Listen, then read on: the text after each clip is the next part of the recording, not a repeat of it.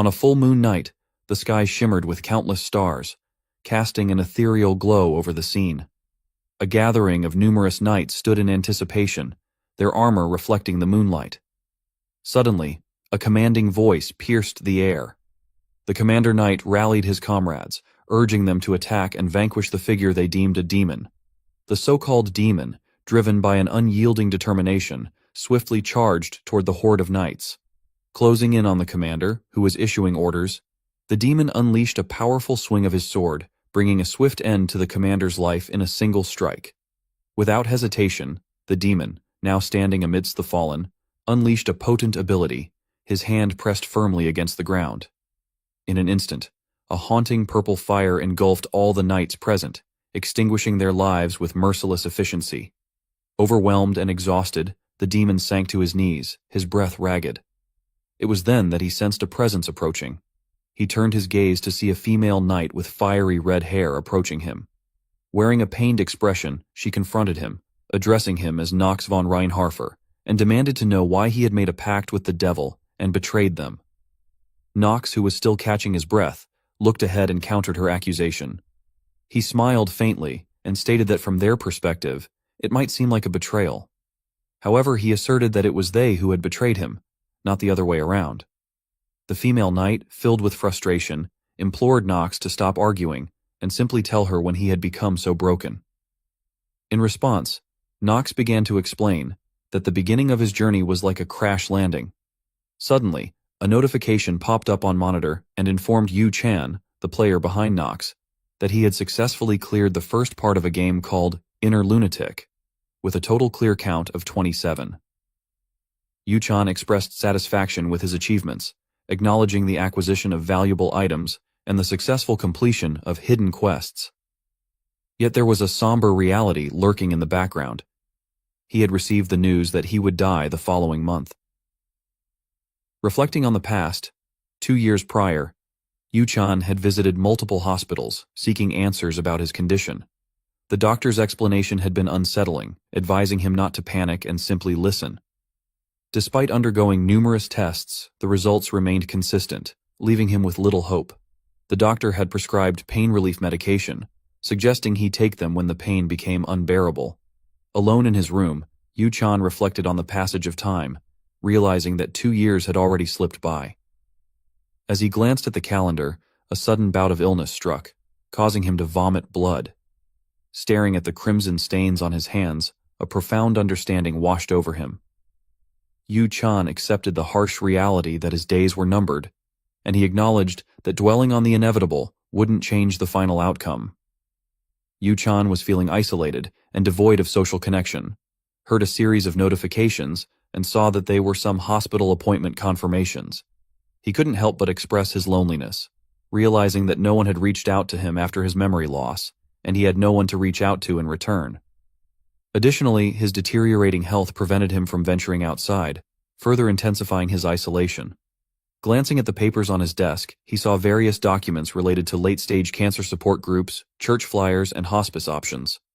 Overwhelmed by the emotions welling up within him, Yu Chan discarded the papers, and some tears escaped his eyes.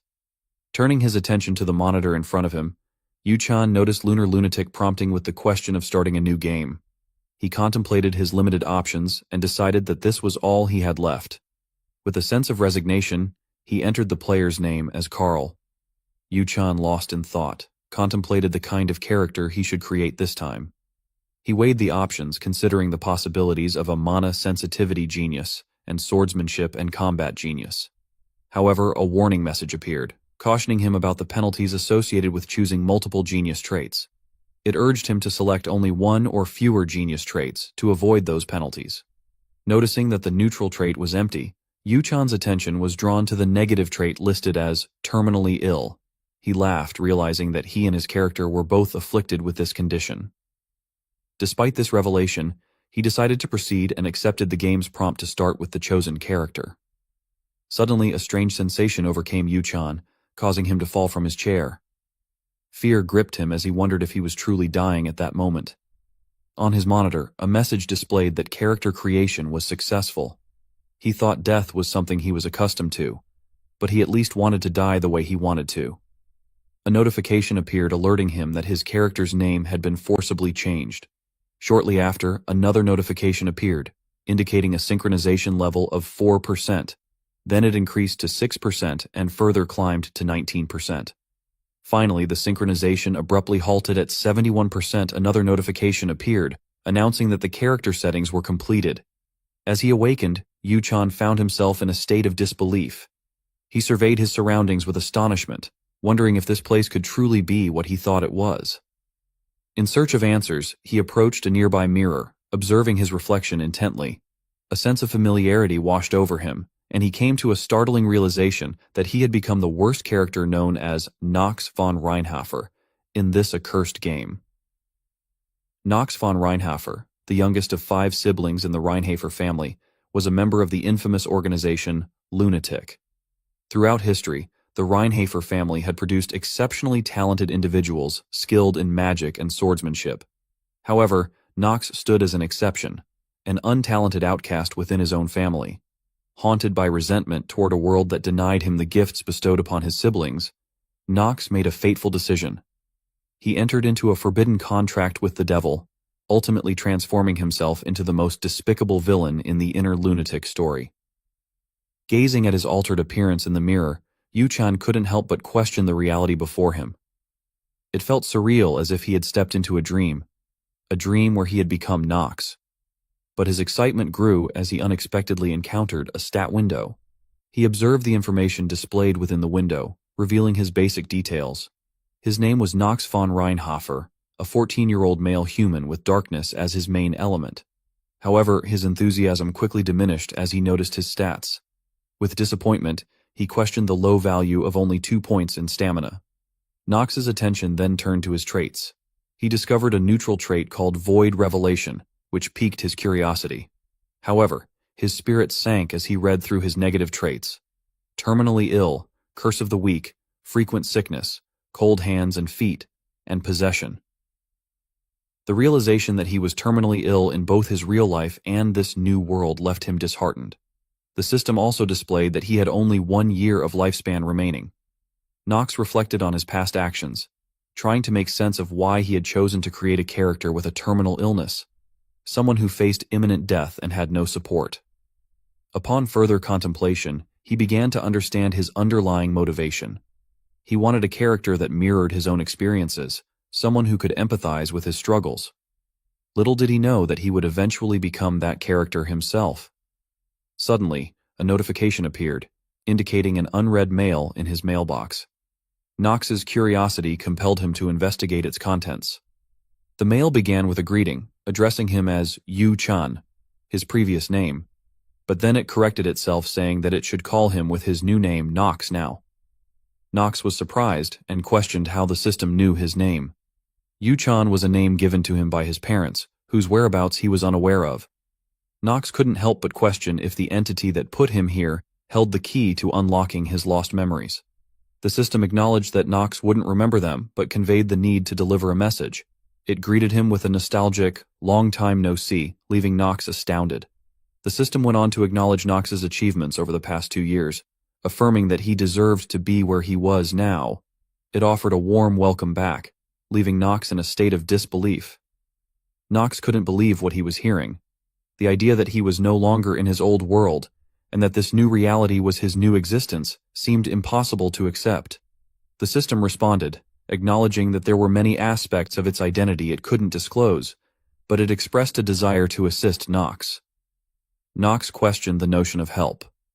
Before he could fully comprehend the situation, the system suggested that he join the Elden Academy, where he could strengthen his forces and strive to follow the main story as closely as possible.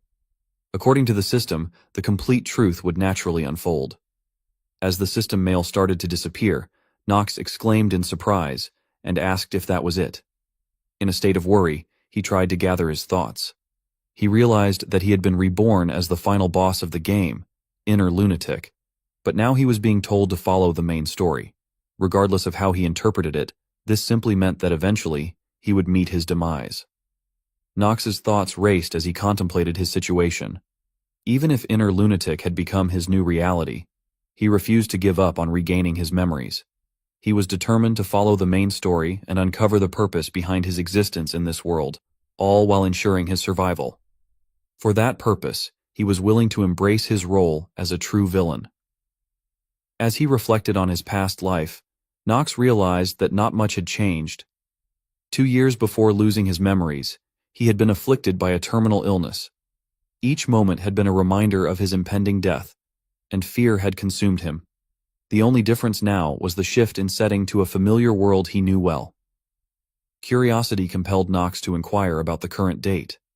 When the system displayed February 4, 1812, he felt a sense of urgency.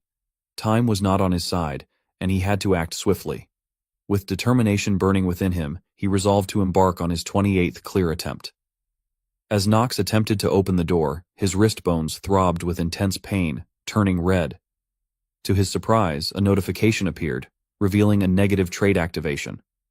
It informed him that due to the effects of his constant sickness, he had acquired wrist inflammation level 1, urging him to rest and allow it to heal. In disbelief, Knox muttered, "The fuck?" As Knox made his way down the hallway, he clutched his hand tightly, plagued by an unsettling thought. What could be wrong with his body? He couldn't fathom how fragile he seemed. In an unexpected turn of events, a maid collided with him, causing her to lose her balance and the tray of dishes she was carrying to shatter on the floor. The maid looked up in surprise, her eyes widening upon recognizing Knox as she muttered his name. "Young Master Knox!" Knox's gaze met hers, and at that moment, he felt a flash of recognition. This maid with her brown hair and light orange pupils, could it really be Rona? Memories stirred within him, fragmentary and vague, but he recalled that Rona had spoken ill of Knox behind his back. He thought, could this seemingly innocent girl, who now stood before him with tears welling in her eyes, have been the one talking behind Knox's back? Knox decided to grant her forgiveness, but not without a warning. An evil grin crept across his face as he contemplated the consequences of any future mistakes she might make. Rona, with tearful eyes, understood the gravity of the situation and nodded in acknowledgement. Knox noticed the tranquility around him, and the surprised gazes of the butler and maids confirmed that his act of madness had slipped his mind. He questioned himself, contemplating the kind of life he had led thus far. Rona looked at Knox with caution and asked where he was going so early. Knox simply replied, stating that he was heading to the practice hall. The butler and maids reacted with shock upon hearing his response, unable to comprehend his sudden decision. Knox, with a smile on his face, added that he wanted Rona to accompany him.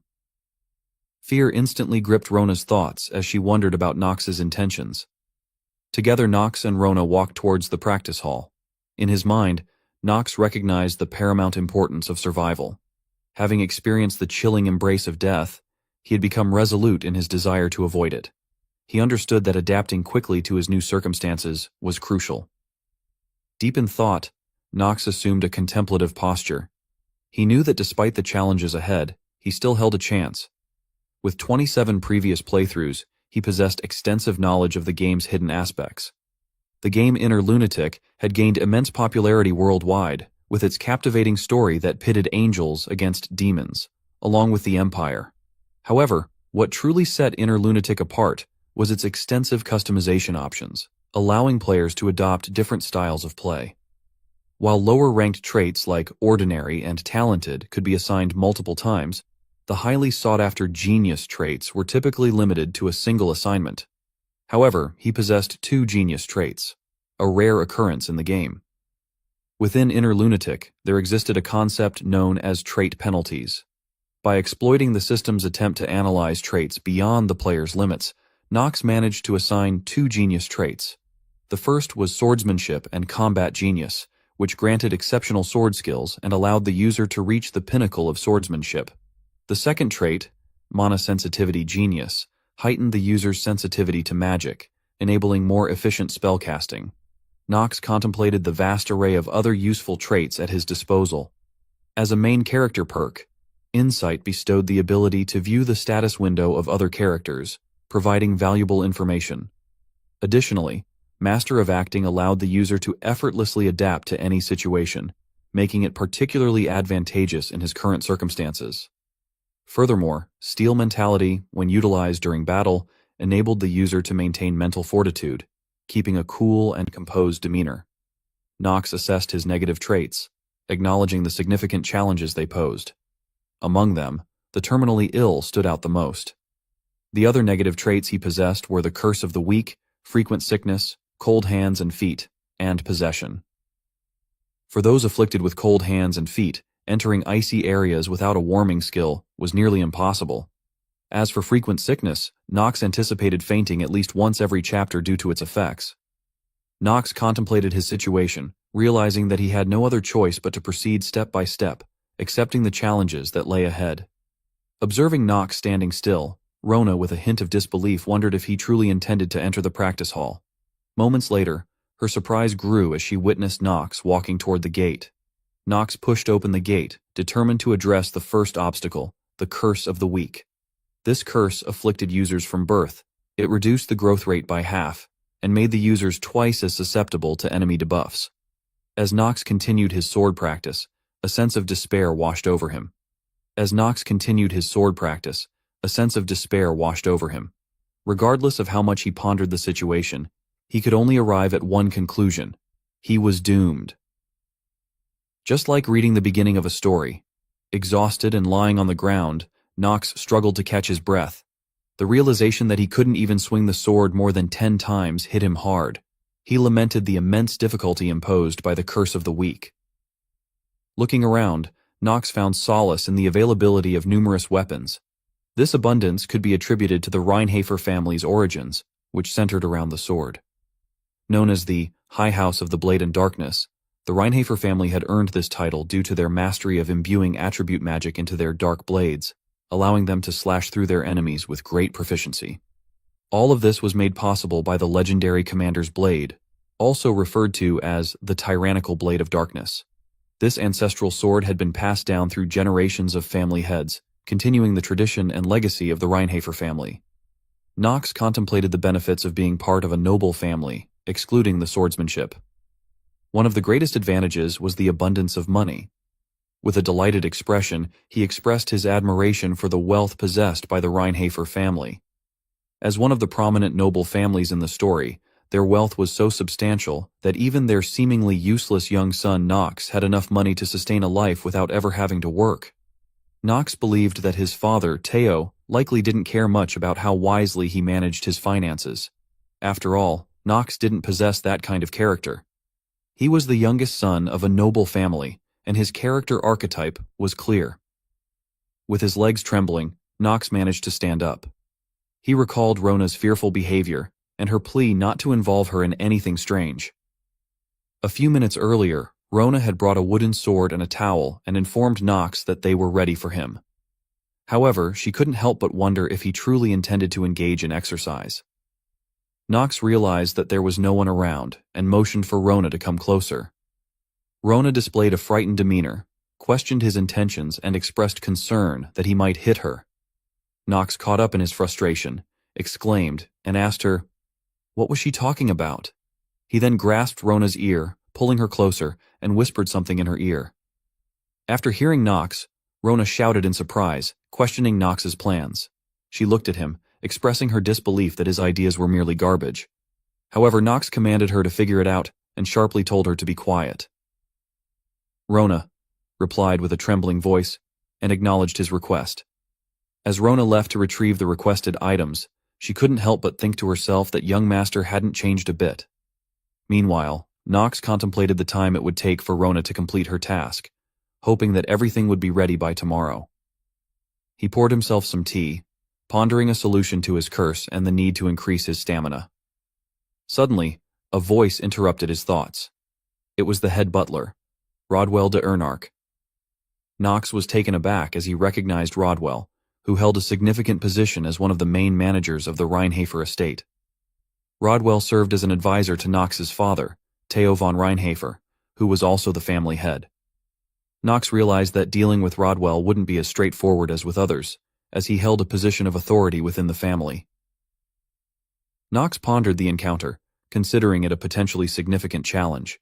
He wondered if Rodwell had noticed something unusual happening and pondered his own means to handle the situation. Knox activated his positive trait of Master of Acting and questioned Rodwell's presence, saying that the head butler should be serving the family head. Head butler Rodwell informed Knox that he had received orders to share some news with him. Knox curiously inquired about the nature of the news. Head butler revealed that Knox was instructed to participate in tonight's dinner. Knox was unfamiliar with the family and the situation, hesitated at the idea of having dinner with the family head. He contemplated the request, realizing his lack of knowledge about the family dynamics. Knox responded to head butler, expressing his reluctance to attend the dinner. Head butler internally pondered about the master's intentions behind ordering young Master Knox to participate in the dinner. Head butler then reported that the lady of the Styliner family had arrived and was seeking night training. He emphasized that if Knox refused to participate, it would likely anger the family head. Knox let out a sigh, acknowledging the circumstances. He understood the importance of following his father's orders and reluctantly agreed to attend the dinner. Head butler observed Knox with a questioning gaze and thought aloud that something was off about him that day. Knox, somewhat defensive, asked if there was something the head butler wanted to say. The head butler acknowledged Knox's unusual behavior, noting that Knox had never shown much interest in wielding a blade before. He inquired about the reason behind Knox's decision to visit the practice hall on his own. Knox, with a stern expression, firmly asserted his independence and authority, warning the head butler not to overstep his boundaries as a mere butler. He made it clear that his actions and intentions were his own to decide. Taken aback, the head butler apologized, recognizing that he had crossed a line. As Knox walked away, the head butler's gaze was filled with questioning thoughts, and he realized the need to report this encounter to the family head. Inside his room, Knox closed the door and took a moment to catch his breath. He reflected on the unexpected confrontation, feeling relieved that possession didn't activate. Knox shifted his focus to the mention of the young lady from the Styliner family, wondering why she was present in their household. Amid the dinner, Knox found himself being mocked by twin brothers Hartz and Alan. Alan expressed surprise and disbelief that Knox had shown up, indicating that he wouldn't enjoy the meal because of it. Hartz questioned whether Knox still had regrets about being part of the family, to which Alan agreed. Alan directly addressed Knox, expressing his disbelief at seeing him there and accusing him of inappropriate behavior with one of the maids. Hartz joined in, stating that Knox was a lost cause. Despite the mocking, Knox remained calm, recognizing that he hadn't done anything to warrant such treatment. At that moment, Theo von Reinhafer, the family head of the Reinhafer family, and Knox's father, entered the scene. Knox acknowledged his presence, knowing his role within the family. Following Theo's arrival, a beautiful girl with red hair introduced herself as Talia von Stilliner. Family head mentioned that Talia had requested night practice and would be spending time at their estate, and urged everyone to greet her warmly. Knox gazed at Talia and contemplated her significance. In the game Inner Lunatic, she was the hero and the character who opposed the future villain, Knox. Knox recognized that in the near future, it would be Talia who would eventually stab him in the chest with a sword. Family head Theo acknowledged Knox's presence at the dinner and suggested that since everyone was there, they should proceed with the meal. During the dinner, Knox noticed that Hartz and Alan were engaged in a discussion. Hartz then proposed to their father, Theo, that it was time to make a decision regarding the next person to enter Eldine Academy. Theo considered the suggestion and agreed that it was indeed time to make that decision. Eldine Academy held great importance within the game Inner Lunatic, as it was where pupils faced various challenges and fought demons, forming the main storyline. Knox realized that attending the academy was crucial for him. It would allow him to gather his own allies while following the overall structure of the story. However, family head Theo clarified that Eldin Academy only allowed 3 individuals from each family to attend. The limitation was intended to restrict the influence of the nobles. Theo mentioned that he had already used 2 slots for his first and second sons, which meant that the Reinhafer family had only 1 more entrance ticket available for the academy. Knox listened to the family head's announcement and thought about the importance of obtaining the remaining entrance ticket to Eldine Academy. He realized that he needed to do whatever it took to secure that ticket before he could focus on forming alliances. Knox then spoke up and concluded that the family head was proposing a fight between the brothers. The family head was taken aback by Knox's quick response, as he had not anticipated him being the first to react. Confirming Knox's assumption, The family head declared that a duel would take place in the practice hall 1 month from now to determine the next attendee. The duel would follow their family traditions for such decisions. Hartz took the opportunity to mock Knox, urging him to stay quiet to avoid embarrassing himself. Alan joined in, belittling Knox and stating that someone like him, who had never wielded a sword, stood no chance against them. Knox calmly took a sip of his wine and responded to Alan's taunts, stating that they could discuss it after he emerged victorious. Alan shouted back, expressing his disbelief in Knox's abilities. Meanwhile, Knox maintained his focus and understood that the upcoming duel was another trial he needed to face in order to secure the entrance ticket. He refused to be swayed by the taunts and insults directed at him. Confident in his own abilities, Knox looked ahead and boldly declared that he would be the one to attend Eldine Academy. This surprised the family head, while it further infuriated Hartz and Alan. Talia, the young lady from the Stilliner family, chuckled at Knox's declaration and commented on his confidence. Knox glanced at her but internally felt a sense of unease, realizing that he might have drawn the attention of someone he shouldn't have. Inside the family head's office, Teo acknowledged that something had indeed changed about Knox, as reported by the head butler. Teo pondered the cause of this change, wondering if Knox had been possessed by a demon. Regardless, he acknowledged that Knox had captured his attention. Teo instructed the head butler, Rodwell, to continue keeping a close eye on Knox. The family head was curious about the transformation in Knox and wanted to understand the reasons behind it. Meanwhile, Knox was running at the practice hall, sweating and panting heavily. Observing the scene, one of the maids commented on his frequent visits to the practice hall. Another maid mentioned the upcoming duel in 1 month, sparking curiosity among them about Knox's sudden dedication to physical training. Knox, overhearing their conversation, wondered why he was able to pick out their words so clearly and questioned if he had a special trait. At that moment, he received a system message indicating a slight increase in his stamina stat.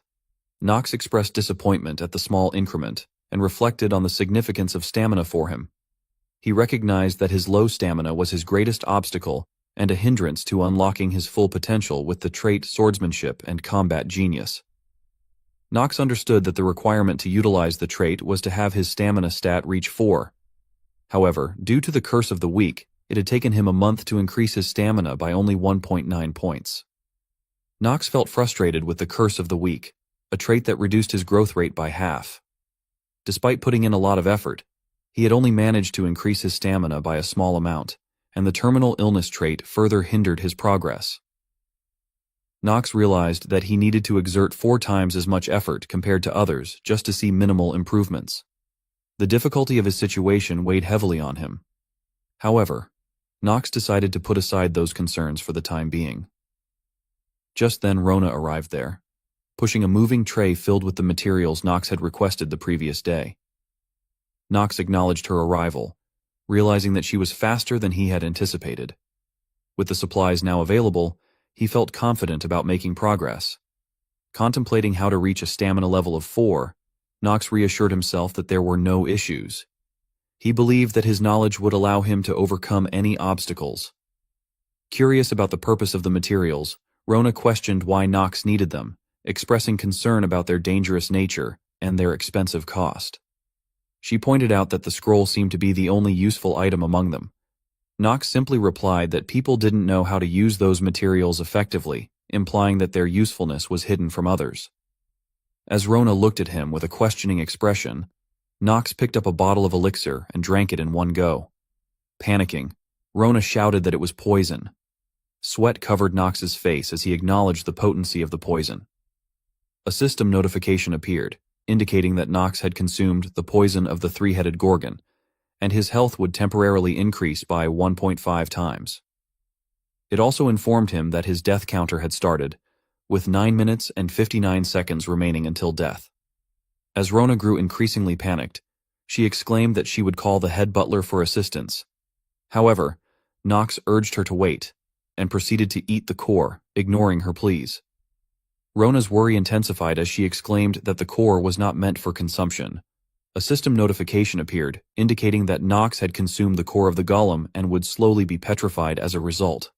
Another notification followed, stating that a hidden piece had been activated and that the poison of the three-headed Gorgon was reacting with the golem's core.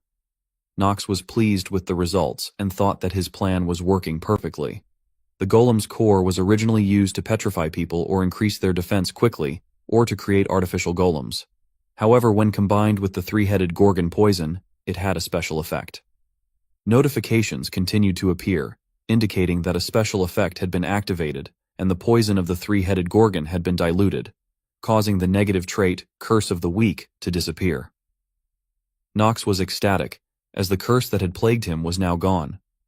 However, Rona, with tears in her eyes, looked at Nox and expressed her concern, fearing that he might soon die. Ignoring her worries, Nox suddenly began to unbutton his shirt, causing Rona to cover her eyes in embarrassment and exclaim in shock. After opening a few more buttons on his shirt, Nox proceeded to pour an elixir bottle onto his head, resulting in a series of notifications. The dew of the Remembering Fairy countered the petrification effects of the golem's core, and a hidden piece was activated. Nox was granted the temporary trait, Blessing of Growth, through the interaction between the dew and the golem's core. Nox was pleased with the outcome, as his plan had unfolded just as he had intended. The notification indicated that the Blessing of Growth would double his stat growth until his stamina reached 5. With only a scroll remaining, Nox picked it up and used it. Another notification appeared, stating that he had activated the Rapid Stamina Growth scroll, which doubled his stamina growth rate. Nox contemplated the results, realizing that he had successfully eliminated the curse. And with the Blessing of Growth mitigating the debuffs from the terminally ill trait, coupled with the effects of the scroll, his current growth rate should be twice that of most people. This meant he should be able to increase his stamina stat at a faster pace. Suddenly Rona jumped on Nox, causing him to nearly lose his balance. She expressed her concern with teary eyes, questioning if he was okay. Nox was slightly annoyed and told her to bring him a towel. However, seeing Rona's distress, he decided to go easy on her now that the curse had been lifted. With a smile, Nox assured Rona that he was fine. She continued to worry, suggesting that he should rest and consider calling the head butler. Nox reassured her once again, insisting that he was all right. Curious about his next course of action, Rona inquired about his plans. Nox simply replied, "Run!" With that, Nox and Rona sprinted through the practice hall, catching the attention of Talia, who stood nearby and observed their actions. Talia, who had been observing Nox, questioned why someone as weak as him would accept a match against his brothers. Her maid Emma tried to advise Talia against staring at Nox and reminded her of proper etiquette. However, Talia interrupted Emma, expressing her frustration and disbelief at Nox's lack of sword skills and his refusal to accept help from the other knights of Reinhafer. Talia couldn't understand why she was so bothered by Nox's situation, considering that she believed he would simply end up getting beaten up in a month. Despite her thoughts, Talia couldn't shake off her annoyance. Determined to address the matter, Talia walked towards the practice hall, telling her maid Emma that she would be right back. Approaching Nox as he rested, Talia introduced herself, stating her name.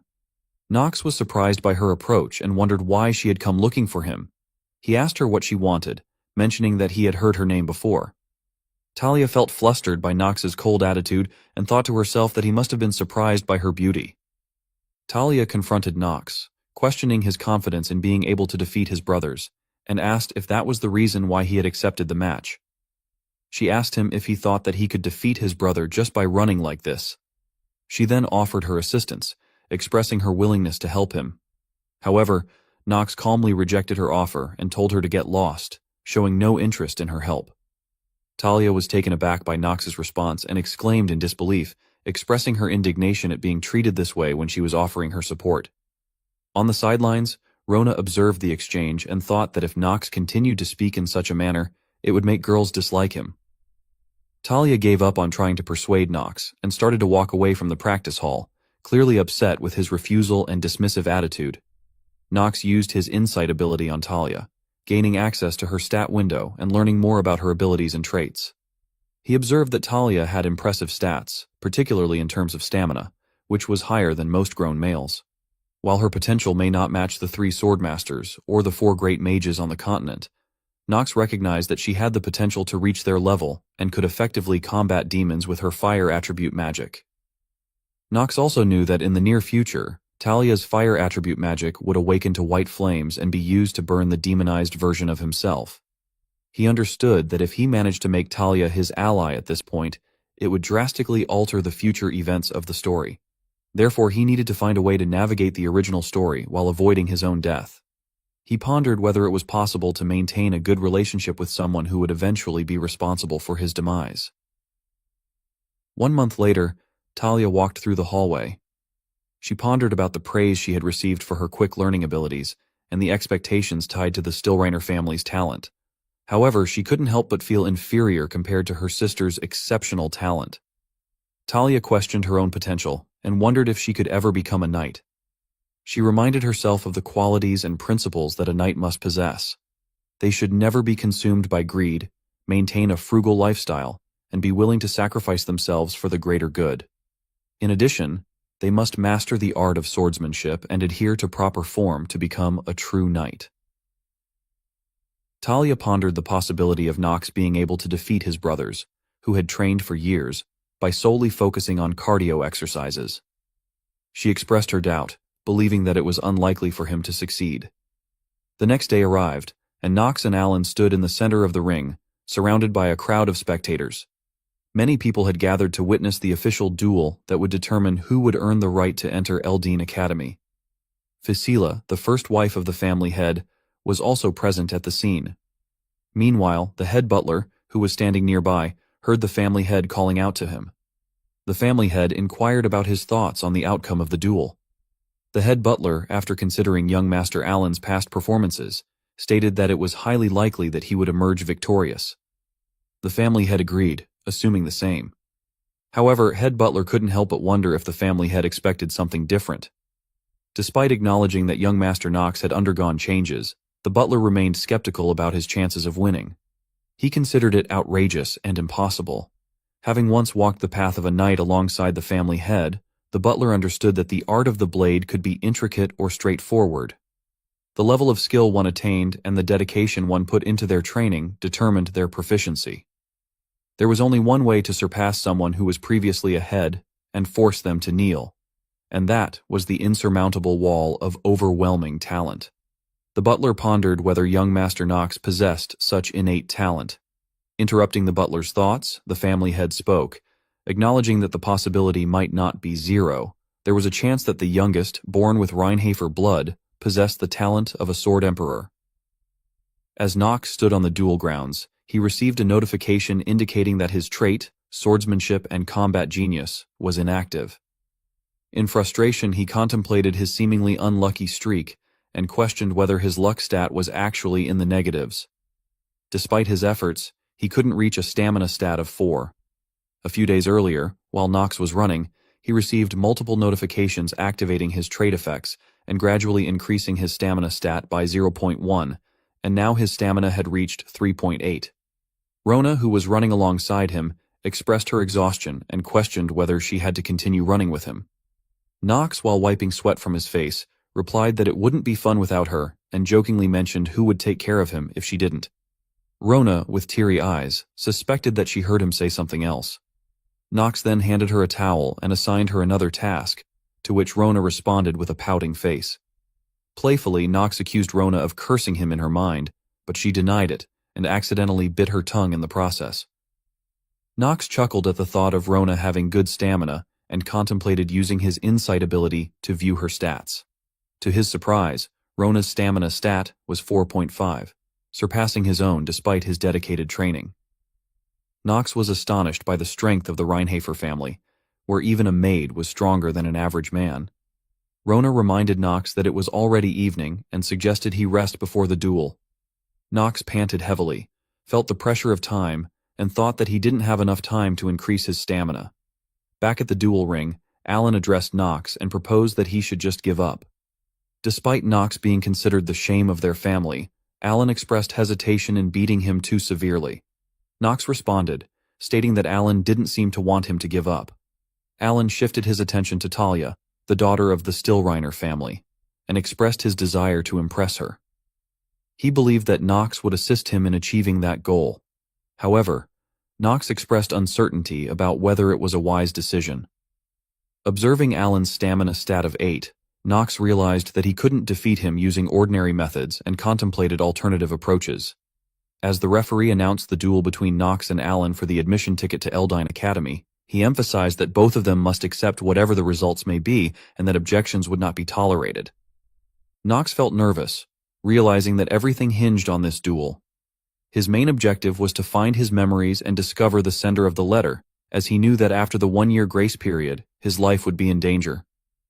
The referee asked one last time if both of them were ready, and then he announced the beginning of the duel. Alan initiated the attack with a sword strike, but Nox swiftly dodged it by moving to the side.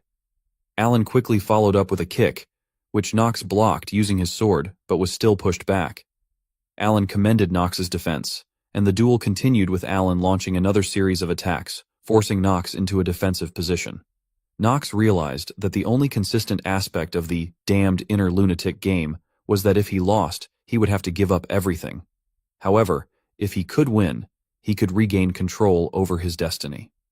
At that moment, a notification appeared, indicating an increase in Nox's stamina stat by 0.1. Nox's face lit up with a smile as he saw this development, realizing that winning the duel could grant him everything he desired. Alan saw Nox smiling and questioned if he had hit Nox's head too many times, and continued his relentless attacks, suggesting that perhaps hitting Nox some more would make him feel better.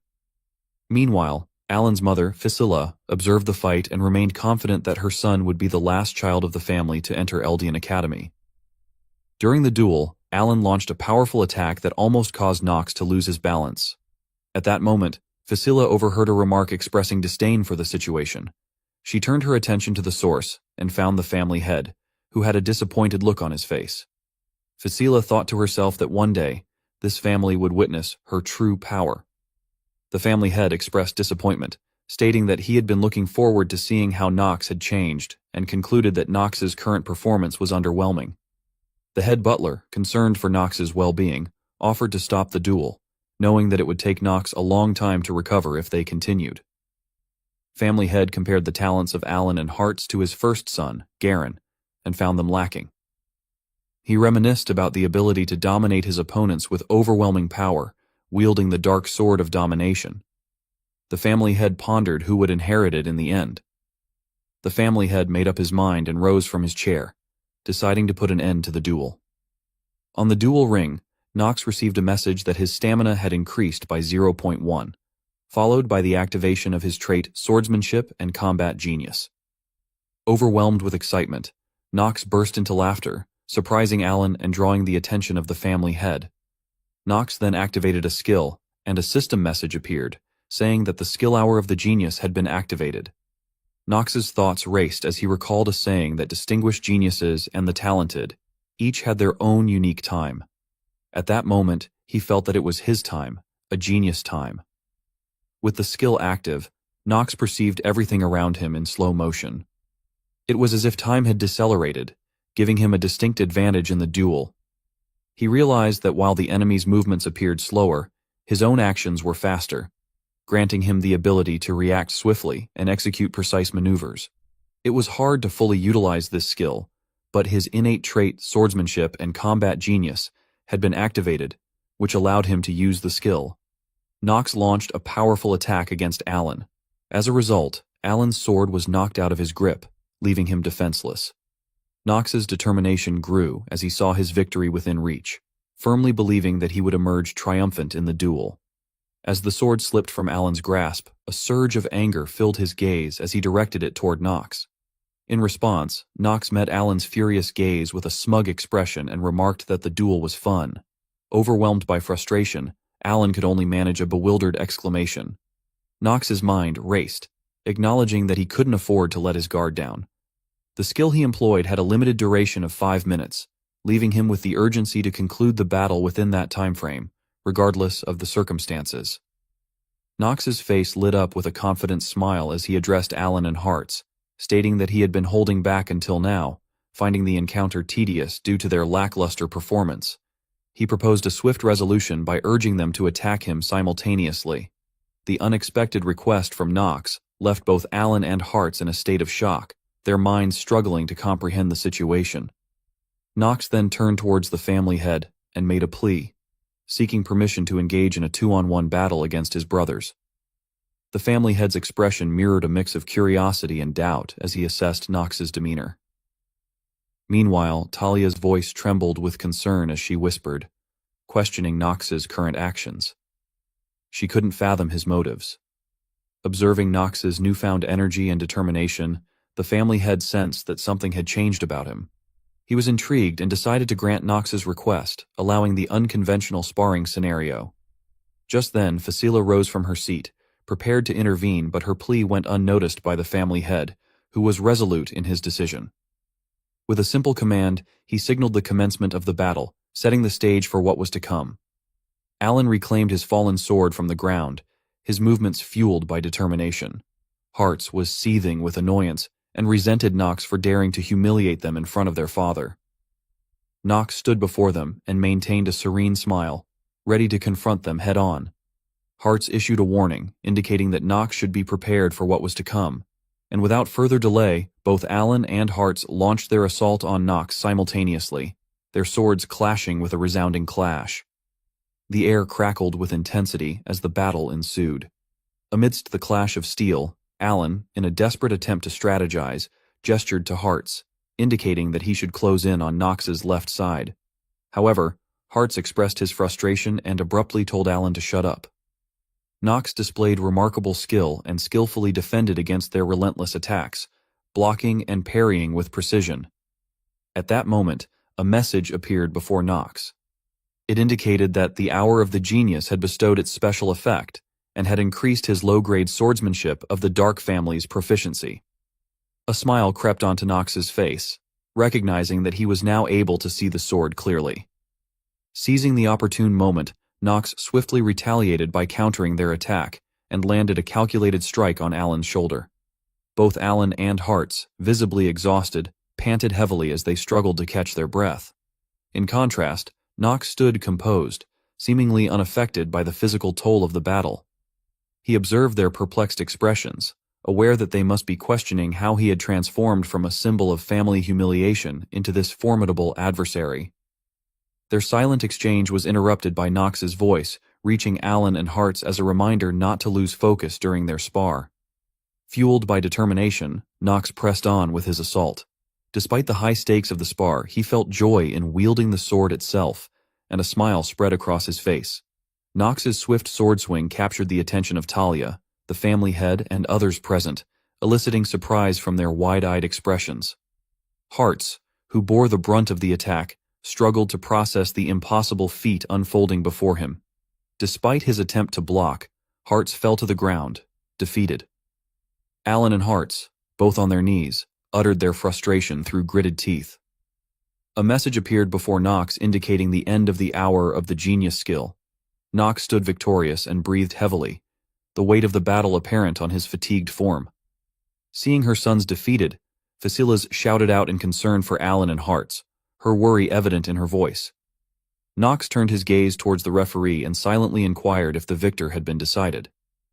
The referee responded with an affirmative nod, confirming Knox von Reinhofer as the triumphant combatant. With a formal announcement, the referee declared Knox's victory to the gathered audience.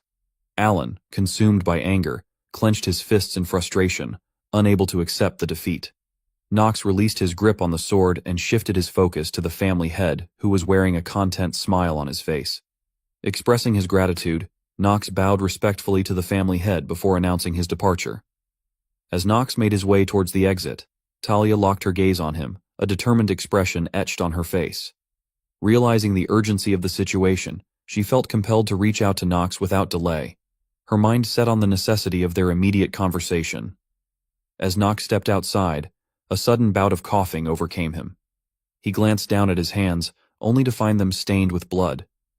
Realization dawned upon him as he realized that he had used the skill for a little too long. Knox was well aware of the significant flaw within the skill, Hour of the Genius. If he exceeded the skill's allotted duration, a debuff called Recoil would take its toll. Just then, a message materialized, confirming the repercussions of the skill's recoil. It revealed that his life had been diminished by a duration of 2 days and 17 hours. Knox comprehended the gravity of this debuff, understanding that it permanently reduced his lifespan and made him more vulnerable to illnesses. Taking a moment to collect his thoughts, Knox let out a relieved sigh, grateful that the recoil hadn't manifested in front of others. He acknowledged that if his condition had been exposed, his admission to the academy might have been jeopardized. However, his respite was short-lived as his attention was drawn to a voice that called out to him.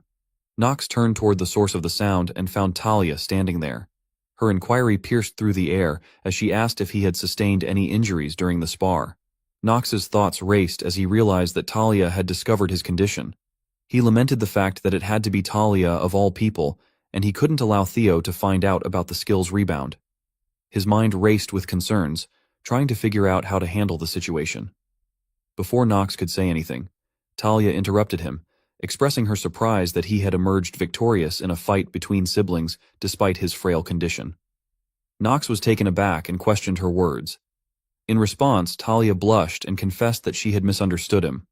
In the past month, she had observed Knox clumsily swinging a wooden sword and had never once witnessed him actually wielding a real sword. She had assumed his victory was due to his innate talent, so she decided to ask him how he had awakened and trained such a talent. However, as the duels concluded, she noticed a change in his demeanor when he was alone. Confused and concerned, she questioned herself about the true nature of Knox's abilities and the reason behind his current state. Inwardly, Talia came to a realization. She understood that Knox was not the good-for-nothing person that rumors portrayed him to be. Instead, he had dedicated himself to hard work and training in order to secure victory at all costs. When Talia witnessed Knox coughing, her worry took hold, and she reached out her hand toward him, asking if he was okay. However, Knox swatted her hand away, saying that he didn't want to be touched. Internally, he felt embarrassed, recognizing that his 2 years of obsession with gaming had hindered his ability to interact effectively with others. Moreover, he knew that Talia was a character who would kill him, which made it even harder for him to interact with her. Talia wore a sorrowful expression and apologized to Knox. Perplexed, he questioned the reason behind her apology. Talia explained that she hadn't realized how serious Knox was about the sword, as she had heard that his body had been weak since birth, leading her to believe he focused solely on stamina training. She expressed regret for misunderstanding him and acknowledged that portraying himself as a good-for-nothing was likely not his intention. She mentioned that Emma had taught her that people can make mistakes in their perceptions. Knox pondered how to respond to Talia's genuine honesty. He recognized her sincerity, which mirrored the traits he had observed in her character within the game. Despite possessing the qualities of a knight, she was the daughter of a proud and esteemed duke family, making it challenging for her to admit when she was wrong. Finally, Knox spoke, urging Talia not to disclose his bleeding condition to others if she held such a view of him. Talia confidently assured him that she wouldn't reveal his secret. Knox observed her response and thought that perhaps he didn't need to worry about others discovering his situation. Turning away, Knox walked off, instructing Talia to keep her promise. As Talia watched Knox's departing figure, her face flushed red with a mixture of emotions. In family head Teo's office, the family head expressed his satisfaction with his earlier conjecture.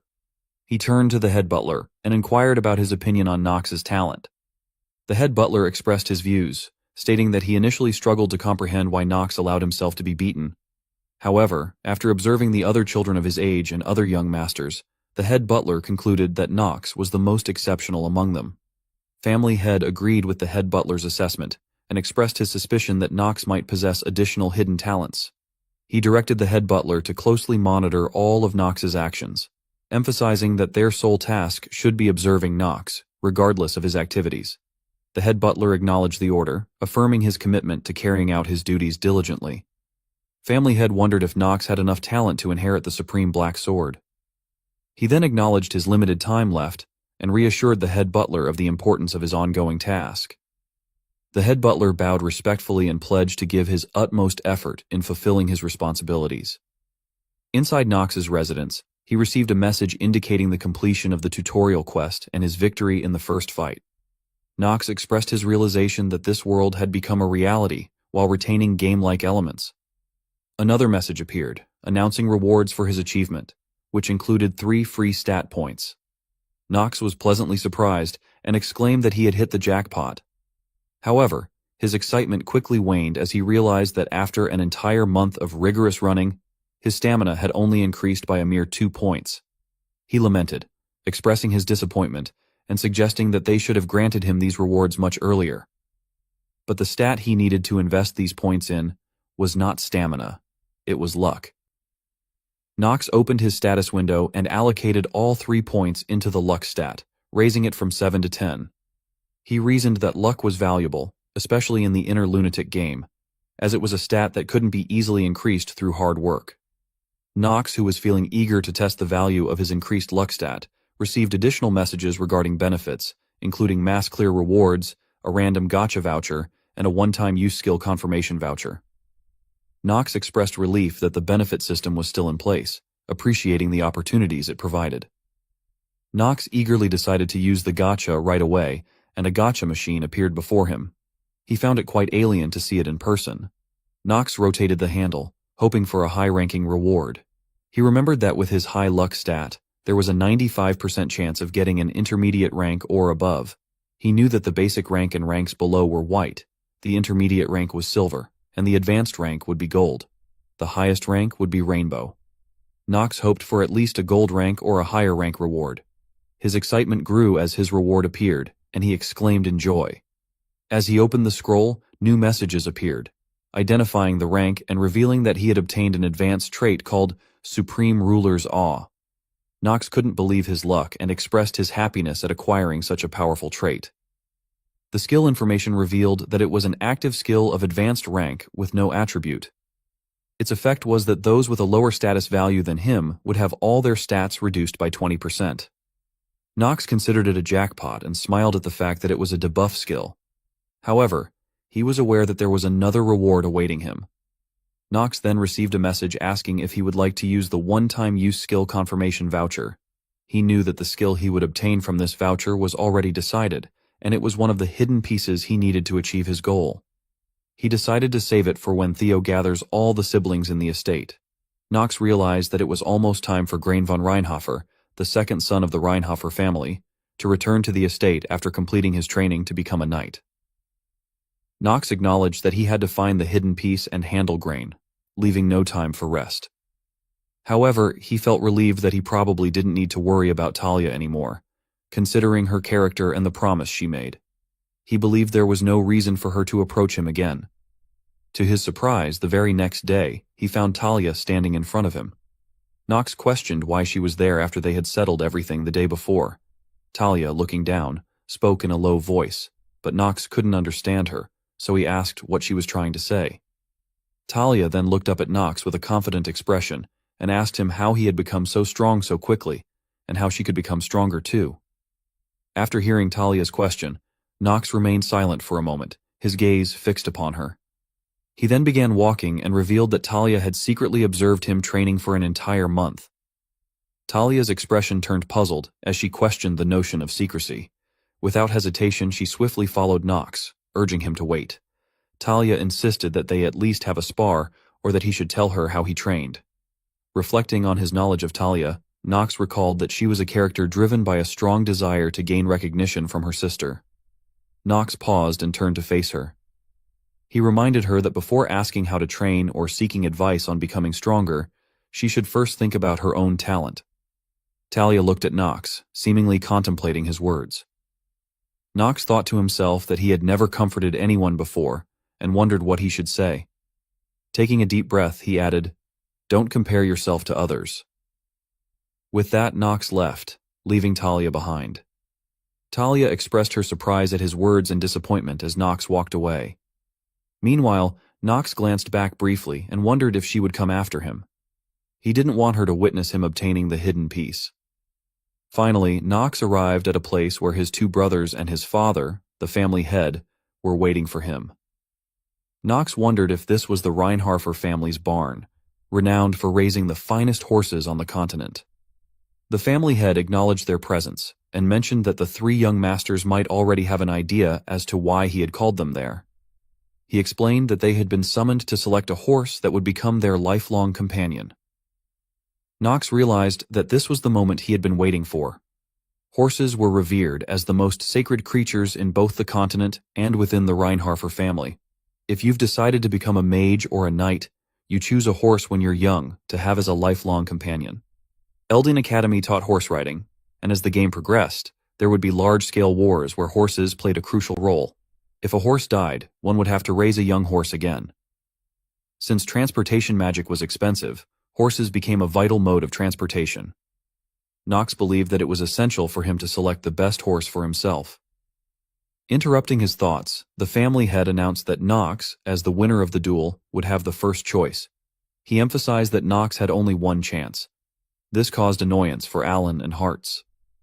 Knox strode into the barn, his determination unwavering as he set out to find the horse he sought. The family head pondered which horse the youngest member would ultimately select. Knox carefully surveyed the horses, finding them quite adorable.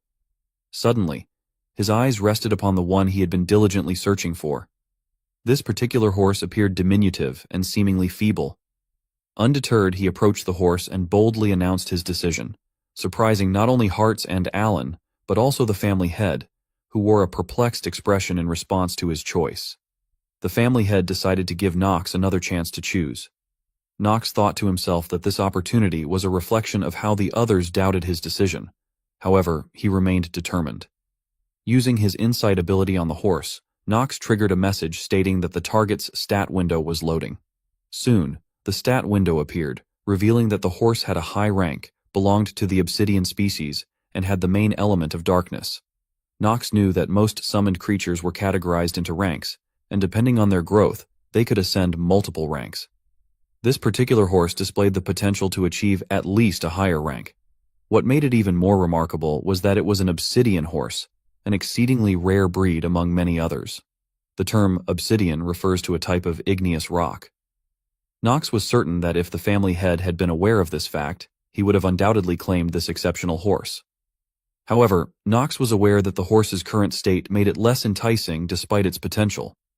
Upon careful examination of the horse's traits, Knox discovered several positive attributes such as steel strength, talented army horse, and courage. However, these traits were currently inactive due to a debuff.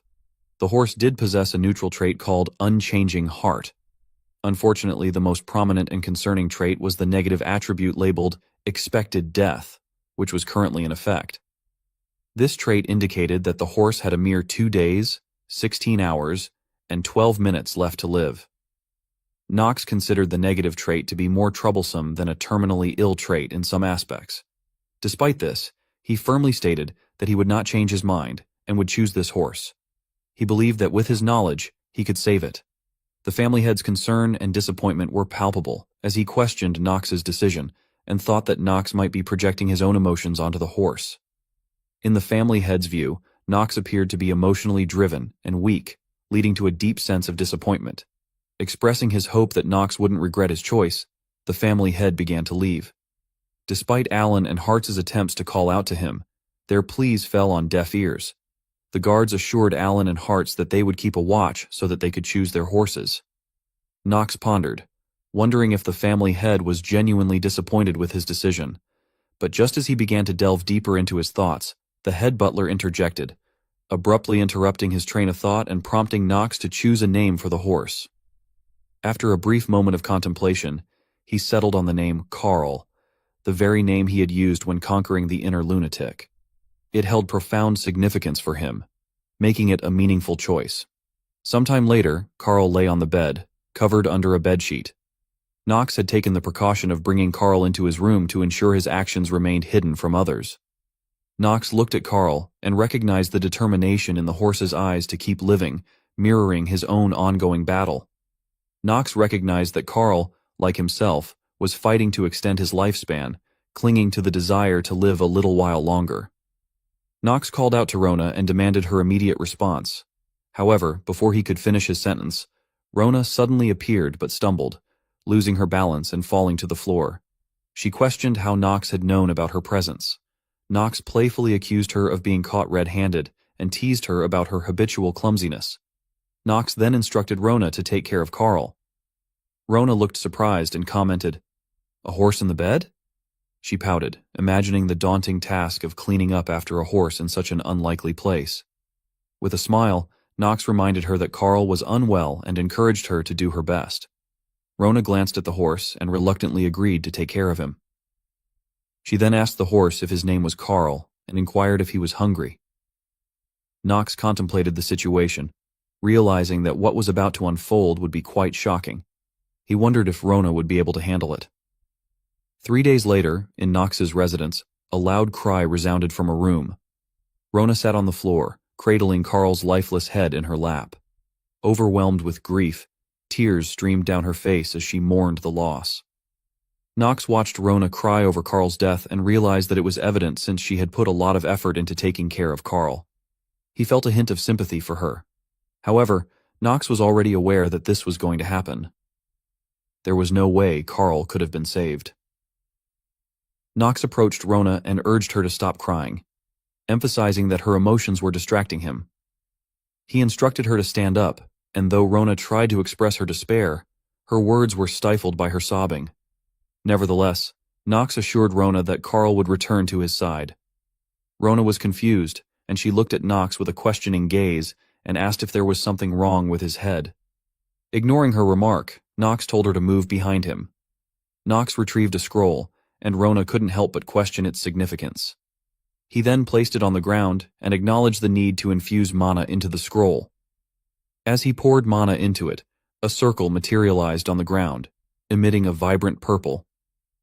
Witnessing this extraordinary sight, Rona's shock was evident. Meanwhile, a smile graced Knox's face, hinting at his satisfaction with the unfolding events. Rona, bewildered by Knox's abilities, questioned his knowledge of mana usage, aware that such practices were considered illegal. Knox acknowledged his struggles in controlling mana, but chose to continue pouring mana into the scroll. He warned Rona that if she kept distracting him, Carl would die a second time, and it would be all her fault. Understanding the severity of the situation, Rona fell silent, covering her mouth with her hands. Knox recognized the need for utmost concentration, realizing that he was still someone who had yet to awaken his trait of genius of mana detection.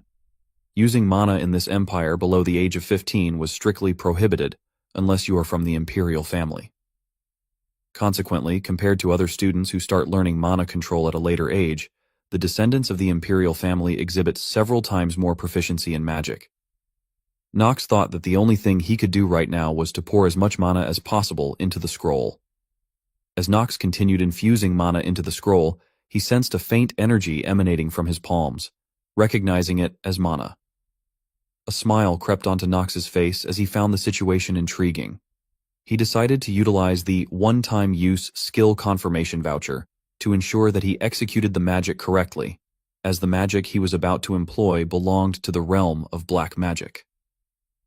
A message materialized before Knox, indicating that he had obtained the skill Book of the Dead, Necromicron, for one-time use. Another message informed him that Carl, the target, could be revived as an undead. A prompt appeared, asking if he would like to use this magic. Deep within Knox's thoughts, he contemplated the existence of two types of beings that possessed the trait of undead within the inner lunatic world. The first type comprised beings resurrected through black magic or dark mana. The second type consisted of those who were reborn without ego and are reborn as stronger beings. Knox pondered the implications of reviving Carl as an undead, acknowledging that the revived creature would exhibit unwavering loyalty to its master, almost to a fault. However, he recognized that only one family in existence practiced the art of reviving corpses as undead. The Marvas family, known as a family of black mages that controlled the undead. While the Reincarnated family belonged to the Dark family as well, they were a night family. Knox contemplated that if that was the case, then the players that don't belong to the Marvas family would not be able to utilize their skills at all. However, with a knowing smile, Knox revealed that this assumption was not true. He had obtained a one-time use skill selection voucher, which allowed him to acquire the Necromicron, also known as the Book of the Dead. Just as Knox continued pouring mana into the scroll, black hand-like figures started emerging from the circle. The hands reached towards the lifeless body of Carl, covering him. In the midst of this, blood began to drip from Knox's mouth. Concerned, Rona exclaimed, but Nox hushed her, signaling for her to remain silent. Nox persisted, his determination unwavering. However, suddenly, he sprayed blood from his mouth, indicating that his mana was running out. Frustrated, he looked down at his hands, realizing the diminishing energy within him. Yet, as he looked ahead, he witnessed a remarkable sight. Carl standing on two legs, almost floating in the air, enveloped by dark energy. From Carl's mouth, a resounding voice echoed, and Nox received messages confirming the successful activation of the skill. Another message appeared confirming that his pet Carl had been revived as an undead. Panting heavily, Nox wore a triumphant smile, knowing that he had achieved his goal. With tear-filled eyes, Rona called out to Nox, her concern evident. Nox got up and called out to Carl. As Carl approached him, Nox examined his companion's status. He observed Carl's traits, which included positive attributes such as steel strength, talented army horse, and courage. These traits had been inactive due to a previous debuff, but now they were active. Nox also noted Carl's basic information, such as his name, gender, rank, age, race, an undead horse obsidian, and his master's element, darkness. Finally, Nox discovered the negative traits, including the erasure of the expected death trait, and the knowledge that Carl, as a temporary pet for 1 year, would grow at a rate of 1.5 times the normal rate. Additionally, Nox learned that he could summon or dispel Carl depending on his mana. Filled with satisfaction, Nox placed his hand on Carl's head and declared that he would be his master from now on. Nox found himself lost in thought, contemplating his next steps. However, his train of thought was interrupted when Rona unexpectedly jumped and hugged both Nox and Carl. Nox was taken aback by the sudden display of affection and questioned Rona's actions. Rona in tears responded, questioning how Nox could be so reckless with his use of mana. She expressed her concern for his well-being and scolded Carl for his recklessness as well. Carl turned his head away, his eyes closed. Rona was taken aback and questioned Carl, expressing how much she had cared for him. She then asked Carl to spit out the carrot she had given him. In response, Carl let out a defiant neigh. Nox smiled, recognizing the unfolding dynamics between Rona and Carl. He then thought to himself that the hidden piece would be his next target. A few days later, in the middle of the night, Nox ventured out from the territory, holding a map and a light stone. He acknowledged that the road he was taking was similar to the game he had played before. Putting the map back in his bag, he felt relieved knowing that obtaining the second hidden piece of the Reinhofer family was crucial. It would serve as a key to compensate for his terminal illness trait. Suddenly, a sense of unease washed over him, and he glanced back. Seeing that there was no movement, he couldn't help but question his sensitivity. He then reminded himself that this was no longer a game, but a reality. He noticed a wooden sign in front of him, indicating that this was the entrance of the missing child's forest. A warning was written, saying that if young children enter, they may get lost and risk their lives. Therefore, it advised not to enter under any circumstances. Nox thought to himself that he did not want to die a second time. Acknowledging the gravity of the situation and the need for caution, Nox ventured into the forest, receiving messages that warned that he had entered the missing child's forest, and failure to clear this place will result in death. The missing child's forest was situated within Reinhafer's territory and was forbidden to enter. The combination of darkness and dense fog made it challenging even for skilled rangers and pathfinders to navigate through. Nox contemplated the name of the forest, realizing its dual meaning. It was a place that could make anyone feel lost, just like a child, but it also meant that even if full-grown adults kill monsters here, they wouldn't find any valuable artifacts. And the difficulty of the monsters within increased for adults. Nox had died multiple times in his attempts to find the right way to clear the forest, which led him to believe that the missing child's forest had a difficulty rating of at least 2.5 stars, with 5 stars being the maximum. With a wry smile, Nox acknowledged that this game was designed to have the worst difficulty.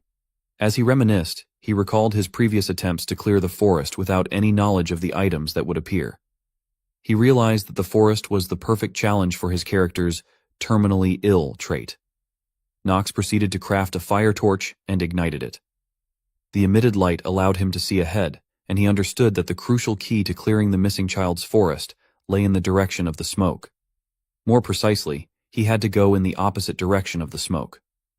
Before embarking on his journey, Nox paused, realizing there was something he needed to do. He turned around and spoke to someone hiding in the shadows, asking them how long they intended to remain concealed and suggesting they reveal themselves now. After waiting for a few moments without a response, Nox sighed, remarking that they planned to hide until the end. Drawing his sword, Nox swung it at nearby bushes, causing a loud cry to emanate from that direction. In Talia's residence, Talia expressed her disbelief that her beauty had failed to captivate Nox. She couldn't comprehend the situation. Her maid, Emma, pleaded with her, using her title, Young Miss, asking her to stop following young Master Nox.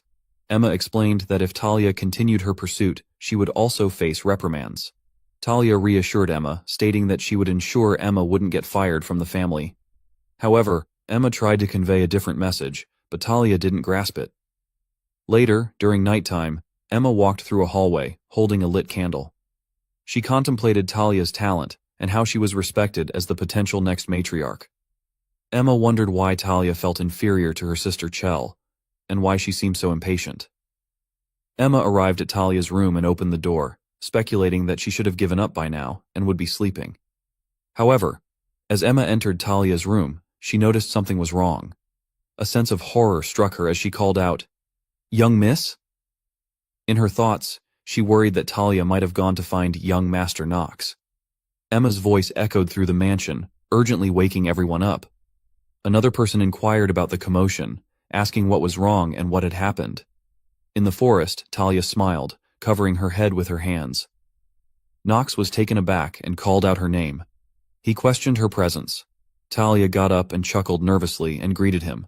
Nox demanded to know why she was there, but before Talia could respond, he suddenly caught her by the waist and pushed her behind him, instructing her to stay there.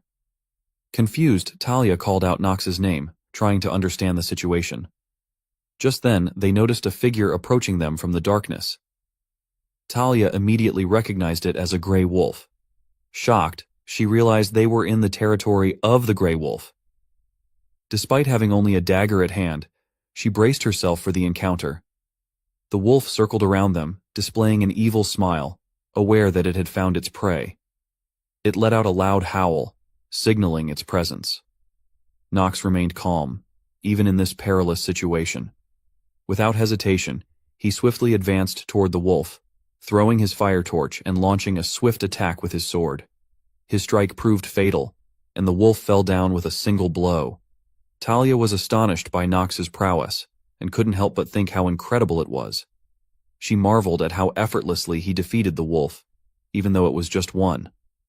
Nox turned back to face Talia and repeated his question, expressing his surprise that it was her instead of his brothers who followed him. He demanded to know why she was there. Talia stumbled with her response, trying to come up with an excuse, mentioning a night stroll with a nervous laugh. Nox was not convinced and picked up his fire torch and warned her not to lie, threatening to leave her alone in the forest. Caught off guard, Talia grabbed Nox's arm and tried to stop him. Nox looked at her and waited for an explanation. Talia began to explain that she wasn't doing anything strange. She had just noticed how strong he had become and wanted to be strong like him. She saw him through the window and became curious about where he was going. Talia admitted that she had followed him to the forest without thinking much. Nox smiled to himself, realizing three things. Talia held him in high regard, she didn't harbor any hostility towards him, and he found relief in that fact. He sighed, understanding that Talia was still a child who didn't fully grasp the danger of following others late at night. As one of the core characters, he couldn't simply leave her there alone in the forest. Nox sighed once again and instructed Talia to follow him, clarifying that his intention was not to help her, but to prevent any trouble for his family. Talia felt embarrassed and apologized and admitted her mistake. Nox thought to himself that Talia probably wouldn't engage in any more reckless behavior. However, before they could proceed further, Talia interrupted, calling out to Nox. Talia blushed and expressed her gratitude. She looked at Nox and began to say something, but her expression abruptly shifted to shock as she noticed numerous glowing eyes in the darkness.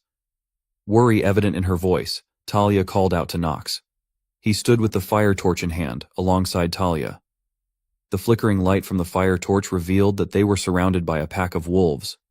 These wolves had likely been drawn to the location by the loud howl of the wolf Nox had previously defeated. As the wolves closed in around them, Talia grasped Nox's arm tightly, trembling in fear. However, Nox abruptly pulled his arm away from her grip, sternly telling her to stay away. Talia was taken aback by his response, while Nox walked ahead, warning her that she would be in his way when he swung his sword. Deep in thought, Nox acknowledged the presence of unexpected variables and resolved to refocus. This particular area was part of the prologue and did not contain any boss monsters, but an elite monster one rank below the boss would appear. The evolved form of the gray wolf he had just defeated, an elite gray wolf. Nox understood that merely knowing his enemy wouldn't guarantee an easy encounter. The wolves launched their attack, but Nox swiftly retaliated, eliminating them one by one. Nox's attention turned to the wolf standing at the back, realizing the possibility of being driven into a corner. Prepared to defend himself, Nox braced for the incoming attack, reflecting on his past experiences as Yu Chan, playing the inner lunatic and acknowledging his own weakness. In a single strike, Nox successfully vanquished the wolf, letting out a relieved sigh. Talia watched in astonishment, recognizing Nox's incredible sword technique, which she believed to be even more impressive than when he fought his brothers. She speculated whether Nox had slain gray wolves before. However, her expression turned somber as she realized that Nox still perceived her as weak. Suddenly, a howl echoed through the air, capturing their attention. Nox shifted his gaze ahead, knowing that what they had been waiting for had finally arrived. The elite gray wolf. Accompanied by a pack of wolves, the formidable foe made its grand entrance. Meanwhile, at the entrance of the missing child forest, a group of people anxiously searched for Nox and Talia. One of them noticed footprints on the ground, recognizing them as the young master's and Lady Talia's. It was clear that they had ventured into the forest together. Talia's maid, Emma, fell to her knees in shock, realizing the gravity of the situation. She insisted that they needed to enter the forest immediately. However, head butler Rodwell cautioned against such a hasty decision, deeming it impossible. Emma exclaimed in disbelief, questioning his reasoning. Head butler Rodwell thought to himself, aware that the missing child forest was one of the most challenging trials within the Reinhafer family. Despite being renowned as the strongest dark family in the South, the fact that they hadn't managed to clear this particular forest reflected poorly on their competence. It was unknown to them that only children who hadn't reached adulthood could enter the forest successfully, and that it could only be cleared by children. Head butler Rodwell pondered further, wondering why the young master had entered the forest. He doubted that Nox had been bewitched by a mind-controlling monster, as the tracks indicated careful movement, and there were no signs of anyone breaching the estate's strongest mana barrier. This meant that young Master Nox had intentionally entered the forest. Head butler Rodwell admitted to himself that he had been wrong in underestimating Nox's strength and resilience, acknowledging that he was no longer the weak and frail young master from before. With a determined tone, head butler Rodwell explained that there was only one way for Nox and Talia to return. They had to rely on the young master's wisdom to find their way out of the forest. Emma's eyes filled with tears as worry consumed her. She blamed herself, believing that she was the one who had caused the young miss to be in this predicament. As Nox faced the wolves, he observed Talia and noted her ability to maintain concentration despite her fear. He advised her not to attack unnecessarily, warning her of the potential danger and instructing her to stay out of the direct confrontation. He urged her to conserve her strength and use it to escape if she were to come under attack, as it would increase her chances of survival. Nox, however, acknowledged that eliminating an elite wolf wasn't overly risky since its rating was only 2.5 stars. His primary goal was to ensure Talia remained alert and responsive to her surroundings. Examining Talia, Nox thought that she had learned well, though she hadn't reached a level where he could fully trust her to cover his back. Nonetheless, he decided to utilize his skill, Hour of the Genius, intending to dispatch the elite wolf swiftly. To his surprise, Nox noticed the wolf smirking, frustrating him and fueling his determination to uncover the wolf's motives. As one wolf charged at Nox, he managed to defeat it swiftly. However, the other wolves suddenly halted, leaving Nox perplexed. The elite wolf took a seat while the remaining wolves launched a coordinated attack from all sides. Nox fought valiantly, dispatching several of the wolves. Unfortunately, one managed to sneak behind him, poised to strike. Just as the wolf was about to land a blow, a dagger flew through the air, striking the wolf's neck and saving Nox. Nox turned to the side, surprised to see Talia, who had climbed a nearby tree. She cautioned him to be careful. Talia's thoughts raced as she realized that even though Nox had instructed her to flee in dangerous situations, she couldn't bring herself to do so. Nox gazed at her in disbelief, questioning in his mind whether she was truly going to help him. Talia expressed her concern, asking Nox if he was all right and if he was injured. Nox, thinking to himself, was surprised by Talia's assistance. However, his thoughts were interrupted by the growl of a nearby wolf. Reacting instinctively, Nox swiftly attacked, using his sword to kill 2 wolves. He assured Talia that he was all right, to which she expressed relief. Inwardly, Nox realized that it was not the time to be carefree and regretted showing his vulnerable side to Talia. He glanced down at his trembling hands and realized that the recoil was taking its effect. Nevertheless, he remained determined, knowing that the situation wasn't over yet. As an elite wolf approached him, he braced himself, anticipating an attack. The wolf circled around him for some time and suddenly charged toward Nox. However, to his surprise, the wolf passed by him, leaving him astonished. Nox wondered if the wolf had a different plan in mind. Suddenly, the wolf reappeared behind Nox and struck, slashing at him. Nox cursed his slowness and managed to evade partially, but his shoulder was injured. Talia shouted Nox's name in worry upon seeing his injured shoulder. Nox placed his hand on his shoulder, assessing the damage. He couldn't help but question if this wolf was truly a 2.5-star rated creature. Nox realized that the elite gray wolf in reality was smarter and more cunning than in the game. Meanwhile, the elite gray wolf, hidden in the forest, wore an evil smirk. Nox prepared himself for the wolf's next attack, acknowledging his surprise and the wolf's ability to control the other wolves. He also recognized the wolf's utilization of the terrain and geographical advantages. Nox focused his gaze in a particular direction, determined to be prepared. The wolf lunged from that direction, prompting Nox to swiftly swing his sword. In that split second, Nox believed he had skillfully struck his target. However, to Nox's surprise, his sword didn't reach the wolf as it stopped at a short distance. Nox was shocked, and the elite gray wolf looked at him with a cunning smile. Seizing the opportunity, the wolf attacked Nox. Nox realized that the wolf had been waiting for him to make a large swing and expose himself. Attempting to counter the attack with his sword, Nox's expression suddenly changed. He realized that he was facing the recoil of his skill.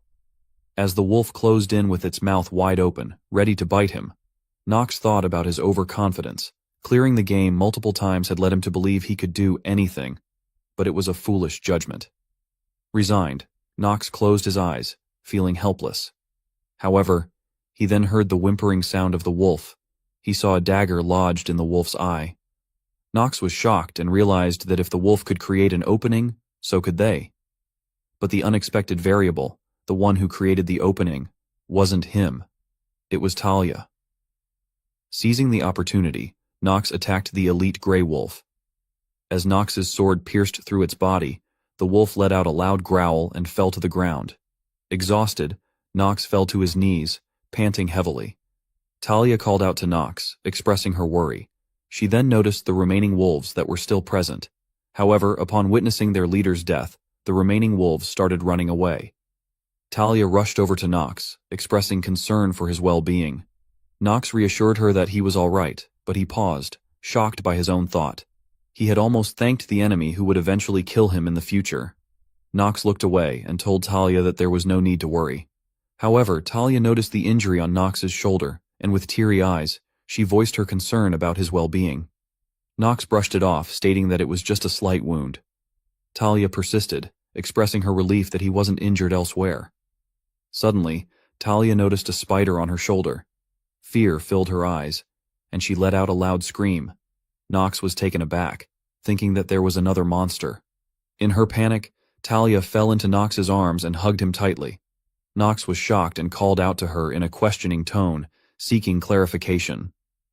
Talia tightly hugged Nox as she spotted the spider. She held onto him even tighter, causing Nox to almost lose his balance. Nox wondered how long she intended to cling to him and pondered if she was scared of the spider. He flicked the spider off Talia's shoulder and questioned her decision to follow him into the forest if something as small as a spider frightened her. Talia, with teary eyes, expressed her fear of spiders, asking if Nox was scared of them too. Nox smiled and remarked that she wouldn't be able to become a knight with such fear. Talia looked at Nox, their faces just inches apart. She let go of him and blushed with embarrassment and shouted, "No!" Nox responded, noting that she finally got off him. Suddenly Nox coughed, and Talia expressed concern, asking if he was okay. Nox reassured her and reminded her not to worry. Nox thought to himself, acknowledging that Talia had contributed her fair share. He survived thanks to her, even though he couldn't express his gratitude due to her sudden scream. He then looked ahead and realized that now their goal was to escape the forest. Outside the forest, Emma remained on her knees, crying and confessing that she was the one who killed the young miss. Head butler Rodwell wondered if Talia and Nox didn't make it, realizing that Talia's disappearance would create problems between the two families. He also acknowledged that the Reinhafer family was often criticized for their incompetence regarding the numerous missing children in the area. Just then, a man pointed towards the forest, calling out to Rodwell and informing him that the fog in the forest was clearing. Everyone looked toward the forest in shock as Rodwell realized that the infamous missing child's forest had been cleared. Emma stood up and expressed her belief that if Mana was being lifted, then it could only mean one thing. Head butler acknowledged that her earlier understanding was correct. This view meant that the forest had indeed been cleared, and their speculation had become reality. Emma, with teary eyes, realized that it meant Nox, and had managed to clear the forest. However, before she could finish her sentence, they noticed Nox and Talia emerging from the forest. Someone shouted, announcing that the young master was coming out, and people started discussing the feat of clearing the forest. The incredible sight of Nox emerging unscathed left them in disbelief. Head butler couldn't help but smile, as he was now certain that the hierarchy among the descendants within the Reinhafer family would undergo significant turmoil. Nox, appearing casual, asked why everyone was gathered there. Emma looked at Talia and called out to her, hugging her tightly and expressing how worried they had been. Head butler informed Nox that the family had also been concerned about his disappearance. Nox couldn't believe that the family would worry about someone as useless as him, lamenting that the family's reputation as a dark family was about to decline. Meanwhile, Talia told Emma to stop crying. Emma wiped her tears, grabbed Talia by her hair, and declared her intention to go over the 71 rules of the Stillreiner family once again. She urged Talia to follow her. Talia apologized, but Emma quickly reassured her, stating that she would never dare to blame her, as she was just a lowly maid. She emphasized that the patriarch would personally teach her the rules. Nox observed Emma, and thought to himself that the maid seemed to possess extraordinary stamina. Emma then greeted Nox and thanked him for protecting their young miss. Nox turned his attention to Talia, and acknowledged that even though he hadn't intended to go into the forest with her, she had proven her worth and shouldn't be too hard on herself. Nox entered his room, relieved that the ordeal was over, and placed his hand on his forehead. He contemplated the unexpected presence of Rodwell and the knights waiting outside the forest. He wondered if Talia had something to do with it. Nevertheless, Nox smiled and pulled something out of his pocket, a hidden piece. A message appeared, indicating that he had obtained a new artifact. The Black Flame Ring, categorized as an accessory of low intermediate grade. The ring had the attribute of darkness and provided a boost to stamina and mana. It could only be equipped by those capable of using dark mana. The ring also possessed a special effect. When defeating a target while wearing it, a small amount of their life force could be stolen and converted into the wearer's own. The amount stolen increased with the rank of the defeated target. Nox acknowledged that the Black Flame Ring was the only artifact capable of stealing someone else's life force, but he understood that merely possessing the ring wouldn't guarantee a longer life. Looking at the ring, he reflected on the limitations of extending one's life indefinitely. Stealing only a small amount of life force made it challenging to overcome the terminal illness. He decided to wear the ring, believing that as long as he could struggle and progress, it was far better than a hopeless life on the brink of death. Nox smiled with determination, sensing his life force and mana increasing. Nox turned toward the door of his room and called out to Rona, knowing that she was outside. The door opened, and Rona peeked inside, addressing him as young master. She asked if he was able to see through things, to which Knox responded that he might be capable of it. Rona's face turned red, and she asked if that meant he could see her naked body too. Knox gently tapped her on the head and questioned what on earth she was talking about. Rona exclaimed in pain, wondering why it felt like his finger flick hurt even more than usual. Knox suggested arm wrestling to Rona, who questioned if they were going to do it again. She prepared herself and proposed that if she won this time, he would genuinely increase her salary. Knox agreed, but warned her that if she lost, 20% of her salary would be deducted. They clasped each other's hands and got ready. Rona counted 1, 2, 3. The match began, but Rona's hand instantly touched the table, resulting in her loss. Rona was taken aback and stuttered, wondering what had just happened. She then regained her composure and confronted Knox, suggesting that he must believe it wasn't befitting of a reputable family's son to reduce a servant's meager salary by 20%. Knox waved his hand dismissively and admitted that while it might be true, he was the rumored good-for-nothing of the Reinhafer family, as per someone's rumors. He smiled and stated that he had decided not to care about trivial things like honor. Suddenly he received a series of messages indicating that the effects of his trait, frequent sickness, had been activated. He obtained a wrist fracture level 2 and flu level 1. Knox groaned, frustrated with these negative traits. He then told Rona to forget about the salary reduction and asked her to bring him some ice and a wet towel. Rona noticed Knox's pale face and expressed concern. Knox thought to himself that for now, he would be satisfied with having the ring and that he needed to rest. Suddenly, a hazy memory emerged as a figure declared with certainty that the name was Yu-chan. Knox thought to himself about the 2 hidden pieces he possessed, Carl and the black flame ring. It had been 6 months since he obtained them, but unfortunately, he hadn't had an opportunity to utilize them. The reason was that he had been grounded. Knox let out a sigh and expressed his frustration, stating that he hadn't gotten into any trouble and had even managed to clear the missing child's forest. He couldn't believe he was being punished when he should have been rewarded for his actions. He turned to Rona, seeking her agreement. Rona looked to the side and cautiously replied that, as a maid belonging to the family, she was obligated to speak favorably about the patriarch since it could affect her salary. Knox walked confidently and made a firm promise to Rona that her salary would indeed be reduced if she didn't comply with his preferences. Rona was taken aback by this statement, exclaiming her shock at the harshness of the patriarch and expressing her disbelief at his lack of understanding towards his feelings. Knox, feeling the weight of his situation, found a seat on the sofa and reflected on his current life. He had been working diligently to adapt and live a productive life while observing the growth of Carl. However, he couldn't continue living this way, as he realized that his life was being shortened due to the terminal illness. He glanced at a message revealing that he had only 147 days left to live. Frustrated, Knox thought to himself about the system that seemed more interested in his life than he was, sarcastically thanking it for explaining the situation so nicely. Determined to change his circumstances, he stood up and declared that he couldn't bear it any longer. He resolved to approach his father and seek permission to go out somehow. Just as he made this decision, someone knocked on the door. Head butler Rodwell entered the room and greeted Knox before informing him that the patriarch had summoned him. Meanwhile, the patriarch recalled a memory from the past, where he stood on a blood-covered battlefield facing numerous flying demons. He reflected on the night of slaughter, the devastation caused by the demons, and the humans caught up in the chaos. Opening his eyes, the patriarch acknowledged that someday, one of his sons would likely learn the supreme black sword, but he couldn't rely on probabilities alone. He needed a certain talent, because one of his sons would eventually have to kill him. As head butler entered and reported that the young master would soon arrive, the patriarch expressed his dissatisfaction with the delay and instructed head butler to bring Knox to him immediately.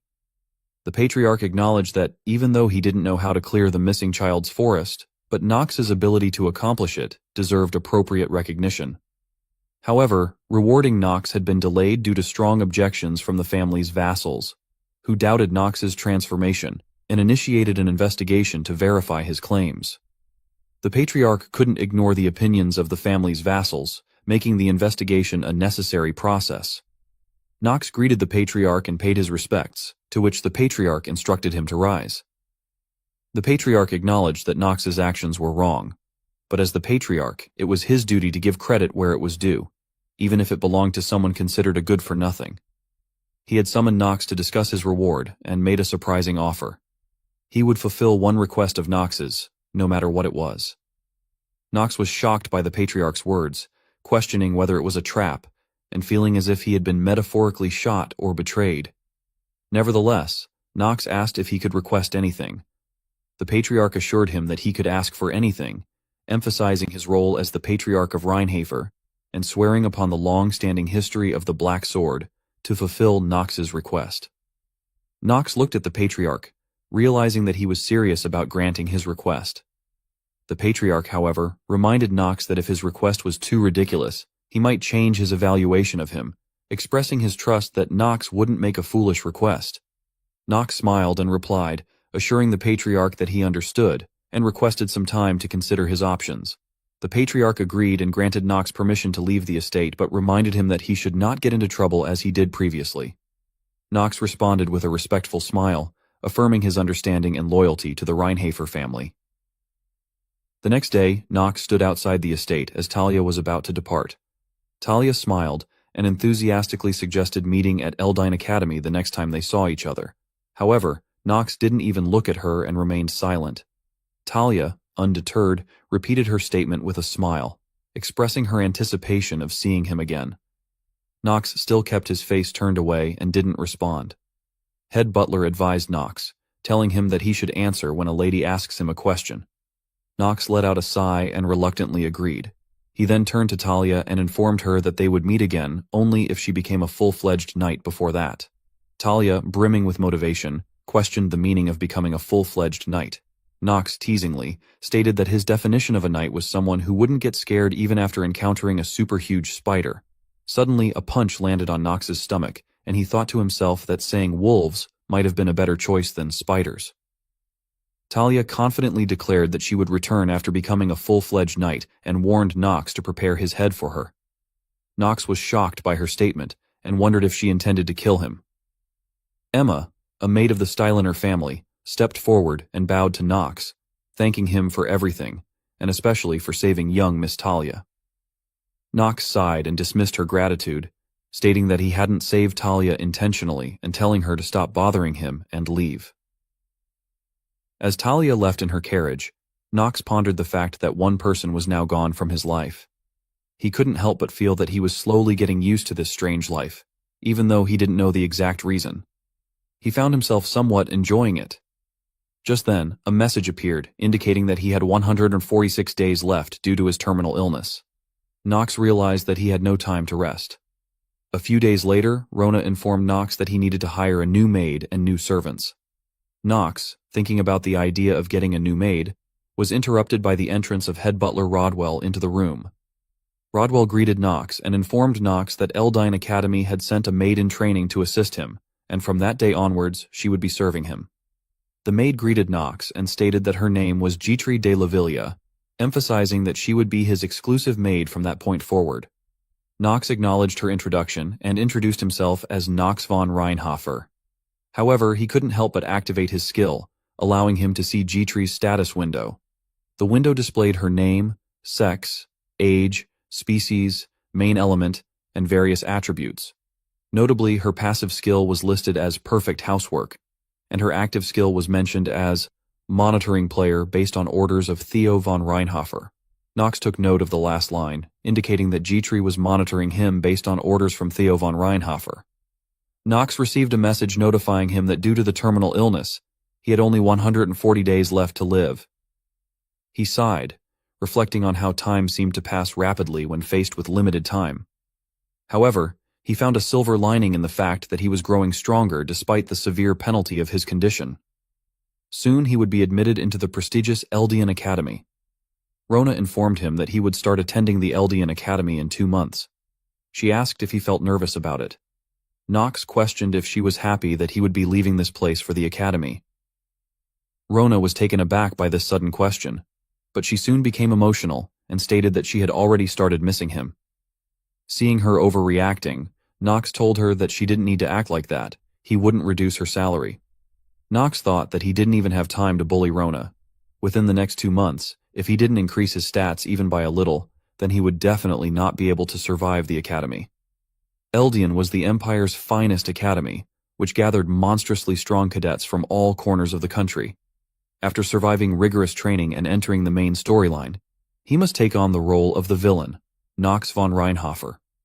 Knox felt frustrated, as he found everything to be incredibly challenging. Rona informed him that he needed to hire a new maid and servants. Knox pondered the idea of having a maid, and coincidentally, head butler Rodwell entered the room, informing him that Eldian Academy had sent a maid in training to assist him. The new maid, Gitri de la Villa, introduced herself with great enthusiasm, assuring Knox of her dedication to supporting him to the best of her abilities. However, Knox couldn't help but notice her status window, indicating that she was monitoring him under orders from Theo von Reinhofer. This realization made him apprehensive, as it seemed they wouldn't allow him to leave this place comfortably. Theo von Reinhofer was considered one of the most formidable antagonists and one of the strongest beings in the world. When contemplating how he attained his current position, many speculate whether it was solely due to his exceptional swordsmanship. Theo was so skilled that few doubt the significance of his swordsmanship in his rise to power. However, the primary reason for Theo's ascent to the top of the Reinhofer family was his innate suspicion of everything and everyone around him. Theo stood before Gitri and he expressed great expectations for her this time. Gitri acknowledged his words with a respectful, "Yes, sir." Theo had learned that Gitri had been pushed back in the line of succession within the Lavilia family, and he promised that if she performed well in her current role, the Reinhofer family would spare no efforts to support her in the succession. Gitri told Theo that she would assist young Master Knox with all her heart. However, to her surprise, she received a cold and stern no from Theo in response. She was greatly startled by the chilling aura emanating from him. However, she managed to compose herself and remarked that she would be monitoring him strictly and reporting every single detail to him. Theo's intimidating presence lingered even after Gitri left his office, as she found his words echoing in her mind. "Don't forget who your master is." Looking at her pendant, Gitri understood that she must not falter from this point on. Knox lay on his bed, contemplating the spy that Theo had sent to monitor him. He believed Theo's intention was to confirm whether the person within him was truly Knox or not. He knew that demon possession was a common occurrence within the inner lunatic, and in the original storyline, Knox's body had been taken over by the number 1 demon, Baal. Knox needed to ensure that his true identity remained hidden. Getting up, Knox reassured himself that everything would be fine as long as Theo didn't uncover his true self. However, he couldn't shake the worry that stemmed from Gitri. He recognized her as the problem. Gitri de la Villa had a tragic past. Although not directly involved in the main storyline, she was originally meant to become the next head of the Lavilia family. But her parents were killed by her uncle, causing her to lose her position as the next head. To escape from her family's darkness, she became a maid of the Reinhofer family. On the surface, she appeared cheerful and always smiled. But inside, she was deeply scarred and broken, on the verge of collapsing. The revelation haunted Knox. He knew that in the course of the story, Gitri was destined to commit suicide before the first part of the main storyline even began. This left him facing a moral dilemma. Should he try to change the storyline and save someone who was supposed to be dead? Such a decision could have serious consequences for him, possibly putting his life at risk. The next day, Knox gathered Rona and Gitri before him. He announced that they would be hunting monsters within the forest in the territory. Rona was shocked by the unexpected request and exclaimed in surprise. Rona, with a worried expression, tried to take a leave of absence, claiming that she was sick. On the other hand, Gitri calmly nodded in agreement to his order. Rona caught Gitri's hand with teary eyes and pleaded with her not to agree to everything. Knox observed that it was normal for a maid to be scared of hunting monsters, as the request was quite absurd. However, he noticed that Gitri gave an immediate answer without hesitation. Addressing Rona, Knox pointed out that he knew she had used up all her leaves, and therefore couldn't take a sick leave today. He playfully reminded her that he was a good-for-nothing, and threatened to reduce her salary if she didn't follow his orders. Rona tearfully asked whether she should bring a bow or a sword for the hunt. Dietrich then asked Knox if she should inform Sir Rodwell about his departure from the estate before starting to prepare. Knox agreed, realizing that his top priority now was to increase his lifespan since he was now free to go anywhere. With their preparations in place, Knox, accompanied by his two maids Rona and Dietrich, embarked on their quest to hunt monsters. A few days later, the once ominous missing child's forest now appeared like any normal forest after being cleared. As Knox ventured deeper into the forest, a wolf suddenly leaped at him. Reacting swiftly, Knox readied his sword and struck down the attacking wolf. In doing so, he received a message stating that he had absorbed a small amount of the gray wolf's life force, granting him an additional 2 hours of life. Breathing heavily, Knox contemplated his recent hunt. He wondered if he had managed to eliminate all the wolves in the area, considering that a single hunt had given him 2 hours of life. He saw this as a successful hunt and felt pleased with his accomplishment. Dietrich approached Knox with a water bottle and pointed out that an hour had passed since he began the hunt. She questioned if he was still not tired. Knox realized that he hadn't activated the Hour of the Genius skill, which caused the hunt to take longer than expected. As a result, he had only earned 1 hour of life instead of 2. Knox knew that the calculations wouldn't be perfect, but the outcome was far from what he had hoped for. He acknowledged that he couldn't keep killing monsters every single hour. Moreover, he was concerned about the diminishing number of monsters in the vicinity. Over the past few days, his continuous hunting had significantly reduced their population. This posed a threat to his plan of living a prosperous life, as the scarcity of monsters jeopardized the source of his additional life hours. Sighing, Knox admitted that the lack of monsters in the area was indeed a major problem. Dietrich, however, found it surprising that Knox saw this as a problem, as most people would think he had become peculiar if they heard his concern.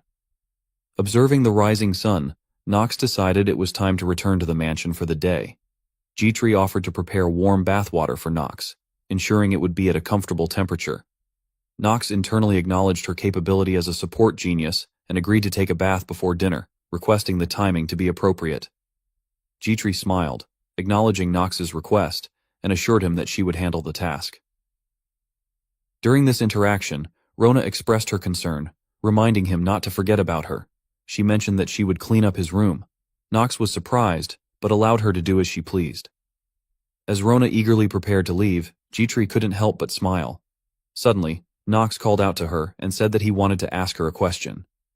He then posed an unexpected inquiry, asking whom she served. Dietrich was taken aback by the question, uncertain how to respond.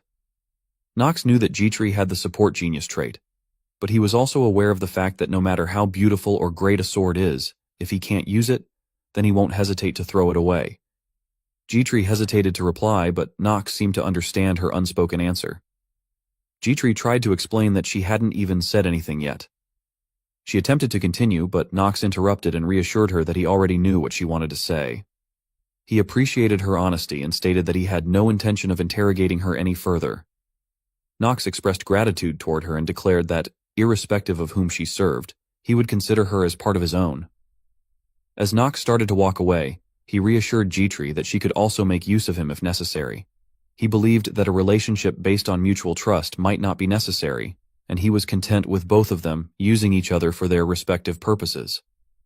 In Knox's mind, the bond he shared with Dietrich seemed to be more of a mutually beneficial arrangement rather than relying solely on trust, reflecting his pragmatic outlook on their relationship. That night, Rona lay on her bed, eating candies and expressing her frustration about Knox. She complained that he always said things like, "If you don't run together with me, what fun would it be for me to train?" during their training sessions. She questioned whether he was going too far with his demands. Dietrich looked at Rona and agreed with a laugh. She then thought about the rumors she had heard about young Master Knox being a changed person. While she initially dismissed these rumors as fabricated, the recent events made her question their authenticity. Knox had defeated the twins and secured his place in the academy. Dietrich thought that Knox was someone who was solidifying his standing within the family. He was totally different from her, having fallen all the way down despite being a legitimate successor. Dietrich pondered over Knox's statement from earlier that day, where he had told her to make use of him if needed. She wondered what he meant by that, and couldn't help but be curious about his intentions. Soon after, groundless rumors began spreading within the Reinhafer family, claiming that Jitri was expelled from her own family and no longer deserved to be a maid for the Reinhardt family. Jitri, with tears in her eyes, received a letter that only added to her distress. The letter accused her of being an incompetent family head who had sold out her family, resulting in the removal of her rights as a direct line descendant. Knowing that she wouldn't be able to remain in the Reinhardt family for long, Jitri accepted her fate. She acknowledged that the Reinhardt family was one of the top dark families, and that she, as a commoner who had lost her own family, had no right to serve them. She anticipated being cut off from the Reinhardt family soon, and believed that she would end up serving someone else soon. Jitri entered the kitchen with a warm smile and greeted the other maids, but they didn't respond to her. She realized that everyone had heard the rumors about her and was now looking at her with disdain. Despite being used to such treatment, it still weighed on her heart. Just then, Rona appeared behind her, cheerful as ever, and exclaimed that she had been searching everywhere for her. Rona eagerly pulled her along, and they started walking together. Jitri couldn't help but wonder if Rona was unaware of the rumors, or if she was simply pretending not to know. She questioned whether Rona genuinely considered her a friend. Regardless, Jitri recognized that what Rona was doing now was something foolish. From her perspective, she, Rona, and young Master Nox, all three of them, were doing foolish things. Meanwhile, Nox sat near a window, holding a letter in front of him. He knew that the end was approaching, not just for Jitri. Nox concluded that Theo had probably received a similar letter. He was aware that the crimes attributed to Jitri's father were all false and fabricated. However, he was also unable to help her because there was no way to know what butterfly effect would be caused just by him helping her survive. In the missing child's forest, Nox was on the hunt for monsters. With a swift swing of his sword, he effortlessly took down a menacing wolf. Rona and Jitri stood by, observing the scene. Rona noticed a coldness in Nox's eyes and commented on how he appeared harsher than he used to be in the past when he was more merciful. Jitri, intrigued by Rona's remark, asked if that was truly the case. This left Jitri feeling uneasy about the whole situation. Nox continued his killing spree without breaking a sweat, eagerly anticipating the appearance of something. He was well aware that in the missing child's forest, a hidden boss monster randomly shows up when only 20% of the regular monsters remain in the forest. He had planned to kill the hidden boss monster to boost his stats, but it looked like his plan was not going to work as the monster had still not appeared. However, something suddenly passed by his face, leaving him shocked. He swung his sword in response but didn't hit anything, and then realized that the hidden thing's speed was on a whole different level. Nox smiled, acknowledging that the hidden boss, an elite king wasp, was indeed challenging. He prepared to fight it, confident he could handle the battle. However, when Nox was momentarily distracted, Jitri noticed the wasp attacking and rushed to save him, taking the attack head-on. Nox wondered why Jitri had intervened since he believed he could have dealt with the attack himself.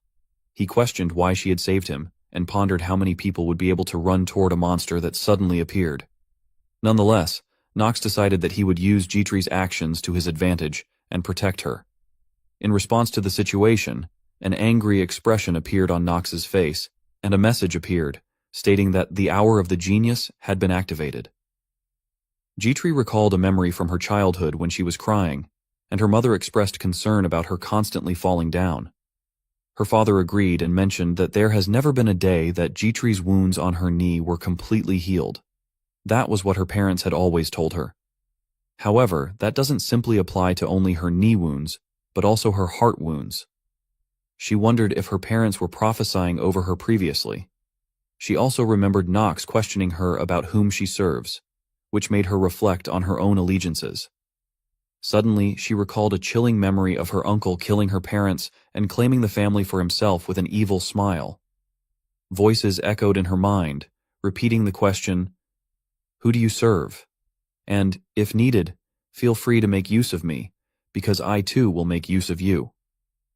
As Jitri opened her eyes slightly, she saw Nox panting heavily before her, calling out to her with concern in his voice. Nox had received a message saying that he had defeated the monster, and that special rewards would be given to him. However, he ignored the message, and instead reassured Jitri that everything was over, promising to take her back safely. Rona expressed concern and urged Nox to head back to the mansion quickly. Dmitri observed Knox's expression and thought that he was lying. She questioned whether this was really the expression of someone who was just trying to make use of her. She wondered why she sensed a slight tremble and anger in his voice. Family head Theo read a letter and found it troubling. Head butler Rodwell confirmed that based on their investigation, the contents of the letter were true. The Lavilia family had decided to completely cut off Miss Dmitri. Theo reflected on his initial plan to bring Dmitri into their family and have him take over the Lavilia family. Since they had lost their previous head and were in an unstable state, he had thought that this would be the perfect time to take them over. With the involvement of Reinhafer, they should have been able to bring them into submission somehow. However, with the sudden expulsion of Dmitri, their plans were rendered useless. Theo admitted that they can't do anything now, so he asked Rodwell for advice on what to do with Dmitri. Rodwell remarked that if they placed a maid who didn't belong to any family besides Knox, they would be looked down upon within Eldane Academy. So he advised dealing with this quietly on their end. Theo expressed that he had similar thoughts. As they discussed what to do with Dmitri, a butler interrupted with urgent news about Knox bringing back an injured maid who had been poisoned during the hunt. The maid's condition was critical, and Knox had used an expensive antidote without permission. Rodwell questioned the butler if Knox had used the Mandrake's purifying potion. The butler nodded in agreement, confirming his suspicion. Rodwell sighed and mentioned that it was actually an extremely expensive potion. Theo wondered if Knox had grown attached to the maid so quickly and expressed concern about the potential consequences of personal feelings in their plans. Rona called out to Dmitri and was relieved to see her awake. Dmitri, still recovering, wondered about what had happened and if Knox was safe. She questioned her decision to jump in front of the boss monster. Through her tears, Rona informed Dmitri that Knox had used the Mandrake's antidote to save her life. The doctor had initially refused to administer the antidote, but Knox had forcefully threatened him, leaving him no choice but to use it unless he wanted to die. Dmitri knew the value of Mandrake and questioned Knox's actions. She wondered whether Knox was truly only planning to use her. As she tried to get up on the bed, Rona expressed concern and advised her to rest more. Ignoring Rona's concerns, she inquired about Knox's whereabouts. Rona revealed that he had gone to look for the Chamberlain and had asked her to inform him once Dmitri woke up. Rona prepared to leave and told Dmitri that she would be back soon, also urging her to make sure to get plenty of rest. Once Rona left the room, Dmitri walked toward her suitcase, contemplating her decision to leave. She packed her belongings, overwhelmed with feelings of unworthiness that made her believe she didn't deserve to stay. As she sorted through her things, she took out the pendant, which held a picture of her late parents. With a heavy heart, she removed the picture, deciding to leave the pendant behind along with a heartfelt letter expressing gratitude to Knox for saving her life and using the pendant to pay for the life-saving potion. As Dmitri was about to leave, she encountered Knox in the hallway. He asked her where she was going right now. With a cold expression, he asked again, demanding to know where she was going. Knox's voice resonated with urgency as he confronted the doctor about the situation. He expressed his frustration at the doctor's apparent prioritization of the precious medicine over the critical condition of a dying person. The doctor responded hesitantly, explaining that he couldn't administer the medicine without permission from the patriarch. Knox's retort questioned the doctor's authority within the family hierarchy compared to his own. The doctor apologized in acknowledgement of his mistake. Unsatisfied, Knox made it clear that he intended to personally report this to his father and demanded the doctor to act promptly. The doctor complied, administering the potion to the unconscious Dmitri. Rona, concerned about Dmitri's well-being, inquired about her condition. The doctor reassured her that now that the poison had been neutralized, Dmitri would recover. As Knox attempted to exit the room, Rona called out to him. Knox's response was curt, informing her to report directly to him once Dmitri regained consciousness.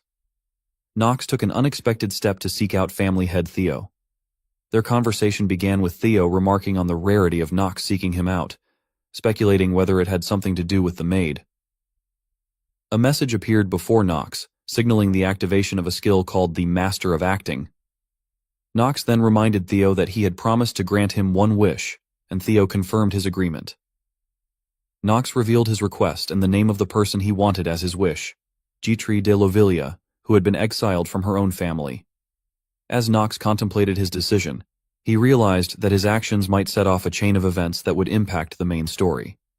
Concerns about Theo's potential espionage seemed trivial compared to the gravity of his current realization. Knox recognized that Jitri's attempt to save him held the answer that she hadn't explicitly told him previously. The family head agreed to Knox's wish, expressing his willingness to make it happen. Knox, however, had one more matter to address. He acknowledged Theo's status as his father, and just then a warning message appeared, indicating that the master of acting was losing efficacy due to his agitated state. With a steely gaze, Knox expressed his frustration and requested Theo to stop toying with his people. Sometime later, Knox found himself facing Jitri in a hallway. He questioned her intentions and asked where she thought she was going. Jitri trembled, explaining that she intended to leave as she felt she no longer had a place there. She thanked Knox for everything he had done. Knox's inquiry persisted, asking why she was abandoning her responsibilities as his maid. Jitri admitted to being ordered by the patriarch to surveil Knox, even if it involved deceiving him. Tearfully, she questioned why Knox was trying to stop her, considering the extent of her deception and her lack of options. She wondered why he would want to hold her back despite her betrayal. In his thoughts, Knox pondered the contrast between the acting facade Jitri presented and the more genuine, resilient side he was witnessing now. He recognized her struggle and determination to persevere through difficult times. Knox's response to Jitri's guilt was unexpected. He acknowledged that people often deceive each other. Jitri voiced her concern that she had committed a grave offense against him. In response, Knox stated that was precisely why he was stopping her. After committing such a serious transgression against him, she wanted to leave without addressing it. So he asked her who had given her the authority to leave. Jitri was left shocked by his response. Knox then declared that she would be staying in this place. He expressed his disregard for her Lavilia family name and emphasized his need for her talents. Jitri was taken aback by his pronouncement. Knox reaffirmed his desire for her to stay by his side as his maid, until she repaid the offense of deceiving him. Jitri's eyes welled with tears of happiness as she accepted his offer, promising her loyalty and assistance until the end. With a smile, Knox welcomed her decision. Jitri took the conversation further by recalling a previous question he had asked her about whom she served. Knox confirmed that he had indeed asked her. Jitri questioned if he now knew whom she served. Knox smiled faintly and stated that he knew it now. Rona engaged in gossip with her colleagues while cleaning the floor. She recounted the dramatic event involving Knox threatening the doctor. However, her speech was cut short when Knox unexpectedly spoke up, scolding her for insulting him right in front of him. Rona was surprised to realize he had been listening all along. Knox's words were laced with sarcasm as he pointed out Rona's attempt to change the topic and avoid responsibility for insulting him. Rona quickly shifted the conversation, expressing concern for Jitri's well-being and offering to take over the task of laundry. She swiftly grabbed the laundry basket from Jitri's hands and hurriedly left the room, shouting that she would go dry the laundry. Frustrated, Knox sighed, complaining about Rona's consistent habit of causing trouble. Shifting gears, Knox addressed Jitri again. He brought up his upcoming enrollment in the Eldane Academy, a plan that involved them going together. Jitri confirmed her awareness and mentioned that she had already made preparations for it. She listed various items she had gathered, including basic tools, books, medicine, emergency items, clothing, and the cadet uniform for external trips. In his thoughts, Knox acknowledged her change in behavior. He appreciated that she no longer forced herself to put on a smile in front of him, allowing for a more genuine interaction. He preferred this authentic dynamic, one free of unnecessary compliments and superficial conversations. He mused that even in tough situations they wouldn't betray each other, emphasizing a sense of trust. Jitri asked if Knox was truly all right, as there were negative rumors circulating about him lately. This caught Knox's attention, and he seemed surprised by the notion of worse rumors than the ones already in existence. Curious, Knox inquired about these negative rumors, prompting Jitri to reveal that there was a rumor suggesting that Knox was keeping her as his maid because he had feelings for her. Knox reacted with a mixture of surprise and contemplation. Internally, he reflected on the fact that he was feeling embarrassed about playing the role of Knox and creating such rumors. He apologized to Jitri for inadvertently involving her in the rumors, to which she reassured him that her intention in sharing this information was to make sure he wasn't uncomfortable due to the gossip. Knox acknowledged his infamous reputation, describing himself as the useless and foolish youngest son of the family. Jitri tried to downplay it, but Knox warned her not to lie, threatening to fire her. Jitri then mentioned having heard other rumors about Knox, including ones that labeled him as perverted. She questioned if those rumors were true. Knox's thoughts wandered as he considered his evolving image. He noted that while he was previously seen as a reckless and weak individual, he now seemed to be perceived as a capable troublemaker. Despite this, he understood the need to strike a balance. He recognized his role as a villain, aiming to let the protagonist shine. He emphasized that he wasn't the protagonist of Inner Lunatic. Knox decided to steer the conversation away from the rumors and shifted the focus to a task he had in mind. He explained to Jitri that, just like her, he needed to prepare in order to survive at Eldine Academy. Jitri inquired about what kind of preparation he was talking about. Knox thought to himself that Jitri's personality trait of being single-minded indicated her unwavering trust in a particular person, presumably him. He considered it advantageous to share some of his plans with her, as her trust would make it easier to enlist her help. Knox elaborated that he was planning to study magic before entering the academy and asked for her assistance in this endeavor. Jitri appeared surprised by his intention, pointing out that practicing magic was illegal in the empire they lived in. Knox confirmed that he was aware of the illegality and was still determined to proceed. He responded nonchalantly, stating that he was used to acting recklessly. Jitri expressed her understanding and acknowledged that Knox likely had a reason for making this decision. She agreed to help him by looking for basic books on magic that could assist him in his studies. Knox noted her competence and seemed content with her willingness to help. Suddenly, they both heard voices in the distance, urgently urging someone to move quickly and prepare.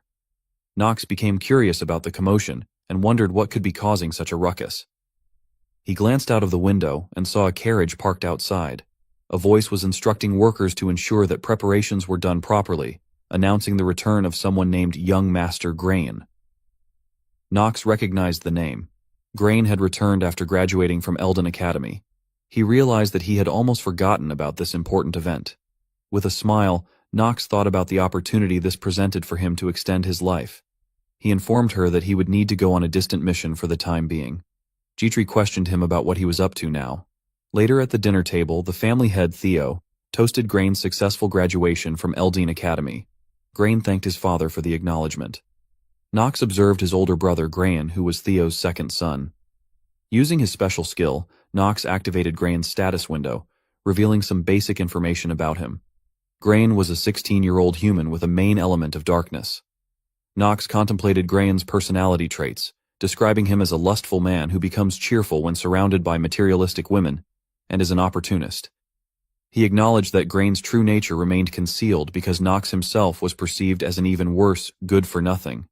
He recognized Grain's political adeptness and his ability to get along with others in the realm of politics. Grain had used his talents in playing politics to easily graduate from the academy. Eldine was very famous, but also very difficult to graduate from. The academy had stringent admission exams, with less than 1,000 individuals passing, and only half of those admitted managing to graduate. Family head inquired about Grain's upcoming departure to Chaders. Grain confirmed that he would be leaving for Chaders, a territory to the south, in 3 days. The family head deduced that Grain's mission would likely involve monster hunting, considering the time of year. Knox's thoughts delved into the details of Chaders. It was a neutral territory located beyond the Reinhofer family's land. It bordered Tajalin to the east, a region with an undeveloped desert along its borders that was infested with monsters. Grain's mission from the Imperial family was to counter the monster wave in Chaders. Completing this mission was essential for becoming a recognized knight of the Imperial family. Grain discussed the situation, explaining that Chaders became overrun by monsters during winter and that the Imperial family wanted to take preemptive measures against them. The family head emphasized the importance of not bringing shame to the Reinhofer name and reminded Grain of the potential impact on neighboring areas. Internally, Knox acknowledged that the Chaders mission held a significant role in the overarching story. He saw it as more than just a simple monster hunting quest. It was intertwined with various complex storylines. Recognizing the potential benefits, he realized that his involvement in the Chaders subjugation was crucial to gain what he needed. Seizing the moment, Knox turned to Grain and expressed his desire to join the Chaders mission. Grain was clearly surprised by Nox's request to join the Chaders mission. He questioned whether Nox truly understood what Chaders was like. Nox replied that he had heard about the area's intermittent monster attacks and the increasing forces of secret bandits. Grain mentioned that he had been hearing a lot about Nox recently, particularly about his involvement with clearing the missing child's forest alongside the second daughter of the Stillreiner family. Nox admitted that it was indeed true. Nox recognized that Grain possessed a skill called precise detection. This skill allowed him to discern the reasons behind someone's restlessness, and if the target's stats were lower than his own, he could quickly identify the underlying causes. This skill had transformed Grain into an expert in navigating the world and playing politics. As Grain continued to question Nox about his victory over the twins and his decision to hire a commoner maid, Nox's skill, Steel Mentality, activated, countering Grain's precise detection. Nox confirmed that all the rumors were indeed true. Grain sighed and acknowledged Nox's achievements, but his demeanor quickly shifted to a more contemptuous tone. He stated that he couldn't allow someone who hadn't even been admitted to Eldine Academy to join him on the mission. He expressed a preference to avoid being responsible for collecting Nox's corpse.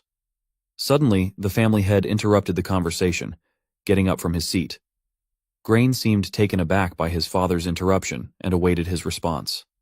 The head of the family stated that he would serve as a guarantee that Nox would remain safe during the mission. He then turned to Grain and issued an order, telling him to bring Nox along on the mission. Grain reacted with defiance, exclaiming, "Father!" The family head's gaze turned cold, and he reiterated that it was an order. He shifted his attention to Nox and informed them that the family would provide the necessary supplies for the mission. The family head instructed them to make preparations for the departure within the next 3 days. Nox's thoughts raced, wondering why the family head had granted his permission so easily. He considered whether Theo, the family head, had some ulterior motive behind this decision. Grain's voice interrupted Nox's thoughts as he asked him what he was up to. Grain sighed and wondered if Nox had genuinely lost his sanity. Nox retorted, challenging that regardless of how absurd he might appear, he couldn't be any more insane than he had been before.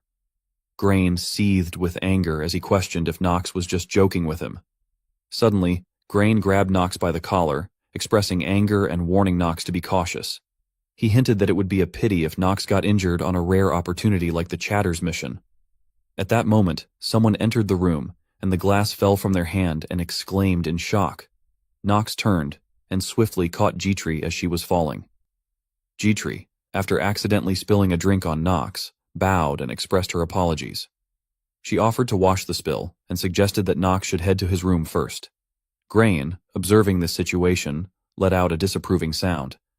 Nox addressed Grain as brother and acknowledged the mistake made by his maid, and excused himself and mentioned his departure 3 days later for the Chaders' subjugation. As Nox left the room, he thanked Jitri for helping him avoid a troublesome situation. Jitri responded by remarking on his talent for finding trouble. She then expressed concern about the upcoming dangerous mission in the Chaders region, but Nox reassured her, only to be interrupted by Rona's sudden appearance. Rona, in a state of worry, questioned Nox about his plans. Nox couldn't help but wonder if she had forgotten his status as her young master.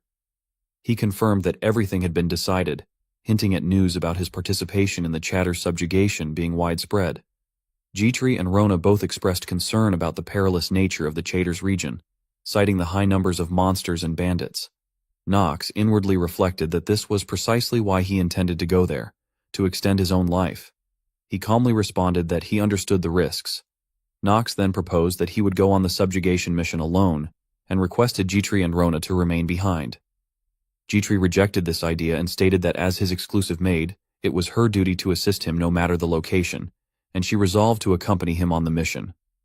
Nox voiced his concerns to Jitri, warning her about the potential risks and dangers she could face during the mission. She acknowledged the risks but reminded him that he too had vulnerabilities, being weak and prone to illness. She pointed out the practical difficulties he might encounter during the journey, like forgetting things and needing assistance with daily tasks. Nox sighed, realizing that the trivial details he hadn't worried about in the game were now real concerns. Looking at Jitri, Nox contemplated the situation. He understood that if something were to happen to him, her position in the Reinhafer family could be compromised. It seemed that she had no choice but to accompany him. Nox agreed to her participation, on the condition that she follows his orders and learns to ride Carl. Jitri acknowledged her orders and mentioned that she had already gotten closer to Carl. Rona was shocked, and she questioned Jitri if she had really gotten closer to Carl and asked how she had managed to do that. Jitri mentioned that she had used half of her salary to buy high-quality sugar cubes for the horses, and after that, Carl opened up pretty quickly. Rona felt sadness and questioned Carl, asking if hay was not considered food, and went on to label him as a bad horse. She further remarked that Carl was a beast, much like his master. Nox then firmly announced his final decision. Rona would remain behind while Jitri would assist him on the mission. He instructed Jitri to make thorough preparations. Nox looked at the sulking Rona and thought that she seemed so concerned just now. He wondered if she would be all right. Their attention shifted as a knock sounded at the door. The head butler entered the room and informed Nox that the patriarch had an item to pass to him. Nox's thoughts raced as he considered the significance of this item. He recalled that Theo, during dinner, had mentioned that the family would provide necessary supplies for the mission. Nox suspected that the item might be one of those supplies, and he couldn't shake the feeling that Theo's support during dinner was part of a larger plan. Family head. Theo's gaze fell upon Nox as he entered the room, acknowledging his presence. Nox, aware of the purpose of his visit, inquired about the item Theo had for him. Theo confirmed, and then unveiled a sword before him. Nox's eyes rested on the sword, and Theo spoke, stating that the item's acquisition depended entirely on Nox. Theo explained that the sword he revealed was none other than the sword of Reinhafer's first patriarch. Nox's thoughts raced as he processed this revelation. He realized that this sword had never appeared in the game Inner Lunatic, not even in his previous 27 playthroughs. The novelty of this item left even a seasoned player like him astonished. Nox couldn't comprehend Theo's intention behind gifting him such a significant artifact. He recognized the need to obtain the sword, but was puzzled by its worn appearance. Theo appeared to have sensed Nox's concerns, and proceeded to explain that the sword, although weathered, had been the lifelong companion of the first patriarch and held equal significance to him. Nox then sought clarity and asked Theo to explain the test he must undergo to obtain the sword. Theo's instruction was simple. Hold up the sword. As Nox lifted the sword, a dark aura enveloped it. He soon realized that the sword was absorbing his mana, an unexpected and revealing turn of events. As Nox continued to hold the sword, he quickly noticed a change in the blade's color. Theo observed this transformation and expressed his satisfaction, noting that Nox had already begun to sense mana, just as he had anticipated.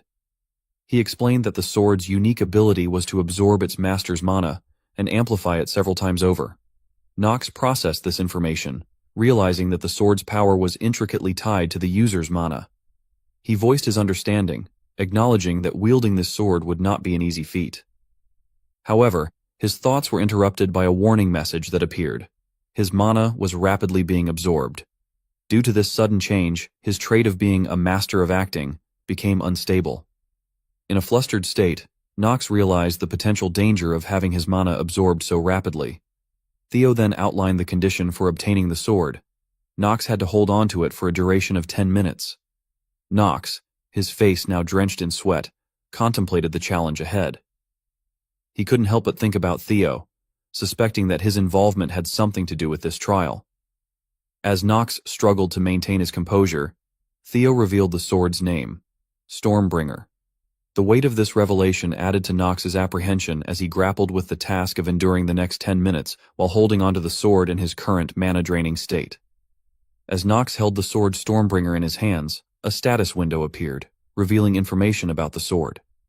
Stormbringer was currently in a weakened state, with the potential to grow from an intermediate to an advanced grade. Its elemental attribute was darkness, and it had a special effect. Every time the user killed something with this sword, it absorbed its user's mana and converted it into its own stats.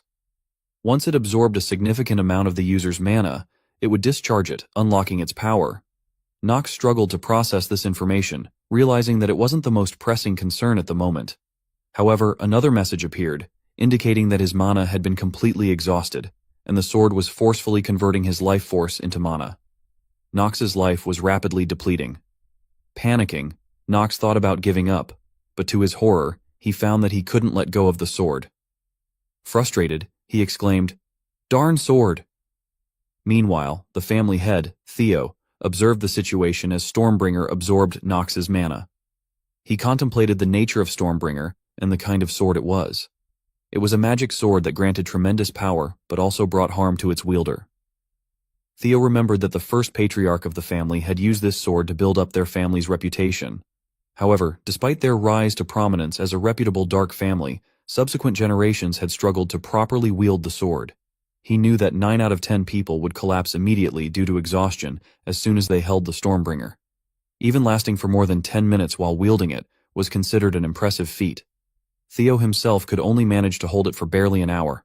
Despite the dangers, he had deliberately ordered his youngest son Nox, who hadn't fully learned how to control mana, to hold the sword. Over the course of recent incidents, including Nox saving the maid and other significant family events, it was becoming clear that Nox's involvement was not coincidental.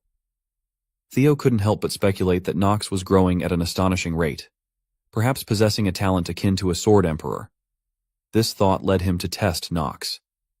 If his son could endure holding the sword for 10 minutes, it would signify that he had the potential to become the greatest patriarch in the family's history, eventually surpassing Theo himself. And if that were to happen, Nox might eventually succeed in killing him. Finally, after a strenuous struggle, Nox managed to subdue the sword's effects.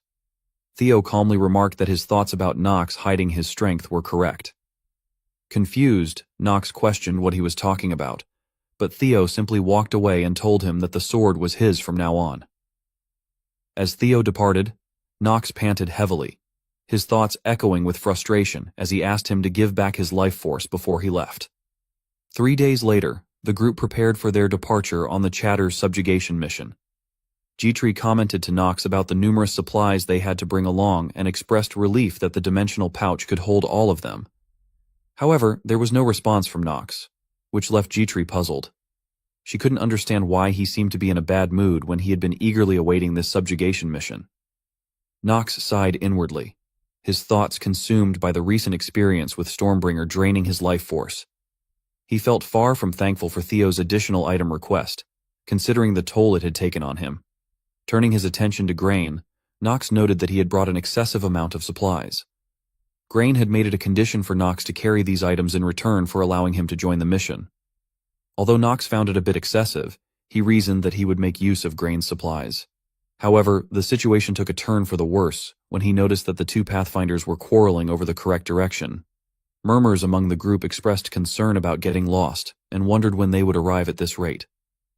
Grain approached a knight named Ron and asked about their progress.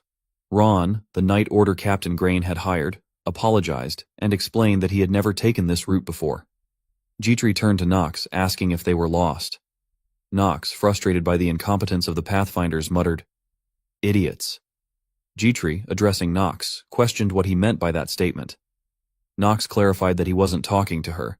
It was meant for those incompetent buffoons. Nox approached Grain and began the conversation with concern, saying that it seemed like they had gotten themselves into a situation. Grain responded curtly that it was none of his business. Undeterred, Nox asserted that they had lost their way. In an outburst of frustration, Grain snapped and told Nox that it was none of his business. Nox maintained his confident demeanor and stated that he could get them to the destination. Hearing this, Grain was taken aback and asked in disbelief what he meant by that. He couldn't help but doubt the feasibility of Nox, who had spent his entire life within the mansion, being able to guide them to their destination. Nox, however, remained resolute and requested to be hired as the Pathfinder. He claimed to have talent in this area, and even mentioned that the family's vassals had complimented his skills. Grain, still skeptical, asked if the vassals had genuinely praised him. G-Tree observed the situation and realized that Nox was blatantly lying. Grain weighed the options and considered that arriving late could pose problems. However, he also contemplated the possibility of Nox failing to lead them, which could dent his confidence. Ultimately, he smirked and agreed, remarking that since he was that confident, he would let him take the lead for now. With unwavering confidence, Nox pointed the way and told them to start moving. As the sun began to set, the group set up their tents for the night. On one side, Grain shouted at his subordinates, clearly bewildered by how quickly Knox had found the right path.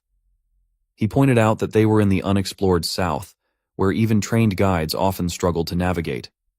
Grain demanded an explanation from his subordinates, asking them how Knox had managed to do it. One of them argued that Knox did find the way. Grain retorted in frustration and told him to shut up. He questioned if they wanted him to believe that Knox had managed to find the way so quickly. He couldn't comprehend how that was even possible. Knox observed from a distance and couldn't help but smile inwardly. He knew the way well, as it was an easy task for a veteran player. Since the Chaders area was a strategic hub, he had visited it more than a few hundred times. Jitri approached him, curious about how he had found the way so quickly. Knox pointed to the ground and asked her what she saw there. Jitri was puzzled, prompting him to direct her attention to some footprints and feathers on the ground. He explained that they were the footprints and feathers of an owlbear, a creature with a bear's body and an owl's head that lived in the south. Its habitat was along the southern Chaders border, so by following the direction of those tracks, they would easily find their way to Chaders. Jitri then questioned whether it was safe to set up an overnight camp in the habitat of owlbears. Knox reassured her, saying that since they were afraid of fire, they wouldn't come into a camp where there were so many people. Meanwhile, within the group, conversations began to circulate. One person commented that he had heard that young Master Knox had changed a lot. He questioned whether he was much better than the second young master who had studied at the academy. These remarks fueled Grain's jealousy as he overheard them. In response, he turned to his butler, Schultz, and inquired if it was true that Hartz and Allen had lost to Knox. The butler confirmed that it was indeed correct. Grain then revealed his intentions to see just how strong Knox was. The butler, with a sinister grin, took out a small bag and revealed that he had the perfect item for this task. Grain immediately recognized the item, and an evil smile crept across his face as he remarked that it was going to be a long night for Knox. As night descended, everyone in the camp had fallen asleep, including the guards. In the darkness, a figure appeared amidst the bushes near Knox's camp. Inside Knox's tent, he opened his eyes and contemplated whether it had already started. He grabbed his sword and rose from his resting place. Jitri awoke and called out to him. However, Knox instructed her to wait there and exited the tent. Knox stood outside in the moonlight, and as dark figures approached him, he realized they were 4 ogres. He noticed something placed on his tent and suspected that it was the cause of the ogre's presence, as the soil there was mixed with a female ogre's pheromones. He believed that Grain had used this to lure the male ogres during their mating season to intimidate him. Smiling confidently, Knox drew his sword and addressed the approaching ogres, calling them his life forces. At that moment, a message appeared, indicating that the artifact, Stormbringer, was responding to the user's mana and will. An orc charged at Knox with his club, but he successfully deflected the attack with his sword. He then leaped into the air, dodging the attacks of the other ogres. His sword began to glow with dark mana as he descended towards one of the ogres. He landed on the back of the ogre and plunged his sword into it, finishing it off.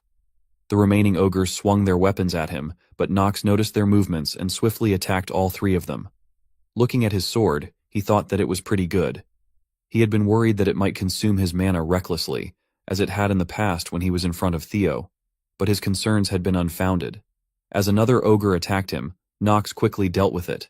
He felt like the sword was moving easily in the direction that he wanted. Knox surveyed the scene, with 3 ogre bodies lying around him. He couldn't help but feel a bit disappointed that only 1 ogre remained. The last ogre, overcome with fear, threw his weapon aside and began trembling.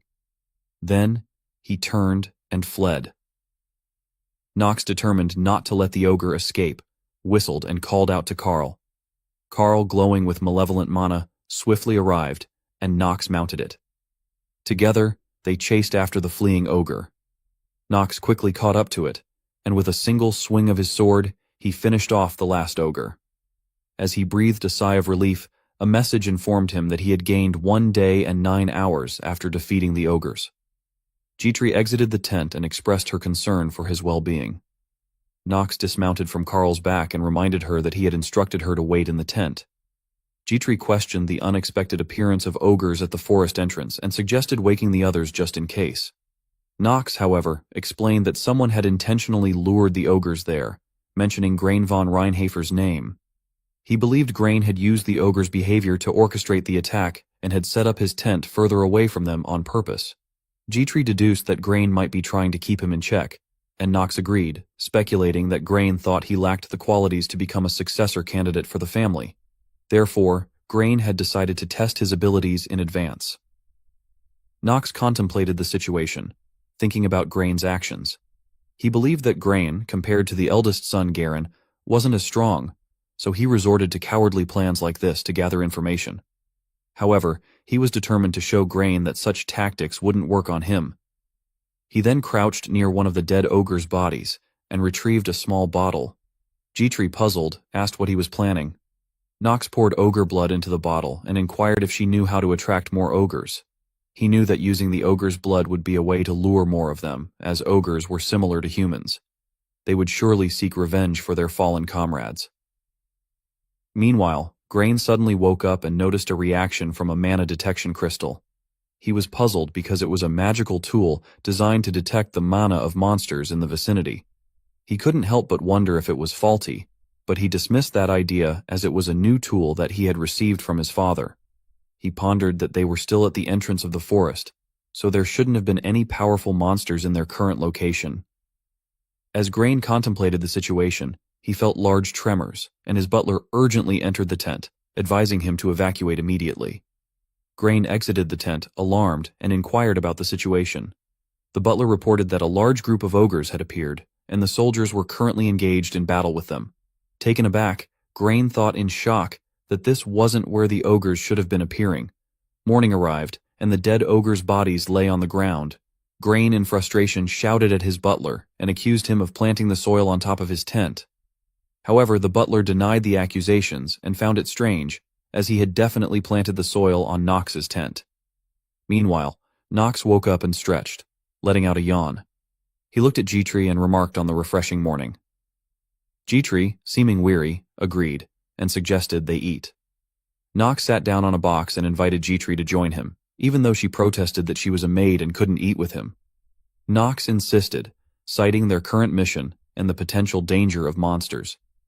He playfully mentioned the possibility of ogres appearing, similar to what happened near his brother's tent. G-Tree was taken aback by Knox's attitude, and she couldn't help but comment that the master she was serving was a little shameless. Knox chuckled and advised her to get used to it. Meanwhile, Grain ordered his people to pack up the tents. Knox observed the tents and thought that the blood-stained tents needed to be thrown away. He suspected that the ogres would keep chasing them if they didn't get rid of it. G-Tree asked Knox about his intentions for what to do next, and whether they should help Grain and his group. Knox responded with a nonchalant expression, questioning why he would do that. G-Tree was taken aback and pointed out that it meant the ogres would keep coming after them. Knox acknowledged this and confirmed that even if they moved away from this location, the ogres would likely continue pursuing them. However, he had his own motives for this, as he had intended for ogres to follow them from the start, but if he told her about his plans, she would probably nag at him. He needed more ogres to extend his life, and there was a hidden reason for which they would soon be needing ogres. After he was done eating, he got up and declared with confidence that it was time to pack up and depart. Somewhere in the forest, an ogre walked alone, unaware that something was closely observing it from behind. The ogre felt a sense of unease and turned to look, but saw nothing. Suddenly, it was violently pulled downward and dragged away, leaving behind only bloodstains on the ground. On the second day of Knox's journey, he assessed the terrain and thought about his progress. He had successfully mapped out the area, but Chaders was still a considerable distance away. Despite this, he felt optimistic about the situation. At this point, Grain called out to Knox and inquired about their pursuers, the ogres. He wanted to know if Knox had a plan to shake them off. Knox replied with confidence, explaining that they could indeed evade the ogres. However, he cautioned against launching a large-scale attack, as it would draw the attention of other monsters.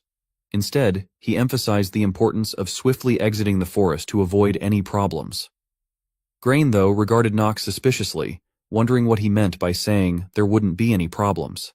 As the soldiers began to praise Knox for his knowledge of ogres, Grain felt a pang of annoyance. He realized that, inadvertently, Knox had taken command of the soldiers. Just then, One of the soldiers noticed that Knox had been tapping the ground with a wooden stick since they began their journey that day. Curious, he asked him why he was doing this. Knox explained that he was tapping the ground because monsters could appear at any time. This revelation surprised two of the soldiers, who in fear questioned him further. Knox smiled and confirmed their suspicions, stating that they were indeed in a dangerous area filled with monsters. However, before he could finish explaining, the ground suddenly began to shake, startling everyone. Something ominous started emerging from the ground in front of them. With an excited expression, Knox remarked that the worm was coming out. The worm was a unique monster, resembling a hybrid between a snake and an earthworm. In the inner lunatic, it was known as a malformed dragon that hadn't fully developed yet. Knox knew that despite its inability to use magic, it was still renowned for its formidable strength. Even if 10 ogres came charging at them, the worm would still be more difficult to defeat. However, he had been seeking this very creature. He knew that the soldiers might be shocked if they realized that he had lured the worm by tapping on the ground. Nevertheless, he had a plan in mind, and he didn't seem concerned about the soldiers' reactions. After all, they had willingly chosen to enter this dangerous realm. With calm authority, Knox gave a command, instructing everyone to prepare for battle and hide in the bushes. One soldier expressed confusion, questioning the decision to hide, while another wondered why they weren't going to attack. But Knox had a different strategy in mind, letting their enemies defeat their enemies. That was the reason why he had no intentions of shaking off the ogres from the start. Suddenly, the soldiers turned back, alarmed by loud noises and the sight of a large group of ogres approaching them. Jitri, filled with horror, called out to Knox and expressed her concern about the multitude of ogres catching up to them. Knox, maintaining his composure, assured them that there was no need to worry. He then turned to Jitri and asked her if she knew what the worm loved the most, yet hated the most at the same time. Jitri, puzzled, sought clarification just as a loud sound rang out. They noticed that the worm had arrived near the ogres and was screaming at them, setting the stage for an unexpected confrontation. Knox explained to Jitri that ogres were the worm's main food source, but they were constantly seeking revenge, making them arch-enemies. This information was crucial for skilled adventurers who knew how to exploit this enmity. Jitri, perplexed, asked Knox what he meant by "make use of that." As she inquired, the worm pinned one of the ogres with its mouth. The ogres retaliated by attacking the worm with their clubs. The shocking sight of the ogres and the worm battling each other left everyone in astonishment. Grain felt frustration, wondering how Knox had possessed such information. Jitri asked Knox if they should just wait at this point. Instead of answering, Knox collected some small rocks and observed the ongoing battle. Then, without warning, he hurled a rock at one of the ogres, striking it in the back. He continued throwing rocks, targeting each ogre. Jitri, filled with worry, questioned his actions.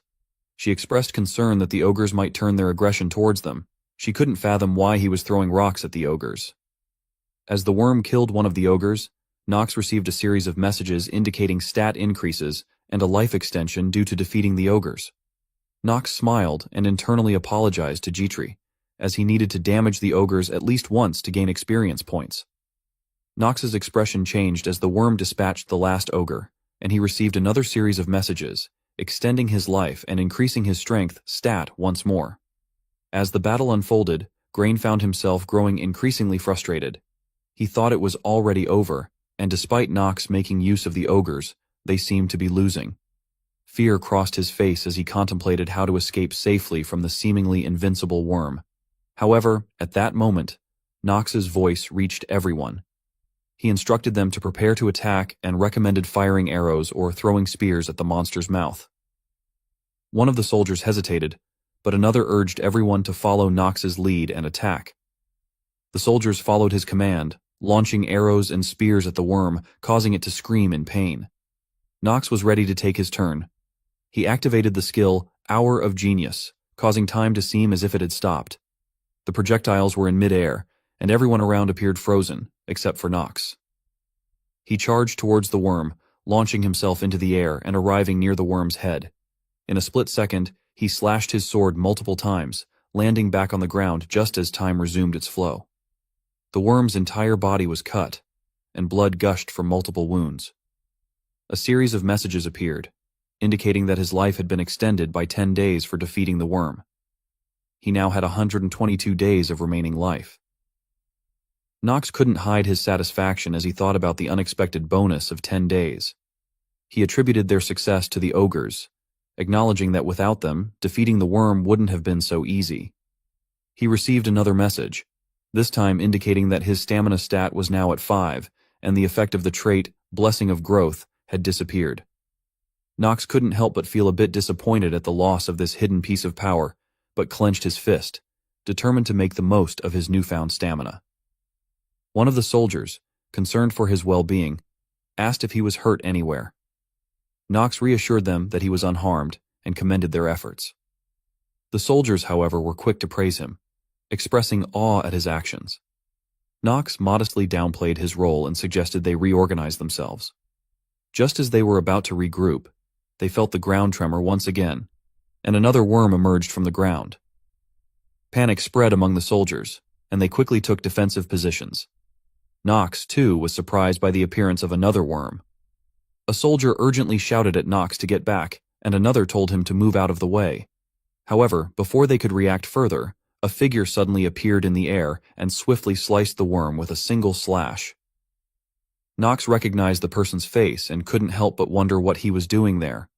Nox found himself in a perplexing situation as he looked at the man standing over Worm's lifeless body. His thoughts raced as he recognized the man before him. Paracelsus, the sword genius, one of the inner lunatic's most formidable characters and one of the 3 sword emperors, alongside Theo and Celsus's student. He knew that Paracelsus had a deep-rooted disdain for nobles, which made this encounter all the more unexpected. Paracelsus, seemingly unfazed by the tension in the air, asked for a word of thanks for saving him. Schultz, standing beside Grain, was clearly irritated by Paracelsus's presence and demanded to know who he was. Paracelsus, in an informal manner, introduced himself and suggested that they could regard him as a mere mercenary. Nox could understand his hatred for nobility based on his past experiences when he was younger, but he couldn't shake the feeling that something was amiss. According to his extensive knowledge of the game, the first encounter with Paracelsus was supposed to take place in Eldine Academy, not here. He began to worry about the implications of this unexpected encounter. As he grappled with confusion and concern, a guard approached Paracelsus, inquiring about his identity and requesting identification. Paracelsus, apparently unperturbed, readily agreed to the check. As the group continued their journey towards Chaders, Grain couldn't resist engaging Paracelsus in conversation. He asked Paracelsus if he was indeed a mercenary and whether he was also headed to Chaders. Paracelsus, with a sigh, confirmed that Chaders was his first stop, explaining that he had heard it was an excellent place for monster hunting at this time of the year. Nox couldn't help but ponder Paracelsus's intentions. He knew that in order to further his training, Paracelsus did travel everywhere within the empire before school started. So he wondered if he was now on a quest to train in various regions. Curiosity piqued, Grain continued his questioning, remarking on Paracelsus's youth and his apparent confidence in his skills. He even went so far as to offer him a position under his command for monster subjugation and promised generous compensation. Paracelsus remained composed and remarked that since they were sons of one of the sword emperors, Theo Reinhafer, he was indeed curious about both of them. However, Schultz was angered by his rude behavior and was about to voice his displeasure, but Grain intervened, suggesting that Paracelsus take some time to reflect on it. Grain regarded Paracelsus with calculating eyes and recognized the formidable skills that had allowed him to dispatch the worm with a single strike. He was determined to recruit him as one of his people, as that would help him divert the attention of the soldiers away from Nox. As the sun began to set on the horizon, a small village came into view. Nox informed Grain that they had arrived in Chaders. Nox's thoughts drifted as he looked ahead, remarking to himself that the village appeared even more desolate than it did when he played it as a game. As they entered the city, a poor girl approached them and timidly asked for something to eat. Grain looked at her for a moment but continued on his way, ignoring her plea. Nox, too, turned his gaze away from her. Disappointment welled up in the girl's eyes, and Paracelsus, who observed the situation, couldn't help but feel disappointed in their behavior. Soon, a man named Tigan appeared before their group and introduced himself as the security chief of the village. He recognized Grain as someone who had graduated from Eldine Academy and Nox as his younger brother. He revealed that he had been informed of their subjugation mission and their arrival in advance. Paracelsus couldn't help but reflect on the coincidental meeting with one of the Sword Emperors, Theo von Reinhafer's sons. He had high expectations when he learned that the prestigious Reinhafer family was personally involved in the subjugation mission in Chaders. However, his expectations seemed to wane as he recalled Nox's fight against the Worm. He regarded them as sheltered young nobles, capable of decent sword techniques but still lacking in real-world experience. Surveying the city's sorry state, Paracelsus noted that the city was unable to function properly. According to him, the Night Order was preoccupied with misappropriating funds for their own gain, leaving the city's residents defenseless against the monster wave. The people of Chaders were so desperate that they would be grateful for something as basic as food. Tigan then led them to an inn and informed them that since it was already quite late, he would provide details of their mission tomorrow. He acknowledged that while the inn wasn't much, they would be able to get some much-needed rest after their long journey. As the group members discussed the arrangements for their stay and the number of available rooms, Paracelsus approached Grain to address the offer he had extended earlier. Grain's face lit up, and he inquired if Paracelsus had made a decision. However, Paracelsus, with a simple and direct response, declined the offer. Grain was taken aback by this decision and asked what he intended to do instead, expressing concern that he wouldn't face the monster wave alone. Paracelsus calmly responded that he planned to stick to his original intentions and move accordingly. He wished Grain and his group a safe subjugation mission. Grain, not pleased with this response, muttered an insult about commoners. Paracelsus, undisturbed by Grain's comment, remarked that in the world, those with the skills would find their way, and competent individuals tend to attract rumors. With night falling, Nox advised G-Tree to get some rest, as they would be on the move again the following day. Nox entered his room, approached the window, and peered outside. There he spotted the girl and two other children sitting by a fire. Suddenly the girl's eyes fluttered open as she heard a voice calling out to them. The other children woke up and looked at Nox, who was standing near them. Nox then asked if they wanted some food. Without hesitation, he opened a bag filled with provisions and began distributing it to them, telling them to eat up. The girl's face lit up with happiness, and she asked if they could really eat these. Nox nodded, confirming that they could indeed have the food. Inwardly, he pondered the fact that he couldn't save everyone.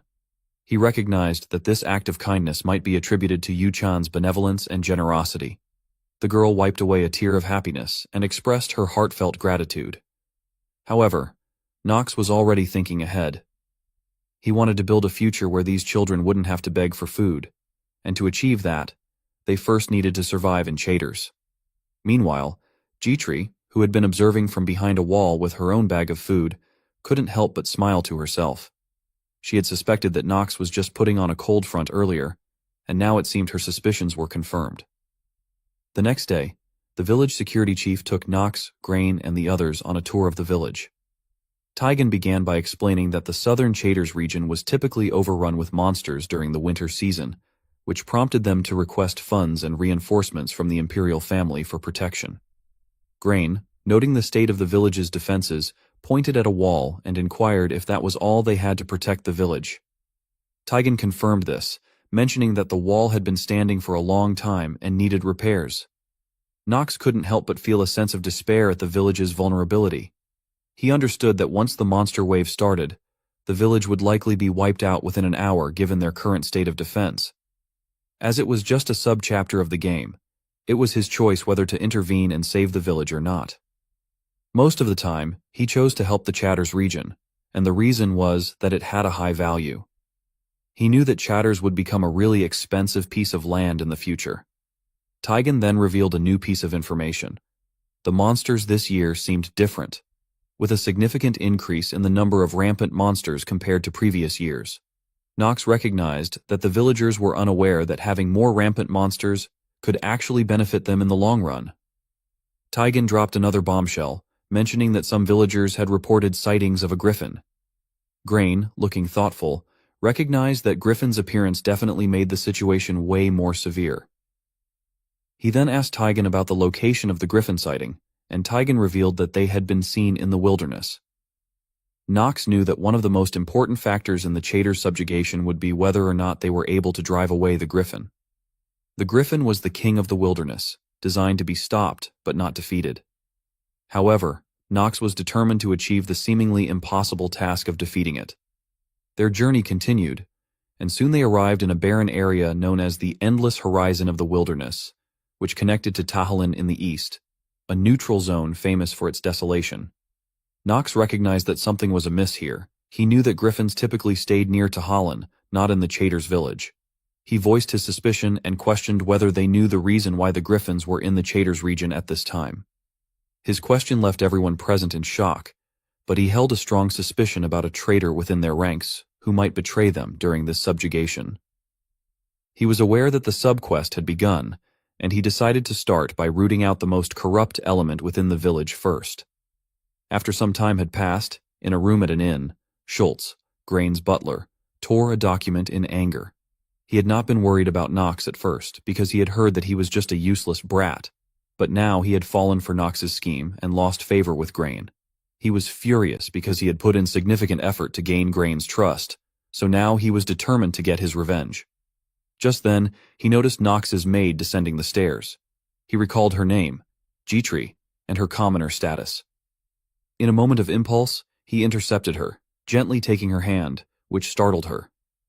Gitri was taken aback and asked him if he had any business with her.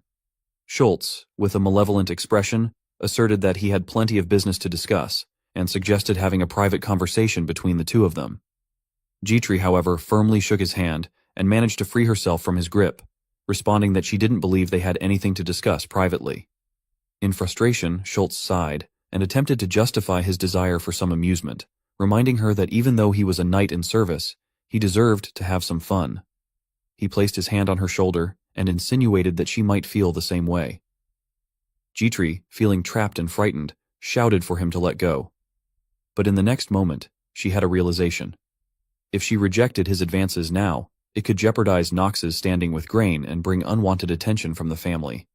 She didn't want Knox to suffer the consequences. With an evil grin, Schultz claimed that she would pay for her master's actions, citing the loss of more than 10 years of his life's efforts. However, just as things seemed dire, a voice interrupted, offering to pay for something. Before Schultz could react, an object flew past his arm. To Gitri's relief, it was Knox holding his sword, wearing a cold expression. Soon, Schultz let out a loud scream of pain. Knox stared at him with a steely gaze and demanded to know how he would like him to pay. Schultz panted heavily, his shoulder injured, and his face drenched in cold sweat. He questioned Knox's actions, suggesting that even he wouldn't get away with such behavior. Then, he attempted to leverage Grain's influence by insinuating that Grain would not tolerate what Knox had done. Knox, with his eyes cold and unwavering, confronted Schultz, asking if he was trying to threaten him with his brother. Before he could react, Knox's sword swung again, and another piercing scream echoed through the room. Schultz, still in pain, looked at him and protested that this was completely wrong, emphasizing that even if he had the support of his family, he couldn't do this. Knox, however, interrupted him and asserted that he was not the one who didn't know his place because of his family being behind him. It was Schultz. Knox's sword descended and took away Schultz's life. Gitri was shocked by this sudden turn of events. She expressed her concern about what he had just done and mentioned that young Master Grain would not let this pass. Just then, Grain entered the room and demanded to know what was happening. He then noticed his butler's lifeless body and questioned Knox if he had just killed him. Knox calmly accepted that it was indeed he who had done this. Grain pointed his finger at Knox, expressing outrage by questioning how someone like him, who was good for nothing, could claim responsibility for killing his knight. Knox responded calmly, stating that his understanding of the sequence of events was incorrect. He then suggested that Grain should ask him for the details of what had transpired before passing judgment. Grain, seething with anger, grabbed his collar and demanded to know why he had killed Schultz. He warned him that if the reason wasn't justifiable, he wouldn't escape punishment. Knox responded calmly, stating that he had heard Schultz attempting to sexually harass his maid, and as her master, he couldn't possibly stand by and allow such mistreatment. In anger, Grain questioned if he had killed his knight just for a commoner like her. However, everyone present was left stunned as a massive amount of aura began to radiate from Knox. Knox then asked if Grain could take responsibility for what he had just said. Knox pushed away his hand, and Grain was overcome by fear as he felt Knox's power. He couldn't believe that the good-for-nothing youngest brother of their family was actually this talented. Grain backed off and realized that he should have reported the incident to him first. Knox reminded him of his reputation as the family's good-for-nothing, implying that he wasn't accustomed to such protocols. Instead, he proposed that they leave the resolution of the matter to their father once they returned to their estate. Grain realized that Knox wanted something from him, but he eventually agreed to leave the decision to their father. Knox smiled faintly and expressed that it was a wise decision. He then turned to G-Tree and inquired if she was hurt anywhere. As Knox and G-Tree walked out of the room, Grain couldn't help but question when he had become so strong. He was also sure that he had seen the sword Knox was holding before. Grain understood the gravity of the situation and realized that underestimating Knox during this subjugation mission would be a catastrophic mistake. Under the soft illumination of the moon, Knox and G-Tree stood in contemplative silence near a well. Knox's mind was preoccupied with the turmoil within the soldiers, who seemed divided into factions and faced a crucial decision, whether to follow Grain or him. Knox turned his attention to G-Tree and noticed her trembling. Concerned, he inquired about her well-being. G-Tree assured him she was fine, but her gaze soon shifted back to him. Tears welled up in her eyes as she expressed her concerns for him, questioning his actions and the potential consequences. She feared that his actions might invite more danger and enemies. Knox was taken aback by her emotional response. In response to her concern, he assumed a stern expression and reminded her not to forget the nature of the master she served. He emphasized that he was the good-for-nothing within the Reincarnated family, stressing that regardless of the circumstances, she should never bow her head. G-Tree wiped her tears and nodded, promising to keep his words in mind. On the other side, Grain set down his mug of liquor, visibly frustrated by the audacity of the good-for-nothing attempting to surpass him. Reflecting on the initial days when Knox was placed under his charge by his father, Grain had merely considered him a troublesome burden. However, as they embarked on their mission, Knox proved to be entirely different from Grain's initial expectations. Recalling the sword that Knox had wielded earlier, he pondered whether its resemblance to his father's sword was merely a coincidence. Realizing the need to be cautious, especially after the loss of Schultz, he contemplated whom he could trust to monitor Knox closely. At that moment, the Night Order captain, Ron, entered the room and reported that the situation on the first floor had been handled. Ron also expressed his observation that Knox seemed different from the rumors they had heard about him. Grain considered both Ron and Knox to be distinct from rumors. He knew that Ron was supposed to be a captain of a night order that had been operating in this area for a long time. He had even done background checks to confirm this. So, Grain couldn't understand how Knox, who had only been immersed in books, could possess a better understanding of the area than a seasoned captain like Ron. He was displeased with the potential inefficiency of his investments. But he knew that the monster wave hadn't appeared yet, so he decided to utilize Ron's night order a little more. Instructing Ron to eliminate all bandits and monsters in the vicinity, Grain emphasized the need for immediate reporting should Knox exhibit any unusual behavior. Ron acknowledged the order before preparing to leave the room. The next day drew to a close, and the village bustled with activity. As night descended, G-Tree asked Knox about his activities during the day and whether he had examined the village's compromised walls.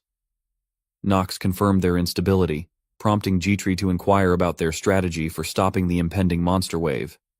However, Knox simply turned away, suggesting they depart. Surprised by his sudden decision to leave the inn and head in the opposite direction, G-Tree sought clarification. Knox, with a mischievous grin, hinted at his plan to recruit a new member to their team. Internally, he mused that even in a small village there might be a character with remarkable talent. Alina, the genius potion maker, was a character that he had recruited every time he had come to Chaders, and this time, too, he intended to enlist her as his potion supplier. Sometime later, Knox and G-Tree disguised themselves and journeyed through the sewer towards their destination. G-Tree couldn't contain her curiosity and questioned the legitimacy of finding a genius potion maker in such a run-down place. Knox assured her of Alina's existence, but G-Tree remained perplexed, unable to comprehend why someone of such talent would hide in a remote location. In response, Knox stated that she had her own reasons to stay in such a place. His thoughts wandered, recalling that this was the hidden route to clear traitors. He knew that in the future, Alina would work for someone other than the Archive Empire. Clearing traitors using the hidden route was the key to securing Alina's assistance. Knox pointed in a specific direction and instructed Jitri to follow him carefully to avoid any mishaps. Jitri acknowledged his guidance and silently wondered if such a person truly existed in this place. As they moved forward, she noticed a faint light emanating from a nearby location. Knox also caught sight of it and speculated whether that was their destination. Inside the room, Alina sat on a chair, lost in her thoughts and sipping on her drink. She expressed her disbelief about being stuck in such a place and questioned how she ended up like this. Sensing someone's gaze, she turned to find Knox and Jitri looking at her. Knox greeted her with a smile, declaring, "Found you," internally acknowledging her as his potion maker. Startled by their sudden appearance, Alina stammered and questioned their identity and the reason for their visit to such a place. Jitri was taken aback and couldn't believe that the brilliant potion maker Knox had spoken of was the drunkard before them. A few minutes later, Alina gathered herself and apologized, expressing her surprise at their connection to a distinguished family. Knox reassured her that it was all right and quickly revealed that he had come here because he had something to talk to her about. He told her to stay focused, and Alina agreed to pay attention. In his thoughts, he recognized that at this point of the story, Alina was a genius character who had the highest potential for development and was a skilled potion maker. So he was determined to get her on his side here. But he also recognized that she had some flaws. His eyes scanned Alina's status window, revealing her basic information.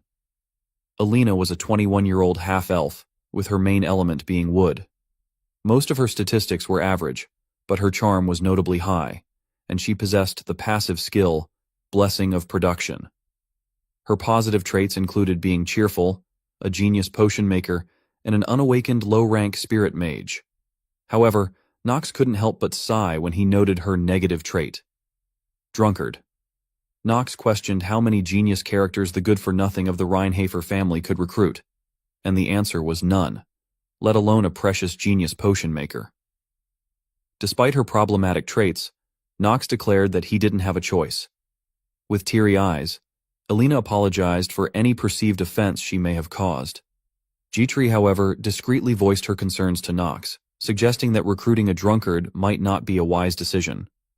Knox concurred but explained their lack of alternatives, and Jitri guessed that the reason why Knox was still trying to recruit her might be complicated.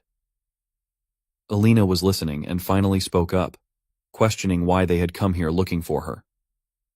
Knox didn't beat around the bush and made a straightforward proposal, inviting her to join him and offering to provide what she needed most. Alina was initially shocked by the offer, struggling with her response.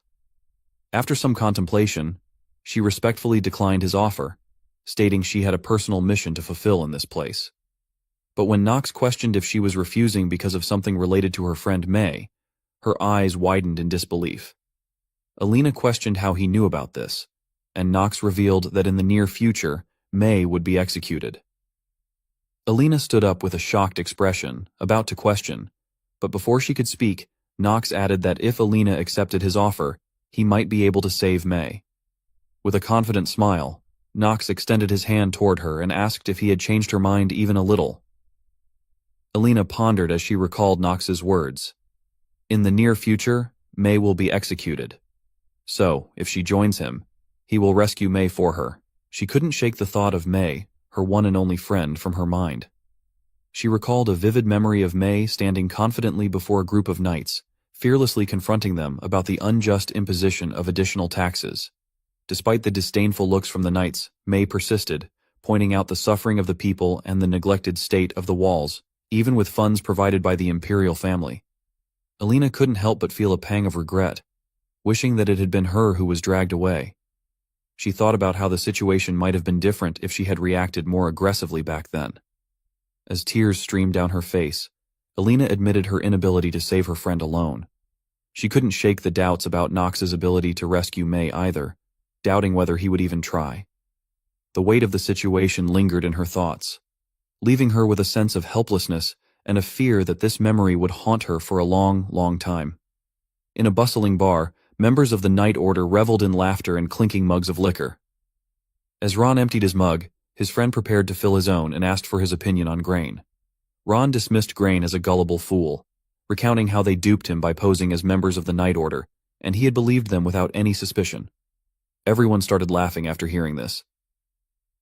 Ron's friend reached into his pocket and mentioned that, although they had obtained it by coincidence, it was worth rummaging through the real Ron Night Order's living place. He then pulled out a token and gleefully remarked that with this token, they could aim for even bigger jobs. Ron displayed a similar token and shared his plans to showcase this badge to the Reinhafer family.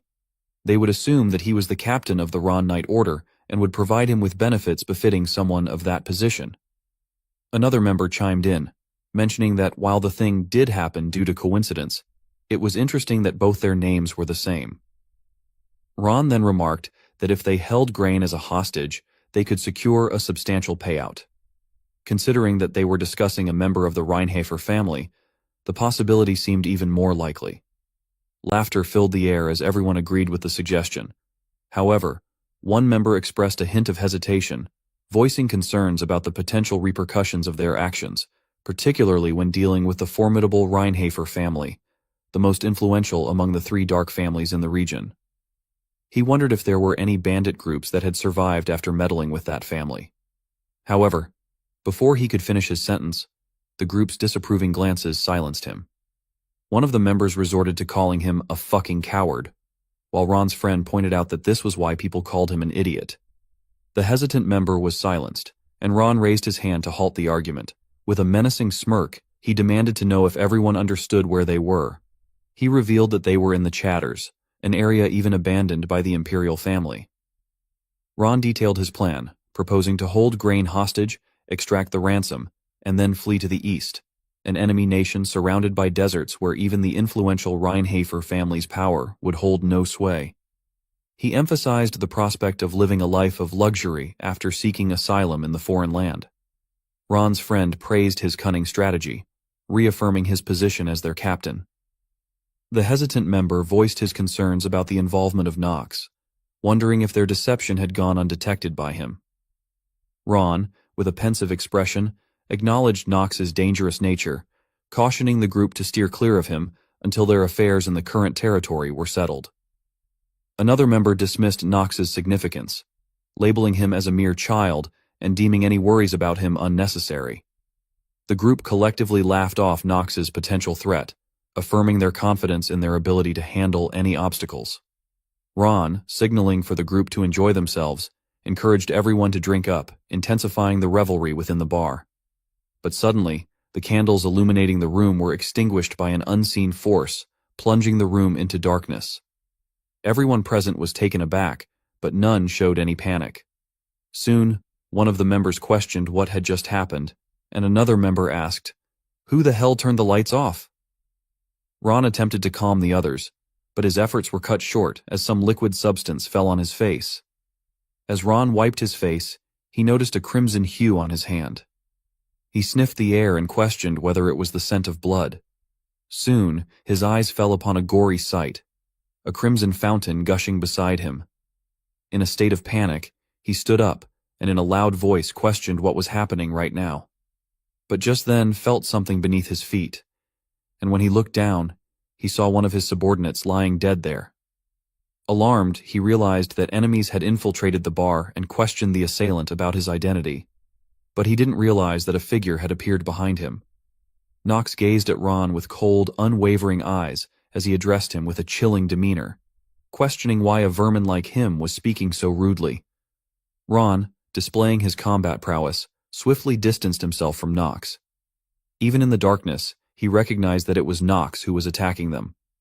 Nox chastised their attempt to rob the formidable Reinhafer family and accused them of overestimating their own capabilities. Ron attempted to maintain his facade of innocence, but Nox cut him off and revealed his comprehensive knowledge of the various criminal activities Ron and his accomplices had committed, including the misappropriation of funds with Tigan. He also showed awareness of Ron's manipulative intentions with Grain, leaving Ron internally cursing as his cover was blown. Ron attempted to persuade Nox and questioned what he wanted. He then suggested to Knox that he should think carefully, as getting rid of Grain could elevate his position within his own family. All he needed to do was to look away this one time. Ron emphasized that there was no need for him to take unnecessary risks. Meanwhile, Ron's subordinates encircled Knox, seemingly ready to attack. In response, Knox's sword emitted a dark aura as he swiftly eliminated one of Ron's men. With his cold eyes fixated on Ron and a knowing smile, he questioned if Ron thought he was naive enough to believe his words, considering he was openly emitting such murderous intentions. Ron was unable to contain the tension any longer, and ordered his subordinates to attack Knox from all directions. Despite their coordinated efforts, Knox effortlessly dodged their strikes and swiftly dispatched them with precise and lethal sword movements. Chaos filled the room as Knox retaliated against Ron's men, his fluid and calculated movements leaving a trail of fallen adversaries in his wake. Ron was taken aback and wondered if Knox had been hiding his skill this whole time. He realized that the situation was getting dangerous, so he decided to end the confrontation swiftly. Soon, a bluish aura began to envelop him, and he reminded Knox that he was dying because of his own arrogance. One of Ron's men remarked that Knox was done for this time since his captain was going to use the Southern Sword technique. Soon, Ron launched a fierce attack at him, fully confident in the power of his technique. However, Knox remained composed, standing his ground without flinching as the attack approached. He calmly observed the straightforward assault and remarked that Ron was more simple-minded than he had expected. With a swift swing of his sword, Knox effortlessly nullified the incoming strike, and a message appeared before him mentioning that he had destroyed the enemy's attack as a genius swordsman. Frozen in shock, Ron could only watch as Knox dismantled his all-out assault with ease. Ron's men, lying at Knox's feet, expressed disbelief and questioned how he had managed to stop this technique. But before he could fully process the turn of events, Knox swiftly disposed of him. He then approached Ron and demanded to know how a lowly vermin like him dared to ask for what he wanted. Just then, a message appeared before Knox, confirming his successful mastery of the Southern Sword technique. With a smirk playing on his lips, Knox basked in the bluish aura and stated that he had already obtained exactly what he wanted. Knox's successful mastery of the Southern Sword technique was evident as a bluish aura enveloped him, and he prepared to unleash its power. His eyes closed briefly as he contemplated the concept of genius. He questioned what it truly meant to be a genius. Did it simply imply that one was more exceptional than others? If that wasn't the case, did it mean someone who had proven that they could reach a higher level that most people couldn't? Throughout his perilous journey, Knox had continually questioned himself, seeking to unravel what it meant to be a genius. With renewed focus, he opened his eyes and swung his sword, acknowledging that while this technique might seem minimal compared to what awaited him in the future, it would be more than sufficient to overcome his adversaries. Ron, fallen to his knees, could only watch in astonishment as his subordinates fell one after another. Knox's mastery of the Southern Sword technique caused mayhem, leaving the subordinates at the mercy of the relentless onslaught. Their pleas for their captain's aid echoed futilely as Ron found himself frozen in shock, unable to assist. A sense of disbelief consumed Ron, and his eyes lost their luster as he recognized that Knox was currently using Chater's Southern Sword technique. He couldn't help but question how a kid like him was using the sword technique that had taken him more than 10 years of his life to master. However, Ron snapped back to reality upon witnessing Knox standing before him, looking down at him with an icy, cold gaze. Ron recoiled, creating space between himself and Knox, his expression wrought with panic and warning. He urgently emphasized the potential repercussions of Knox's actions, asserting that Taigen would not let him escape unpunished, and that he might already be aware of the situation here. In response, Knox dismissed his concerns with a confident retort, refuting any possibility of witnesses observing his actions. Ron persisted, arguing that the surviving individuals present would bear witness to the event. But Knox hushed him and proceeded to elucidate his intentions, addressing Ron directly as Bandit Captain Ron. He emphasized that what he was doing could simply be construed as an act of assassination. Ron was clearly taken aback by his words and sought clarification. Knox, wearing a smirk, noted Ron's confusion and implied that he might have failed to grasp the intricacies of the situation. Knox emphasized that if no one survived to recount the events, this incident would be perceived as a mere assassination. Drawing his sword with a sly smile, Nox embraced the imminent course of action, leaving Ron to confront his fate. Elsewhere, within the confines of a dimly lit prison, the flickering fire torches cast eerie shadows across the space. A young girl, her face marred with bruises, was shackled and visibly exhausted, her breaths coming in ragged gasps. Standing before her, Taigen's menacing figure loomed. Taigen addressed the girl as Mei and questioned her reluctance to comply with his demands. He emphasized her options, to work for him or be sold off to other nobles. He then slapped her and questioned her about refusing the options. However, Mei faced him defiantly, fearlessly meeting his gaze despite the dire circumstances. She adamantly refused to yield to the likes of him. In response to her defiance, Taigen caught her face. With a disdainful expression, he belittled her, asserting that her current situation left her with no choice but to struggle helplessly on the ground. Unbroken by his cruelty, Mei defiantly spat at him, an act that visibly startled Taigen. Infuriated by her defiance, Taigen struck her once more, his patience wearing thin. He sneered at her, taunting her with the possibility of being sold off to a black mage, a fate undoubtedly more perilous than her current predicament. As Mei grappled with the oppressive circumstances, her mind wandered back to a poignant memory from her time in the orphanage. She recalled a sister gently reprimanding her, expressing disappointment in Mei's persistent struggles with alchemical mixtures. The sister attributed this difficulty to what she perceived as an inherent lack of talent on Mei's part. Mei acknowledged that she had zero talent from the start, not just in alchemy but also in swordsmanship and various other pursuits. However, her thoughts shifted to Alina, a fellow orphan who stood in stark contrast. The sister's demeanor changed as she praised Alina's exceptional abilities, remarking that there was nothing left for her to teach. She questioned how they could have someone as talented as her in the countryside. The memory of the sister's admiration for Alina lingered in Mei's mind. Sister's words about Alina's brilliance and her regret over her background as a war orphan stirred a complex blend of emotions within her. In her eyes, Alina embodied an alchemical genius, an individual who seemed to emanate a radiance beyond the confines of their humble beginnings. She recalled how Alina had always shone brightly, as if destined for a different fate altogether, one far removed from the confines of the orphanage. In a moment of reminiscence, Alina's bright smile and her invitation to play still lingered vividly in her thoughts. And this was why Mei had decided to sacrifice herself for Alina's sake. She was certain that Alina was destined for greater things, far beyond what someone like her could ever hope to achieve. Undeterred by Taigen's threats and violence, Mei confronted him with a smile, revealing that a life of struggle was all too familiar to her. Dismissive of any consequences that might follow her demise, she playfully stuck her tongue out at Taigen. Taigen, overcome with anger, raised his hand to strike Mei, but his action was abruptly interrupted by a voice from behind. Nox's figure emerged from the dimly lit corridor as he urged Mei to cease harming herself. He emphasized that if she were to perish within the confines of the prison, it would undoubtedly bring sorrow to Alina. Taigen was surprised by Nox's unexpected intervention, but he inquired about the reason for his sudden appearance with a faint smile. Nox, devoid of emotion, addressed him directly, declaring that, by the decree of the imperial family's law, Taigen was to face execution. Nox then suggested that he surrender, pointing out that his partner, Ron, had already met his end.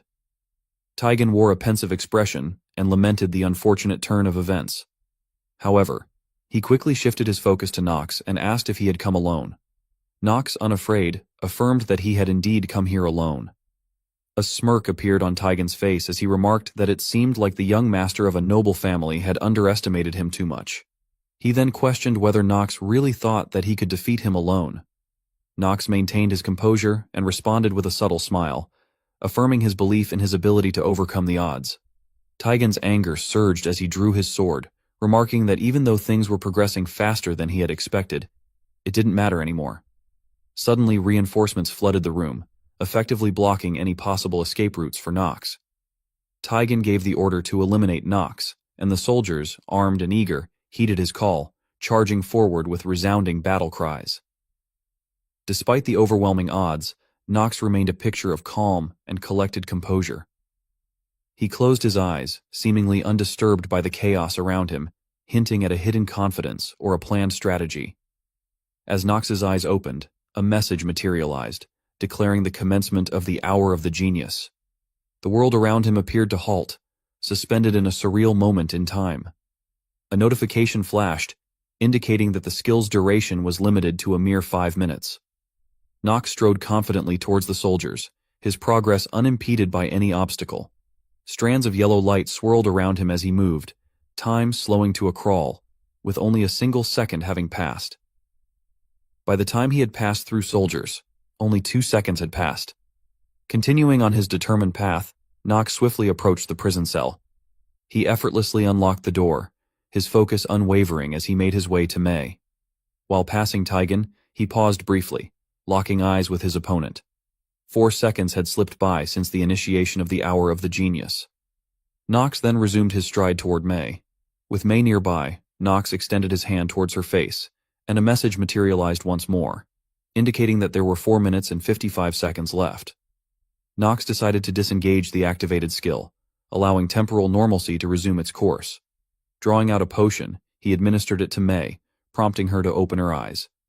Barely conscious, Mei inquired about his identity, prompting him to reveal himself as Nox von Reinhofer. He assured her that by the time she woke up from her sleep, everything would be over. As Taigen's gaze locked onto Nox, a sense of disbelief enveloped him. He couldn't help but question how he had defeated his subordinates so quickly. But suddenly, he felt something amiss, and the next moment, he collapsed to the ground. As he looked back, he saw blood trickling from his wounded legs. What shocked him even more was the sight of his subordinates succumbing to unseen sword strikes. Horror gripped his heart as he tried to comprehend what was happening here. Taigen's focus shifted back to Nox, who let out a chilly warning that his death wouldn't be easy. Taigen looked into Nox's eyes, devoid of any empathy. He was covered in cold sweat, finding himself questioning if he was seriously supposed to believe what was happening right now. That he, the great Taigen, was losing to a mere brat. Amidst the chaos, Nox's mind circled back to the question that had plagued him throughout his journey. What does it mean to be a genius? But a sudden shift of perspective pivoted his thoughts. He then wondered what genius meant to the character Nox, who himself was a genius. Nox lunged his sword toward Taigen, painting the ground in a deep crimson hue. Taigen stared at Nox in horror, grappling with the disbelief that he, the great Taigen, had been defeated by a mere brat. At that moment, he recalled the knight captain of the Chaytor's mercenary corps, who was his father and the most outstanding person in the village. Every man wanted to be like him, and everyone respected him. However, a childhood memory of witnessing his father abusing a woman haunted him. His father turned to him and asked if he knew the reason why the people here followed him. Taigen averted his gaze in fear and replied that he didn't know. Suddenly his father grabbed his hair, and with an evil smile, imparted a harsh reality to young Taigen, that the reason was strength. If you possess overwhelming strength, then you can get away with doing anything, and that was the law of a city on the borders of the Archeim Empire. Taigen mustered some courage and asked his father if he was the strongest person on the continent. His father, releasing the woman from his grip, admitted his own insignificance. He revealed that he was just a nobody on this continent. There were numerous unbelievably strong swordsmen on this continent, and there were also many genius kids that were Taigen's age who were stronger than him. That was what it was like for a continent that was experiencing war. The revelation struck him, and he realized that the reason he had survived so far was because he had chosen not to fight those geniuses. But now he realized that Nox must be one of those unreachable geniuses his father had mentioned. He understood what it meant to be so talented that no one could reach you. In a moment of resignation, he sighed and acknowledged that his impending demise was a consequence of his choice to engage with Nox. The clash between Nox and Taigen reached its climax as Nox thrust the sword, bringing an end to Taigen's tale. The once great Taigen succumbed to the prowess of the rising genius, his story concluding on the battlefield. In Alina's cabin, she sat alone in her room, enveloped in a sense of hopelessness, lost in thoughts about Mei. The weight of uncertainty hung heavy until, unexpectedly, Mei entered the room and called out to her. Alina, her voice tinged with shock, uttered Mei's name. Alina rushed towards Mei, embracing her tightly, tears streaming down her face. Amid sobs, she expressed the fear that Mei had truly left her. Mei, with a gentle reassurance, apologized, recognizing the distress she had caused. Internally, she reflected on her own actions, acknowledging the selfishness of wanting to do things alone while leaving Elena behind. Elena gradually calmed down and, with a still quivering voice, asked about young Master Nox's whereabouts, expressing a deep need to thank him. Jitri responded, mentioning that Nox was likely resolving the situation and engaging in a conversation at that moment. Elena, intrigued, inquired about the nature of the discussion. Jitri revealed that it seemed like Nox was taking some time for a heart-to-heart conversation with his brother. Jitri's internal thoughts, however, hinted at a skepticism about the true intentions behind this seemingly heartfelt conversation. In Grain's room, Grain grew increasingly impatient and wondered how long Ron was going to keep him waiting. He questioned the audacity of Ron for making a noble from the Reinhardt family wait. However, he couldn't help but wonder if something had gone wrong. A knock at the door interrupted his impatience. Cautiously, he inquired about the identity of the visitor. Nox directly entered the room and revealed his presence, prompting a surprised response from Grain, who questioned him about his sudden appearance. Nox, however, simply urged his brother to talk for a moment, emphasizing the importance of the matter. Grain, wearing a frustrated expression, questioned the necessity of a conversation with him. Nox, however, stared at him with cold eyes, his attire bearing stains of blood. It didn't take Grain long to realize the seriousness of the situation. Despite his reluctance, Nox emphasized the gravity of the situation and compelled him to take a seat. Meanwhile, in the office of the head of the Reinhardt family, the head butler read a letter detailing Nox's actions. The letter conveyed that Nox had purged the corruption within the Chaders and administered suitable punishments to those involved. Furthermore, Nox had submitted a request for a separate reward from the family head for accomplishing these tasks. However, the head butler was unable to discern what Nox desired, so he apologized and handed over the letter to the family head, Theo. As Theo read the letter detailing the situation in Chaders, he contemplated the worsening corruption in that region. The complexities surrounding Chaders were rooted in the fact that, while the corruption there escalated daily, nobody bothered to address it simply because it wasn't considered profitable. However, Theo acknowledged the issue was not that straightforward. Chaders was a significant headache for the imperial family. He delved into the strategic importance of Chaders, situated to the east as the last line of defense. If Chaders were to fall, monsters would likely advance toward the center, posing a severe threat. The central government had invested considerable resources, funds, troops, and mercenary corps, to safeguard the relevant areas. Chaders, although seemingly useless, couldn't be entirely abandoned due to its critical role in preventing a greater catastrophe. Theo voiced his concerns about the dangerous bandit groups, especially singling out Taigen as a formidable threat. Even for Grain, dealing with these groups posed a significant challenge. The head butler concurred, stating that if the Ron Knights, or rather the Ron Bandits, were to attack Grain, the situation could take a dire turn. In response, Theo asserted that if Grain and his group couldn't handle a situation of that level, they didn't deserve to be called a part of the Reinhardt family. He revealed that he had already assigned the Black Sword Knights to them to ensure their safety. However, he redirected the conversation back to the matter at hand, Nox. Theo contemplated the motivations behind Nox's actions and expressed his difficulty in understanding why Nox would purge the corruption in Chaders without any clear gain. The same applied to Nox's request for Chaders. He wanted the imperial family to give him authority over it, but Theo couldn't understand just what could be gained from such a desolate place. Nox had even mentioned that if he were unsuccessful, he was willing to give up his rights as the youngest son of the Reinhardt family. Theo found this proposition perplexing, wondering what could be gained from that decision that would prompt Nox to give up his familial rights. The head butler hesitated before asking if Theo would reject Nox's proposal, but Theo ultimately decided to accept it. If Nox could genuinely overcome all threats in Chaders, he would undoubtedly gain jurisdiction over the region, allowing Theo to grant it to him. Theo smiled, considering this a good opportunity to assess Nox's ability to manage a territory. The head butler acknowledged his decision and mentioned that he would send a letter to the Empire to initiate talks to obtain Chaders. Theo granted his permission to proceed with this. After the butler had left, he glanced at the letter, and a serious expression appeared on his face. He couldn't help but question just how far ahead Nox was planning.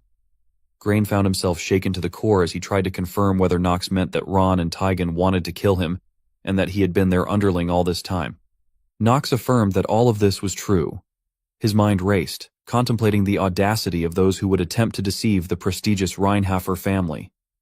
Frustration clouded Grain's thoughts as he shifted his gaze towards Knox. In his internal reflections, he acknowledged that Knox was proving to be more troublesome. Sensing Grain's scrutiny, Knox smiled and casually inquired if he was afraid of him. Grain's face contorted with a mixture of emotions, and he replied cryptically, "How amusing." Internally, he acknowledged the need to restrain himself. Passing the upcoming test to become a knight was paramount, and succumbing to the provocations of someone like Knox could jeopardize that. Resigned to the reality of the situation, he reluctantly accepted Knox's offer, realizing that his life hung in the balance. Suppressing his pride, Grain asked Knox what he wanted in return. Knox was pleased to learn that his brother was quick to calculate the pros and cons. He then outlined his demand: the right to command all the soldiers under his jurisdiction. Grain immediately agreed to Knox's condition. He knew that even if he withheld the army, his life now rested in Knox's hands, and he had to admit that he was uncertain about Knox's true strength. Seeking to balance the scales, Grain laid down his own condition. He asked Knox to guarantee his life and ensure that the outcome of their collaboration favored him. Knox agreed to his conditions, but he pointed out that he had made two requests: guaranteeing his life and influencing the outcome. Grain restrained himself and reluctantly offered the mineral rights and artifacts of his large mine in exchange. He then asked Knox to ensure that he took care of things properly. Knox assured him that it was a small price to pay compared to his life. Rising from his seat, Knox smiled and conveyed his appreciation for Grain's cooperation during his stay in Chaders. However, his expression turned serious as he cautioned Grain against any impulsive actions. Sometime later, in Alina's cabin, she sat on the ground engrossed in documents, expressing uncertainty about creating metallization and corroding potions, as she had never made them before. However, after contemplation, she concluded that it was indeed possible. Knox, seated nearby, praised her for her thoughtful response. Jitri expressed concern and questioned whether it would truly be okay, as his plan seemed too dangerous. She acknowledged that as an ordinary maid, she shouldn't be asking such questions, but wondered if there was a specific reason he needed to kill the griffin. May echoed this sentiment, emphasizing the importance of not losing their hero in vain. Knox reassured them, dispelling their fears. He stated that if the plan were impossible, he wouldn't have proposed it. He could understand why they were so worried, but he couldn't tell them that there was something he needed to obtain after killing the griffins, so he had no choice but to lie. Responding to the lingering questions, he firmly declared that he had thoroughly considered the plan, discouraging any further inquiries. Jitri, understanding the situation, pledged to prepare everything needed for the task. Knox knew that killing the griffin in Chaders at the beginning of the game was actually close to impossible, as no one had succeeded in doing so. Suddenly, a sly smile spread across his face as he revealed that this was only true when they excluded him. He then started to explain the plan to the group and warned them to listen carefully, as he was not going to repeat it. It was impossible to defeat Griffin using a conventional playstyle in this particular scenario. However, there existed a hidden route that allowed for Griffin's demise, and this secret was exclusively known to the so-called stagnant water gamers. Knox fell into this category, having successfully completed Inner Lunatic 26 times. This explained his determination to vanquish the Griffin in the shadows of Chaders. The task was challenging but straightforward, with the promise of a significant reward motivating him to pursue it. Knox questioned the group, asking if they understood the plan. In response, they enthusiastically affirmed their understanding. With a concise end to the explanation, Knox declared the plan would be set into motion the following day.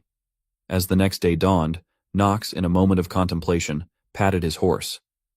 The gravity of the situation settled in. He had to put his life on the line, a necessity in the unforgiving world of Inner Lunatic, to which he had transmigrated. The ground began to shake as numerous monsters of diverse races charged toward the defensive outpost, signaling the commencement of the plan. Knox stood atop the defensive wall and surveyed the approaching menace. He barked orders, and Alina and May responded with crisp voices, while Grain, wearing an annoyed expression, grunted his acknowledgement. Knox addressed the soldiers, emphasizing the gravity of the situation and reminding them that they had only one chance. The soldiers responded with a resounding affirmation. In a moment of reflection, he wondered why this moment felt so new. The realization that he had become Knox von Reinhofer, the sole strategist, weighed heavily on him. Dietrich arrived behind him, expressing concern about whether he would truly be all right. As she had mentioned the day before, the plan seemed too dangerous. But Knox silenced her, gesturing for her to stop. He then looked at her with a calm demeanor and told her to trust her master, assuring her that he wouldn't die. Knox then jumped off the wall, and thoughts surfaced in his mind about the moment he made a promise that he could not keep since he was terminally ill. Skillfully slowing his fall by sticking his sword into the wall, he propelled himself toward the approaching horde of monsters. Initiating the assault, he hurled a corroding potion at an iron golem, making it an easy target. A swift slash was all it took for the iron golem to fall. A series of messages appeared, indicating that he had successfully defeated the iron golem, and the proficiency for Chater's southern sword technique had increased. Knox began killing monsters left and right, stating that if he hadn't made that promise, he might actually die. A sly smile crept onto his face as he started slaughtering the monsters, urging them to become his stepping stones so that he could finally enjoy the game more, which had now become his reality. His expression widened as he noticed a colossal griffin soaring overhead. Facing the griffin, Knox greeted it with a determined look and questioned whether they should get started. The shock was palpable among the onlookers. Elena, overcome by the spectacle, questioned the reality before her. She couldn't fathom a knight capable of such combat prowess. Was it truly humanly possible? May, equally astonished, expressed her thoughts on Knox's speed, noting that his movements surpassed the limits of their eyes to follow. She couldn't help but wonder just what kind of place the Reinhofer family was. Dietrich provided some background on the Reinhofer family, a family renowned for swordsmanship and also a place where internal conflicts take place to determine the worthy inheritor of the Black Sword. Dietrich confidently asserted that Knox was the most talented among the candidates. Meanwhile, Grain, feeling a tinge of jealousy, grappled with a headache induced by the constant praise lavished upon Knox. Dietrich found herself contemplating the reasons behind Knox's decision not to address the circulating rumors about him. She harbored a certainty that Knox had his motivations, even if they remained elusive. Just then, May spoke up and admitted that the rumors about him might not be entirely accurate. She speculated that there were compelling reasons for Knox to maintain a facade of being a good-for-nothing, though she couldn't fathom what those reasons might be. Dietrich, wearing a knowing smile, acknowledged her sentiments. She then bowed and urged the others to play along with Knox's act, emphasizing that he was a wise person after all.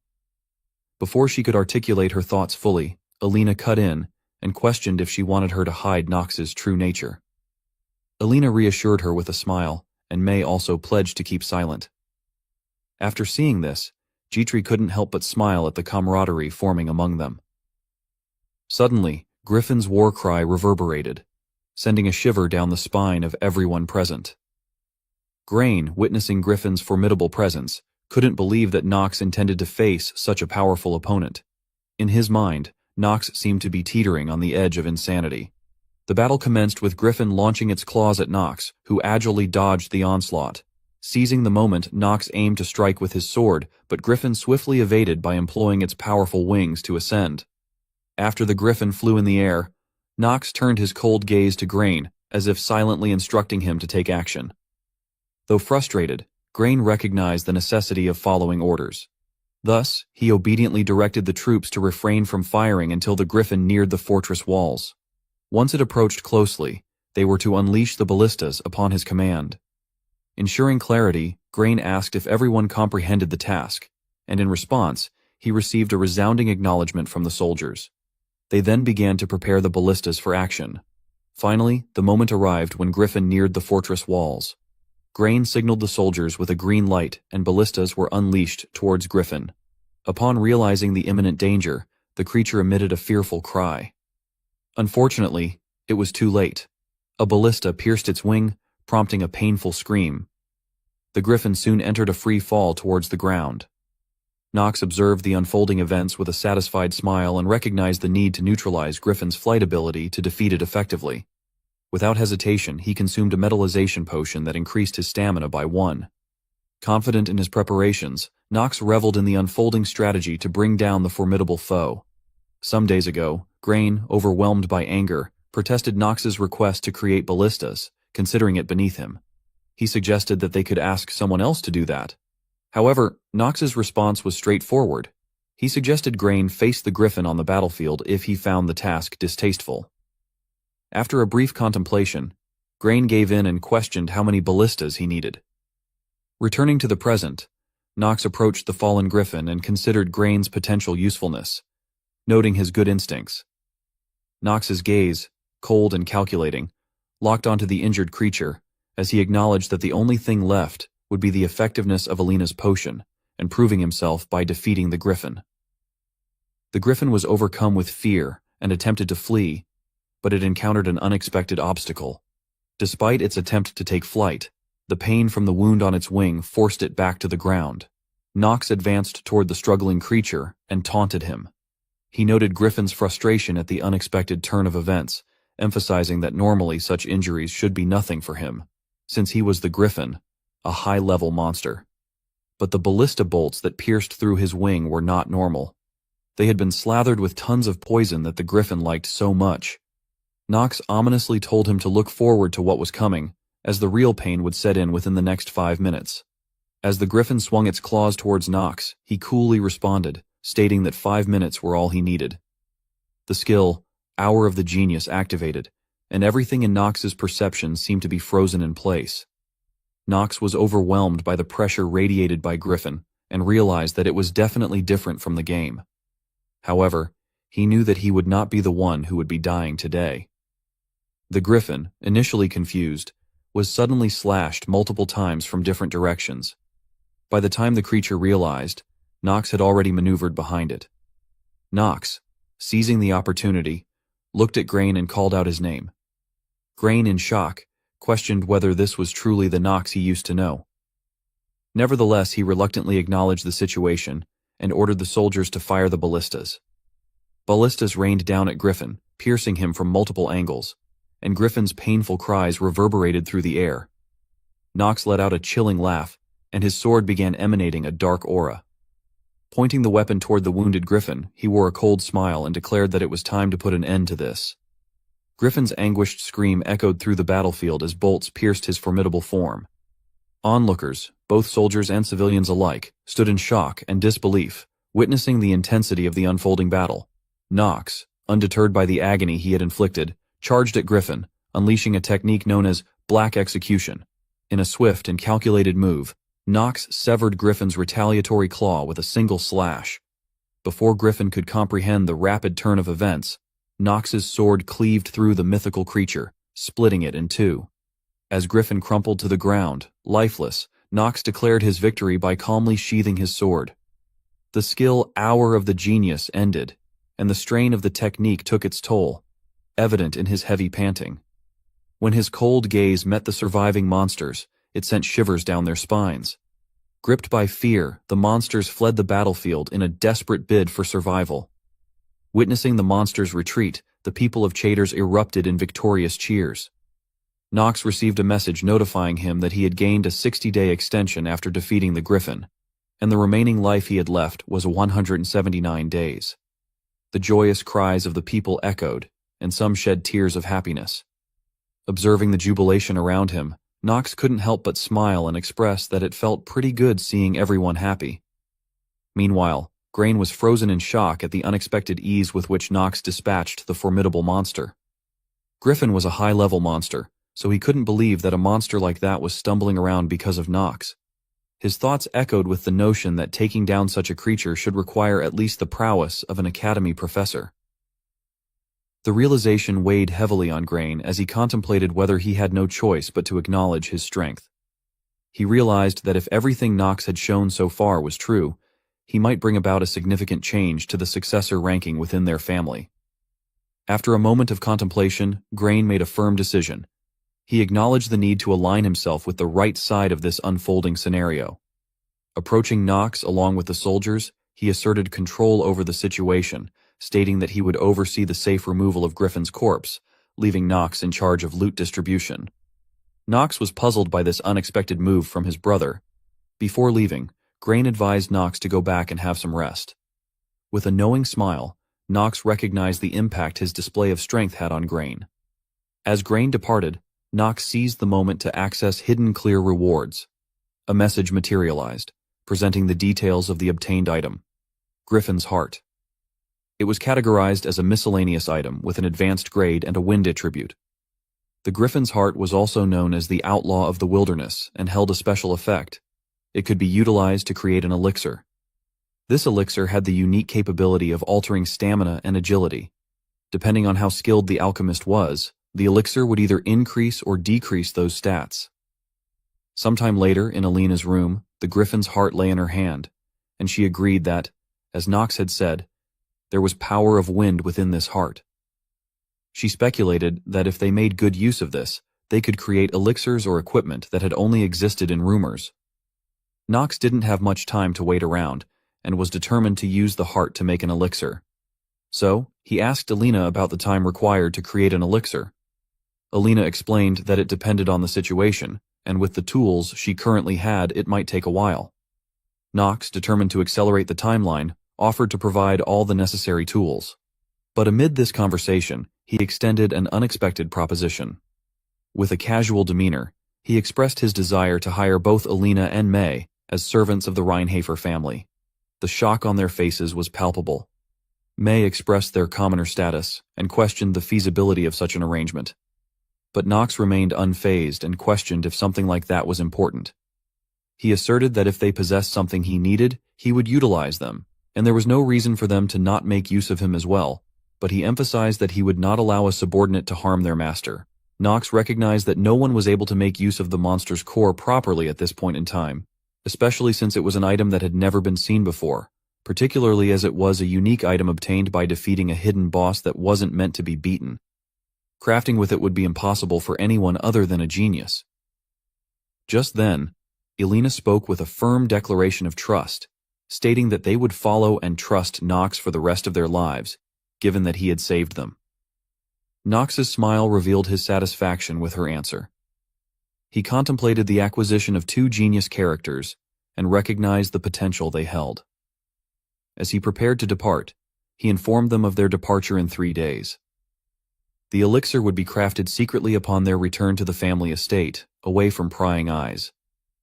Emphasizing the need for secrecy, both Alina and May affirmed their understanding with a resolute yes. Knox and Jitri ventured out of Alina's hideout, making their way toward the inn through the sewers. Amid their journey, Jitri abruptly halted, prompting Knox to inquire about the reason for the sudden stop. Jitri expressed her observation that he was different from what she had heard about him. Knox, confused, asked for clarification. She pointed out the rumor about him being a selfish person who only cares about himself, but she knew that at least that part was not true. She then requested Knox to promise her that if he ever found himself in a difficult situation, he would let her know if she could be of help, despite her lowly status. She also expressed confusion about why so many people disliked him. Knox turned around and started leaving, assuring Jitri that he would seek her help if the need arose. He then shifted the conversation, expressing concern about the chilly night and urging her to move quickly to avoid catching a cold. As they continued their journey, Jitri couldn't help but smile at Knox's nagging. However, an embarrassed expression later clouded her face. In front of her, Knox was lying on the bed, ill, and he knew what she was about to say, so he stopped her from doing so, finding it humiliating. Jitri reassured him, acknowledging that such things happened, emphasizing that he was still growing. Just then, a message appeared before him, revealing that he had contracted a negative ailment, cold, due to frequent sickness, and another negative ailment, chronic cough. Knox sighed in frustration, reflecting on the absurdity of the situation. Some days later, as Knox and Grain returned from their expedition to Chaders, a guard's announcement echoed through the territory welcoming them. The news of their return quickly circulated among the people, drawing attention to the presence of May and Alina alongside them. Whispers rippled through the crowd as onlookers speculated about the newcomers. A debate unfolded among the spectators, questioning whether May and Alina were the new servants of Knox. Some expressed skepticism, citing Knox's history with women and insinuating that his apparent improvement might be a facade. Concerns about potential consequences for speaking ill of Knox arose. warning against potential beheadings for those who criticized him openly. Amid the chatter, doubts emerged about the truth of Nox clearing the missing child's forest.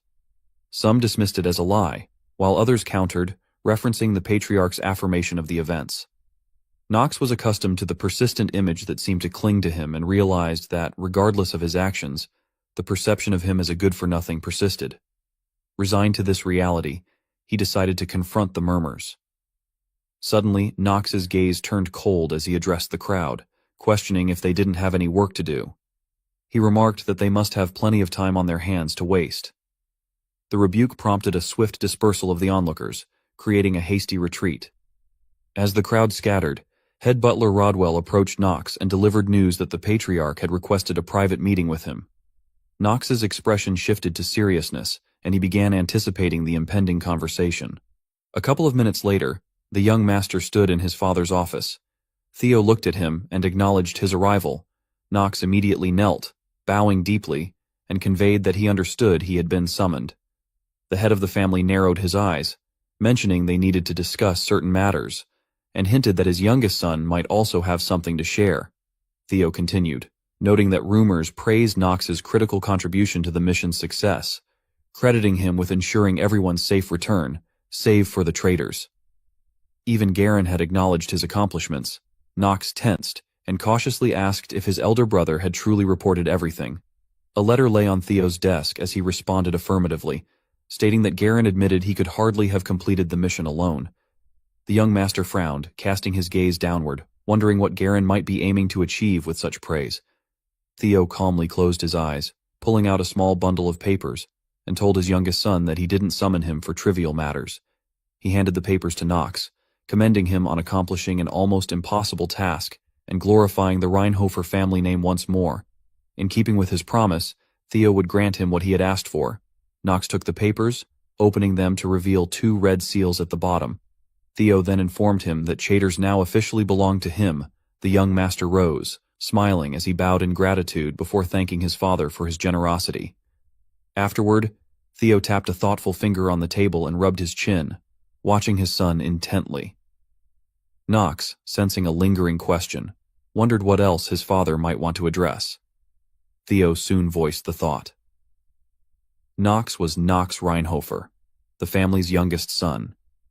Would he consider taking his father's place?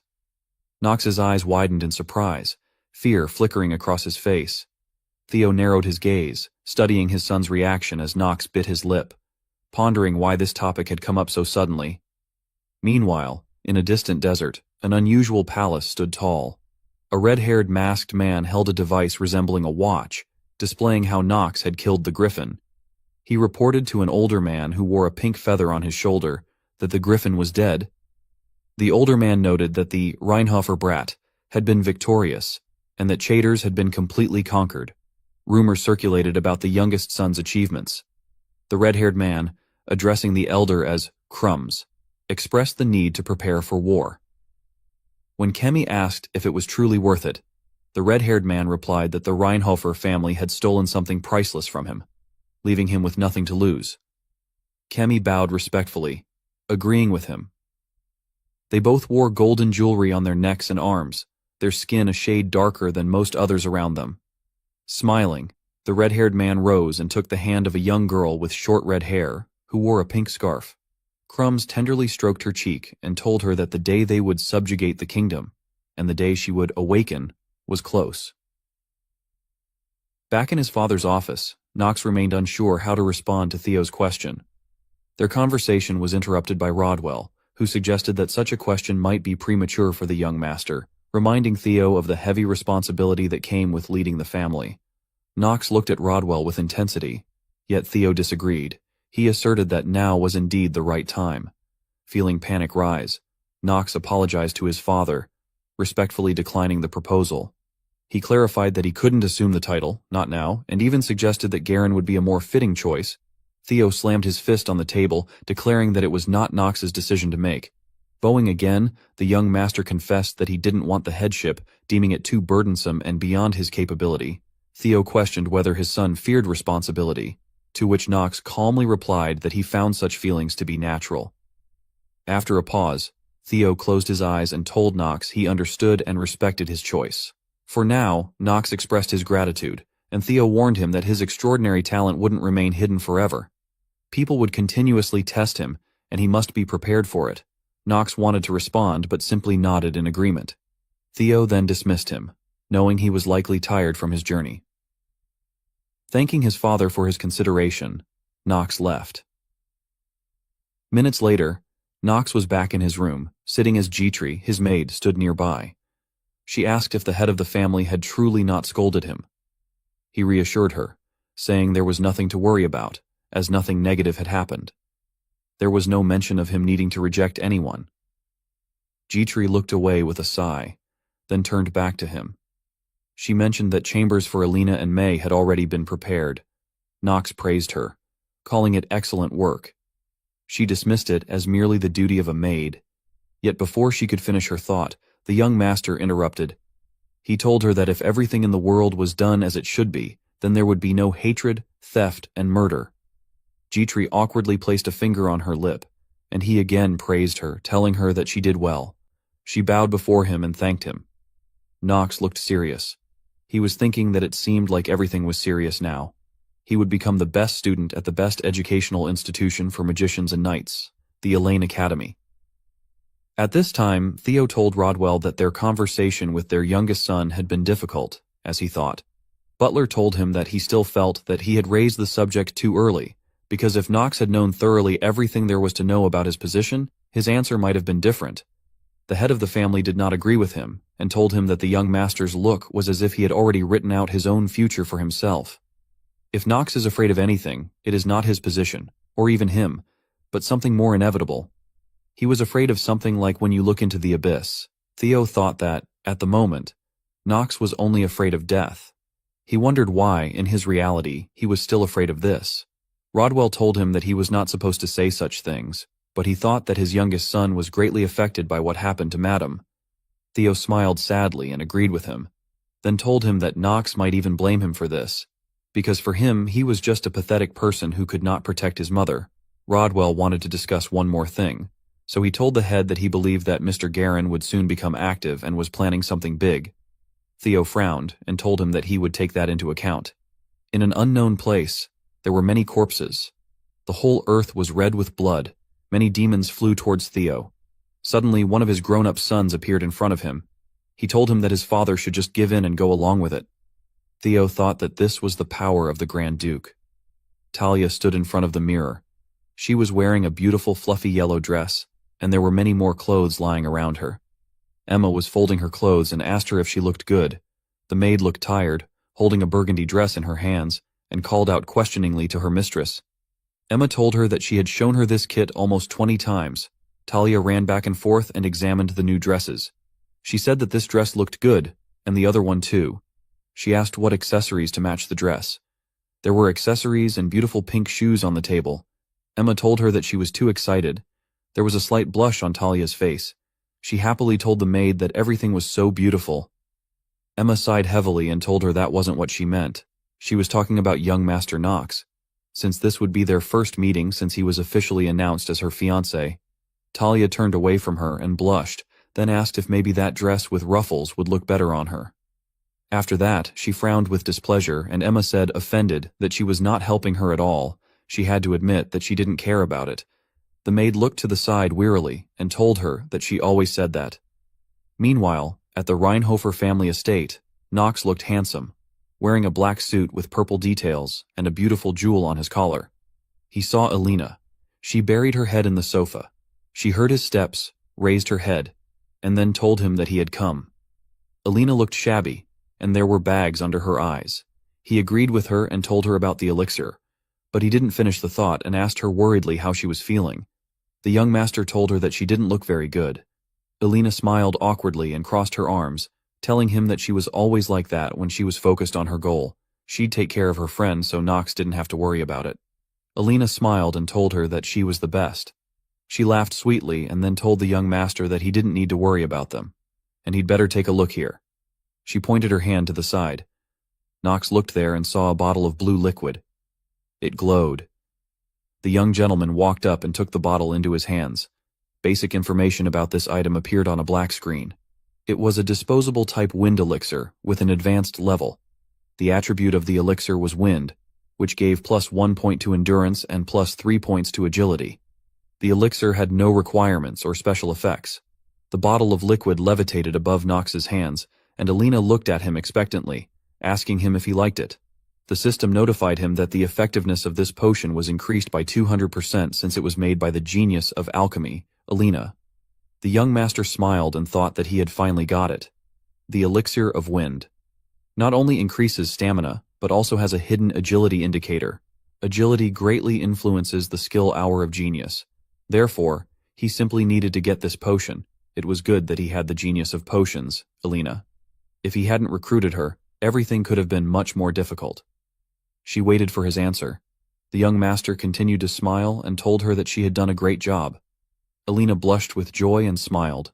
Nox immediately drank the liquid. Turquoise energy appeared around his body, and for a second, it was as if the wind blew. He told them that they were all finished now. The young master went out into the corridor, followed by Jitri. He smiled and confidently said that it was time for them to visit Alina.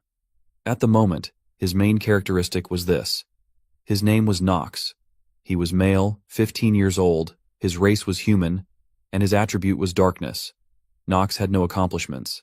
His bonuses were a genius in close combat, a genius in magical perception, a strong mind, and a master of acting. His limitations were mortally ill, cold limbs, morbidity, and obsession. Nox's stats were better. His stamina was 6, +1 point. His mana was 9, +1 point. His luck was 11, +1 point. And his charisma was 26 points. In addition, he possessed skills such as Genius Hour, mid-level heirloom sword mastery, southern sword, and ignition technique. Nox's remaining life due to his fatal illness was only 150 days. The system notified him that the magic perception genius bonus had been activated as his mana had reached 10 points. Sometime later, the sun was shining brightly in the sky. It was the Elaine Academy building. It looked luxurious. A HSE-drawn cart arrived at the academy grounds. Nox came out, and Jitri was behind him. The young master looked very handsome, even wearing white gloves. Everyone began to discuss his arrival. One student said that he had white hair and lavender eyes. He asked if this was the youngest son of the Reinhofer family. The guy with blonde hair told him that he had heard that Nox was the one who would be entering the academy this year. The guy asked if this lousy son really went to the academy. He was told that he needed to watch his words, otherwise he might lose his head. Nox smiled and then asked why it was so noisy here. He rubbed his neck with his hand, looked at them arrogantly, and then asked if there were dogs yapping around somewhere. The men immediately fell silent and left. The young master also walked toward them. Jitri looked at him worriedly, and then opened her eyes wide in surprise. She saw another cart with a horse, and Emma emerged from it. She smiled and called out to the young master. Jitri bowed before her, while Nox looked displeased, telling her that they had already arrived earlier. The system notified him that his acting skill was temporarily unavailable because he was too shocked. Emma agreed with him, saying it was because it was the Elaine entrance ceremony. She pointed to the carriage and told Talia she needed to get down and greet Mr. Nox. Talia began to panic, loudly asking if Nox was really there. She quickly slammed the carriage door and told Emma they needed a moment. After a brief pause, Talia exited, dressed in a beautiful academy uniform, her face red with embarrassment. Nox looked at her, thinking that although he expected her to be here, everything felt unexpectedly strange. He remembered practicing with a sword in the training room, suddenly dropping it in shock and asking Ron what she had just told him. The maid looked at him questioningly and replied that she'd only mentioned they were planning to betroth him to Lady Talia. She was about to elaborate, but Nox, panicked, grabbed her shoulders and asked how he was supposed to know. He told her it was a huge problem. But now he hopelessly closed his eyes, realizing that after checking, it was true. Their families had arranged the marriage without their knowledge, and he was not pleased. Talia was visibly embarrassed, stuttering slightly. She smoothed her hair and greeted him awkwardly. Nox looked away and returned her greeting emotionlessly. Talia seemed thrilled, smiling as she looked at him. Jitri approached her master and whispered, asking if this was Lady Talia, his fiancée. Nox responded irritably, telling her not to say that. Talia happily asked how he was doing. Coldly, he replied he was fine and asked how she was. She answered that she was fine too, blushing. Their conversation was interrupted by a horse's neigh. Everyone turned toward the sound. In front of them was a green carriage. Knox thought of another renowned genius of Elaine Academy, Eleanor de Rival, who was from a rival family secretly ruling the continent. She was beautiful, with blue eyes and red hair, exuding an air of grace. Eleanor stepped down, smiling as she announced her arrival. Knox thought about her intense dislike for the original Knox in the game. Eleanor laughed, covering her mouth with her hand, and addressed her servant, calling him Mr. Knox. She remarked that she hadn't known he'd been selected to enroll in the academy, expressing her gladness to meet him. Knox asked if she was Eleanor, to which she smiled and confirmed, recalling a childhood memory. She added that she was the same heir to the merchant family he had looked down upon, giving him a slightly menacing look. Eleanor smiled, mentioning that she never thought they'd meet again. Knox reflected on her status as the only daughter of the richest merchant family, owning nearly half the continent, and her future nickname, the Money Fox. He panicked a little, remembering their childhood argument. The system notified him that his master acting skill was again unavailable. He recalled his childhood, seeing a young girl with red hair, looking at her displeased and calling her a non-entity, scoffing at the notion that status could be bought with money. Little Eleanor had blushed in shame and cried. Knox looked at her, realizing their tense relationship was a consequence of his actions. He thought that it seemed there were more people than ever ready to pierce his heart with a blade. Eleanor smiled and asked if something was wrong, noting he wasn't acting like himself. Crossing his arms, Knox asked how she thought he usually behaved. She told him to stop pretending, asking if he really enjoyed hearing insults. Knox narrowed his eyes in irritation, thinking she was a stubborn fool. He suggested she leave if she intended to quarrel. Eleanor laughed, telling him she knew he was still the same nasty fool. The young master frowned, asking her what she wanted, and if she was really that desperate for his attention. Eleanor, laughing sweetly, apologized, saying she had no desire to covet anything from the black sheep of the Reinhofer family. Knox thought to himself that he knew her disdain for Knox wouldn't vanish. He activated his vision skill, and information about Eleanor appeared. Her main attributes were, she was female, 15 years old, of the human race with a wind attribute, and held titles as a genius at counting and acting. However, she had limitations: vanity, pride, and a weakness against southern sword techniques. As Knox studied her stats, he noted that her characteristics remained the same, which, in his view, was better. The rival family, he thought, was willing to pay dearly for the title of D in their name. Alina's father paid dearly. She hated it. But still she made the most of this fact. She was too vindictive and touchy, and old Knox foolishly decided to quarrel with her. Knox tested her patience and quietly remarked that she shouldn't have been meddled with at all. Alina bowed before them and told him she would leave, but they wouldn't say goodbye, as they were not close enough to wish each other well. Knox, calm as ever, told her that it didn't bother him since he didn't expect anything better from a hillbilly like her. She smiled, agreed, and simply walked past him. The young master then told Talia that they also needed to go, as the entrance ceremony would begin soon. She looked a bit worried and thoughtful, but quickly agreed with him. They headed toward the academy entrance, and Knox thought that now he definitely wouldn't be able to get rid of Talia because she was his fiancée, but he would try to make the most of this situation. As he glanced at the Elaine building, he thought it was time to get back on his feet. A couple of minutes later, they were inside. The young master looked around and told his bride that, as expected, the children of many renowned families had gathered. Some newcomers were already talking to each other, and Knox considered that although some of them might be useless and not align with the original story, it would still be advantageous to enlist their support. He remembered several individuals: Paracelsus Lenore, the girl with yellow hair, the guy with black hair, and the girl with pink hair, the strongest characters in the game. Rubbing his chin thoughtfully, he decided it would be best to avoid them to prevent completely derailing the plot. A cautious approach was necessary. Suddenly, he asked the maid and Dias if he thought too many eyes were on him. Jitri told him that this was indeed the case. The aristocrats glanced at him every now and then, with shock and occasional contempt in their gazes. The maid furrowed her brows and told him she thought he would be popular in Elan. The young master crossed his arms, repeated her words, and asked if she thought the looks were too unkind for him to consider himself popular. Talia looked at him worriedly. Suddenly, someone coughed loudly, asking if everyone could hear him. Silence fell, and Knox looked at the stage, realizing everything would finally begin. Servants bowed before a man as a girl with white hair stepped onto the stage. She was barefoot, eating caramel on a stick, and greeted everyone with unusual clothes, azure eyes, and a strange mark on her chest.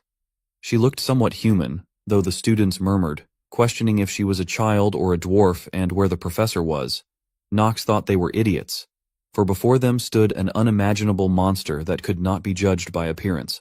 A black screen appeared before the young master, detailing the girl's information.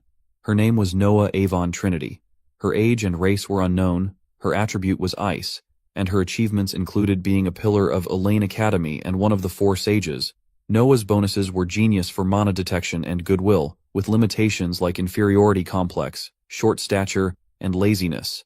Her stats showed 21 strength, 26 mana, 8 luck, 22 willpower, and 10 charm points. She had 2 passive skills, Sea of Mana and Ruler's Aura, along with active skills, Water Bubble, Cold Beam, and Blizzard. The young master turned pale, realizing this was a character he should stay on good terms with. Talia looked at him questioningly, but he warned her to say nothing about this girl if she valued her life. Noah smiled widely, introduced herself, and sweetly announced she was the new dean of the academy. Raising her finger, she warned the students, not finishing her thought before her hair stood on end and her eyes glowed blue. Threateningly, she warned that if anyone called her Shorty again, she would kill them. Afterward, she sweetly asked if they understood. She told everyone they would begin the trial entry into Elaine Academy. Surprising them, as the code did not mention such rules, Noah looked arrogantly at a student who raised an objection, telling him that this was the rule of the new dean to weed out the rabble. A huge, strange seal glowed with blue light beneath the students. She wished everyone to experience it, and sinisterly wished them good luck. Knox widened his eyes, realizing it had started. Suddenly, all the students disappeared. They found themselves in a forest, with the sun shining brightly.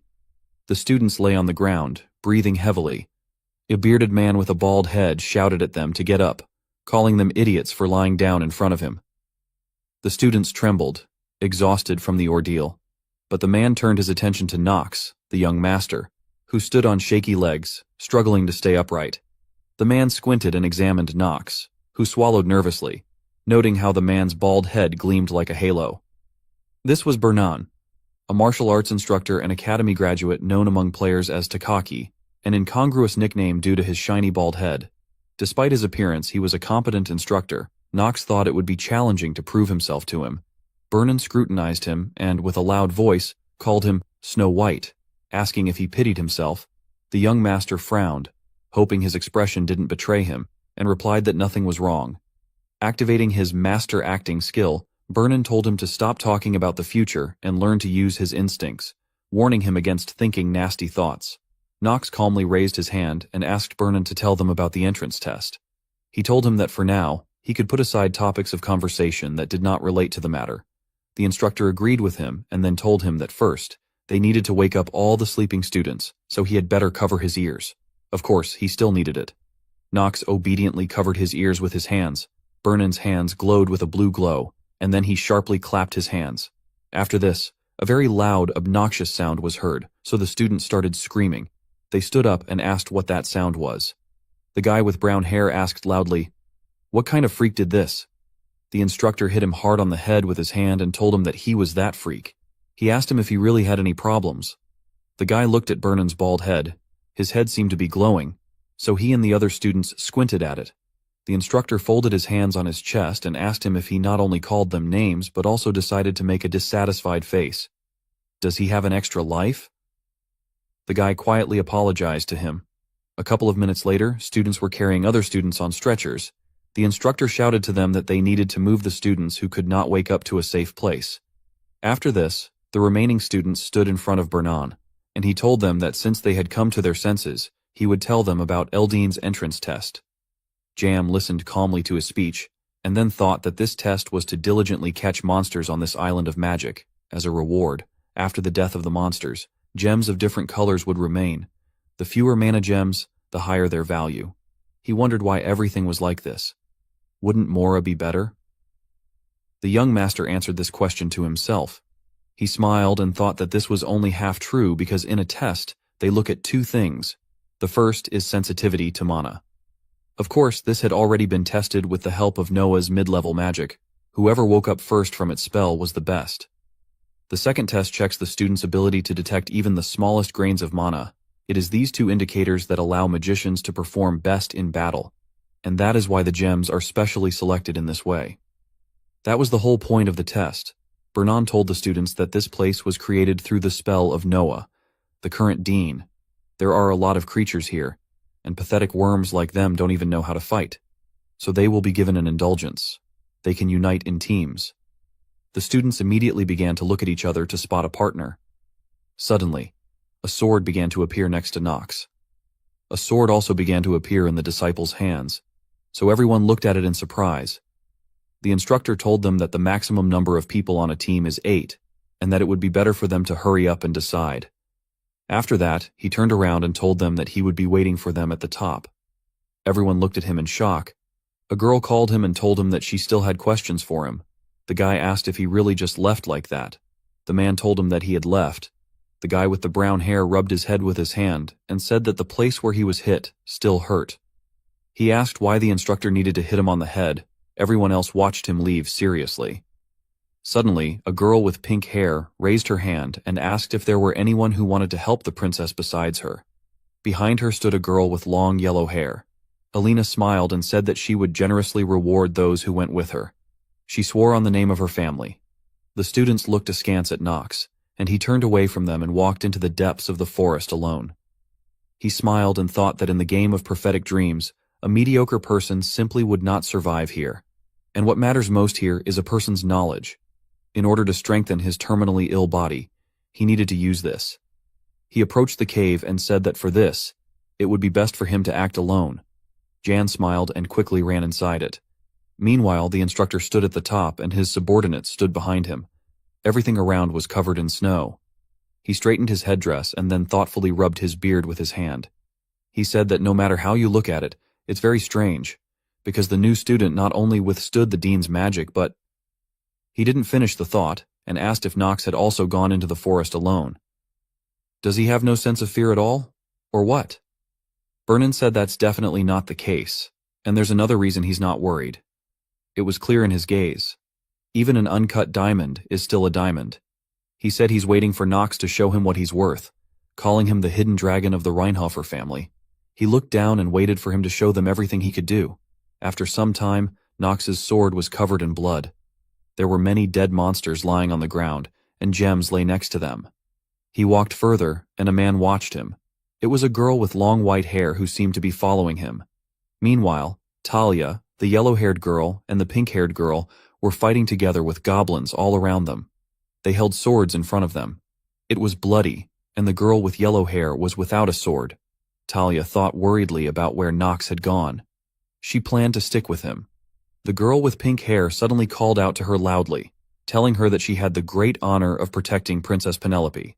The girl told her that she needed more enthusiasm. Talia agreed with her. The girl with yellow hair was called Penelope, and she was holding a large purple gem in her hands. It glowed and sparkled beautifully. Penelope told them that they had gone quite far. She believed that purple crystals were valued far above the rest. The girl with pink hair told her that maybe this is not so. After all, this is a test for Noah, one of the 4 wise men. She was sure that there was something hidden behind all this. Penelope agreed with her and then looked around excitedly. The rest of their teammates were already tired and exhausted from the battles, their clothes bloody, and they were sighing heavily. The princess told them that she thought that in their current state, not everyone would be able to make it further. The girl with pink hair frowned, thinking that this would not work because she promised Penelope to take her to the top. The current Aram Empire is rotten to the core, so in order to restore the empire to its former glory, Princess Penelope must take the throne. She thoughtfully rubbed her chin and thought that she needed to do everything possible to make this happen. Talia confidently told the princess that she could still fight, so they could simply gather those who were still able to stand on their own feet and move on. She asked her what she would order them to do. The girl with pink hair told her that she had thought about it too. Penelope frowned, squeezed the purple crystal tightly in her hand, and then relaxed it. She remembered the guy with yellow hair who looked at her arrogantly. After that, she looked down and agreed with them. She told them that they would move on. They needed to hold on a little longer. Meanwhile, Nox had already left the cave. Steam was coming out of his mouth because everything around was covered in snow. He rubbed his hands, trying to warm them up. The system notified him that the third-level chilly limbs restriction was now in effect. His movement speed was limited, and his character's breathing would work intermittently. Additionally, all of his character's stats would temporarily drop. Nox frowned and closed his eyes. He exhaled heavily, thinking about how he knew this would happen. Clenching his hand into a fist, he then snapped his fingers. A fireball appeared above his palm, and the system notified him that the restriction of chilly limbs had been lifted due to the owner's fire magic. The young master looked at the screen and thought that if he wanted to go far with a body like his, he would need to come up with something for this limitation. Looking forward, he muttered that this was quite enough for now. He walked further, and a small fireball levitated beside his shoulder. Nox looked around. Snow and snowdrifts were everywhere, and the wind was blowing. He noted that this was quite fitting for the frost witch, Noah. The young gentleman looked up and smiled, commenting that he understood this was the top of the mountain, but there was too much ice here. Breathing intently, he closed his eyes and sat down. Placing his palm on the ground, purple energy began emanating from his hand. He wondered how this explanation would work if this place were an ordinary island. The ice began to crack, and purple energy glowed within the entire mountain, resembling the roots of a tree. He thought that this place was artificially created by Noah, and that everything here was of magical origin. Suddenly, ice monsters appeared. He realized that these monsters were also created by magic. Nox stood up, his hand glowing purple as if absorbing energy. He mused that it was difficult to imagine the amount of mana possessed by the dean of the academy. Smiling, he clenched his fist and muttered, "Who cares?" The ice continued to crack, and huge ice monsters emerged, their bodies several times larger than Nox's. The young master observed them and noted they were ice trolls, creatures known for their high regeneration and vitality. He commented that such monsters could easily kill a beginner, but for him, they were just dust beneath his feet. One troll swung at him sharply, but Nox quickly dodged. Another giant swung a huge wooden stick at him, but the young master crouched, dodging once again. When the troll tried to hit him a third time, Nox blocked the blow with his sword. His eyes glowed purple, and he thought about Noah's obsession with talented students. She wouldn't put students in a corner before they blossomed. Ice trolls weren't weak enough that any student could handle them. In the real world, encountering them would only make a person wish for a swift end. He looked seriously at the monsters, deep in thought, but didn't finish his contemplation as 4 huge trolls stood in front of him. A girl with long white hair watched him from behind a tree. Hidden, Nox darted forward, past the trolls, thinking about how Noah's monsters might have a specific behavior pattern as an indulgence. The first troll would always hit vertically and stay in the center, while the next would strike horizontally, slower due to a wide swing. He ran toward the last monster, thinking that this one would try to pierce him, but had the weakest blow of all. As the last troll swung, Nox blocked the attack with his sword, smiling as he realized he could parry the strike. He immediately swung his sword, cutting through the monster. Moving swiftly, he began to strike the other trolls with his sword. Blood spilled from their bodies as he withdrew his weapon and struck another monster sharply. With all the opponents defeated, they collapsed to the ground. Nox bent down, picking up a gray gem that had fallen from one of the monsters. Holding it, he pondered why he ignored the other gems. The gray crystal was a hidden marker that Noah specifically placed here, and he would be able to exchange it for a very important scroll. The young master would strengthen his hour of genius skill after completing this story. Meanwhile, a man with dark hair held a purple crystal, telling his partners that at this rate, they would be the first among their peers. Elena appeared displeased, but a girl with brown hair looked at the gem with interest, expressing hope. The girls smiled joyfully, clapping their hands, and agreed that they had done well. Eleanor, lost in thought, agreed, and said this should be enough to pass the test. Her thoughts trailed off as she remembered Nox going into the forest alone. She felt haunted by a strange feeling, and looked down, emotionless, recalling her childhood. A man shook her shoulders, demanding why she had quarreled with Reinhofer's son, clad in a long burgundy coat. He shouted, reminding her that they must rise above others. He asked if she understood that they needed to reach the top. Elena looked at him in fear, crying, as he shouted that she needed to find a way to approach Nox at any cost. She thought that this man had never seen her as his daughter. Currently, she rubbed her chin thoughtfully, wondering where Nox had disappeared to, thinking that facing this test alone would be of little use. Maybe he knew a secret way to pass this test with a high score. Suddenly she raised her hand and told everyone that she had a proposal.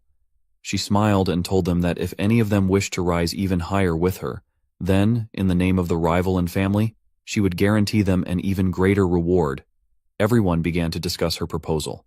The girl with short hair asked her if she didn't like this gem, warning that they might get hurt if they went any further because it was too dangerous. Elena smiled sweetly and agreed with them. Then, she asked if they agreed that the higher the risk, the higher the reward. The guy with blonde hair confidently told her that he would go further with her. She agreed with him.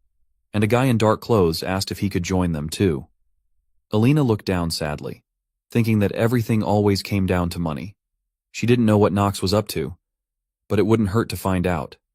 After that, she smiled artificially and asked them if it was time to move on. At this time, Nox was on the top of the mountain. He thought that the reason to take risks and go alone was simple, because everything would be rewarded in full. He looked at the corpses of the ice trolls, thinking that there was almost no opportunity to improve the Hour of Genius skill in this game. It was almost impossible until he discovered the hidden agility attribute. Nox said that nothing could be done about it, even if he attracted everyone's attention. Suddenly, he opened his eyes wide, turned around, and his sword quickly flew to the side. He was surprised by this because he had held his sword tightly in his hands. Paracelsus stood before him.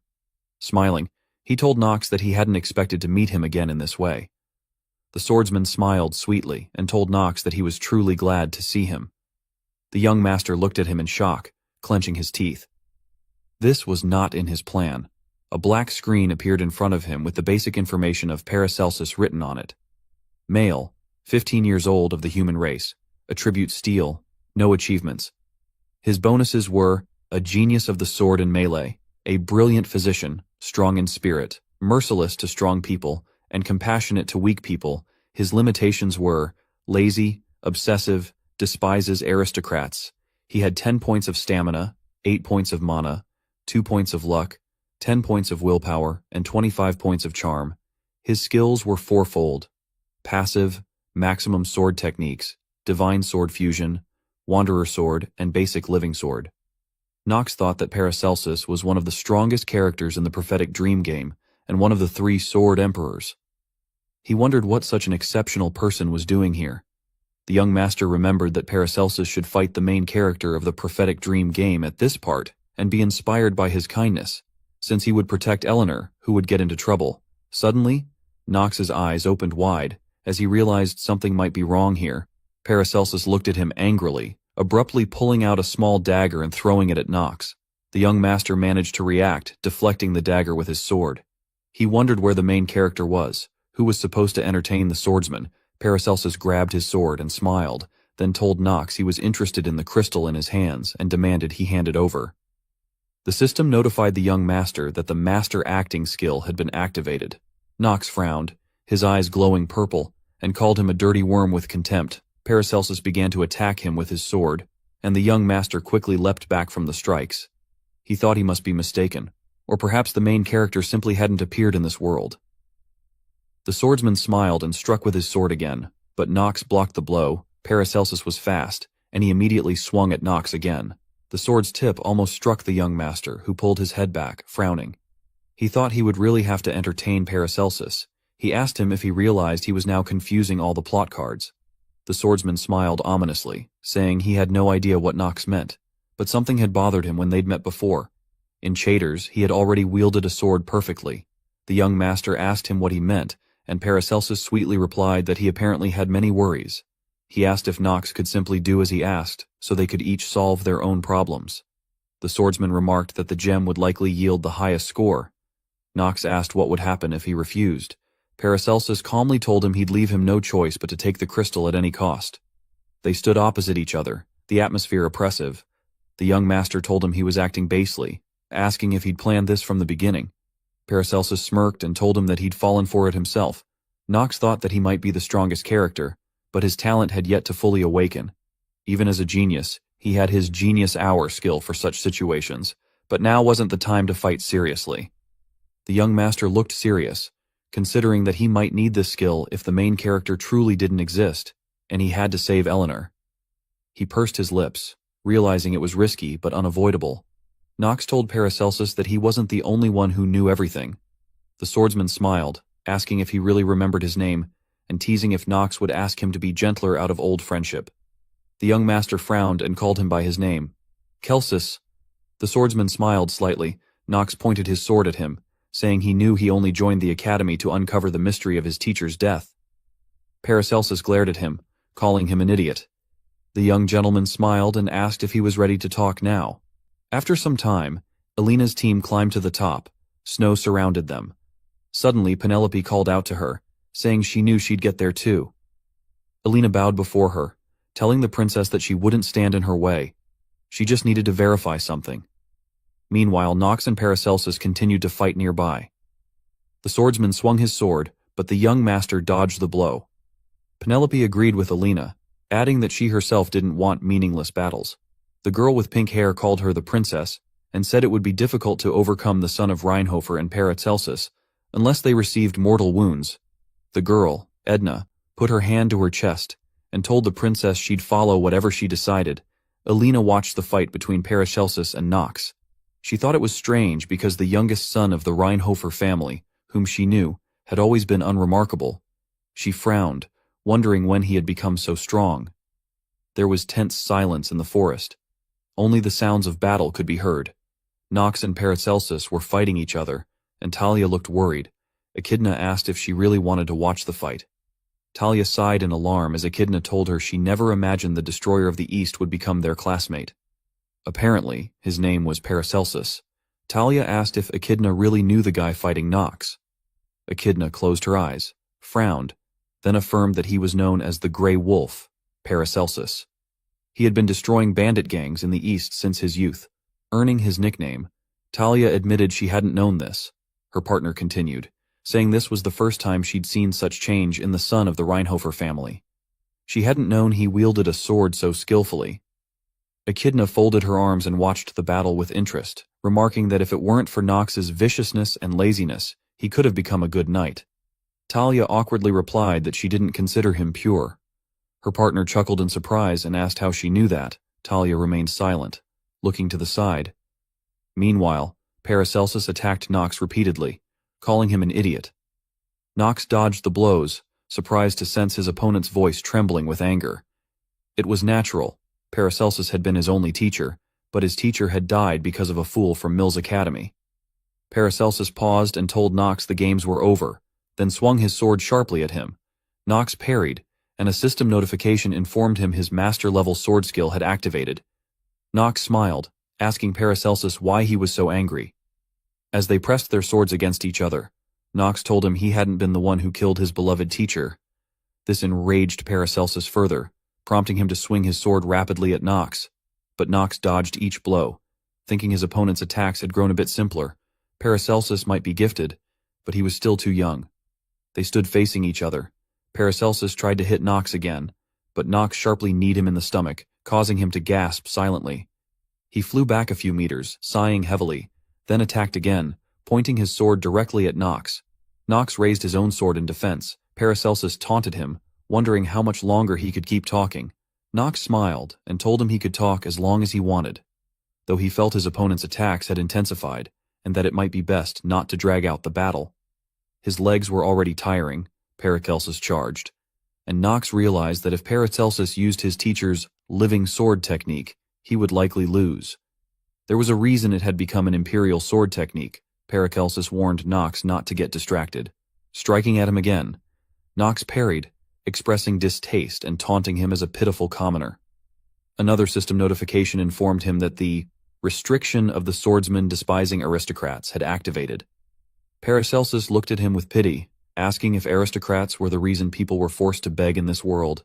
They resumed clashing, their swords locking as Nox taunted him for wasting energy on hatred. He grinned, asking if Paracelsus wanted to know something about his precious teacher. Stalling for time, Nox spotted his classmates nearby. Eleanor among them, he thought to himself that the monster would appear at exactly 9 A system notification confirmed the time was 8:58. Paracelsus, smiling ominously, warned Knox he might cut off a body part to get information. Disgusted, Knox asked if he really intended to harm a nobleman and avoid the consequences. The swordsman hesitated, glancing around, noting their classmates as witnesses. Knox announced that this would be his last attack. No matter the outcome, Paracelsus called him overconfident, suddenly charging at him with a sinister grin, eager to test his opponent. Knox responded by swinging his sword quickly, dashing past him. Paracelsus, shocked, wondered what was happening as Knox, indifferent, told him to get out of his way. He ran past, saying he didn't have time for this. A strange black spot moved along the ground toward Eleanor, who watched Knox in shock, noting how fast he'd become. She suddenly heard a strange noise and turned. A dark shadow crawled across the snow, heading straight for her. She froze, face pale, realizing she couldn't escape its approach. As the black creature appeared before her, she cried out, asking if it was someone who wandered in the night. With fear, she watched the monster, thinking she might die meaninglessly here. Covering her ears, she whimpered in terror. Then, opening her eyes wide, she saw Knox standing in front of her. He cut the monster with his sword and calmly asked her, "What is this pathetic whining?" The black shadow dissipated, and the young master silently looked at Eleanor. She asked him in shock, "Why, you?" But she did not finish the thought, as Knox sternly told her that she couldn't even kill such a small creature. Being an elite, he thought this reaction was completely natural. The Night Wanderer was a mid-level demon, and in the world created by Noah, the monster wasn't even half as strong as it should be. But this demon was real, and the person who set it up was the murderer of teacher Paracelsus. Eleanor had almost become his victim. In the original game, she became softer after the main character saved her, which Knox thought was a very stupid turn of events. Everyone looked at the young master in surprise. Alina frowned, clenched her hands into fists in embarrassment. Knox looked at her calmly, noting that the main character didn't seem to appear in this world. Eleanor blushed a little, and Penelope told him he shouldn't be so rude. She said he had saved her, but the situation was not as clear-cut. The princess asked him if he agreed with her. Knox bowed before her and agreed, and Penelope told everyone that the instructors and the new dean, Noah, should have taken their skills into account. Nightwalkers were not the demons applicants should fight. The young master calmly replied that the enemy always comes unexpectedly, and told her it was strange that she, of all people, should know this. The princess opened her eyes wide, and Echidna quickly stood in front of her, telling Knox he shouldn't bully Penelope. She annoyedly told him she was sure he perfectly understood the complexity of the situation. Otherwise, he wouldn't have come to help. Knox thought that she had ash-pink hair and a vertical pupil. It was definitely Von Zeno, the Echidna. She was the future head of the Zeno family, close to the princess, and known as the Snake of Greed. Basically, Zeno and Reinhofer didn't get along. They were families with opposing attributes. But in the game of prophetic dreams, nothing is simple. Knox calmly told her that, to be honest, he didn't even want to talk to a dog of the holy kind. Echidna asked him, displeased, if he really dared defame the name of the Zeno family. The young master asked her what she would do to him for this. At this time, a man was watching them from a hill. This man was Bernard. He loudly shouted at them to stop bickering. After that, he quickly jumped down and called them all idiots. Knox calmly asked if the exam was over. The instructor answered affirmatively, and the young master showed him the gray crystal he had obtained from the monsters. Bernard told him he didn't think any of them would actually get the gray gem. It was unexpected, but well done. If, of course, he left out Knox's arrogance, Knox looked at him questioningly, after which the instructor announced that the highest score was given to Knox, who had managed to get the gray gem, while the owners of purple gems were awarded second place. He asked if everyone agreed with this. Everyone was silent, but then the princess raised her hand. She asked if the attack by the Night Wanderer was part of the exam, saying the monster seemed all too real and demanded an explanation. Bernard told her this case would still be investigated, and that for an unforeseen situation with a risk to life, Eleanor would receive appropriate compensation. He looked at Knox, again calling him Snow White, and told him that he too was entitled to a special reward for saving a peer's life. The young master calmly turned away and told him he didn't need a reward. He thought that getting involved with Alina would only complicate things. Without the main character, the world would drown in injustice. and this wasn't quite right, but accepting the reward would mean acknowledging something that wasn't true, and he preferred to avoid such misunderstandings. After that, he went in the other direction, but Eleanor called out to him. She asked, "Why did you help me?" He opened his eyes wide and then looked back with displeasure, thinking that everything always goes awry. The system notified him that the master acting skill had been activated. The young master calmly looked at her and told her that he was just killing a monster. And then, out of nowhere, she appeared. Alina frowned questioningly and looked at him. He turned away from her again, frowning awkwardly. Knox sighed heavily, thinking about how he had avoided this conversation. Eleanor, known by her nickname, the Money Fox, was rich and calculating. She was convinced that everything in this world could be bought with money, even a human heart. However, he didn't finish the thought. Some time later, Alina was riding in a carriage, a young man sitting opposite her. She looked out the window and asked him why Knox had saved her, remarking that he'd even refused the instructor's award.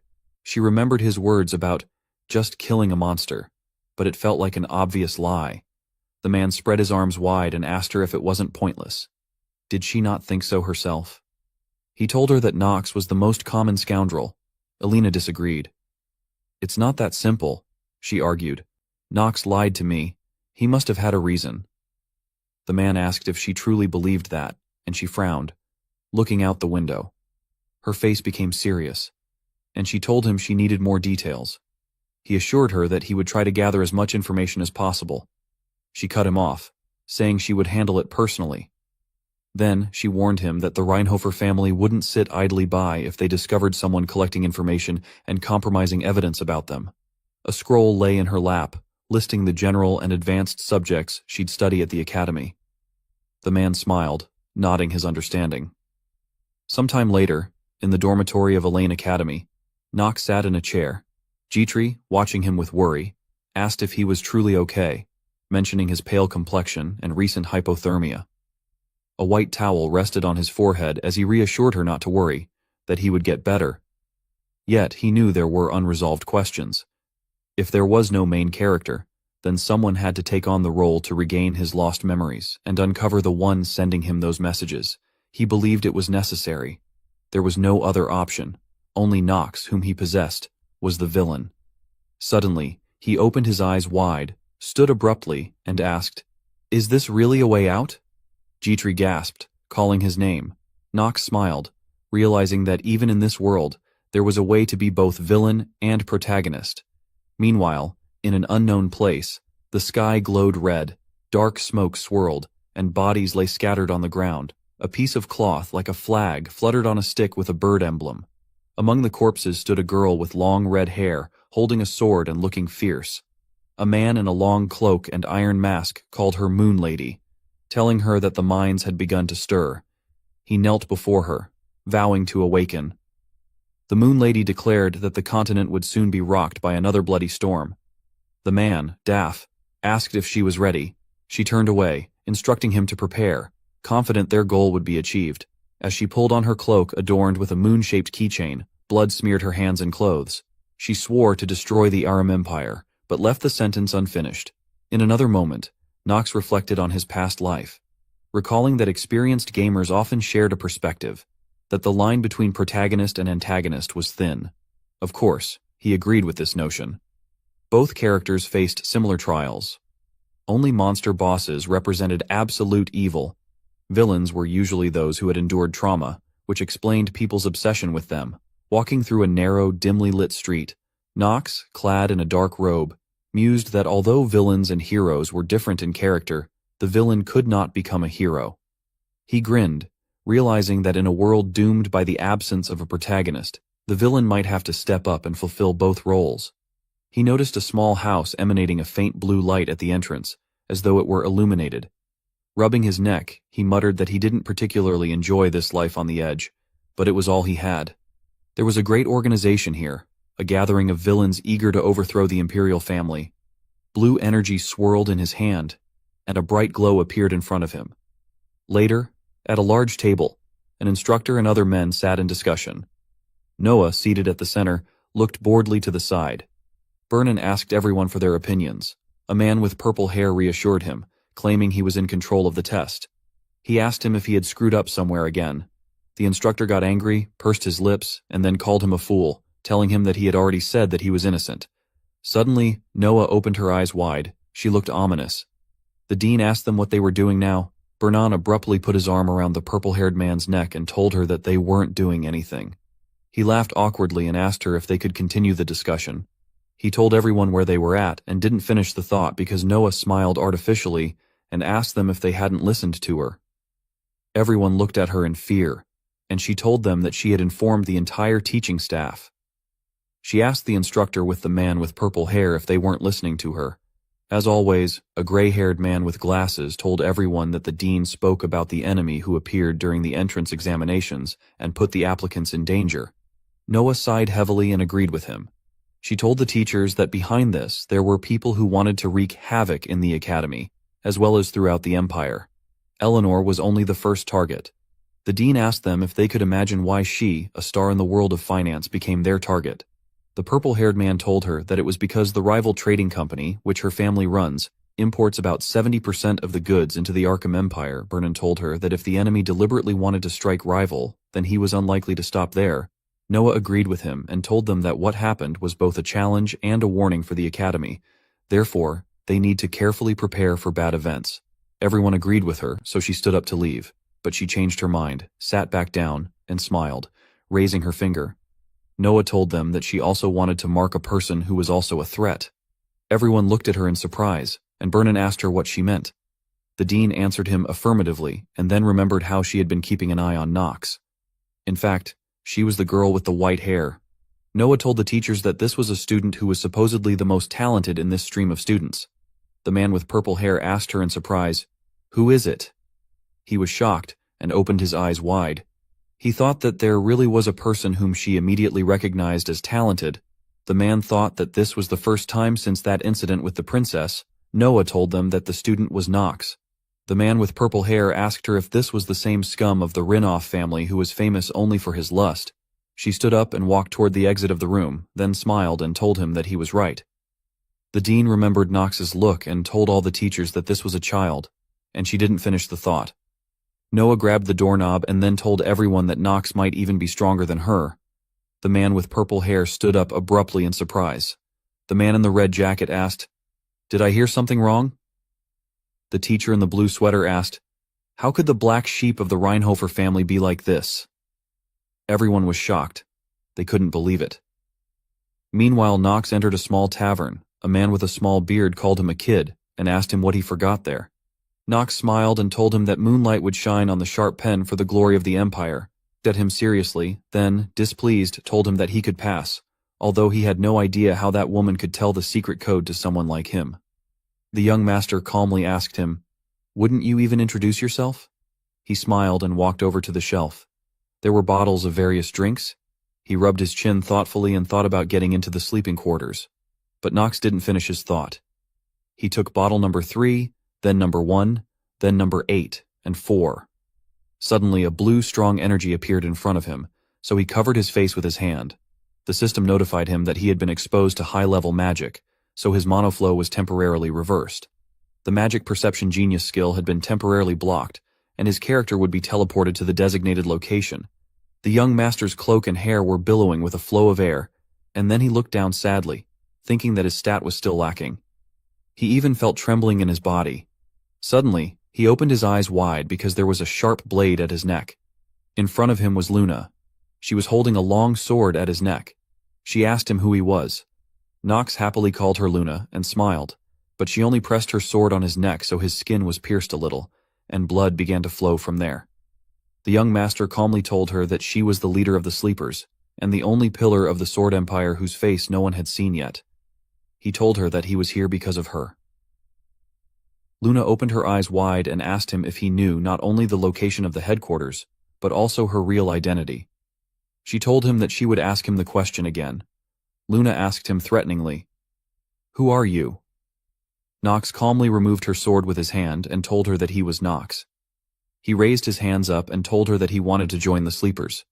Meanwhile, it was already night. The bright moon was shining high in the sky, and Paracelsus was sitting in his room. He looked out the window and thought about Knox, because it seemed that he knew something about the death of old man Celsus. He thought about how the young master knew that his teacher was dead. Paracelsus doubted that he had simply guessed the death of one of the 3 pillars of the sword of the empire, who supposedly accidentally lost his life.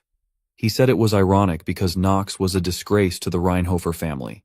Paracelsus wondered where such a lie came from.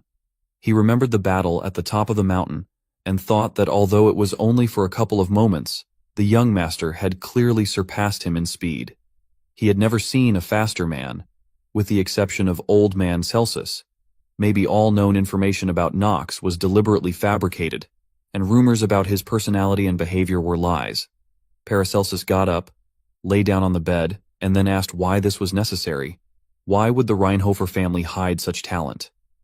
The swordsman said that, however, this should not worry him because he would simply trample anyone who stood in his way, especially if it was a stinking aristocrat. There were deep scars on his chest, and he calmly closed his eyes. Paracelsus fell asleep, but he had a very strange dream. In the dream, there were events from the past. The man told him that Empress Esten had gone crazy and become a tyrant, which is why the authority of the imperial family was shaken, but her daughter, Penelope, known as the Benevolent Princess, opposed the first prince in the political arena. To survive, he would have to choose sides. It seemed that this man was his teacher. Paracelsus listened to him attentively, and the man continued to tell him that he should enter the Eldine Academy and think about which side he wanted to fight on. This was his main task. Paracelsus was sweating, tossing and turning in his sleep, and the teacher told him that he had taught him everything he could. After that, in a dream, he remembered how his teacher was killed. Celsus apologized to him for the fact that he would have to leave first. The swordsman woke up in a panic. He was breathing heavily and covered his face with his hands. He had gloves on his hands, which began to glow pink. Paracelsus rubbed his neck with his hand, displeased, and sighed heavily. Then he said that if the old man left, then he had to leave with ends. After that, he stood up and asked why this dead man was still torturing him. At this time, Knox stood opposite him, still holding her sword at his neck. Basic information about her appeared on the black screen. Luna was female, 20 years old, human, and had a lunar attribute. She had no achievements. Luna had 4 bonuses: genius of the sword and battles, aggressive eye of reason, cold-blooded. Her limitations were cruel, berserk, die hard, fan crazy. Luna's statistics were good: 27 stamina points, 24 mana points, 4 luck points, 25 willpower points, and the same number of charm points. She had 3 passive skills: battle spirit, piercing gaze, and intimidation. In addition, Luna had active skills: Moonsword Master and Monab Burst. The system notified the owner that some of the information was unavailable. This would be revealed as the story progressed. The young master thought that she was one of the 3 pillars of the sword. She was a monster that was comparable to the best knight masters at only 20 years old. Additionally, her sword style was not that easy to master, but unlike black swordsmanship, which he could only learn by becoming the head of the family, her techniques would become available to him immediately after he gained her trust. Of course, he would have to join the sleepers and prove himself. For this, Luna asked him why the son of the great Reinhofer family would join a criminal organization. The system notified the young master that the first-level bleeding was in effect. He calmly told her that he was here to destroy the Aram Empire.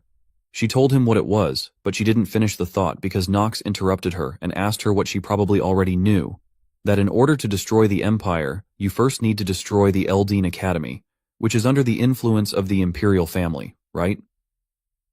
He put his hand to his chest and smiled, and then confidently told Luna that he was ready to spy for her. She asked him if he really thought he was capable of this. Knox answered her in the affirmative. Luna looked at him in disbelief before lowering her sword and telling him that he was clearly not the timid guy. She asked him again what his name was. The young master rubbed the new wound with his hand and introduced himself to her. The moon called Death. The man in the black cloak immediately approached her and told her that he was here. She told him that he must prepare for the moon test. Daff had terrible scars on his face. He bowed to Luna and told her that he would carry out her order.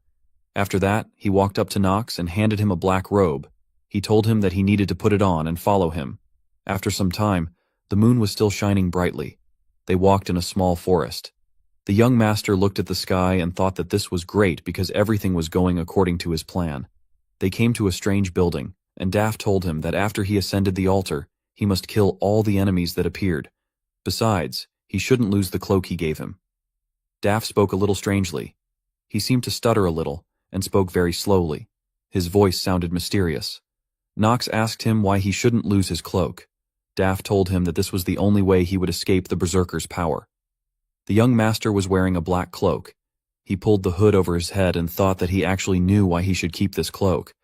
The berserk debuff was one of the worst in the game. It drives you crazy in exchange for a short-term increase in strength. Death told him that if he were exposed to the blood moon, he would go crazy. In essence, this was the berserk effect. The moon in the sky really turned reddish. The young master thought that there were two conditions for passing this test. Resist the crimson moonlight to avoid getting the berserk effect and face the crowd of monsters. The original game did not say how exactly this test should be passed, because it was the world from the perspective of the main character, and he definitely did not need the tests of the villainous organization, so hardly anyone knows how to pass the test. However, he is obliged to cope with it.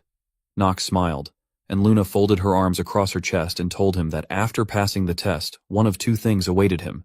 She raised her finger up and smiled, then told him that he would either join the sleepers if he could handle it, or go to the corpses. The young master looked at her and then chuckled contentedly, telling her that they would find out later whether everything was so clear. Here, he and Daff went to the altar. A member of the sleepers took out a scroll. Blood dripped onto the floor, causing a strange seal to activate underneath them. It glowed pink. And Daff looked to the side and saw that many monsters had appeared. Nox saw this. There were snakes, bulls, and monsters with huge fangs. There were a lot of them. The young master thought that this was definitely not a level that the current one could handle. After all, every monster here was at least a mid-rank chimera. The sheer number of monsters also bothered him. That's why. He didn't finish the thought. Nox took off his hood and then threw his cloak aside. The red moon shone on him, and he smiled, thinking that his way of passing the test was designed for this. Anyway, Luna frowned and thought that he had really gone crazy. The system notified him that the blood moon was imposing a negative berserk effect on him, and the character could lose his sanity. The young master opened his eyes wide. His body seemed to double. He looked at his hands in shock, and the system warned him that his sanity would not be restored if he lost it suddenly. The young master smiled. His eyes began to glow purple, and the system notified him that all the player's indicators had been increased by 1.5 times. His stamina was almost 10 points. His mana was almost 14 points. His luck was 10 points. His will was almost 17 points, and his charisma points remained the same. The system notified him that the berserk effect was applied to him. This did not affect his luck and charm indicators. The moon became even brighter and redder, and the system again notified him that the blood moon was putting a berserk effect on him, so he could lose his sanity. Nox's hidden statistics appeared on the screen. His agility was 7 points. The young master had the following skills: Genius Hour, Mid-Level Family Sword Skill, Southern Sword Technique, Ignition. The remaining time of his life, due to the fatal disease, was 142 days. He had a berserk effect applied to him. Luna thought he was a fool. She wondered if he was crazy. Nox smiled and took deep breaths. Daff told the chief that he could not believe that the young master simply threw away the cloak because it was the same as throwing away his own life. He asked her if he should stop him. Luna answered him negatively and then told him that, first of all, Nox is clearly not the kind of person who listens to others, and his death means nothing to them. Daff worriedly told her that he was the son of the Reinhofer family, and his father was Theo, and he did not like sleeping people. He asked her if they would give him a reason to create a conflict between them. Luna smiled and told him that wouldn't happen. She would take care of it. She smiled and looked at the young master again, and then asked Daff if he really thought that Theo was one of those people who is filled with fatherly love. He told her that this definitely couldn't happen. Luna told him that they would just watch it.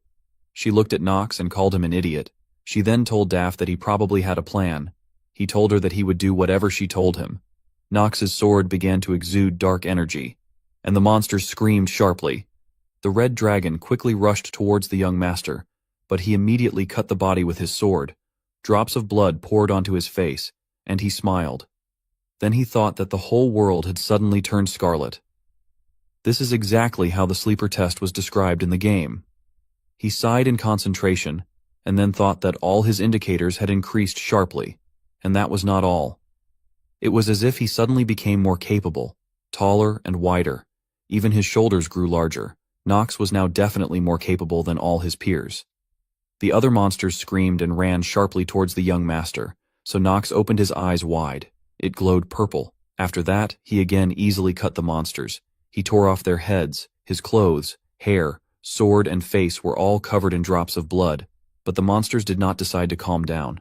Many beast-like monsters ran towards the young master, so he crouched down a little and assumed a comfortable position for attack. He thought about how the berserk effect is considered a negative status, one of the worst prophetic dreams in the game. It only appears during the blood moon. Nox smiled and held out his petrol sword in front of him, and then thought that he had come here with the intention of using it from the very beginning. It was all thanks to one trick. The system notified him that with 2 genius-level characteristics, he could suppress the negative effects of the blood moon. The young master thought that he had the characteristics of melee genius and magic perception genius. The system notified him that the negative impact had been suppressed. Nox looked at the monsters and thought that the whole point was that geniuses were just on a different level. It was very dishonest, but he could afford it. After that, the young master quickly jumped up and then swung his sword, saying that he was using the Grim Judgment technique. He landed hard on the ground and hit the monsters hard with his sword. Many heads were cut off. Luna and Daff looked at him in shock, and the system notified the young master that, thanks to the effect of the Black Flame Ring artifact, his life was extended by 2 days and 7 hours. Nox smiled. He looked like a madman. He shouted to the monsters that if they were so jealous, then they too could get a fatal disease just like he did. After that, he quickly swung his sword around him, and many monsters fell to the ground again. Luna shouted something to him, but Nox did not hear her. He thought that it was too noisy here. He sighed to calm himself down, and then walked up to her and asked her if the test wasn't over a couple of minutes ago. Luna was watching the fight. She smiled and happily told Daff that it seemed like they should still accept Nox to join them. He told her in surprise that there weren't many people on the entire continent with a talent like his. She called Nox loudly and told him that he had passed the test, so he needed to return to them. But the young master did not stop. He sat on top of the monster and continued to hit it with his sword. Luna frowned and asked if he had been consumed by madness. Daff told her that maybe they should kill him right now. Nox plunged his sword into the monster's body again and then stood up, swinging his sword so that the blood flowed from it. There were many corpses of monsters lying around. He approached the head and asked her if he had passed the test. She told him that the test was already over. Luna looked at him wearily and told him that Theo had raised a real monster. Daff agreed with her and told her that it couldn't be more precise. Nox smiled and thought that he had passed the test. Luna opened her eyes wide and smiled, and then thought that Nox was very interesting. He called Daff, and he bowed to her, then handed the young master a black robe.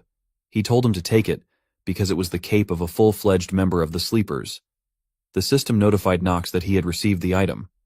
The young master smiled contentedly and looked at his hands. The system notified him that he would receive a sleeper cloak, so the data on this item was downloaded. After that, basic information about the cape of the sleeping member appeared on the screen. It was an intermediate advanced item, and did not have a compatible attribute. The cape gave +1 point to willpower. The requirement to use the item is to be a member of the Sleepers. The cape had special effects. The Moonlight Oath was now available to the young master. Members of the Sleepers would recognize it by the design of the cape, which was woven from the web of black spiders. The cape could reflect most weak negative effects. The system notified the young gentleman that data about a new passive skill was being downloaded. After that, information about the Moonlight Oath skill appeared on the screen. This skill had an advanced level and did not have a compatible attribute. The effect of the skill would be available only when wearing the cape. The user would see a shining pattern on the cape, both on himself and on other members of the sleeping members. Other people wouldn't be able to see any of this. Also, the skill had an additional effect based on game time. After 800 hours, when day turned into night, its power would double. Nox smiled contentedly and thought that this was cool. The young master thought that now, with those sleeping on his side and the passive gift of the Moonlight Oath, it would be very useful to him. He was sorry that it only worked at night, but even so, his attack increased by almost 1.5 times, and this was a very rare thing for a game to have. A prophetic dream. Nox looked at his stats again. His stamina was almost 7 points. Mana was 10 points. Luck was 10 points. Will was almost 13 points. And charm was almost 27 points. The young master paid special attention to his willpower points, and then thought that his willpower score had also increased, and he had done an excellent job. He closed his eyes contentedly and then looked at Luna. She looked at him questioningly and then asked him if he really had any questions for her, since he looked at her like that. Nox calmly told her that, as far as he knew, few of the newcomers had done well in this test, which meant that he was entitled to an appropriate reward. Luna looked at him thoughtfully, and then smiled, telling him that he was handling everything well. She called him a brave newbie, and told him that she wondered how long he could continue to be as cocky as he was. After that, she told Daff to bring that thing, and he agreed with her. He handed her the white mask, and she took it, then handed it to Nox. The moon told him that this was an artifact that the sleepers had recently taken possession of. This was the lunar shadow. She told him that everything was clear from the name of the artifact. It creates a shadow clone. This is the ideal thing for a spy. She asked him if he was happy now. The young master bowed before her and told her that he was pleased with this. He smiled and thought that he had finally acquired the moon shadow artifact. The system notified him that he had received a new artifact, and a new clone of the player would be created. He must enter the name, characteristics, and basic information.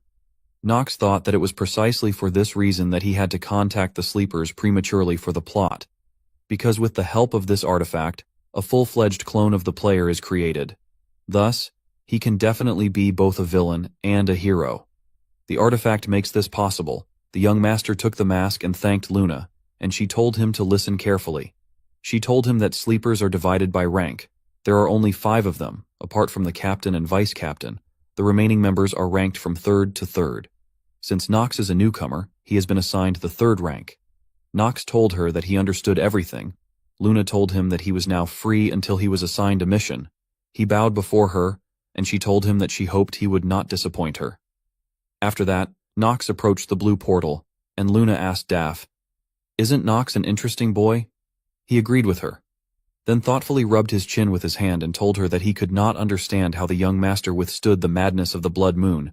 Luna told him that she shared his bewilderment, because any other person would not last even 5 minutes. Of course, unless he was a genius. But even geniuses wouldn't risk fighting without protective clothing, which means Nox is risky enough to put his life on the line. Daff agreed with her again, and she asked him to keep an eye on the young master. She told him that they should watch what Nox was good for and what else he would do. At this time, Nox came out from the other side of the portal. He walked back to the tavern. Kieran calmly wiped the dishes and then smiled and asked Nox if he was really crazy. Nox told him that he was right about that. He smiled faintly and thought that, in other words, he was asking him why he threw away the protective cape if it could have cost him his life. Only he didn't risk anything because he had the condition of complete resistance to the berserk effect. 2 geniuses at once. That is, the genius of melee and magical perception. Nox thought that simply put, only he is now able to use the blood moon as a bonus. Kieran told him that he hoped it was worth it. The young master asked him if he really needed anything from him. The man put on a serious face and told him that he thought it was unfair that Nox had not introduced himself to him. The young master opened his eyes wide in surprise and asked him what he meant. Kieran smiled and told him that he told him his name. But he did not finish the thought because the young gentleman immediately introduced himself to him and told him his name. He asked him if they were even now. Kieran answered him in the affirmative and then told him that they would see each other again. Nox walked towards the exit of the tavern, and Kieran told him that, in fact, it would be very difficult to get along with the Academy's schedule, but most likely it would not be easy for him to hide his strength. He hoped that Nox wouldn't stand out too much. After some time, Nox came to the dorm. He thought about how everything seemed to go smoothly. He entered his room, and Jitri was there. She was angry and asked him why he secretly left his room on the first day without even telling her anything. The young master looked at his hair in panic. There was blood in it. He thought that Jitri was sleeping when he left. He was checking it. The maid, displeased, asked him if he was listening to her at all. She told him that she had already told him many times that he should refrain from rash actions. Despite all sorts of negative rumors that existed in their family, there was always a chance to be rehabilitated. She said the last word especially loudly, so Nox awkwardly closed his eyes and sighed heavily. After that, he started taking off his clothes and told her that she should just forget about it. He asked her how her day was. The young master told her that, as far as he knew, servants were also trained. Jitri opened her eyes wide and rubbed her hands. She suddenly became sad and looked down, then told him that nothing special had happened. Nox looked at her and thought that something had happened today. He thoughtfully rubbed his chin with his hand, and thought that he meant lessons for the servants who were not only low-ranking but also nobles. It seemed Jitri had become a target for their ridicule.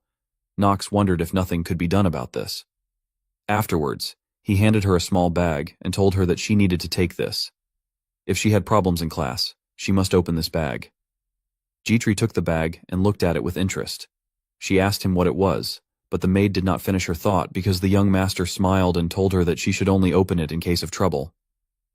There was an item in this bag that would help her quite radically. Jitri looked at him in surprise and asked if she really couldn't open it now. He told her she shouldn't do it. The maid bowed before him and told him that she understood everything, and if anything happened, she would certainly use this thing. The young master smiled and told her that she should not hesitate to use it if she got into trouble. He asked her if she understood him, and she answered him in the affirmative. After that, the system notified him that he had successfully entered the Elite Academy, and the first part of the plot had been completed. Nox opened his eyes wide in surprise and thought that this had finally happened. A message appeared on the screen stating that he had one unread message. The system asked him if he wanted to read it. The young master pressed his finger on the screen and thought that, of course, he wanted to do this. After that, he felt a strange sensation in the letter. The sender greeted him and wrote that if he received this letter, then he had successfully joined Lane Academy. The sender knew that he could handle this task without any problems, so he was happy for him. Nox thought about the fact that the sender of the letter expressed himself in such a tone as if he saw right through him. This person knew him well. He continued reading the letter. The sender wrote that this was just the beginning of the tests. He was sure that Nox had had a hard time before, but alas, it would only get worse. No one could cope with this except him, because only Nox was destined to know the true ending. The sender wrote that he knew it would sound irresponsible, but he was really trying to help him in any way he could.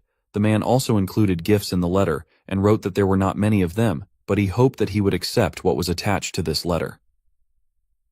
The young gentleman sat down and said that the contents of the letter didn't really explain anything this time either.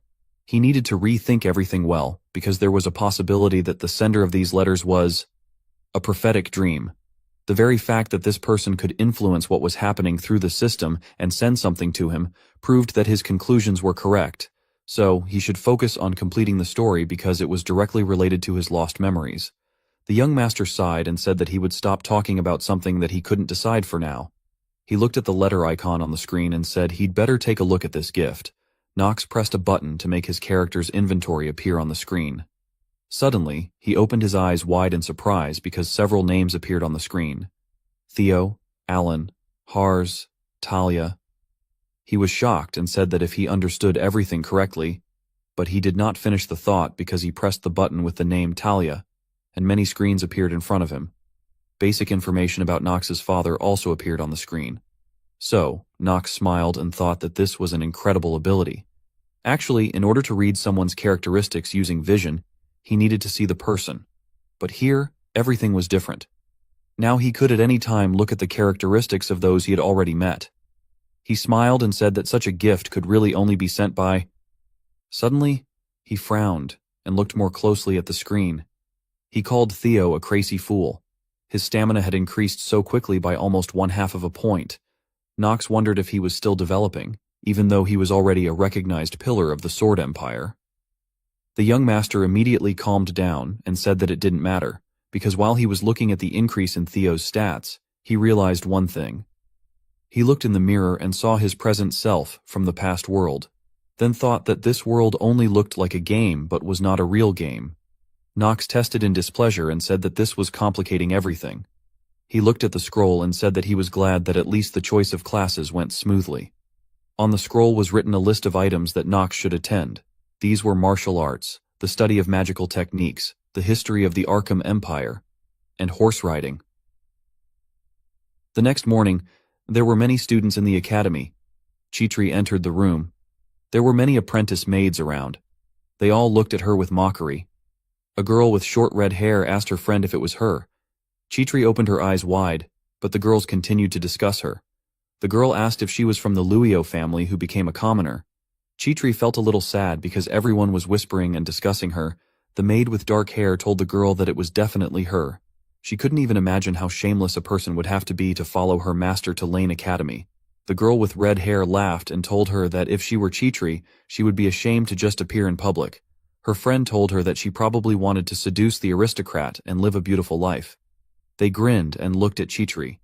The girl with red hair told her friend that with a face like hers, it was quite possible. Her friend told her that Chitri was after all the personal maid of the black sheep of the Reinhofer family. She heard that Nox is also lustful, and Chitri is happy to take advantage of this. The maids laughed at Chitri. They said that it was obvious. The girl with red hair agreed with all the statements of her friends. The girl asked her where her relatives were from. She laughed and told her friend that it didn't matter, because this was probably an old backwater and wasn't even worth worrying about. Chitri clenched her hands and thought that she was ready to endure countless insults, because such was the fate of a fallen noblewoman. However, they should not tarnish the reputation of young Master Nox. She frowned and then walked up to the girl and politely asked her if they could talk. The girl looked at her with hostility, and then another maid with long hair moved the maid with her hand and asked Chitri if she really wanted to talk to them. She smiled and told her that she was the daughter of a count, and her name was Jael. She was from the glorious family of Floras who serve Mr. Gon. Jael smugly folded her arms across her chest and asked Chitri if she really thought she had even a minute of free time for a pathetic commoner like her. Chitri told her that she had heard them spreading baseless rumors about her master. Giselle grinned and asked her what she would do to them for this. Is it really her fault that there are so many bad rumors about her master? The other maids laughed, and Giselle told Chitri that if she wanted an apology, she clearly wasn't going to get it. Chitri looked at her seriously and thought that her master Nox was right. The status of a person in this academy is above all. After that, she took out of her pocket the small bag that Nox had given her and thought that there was nothing she could do here. She opened it, and little Nox appeared at her side. Chitri opened her eyes wide in surprise because the hologram of her master was in the air. Giselle suddenly screamed and told her that she scared her. Everyone looked at this in shock, and Chitri looked questioningly at her master's hologram. Nox introduced himself to everyone, and then told them that he didn't know what was going on here, but it didn't matter. He looked at everyone with displeasure and told the maids that if Chitri called him, then there could only be one reason. Nox pointed his finger at Jael and said that she, or all of them, no matter how many of them there were, he didn't finish the thought because Jael looked at him in fear, and then asked if this was the same guy from the Reinhofer family. Nox smiled ominously and told everyone that they were in for trouble. He'll rip their heads off and send it in a box to their families. After that, he disappeared, and Chitri was calmly silent. After that, she fell into a stupor and thought that this was really Mr. Nox's radical decision. Jael was very frightened. She turned pale and then suddenly fell to the floor and bowed before Chitri. She awkwardly asked her what her name was. Chitri sighed heavily and told her her name. Jael got even more scared and thought that she had just sighed, and that was bad. Now the Reinhofer family will easily kill her entire family. She apologized loudly to Chitri. She told her that she was out of her mind and that it would never happen again. She apologized to her again. Everyone else looked at Jael in shock, and Chitri thought in surprise that this method really helped. She was shocked by this. However, this will only add to the unflattering rumors about Nox. She looked to the side and quietly asked what he was thinking about. After that, she walked past Jael. Everyone looked at her with fear. Sometime later, the sky was gray and the sun was not shining. Chitri and Nox were walking down the street, and she worriedly asked him if everything was okay with him. The young master actually looked a little tired. She told him that he had dark circles under his eyes. Nox rubbed his eye with his finger and told her it was fine. Chitri frowned and looked at him pitifully. The young master thought that as a result, he barely figured out the choice of his classes. He sighed tiredly, and then a young guy stood in front of them. So they stopped. The guy was wearing a white shirt and brown overalls, and on his head was a brown headdress. The guy smiled at them and took off his hat, and then bowed to Nox and called him by name. Nox asked him who he was. The guy continued to bow in front of him and told him that he would introduce himself to them. He told him that his name was Rick. He was the faithful servant of Mrs. Lear. Rick smiled and told him that this meeting was an honor for him. The young master said his name questioningly, but frowned and wondered what was going on here. The system notified him that he would be shocked, so the master acting skill was activated. After this, the shock effect was removed. Knox thought that from the first seconds, he met a very dangerous little guy. It was the deceitful Rick. He was a real servant of the devil. Over the next 3 episodes of the main story, he will betray the rival and trading company, which will push the plot to further development. Also, Rick literally worships the devil, and, in essence, will betray Eleanor. Knox looked at him arrogantly, and thought that the phrase, "the enemy of my enemy is my friend," is complete nonsense. In the game of a prophetic dream, Rick is absolute trash, and you shouldn't mess with him. Rick took out a small blue box and told the young master that Alina had asked him to give him a gift. It was an extremely valuable heart effect. He handed him the box, and Knox narrowed his eyes and rudely told him that he needed to get out of here. The young master looked serious. He was thinking that of course he was interested in what kind of artifact it was, but it was clearly something like a poisoned apple, so he couldn't take it. Rick looked at him in surprise and asked him what he meant. Knox opened his eyes wide and grabbed the hilt of his sword with his hand, then asked him if he really needed to repeat what he said earlier. Jitri tensed and looked in shock as her master grabbed his sword. Rick turned pale, and Knox looked at him with hatred. The young master was about to take out his sword, but the servant Eleanor began to tremble with fear, so he turned sharply and walked in the other direction. Jitri bowed before Rick, and then ran after her master. She asked him to wait for her. She told him that his body was weakened, so he had to be careful. Otherwise he would fall. Knox asked her if she really thought he was that pathetic. The maid remembered how the young master was lying on the bed due to illness, and then told him that he had just recently had a cold and chills. Given his always icy hands, she thought that a person weaker than him was still worth looking for. The young master smiled awkwardly and told her that she was right, but he would be fine.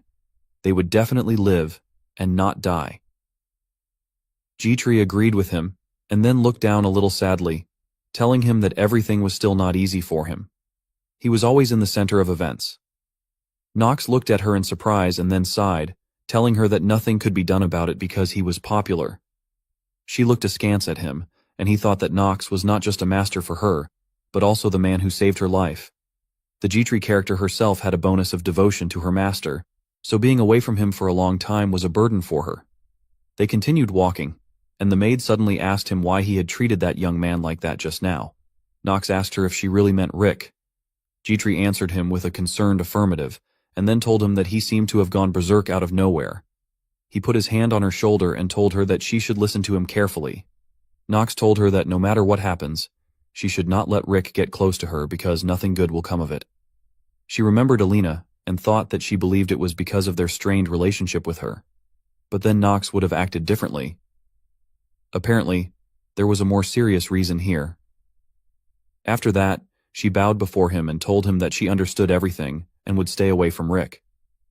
The young master agreed with her, and then went further, thinking that given what would happen in the near future, it would be better to stay away from Alina herself. Otherwise, there would only be more unnecessary attention in his direction, and they should be more careful. After some time, some students were sitting in the large hall of the academy. It looked luxurious. The students were sitting on benches, and a man was standing in the middle of the hall. Knox frowned and thought about how he and Jitri had recently talked. He wondered why all the adversity fell on his head. A gray-haired man with a mustache and glasses coughed and then loudly told everyone that from today they would have to form a team with which they would grow and undergo various tests throughout the next year. And for the successful formation of a team, the most important thing is that they must get to know each other well. The young master thought that he had begun to rejoice early. He held his head in his hand and looked ahead emotionlessly. He didn't think that not having friends would be a problem in a single-player game. The gray-haired man with glasses told the students that the guys who already got along could form teams of 4 people. He gave them 5 minutes to do this. Knox closed his eyes sadly and thought that this was impossible because an outsider like Knox would never recruit people to his team. He raised his hand and asked the man what would happen if someone failed to assemble a team. The man told him that they would not be given a grade, and in addition, they would not be able to take this course again. He looked at the young master seriously and told him that he could not work alone. He asked Knox if he understood him. Knox answered him in the affirmative, and then thought that for this, he would really get a failure from the very beginning. He thought that Eldine is already not easy to graduate from. Failure in even one subject is a direct path to expulsion. He can't let this happen. All the students began to unite in a team. The guy asked the princess if he could join her team. Edna said that she also wanted Penelope on the team. The guy with black hair asked Paracelsus if he wanted to team up with him. He told him that his skills impressed him very much. The girl asked Leon if he wanted to join their team. Leon looked very cute, with black hair and green eyes. Knox sadly covered his face with his hands and looked at the desk. He thought that there must be a way to acquire a team, even for a person like Knox. A guy with blonde hair asked Alina if she wanted to join their team. He told her that even though he didn't look like it, he was pretty strong. The guy with short hair smiled and told him that Alina was already on his team. He told her that in exchange, he could give her a contract for his family's products, but Alina simply walked past them and approached Knox. She called him by name, smiled, and asked him if he really didn't like her gift. Knox remained silent, and she told him that she had another proposal for him because she wanted to return the favor. The young master asked her what she meant. Alina smiled and straightened her hair with her hand, then told him that she would take him to her team. He frowned and thought that she sounded wildly arrogant, but he immediately realized that in the end, he and she would be on the same team. Besides, he didn't finish the thought because Talia ran up to them. She told Knox that she wanted to join his team. Knox thought that another annoying girl, Talia, would be with them. She was embarrassed and therefore looked away, and the young master thought that she could be understood. Talia was a good character in the game. Whether she liked Knox or not, he was still her fiancé. She cannot remain indifferent and wants to help the unfortunate loner. Knox frowned and quietly said that it was chilling. Alina thoughtfully rubbed her chin with her hand and said that this was very unexpected. The young master, displeased, asked her what she wanted to tell him. She grinned and told him that the funny thing was that even a man like him had friends. Knox remained silent and then thought that considering what Knox told her as a child, she could be understood. He wondered why her words infuriated him so much. Talia sheepishly asked Knox if he would take her on his team. Alina smiled and asked him if they needed one more member, didn't they? Knox calmly told her that she was pretending that someone cared about his opinion. She smiled and asked him if he had a choice. The young master looked sideways intensely and told her that she was very perceptive. He thought that Eleanor was right because, in order for him to regain his memories, he must continue his studies at the academy. He needs good grades because, already in the first episode of the plot, he must get into the top 10 students of the academy. Next, he will have to fight an archdemon. This will be the first time he will play the roles of a villain and a hero at the same time. All the students were happily talking to each other when suddenly, a guy with brown hair and freckles on his face walked up to them and greeted them. This guy's name was Paul. He told them that he was glad to join their team. Knox looked at the black screen and thought that he was lucky because the last member of their team was an ordinary person. Basic information about Paul was written on the screen. He was male, 15 years old, and human. Paul had no attributes or accomplishments. His bonuses were survivalist, efficient, devout, and physically prepared for difficulties. His statistics were mediocre: 4 points of stamina, 3 points of mana, 2 points of will, and 10 points of charm. Suddenly, Knox noticed something interesting. Paul had an active skill, a one-time blessing, but no passive skills. The young master smiled and thought that this was amazing. His statistics were terrible, but that didn't matter because Paul could bless. This was one of the most powerful skills in the game. Prophetic Dream. This skill fully revealed the hidden power of the character it was used on. The screen began to disappear, and Knox quietly said that, in fact, Paul would not be able to use it. He looked at him suspiciously and thought that this was strange. He wondered how there could be such a person in the academy who possessed such a rare gift, inherent only to the saints from the monastery. He thought that now was not the time to think about something stupid. Paul smiled and told them that he looked forward to working together. Eleanor smiled, told him her name, and then said that she hoped they were all ready to work. Talia blushed and also told him her name, saying she was glad to be part of the team. Knox calmly looked at Paul and asked him if he could not introduce himself. He told him that he only hoped he wouldn't be a burden and could at least do something on his own. Suddenly, the gray-haired man hit the table hard with his palm to attract the students' attention. He said that it seemed they had all successfully assembled their team and wished them well for next week. He added that they could not change the composition of the team for the entire next semester. He told them they could all go now. Knox angrily called him an old fool. Talia worriedly told him that he had said it too loudly. The young master told her that he knew it. He wanted the man to hear it. She told him she didn't think cursing at the professor was a good idea, but Knox didn't listen to her. He walked toward the exit and told her that he didn't care about it. He said that he was on the team now, so the professor shouldn't yell at him. The young master pushed the door to leave the hall, but Talia called out loudly. She looked sideways and asked him what classes he had added to his schedule. She told him that she had no ulterior motives. Knox thought that he couldn't believe she was asking him this so openly. He left the hall, and she followed him. Talia extended her hand to him and told him that she was just curious, so she asked. The young master pointed his finger at her forehead and asked her if she really wanted to know which subjects would be easiest to get a perfect score in. Did she really think that he would just tell her this? Talia opened her eyes wide and asked him what he meant. She told him that wasn't the issue at all. Knox went further and thought that she couldn't fool him. He wouldn't tell her such information. After some time, evening came. This was the fourth sector of the academy, where there were shops with goods everywhere. Knox was wearing a long black cloak, and Jitri told him that this was expected of Eldine. Studying here requires a lot of investment. She leafed through a small notebook and told him that he needed textbooks, equipment, and notebooks. Now she understood why commoners did not study at the academy for long. They simply didn't have enough money for it. The young master calmly examined the potions on the counter. He took 2 small bottles and told her that the problems of ordinary people didn't concern him. He looked at the jar of potion and thought that if a person is talented enough for the academy, they will easily attract sponsors, even as a commoner. Provided that the person's talent is not something useless, Jitri gave the bag of money to the saleswoman, and Knox thought that the money issue would never become an obstacle. Suddenly, they heard a man calling someone a dirty brat. He was telling the man to get out of there. Jitri tensely told the young master that it seemed like it was getting noisy. Knox told her that a place where people gather is always noisy because anything can happen. She just needs to ignore it. Suddenly, he noticed a guy in a burgundy coat in the crowd of people. He opened his eyes wide in surprise and said, "That's the man," but didn't finish the thought because the guy spat on the asphalt and then pointed his finger at the man, telling him to get out of here if he wasn't going to buy anything. He asked the man why he was blocking the way for people with money. Knox thought that this was the son of one of the 3 families with the attribute of darkness. This was the young heir of the Marva family, Leon von Marvas. In fact, he paid attention not to the tall guy in the burgundy coat, but to Leon, who was holding a jar of potion in his hands. The young master thought that perhaps he was now experiencing financial difficulties since his family had recently gone bankrupt. He frowned and said that Leon was not particularly nervous and would probably simply not pay attention to the guy in the coat. Jitri looked at him in surprise, and Leon apologized to the man, telling him that he was just trying to shop wisely.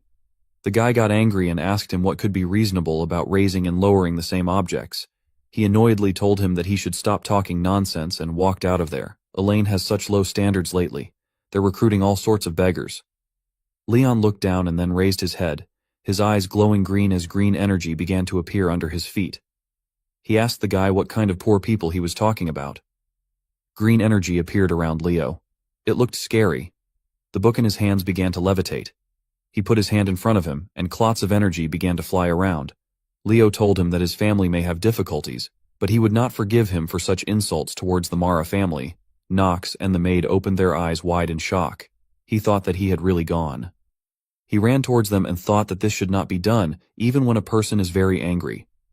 The young master panicked. He ran and thought that Leon was really seriously going to use mana in front of the entire 4th sector. Also, black magic skeletons with swords appeared around Leon. He controlled it, and there was green ominous energy everywhere. Jitri loudly called her master. She worriedly asked him what he was doing. The young master called Leon an idiot and told her that he was completely crazy. You could see it in his eyes. He needs to be stopped before he does bad things. She asked him if he really understood it only from his eyes. Knox seriously told her that he knows what he is talking about. She should just believe him. Jitri opened her eyes wide, perplexed. The guy asked Leon in fear if he had really gone crazy. Does he even understand what he's doing? The guy frowned and told him how dare he, but he didn't finish his thought because Knox sternly told him to step back.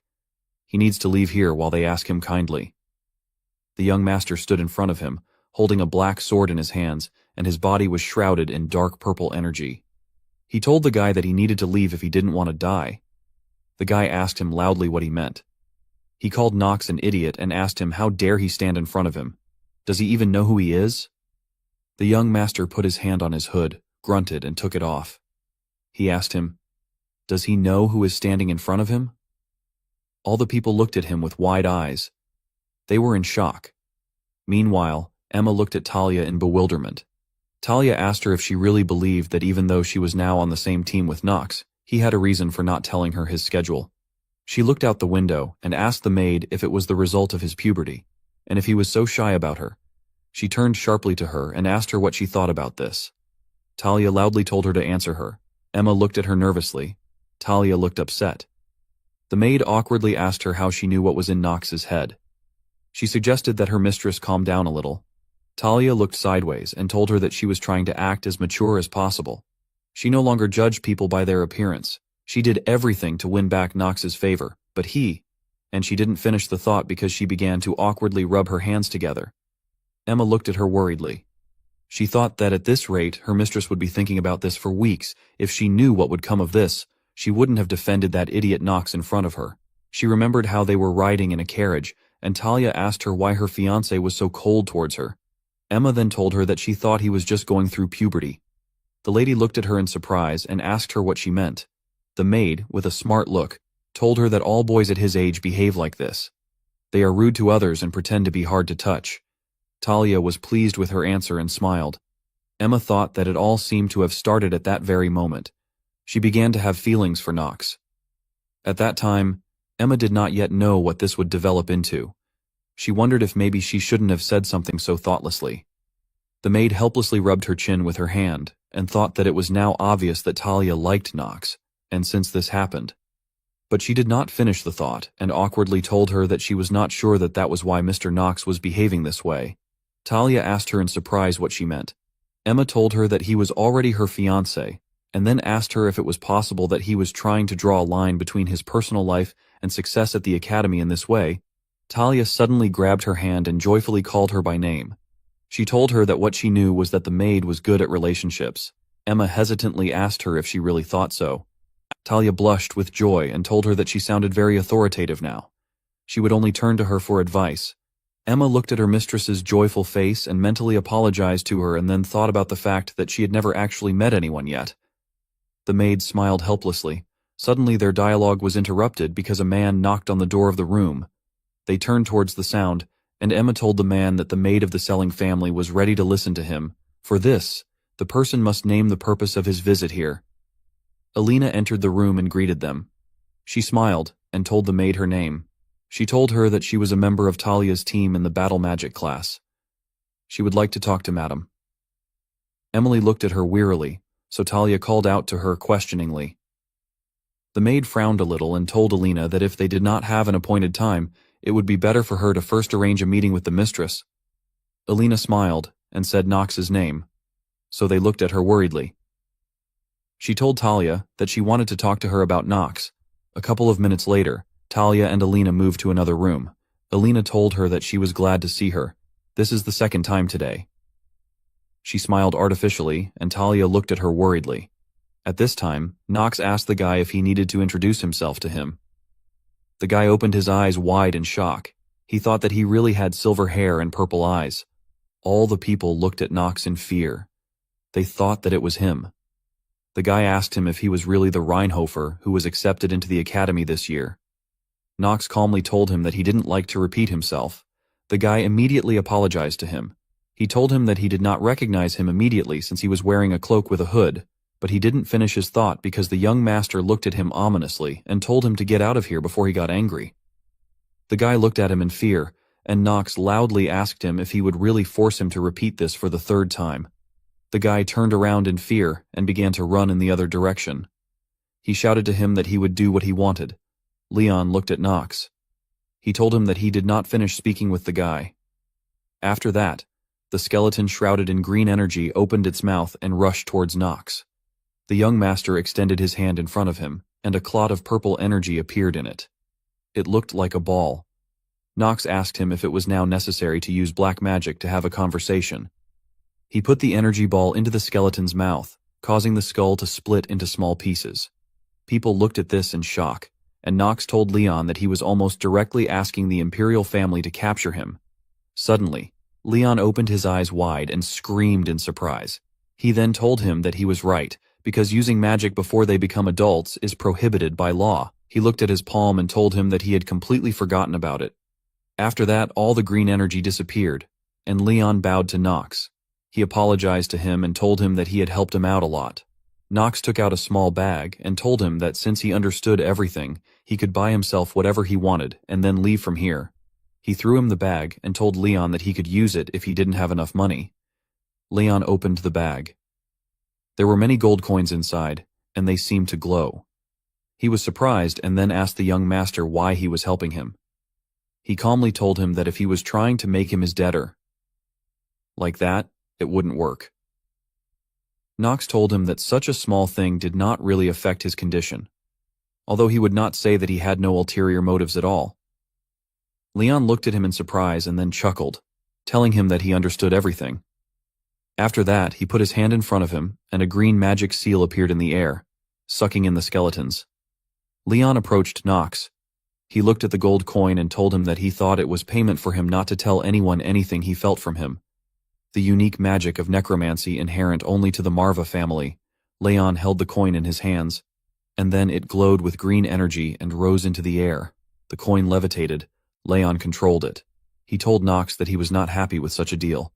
He calmly closed his eyes and asked him where he got the strength of his family. At this time, Alina and Talia were sitting at the table, drinking tea. Nox's fiancé told her that she wanted to talk to her about something. Alina watched her facial expressions and thought about what was happening. She thought that her reaction was somewhat different from what she had imagined. She was so calm, looking to the side thoughtfully, and wondered if Nox could have feelings for her.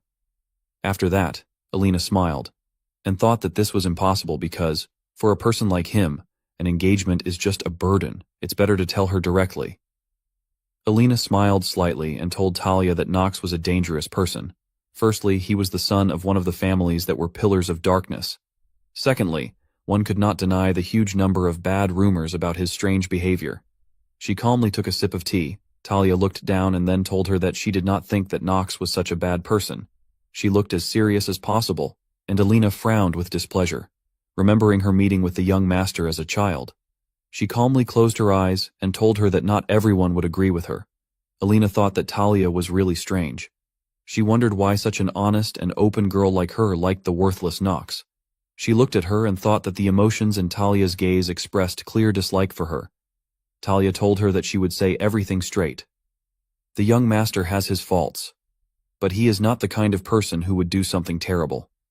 It's just that all people misunderstand him since he is cold towards others. But this is just the tip of the iceberg. Talia thinks so. Alina looked at her displeased, and then told her that she had heard that they were engaged, which explained why she was so protective of Nox. She placed her cup on the table and told her that engagements between aristocrats were something that could change quickly. Talia looked unhappy. She loudly told her that this is not why she believes in Nox. Alina smiled darkly and told her that people don't change that easily.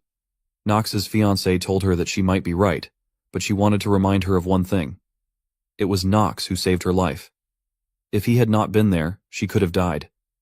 Talia told her that she was sure Alina understood this herself. Alina opened her eyes wide, and Nox's fiancé asked her why she was so hostile toward him. Alina frowned, then smiled, and calmly told her that it seemed that she had told her too much. She then stood up and told her that they needed to end this conversation. She thanked Talia for her time, and Nox's fiancé said goodbye to her. Alina left the room and went down into the yard. Rick called out to her.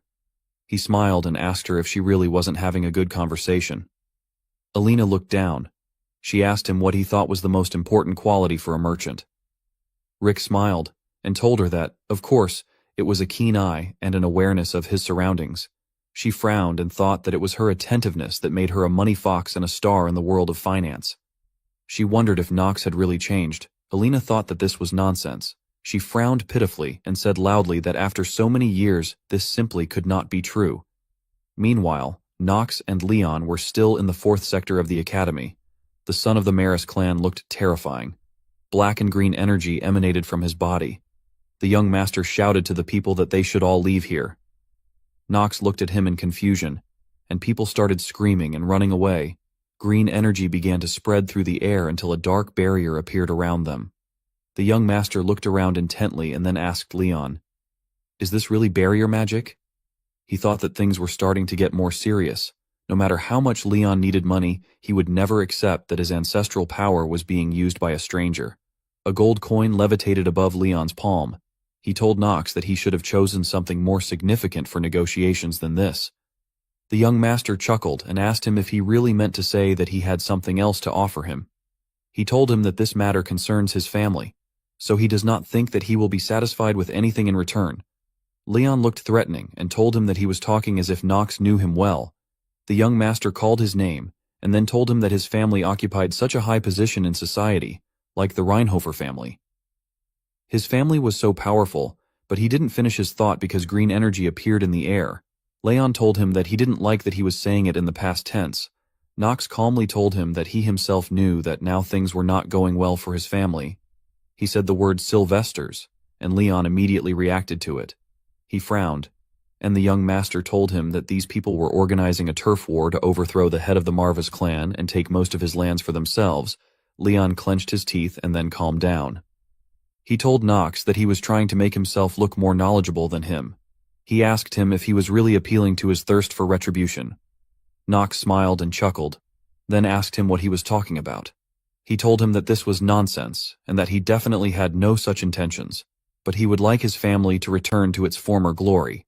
In addition, the new head of the family would defend what was rightfully theirs, and the Mara family would once again be on top. The young master smiled and asked him if this was not what he wanted. Leon told him that this was not bad and that he knew him well. After that, he pointed his finger at him and told him that they should return to the dialogue about how exactly he acquired the power of the Marvas clan. Knox calmly told him that this was an accident, and he had only recently learned that this was the unique power of his family. Leon looked to the side and told him that he believed him. The young master asked him in surprise if this was really all, and was he really not going to ask him any more questions. Leon became a little sad and told him that he had already told him what he wanted to know. Knox frowned and thought that he understood everything. What Leon wanted to know from the very beginning was not how the power of the Mara family came to him, but how much he knew about him and why he got involved in this conflict.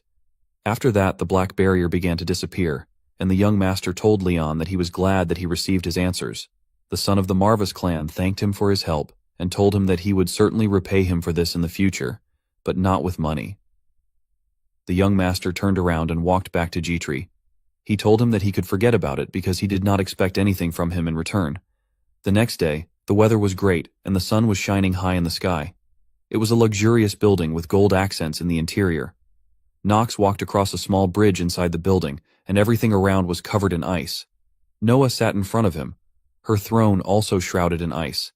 He thought about how she would be Knox's Lifeldayan, his light at the end of the tunnel, and his island of peace. "It's time to enhance your genius hour skill." He smiled, and his eyes seemed to glow. He thought that among all the brilliant skills in the game, Prophetic Dream was the most powerful. This was an addition to the game. He remembered how, in a past life, he played a game and an inscription appeared on the computer screen saying that he had beaten the Prophetic Dream game times for the first time. Therefore, the hidden skill was unlocked. Now the Genius Hour was available to his character. However, the skill is only available for use by characters with 2 active genius stats. Now, he looked at Noah and thought that if, at first, he just liked this game, he didn't even know what would be in the expansion when he bought it. If he had not made the right decision, then he would probably have died more than once by now. Just the thought of it makes him shudder. Knox smiled, but he was a little panicked. The dean was eating a large lollipop and she smiled and told him that he had really done great on the test.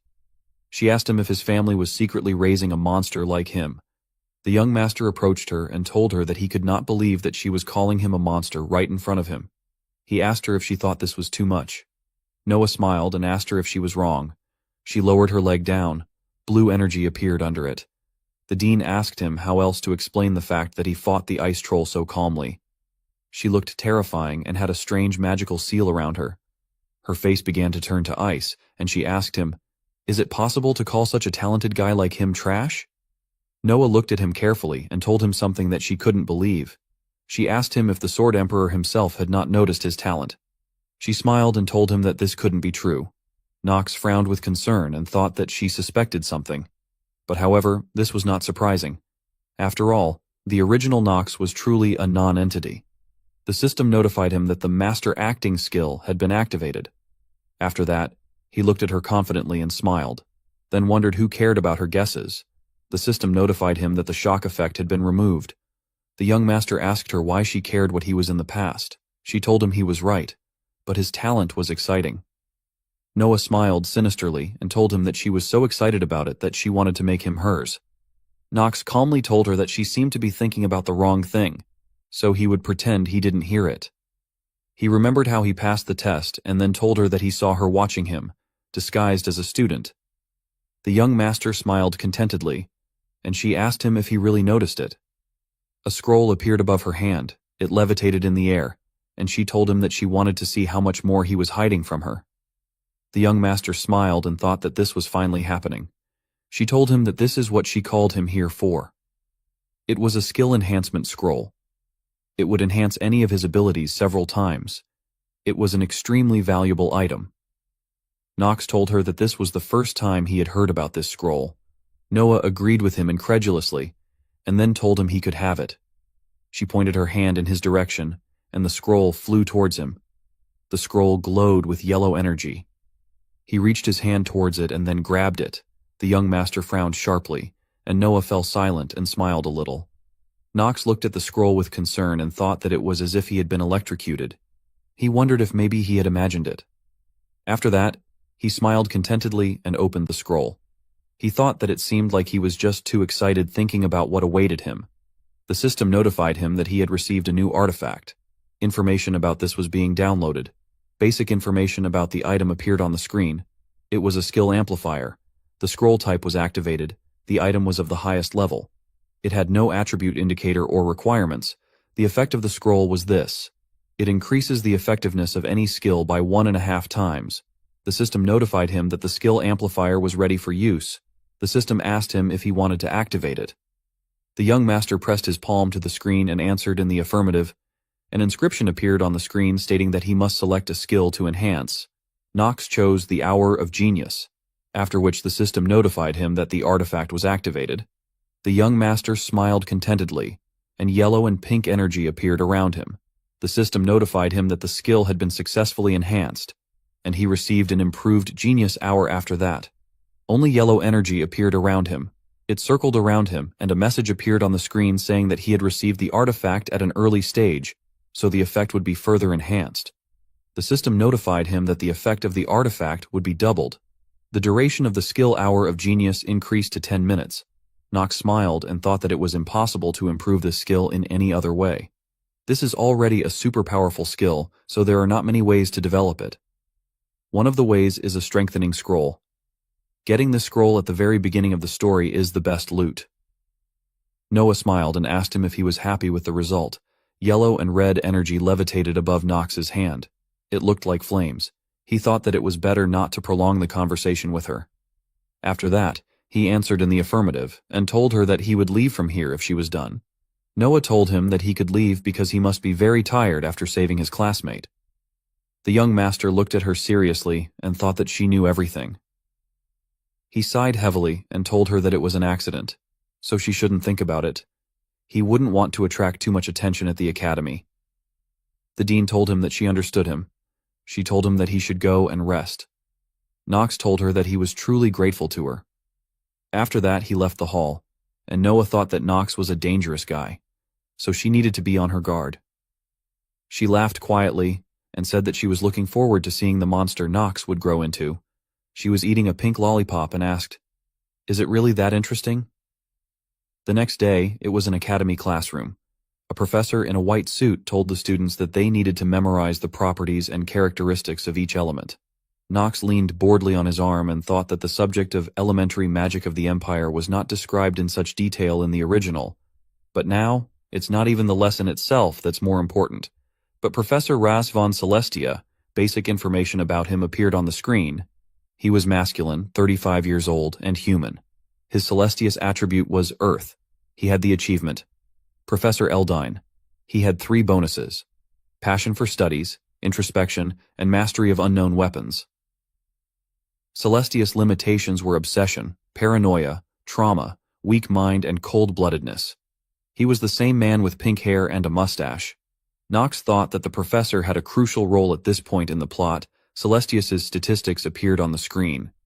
His stamina was 12 points, his mana was 18 points, his luck was 3 points, his will was 21 points, and his charm was 19 points. He had a passive skill, source of knowledge.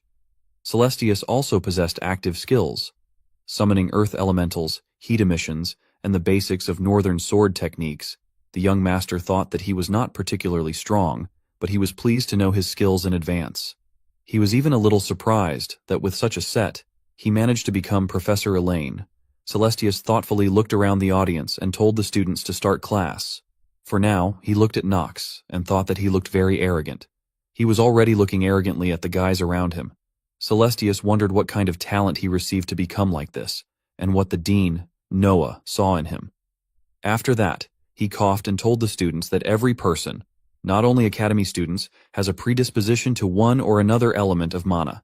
Today, they will find out what element each of them possesses and how to manifest it.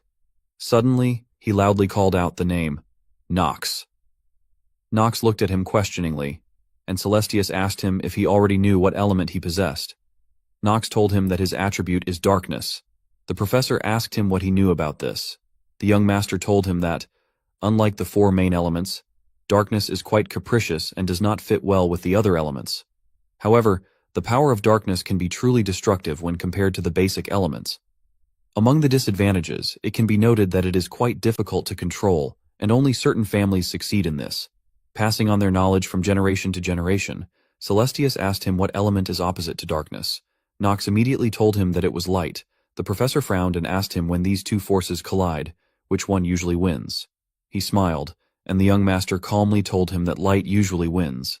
Celestius's body began to tremble, either from anger or from fear.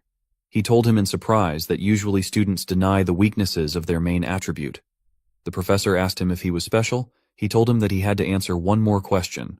After that, he raised his finger, smiled, and then asked him what he would do if he suddenly encountered representatives of the light attribute in battle. Knox smiled and told him that he would try to find the right moment and kill the enemy before he did anything. Then, he would make sure that the enemy would definitely no longer interfere with him. The young master smiled ominously, and all the disciples looked at him in fear. Celestius opened his eyes wide and thought, "What is he? What is Knox saying?" Now in the dormitory area of maids and servants, in Rick's room, Eleanor's butler, he sits on the bed deep in thought, holding a syringe containing a terrifying red liquid in one hand, while trying to tightly tie a band around his arm with his mouth. He then proceeds to inject the red liquid into his body and emits a satisfied moan of desire. As the needle pumps the liquid into his body, dark and eerie veins begin to surface around the injection site. The liquid gradually spreads from his arm throughout his body, and Rick's face displays a look of satisfaction. After the injection, Rick walks over to the mirror, admires himself, and wickedly smiles. A demonic tattoo appears on his chest. He mutters to himself, "Now I just have to put in a bit more effort, and I'll be able to become a real demon." Suddenly, a demonic hand emerges from the mirror, and the demon confirms, "Yes, it's like you said, Hau Schultz de Nefer. You'll be able to become a real demon instead of a mere human. You won't need sleep and won't age. You'll become a demon that surpasses the limits of humans." Rick joyfully smiles, then kneels to thank the demon, promising, "I'll do everything in my power to revive you." The demon doesn't respond, but gives a wicked smile and gradually disappears into the mirror. Rick dresses himself again. His face changes, his eyes returning to their normal black color, and he continues his plans unnoticed. Back in the lecture area, Professor Rass and the students are surprised by the protagonist's response during a confrontation with an enemy. Knox calmly smiles and replies, "Well, while that person was still unaware, I'd kill that person. I'd make sure of the kill so that it wouldn't create any future troubles for me." Professor Rass is astonished by the response and remarks, "You would want to pull out the roots before they grew into any future issues. I wasn't expecting such an answer." Knox sits down and apologizes, saying, "I apologize if that wasn't the correct answer. I simply thought that was the most efficient method of doing things." Meanwhile, a notification appears, indicating that acting genius has been activated powerfully. Professor Rass looks at Knox with a puzzled expression and silently evaluates him. Unwavering eyes, an upright posture and shoulders that aren't bent downwards. Knox von Reinhafer truly meant what he said. I'm starting to understand a little why Dean Noah is interested in him. However, as his thoughts halt, he loudly calls out, "Assistant, prepare the imp right away." The assistant, upon receiving the command, hesitantly asks for confirmation. Professor Raz coldly stares at the assistant and says, "Did you not hear me? I'm asking you to prepare for the magic adequacy test." The fearful assistant, without further questioning, prepares as instructed. Professor Raz then looks back at Knox and asserts, "That kind of haughty attitude needs to be brought down a level." He strokes his chin in satisfaction. In order to obtain a sharp sword, it must be tempered thousands of times. After a while, when the assistant brings a cart into the lecture hall, covered with a white cloth, the students begin to gather below. The assistant, still anxious, starts to unveil the cloth. As the cloth is removed, the students' eyes widen in astonishment at what is revealed before them. Professor Rass calmly explains, "They're the lowest-ranked demons provided by the association. They're known as imps." A terrifying creature with a small red body and 2 horns on its head is revealed. Though the students become increasingly anxious and curious about the presence of a demon in the lecture, Professor Rass reassures them, while it's very aggressive, it's not that threatening. Because it has low health, cadets can easily kill it. Despite the professor's assurance, the students re-Knox apprehensive and fearful because after all it is still a demon. The students below also express their concerns. "This is only the first class though, I guess this is the level of Eldon Academy." Professor Rass interrupts them, saying, Now, stay focused. You guys are the elites that got accepted into this academy, aren't you? You must remember this. Your ultimate goal isn't to become a knight or a mage, it is to subjugate all demons that exist in the world. For you to do that, you all will need to get used to the beings known as demons, of which we still know very little about. Listening to the professor's words of encouragement, some students began to show their determination. The professor then instructed them on the task they needed to do. All of you are to infuse your mana into the caged imp to force it into submission. Meanwhile, Knox looked at a demon with disdain for this action, feeling that something was out of place. According to the original storyline, this lesson should only take place in the 2nd year. Something's off. After condensing mana into your palm, let it flow into your target. Before a student could follow the professor's instructions, the professor, holding a pocket watch, announced that the test would end in 15 minutes. In his mind, he murmured, "No matter how incredible the Reinhafers are, there's no way they'd expect to see an imp in the first lesson. A new student would definitely fall for the deception of the imp and end up drooling uncontrollably. I'll teach you how things work here, Reinhafer." Suddenly, when Knox stood before the caged creature, the professor's expression turned puzzled. He looked at the creature in the cage, which was terrified, trembling with fear, its eyes tightly shut, refusing to face Knox.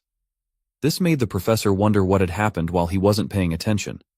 Knox looked at the bewildered little creature, wondering why it was so scared when he hadn't done anything to it yet. Looking around, the other students had been mesmerized by the creature, causing them all to hallucinate, except for Knox. At the same time, Talia was also mesmerized, holding the creature's cage and claiming it to be her maid Emma. She promised Emma that she wouldn't do it again. Other students similarly felt something strange in their bodies that they couldn't describe, or they felt as if they had just eaten a delicious cake. Talia continued to cry and apologize to the cage. Suddenly, Knox interrupted the chaotic atmosphere and said to the professor, Professor, I'm sorry, but can you change my imp? I haven't done anything, but it's already trembling in fear." The professor, now sweating and breathing heavily, looked at Knox with confusion. Knox wondered who would make such a sound in the sacred classroom. When he turned back, he caught the professor's face shining like crazy. The professor had completely changed his attitude towards Knox, eagerly asking, "Hey, Knox, how did you force that imp into submission?" Knox reiterated, "Wait, I just said that I haven't done anything yet." The professor, even more excited upon hearing this, praised Knox. "Great, I can't help but feel foolish for not noticing that great talent within you. Incredible, I'll give you a chance." The professor then turned to Knox and declared, "Please listen up. I'll give you the chance to become the best student." Knox was surprised and internally confirmed, "The best student? This is what I think it is, right?" In his mind, various illustrative scenes appeared, and he expressed, "The kind of thing in dramas that you must never do being an assistant." Hearing the professor's announcement, the other students were half delighted and half apprehensive, saying, "I'm so jealous. He gets to become Professor Rass's best student? Wow. He has to accept." Suddenly, Knox raised his hand and declared that he refused that title. He bluntly expressed his thoughts. "It's being the best student in name, but isn't it just being a slave?" Hearing Knox's blunt refusal, the professor was extremely shocked and couldn't believe it was true. The other students also wondered what Knox was thinking. Meanwhile, the outstanding students in the class were cramped after trying to resist being mesmerized. Observing Knox with uncomfortable glances, especially Echidna, she silently evaluated Knox. "I can't believe he's the only one standing up normally. Who the hell are you? Reinhafer." A few hours ago, on the academy corridor, Professor Bernan was following Professor Rass, eagerly exclaiming, "I'm telling you, that filthy-looking white-haired bastard is freakishly strong. I guarantee you that Knox kid is a crazy bastard." Professor Rass appeared indifferent, replying, "Even so, he's just a new student. It's too hasty to make any conclusions just because he made some achievements. Don't put such high expectations on new students." Professor Bernan expressed, "Rass, your problem is that you're too close-minded. Dean Noah also asked us to watch out for him, didn't she? He's definitely talented. What more is needed? We're talking about a student whose talent is recognized to be the best by one of the 4 sages." Professor Rass disregarded this and stated, "I'll need to see him with my own eyes. You don't need to care about this anymore." Professor Bernan still tried to catch up, saying, "You and your obnoxious attitude. Hey, wait for me." Returning to the present, Professor Rass, now with a completely contrasting expression, was shocked and couldn't believe that Knox had rejected his offer. He stuttered anxiously, asking Knox for the reason behind the refusal. Meanwhile, other students shared similar sentiments, expressing, "Is he crazy? That was a chance to assist Professor Rass with his class. He's the biggest authority on magic education. There are mountains of people queuing up to be his top student. I can't believe he just threw that chance away. That's exactly the kind of thing the good-for-nothing of the Reinhafer family would do. He literally threw away an opportunity that was served to him on a silver platter. That's why good-for-nothings like him shouldn't be allowed here." Hearing the gossip about himself, Knox felt a bit puzzled, but remained resolute in his thoughts. "Say whatever you want. I won't change my mind anyways." Knox also felt annoyed and remarked, "Eleanor is already giving me a headache. Why is everyone around me creating trouble?" At that moment, another student spoke up to Professor Rass. "Professor Rass, I have a question." Professor Rass, with a mournful face, allowed the student to speak his mind. The student then looked at Knox with unfriendly eyes and wondered, "Why are you giving this chance to Reinhafer? There are many more outstanding students than him, aren't there?" He then turned to Princess Penelope and stated, "Moreover, your strength is magic, right? I think the princess and Echidna are worthy of being considered for the top student position as well." Knox looked at the student and confirmed he was an asshole. He expressed, "Look at how hard he's trying to leech off of a rising family smart asshole. He knows who to butter up. I better remember him." Professor Raz, hearing the student's proposal, raised his voice and said, "The professor is the one that decides who is the right person. But if I say that, you guys might not be convinced. There could also be negative rumors to say that I'm biased towards the talent of Knox. So, let's set the record straight." His gaze turned serious and challenged the students. "I'll tell you right now why he's the right person to become my top student." Then Raz turned to Knox, his eyes softening with affection. Knox sensed the discomfort and silently expressed, "Crazy bastard, I told you I'm not doing it." Professor Raz then announced, "Firstly, let's start with how he subdued the imp's mana." Knox at this point falls into contemplation, thinking that, a summary of Raz's opinion would be something like this. Number 1. I don't know why, but I was able to subdue the imp quickly. While it might be a low-rank demon, it's not easy to do, so it's not surprising that Raz is fascinated by it. Number 2. The talent I have. Mana sensitivity genius. Then Knox's thoughts shift towards Professor Raz, and suggest that Raz has studied magic for a long time. Someone like him would be able to easily tell who has a talent for magic and who doesn't. Interrupting Knox's thoughts, Professor Raz continues, "For that reason, it's only fair for Knox to become my top student. Knox bluntly refuses, saying, "I already said I'm not doing it." Getting a straightforward rejection from Knox, Professor Rass, bewildered, says, "Knox, you can take your time to reconsider." Then he looks at Knox with a somewhat creepy gaze and says, "You're rushing your decision here." Knox feels disgusted and says, "Please speak after you wipe your saliva." Knox then decides to leave the classroom and says, "To begin with, there's a more suitable candidate, so I'd be grateful if you would give up on me." Leaving Professor Rass saddened, he continuously calls out to him to try to keep him. All the geniuses in the class witness this, each having their own thoughts. Princess Penelope expresses, "He's different from the rumors I've heard." Echidna also agrees and admits, "My apologies, my information gathering ability is lacking." The princess says, "It's all right, Echidna. I think I've just gotten a little curious about him." She also remarks, "Knox von Reinhofer, whether he'll become a light to the imperial family or a dark cloud that hovers over us." Back to Knox. By now, he has left the classroom, and now he's breathing a sigh of relief. He complains uncomfortably, "Why is Raz suddenly acting like that? He was looking at me like I was some food covered in honey or something. Why aren't there any normal characters in Inner Lunatic? But I've managed to get him off me, so I should be able to live in peace for now." A long day passes. Now it's also night. Knox is in his own room with a gloomy face.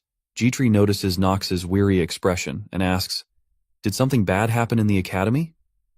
Knox replies with exhaustion, "Yeah, something horrifying." Then he remembers the memory from this morning after leaving Professor Rass's classroom. Wherever he is, Professor Rass's presence bothers him, trying to persuade Knox to become his top student. Whether it's in the classroom, the canteen, or even in the restroom, Professor Rass doesn't give up on him. He even sticks his head into the restroom to persuade Knox, "Become my top student." Knox leaves the restroom with a disgruntled and angry face. However, Professor Rass still tries to ask, "Knox, are you done considering? Become my top student." Knox responds with a disdainful expression. "Professor Rass, please stop it, you crazy bastard." Professor Rass doesn't know when to stop. He persists. His face appears excited as he says, "I like how you're rough with your words. I like it." Knox recounts the whole ordeal to Jitri and expresses his discomfort and helplessness. "That bastard Professor Rass kept asking me to become his top student." Jitri is also puzzled hearing the story and expresses, "That bastard Professor Rass kept asking me to become his top student." Then she wonders, "But by Professor Rass, are you referring to the person known to be the best in magic theory?" Knox confirms that it's him. Jitri, puzzled, expresses, "That's strange from what others say. I remember him being a good professor. Why would he do something like that?" Knox reveals, "I know he's an all-right person as well. And Knox recalls the negative traits of Professor Raz. Then Knox looks out the window and expresses, "The problem is those traits he has." Meanwhile, at the Reinhofer family estate, a group of family soldiers with tense faces is demanding someone to stop and warn others not to let that person pass.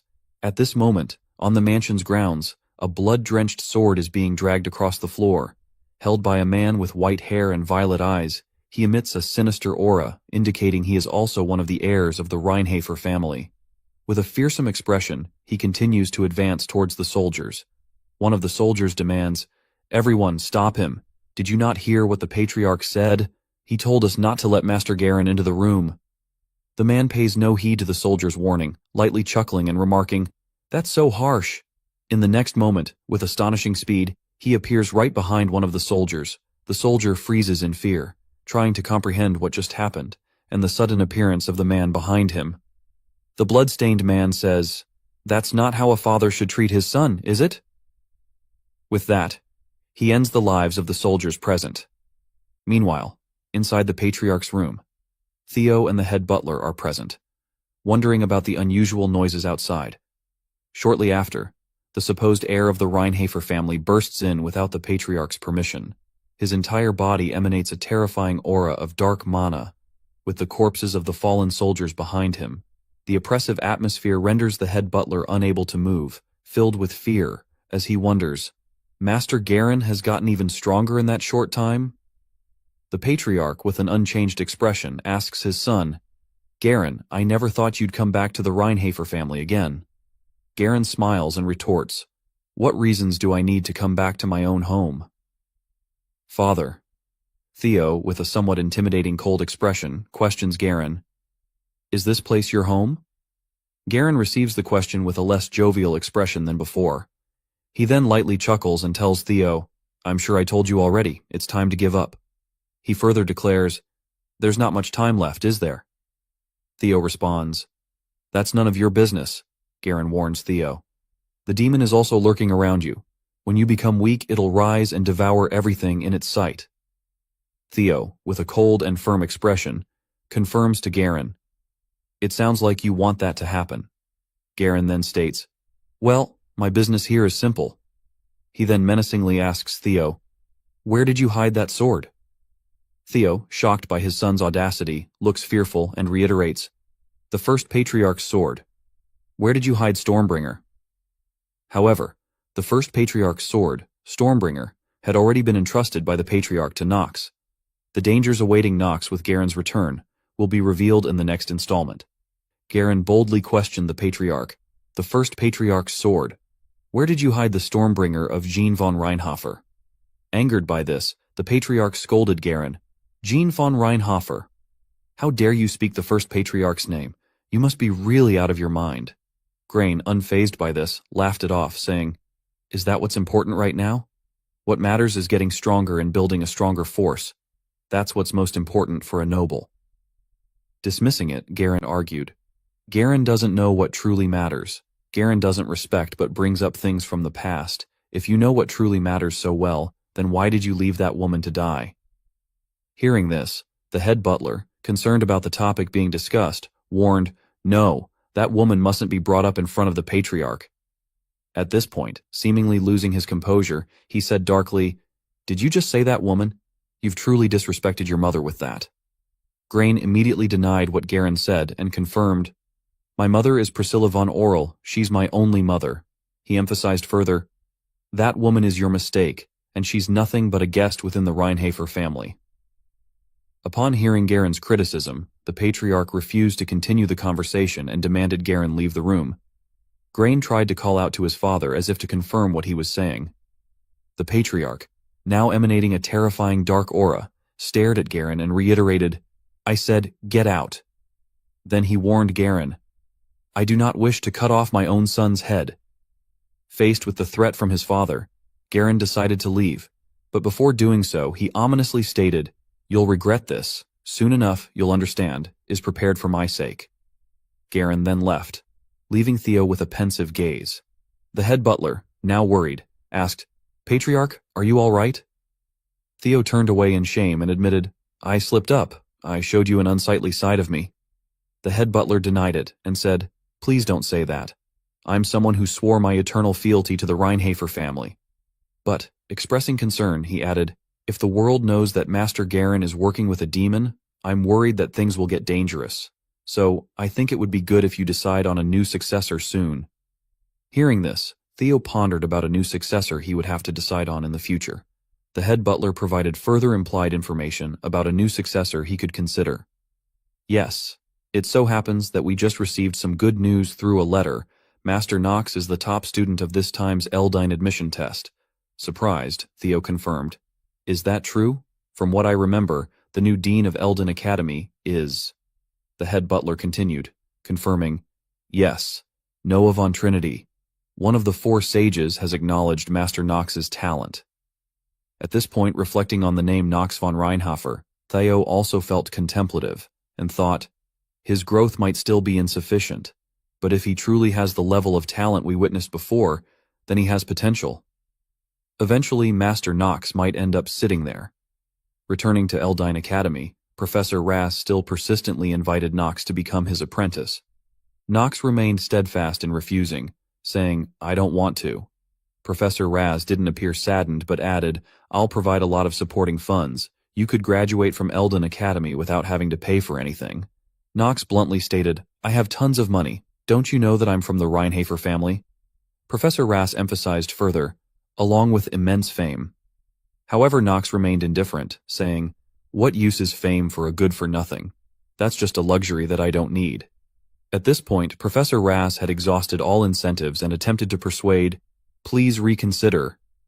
Knox sighed irritably, thinking, my ears are about to bleed from his persistent nagging. Knox recalled the previous evening when sharing everything with Gitri. Gitri, upon hearing Knox's concerns, asked, "Even so, shouldn't you listen to him if he's being so sincere?" She added, "I looked into Professor Raz more, and this isn't how he normally behaves. They say that he's an educator who's usually focused on helping weaker students." Knox chuckled wryly, admitting to Gitri, "You're right. This isn't something that I can just avoid.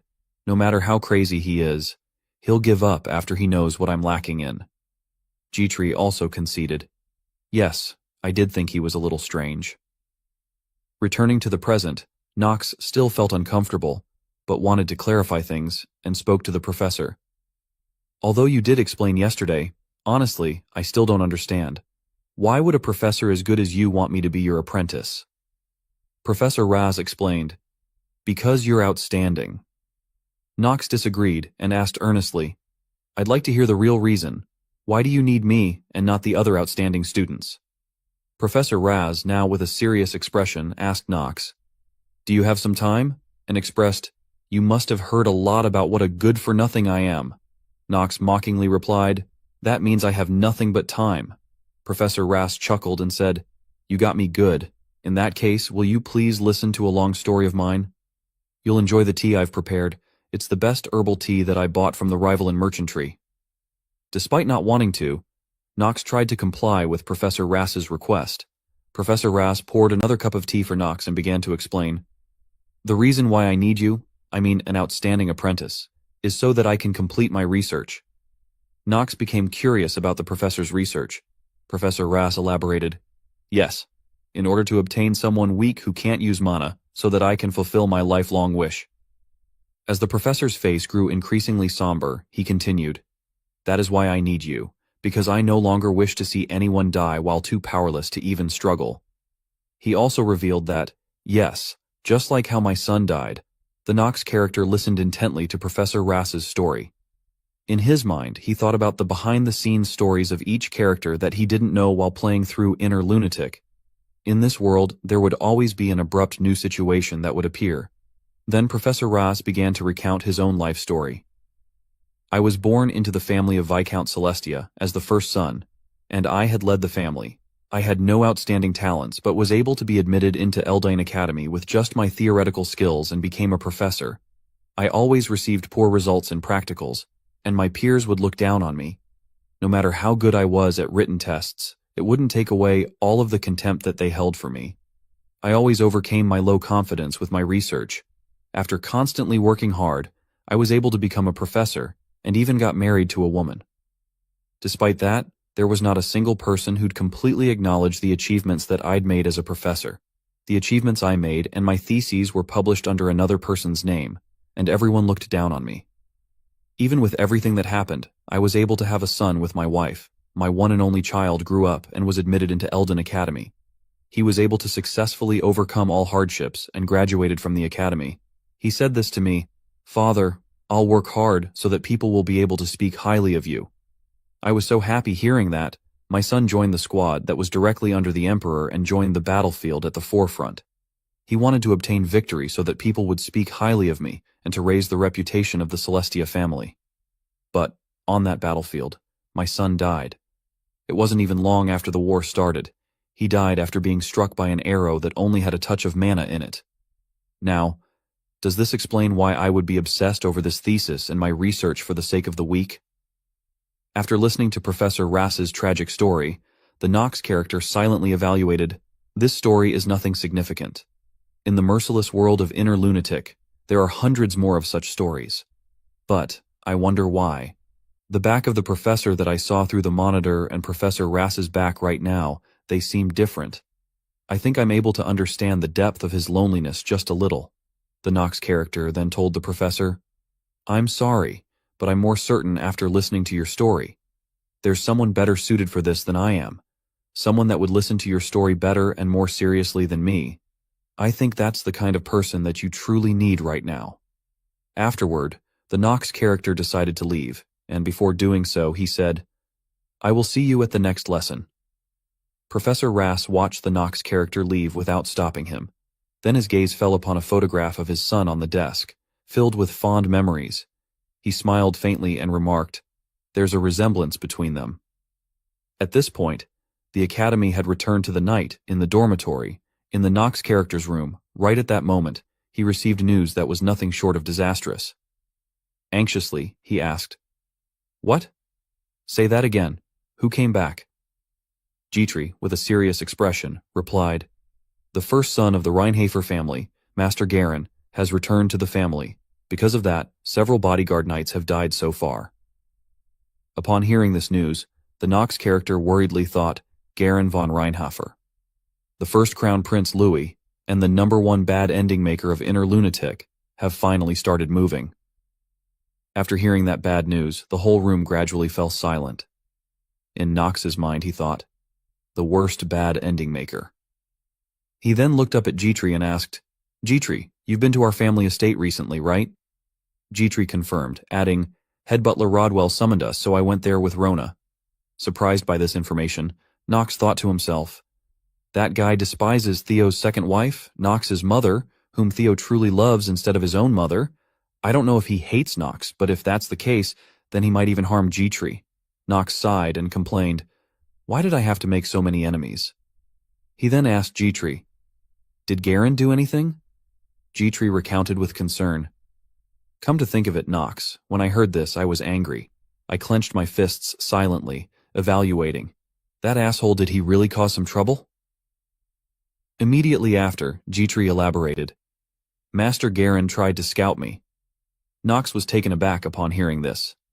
Dmitri, with a troubled expression, began to recount everything.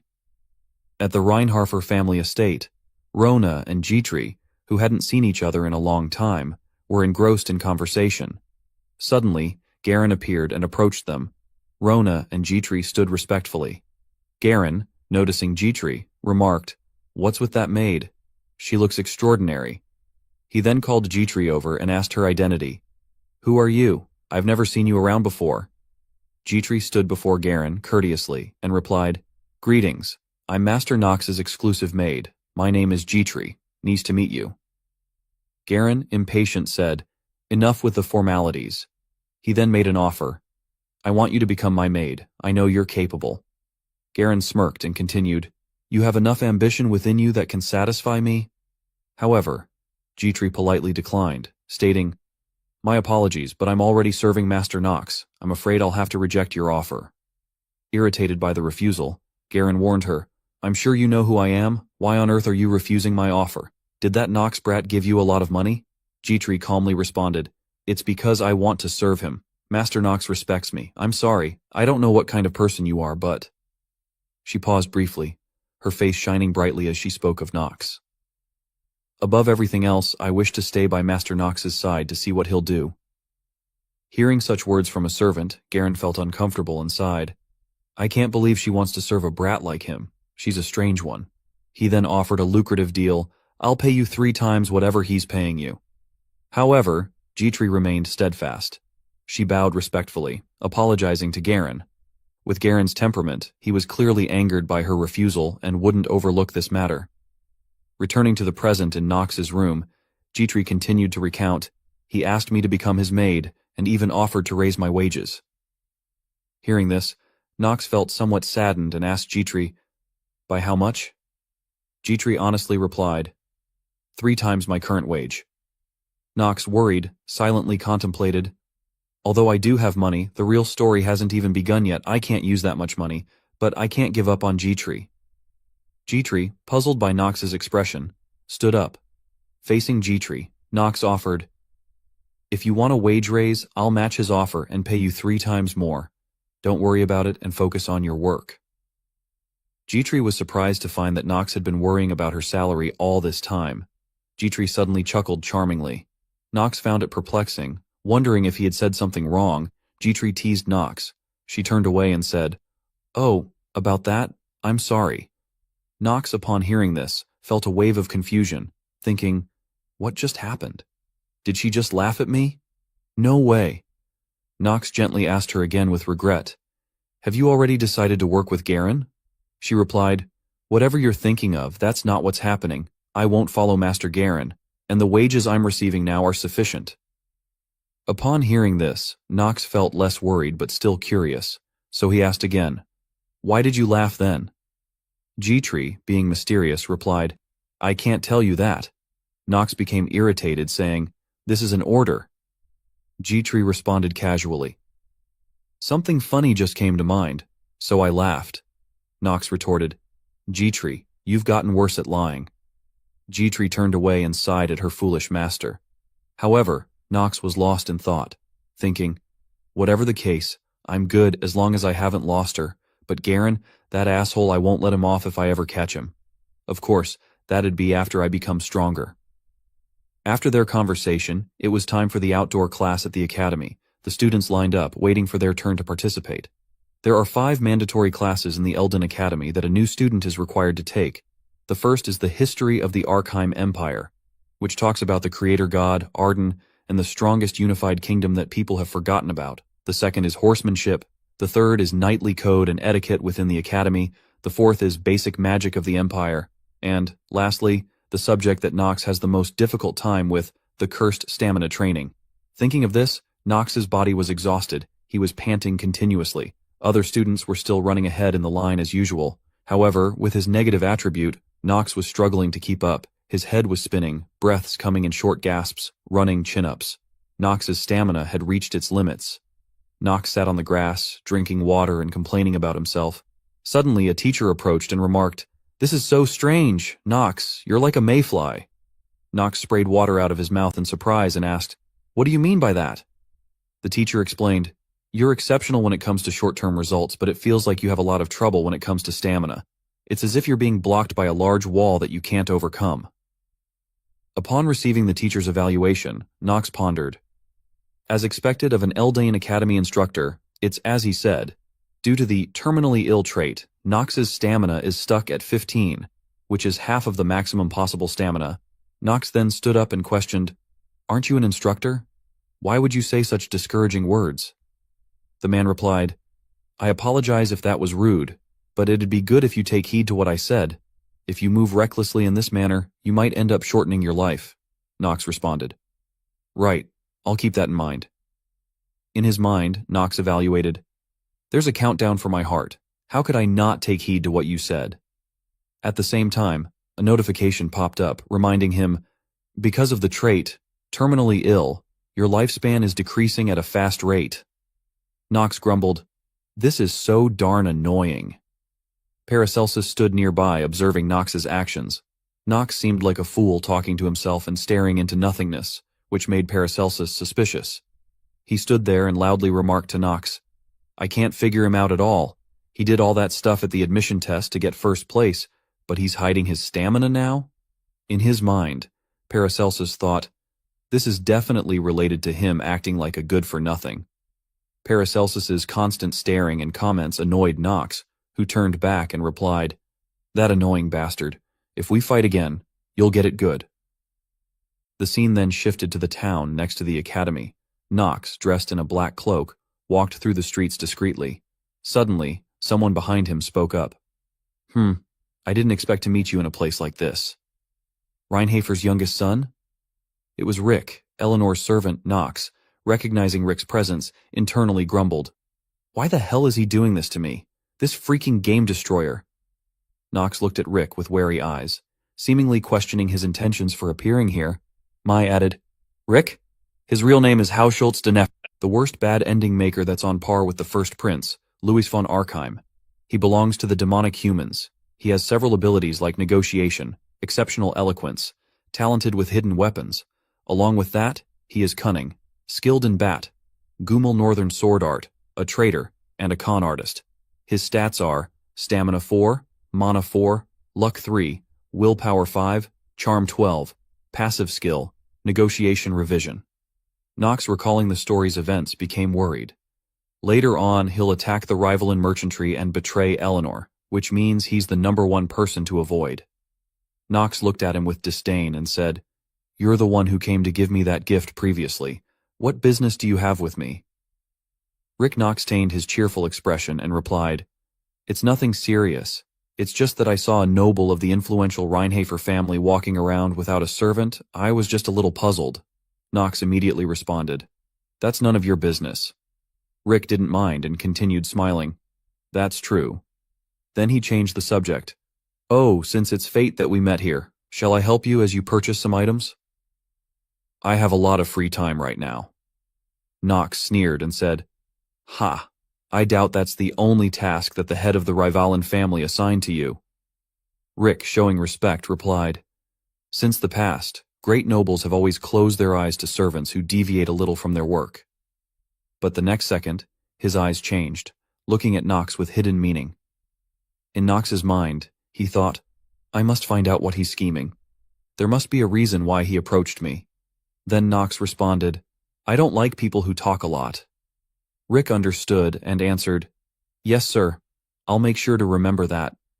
Meanwhile, in Eleanor's room, a maid approached and handed her a letter. "These are the documents you've requested." Eleanor accepted the letter and thanked the maid. Holding the documents, she focused on examining them. Most of the documents she received were related to Knox. After reviewing the additional information about Knox, Eleanor pondered, "Knox von Reinhofer, why on earth did he save me?" She felt a mix of confusion and sadness. There was no reason for him to do that. In the first place, the Reinhofer family has pretty much no interaction with the Rivalan family. If he wanted to gain something, he should have accepted Professor Burnham's proposal, but he rejected it. The youngest son of the Reinhofer family that I know doesn't have that kind of personality. What's for sure is that he started behaving differently starting from resolving the missing child's forest incident. But I don't know the reason for the change. Upon thinking about it, she sighed deeply, and it seemed she also sensed Rick's mysterious and shady nature. His recent movements have been strange. He's also gathering people within the merchantry. Well, he probably can't accomplish much anyway. After a moment of contemplation, Eleanor quickly organized her documents and information. Her gaze slowly turned towards the window. She pondered deeply. When she closed her eyes, the image of her father filled her with fear. He continuously interrogated her. "That was so foolish. Why on earth did you do that?" His face was furious as he spoke. "If it was needed, you should have given everything you had." Eleanor's eyes were filled with fear, and she cried a lot. At the same time, her childhood memories resurfaced, of attending a funeral at the church. The maid at that time was very sad and crying. Eleanor was very young then. The little girl stood before her late mother with a crestfallen face. But that experience made Eleanor stronger. She remained determined, swallowing back her own tears. The image of a strong yet lonely woman looking towards the future emerged in her mind. Returning to the marketplace, Knox and Rick were now buying some items as Rick had mentioned. As they passed by the shops, Rick explained, "There's no need to buy a high-grade orb to use in magic classes. When you become a second year, you'll be given an even better orb for free. For the pot and ladle that'd be used for alchemy, you need to buy one that's made with a special type of iron. Items will usually be made in the empty chemical room. You just need to meet the minimum requirements." After shopping for a while, the purchased items piled up into a mountain. Knox continued to follow without saying a word.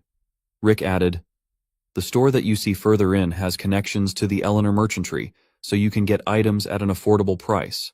Let's see what else there is." While Rick pondered what else to buy, Knox contemplated, "While I don't want to admit it, Rick's talent is the real thing, the con artist trait and passive skill, negotiation revision, that he has. If he weren't a demonic human, I might have considered recruiting him." After tallying up the items to be bought, Rick approached Knox. I think you've probably purchased everything you need now, right?" Knox confirmed, "Yes, this will be sufficient." Immediately after, Knox's gaze turned cold as he interrogated Rick.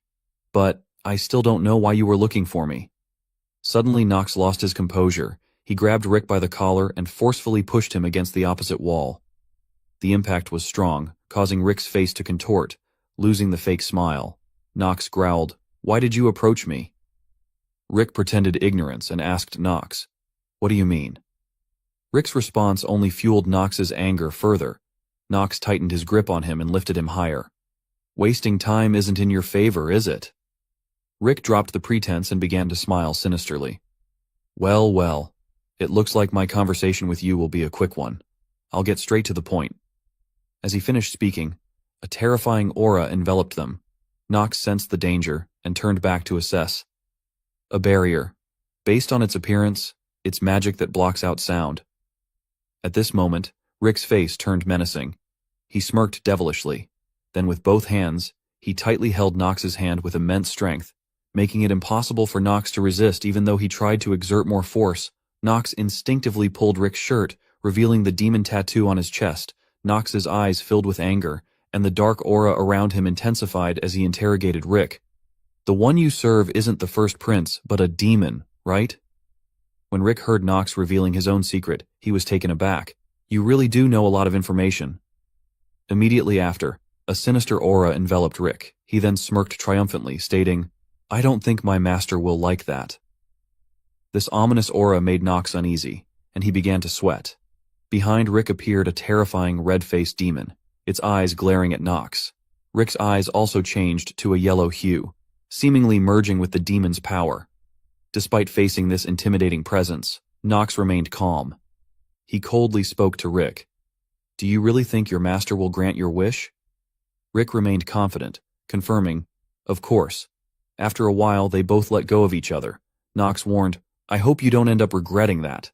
Rick, still composed, buttoned up his shirt and returned to the appearance of a friendly servant. Nox then turned and left, but before doing so, he issued a final warning to Rick. Oh, just in case. If you dare to insult me and my family again, I'll kill you. At this point, Nox's eyes and face truly showed anger. This warning was the last Nox would give to someone like Rick. Hearing this, Rick understood the gravity of the situation and cautiously acknowledged, I'll bear that in mind. Nox then left the marketplace, leaving Rick alone. The scene then transitions to a forest near the academy where an outdoor class is taking place. Professor Bernan is in charge of today's lesson. He begins the class by addressing the gathered students. All right, now that everyone's gathered, we'll start the class.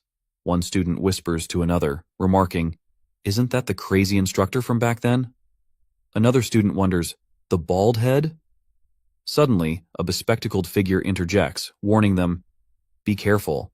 It's okay to call someone who's not bald-headed a bald head, but if you call someone that's bald-headed a bald head, then that's very disrespectful. Hearing the lengthy explanation from the bespectacled student, the others simply respond with an, Oh. However, Professor Bernan seems to have overheard their conversation. His face tightens in anger. He doesn't say anything but clears his throat loudly. His bald head shines brightly. In his mind, he thinks, Calm down. I can't crush these sprouts from our academy just because of my hair. He then composes himself and continues the class. I'll tell you about the location for the class first. This place is the Clariel Plains. It's a famous place within Eldine Academy that has lots of amazing trees and plants. You'll be learning the basics of horse riding here. Behind the professor, assistants arrive with horses. Professor Bernan encourages the students, All right, try riding your assigned horse or the horse that you brought here. Many students below begin to feel apprehensive about today's lesson. One complains, I haven't had a chance to take a good look around this place yet. A woman nearby asks, There are people who have their own horses? Others express their concerns. A horse?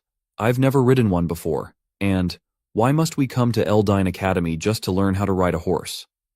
A man beside them reassures, We don't have a choice. It's a mandatory subject. You know you'll be expelled if you get an F, right? While the other students grumble about the horse riding lesson, Nox pays no attention to their complaints. He immediately summoned his horse, which was Carl. Right after that, a shiny black horse with vibrant blue eyes appeared energetically. Then, the other students also received their assigned horses from the academy. Professor Bernan spoke up. All right, try to ride them. Please grab on tightly so you don't fall off. Nox's gaze at this moment was fixed on another person, Paracelsus. He was riding a horse. No matter how awkwardly, it seemed quite clumsy. Nox looked at him and evaluated. He's pretty good at riding a horse. Well, he's lived in the East for so long he should be able to ride a camel or a horse. Then, Nox mounted Carl and began to move, looking quite majestic. The other students were quite surprised and whispered among themselves, How could a good-for-nothing like him have such a horse? The Reinhafer house is rich, although they're still not as rich as the Rivalin house. The image of Carl with the blue flame was stunning.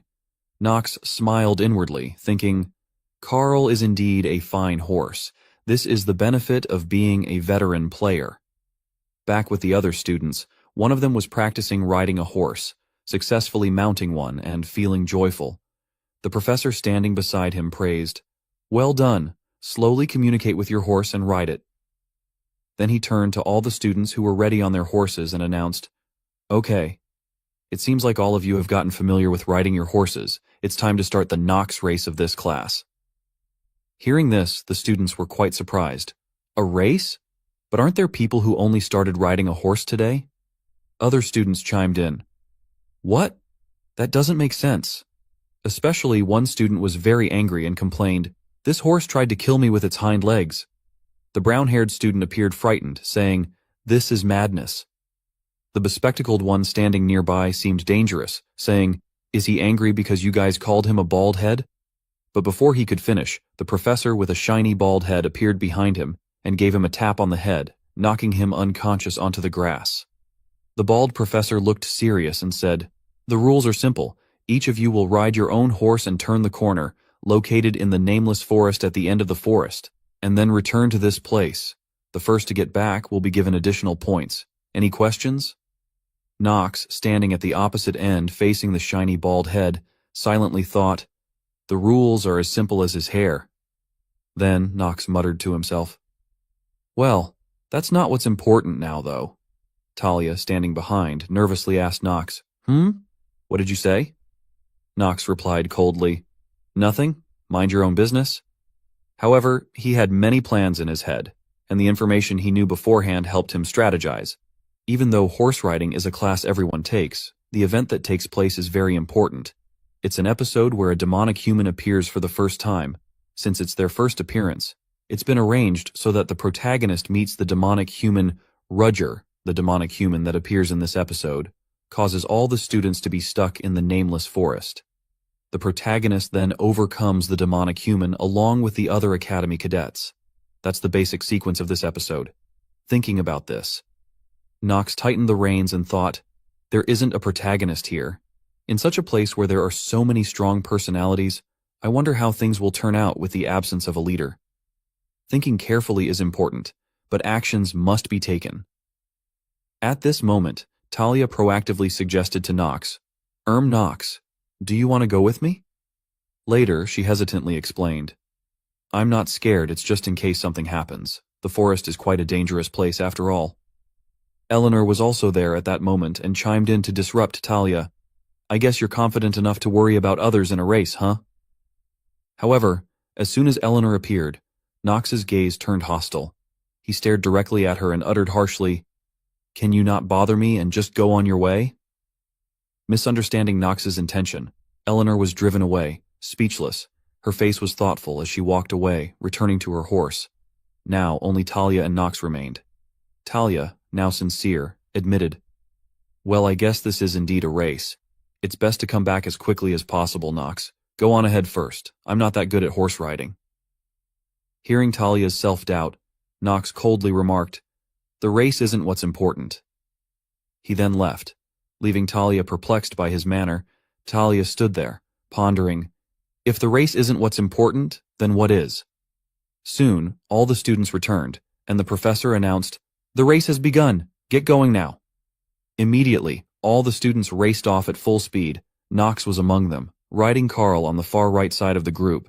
Each student tried to take the lead, urging their horses on. A confident boy boasted to others, I won't lose to commoners who haven't even ridden a horse until today. Suddenly, one student's expression turned fearful. Carl seemed to sense the danger ahead. The blue flames on him intensified, his eyes alert.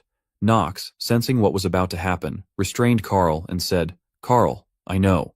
Suddenly, an announcement appeared. Due to the effect of mana sensitivity genius, the circle has been revealed.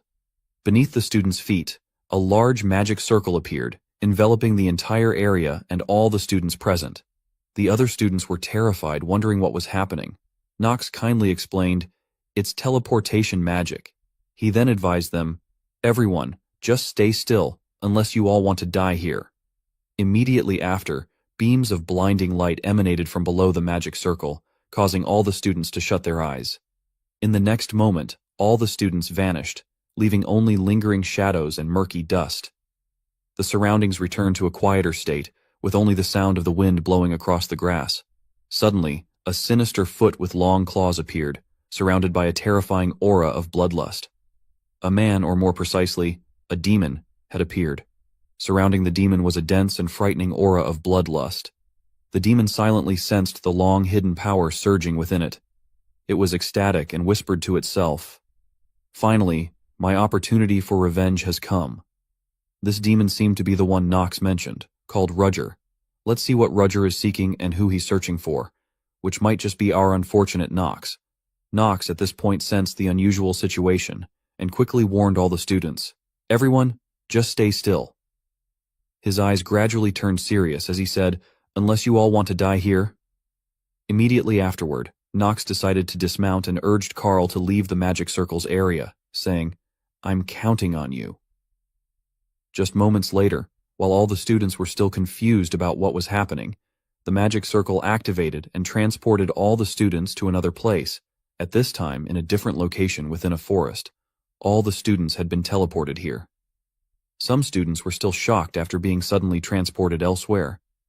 A black-haired woman held her head, complaining, "My head hurts. Where on earth are we?" The man next to her speculated that they were in a forest. A nearby girl, overhearing this, denied it. "Lies. We were just on the plains." Each person had their own opinion, causing the students to become increasingly confused about their whereabouts. Many believed this was just a test. Knox stood silently among the crowd, his eyes seriously observing the surroundings, and silently assessing, "This is definitely teleportation magic. But this is different from Dean Noah's. The formula itself seems unstable." In moments like these, Knox was also quite a respected figure. The princess noticed his demeanor and approached to inquire, "Do you know what's happening?" Knox, although aware of what was happening, still responded coldly, "I'm trying to figure it out." Then he added cryptically, "But one thing for certain is that there are outsiders that aren't with the academy." Echidna, with an arrogant attitude, stepped forward to interrogate Knox. "What are you talking about? If you know something, then tell us the details." However, Knox did not hesitate to put her in her place. "Know your place, Echidna. You're not the princess." He believed he had no reason to say anything to Echidna. Echidna, being reprimanded by Knox, was left speechless, her face angry, but she kept her thoughts to herself and said nothing. "Teleportation magic, that's what you said, right? And that this is due to outside influence." Eleanor, who was also behind, inquired to confirm, "Teleportation magic, that's what you said, right? And that this is due to outside influence." Knox did not hide, and confirmed it was true. Eleanor, needing a reasonable explanation from Knox, questioned why he thought so. Talia, also present, with a worried and curious face, said, "I'm also curious about why you think so. This could be a test of sorts from other professors too." Knox sighed in frustration at the group of privileged people, thinking, "This is why people who live comfortably can't make it. They're way too complacent." In his heart, he was certain, "This is inner lunatic. We're within a game that boasts of being one of the most difficult games." However, he did not share this with them as it was his own secret. He found a reasonable excuse and told them, "The magic power looks way too unstable."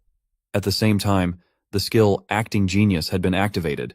Knox continued to explain, "A disorganized formula, the fact that it completely disregards the safety of the target and is only focused on the function, is proof." One of the elite students, hearing Knox's explanation, agreed and said, "Yes, the formula is strange. Moreover, if this was done by the professors, they wouldn't want to endanger us. And there's no reason they'd do that to this many children from reputable families in Eldane." Hearing Leon's words, the other students began to trust Knox a bit more, but no one spoke up. Leon continued to ask everyone to confirm a common opinion. "I think Knox is correct. What do you guys think?" It must be acknowledged that Knox had experienced all of this before, which allowed him to easily make this assessment. Leon, on the other hand, was experiencing this for the first time. Yet his evaluation was not something an ordinary person could make. The princess, hearing Leon's additional explanation, silently praised him. "I don't want to admit it, but he's right. The formula is definitely unstable. It's right to think that an outside influence is at play." She began to feel uneasy and speculated, "Could this have been done by Brother? The other students did not worry as much. One of them spoke up. In any case, we need to get out of here quickly. Others heard this and also agreed to leave the place. At this moment, Leon warned everyone, I don't think it's a good idea to stay in this kind of mana for long. Echidna, not understanding and raising her voice, questioned, You dark families are trying to take things into your own hands, huh? You need to prove what you're saying first. Immediately, the princess beside her demanded that she stop. The princess confirmed, Echidna, everything they've said is correct. If we stay in this vortex of unstable mana for too long, we'll be as good as dead. The princess's words made Echidna pause, and she dared not speak further. After hearing the princess's confirmation, the others hesitated but then agreed. Come to think of it, the way the magic circle is deployed is indeed strange. Yeah, it's way too inefficient. Others chimed in. The princess is indeed sharp. She learned magic earlier than we did, didn't she? Paracelsus, standing nearby, listened but did not comment. However, his eyes became vigilant.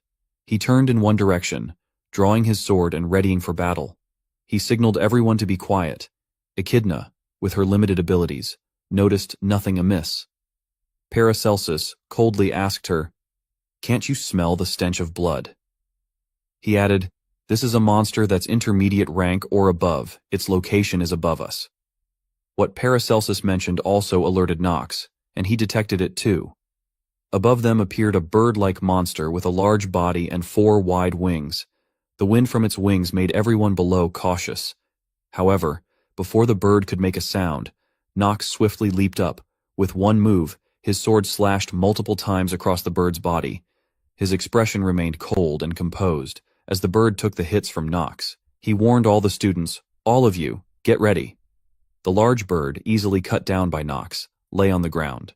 After defeating an intermediate-level monster effortlessly, Nox seriously declared, In this dangerous situation, I'll take command of the fight. The other students, hearing this, were reluctant to acknowledge, What? Who's taking command? Many thought, Nox is taking command? The good-for-nothing? That's crazy. The princess, surprised by Nox's quick response, thought, The ambush of a monster whose presence I didn't even detect. He was the first to detect it? The good-for-nothing of House Reinhafer? The elite students witnessed this, but neither denied nor agreed with Nox's declaration. The bird monster was not entirely defeated, as its body seemed to be infused with a bloodthirsty mana, making it more ferocious. The princess, still in deep thought, wondered, How is he suddenly so different? Nox von Reinhafer. Meanwhile, a bald professor, looking at his stopwatch, wondered, Seriously, is the current batch of students completely talentless in horse riding? How is it that no one's back yet? This is the worst time record in history. This indicated that the bald professor was unaware that the students had been transported away. Suddenly, Professor Ras rode up quickly to report an incident. The bald professor, seeing Ras, asked, Ras, why are you here? Aren't you supposed to be having a class with the second years? Professor Ras quickly replied, That's not what's important now. Where are the students?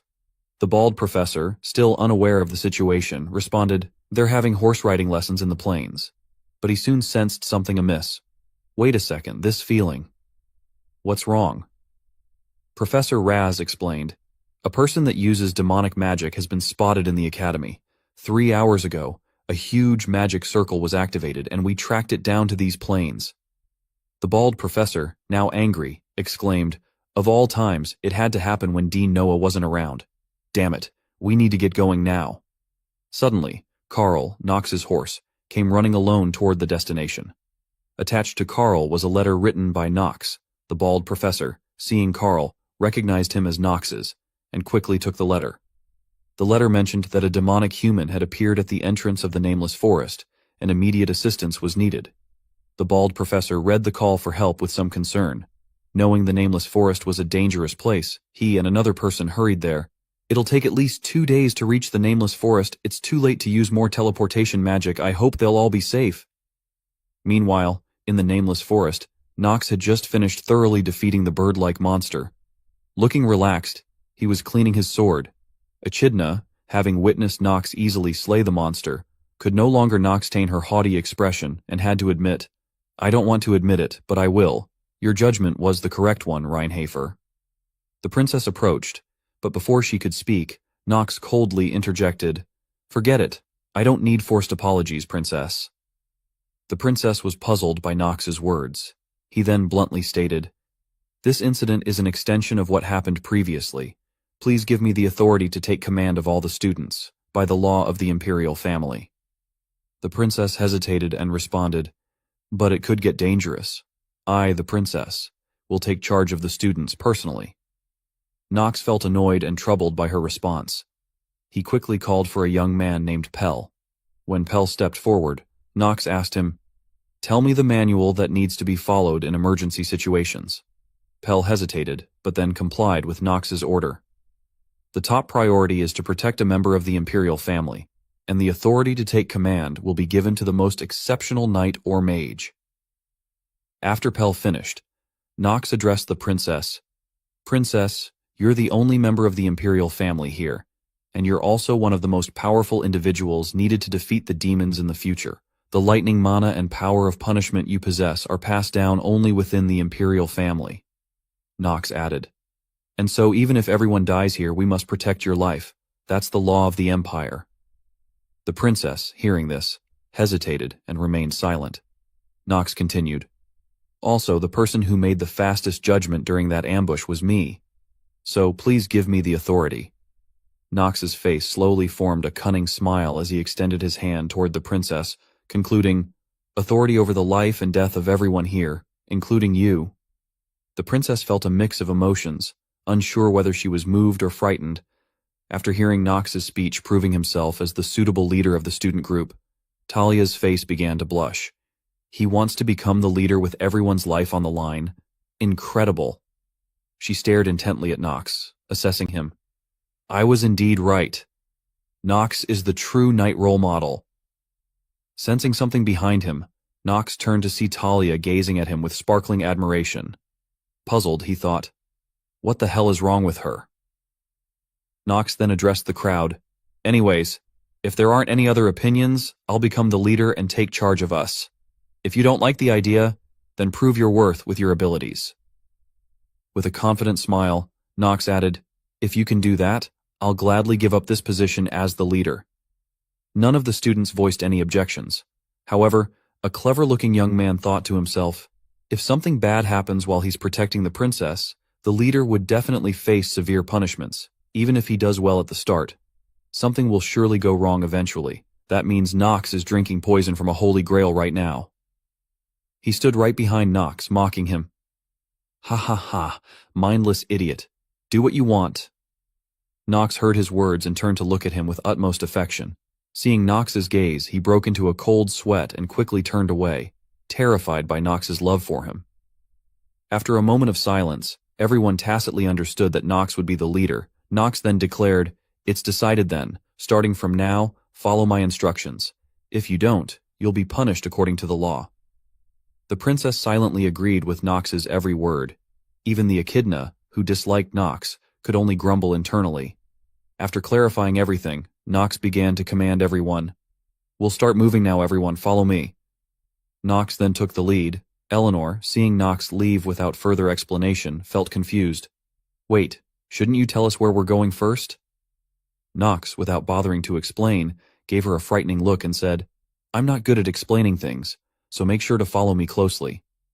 Then he led the group, thinking to himself, "If you guys knew just how many times I've played this chapter, you'd be horrified, because I'm a veteran of this damn game." Meanwhile, in a cave, someone was observing the students' actions through a magic orb as they encircled and killed a beast. This man was none other than the demon Rugger. He leisurely watched the students struggle like prey. Suddenly, a voice called his name, "Rugger," accompanied by a terrifying black mist. From within the mist, a mouth appeared, surrounded by numerous eyes. The entity commanded Rugger, "Devour the humans of Eldine. Get rid of all the sprouts that do not grow." Rugger obediently listened, kneeling, and then extended his hand to receive the black energy into his body. The mysterious figure continued, "If you do that, I'll share my power with you, even though you don't deserve it." As the black energy entered Rugger's body, the veins in his arm turned black, his body seeming to endure immense pressure. But soon, he controlled the power, clenched his fist, and responded, "Yes, my lord, I'll deal with this in a way that shall not disappoint you." At that moment, he was holding a dark purple magic core. Once the black mist disappeared from the core, the mysterious figure vanished, and the core fell to the ground. Rugger, looking into the magic orb, muttered to himself, "Eldine, this is a perfect mission for me. I'll punish you for the sin of abandoning me." The orb reflected the image of two professors riding towards the nameless forest. His gaze focused on Professor Ross, uttering his name, Ross von Celestia. It seemed they had known each other before. The terrifying aura from Rugger spread throughout the cave, causing birds to scatter. The evening began to set in. Under Nox's direction, the students quickly subdued the beastly boars. Nox then spoke, "From here on, we'll need to assign roles." He looked at Leon and Paracelsus, saying, "You and you, help me." Paracelsus, though slightly displeased, reluctantly agreed. "It's a fact that you defeated me, so I'll play along for now." Leon, however, responded differently, bowing respectfully. "I'm probably lacking in skills, but if I can be of help, I'll do my very best." Nox looked at the two geniuses in front of him, following his orders, and silently marveled, "Good, with this, I've got the strongest new students on my side." Then, his gaze shifted to another place as he thought to himself. Next up would be Nox gathered some elite students and said, "There are two ways to get out of this forest. Someone has to break the barrier from outside, or to kill the caster that used the teleportation magic within the barrier." The princess, upon hearing this, asked, "In the case of the latter," Nox explained, "indeed it could get dangerous, but we don't have any other options here. It'll take Professor Bernan about 2 days to reach this place from the plains, if he travels in a straight line. Our best option would be to try and survive as best as we can while killing the caster." Though he said this, Nox also thought to himself, "Actually, I already know. This event can't be resolved with the first method. If we want to get out of here, we must kill the caster. The caster is Rugger, the demonic human that lives in this forest." After explaining the situation to all the students, Nox spoke up. "We'll first gather some food. We should be able to last 2 days with this much." Hearing this, Paracelsus feared that Nox was referring to something they had killed and quickly asked, "Oi, Mr. Noble, what are you asking us to eat?" Nox nonchalantly replied, "This is a pig. Any problems with it?" Paracelsus sighed and said, "Hey, I know you're pretty skilled, but I think you've got the wrong idea. You must think this is the back mountain of a noble that they use for hunting. We can't eat demonic beasts like this. They're poisonous." Nox looked at the pig's carcass and confirmed, "I'm aware of that. I also know that the plants in this vicinity can't be eaten recklessly." Paracelsus, even more puzzled, asked, "Why are you asking us to eat it if you know all that? How are we supposed to eat demonic beasts? No matter how starved I was in the East, I never went this far. Do you know how long your stomach would be in pain for?" Saying this, Paracelsus wore a disgruntled expression. Nox, seeing him, thought silently, "This lunatic, he only got stomach pain after eating demonic beasts? I better not get too involved with him." After thinking for a moment, Nox sternly ordered him, "Shut up and be quiet. I have my ways." At this point, Nox picked some herbs and told Leon, "Leon, summon undead and ask them to protect the students from the monsters." Leon quickly agreed. Nox then turned to Paracelsus with a sigh and requested, "I want you to protect the princess. Except for that cheeky mouth of yours, you actually have pretty good skills." Being insulted like that, Paracelsus was quite angry but endured it as it was an order from the leader. "I'm definitely going to beat you until you're half dead in the future."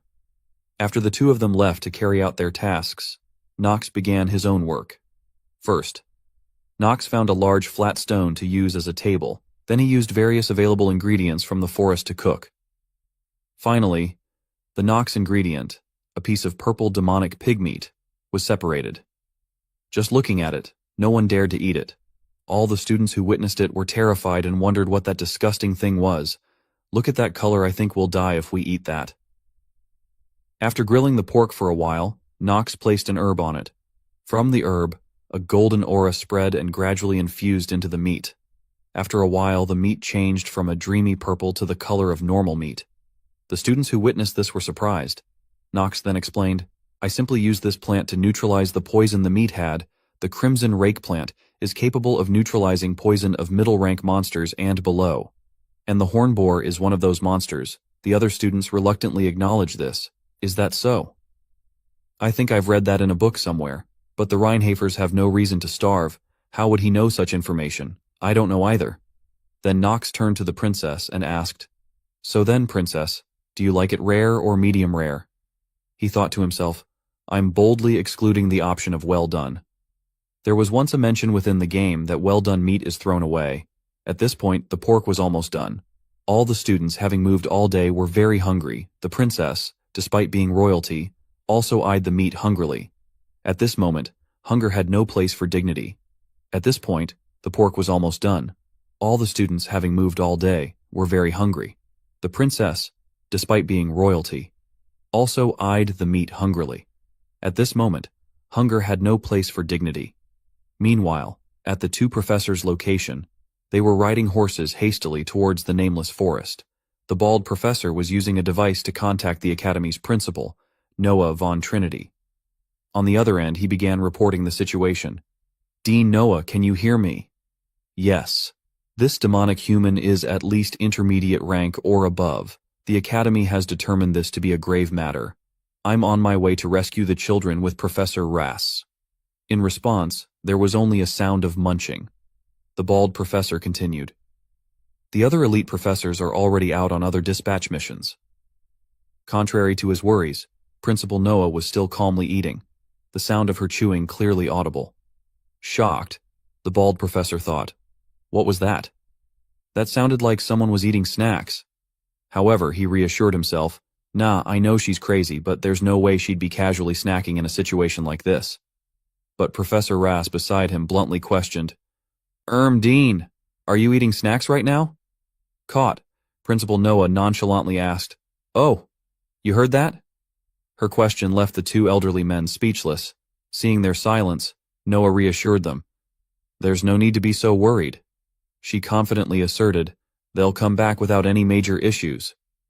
While she was sitting in her ice chamber, leisurely eating snacks, the two professors were still very worried about the students. But, if they were second-year students, this situation wouldn't be as dire. But they're first years.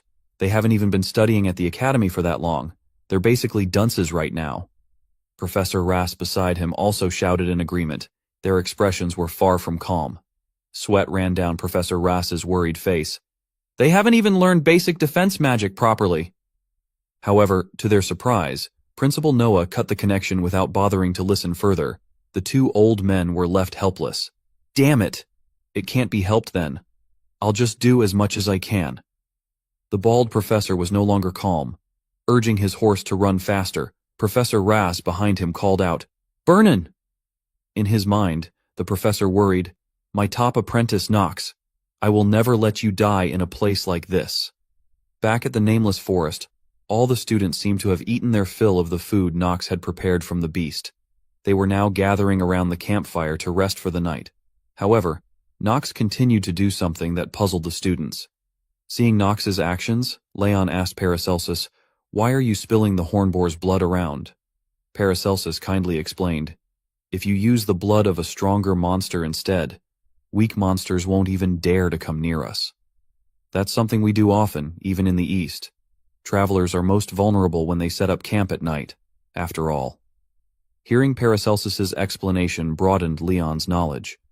The other students were also amazed. At this moment, Princess Penelope approached Knox and called his name. Knox turned back, scrutinizing her with his eyes. The princess smiled warmly and thanked him. Thank you. Thanks to you, we could keep the other students safe. Knox, indifferent to the gratitude, cautiously reminded the princess, We still have a long way to go. There are still a lot of monsters around and we haven't defeated the mage, plus the night is long. While the two of them were talking, the other trainees began to sleep in an attempt to regain their strength. The princess looked at all the trainees, missing no one, and said with a sigh, I know, but the fact that no one has died so far, I think that's thanks to you. Despite her gratitude, Knox remained indifferent as he looked at the princess. Her face gradually turned sorrowful as she admitted her past mistake. Please forgive Echidna's manners. She's just biased against dark families because of the usual negative feelings people have for them. Knox, puzzled by the princess's apology on behalf of Echidna, thought to himself, Why does she even care about me? I don't like how this is going. He then told the princess, You don't need to worry about someone like me. You can't go thanking the good-for-nothing that was thrown away by his own dark family. The imperial family would be in shock if they found out. The princess disagreed with his self-deprecation, asserting, "That's one way of looking at things." Her gaze turned serious, and Nox's image in her eyes was entirely different from the rumors, she frankly stated. "But I think differently. If I can save more people, even if I have to join hands with a demon, I will do so without hesitation." Nox, concerned by her serious words, cautioned, "That's such a dangerous thing to say."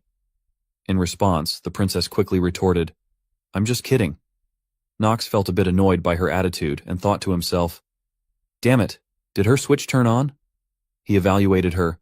Penelope von Arkheim, she's known as the Princess of Kindness. But her biggest flaw is that she's an extreme utilitarian. Looking at the innocent princess before him, Nox judged, she's a dangerous character that would give up her own life for her beliefs.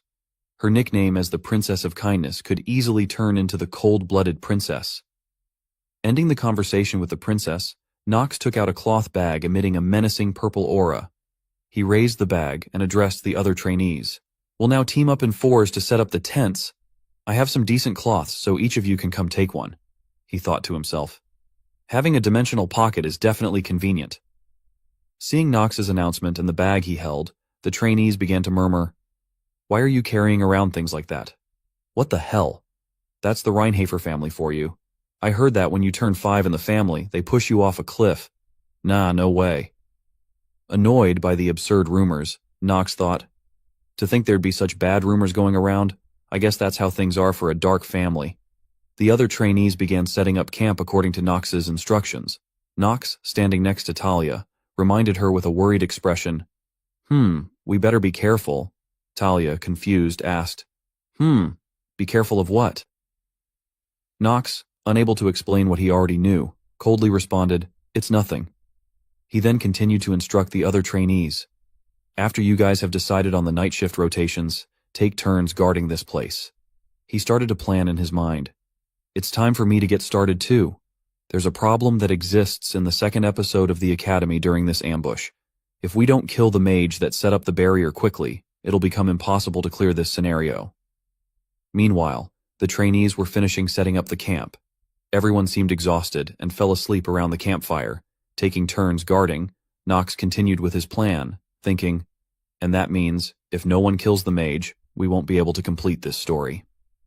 As Nox drew his sword and walked in a certain direction, Leon, seemingly entrusted by Nox with something, watched him go alone. Within the barrier, the sleeping trainees began to sense something approaching. A young man woke up, quickly drew his sword, and alerted the sleeping trainees. "Everyone, get up!" Others hurriedly reported, "Princess, we've got trouble." The princess ran out and anxiously asked, "What's wrong?" The man explained, "A huge number of creatures that possess mana are gathering near here." The area around the trainees' resting place was enveloped in a terrifying miasma. Echidna, worried, stood protectively in front of the princess. "Please stand behind me, princess." Paracelsus also quickly drew his sword, ready for battle, assessing the situation. "Ho, here they come. Hornboar's blood doesn't mean anything in the face of a stronger monster after all." He then looked around, seemingly searching for Nox, and asked, "So, what do you intend to do?" However, they realized Nox was no longer there. Talia anxiously called out, "Nox isn't here?" Leon stepped forward, began using his magic, and told everyone, "He's gone elsewhere temporarily. He's left this battlefield to me." Echidna, angry, shouted, "What? He was so confident about protecting the princess, yet he went somewhere else?" Leon rebutted, "Yes, but he didn't run away." Echidna, still doubtful, questioned, "How would you know that?" The other trainees, seeing the approaching horde of creatures, felt very anxious. "But there's just way too many of them. This is too dangerous." Eleanor also spoke up, "Echidna is right. This is way too many monsters for us to deal with." Leon, turning to her, affirmed, "It's all right." He then began to unleash his magic, green mana spreading around him. Witnessing his tremendous power, the princess was quite surprised, thinking, "Such a ridiculous amount of mana." Echidna, with a troubled expression, thought, "What on earth is happening right now?" Leon, entrusted by Nox at this moment, was also very curious. "I've become curious. Knox von Reinhafer, about the kind of person you are and why you've given me this responsibility. He recalled when Knox, before leaving, had given him a dark purple magic core, which had surprised Leon. Returning to the present, Leon confidently declared, I declare this as the patriarch of the Marvas household, the result of this battle. Mid-sentence, a monstrous wolf charged at him, but Leon, using his enormous mana, quickly blocked it. In an instant, summoned entities appeared and slashed at the wolf. The strike was so powerful that it split the wolf's body in half. But that wasn't the end. His summoned army of zombies began to engage the monsters. With eyes full of confidence and determination, Leon continued, I declare this as the patriarch of the Marvas household. The result of this battle will solely be decided by me, Leon von Marvas. At a different part of the nameless forest, in front of the demon's cave, a magical array was set up all around. Knox calmly stepped into the range of the magic. Even though he knew about it, he wasn't afraid and directly walked in. As soon as Knox stepped onto the magic circle, a system notification appeared stating, Mana Sensitivity Genius has neutralized intermediate restraint magic. Therefore, these magic restrictions had no effect on him. Knox continued to walk through the magical constraints, his face serious and his eyes determined. Another notification appeared. Due to the effects of the lunatic member's robe, your attack power has increased by 1.2 times. The moment he stepped into the magic, Knox detected the presence of the demon named Rudger. He took the initiative to speak, How long do you intend to re-Knox hidden? The demon, surprised at being discovered, let out a mad smile, showing interest. He began to slowly walk towards Knox, his voice deep and menacing. A mere academy student is able not only to figure out my location, but is also bold enough to fight me. Rugger's eyes then gleamed fiercely. The red aura of blood emanated from him, instilling fear in those around. Knox was ready for the battle. Acting genius has been activated strongly. His expression changed from cold and emotionless to cheerful, and he smiled cunningly, saying, Those are words you should only say when you're worth something. He then threatened the demon, You're the one who ought to know his place. His words successfully enraged Rudger, whose smile vanished, replaced by a fierce look. Veins bulged on Rugger's face as he roared, How dare you! The next second, he vanished, moving at great speed towards Knox, claws extended to end him. However, Knox blocked the attack with his sword, the impact releasing a burst of energy around them. After deflecting the blow, Knox swiftly slashed horizontally at Rugger, forcing him to retreat to dodge. Rugger looked at his hand, now corroded by the black flames from Knox's sword, and furiously demanded, Who the hell are you? Knox, with a cold tone, replied, There's no need for me to tell you that. His cold demeanor further infuriated Rugger. The demon's body was fueled by demonic power, black veins spreading across his form. A terrifying aura emanated from him as he snarled, I'll beat the words out of that arrogant mouth of yours. Rugger charged again, his arm now wrapped in a blood-red aura. But for Knox, it was all too easy. He quickly severed Rugger's once-joined arm. Realizing his arm had been cut off, Rugger was left stunned, unable to react, his face blank with disbelief.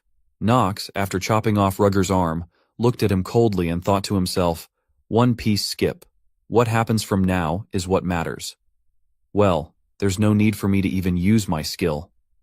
As Rugger's arm fell, he finally came to his senses.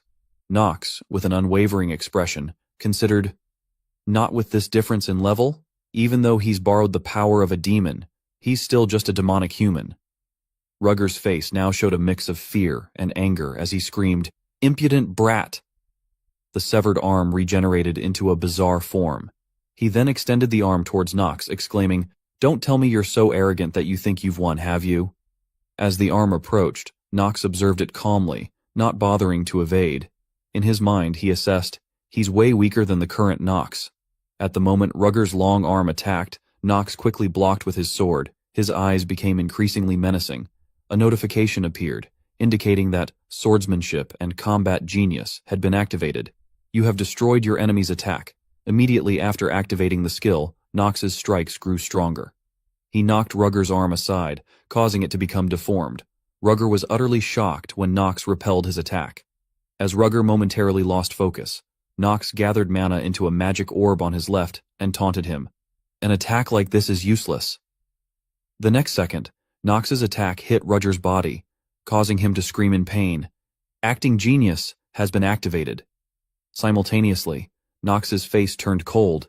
He directed his murderous gaze at Roger, who lay on the ground in agony from Nox's dark strike. With a terrifying expression, Nox grabbed Rugger's limp arm and lifted him up. His menacing face glared at him and said, "You didn't think that'd work on me, did you?" Rugger lay on the ground in pain, unable to do anything, his teeth clenched in anger. "I should have been careful from the start. The good-for-nothing of House Reinhafer, he's foiled my plans?" Now, with Nox pinning his arm down and pressing his body to the ground, Rugger still tried to lift his head to glare at Nox, snarling, "How dare you humiliate me? The one who's received the blood of the Archduke!" Nox ignored his meaningless words, calmly raised his sword with a chilling gaze and said, "This is farewell. I've had enough of you."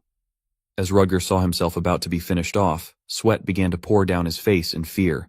But at that moment, a voice called out from behind, "Stop!" It was Professor Rass. He hurriedly rushed over, gasping, and pleaded with Nox, "Please stop, Nox." His face was very frantic as he admitted, "He's my apprentice." Hearing Professor Rass say that, Nox was very surprised. He froze, astonished. "What?" Professor Rass, with a regretful expression, bowed his head and said to Nox, "Sorry for allowing you to go through all this, but it's true. He's Rugger, my apprentice." Rugger, lying on the ground, hearing this, also gave a contemptuous smile. "Ha! Your apprentice? Don't be absurd, Professor Rass. Was I ever your apprentice for even a single second? You abandoned me.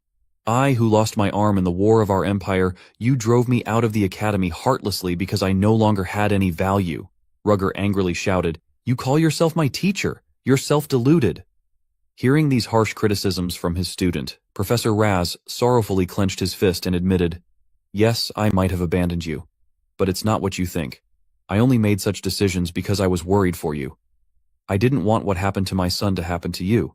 My only choice was to expel you from the academy because you were so adamant about going to the battlefield." Despite Professor Rass's explanations, Rugger did not want to understand and continued to hold a grudge against him. His eyes full of hatred, he said to Rass, "We're the ones who decide the path we'll take." He recalled the scenes he had to go through. "Rass, you were conceited, and the whole continent became aware that I was abandoned trash of the academy." Professor Rass was deeply remorseful for what he had done. "I didn't know that happened to you, but does the magic you so desired really look like this? Is this really the magic that we both wanted?" Rugger appeared indifferent to Professor Rass's question. He gave a sly smile and said, "I know that it's too late for me." Right after, his whole body seemed to gain new strength. He struggled against Nox and broke free from Nox's grip. Nox was surprised by his actions and carelessly let him escape. Immediately after, Rugger abandoned his target, Nox, and charged straight towards Professor Rass with the intent to exact his revenge. He rushed at Professor Rass, his face full of fury, holding a blood-stained knife. His eyes filled with hatred, he shouted, "But I'll bring at least you to the afterlife with me." He screamed, "Rass von Celestia!" Professor Rass was terrified, unable to react in time. In other words, he resigned himself to this death for what he had done. However, the author does not let him die just yet. At this moment, we only see a stream of black energy from Rugger being blocked by a purple stream. Professor Rass, who was previously so terrified that he closed his eyes tightly, waited for death, but when it didn't come, he opened his eyes to see why. Before him stood the handsome figure of Nox, blocking his way. Taking on the role of the protagonist, Nox declared, "Things that I've done that can't be changed, I have some of those as well." At the same time, his entire body was enveloped in the purple energy, knocking Rugger out of the danger zone. The moment after he finished speaking, Nox's figure appeared right behind Rugger. His sword was ready to finish him off. Rugger, his body still not reacting, stood motionless as if rooted to the ground. When he finally realized it, his face twisted, and he muttered to himself, "What? How are you so fast?" At this point, the system also began to announce, "Acting Genius is now activated to the most extreme level. The synchronization of Nox von Reinhafer with the player has increased." Nox, with his sword ready to strike, no longer had a cold expression. He smiled lovingly at the soon-to-be-dead Rugger and said, "I understand the feeling of despair you have to endure, but it can't be changed anymore. That's a really inelegant emotion, don't you agree?" Right after saying this, Knox's entire body became different due to the enhanced stats.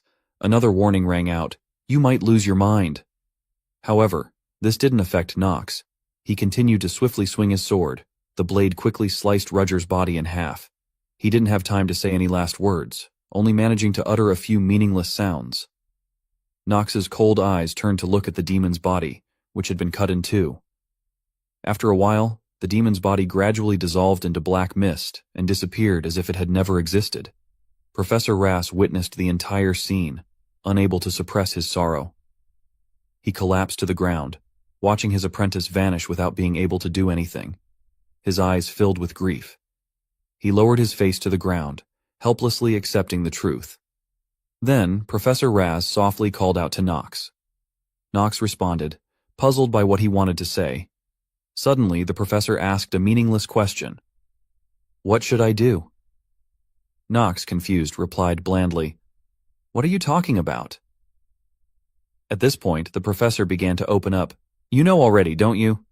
My research and thesis exist only for the sake of those who are weak, but I'm no longer sure if there's any meaning to my research. I'm not even able to protect my own apprentice. I wonder if there's any meaning to continuing my research." Knox stood behind, listening but not responding.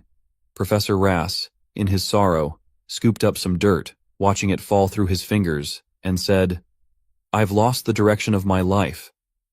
Seeing this tragic scene, Knox showed no emotion. He wiped the blood from his face and replied, "I don't know how you're related to that demonic human."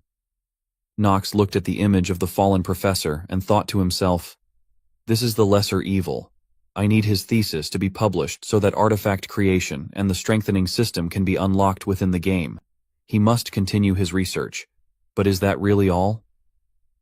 As he thought this, his hand clenched in hesitation. At this moment, a notification appeared, stating, "Your emotions have interfered with the character, Knox von Reinhofer." Knox's eyes softened, seemingly filled with many unspoken words. Another warning popped up. Warning. Acting genius is wavering. Simultaneously, a light rain began to fall over the forest. After a moment of hesitation, Knox started to speak with genuine emotion. "Actually, something like that isn't important to me. However, I don't think your research is worthless." As he said this, Knox himself was hesitating, questioning himself. "I thought I believed that making use of Professor Rass was the best decision, so why am I wavering?" Under the rain, Professor Rass, his face full of sorrow, asked Knox, "Haven't you seen how powerless I am?"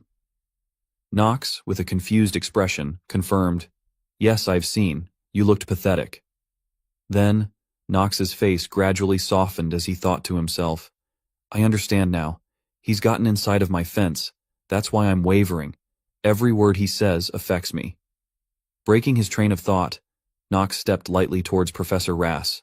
Speaking in a low tone, he said, "I'm lazy by nature. Please don't ask me to do too many tasks. I don't really like tea, I prefer coffee, I don't need money. I also don't think much of things like fame." Professor Raz, baffled by Knox's remarks, looked at him with a puzzled expression and asked, "What are you talking about?" Ignoring the question, Knox continued, "However, your research is different." At this point, a gentle, sunny smile appeared on Knox's face, even in the rain. He looked at the professor and confirmed, "It's of value. I guarantee that." In his mind, he whispered to himself, "Maybe, just maybe, a game addict like me is envious of you, who contributes to the love in this world." Simultaneously, the magical barrier began to break down as its creator was defeated. Knox knelt on one knee, showing respect. His knee got stained with mud from the rain. Professor Rass began to grasp what Knox desired. Knox then spoke resolutely, "Professor Rass, I'll become your #1 apprentice." The romantic scene left everyone in awe. Professor Rass could hardly believe Knox's request. Knox continued his thoughts. "Nothing has changed the back of Professor Rass that I've seen only via the monitor. There's only him and me, an unorthodox thinker." Knox then said to the professor, "If needed, I can match with you. I can be at the height of your back as you cry inside while talking about your son." These were words that men often find hard to say to each other. As the barrier disappeared, the students were safe. All the monsters had been killed by Leon, and their corpses piled up before them. Paracelsus, seeing no more danger, sheathed his sword and sighed in relief. Leon looked at the slain beasts and felt at ease. Paracelsus, witnessing Leon's power, thought to himself, "To think Nox isn't the only lunatic here. What the hell is with all those undeads? They're on a completely different level to normal undeads. They feel fundamentally different." The princess also felt reassured and said to Echidna, "It's so hard to believe that there's an army of undead with that kind of strength, the Dark families. They are truly capable of destruction. That's hard to believe. While I don't want to admit that it seems that the rumor that the Marvas household is back is the truth, Leon von Marvas, we do well to remember him." Echidna, bowing, replied, "Yes, Your Highness. I'll pay attention to his activities." Leon, still in a daze, held the mana crystal Nox had given him and thought, "The highest grade mana crystal. If it weren't for this, there's no guarantee I could have won." Grateful to Nox, Leon clenched the crystal and acknowledged, "It's as if he's seen the future." Suddenly, a loud voice broke the somber atmosphere among the students. "Hey, everyone! Hey! Is everyone all right?" A bald professor appeared, shouting to check on the students. His shiny head was like a glimmer of sunlight in the gloomy rain. The students, seeing the professor, felt more anxious than before.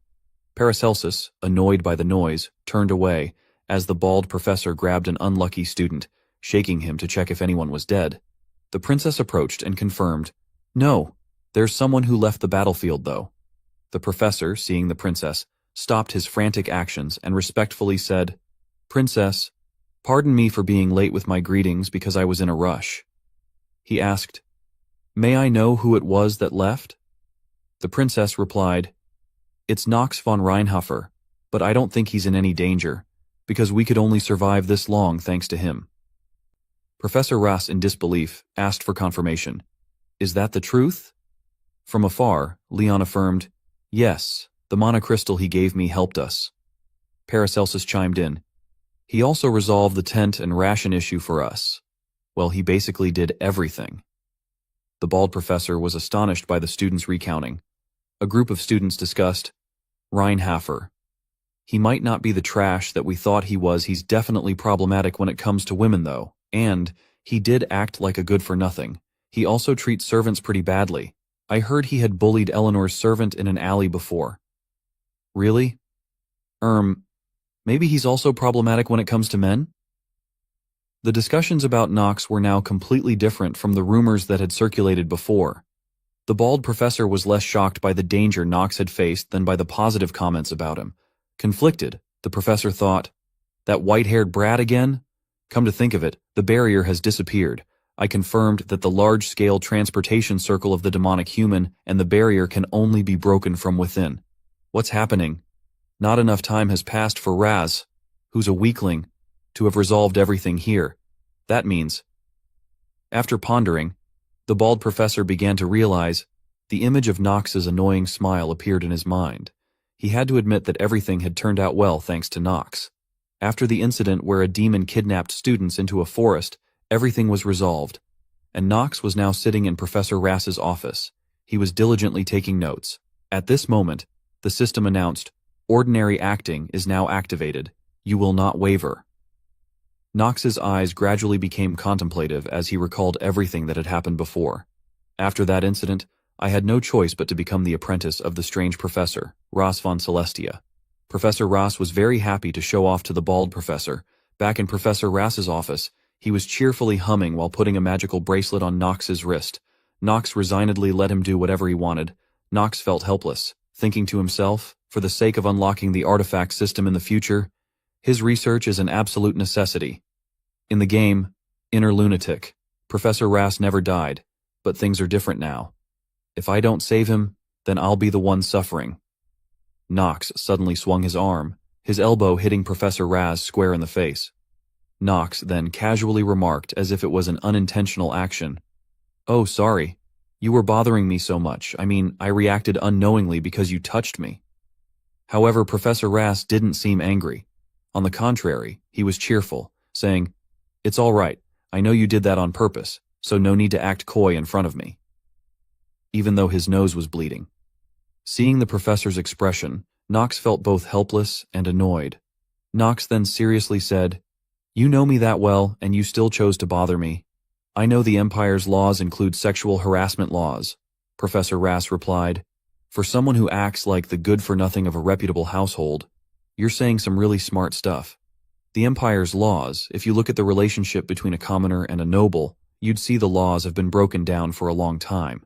Nox was displeased. I don't think that's what a professor of Eldain, an institution directly under the command of the imperial family, should say, Professor Rass nonchalantly responded. It doesn't matter as long as you don't tell on me. Nox, annoyed by the professor's indifferent attitude, thought, he's seriously insane.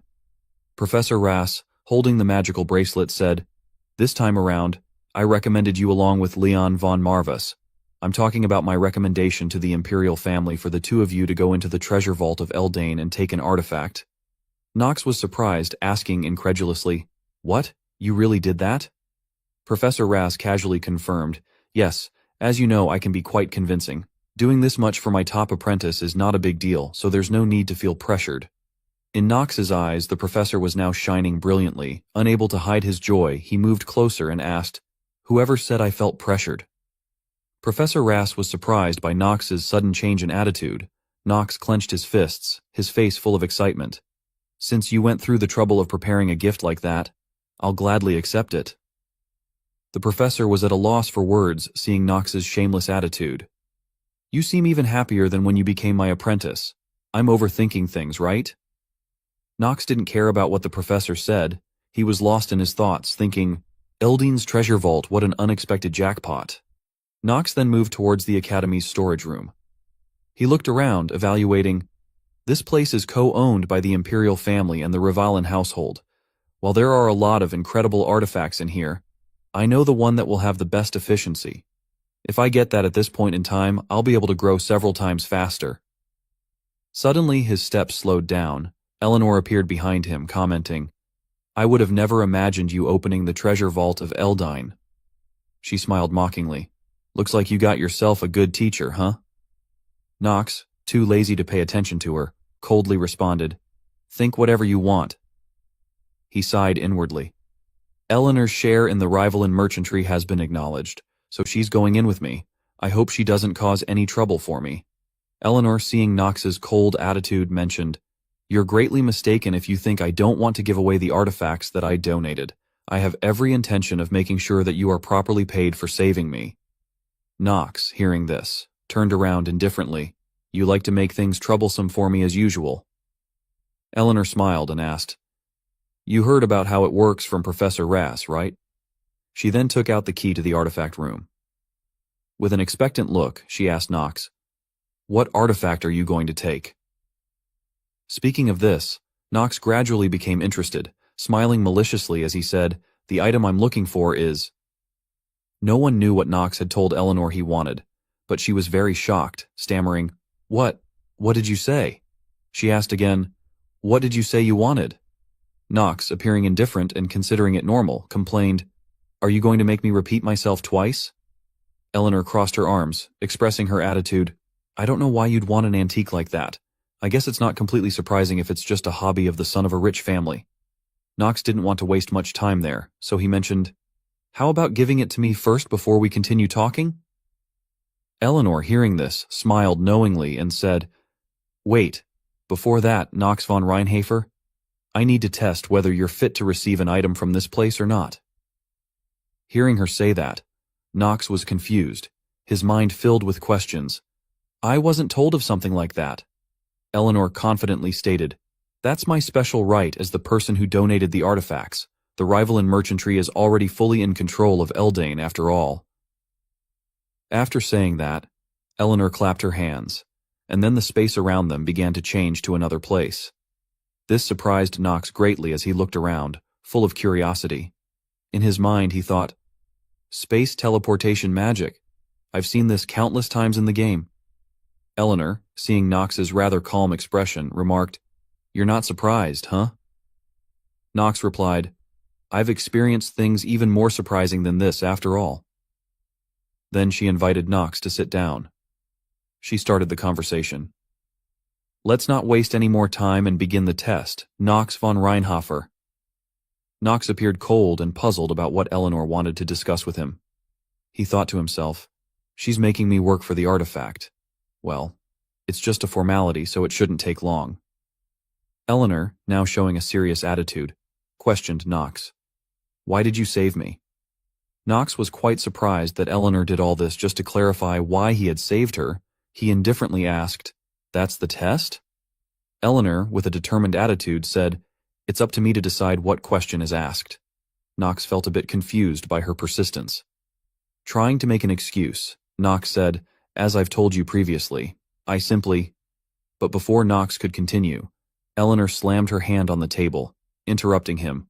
Oh, right, I forgot to tell you something. She then propped her chin up with her hand, appearing cute with a beautiful yet threatening smile. Lies don't work on me. Oh, maybe you already knew? Faced with Eleanor's stubbornness, Knox was also scared, muttering to himself, There's something that I forgot. In Inner Lunatic, the difference between acting genius and ordinary acting is acting genius can see through the lies of another person. That means what Eleanor says is the truth. Now cornered by Eleanor, Knox grumbled, You're really such a pain in the ass. Eleanor, Knox-taining her usual calm demeanor and a knowing smile, said to Knox, Oh my, didn't you already say something like that just now? At this point, Knox was at a loss for what to do, his face turning ashen as he asked himself, Curses? What do I do now? Seeing Knox's pale expression, Eleanor teased him, suggesting he was quite frustrated. When Knox heard her mocking comments, he told her to shut up.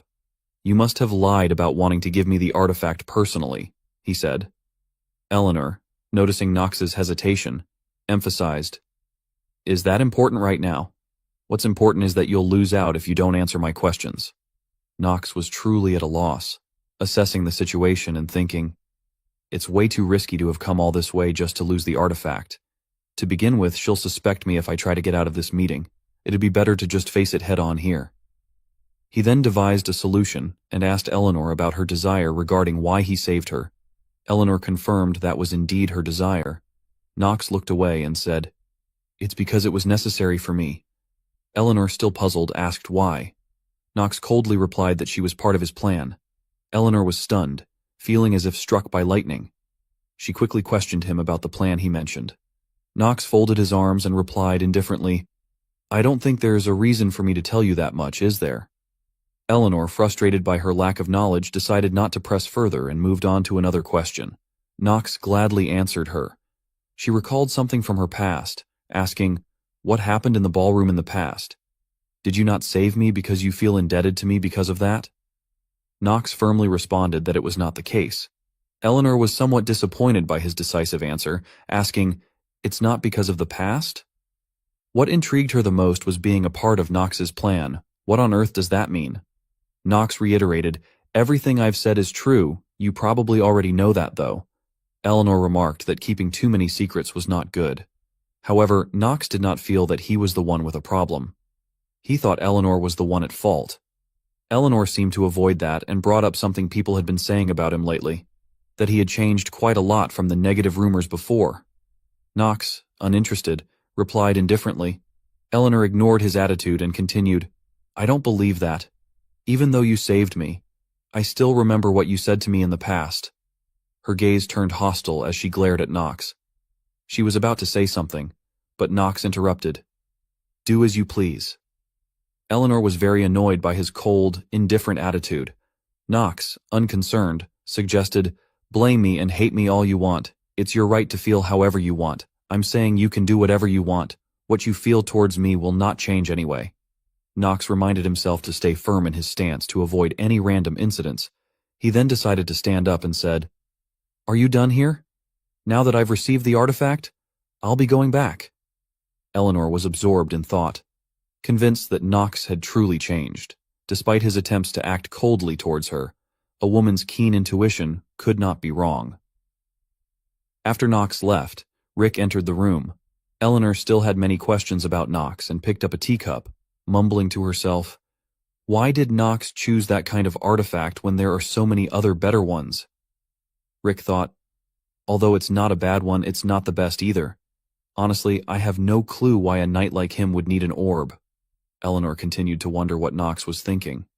There were many items that were better, like swords, elixirs, shields, and armors of the top quality. But instead, he chose an old-looking orb. I doubt he's doing this to make me feel indebted to him. Rick smiled reassuringly. Well, I don't think you really need to think so much about this, do you? It's not like he caused you any harm. Eleanor still had some concerns. Is it really okay to think of this in such a simple manner? It's not like I have any other choice, though. She then changed the subject and asked Rick about the state of the merchant trade. Rick reported that everything was going well. The nobles of the capital and Talon Feather are buying Rivalin Households products in large quantities. This is all thanks to you. Eleanor felt pleased with Rick's report and asked him to continue monitoring Knox. Report back to me if anything happens, understood? Rick accepted the order with a respectful bow. Yes, young miss, please don't worry. However, behind that, he had a sinister smile. Knox had returned to his room, holding the old orb he had obtained from Eleanor, with Jetri by his side. As Knox examined the orb, the system notified him that he had acquired a high-level artifact, the Great Sage, the highest-grade orb, but the identity of its creator remained unknown. Basic information. The Great Sage, highest-grade orb, category equipment grade advanced. When the conditions are met, it will become the highest grade. Attribute: mana +2, stamina +1, equipping requirement: must have 10 mana from birth. Special effect: obtain passive skill, magic auto-compensate, displaying information of the skill gained due to the artifact. Passive skill: magic auto-compensate grade intermediate, automatically compensates for magic-related skills that are intermediate or lower by greatly increasing their power and effect. Knox smiled with delight after reading the stats and attributes. To think I'd be able to get this at this time, I'm really lucky. Knox infused the orb with dark mana, causing it to float in the air. He looked at the orb, pleased, thinking, Eleanor probably doesn't know that this is a good item, but there's a special way to use it. Meanwhile, the system warned, the conditions have not been met. The artifact is unable to utilize its full effect. This was within Knox's expectations, as he knew the way to use this high-level item was to say the real name of its original owner. That'll upgrade it to the highest grade. The original owner of the artifact is one of the 4 sages who will appear in the future. She's also one of the characters I frequently took as my teacher in-game. Knox hesitated, thinking it was too early to activate the artifact. If I activate the artifact, I'll be revealing my identity to her. Since this is only the first half, this level of effect would be sufficient. Jetri, noticing Knox's satisfaction with the item, questioned why he chose such an old orb. There must be numerous items in Eldine's secret vault. I also heard there are tons of items for knights. Knox reminded her. Have I never told you before? I'm going to use magic too, so I need both types of items. Jetri was shocked by his decision. Understanding her reaction, Knox said, Oh, guess I really didn't mention it. Ha ha, looks like I forgot to mention it. Jetri sighed in exasperation. Just what do I do with him? She quickly advised, Wouldn't it be difficult to learn 2 things at the same time? It's not that I doubt your abilities, but... Knox responded nonchalantly. If it really doesn't work out, then I just need to get money from my family and live my own life, right? Jetri was a bit confused by his answer and revealed, I boasted to others that you've been working harder lately. Knox didn't pay much attention. He just laughed with delight and said, I didn't ask you to do that, though. Jetri awkwardly laughed and remarked, Knox, do you know that you can be pretty nasty sometimes? Knox then emphasized to her, I'm a good-for-nothing, remember? Jetri added, and you play with women a lot. Hearing this, Knox shook his head and denied it, saying, That's really just an accusation. She then provided evidence. I heard all about it, how Patriarch Theo was also quite the womanizer in the past and is now repenting for his past mistakes. Knox seemed indifferent and said he wasn't aware of that. He then relaxed and lay back on the bed. Jetri then remembered a letter sent to Knox and handed it to him. She mentioned, It seems to be from the Imperial family. They've requested that you read it yourself. When Knox heard it was from the Imperial family, he sat up, puzzled about why they would send him a letter. Jetri handed him the letter and revealed, Echidna was the one who asked me to pass it to you. Please take a look at it first. Knox opened the letter and worriedly wondered, Why the hell is the princess paying so much attention to me? I can't allow more unknown variables to keep appearing. The letter read, Hello, Knox von Reinhafer. Thanks to your previous actions, I was able to keep my life. Thus, based on the laws of the Empire, I'd like to give you a reward. I'd like to invite you to the capital of our kingdom, Talonfeather, to receive your reward in person. You'll be departing in 3 days at 9 a.m. I hope you'll accept the reward of the imperial family, from Penelope von Arkheim. After reading the letter, Knox felt uncomfortable, thinking, damn it, she wants me, someone from a dark family, to go to the capital? What kind of reward is that? Gitri worriedly commented, if you think about the conflict between the dark families and the divine family, this could be a trap. She then grasped Knox's sleeve, advising, Master Knox, I think it would be best for you not to go, it's too dangerous. Knox became serious and said, if they want to, they can summon me any time. Implying there might be something hidden behind this invitation, he decided to go anyway and instructed Gitri to stay in the dormitory and not follow him. Though she was very worried and wanted to accompany him, he sternly told her it was an order and she must obey. Gitri had no choice but to worry about what might happen to Knox. Knox thought to himself, the place where Emperor Esteban and the Imperial faction have established their base, Talonfeather, that place is under the control of the divine family, which means it's basically hell for a dark family. Thinking this, he felt upset. I can't believe she is asking me to go there. What on earth are you thinking, Penelope von Arkheim?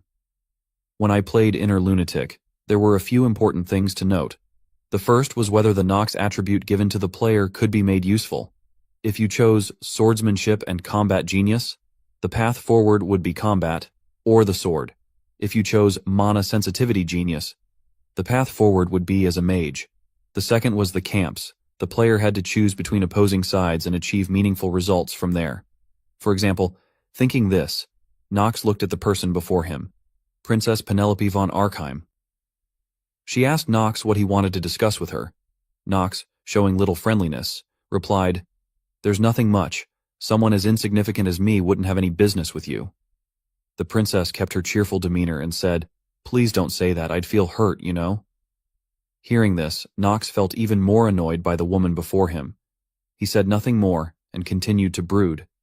He noted, among the camps within Inner Lunatic, the strongest are the Imperial faction, led by the princess, and the radical faction that opposes them, led by the dark families. Lastly, the merchant faction, which is led by a significant amount of funds, tries to decide the continent's dynamics. While each has its own way of doing things, one thing is certain. The relationship between the Reinhafer household, a dark family, and the Imperial family. I don't know the exact details, but you could say that relationship is the worst. Seeing Knox's contemplative expression, the Princess Judong spoke. I'm guessing you're thinking I'm going into the lion's den, is that right? He wondered if she was probing him. As a good-for-nothing he couldn't just back down, Knox bluntly replied without reservation. I'm sorry, but it's true that I'm not glad about going there. The princess, hearing Knox's uncomfortable words, covered her mouth and chuckled, reassuring him. No need to be too worried. I'm just going to the capital with you to reward you for what you've done for me. Knox didn't believe her casual words and thought the princess's lies had gone too far. The princess, seeing through Knox's revelation, no longer pretended and directly admitted, oh my, did you catch that? By then, their carriage had arrived at the palace. Knox continued the conversation in the carriage, asking what she wanted from him. The princess was silent for a moment, before gradually breaking into a scheming smile, stating that what she wanted was very simple. The carriage then stopped at the palace gate, where attendants and people were waiting to welcome them. A voice rang out, causing the princess to become anxious. It seemed to be Prince Louis, Penelope's older brother. He cheerfully welcomed them. I heard a guest was coming and was looking forward to it, Penelope. This is unexpected. The prince looked at them with a sharp gaze and no goodwill. Knox also began to notice Penelope's worried expression. He then bowed and greeted. The last sword of the Reinhafer household, I pay my greetings to you, Prince Louis. Penelope's face turned very pale. She bowed her head and said, I heard you were supposed to depart for the war in the north. The prince smiled and replied, It somehow got cancelled. He then turned his gaze to Knox and said, I ought to play host since we have an important guest visiting. He added, I'll tell the Emperor about this myself. He then glanced at Knox and called him Knox, To which Knox responded, "Yes, Your Highness." The prince then extended a public invitation. "Let's meet often, okay?" Knox bowed respectfully, but inside he was fuming and cursing. Why did I have to meet this lunatic now of all times? His name is Louis von Arkheim, the first prince of the empire and the only person ranked higher than Penelope in the hierarchy to ascend the throne. He is also known as the notorious creator of bad endings in the Inner Lunatic. After making an appearance to intimidate his younger sister, Prince Louis, and his entourage left, Knox observed the situation with some discomfort, feeling unintentionally caught up in the attitude and circumstances. Meanwhile, Princess Penelope fell into deep thought and worry, seemingly aware that her brother had discovered what she was planning and had come to admonish her to stay in her place. Noticing the princess's somber mood, Echidna, who was beside her, asked if she was all right. Princess Penelope waved her off, saying she was fine and currently just surprised by Prince Louis's appearance. She then turned to Knox and asked if he was surprised, addressing him as Knox von Reinhofer. She suggested they move inside to continue their conversation. Knox agreed pleasantly to the princess's proposal, but internally he considered the relationship between the princess and Prince Louis, which was as incompatible as it was in the game. He planned to use this point as a stepping stone for his own plans and to make it back alive.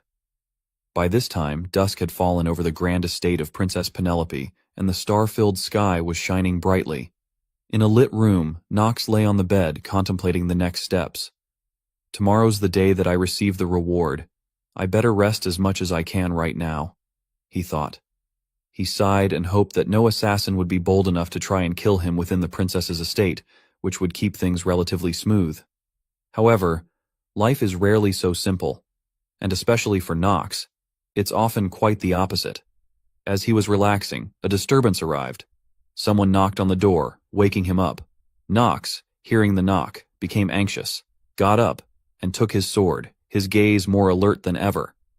The knocking continued, and upon closer inspection, he saw that it was Princess Penelope and her close attendant, Echidna, in dark cloaks, coming to see him. The princess announced from outside, "It's me. If it's all right with you, can you open the door?" Knox, relieved it wasn't an assassin, was still annoyed as he guessed that anyone coming at this hour was likely to drag him into trouble. Nevertheless, he couldn't refuse, and opened the door to see what was going on. He asked the princess with a displeased look, "Princess, what are you doing here so late at night?" The princess did not provide a reason, but gave him a look as if it were obvious, saying, "You know it's not wise to keep me standing here in the corridor, right?" She then entered without Knox's permission. Knox had no choice but to watch her walk in, as she was, after all, a princess. Once inside, Echidna immediately got to the point, saying, "The princess has something to propose to you. I'll protect this place, since there are a lot of eyes within the imperial palace." Knox eyed her suspiciously at this seemingly unreasonable kindness. The princess took a seat and, noticing Knox's tense expression, reassured him. "Don't worry, I don't intend to take too much of your time." She then threatened, "But I need you to promise me one thing. Depending on your answer to my question, you may not be able to return to Eldon." Her gaze became frightening as she clarified. "In fact, you might never be able to return to the Reinhofer estate." Knox, however, remained unfazed and showed no sign of fear. The princess continued, "So I order you in my name. Please pull the strings behind the scenes for me." Knox calmly acknowledged this, explaining that he had anticipated her request and elaborated that she needed someone who could deal with the first prince, and that it would be easier to sever ties with a dark family. He suspected she wanted him to become a useful tool, or, in other words, a pawn in her scheme. The princess, hearing Knox's response, did not hesitate to confirm that this was indeed her intention. However, Knox, sitting across from her, spoke ambiguously, making the princess curious about his next words. Knox coldly declared that she was mistaken if she thought he had no choice but to bow before her. He then smiled confidently and challengingly at her, calling her Princess Penelope. The scene then shifted to the following day. Knox was now in the royal palace, meeting with the revered king. Sitting on the throne was the esteemed king, with Prince Louis von Arkheim standing beside him. Upon closer inspection, the king appeared dazed and weak, like someone who had been on drugs for a long time. Behind him, Prince Louis maintained a nonchalant demeanor as if something was amiss behind the king's image. Knox bowed respectfully, "Greetings, great son of the empire." The king, hearing this, could only utter fragmented sounds. his trembling hand trying to lift as if granting Nox permission to stand. Nox tried to look up at the king and evaluate him. The king's full name was Esteban von Arkheim, the Knight of Light and Lightning who once had a brilliant reputation and was a legend of the Arkheim Empire. However, he had since lost his intelligence and was given the disgraceful nickname Esteban the Foolish. The king's image was hazy and confused, with no clear intention. At this moment, Princess Penelope also appeared, "Greetings, great son of the empire." As the king could not speak normally, Prince Louis stepped in and confirmed that he had heard Nox wanted to make a request. He assessed that it was probably to bestow an appropriate reward upon the person who saved a member of the imperial family. Nox continued to bow respectfully, humbly stating that it was something he should do. Internally, Nox thought that Prince Louis had become the new head of the house after Esteban fell from his position, and that he needed to be especially cautious here. Prince Louis, having understood the request, looked down with a calculating gaze. He agreed to the request, saying, "The imperial family shall bestow a gift upon the knight candidate of the Reinhardt household who saved my dear sister." He then generously asked Nox if he had any specific desires for his achievements. Nox, without hesitation, confirmed with a sincere voice, "If it would be all right, could you allow me to enter the Ark River?" The mention of the Ark River caused Louis to become visibly furious, his whole body trembling as he struggled to contain himself, exclaiming, "What?" Even the officials present below were sweating and terrified by Nox's request. The palace fell into an eerie silence. With Nox still kneeling, fully aware of the gravity of his request, he thought it was not surprising that they were shocked. The Ark River is a mysterious river that only the imperial family and the divine households are allowed to enter due to its random stat-boosting effects. In response to Nox's request, Prince Louis remained silent, his eyes showing disdain, thinking that Nox was a useless and reckless person. He contemptuously thought that bastards from dark families were all the same. Before the prince could speak, the officials in the palace strongly opposed the request. One official stated that it was impossible. Another echoed, "How could the Ark River be open to someone of a dark family?" Another voiced their opposition, saying, "Even if he did save the princess, that's not the right thing to do." A younger official expressed his scorn, suggesting that only the holy families were deserving of entering the river. A middle-aged official agreed with this viewpoint. Nox, upon hearing this, appeared indifferent, having anticipated that his request would be met with fierce opposition. He had made this request so he wouldn't have to refuse a reward, thinking that things had turned out as he hoped. However, the princess was determined not to let Nox achieve his aim easily. She suddenly shouted, calling those making noise insolent. She glared at them and questioned, "How dare all of you raise your voices in front of His Majesty?" As Nox was nearing his goal, he couldn't shake his unease about the princess and cast a doubtful glance at her. The princess, at that moment, stubbornly justified herself, saying, "There are no laws that say only the divine households are allowed to enter the Ark River to begin with, are there?" Hearing the princess's supportive words, Nox felt a pang of anxiety and wondered why the princess was speaking up for him. He remembered that he had stated he would not follow her plan and hoped she would give up. At this point, someone tried to voice objections to the princess, but she cut him off, curtly stating, "I don't like it when things are noisy, Sir Goron." The palace fell silent once more, and the princess turned to Nox with a calculating smile. This familiar, intimate smile only made Nox more anxious. He recalled the events of the previous night and grew increasingly worried about what she had said to him before leaving. That evening, after being rejected by Nox, the princess had not argued further and accepted to leave. Before she departed, she leaned close to Nox and, with a hint of foreboding, said, "Please remember this. The time to choose will eventually come upon you." When the moment of choice arrived, Nox recalled the princess's hint and thought to himself, "If the time comes when I need to choose between the two factions, I will have no choice but to support the princess instead of the bad ending maker." However, under the current circumstances, he couldn't openly support the princess. With that in mind, Nox asked Prince Louis whether he agreed to fulfill his request, to confirm his answer. In essence, Prince Louis did not like Nox's dark family either, but he was in a position where he had to compete with other forces and did not want a strong dark family like Reinhardt backing his sister. Being intelligent and cunning, he had no reason to refuse Nox's request. He smiled and replied that Princess Penelope's words made sense and affirmed that there are no laws that state that a descendant of a dark family can't go into the Ark River. His statement surprised the court officials. However, he did not agree immediately. Although there was no prohibition, he added, it also wouldn't be right to break the rules that the imperial family and its ministers have followed for so long. He then proposed a different idea. To test Nox. He suggested that we hold a test to see if Nox von Reinhofer is worthy of entering the Ark River and benefiting from it. Princess Penelope, hearing this request for Nox, felt anxious for him, and her plan.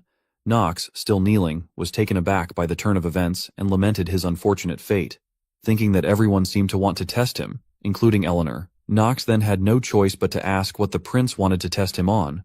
Prince Louis confidently replied that it would be a duel with him. Nox was confused by the answer. Prince Louis explained, from what I heard, you have exceptional swordsmanship skills, right? In that case, I think it'd only be appropriate for me to ask you for a spar. He also emphasized that the Ark River is our empire's sacred river, so it's only open to those who are competent. Nox thought to himself. He must be thinking that he just suggested a good idea, but I don't intend to lose easily. Nox then smiled confidently and challengingly at the prince and accepted his challenge. Seeing Nox's prompt acceptance, the prince smiled with a hint of contempt, as if belittling Nox's abilities. He then declared, I'll see you at the training grounds in 1 hour then. You may bring and use any weapon you like. Nox looked back at him with a smile and said that he understood and would do his best. Princess Penelope, witnessing the exchange, anxiously hoped for Nox's victory and seemed to have no choice but to wait. Nox then left the palace, under the watchful gaze of the scheming prince. Outside in the corridor, the princess tried to catch up with Nox and called out, Nox von Reinhofer. She hurriedly questioned him. Do you really have a death wish? Can't you tell what my brother is after? Whether you win or lose, the results don't matter. He's just trying to show off. He's trying to trample on you because you're young so that your family will be humiliated. Nox, after listening to the princess, looked at her coldly and said he was well aware of that. He outlined the possible scenario. Even if I win, he'll try to harm me using the reason that I'm the youngest son of the impure dark family that's trying to harm the prince. If I lose, his reputation will get even better. He'll say that he defeated a rising new talent. Nox appeared indifferent as he told the princess, and further predicted, that's probably what he'll say to everyone. The princess, feeling helpless, asked, why accept when you already know all that? Nox then asked her in return, but what would you do if I told you there were other choices? The princess, startled by the alternative Nox mentioned, looked astonished. Nox spread his hand and confidently smiled, saying, a choice where I win and don't die. He then asked the princess if she would support him if that happened. Your Highness? The princess stood stunned, and no one knew what her answer was. However, the one who would control the upcoming game was not the two royal brothers, but Nox himself. The scene then shifted to Prince Louis's residence, where his attendants were busy assisting him into a finely crafted golden armor, which required several people to help complete. Suddenly, Louis glanced at a maid and called her, causing her to startle. He asked her who she was, and the maid quickly bowed and respectfully answered that he was the second son of our empire, Prince Louis von Arkheim. Satisfied with the answer, he replied, that's right. I have a solid standing within Talonfeather. He asserted that no one dared to ignore him, but his expression turned angry when he thought of Nox, whom he called out in frustration, Nox von Reinhofer. The maid, seeing this, flattered him, saying that it was nothing for the prince to worry about. Hearing this, he turned to her, and she, in fear, continued, please don't be worried. But that very statement angered the prince, who slapped the maid. He demanded, am I worried? Do you think I'd do something like that? Because of some brat from a dark family? The maid, trembling with fear, begged the prince for forgiveness. He then calmed down and warned, all of you better act smart around here. Suddenly, he directed his frightening gaze at his attendants and asked, my father Esteban, the one known as the son of our empire, how long do you think he has left to live? The maid, still fearful on the floor, had no answer. Louis suddenly became cheerful, spreading his arms and declaring, the empire and all its honor will soon be within my grasp. In that case, some kind of theatrics like those we saw today will be needed. Do you get what I mean? The maid nodded and vowed never to make such a mistake again. The prince turned back to her and said calmly, of course, that goes without saying. He then called for his steward and, immediately changing his demeanor, ordered the maid to be dismissed. At the command, the attendants seized the maid and dragged her out as she pleaded, "Your Highness, please give me one more chance." He turned back with a frightening smile and repeated, "A chance. Chances are things that are only given to people like me. Even if you were born as a noble, the blood that flows within you is different from the blood that flows within the imperial family. Don't you agree?" At this point, the maid found herself with no chance left and began to plead desperately. He muttered to himself like a madman, "Nox von Reinhofer. No matter how outstanding you are as an uprising talent, you can't turn around a match once your defeat has been decided. I wonder what kind of face he'll make while crying." And the moment of the battle had arrived. Nox and Louis were now in the arena. Above them in the stands were the king and Princess Penelope. Louis looked at Nox with a confident smile, believing he would win easily, while Nox remained expressionless. The prince then spoke in a friendly tone. "Let's do our best in this fight." But in his mind, his evil face appeared, thinking, "In the end, you'll have to play along in my show." Nox responded to him indifferently. The referee then announced both sides should prepare for the battle. The first prince of our empire, Louis von Arkheim, will now begin his fight with Nox von Reinhofer. As soon as the battle signal began, Louis charged at Nox with golden lightning surrounding him at high speed. In his mind, he looked down on Nox, thinking, he won't be able to stand up against the imperial family anyways, regardless of how exceptional he is. He's just some dark family vermin. He won't be able to raise his sword against me in this place where the divine families, including the imperial family, reside. Nox made no reaction to his attack. As Louis's strike approached, Nox simply drew his sword and blocked the seemingly powerful blow with ease. This was beyond Louis's expectations. He was quite surprised that Nox could block it. Sweat began to appear on his face, and his confident smile vanished. Unable to overwhelm Nox, he resorted to dirty play and threatened, "Bastard, how dare you raise your sword against an imperial family member?" Following his threat, Nox complied, swinging his sword and sending Louis flying backward. The prince, now belittled by Nox, gritted his teeth in anger. Nox, showing no fear, was full of vigor. He then reiterated the prince's suggestion and told him that it was he who had insisted that Nox fight with all his strength. At this point, Nox followed through with his words, and his entire body emitted a dark mana contrasting with the holy light mana possessed by the prince. Nox's powerful strike directly attacked the prince, causing him to be pushed back. After that block, the prince's breath became increasingly labored. He looked at Nox from across the field, angrily cursing him in his mind. "That little bastard, he dared to raise his sword against me, the person ranked number 1 in the line of succession?" Not stopping at thoughts, his face twisted into a mad expression as he criticized Nox.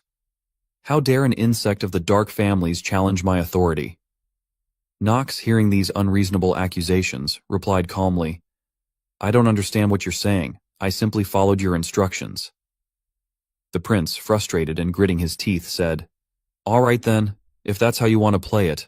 He then swung his sword to the side, showing his might and challenging Nox that he would no longer hold back. He dismissed Nox, saying, "Even if he has a good reputation in Eldine, he's still just a brat. There's no way he can defeat me, someone who has received high-quality education from the imperial family." Thinking this, he smiled confidently, and his smile caught the referee's attention. The referee reminded both fighters, "When one of you falls or surrenders, the match will end. The rules are simple, so that will be all for the explanation." Despite the referee explaining the rules, the prince paid no heed and quickly accelerated toward Nox, moving faster than before. His face was a joyful, confident smile of a battle maniac, accompanied by golden lightning surrounding him. When the sword struck towards Nox, he chose not to block directly but slightly sidestepped to reduce the impact. When their swords clashed, Nox assessed the prince, thinking, "He might be the bad ending maker, but his combat abilities aren't that high. While his talent isn't bad, it's not at the level where he can reach me." Nox didn't want to waste time fighting him head-on. Using his agility and skill, he maneuvered to the prince's right side and readied his sword for a strike. The prince, noticing Nox appear to his right, could only glance and be stunned by the speed. As Nox's sword was nearly touching him, the prince panicked and thought, "Damn it." As a weak person, he shut his eyes, hoping for a miracle to stop Nox. However, when he saw he wasn't cut in two, he attempted to open one eye to see what was happening. At this moment, Nox sheathed his sword in a very stylish manner and spared him. The prince wondered why Nox had suddenly stopped attacking. Seeing Nox's disdainful demeanor, he angrily questioned Nox's actions. Nox replied, "I have no complaints about the rules or the match, but it's kind of boring since nothing is on the line." Hearing Nox speak mysteriously, the prince began to be intrigued and wondered what Nox wanted to do. Nox then extended his hand with a challenging smile and said, "How about making a bet with me to see who wins or loses this match?" Lewis glanced at him for a moment, then secretly thought with joy, "I'll be able to get what I want easily." He immediately agreed to Nox's proposal, thinking it would make the battle more interesting. Nox then suggested, "How about stating the conditions of the bet after the match?" Louis didn't want that and requested, "I'm sorry, but I have a rather impatient personality," and he wanted to set the conditions himself. Nox didn't mind and said whatever he wanted. Louis then began to smile wickedly and stated the conditions for the winner. "If I win this match, I want you to serve me instead of Penelope." Nox acted clueless, pretending not to understand Lewis's meaning. Seeing Nox play dumb, Lewis exposed him and mentioned a previous event where Nox had saved Princess Penelope in the Beast Forest. He suggested that Nox did it because he was infatuated with the short-brained Penelope.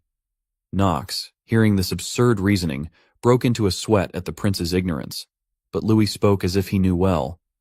Nox then pretended to be shy, scratching his head and explained, "I'm sorry, but I simply followed the laws of the imperial family to save Princess Penelope. I don't harbor any other intentions. There's no reason for me to do that either." Hearing Nox's explanation, Louis seemed to believe him and was even happier, extending a hand to Nox with a new offer. "Become my knight. I want you to become my shadow, not the shadow of the Reinhardt household, and swear your loyalty to me." Nox did not refuse and said that if the prince won, he would meet his demands. Louis then began plotting in his mind, joyfully planning to blame Eldine, the Reinhardt household, and Penelope if he was injured. Princess Penelope, watching the conversation from the stands, was very worried about her future if Nox truly served this brother. The prideful Louis charged straight at Nox to achieve victory, having learned nothing from the previous encounter. He mocked Nox, saying, "Blame yourself for your foolishness in not realizing that this match was already decided from the start." As Nox observed the attack surrounded by holy light mana, he whispered to himself that his sword surely couldn't extinguish the holy light mana, and he couldn't inflict harm on Louis with the holy light protecting him. Suddenly, something made Nox feel joyful, and he smiled mysteriously. An announcement appeared, stating, "Your artifact, the Great Sage, the high-level orb whose owner is unknown, is currently glowing." The system then required Nox to state the orb's owner's name to use it, giving him only one chance. After reading all the information, Nox was delighted, his smile showing it all, though he had some concern. "They'll be surprised at how I found out the orb's owner's name, but it can't be helped. I need to survive before everything else." Meanwhile, Prince Louis continued to attack Nox relentlessly, who easily avoided all attacks. Nox then closed his eyes and thought, "There's indeed only one way to destroy that ridiculous armor." He decided to use the sacred orb. In the next moment, he smiled triumphantly and announced loudly, "The owner of the orb is Astrid von Callewood." At that moment, the orb inside Nox's sleeve was glowing brightly. As soon as Nox stated the name Astrid von Callewood, the system confirmed the name was correct. The system announced, "Nox von Reinhardt, the orb shall remember you as its second owner. Your mana is increasing rapidly temporarily." The brilliant golden light was replaced by abundant dark mana, as Nox became its master. The orb now floated in Nox's hand, surrounded by dark mana. Its force spread around like a whirlwind, obscuring the arena. Louis had to hold onto his sword tightly and shut his eyes. He witnessed the scene in shock, wondering what was happening before him. Nox, now with a more confident smile, clarified, "We said this was a match, but there was no rule against using magic, right?" Hearing this, Louis grew enraged, trembling with anger. He gritted his teeth, astounded that a member of the dark Reinhardt family, known for their swordsmanship, could use magic. What shocked him further was the enormous amount of mana Nox wielded, which was terrifying. At the same time, the mana gathered in the palm of a storm, and Nox announced that he knew this was a magic missile. However, what was even more surprising than Nox's palm was what made Louis look up in awe. Above them, a magical phenomenon appeared, resembling a massive storm engulfing the arena with the characteristic black of dark mana. From the eye of this mana storm, black fire arrows shot down like tentacles from monsters emerging from the gates of hell. These arrows rained down on the arena, leaving Lewis only able to stand in place. Nox prayed that he could dodge all the attacks. With a malevolent smile, he watched as the unfortunate prince was about to face devastation. Immediately, all the magical arrows flew straight down, targeting and attacking Louis. Each arrow came down with the weight of 1,000 pounds. Louis quickly dodged the arrows, but where they struck the ground, it shattered into fragments. Louis, now in a state of panic due to the overwhelming number of arrows, thought to himself, "Something feels really off. This is strange." As he was trying to deflect one of the magical arrows with his sword, he didn't notice another magical arrow speeding toward him from behind. The arrow pierced his back, causing cracks to appear in his once solid armor. Lewis cried out in pain from the attack. He continued to be overwhelmed with confusion, thinking, Nox, the youngest of the Reinharber clan, is someone he knows well. The sole sword maestro of the three eminent dark families, the only recipient of the Sword Emperor title, raised under Theo's tutelage. He wondered whether Theo had taught Nox magic. But he immediately dismissed that idea. No, instructing magic to the underage is a strict taboo. No family on the continent dares defy the Empire's laws and teach their youngest magic. His might be diminished, but he Nox, a royal prince. Even a powerful house like the Reinharber wouldn't dare defy the law and teach magic to their youngest. He firmly believed that it couldn't be Theo von Reinharber, and the source of the magic he was facing grew increasingly perplexing. At this point, his entire body had become battered from Nox's magical attacks. Lewis gradually regained his composure after the barrage of attacks, spat out a mouthful of blood, and shot a suspicious glance at Nox. His opponent, meanwhile, was calmly relaxing, simply standing still while casting a series of magical attacks, powered by the seemingly endless mana from the orb. Nox tained a taunting smile toward Louis, and remarked that he knew what Louis was thinking and did not believe the assumptions he had made. However, Nox clenched his fist and asserted, "There were no shortcuts, at least not as compared to all that armor you're wearing." And at that moment, magical crystals began to shoot toward Louis under Nox's control. Lewis, irritated by Nox's mockery, shouted, "How dare the good-for-nothing of a dark family ridicule me?" Nox no longer showed any deference, questioning him about who had started this confrontation first. Louis still did not fully understand what Nox was referring to. Nox smirked and said that Lewis wanted to ridicule the dark families and deny the results I've achieved. "Isn't that why you requested this sparring?" Nox then spoke of the possible outcomes and thanked Louis for trying so hard to start a fight, where you have such an overwhelming disadvantage. And then the pride of the imperial family had fallen due to his foolish decision today. Princess Penelope and Echidna, watching from the stands, were also concerned about Nox's madness in treating a prince this way. In fact, Nox was seen as a genuine lunatic by many. Lewis, upon being criticized, froze for a few seconds as he realized his own folly. Then, true to his nature, he became furious, his forehead creasing. Suddenly, he acted strangely, pulling out a blue, square magical item. He activated the item, creating a magical barrier around Nox and himself.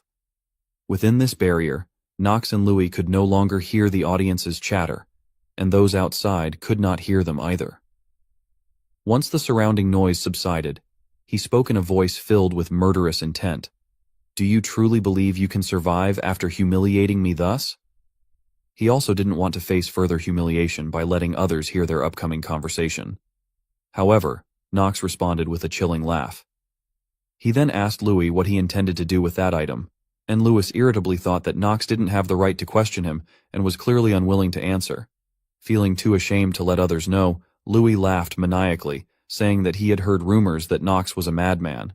But he never thought Nox would dare oppose him to this extent. He also threatened that once this sparring is over, all of the Imperial Knights will kill Nox. Nox had assumed he would resist a bit longer, but Louis was revealing his true nature sooner than expected. In this situation, Nox decided to expose him and retorted with a smirk, doubting Louis's ability to follow through with his threats. In fact, Nox had anticipated this situation from the very beginning and had prepared for it. He was confident that Louis didn't have the capability to kill him here, because Nox had protection by his side. Nox then flashed a sinister smile, pulling a crystal ball from his cloak that resembled a block of ice. He then spoke to someone. "Dean, are you just going to let your cute student die in this place?" The person Knox was addressing was one of the four wise men and the dean of the academy, Noah von Trinity. When Knox produced the ice crystal used for communication, a cold breeze suddenly swept through like a whirlwind. Suddenly, a voice emanated from the crystal. "Wow, what's happening here?" Knox now waved the communicator in front of Louis's eyes. The voice coming from it belonged to Noah von Trinity, the frozen witch.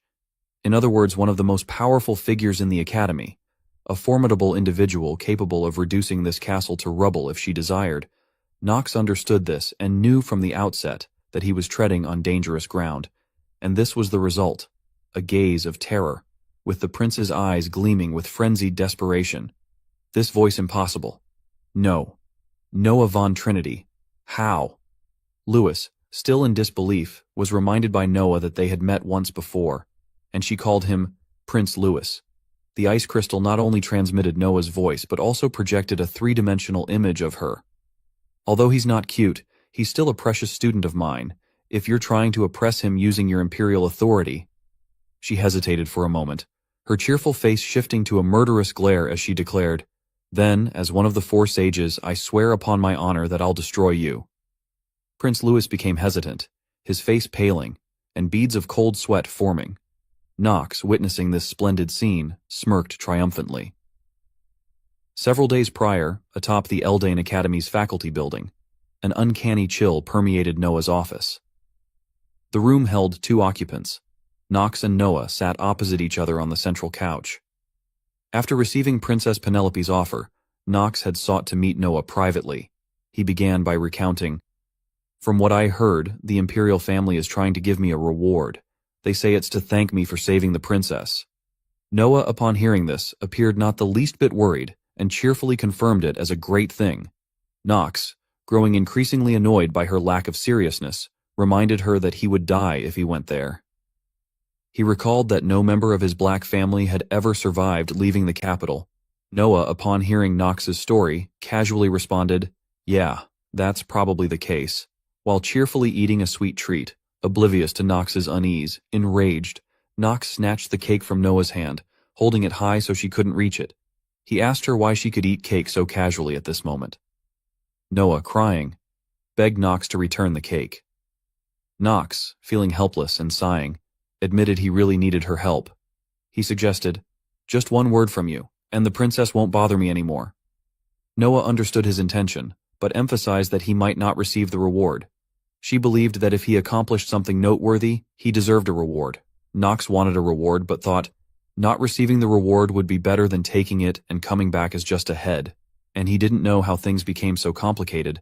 Noah suddenly thought of something odd and told Knox, "Magic is really developed these days, so any lost limbs can be put back together really quickly. I'm not sure if that also works for heads though." It was unclear whether she was serious or joking. Knox, infuriated, clenched his fists and asked, "Are you really saying that to your student?" Noah had another intention. "In that case, if there was a way for you to get the reward and return from Talonfeather safely, what would you do?" Knox replied, "There's no way a solution like that exists." After saying this, she took out the crystal ball, which we already know Knox used previously. "The crystal that Noah gave me. It's a type of long-distance communication tool. Unlike normal artifacts, it's a tool where mana can be infused into it and transferred over to the other side." Knox then directed his gaze towards Louis, confident that even the prince couldn't mess with the leader of Eldane and one of the four sages. Louis, on the other hand, only glared at Knox and cursed him internally, not daring to threaten him openly. Knox, seeing his expression, couldn't help but grin, thinking that Noah was rarely as useful as she was at this moment. Noah, through the crystal, indicated that she could hear what he was saying and instructed Knox to tone it down. She then threatened Knox with a calculating look, saying that if she didn't help him, everything bad that happened afterward would be his fault. Knox, feeling intimidated, reluctantly turned away and admitted he needed her help. Prince Louis, exhausted after the battle with Knox, had his armor nearly cracked and dented. Louis, trying to speak with a respectful tone and no longer arrogant, called out to Dean Noah, "This was a misunderstanding. If I had known he was a precious student to you, I wouldn't have done anything like this." Noah, upon hearing this, corrected his manner of address with a terrifying look and told him not to act as if they were familiar. She emphasized, "I was close to your father, not you. You're not my student yet either." She then scolded him as a child. Frightened by Noah's scolding, Louis quickly showed remorse, saying, "I'm sorry, what should I do to appease your anger?" Noah coldly instructed him to beg and apologize to Knox for the humiliation he caused. She would forgive Louis if he did so. Knox, somewhat surprised by what she was doing, found it beyond his expectations. Louis, though very angry inside, didn't dare to anger Noah further and managed to mutter, "I'm sorry." Knox took advantage of the situation, showing no humility, and said, "Your Highness, I'll let this go with a generous and magnanimous heart." Noah, impressed by Knox's response, thought his expression was excellent. Noah then decided to leave and told them both, "I'll be watching this fight, so I hope you guys finish it up fair and square. I want this barrier to be dispelled too." Louis, begrudgingly agreeing to her demand, deactivated the item and put it away. As the shield was gradually removed, Knox's figure vanished, and he charged towards Louis with terrifying speed. Before Louis could finish his sentence, Knox's figure appeared right behind him with a serious face. Immediately, Knox struck Louis's neck with his sword's tail, causing him to collapse unconscious onto the battlefield. As Louis lay on the ground, the shield was completely removed, and the audience was stunned, unable to comprehend what had happened, seeing only Knox standing next to the unconscious Louis. After a few seconds of silence, the stands erupted into chaos. The spectators were enraged that Knox dared to humiliate the prince, and were in disbelief that he had truly lost. Princess Penelope, witnessing the match, was also shocked by what she saw. Her voice trembled in disbelief that Knox had actually defeated Prince Louis, a member of the royal family fully equipped, and she couldn't understand how Knox had accomplished this. Echidna, standing beside her, could not contain her astonishment and exclaimed with a focused gaze at Knox, wondering if he had 2 lives to dare such a feat. The princess was still in shock and told Echidna that she couldn't believe he could do that just with guts. He must have some kind of hidden card. The princess was filled with doubt, thinking that the authority of the Dark family could influence even this place, the Arkheim Empire. That's impossible. That means he must have something else he's counting on. And the image of a powerful woman appeared in her mind, making her feel she was on the right track. She then firmly told Echidna that she would get Knox at any cost. Despite her hatred for Knox, Echidna had to admit that Knox von Reinhofer's abilities were the real deal after witnessing his overwhelming power. Back in the forest and during the admission ceremony, Knox displayed his superior abilities in front of everyone present, and no one could deny that. Moreover, with this fight, we now know that he has no intention of joining Prince Louis. Hearing this good news, the princess smiled gently, but then turned to Echidna with a serious face, urging that they needed to do something immediately. Seeing the princess's serious expression, Echidna began to worry and wanted to know what the princess was thinking. The princess, with a mysterious look, leaned in close to Echidna and whispered what she was planning. Upon hearing the entire plan, Echidna was shocked and asked the princess if she was sure she wanted to do that. Meanwhile, the royal servants and soldiers were in a panic, rushing down to the arena to check on Prince Louis after Knox knocked him out.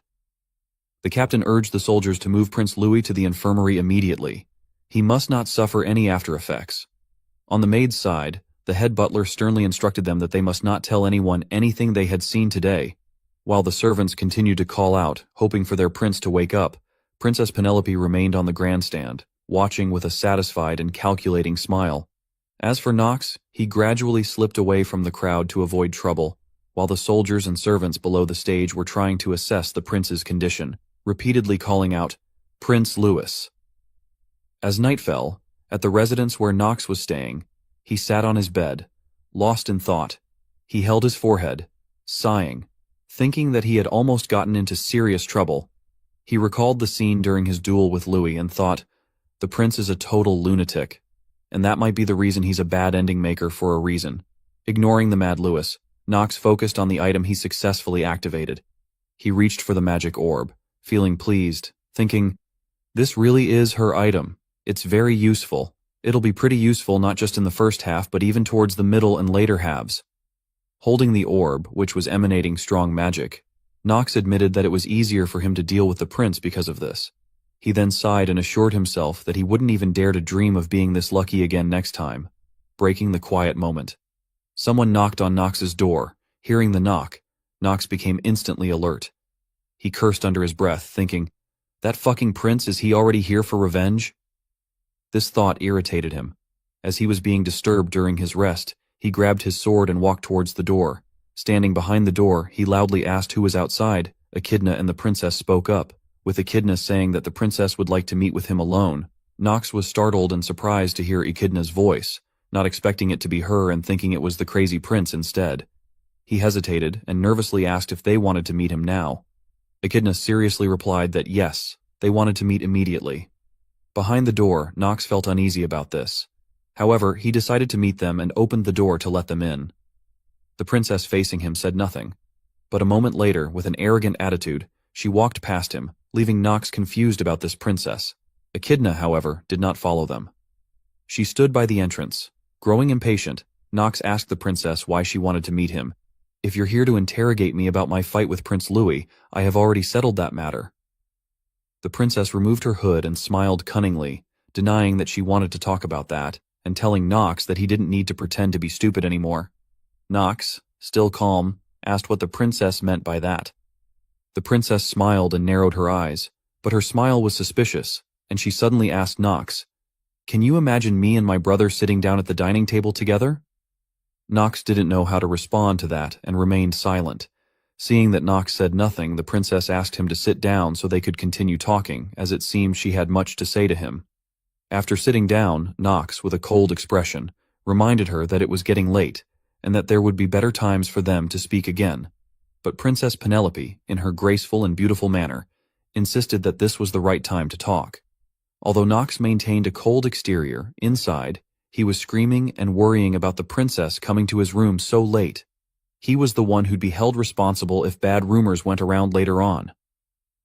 Princess Penelope seemed to read Nox's mind and asked if he was worried about rumors. Nox didn't want to deny it. He admitted that was true. "The fact that you're in the room where a member of a dark family is staying is problematic." However, the princess had something dubious in mind, and she believed that they shared the same thoughts. Hearing her suggestive words left Nox puzzled, and she didn't hide it, admitting that this was what she wanted to happen. "A scandal will definitely take place. That's why she came here." Nox, hearing this, was shocked and thought, "What is she talking about? Explain yourself properly. You crazy bitch." However, outwardly, he remained cold and asked her to clarify. Princess Penelope, calm, opened her enchanting golden eyes wide, looked directly at Nox, and declared, "I need you to marry me." Everyone was shocked, as the princess had taken the initiative to propose to Nox, her beauty making it impossible for anyone to refuse. The answer wasn't revealed, and the scene shifted to a completely different place. A blood moon appeared in the dark and eerie sky. The red moonlight filtered through a small crack in the wall. In a large hall with a conference table, 4 people were present. Luna was there, asking about the situation.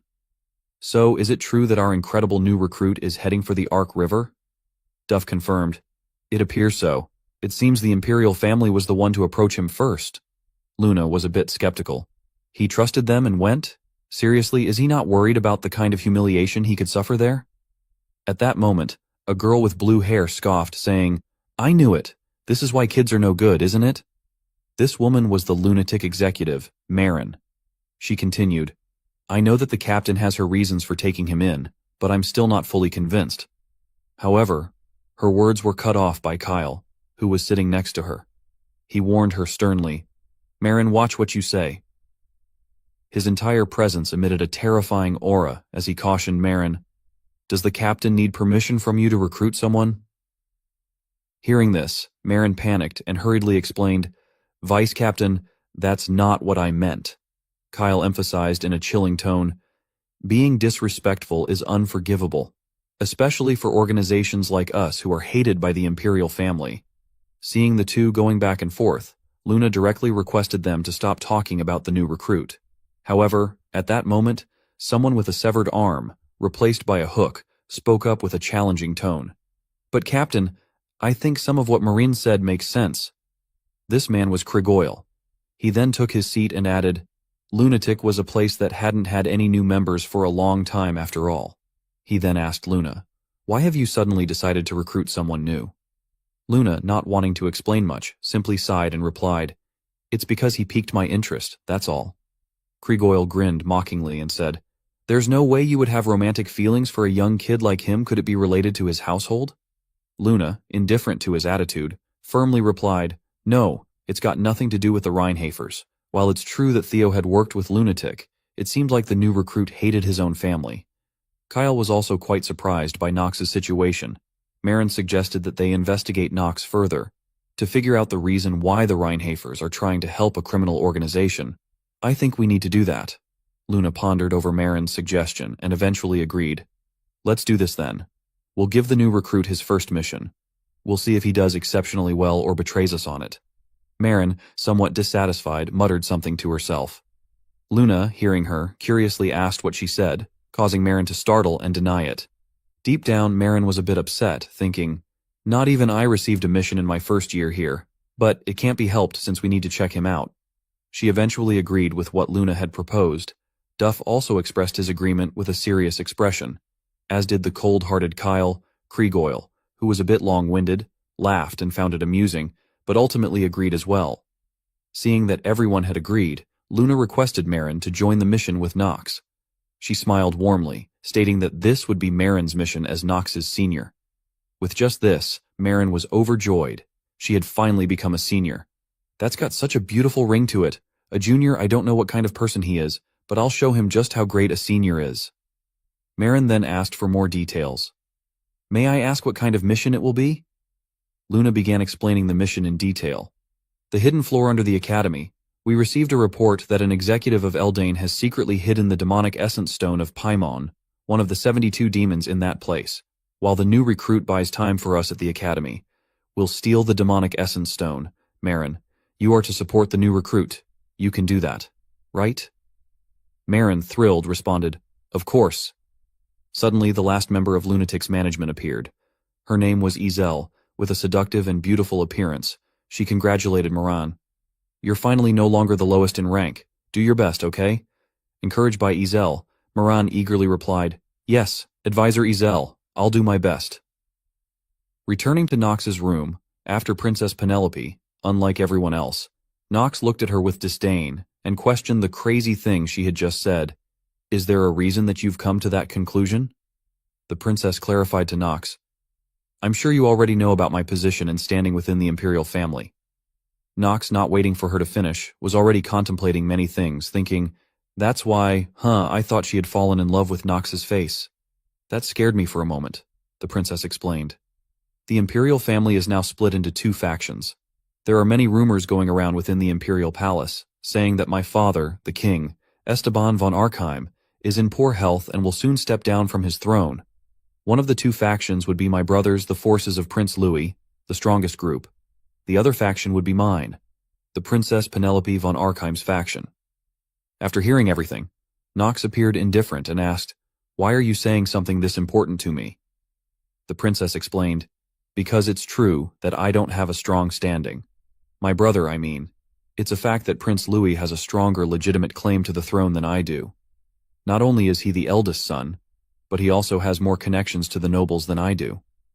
There are even rumors that they've already discussed what kinds of rewards they'll receive once Prince Louis ascends the throne. Knox, now no longer indifferent, grew more serious than ever, and asked Princess Penelope, Do you wish to become the new empress? The princess hesitated for a moment and said, My wish, there's that too. But to be precise, I simply can't bear to see Prince Louis ruin our empire. You know firsthand just how brutal he can be, and how he thinks of our people as just tools. At this point, the princess's face turned sorrowful. Knox confirmed that he knew this and thought to himself, Louis is a bad ending maker for a good reason after all. I experienced that firsthand too. The princess then stood up and shared further. I need a force of my own as well, a strong force that the prince won't covet and can't recklessly mess with. Knox, watching her closely, asked to clarify, Are you referring to me? Under the bright moonlight shining through the window, the princess confirmed it was indeed Knox. Hearing this, Knox thought to himself, It won't do me any good to get involved with the princess here. I need to avoid that. He quickly refused. Princess, I'm sorry. But before he could finish, the princess interrupted. If you say you're not strong enough to do that, or say that there are already marriage talks with the Stillreiner family, I don't think that's a good answer. The princess's words shook Knox's mind, and he could no longer maintain his cold demeanor. Knox, now worried, thought, looks like she's already decided on this. Is there no way for me to avoid this? He then asked, but are you all right with me? I've got a pretty poor reputation, even though I may be skilled. The princess was just waiting for this. Without hesitation, she turned around with a bright smile and said to Knox, from now on, this is our plan. So I want you to listen carefully. You saved me in the nameless forest, right? Knox, feeling manipulated, looked up at the princess and confirmed it was true. Suddenly, the princess approached Knox and touched his hand. She continued, even though you're a member of a dark family, you did your best to save me. Knox, being touched by a woman, grew increasingly anxious, feeling a bad premonition. However, the princess continued holding Knox's hand, and Knox again confirmed her words. The princess then leaned even closer to Knox, her beautiful face and alluring body nearly touching him.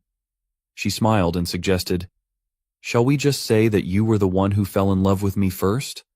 Or shall we say that I fell in love first? Knox, feeling as if he were under a spell, panicked internally, thinking, holy shit. He quickly asked her, Princess, are you serious?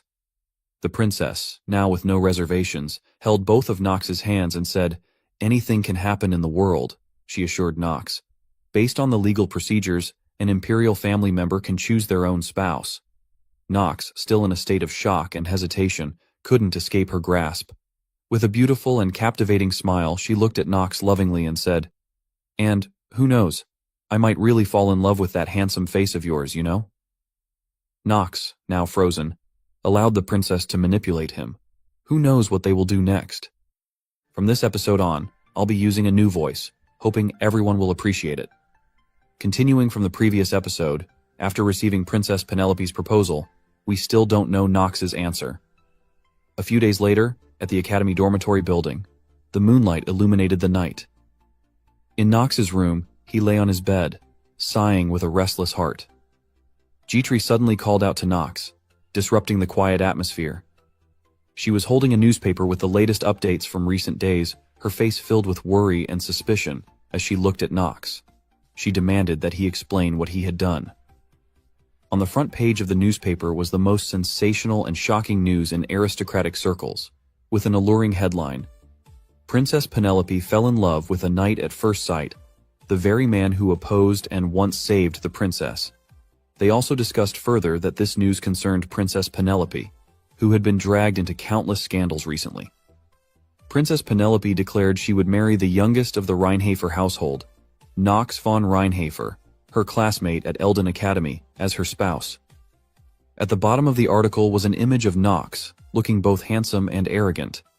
When Knox heard Jitri recount the article's contents, his face showed a forced smile as he sighed, acknowledging that the news had finally spread for real. He also commented on the princess's ability to get whatever she wanted. Jitri's face remained serious as she expressed her worry, stating that she had heard many things but never expected events to unfold like this. She couldn't understand the reason behind it all.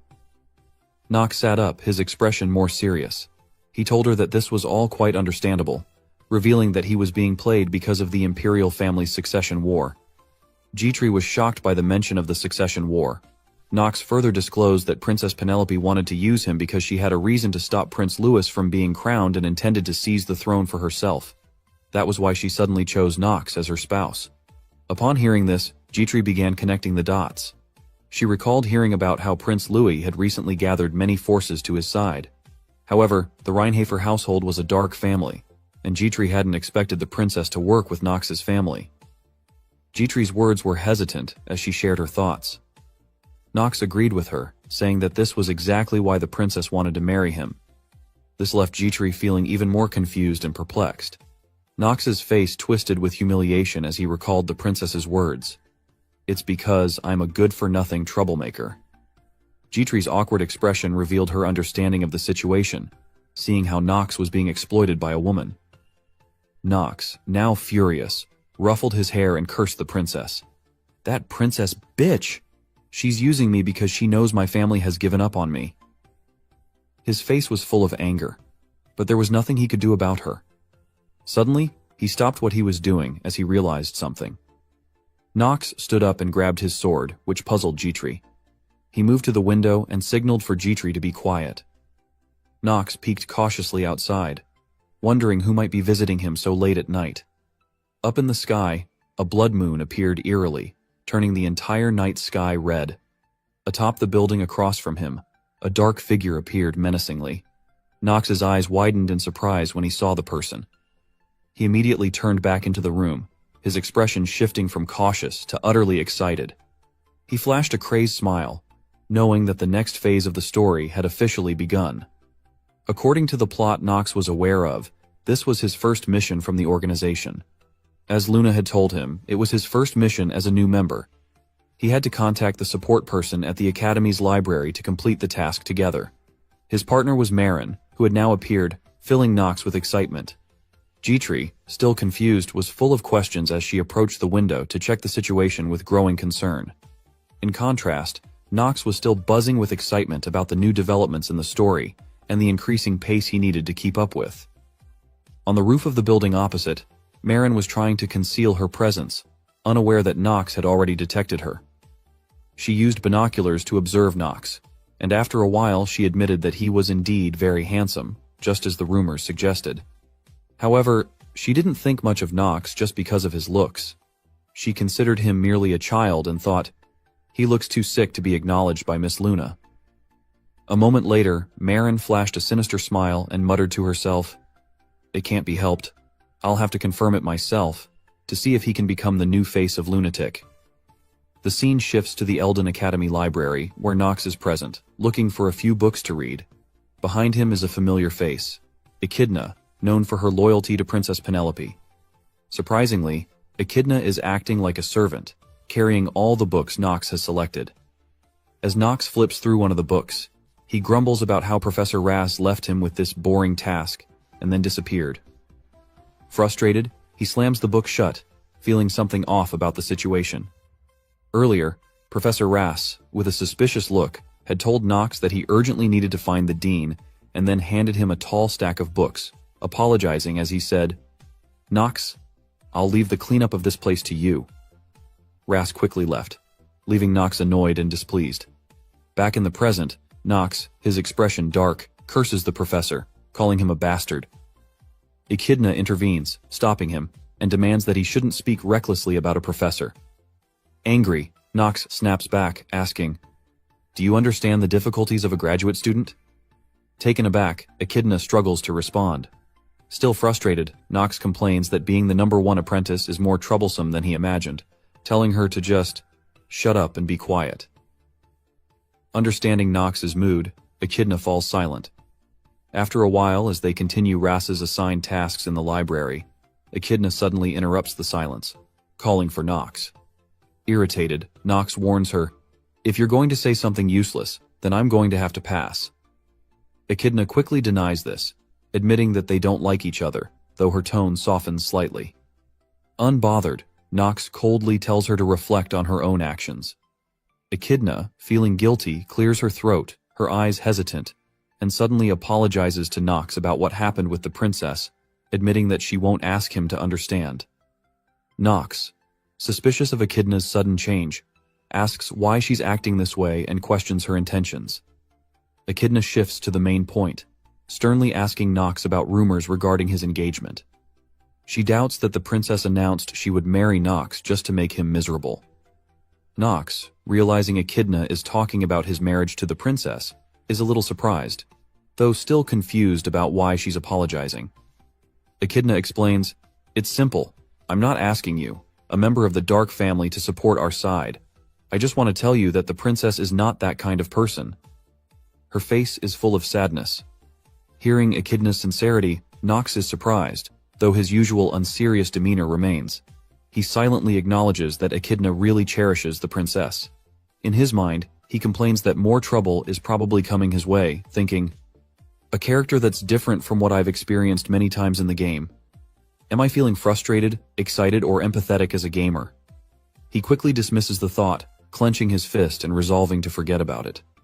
He continues the conversation with Echidna, telling her that he understands she had good reasons for her actions, and all he can do now is organize these books, so she should just ignore him. His ambiguous words seem like a subtle acceptance of her apology, which reassures Echidna. She smiles, grateful that Nox no longer holds a grudge over being used, and she thanks him sincerely. Nox, no longer speaking with bitterness, smiles back and says, "Just act like you normally do. Don't say something embarrassing like that." He then resumes his task, but as he places a book on the shelf, it emits a red, blood-like energy. Nox senses it immediately, realizing it's a message from the lunatic organization. Looking at the book's cover, he deciphers the message. Marin, contact complete. Mission delivered. Nox hadn't expected them to contact him this way. He tells Echidna that he has something to check, and she agrees not to interfere with whatever he needs to do. Nox leaves the library and heads to a quiet, secluded spot. There, he opens the book, revealing ancient characters. The message is clear. A demon sealed on the night of slaughter, Paimon's demonic essence stone, is hidden beneath the academy.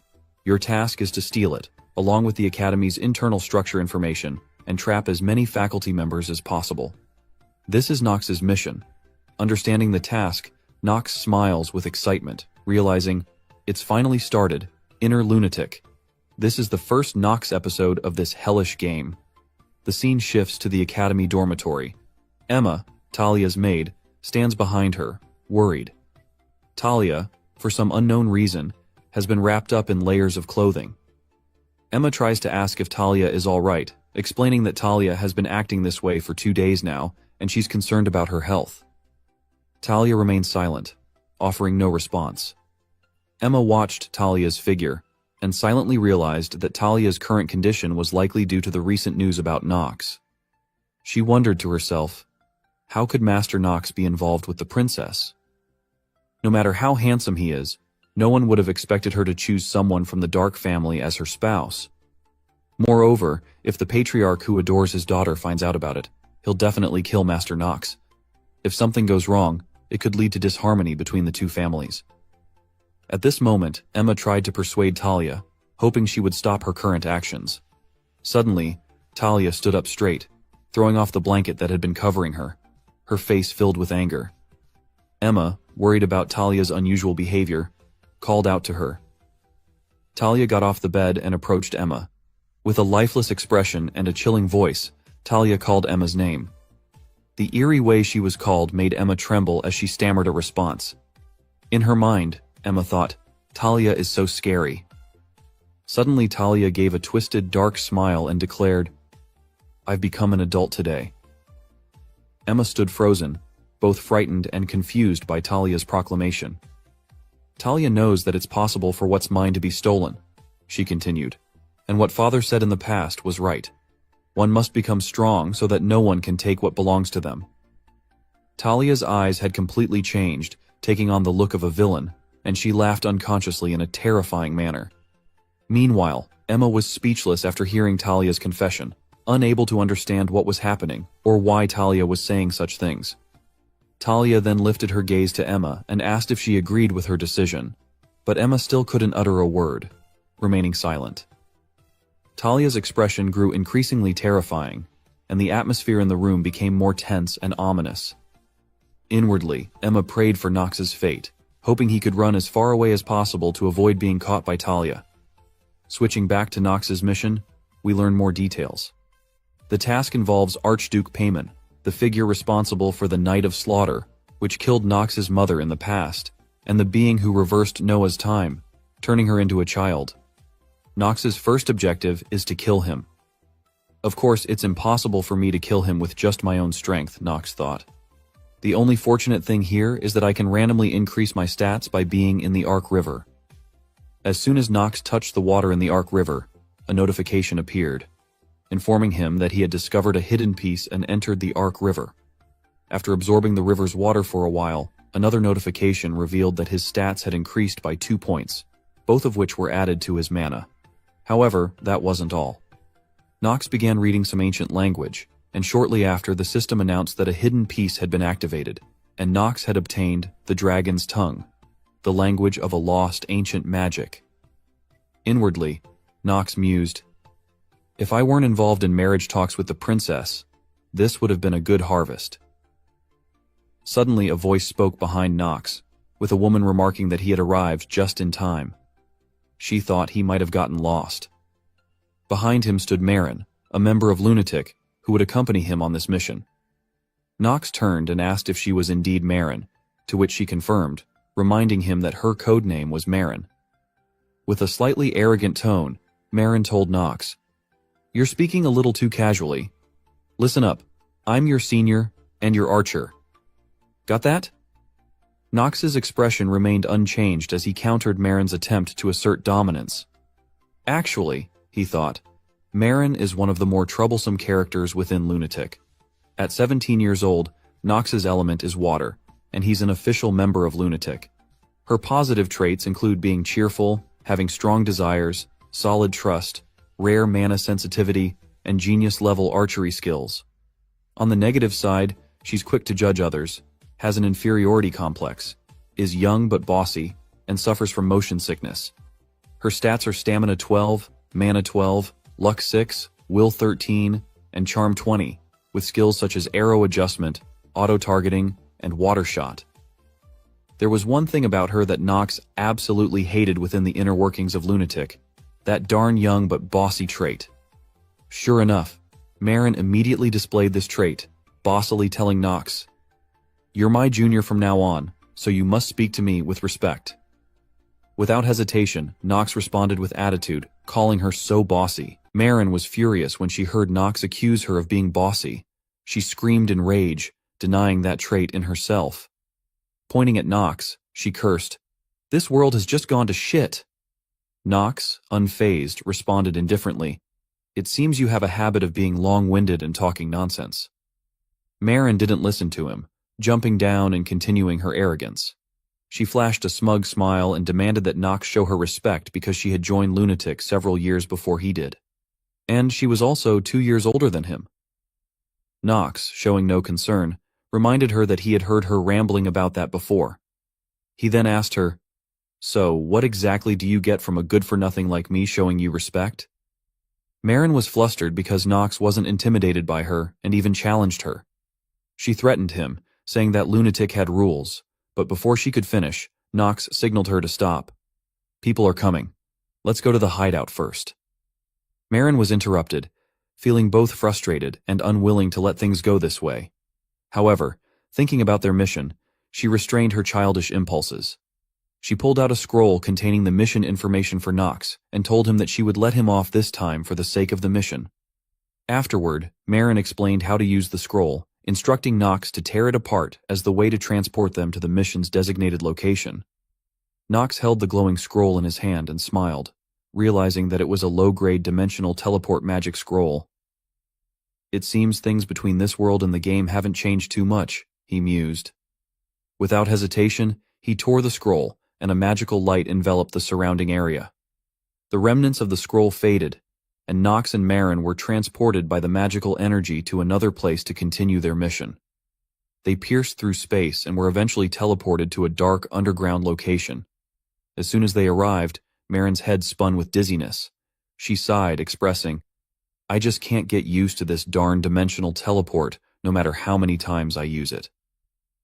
Nearby, there was a table and chairs.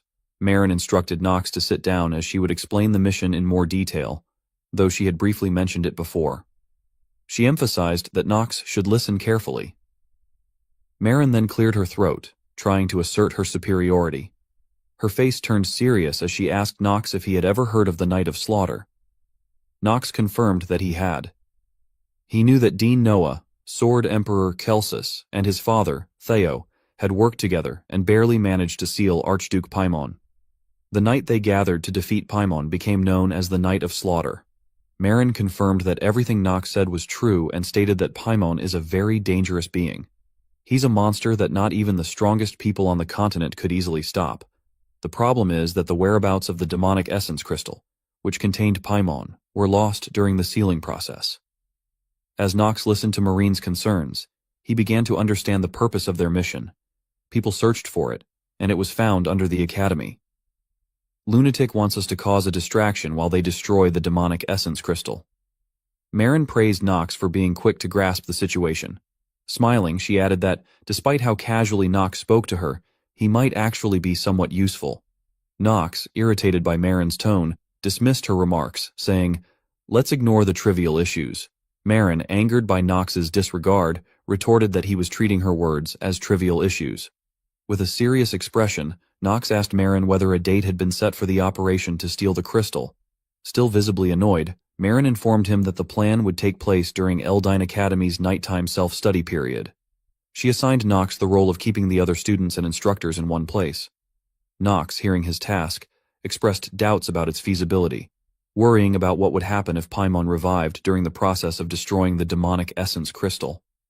Marin felt insulted by Nox's skepticism, her voice cold as she questioned, "It seems you don't know just how great Luna is. She's the youngest of the 3 Sword Emperors, the savior of this rotten continent." Confidently, Marin asserted that Nox's concerns were unfounded and that nothing could go wrong. After finishing her declaration, she smiled smugly to herself, while Nox, exasperated by her arrogance, thought, "It'd be best if things could go according to what Marin said, but there's no way that will happen." He recalled the unfolding story. This episode is the one where Paimon revives. While he's not at full strength, even a small mistake will completely destroy the academy and everything nearby. This is the first chapter of the main episode, known as The Night of Labyrinth and Slaughter. Thus, Nox must act as both the protagonist and the villain simultaneously in order to save the other characters. Nox constantly reminds himself to stay cautious and focused on this mission. After a moment of deliberation, Nox speaks up, expressing his desire to hear more details about the plan from Marin. The scene shifts to a gloomy, dusty place, seemingly an underground chamber, covered with tree roots and spider webs. A figure gradually steps into the center of the chamber, where a flash of light suddenly appears. The source of the light is a magical orb, reflecting a blurry image of a mysterious individual. It is none other than Rick, Eleanor's servant. He appears before the magical orb with ill intent. Speaking to someone on the other side of the orb, Rick says, "All preparations are already complete. Archduke, all that's left is for you to raze everything on Earth to the ground like you did in the past." At that moment, the magical orb suddenly emits a dense, dark aura, forming the shape of a demonic face. A sinister voice emanates from it, praising Rick. That sounds good.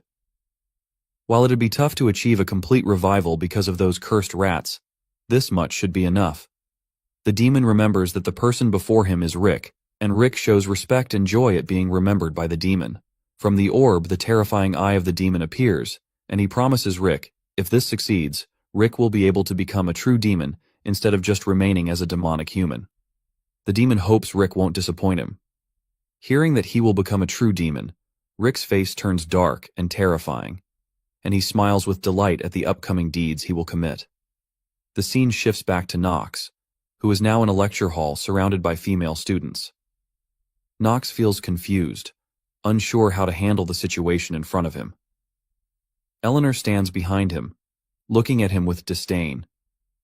It's unclear what they were discussing, but Princess Penelope and Talia are now facing each other, the atmosphere becoming suffocating as the 2 rivals confront one another. The princess's face remains calm and unaffected, but opposite her, Talia's face has darkened, losing its usual innocent and cheerful expression. Penelope speaks first, apologizing to Talia for taking her fiancé and hoping that Talia would understand. However, Penelope's attitude shows no real remorse. She smiles confidently, saying, "Humans can't just control their emotions as they wish." Her words make the situation even worse. Nox, standing nearby, begins to sweat and reminds the princess to be careful. He then turns to Talia, calling her name when he notices she hasn't said a word. Suddenly, she stops being silent and starts laughing maniacally, as if the beast within her has finally awakened. Seeing her savage expression and wild laughter, Nox is horrified. His whole body trembles as he curses under his breath, "Holy shit!" Nox realizes he forgot to consider how Talia would react. Now, Talia's face is no longer gloomy but fearsome. with her red eyes radiating murderous intent as she stares directly at the woman trying to steal her husband. Caught between the two women, Knox feels powerless, unsure of what to do. He sighs, complaining to himself, "How did things get like this?" The chatter of other students shatters the tense atmosphere. One of them gossips, asking the others if they've heard about the latest news, and they all gather around a bulletin board. One student mentions the news about the top 7 students with the best scores. Another chimes in, saying they've also heard about the nighttime self-study period and how extra points are given later on. Another student complains, "I could have made it if I did a little better." Someone else disagrees, stating, "Definitely not," and insists he didn't even make it to the middle of the pack. Others agree, knowing the nobles took up all the top spots from the beginning. A student wearing glasses asserts, "Commoners like us can't become one of the top 7 students, even with good grades." The others nod, complaining that nobles only care about their own family members, even though they always preach fairness. They begin questioning, what's the difference between this place and the outside world? They all know what the higher-ups are thinking. A nearby girl quietly asks a boy next to her about the identity of the person who chose the 7 students and what criteria were used. The boy doesn't know, but guesses that grades were a major factor. The boy next to him laments, crying out, "Grades are the only things that matter, no matter where you are." That person was probably the most unexpected one. The person they're referring to is none other than Knox. As soon as Knox arrives, all eyes in the room turn toward him. Outside of dealing with women, Knox always exudes a cold, intimidating aura. The entire area falls silent at Knox's appearance, the good-for-nothing of the Reincarnated household. As usual, people somehow end up talking about Knox. While Knox doesn't want to attract any unnecessary attention, it can't be helped right now. The thing he must pay attention to at this moment is the newbie killer. When it comes to clearing the Paimon episode, the most important thing is your grades. It sounds ridiculous, but unless his scores are exceptional, Knox won't be able to attend the nighttime self-study event. If that happens, then Knox won't be able to keep the other characters stuck in one place. The other students continued their chatter, and one of them angrily complained that Knox was an annoying bastard. Other men were also jealous of Knox, questioning if he was only relying on his good looks and having a powerful family behind him. They didn't want to admit it, but it was true. The student, hearing his friends agree with this, became enraged and shouted at them, "He's the enemy of all men. Don't take his side." Other nearby students approached, saying that the guy was an idiot, and asked if he hadn't heard about the recent rumors surrounding Knox. The student stepped closer and warned him that Knox had become the princess's spouse, and he might die if he gets on his nerves. The student, upon hearing this, was frightened and panicked.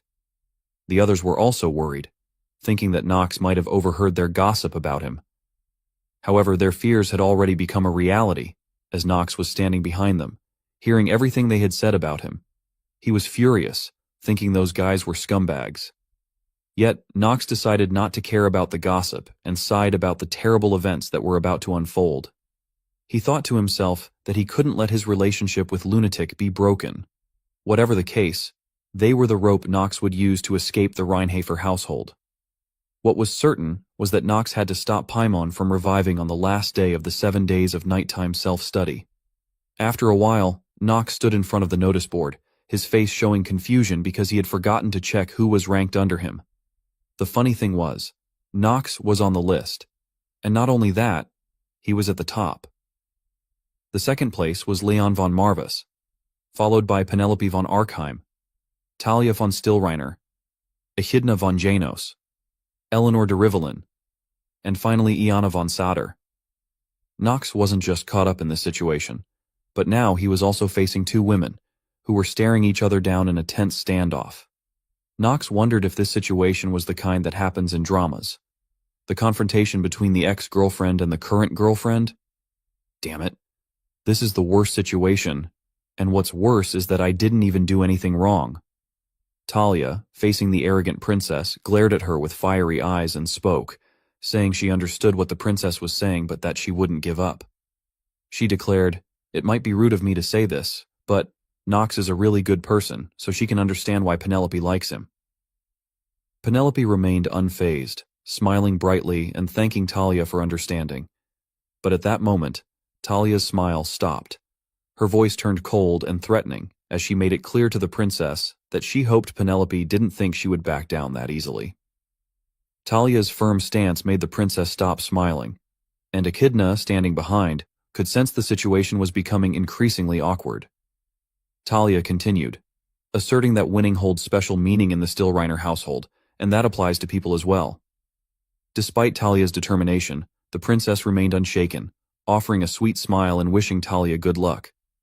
After that, the princess walked away, and as she passed Nox, she leaned in close and told him, "I heard it was an engagement decided between our households, but I guess someone was more serious about it than I expected. That's not how I hoped this would go, though." Then Penelope and Echidna left, leaving Nox to face Talia. At that moment, something caught Nox's attention. He looked outside and saw a red mana swirling like smoke, and within that, smoke was a message that only Nox seemed to recognize. The short message read, "Hideout. Plan to explain more details of the operation. Gather quickly." After receiving the message, Nox immediately left and soon arrived at a secret underground hideout of the lunatic organization. Marin appeared above, calling him a newbie, and stared at him with a look that suggested she didn't have good intentions. She jumped down and began questioning Nox. "What have you done for there to be news of you becoming the princess's spouse? Are you out of your mind?" Nox avoided Marin's gaze, replying, "You heard, huh? To be honest, I don't know what's happening either. It seems the princess is trying to use me as a card to keep the prince in check." Nox's explanation didn't satisfy Marin, who, enraged, asked him if he thought she had called him here to hear something so obvious. Nox, unwilling to continue arguing, tried to change the subject and asked her to talk about the mission. But Marin wouldn't let it go.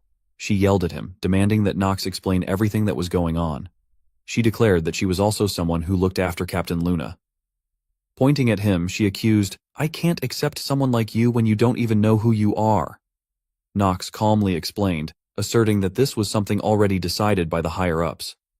However, Marin refused to accept that. She arrogantly claimed, "It's up to me to decide how I judge my junior." Immediately afterward, she drew the bow from her back and declared, "I need to know whether Nox deserves to join the lunatic or if he will betray us." Faced with Marin's challenge, Nox let out an irritated sigh. Although he didn't want to fight, he was forced to prove himself in front of this troublesome woman. He decided to take up a sword. A dark purple mana soon enveloped the blade and his body. His gaze changed completely, and Nox hoped Marin wouldn't regret this. Unfazed, Marin flashed a gleeful smile as she pulled out an arrow, preparing to attack Nox. As she raised her bow towards him, mana radiated from it, her face brimming with excitement. She also hoped Nox wouldn't regret his decision to face her. As soon as the arrow was released, it shot straight toward Nox. He quickly blocked it with his sword. But the battle wasn't over yet. In an instant, Marin appeared at his right side with incredible speed, her bow drawn and aimed at his flank. Her movement was so fast that Nox had to reassess this woman. Marin, with a smug smile, declared, "She'll go easy on Nox, so make sure Nox don't die." Facing Marin's arrogance, Nox smirked with confidence as she fired an arrow imbued with water elemental power toward him. The arrow shot forward like a rushing torrent. Nox, confronted by its gale-like speed, kept his composure, dodging swiftly and silently, noting that Marin's pride wasn't baseless. It had reason. She is a descendant of one of the lost races of legend, the marine race.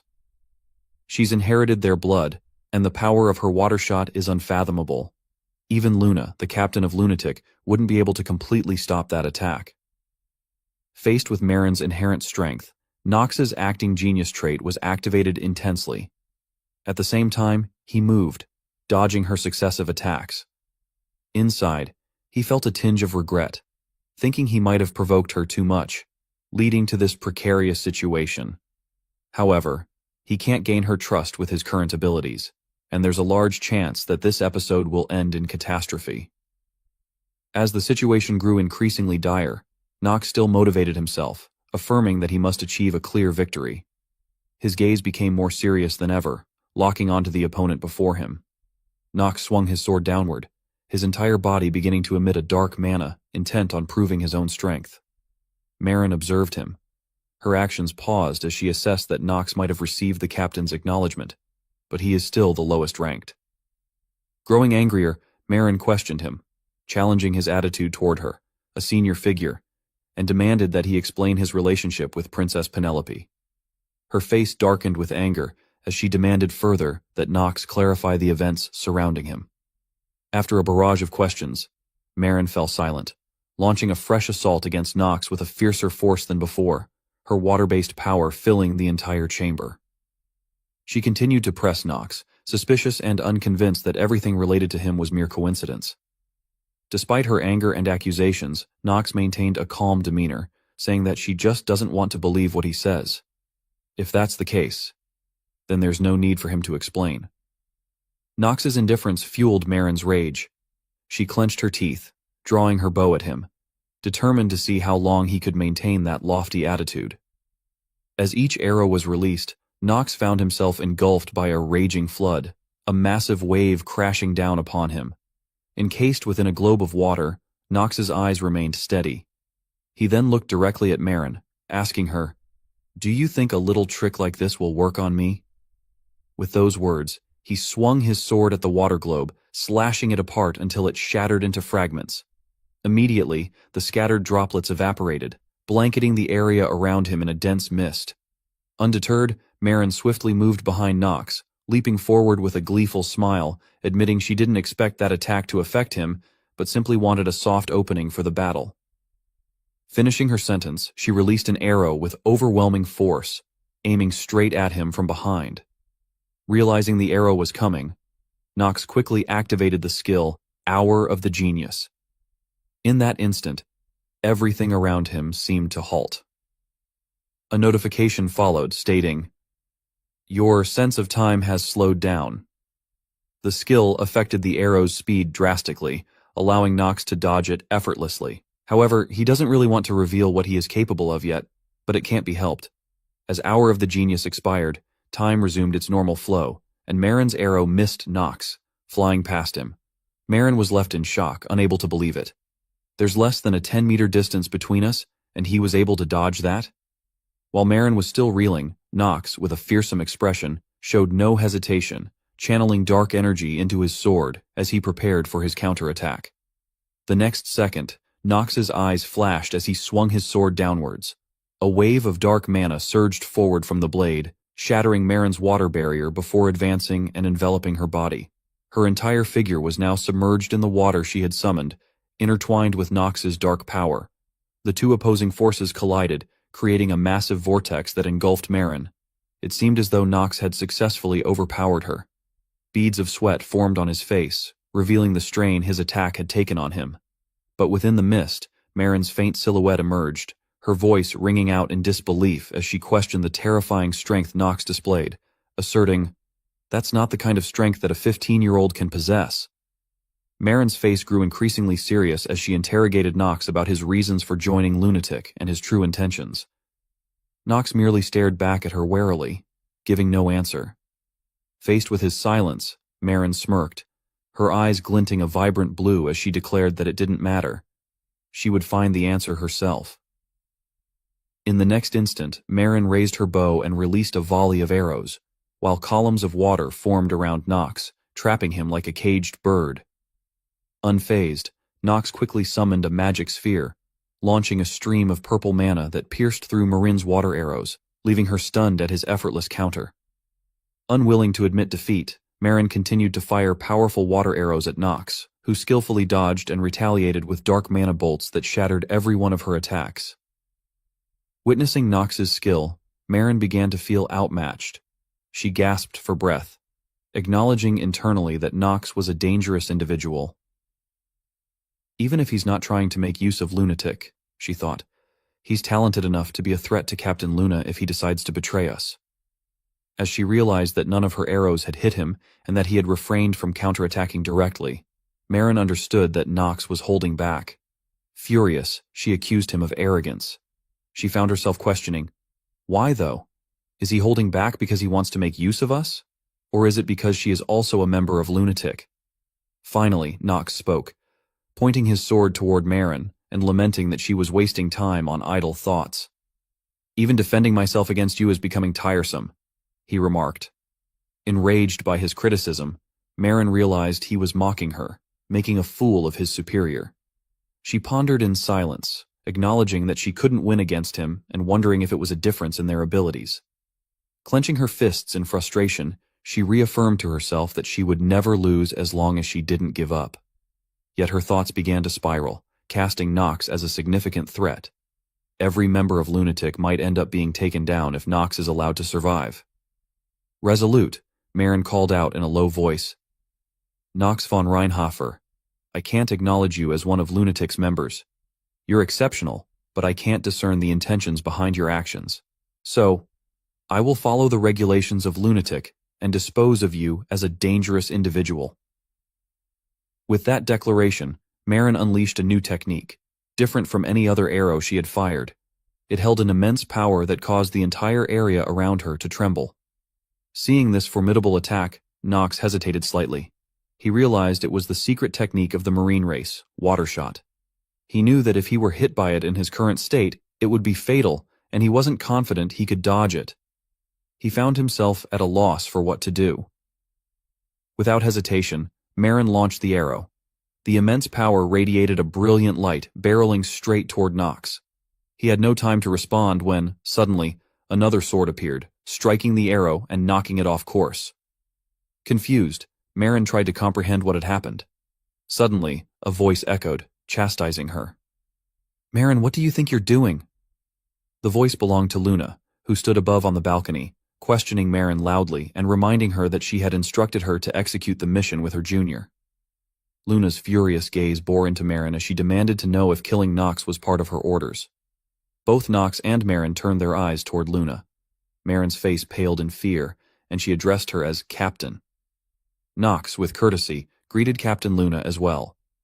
But Luna did not spare Nox either.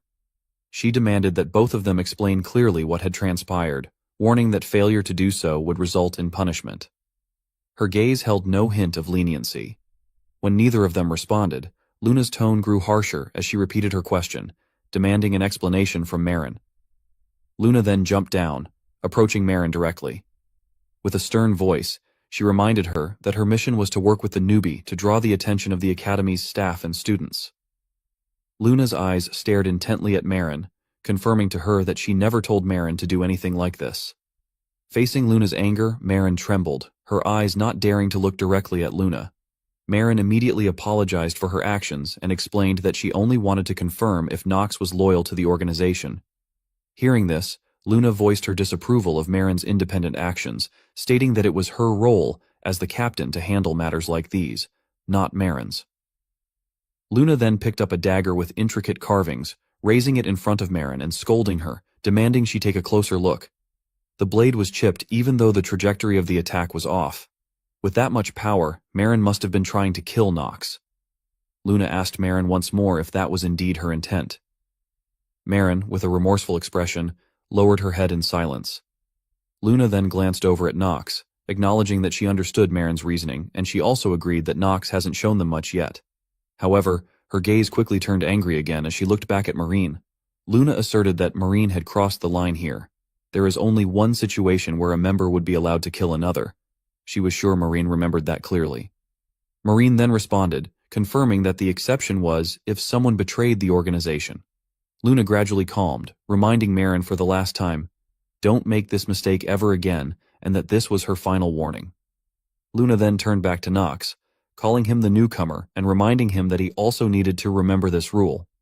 Nox didn't hesitate and immediately confirmed that he would remember it well. Marin's gaze still avoided the two of them. Although she was often stubborn, she was a girl who knew how to follow orders. Luna then ended the matter between them and invited Nox to take a walk with her. Though Nox felt somewhat puzzled, he quickly agreed. Outside, the bright moonlight shone down as they strolled along the street. Luna took the opportunity to reassure Nox, hoping he understood that she had to warn both of them there to uphold discipline and order. Hearing this, Nox felt more at ease and smiled gently, remarking that he was a good-for-nothing who had done far too many bad things to be hurt by something like a warning. Luna, puzzled by Nox's self-deprecating words, showed a confused expression, prompting Nox to clarify briefly that he was fine. Besides, Nox mentioned that Marin probably didn't feel like he was trustworthy. Luna, familiar with Marin's true nature, tried to explain to Nox, saying she's not usually like this. It's hard for Luna to tell Nox the details, but there's a reason for her behavior, so she hoped he would be understanding. Luna then gave a sly smile and reminded Nox that he still owed her a life. That arrow from Marin, if Nox had been hit by it, he would have surely died. Nox fully understood the arrow's immense power, but he didn't want to admit it, and instead smiled, suggesting that Luna was exaggerating. Luna, surprised, questioned why Nox didn't seem more shocked by its power. Nox calmly explained that his way of life had led him to near-death experiences so many times that it felt normal to him. Luna, entertained by his words, gave a light laugh, calling his life dull and suggesting that it might be why Marin disliked him. Suddenly, Luna's expression grew serious, as though she had something on her mind. She revisited the earlier incident, saying that it was all because of that one arrow, making Nox puzzled by the underlying reason. Luna elaborated, stating that the reason Marin was able to join Lunatic was due to just one arrow. The destructiveness of that arrow, which she takes a long time to prepare, is on a completely different level. It's so powerful that even Luna couldn't block it completely head-on. Hearing Luna's confirmation, Nox felt more assured in his suspicions, and understood why his sword was destroyed. However, as he pieced things together, Nox found it even stranger. If Marin possessed such strength, why did she not appear in the Nox episode? Luna then revealed a bit more to Nox, explaining that Marin is the final descendant of the marine race, able to control both water and bows to their utmost limits. That's how she could wield such a powerful arrow. At this point, Luna hesitated and fell silent, her unusual demeanor catching Nox's attention and making him slightly suspicious. Having knowledge of the subject, Nox commented that the marine race, they were a special race among those that had disappeared. They appeared in the inner lunatic backstories, but they've never appeared in the Nox episode. Nox quickly dismissed the story, stroking his chin with a confident smile and declaring to Luna that the next time he fights her, he won't give her any time to use her arrow. Hearing Nox's scheme, Luna couldn't help but laugh and called him a little rascal. She then pointed at his forehead, urging him not to even think about engaging Marin in battle again. She knew how dangerous Marin could be if she went on a rampage. She had already told Nox just now, but he really could have died. Nox, startled by her touch on his forehead, took a step back, then adjusted his hair and gave a slight smile in acknowledgement of Luna's reminder. The moment after, Nox quickly changed the subject, commenting on the vastness of the surrounding area. Seeing his indifferent attitude, Luna sighed in exasperation, but in Nox's mind, he was smirking, already planning to exploit Marin, knowing she had a deadly attack he could leverage in the future. Afterward, the two continued strolling, and suddenly Luna called out to Nox, noting that he was quite powerful. Nox couldn't understand why Luna was bringing this up. Luna seriously pointed out that Nox was able to subdue Marin once before Marin went on a rampage. Furthermore, he was cold and rational enough to eliminate his enemy without hesitation. Hearing this, Nox smirked teasingly and asked why Luna was flattering him. At this point, Luna's expression changed completely. She asked Nox for a favor and directly stated that he could kill Marin if he thought she would go berserk during a mission. Luna asserted that only Nox could do this job. Feeling her trust in him, Nox's face gradually turned serious as everything ominous in the shadows began to emerge. The scene then shifted to the lecture hall. The lecturer, a man with a long mustache, was instructing the students, explaining that they can only become a great knight or mage by unleashing their upper energy core, central energy core, and lower energy core. However, he also emphasized in a stern tone that while it's important to be talented, in the end, only those who work hard will succeed at unleashing them. The atmosphere in the class was quiet as everyone listened attentively, though there were two students with unresolved issues between them. Since the class began, Talia's gaze hadn't left Nox.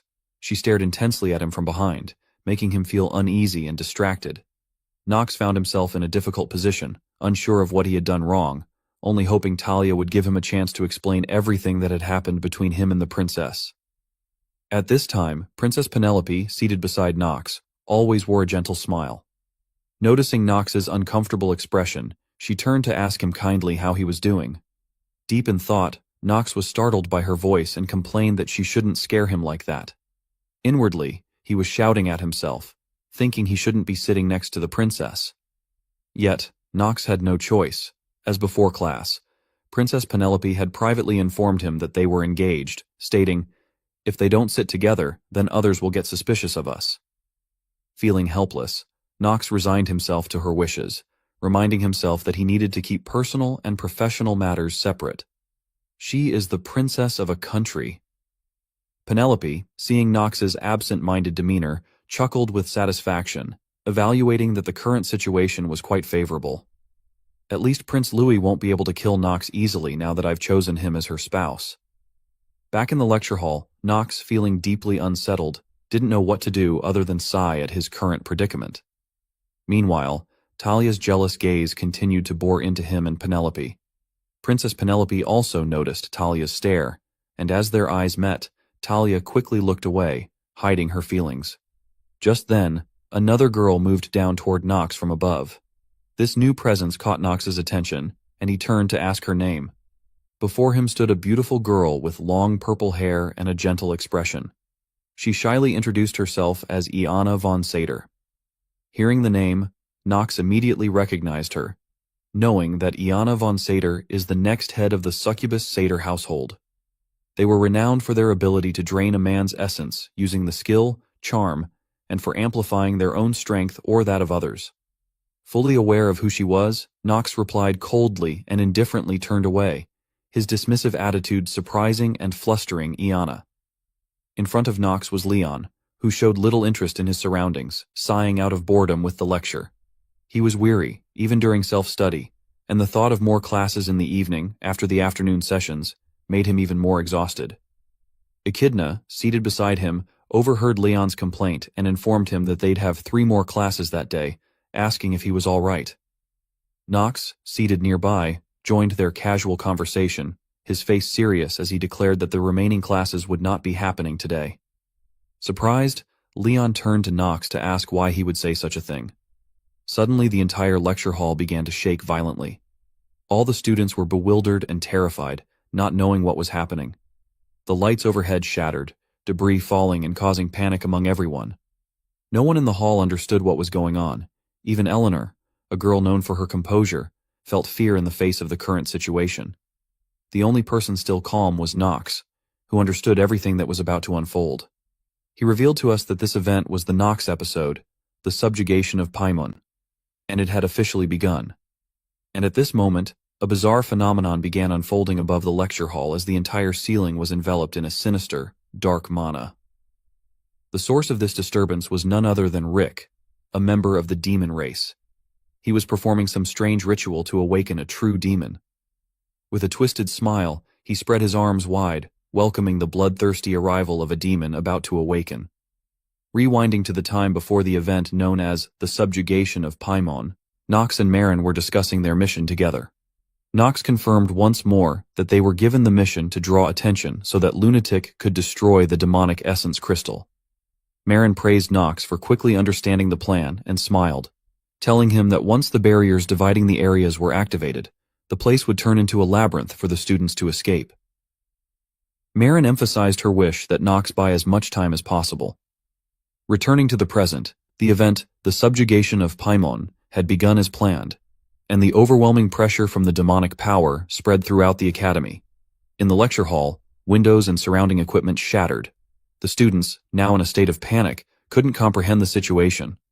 All the young women in the hall, typically graceful, were gripped by terror. Assessing the situation, Nox acknowledged that Marin was handling her role well. He reminded himself that he needed to buy as much time as possible, because his goal was clear. At that moment, Leon also warned that staying any longer would be dangerous. He noted that he had discovered 2 spells in effect. There are 2 spells active right now. The first is a dimensional barrier that cuts us off from the outside and keeps us trapped here. The second is a layer transformation spell that randomly alters the floors of this building, in order to escape from here. Hearing Leon's detailed explanation, Nox frowned, realizing Leon had picked up on everything quickly. Playing along, Nox feigned ignorance and confirmed with Leon that they needed to handle the layer transformation spell first. Princess Penelope agreed that this was the right course, adding that it was impossible to destroy the barrier in their current state. Iana, standing nearby with a timid demeanor, nodded hesitantly in agreement, observing, "This seems to be the type of layer-transforming magic that's most commonly used on buildings." Seeing Iana's presence, Nox was slightly surprised, since, according to the storyline, Iana wasn't supposed to interfere with this particular incident involving Nox. He questioned to himself, why is she constantly trying to interfere? With a sigh, he considered that the storyline might have changed. Taking on a leader's stance, Nox acknowledged Leon's statement, saying, "They need to destroy the magic." The group was shocked at his direct approach, but Nox reaffirmed his intent, adding that this was what he wanted, because the spells have an obvious goal. He looked toward Talia, gently explaining that it wasn't surprising she hadn't figured it out, as she hated thinking after all. Continuing, Nox explained that if they either fulfilled that goal or destroyed the spells by force, they would be able to escape. Talia, hearing this, was visibly baffled, only nodding absent-mindedly as smoke practically poured from her head in confusion. Leon joined in, adding, "Basically, there's a high chance that any powerful attacks we throw at this magic will be dispelled." Nox then took charge, guiding the group's actions.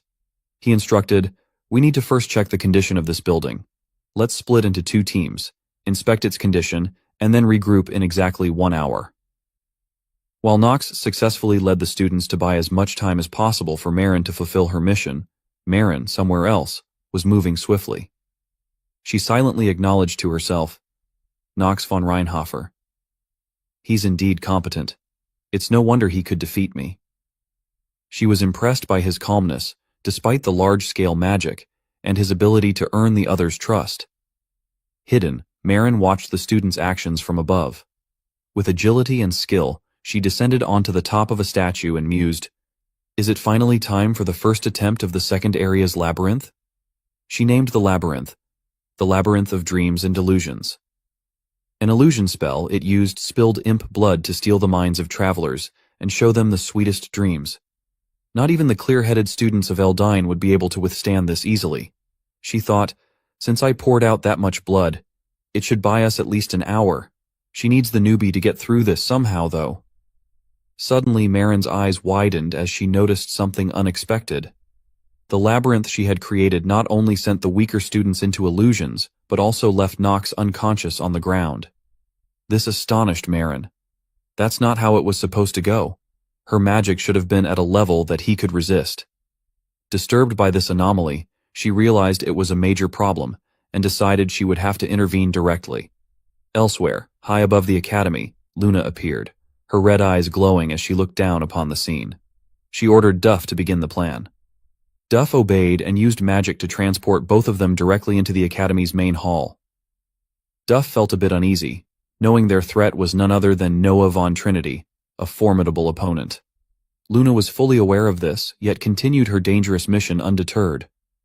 After moving through several locations within the academy, they finally reached their intended destination. Upon entering the chamber, a magical barrier guarding an important area became apparent. Luna ignored the barrier entirely, charging straight through it and shattering it with ease.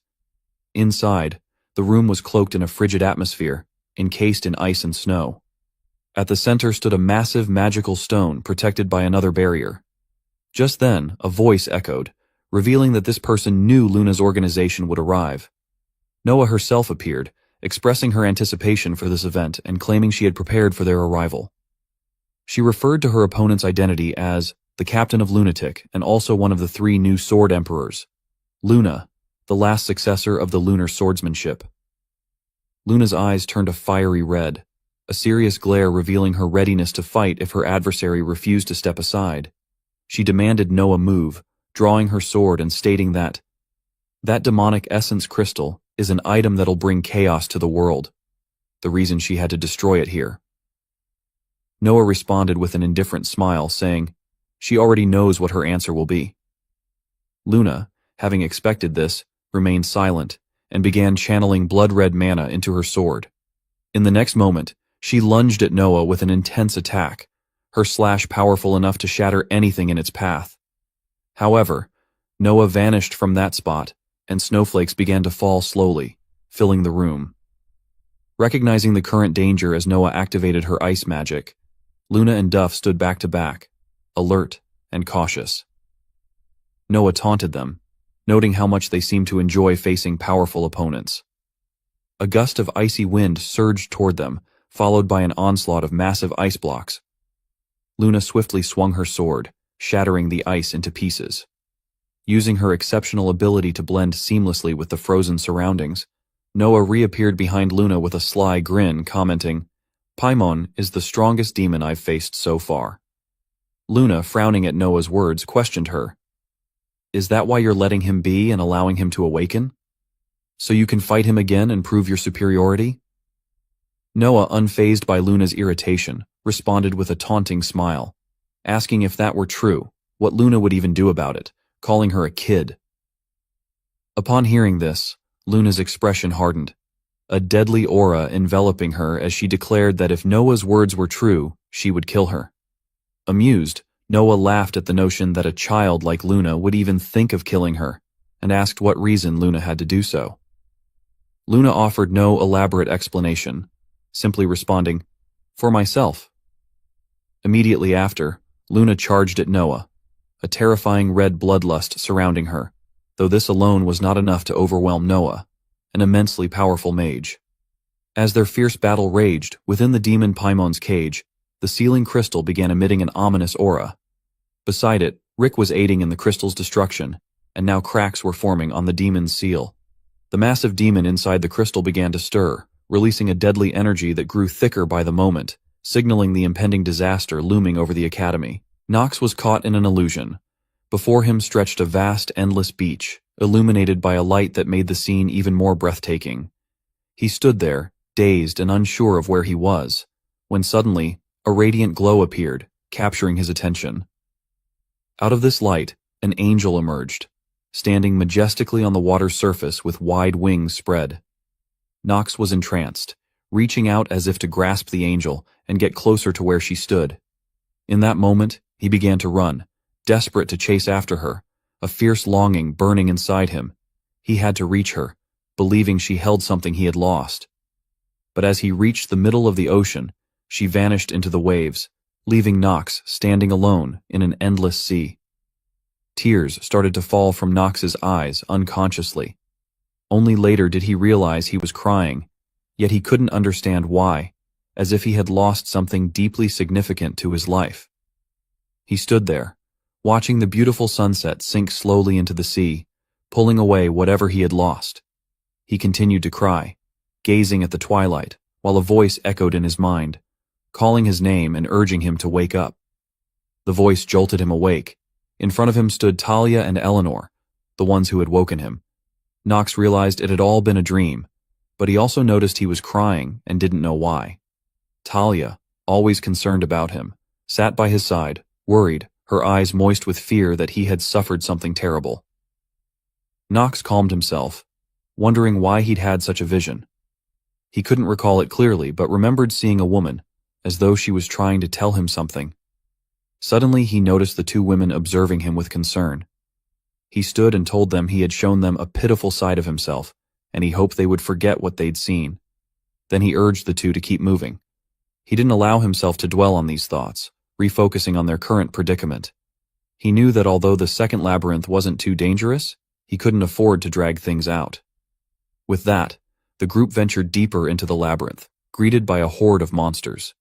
Each member possessed exceptional abilities from the academy, and Nox led them as their captain. Talia, wielding her fire mana, cloaked her sword and delivered sharp strikes at the monsters blocking their path. Leon, a dark family prodigy, summoned skeletons and commanded them to charge at a stone golem ahead. Although the powerful golem struck down the skeletons one by one, some elite skeletons with weapon skills managed to stab it, knocking it down. Taking advantage of this, the other skeletons attacked the downed monster in a relentless wave. Iana, who looked frail, also showed her strength by supporting Leon. She struck the golem's head, causing it to explode. While the team fought fiercely, Nox entertained his own thoughts. He hadn't forgotten his mission to delay the group's progress. He only attacked superficially, holding back his true power. He even playfully tripped Echidna, apologizing and claiming it was an accident. Echidna was visibly annoyed but couldn't retaliate given the situation. After some time, they defeated all the monsters in the second labyrinth. Leon was exhausted, panting heavily and visibly drained. Iana, equally weary, had sweat pouring down her face, evidence of the grueling battle. Princess Penelope worriedly checked on Leon to see if he could continue, and Iana explained that Leon was overexerted because she wasn't strong enough, forcing him to fight on her behalf. Feeling guilty and anxious, Iana glanced at Nox, asking him how he was holding up. Nox acted arrogantly and responded that he was just fine, asking her not to compare him to weaklings. Standing nearby, Eleanor laughed and teased him, saying, "It hasn't even been 3 hours since they saw Nox crying, so there's no need for him to act tough in front of them." Princess Penelope, hearing this, immediately spoke up to defend her fiancé, aiming her words at Eleanor, telling her, "You can't talk like that to my future husband." Eleanor, warned, paused for a moment and then gave a pleasant smile, politely asking the princess to forgive her for speaking to Nox. Nox, standing beside them and hearing the exchange between the women as they taunted each other, could only remain silent and feel helpless. Echidna interrupted their conversation, asking what they thought awaited them in the third labyrinth. She was quite worried, since the second labyrinth had already been so challenging. At that moment, Nox returned to his arrogant demeanor and replied that no one knew anything. And in his mind, he thought, it's finally his turn to play his part. He knew that the third labyrinth's boss monster was the labyrinth's flower, and that monster was Nox himself. His eyes glinted dangerously, eagerly anticipating welcoming his friends. Back in the dungeon, where the evil demon Paimon was sealed, the demon was slowly awakening after Rick's interference. Rick smiled and greeted him, calling him Lord Paimon. Just then, from the magic communication orb, Prince Louis's image appeared, asking if Rick could hear him. Rick confirmed that their story's course was stable and that he could hear him clearly. He then reported that everything is going well, there's nothing to be concerned about. Louis smiled with excitement and instructed Rick to make sure everything goes smoothly. This is a rare chance for him to become a hero. Hearing this, Rick confirmed his understanding and assured that he'd handle everything. As soon as the transmission ended, Rick smirked and muttered that the prince was a fool. He wanted to defeat the revived Paimon and become a hero from that victory. Rick couldn't believe Louis thought he could defeat a demon just because they'd be weak right after reviving. Not that Rick cared, as it all worked in his favor. Rick then poured an entire container of blood-red liquid into the crystal imprisoning Paimon, causing cracks to spread across the crystal, signaling the impending awakening of the demon. Moments later, a massive tremor marked the time had come, as the demon's crimson arm emerged, releasing a terrifying sound. Rick kneeled before the towering demon and greeted him. "A pleasure to meet you, Lord Paimon. I am a demonic human. My name is Hausholtz de Nefer." After being imprisoned for so long, Paimon revived, though he complained about being revived in this trash-like body. Yet, the fact that he'd revived at all was an unprecedented miracle. Looking down at Rick, who was kneeling, he asked if his name was indeed Hausholtz, and Rick confirmed it. Paimon then expressed, he could feel it, the scent of a familiar human beyond that wall. The human outside was one of the three who sealed him. He turned toward Rick, asking if he was correct, and Rick confirmed it. Upon hearing this, Paimon's entire body began to emanate a terrifying surge of deadly mana, all his pent-up rage finally overflowing in fury against his enemy, the one who had sealed him, Noah von Trinity. Meanwhile, in another location, Nox received a notification stating that the effect of the artifact Moon Shadow had been activated, creating a shadow of the player. The system then prompted Nox to decide on the appearance of his shadow. Standing before an illusion of himself, Nox adjusted the shadow's stats with a hint of amusement, thinking to himself that this is the last labyrinth they need to clear. However, there is no boss monster here. Nox smirked devilishly and rhetorically questioned those watching about the reason behind this, before grinning like a true villain and declaring that he had killed it, since he really wanted the clear rewards of the boss monster. The large body of the monster lay on the ground, resembling a Nomu-like creature from a certain unnamed anime. Nox stood next to the monster, calmly assessing the rewards he had gained. He got 0.3 random stats as the boss monster clear reward. Now, let's review his stats and information.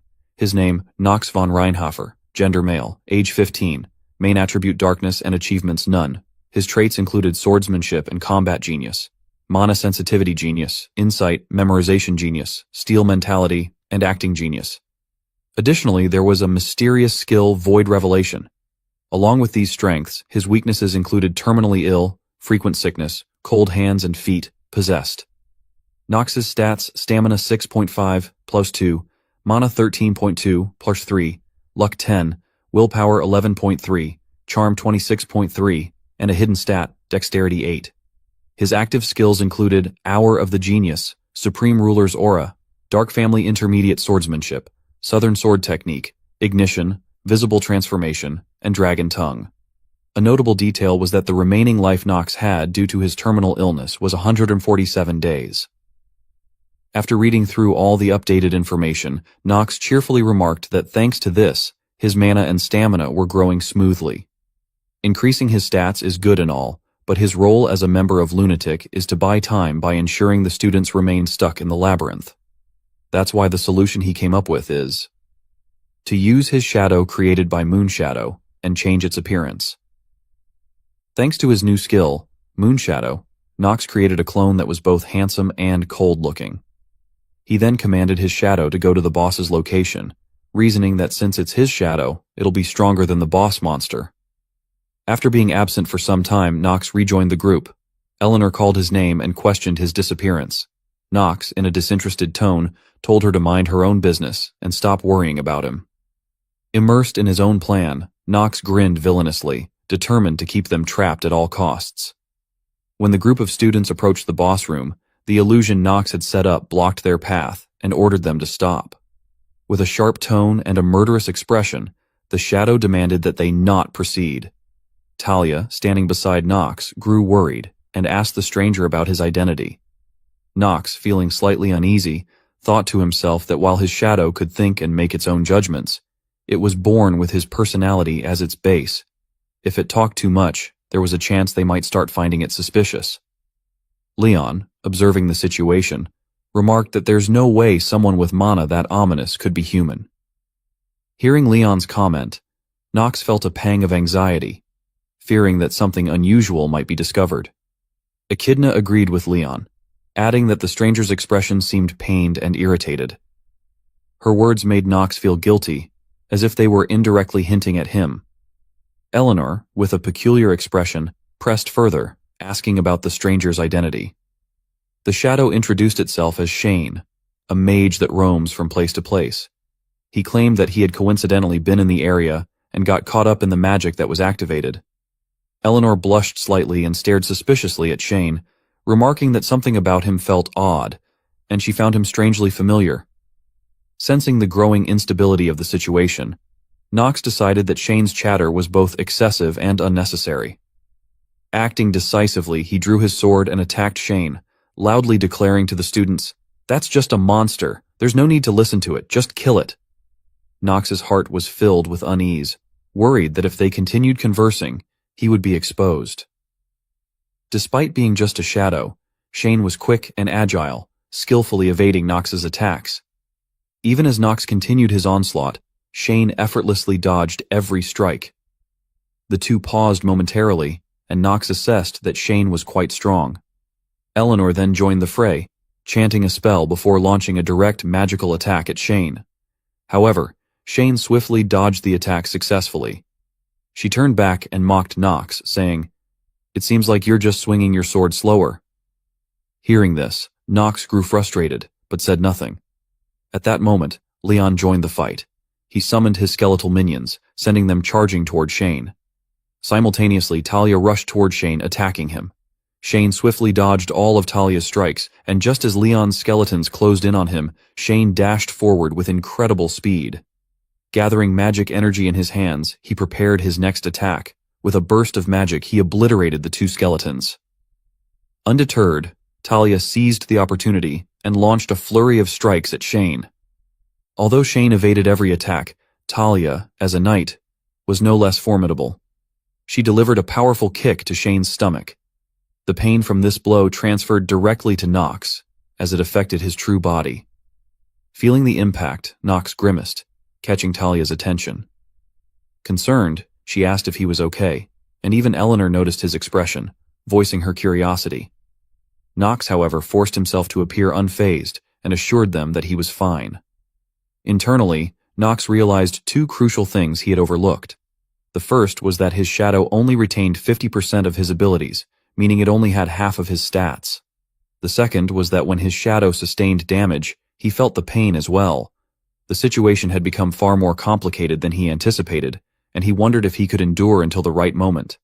Elsewhere, a fierce battle raged between Luna, the leader of Lunatic, and Noah von Trinity, the principal of Eldane Academy. Despite the looming danger, the two continued their duel until an explosion erupted from the sealed area of the demon Paimon. Both of them halted their fight, sensing an ominous aura awakening. The creature emanated a deathly presence, its hateful gaze fixed on them. Realizing the worst had happened, Luna gritted her teeth in anger, turning to Noah and accusing her. "You've ruined everything. Do you not care about saving mankind?" Without waiting for a response, Luna raised her sword high, unleashing a surge of crimson mana. Noah, standing beside her, realized Luna had been holding back the entire time. Inwardly, Noah thought of the countless times she had destroyed similar threats, noting, "But there's only one way to destroy the demonic essence crystal of a demon archduke, and that's to defeat the demon when it revives." However, she hadn't expected it to revive so quickly. Witnessing Luna's unleashed power, Noah acknowledged her talent and resolved to use her true strength to deal with Paimon. Luna, focusing all her power, delivered a powerful slash at the newly awakened demon, Paimon. At the same time, Noah used her frost magic to freeze Paimon's lower body, immobilizing it and leaving it vulnerable to Luna's strike. The combined forces of their attacks directly hit Paimon, yet the demon remained unscathed. Its calm expression betrayed no concern as it shattered Noah's ice effortlessly. Scoffing, Paimon remarked, "A witch who's lost her powers and some little girl cannot hope to stop me." Channeling an enormous amount of dark magic, he declared, "If that's all, then you'll all die here." Immediately, the orb of magic in his hands exploded, sending shockwaves throughout the room. Back with Knox and the students, they were coordinating attacks against Shane. Since Knox's shadow only retained 50% of his power, Shane found himself overwhelmed and gradually worn down by the students' relentless assaults. Meanwhile, Leon unleashed his magic, commanding all his skeletons to attack Shane continuously. He declared, "Those who possess such ominous magic will not be allowed to pass. I will deal with Shane here." Watching Leon relish his apparent victory over Shane, Knox thought to himself that Leon was an arrogant fool. Yet, inwardly, Knox felt a strange excitement at finally cornering Shane. Determined to end the current stalemate, Knox decided to finish Shane off, reasoning that Shane had already bought him enough time. Suddenly, the entire floor of the academy began to crack. The tremors caused by Paimon's awakening spread destruction across the area like a massive earthquake. Knox grew uneasy, unsure of what was happening. The other students felt the same, their confusion mounting as the cracks deepened. Amid the chaos, the tremors caused a massive fissure to form, and Eleanor was caught off guard. She let out a scream as she fell into the crevice. The students above could do nothing but call her name in despair, unsure of how to save her. At that moment, a swift figure leaped across the falling rocks, moving toward Eleanor. She had her eyes tightly shut, awaiting her fate with no idea what to do. Fortunately for her, Shane came to her rescue. Opening her eyes, she found herself in Shane's arms as he gently asked if she was all right. Blushing and at a loss for words, Eleanor looked at Shane with admiration. She hesitantly asked why he saved her, but Shane, true to his reserved and stoic nature, didn't reply. Instead, he swiftly carried her to a safer area beyond the landslide zone. Once they were safe, Shane set her down, carefully asking if she was hurt. Eleanor, usually composed and cold, felt her defenses crumble under his kind words. Her gaze grew even softer, realizing she might be falling for this side of Knox, a version she had never seen before. Watching this romantic scene unfold, Knox couldn't hide his irritation. Cursing under his breath, he wondered, is it the remnants of Yu Chan, the soul who possessed me, that saved her? Sighing, he admitted that Shane was still a part of him but found him utterly lame. Shaking off his annoyance, Knox turned his focus to the dire situation. A massive fissure had split the academy, and from the darkness within, an ominous energy emanated. His suspicions solidified. The source of this chaos and overwhelming power was none other than the archdemon, Paimon. Realizing the danger, Nox quickly headed toward the place where Paimon had been sealed. The students nearby couldn't stop him, but Talia, worried, called out, asking where he was going. Drawing his sword, Nox muttered to himself, "Things are completely screwed. Where did it all go wrong? If we don't stop Paimon, that monster, it'll be the end of us." Meanwhile, in a devastated chamber where the battle raged on, Paimon's magical outburst had flattened everything. Luna, though heavily injured, managed to pull herself out of the rubble. Scanning the area, she noticed Duff pinned under a massive rock. Rushing to his side, she anxiously asked if he was all right. Still alive but struggling, Duff stammered that he was fine and urged her to focus on killing the archdemon. Grinding her teeth in anger, Luna turned to Noah, demanding an explanation for everything happening. Dusting herself off, Noah called Luna a little girl, chiding her for being distracted at such a critical time. She questioned if Luna truly wanted to divide her attention now. Paimon approached them, his sinister presence growing even more intimidating. Noah unleashed all her remaining power, freezing the air around her with icy mana. Luna observed her carefully, noting, even though she's acting calm, Noah's mana reserves are nearly depleted. She might only be able to use her strongest spell twice more. Gripping her sword tightly, Luna reflected, "I'm no better off. I've already used my lunar sword art twice." Paimon sneered at their weakness, his aura growing more oppressive. Mocking them, he declared he would still toy with them before ending it all. He gestured toward the academy and asked if the people there were their students. Realizing his malicious intent, both Luna and Noah tensed. Noah remarked that Paimon had grown even filthier and more vulgar since their last encounter. Paimon, angered by her disdain, unleashed a frightening burst of power, demanding they witness the futility of humanity and her inability to challenge him. He gathered energy into a devastating attack, aiming it at the academy. Luna, panicking, jumped to intercept the blast, but Paimon blocked her, forcing her to defend against his relentless assault. Taking advantage of the distraction, Noah slipped behind Paimon and summoned a magical barrier to halt his attack, but Paimon smirked. It was all part of his plan. As Noah strained to hold back his energy, Paimon charged through the barrier, shattering it and striking her directly. The blow left Noah coughing up blood. In her injured state, memories of her tragic past resurfaced. She recalled her childhood trauma, her village engulfed in flames, people fleeing in terror, and her parents escaping the blaze without her. Left behind, she cried out for them, but no one came back. That pain echoed through her present despair as she muttered, "I don't want to lose anyone ever again. I gained this strength, so I wouldn't have to lose anything." Thrown backward and gravely wounded, Noah gritted her teeth in frustration. She couldn't defeat this demon, but Luna refused to give up. Summoning all her remaining strength, she dashed toward Paimon's magical attack, determined to stop it. Noah, watching helplessly, thought it was too late. No one could stop him now. Suddenly, a streak of violet light sliced through the magical orb, detonating it before it could reach the academy. Standing before the explosion, Luna was shocked to see a new figure had joined the fray. Noah, equally stunned, tried to comprehend what had just happened. Emerging from the shadows with a cold, commanding presence was Nox. Fixing his gaze on Noah, he asked, "Dean, are you going to give up here again? If you, who've already lost your family, now lose your students, you'll have nothing left." Noah's eyes widened in disbelief as Nox stepped forward. She wondered how he knew about her past. With a serious expression and his sword drawn, Nox declared, "I, Nox von Reinhofer, swear upon the long-standing tradition of the Black Sword. Here, I shall slay Paimon." Rewinding to a time earlier, a group of people was swiftly moving through the forest, heading toward the source of the tremors.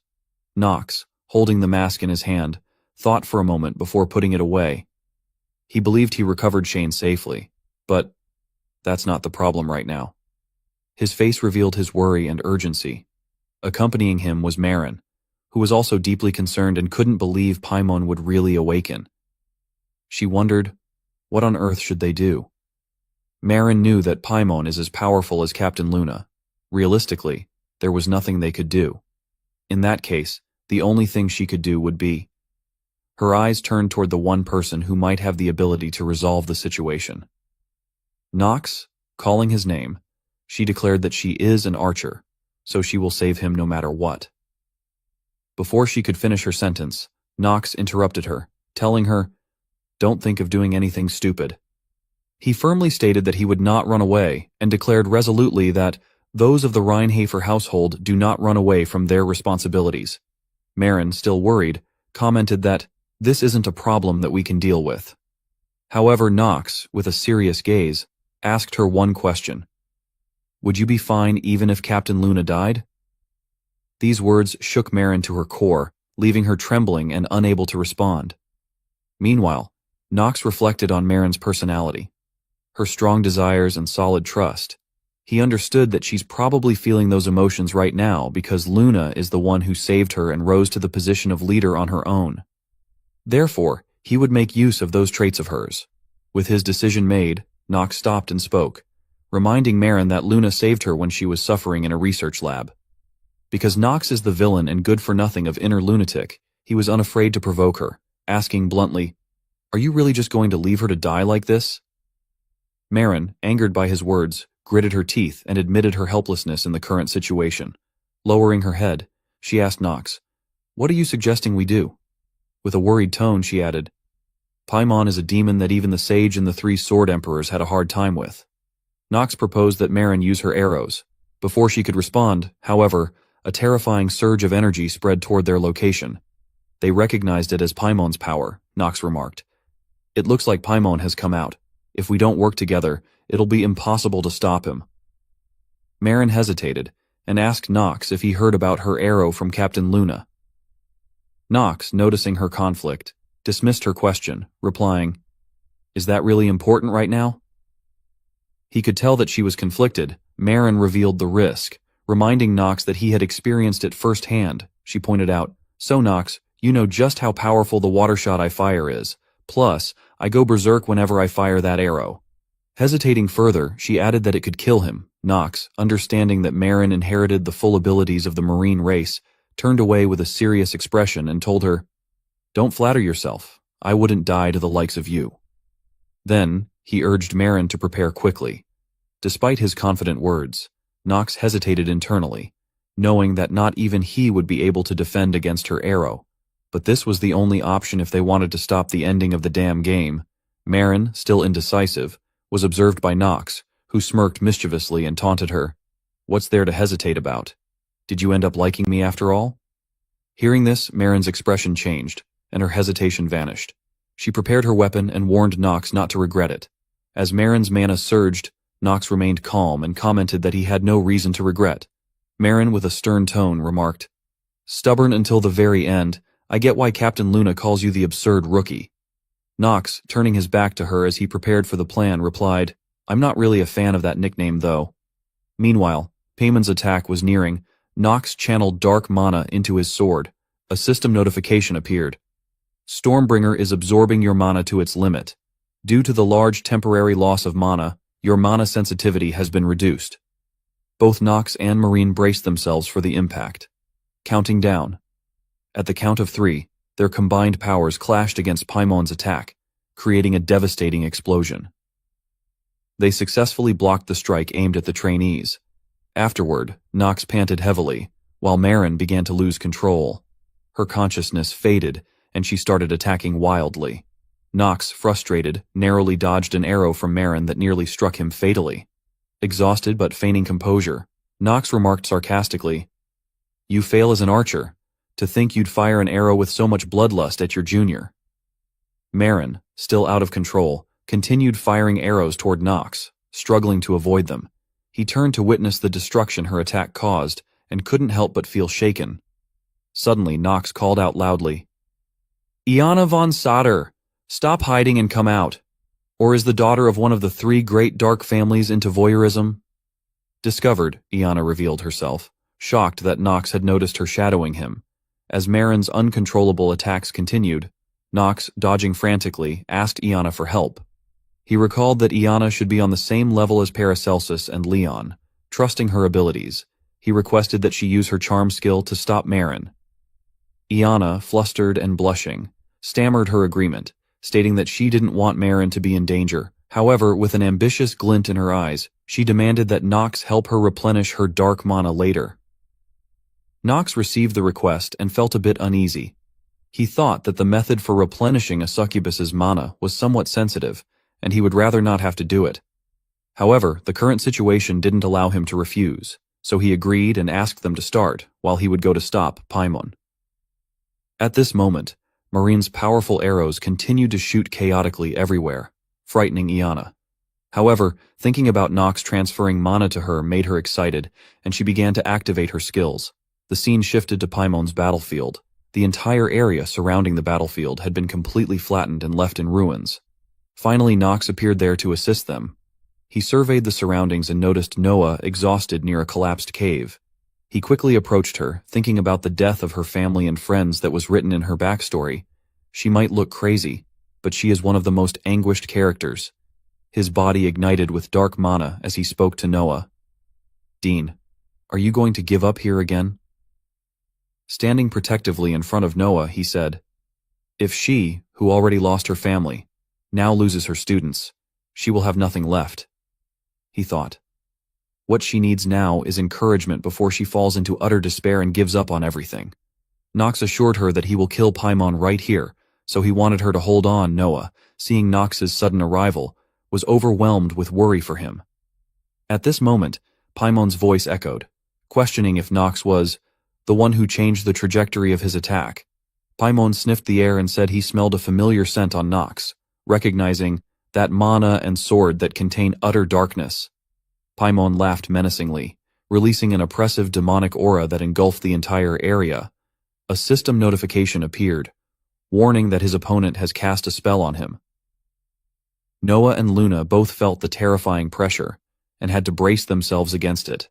Paimon's sinister laughter grew as he identified Nox as the son of Theo. However, Nox's gaze remained calm, observing the situation. Thanks to the trait, Steel Mentality, he had neutralized the negative trait, Fear. Completely unshaken, Nox confidently stood before the fearsome demon, exuding his family's signature dark mana. Without saying a word, Nox slashed his sword, sending a wave of energy toward Paimon. For Paimon, this attack was trivial. He easily destroyed it with one hand. Nox then asked Paimon, "If I am the son of Theo, so what?" He smirked mockingly, calling the demon before him Archduke Paimon. He even ridiculed Paimon, saying he'd heard Paimon was one of the weaker demons that had been sealed by his father. He added that Theo said Paimon didn't deserve a grand title like Archduke. Paimon, angered by the mockery, retorted that Nox sure knew how to talk and found it quite amusing. Nox was deliberately provoking him, knowing that he is indeed overly emotional, just like his in-game description stated. Nox's sinister grin grew more terrifying than Paimon's, and he resolved to use this to his advantage. Nox began to delve into Paimon's background, and all of the demon's information was revealed. Name Paimon, gender male, species demon, attribute fire, achievements one of the 72 demons. Traits positive include mana sensitivity, rare genius, battle spirit, principled, neutral trait, pure evil, negative traits cruel, madness, desire to kill, sense of superiority, stats stamina, 26, mana 29, luck 6, will 27, charm 16, passive skill art of fire, active skills, flame, disaster flame, condemnation. After reading the information, Nox smiled confidently, acknowledging that Paimon easily surpasses everyone he has fought so far. He also noted that the hellfire he just blocked fires in a straight line and its flames steal life force. The disaster flame is a damage over time skill, and while the damage is RNG, it's dangerous. Condemnation uses a flame sword to attack the enemy. He concluded that asshole only has monstrous skills. Meanwhile, Luna contacted Nox telepathically, calling him rookie, and asking what he was doing there in such a dangerous place. She questioned why he had shown up at all. Nox glanced back at Luna, thinking that Luna and Noah could both easily defeat Paimon. But only after they obtained their items, he reminded himself that he had to defeat him with what he had. He replied to Luna, stating that he had a way to defeat Paimon and asked her to work with him. Luna, still worried, inquired about Marin's condition and whether she was still alive. Nox confirmed that Marin was alive and assured her that his words were true. Paimon, noticing he was being ignored, grew furious. He drew his own sword and asked Nox if he was distracted while standing before him. At the same time, Paimon unleashed an aura infused with fire mana. The terrifying fire energy surrounded Nox, forcing him to use his sword to defend himself. A system notification appeared. Rare genius of acting is wavering due to a large impact. Paimon's powerful attack sent Nox flying backward. He recognized that this was the condemnation skill. As Nox struggled to get back up, Luna told him that she needed Marin for her plan. She is certain that Marin will be able to overcome her trauma and gain control over her strength. Luna quickly coordinated with Nox and charged toward Paimon. Paimon noticed her and looked at her with terrifying eyes, but Luna was undeterred. She leaped high into the air and attacked Paimon, but he easily blocked her strike with one hand. Luna warned him that he had forgotten she was still there, while simultaneously sending a telepathic message to Nox, telling him she will leave him to her. That's better than everyone dying here. Nox then called out to Dean and asked her, "Can you use wide area magic 2 more times? In that case, please deploy a wide area barrier spell around the area. Make it so that no one can get into it." Noah, having regained her composure, stood up with a smile and agreed with Nox, understanding that Nox wants to protect the students. Hearing this, Nox felt annoyed but dismissed it, saying she could interpret his actions however she liked. Noah began chanting the spell while remarking that Nox wasn't honest with himself. She added that this was why she found him so endearing. Nox ignored her and continued fighting alongside Luna. Meanwhile, Noah's frosty mana began to spread, creating a barrier that isolated the area from the outside. Luna and Paimon were still locked in intense combat. Paimon mocked Luna's attacks as mere tricks, while Luna grew increasingly frustrated with his overwhelming power. He taunted her, asking if she really thought she could buy time against him. Just as he unleashed a devastating strike, Nox intervened, taking the blow in Luna's place. The shock wave from the collision radiated outward. Nox, struggling to endure, forced a smile and remarked, "Is this all an Archduke has to offer?" "This much is nothing," Paimon sneered at Nox, asking, "Do you think you're like your father just because you could block a few attacks?" A warning then appeared, stating, "Your opponent has cast fear on you," Paimon continued, mocking Nox. "Your father was several times stronger than this. And even though that was the case, he couldn't kill me and had to resort to sealing me. I will trample you into the ground in an instant." Under Paimon's heavy assault, Nox began to falter, his body strained, but thanks to the trait Steel Mentality, he neutralized the negative trait. Fear, with a confident smile, he declared, "They won't know until they try."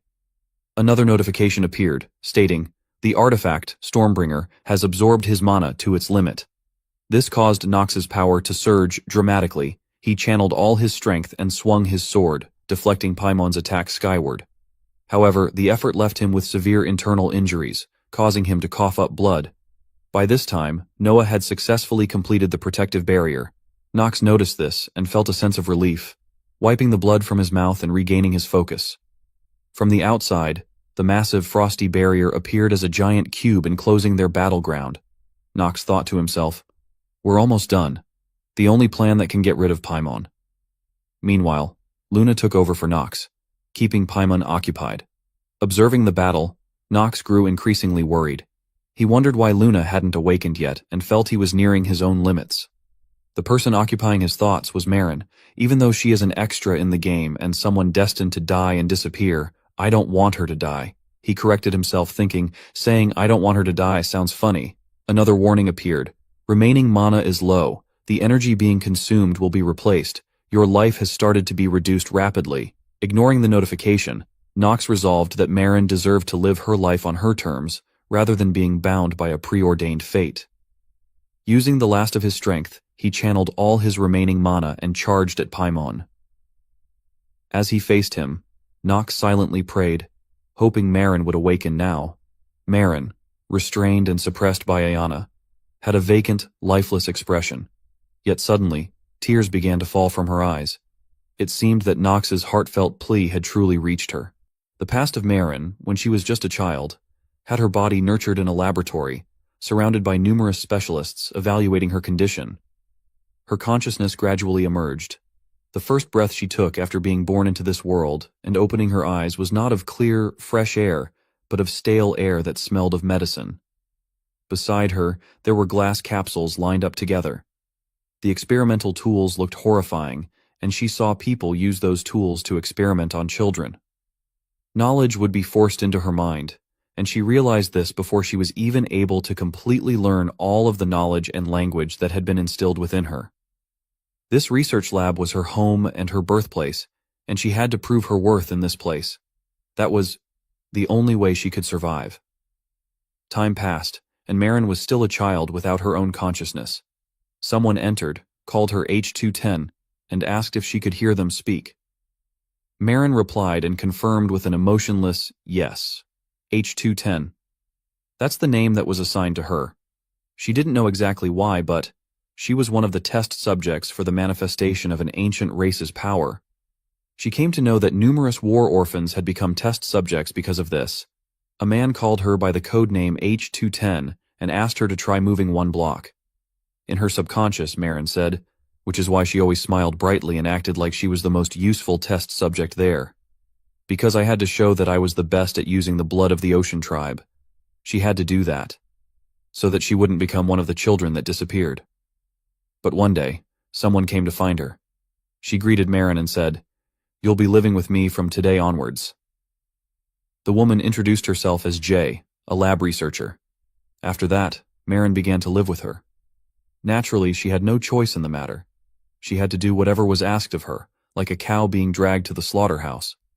Jay told Marin that the research lab is no fun. Marin must have gone through a lot.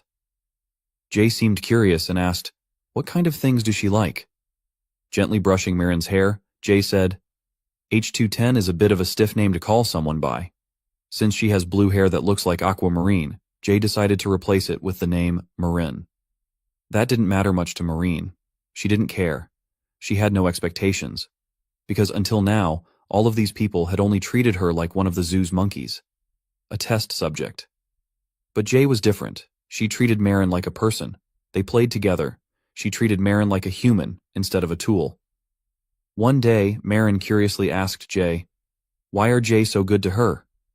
Marin commented, "Others would say that she is a monster with the blood of the ocean tribe. That she is a weapon that'll be used on a battlefield and left to die there." Jay, though slightly flustered by her words, smiled and reassured Marin, "Since you told me your secret, I'll tell you something too. Actually, I'm working here because they took my family hostage." Marin asked Jay if she also missed her family. Jay confirmed sadly and asked Marin, "Marin, if I end up leaving you, will you not miss me?" Hearing that, Marin felt sad and worried. She hugged Jay tightly, afraid Jay might leave her. Jay comforted Marin, saying they were like family. Marin, still curious, asked Jay, "Jay family to May too, and is that why she is good to Marin?" Jay affirmed it and said, "She has one more reason to protect Marin." Marin, curious, asked what that was, and Jay said, "Because Marin is still a child. Children are meant to be protected by adults." She also told Marin must always protect those younger than her. Marin agreed and promised to do so. As Marin spent time with her, she felt a sense of stability. She was also able to slowly realize how to use the power of the ocean tribe. When she looked back on my younger days, she doubts she can find a time when she was happier. No, she is sure there isn't any. And, as always, such happy times are always broken for the most trivial reasons. At this moment, people in cloaks surrounded the two of them. One of them questioned Jay, how long must they wait for? They emphasized that in order to grow the power of the imperial family, they need the power of that ocean tribe. Jay opposed it and demanded, "Don't call Marin an ocean tribe. Her name is Marin." Others argued that she wasn't human, saying, "She's a weapon," and weapons are used in times of war, like now. A man grabbed Marin's hand and ordered her to stand immediately. Jay pulled her back and told the man to stop. However, the man struck Jay across the face and demanded she be silent. Looking at Jay with malice, he ordered, "Get rid of Jay. Since she defied the laws of the imperial family, she is to undergo an execution without trial." He commanded others to seize Jay. Marin, witnessing the scene, pleaded for them to stop, her gaze firm. Seeing Marin resist, the man drew his sword with darkened eyes, saying a weapon couldn't have emotions. He smiled wickedly and asked, "If I do this, then what?" Marin witnessed the horrifying scene of Jay's arm being severed. Her agonized screams echoed throughout the room. He pointed the blade at Jay and threatened Marin, saying, "If she is a tool, then act like one." He warned her, "Remember this, her right arm will be next." Tears streamed down Marin's face as she shouted, "How could you do that? I might not be human, but she is. She's also human like you. How could you cause suffering to one another?" However, the man, with his cruel gaze, dismissed her, saying, "A mere weapon has no right to ask him questions. Just follow him quietly." Marin defied his command, her eyes burning with rage. Her fury became her strength. A massive mana surge emanated from her body as she declared that they were the real weapons, not her. Marin seemed to lose control. The overwhelming energy radiated around her. Jay tried to call out to Marin, urging her to stop, but Marin's eyes turned white. She no longer recognized friend from foe. Drawing her bow, she prepared to attack. Nothing could stop her. The arrow she unleashed carried an unstoppable force. Time passed. No one knew what happened to them. The mansion was left in ruins. Marin slowly regained consciousness. She opened her eyes, looking around, wondering where she was. At this moment, the voice of a woman calling her alias, H210, echoed. Marin turned around with a face full of skepticism. The woman with blonde hair informed Marin that, based on the reports, that seems to be her name. She introduced herself as Luna, the leader of Lunatic. Marin silently wondered who this person in front of her was, why the laboratory she had lived in no longer existed, and about someone important to her, Jay. Thinking of Jay, Marin immediately asked Luna what had happened to her, describing her as she's a lady with brown hair. She looked after Marin. However, Luna interrupted and told Marin that Jay was dead. Marin couldn't believe what she heard. Luna emphasized further, saying, "There's one thing that needs to be made clear.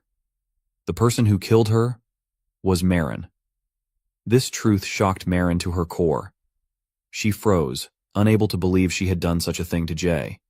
She thought it must be a lie, but Luna clarified that the current mission of Lunatic was to attack the Imperial Research Lab, which has been kidnapping children and experimenting on them. Although the whole situation was over before they even arrived. At that time, Jay was still taking her last breaths. She tried to raise her hand for help and wanted to say something to Luna. She begged for assistance, holding tightly onto an unconscious Marin. However, what she pleaded for wasn't her own salvation. It was for Luna to take Marin with her. Luna asked Jay, was she overwhelmed by the power of the Ocean Tribe? Jay did not confirm but simply said, "It's not her fault." Jay remarked that Marin is just a child who suffered under grown-ups who forcefully experimented on her. She begged Luna, "Please bring her with you and help her live a normal life." In her final words, Jay affirmed, "Marin has done nothing wrong. She never killed anyone." However, Luna did not lie. She reinforced that everyone, including Jay, had died because of Marin. Marin was devastated upon hearing this truth. Trembling, she replayed what had happened and admitted that Jay died because of her attack. She relied on the power that was forcefully injected into her so Marin could save Jay. But, in the end, she didn't save Jay at all. Marin became the very weapon that those people wanted her to be. Suddenly, Luna broke Marin's train of thought and proposed that she join Lunatic. Luna suggested if she wishes to seek revenge against the Imperial family that caused her to suffer. Hearing this proposal, the thought of demons surfaced in Marin's mind. Jane told her about them in the past when she read fairy tales to Marin. Demons would squirm their way into weakened human hearts, offering them sweet deals and temptations. But she had no place to go, and so Marin decided to join Lunatic. Even though she knew that a heart of revenge would only drag her into the mud, the feelings of anguish she had towards Jay pushed her onto this path. So, what Luna said was nothing short of salvation to her. Luna approached her and requested that Marin call her captain from now on. With a stern look, Luna stated that Marin's skills are the only thing that matters in Lunatic, emphasizing that Marin was a genius. If Marin learns to control that power even a little, then I'll promote her rank immediately. Marin herself knew that, Even though that power and talent didn't belong to her, she needed to run towards Luna like a moth to a flame and make use of her. For the sake of Luna, who saved her, and Jay, whom she killed. Returning to the present in the forest, Marin was restrained by Iana. As Marin gradually regained consciousness, she was greeted by Iana. Looking at Iana, Marin was puzzled by her identity, but quickly recognized her as Iana von Sater. Moments later, memories flooded back, and she was shocked to realize that she had just fired the water shot. She definitely went berserk. However, to her surprise, Iana was still alive somehow. At this moment, Iana knew that Marin was very confused, and explained that she used her ability to suppress Marin. There's no need to worry about going berserk. Marin was quite surprised to learn that the trait of the Sater household, charm, could end Marin's berserk state. That's why Nox entrusted Marin to Iana. Marin hastily asked where Nox was. Iana confirmed that Nox was currently battling the demon. Hearing this, Marin was shocked and worried about Nox's condition. She immediately ran towards the battlefield. Iana warned her of the danger. At that moment, Nox telepathically communicated with Marin, realizing she had regained consciousness. With a confident tone, Nox informed Marin that Luna was still alive, and so was Noah. Hearing this, Marin was relieved and happy, thinking that if Nox could communicate with her now, he must still be fine. However, Nox cut to the chase, asking if Marin understood the current situation. He pointed out that she had once been under Iana von Sater's charm. Marin was puzzled by Nox's words and his plan. Nox then instructed her to shoot at him as she had done before. Marin was shocked and worried about the dangerous plan, fearing she might lose control again. Nox remarked, "Paimon is very fast. No matter how well Marin shoots at him, he'll be able to easily dodge her attack. So, when Nox holds him in place, he wants Marin to shoot at him." Marin was confused and questioned why Nox always chose such dangerous methods that involved sacrificing himself. While continuing to fight Paimon, Nox asserted that he wasn't sacrificing himself. Marin didn't believe him and questioned him further, saying who would ask another person to shoot them in the back if that wasn't the case. However, the main character couldn't explain much at this moment. He simply told Marin that she just needed to trust him. Nox let out a terrifying smile, asserting that he could not die. At this moment, Marin appeared near the battlefield. She stood on the remnants of a destroyed wall and asked Nox again if she could truly trust what the main character had told her. The main character, struggling to fend off Paimon's relentless attacks, firmly reassured her. Hearing his unwavering affirmation, Marin smiled, filled with absolute trust in him. She thought to herself, she wonder why those words of him, that tell her that Nox will live, give her such relief. At this moment, Marin's bow was ready and aimed. She informed the main character that he can look forward to this. She smiled confidently and declared she will make sure to tear that back of Nox apart. At this moment, consumed by fury, Paimon declared that if he had his original strength, this trash wouldn't even be able to reach his feet. Enraged, he launched an attack at Nox, warning him, "It's so absurd seeing Nox act all high and mighty." The swift attack narrowly missed Nox, grazing past him. However, the impact of the strike against Noah's protective barrier caused it to tremble and gradually crack. Nox, whose combat ability had significantly diminished, panted heavily as the danger escalated. Beside him, Luna appeared, chastising him as a fool and an arrogant idiot. She knew that Nox was fully aware of the perilous situation, particularly since a crucial part of their plan hinged on Noah's defense barrier being at its limits. She added, "It's not just the defense barrier. She's used up almost all her mana. She'll only be able to block that flame once or twice more." Turning to Nox with concern, Luna demanded, "When does Nox plan on executing that great plan of his?" Nox, gripping the black sword tightly, did not answer her question. Instead, with a determined expression, he instructed Luna to make one more effort. "Pierce through his barrier for me," he explained. "That's a 3-layered barrier cast with advanced magic." In his mind, Nox analyzed the situation, thinking, his attacks are weaker because of that, to the extent that even I can withstand them. However, that also means his defense barrier is that strong. If we can't break it, then having a plan is meaningless.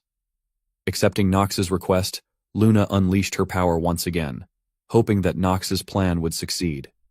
Meanwhile, Paimon gathered energy in his palm, mocking and belittling Luna, calling her a young girl that's barely even lived. He charged at her, taunting her for not knowing her limits and daring to face him. Luna remained calm, activating her technique. Lunar Sword Art. Third technique. Moon Split. A tremendous surge of power concentrated into her blade, as if it could split the moon itself. The technique unleashed a crimson light that illuminated the entire area, and the devastating slash targeted Paimon. However, the powerful attack only managed to crack the demon's protective shield and failed to reach his body. Exhausted from pouring all her strength into the attack, Luna was thrown backward by the rebound of Paimon's barrier. With a devilish grin, Paimon commended Luna's strike as not bad, but mocked her for being unable to touch him, sneering that all she accomplished was breaking his first shield layer. Unbeknownst to him, Nox had appeared right behind him, wielding the black sword enveloped in violent dark mana, ready to strike. Yet, Paimon's keen senses couldn't be fooled so easily. He swiftly countered, sending Nox flying backward with a single blow.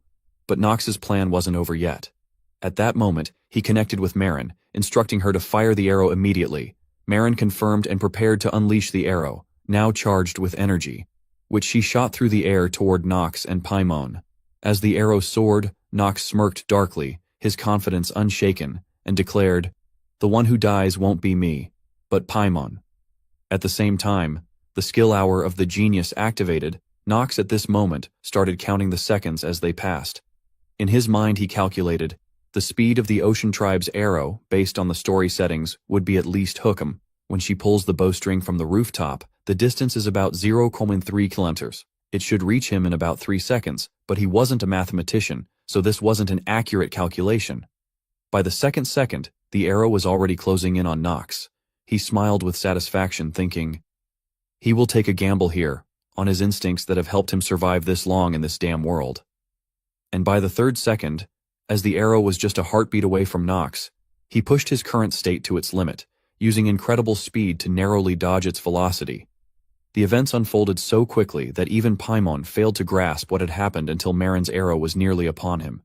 True to their plan, they succeeded in piercing through Paimon's defenses entirely, the arrow striking him and making him cough blood. After the attack, Nox turned back and assessed the situation.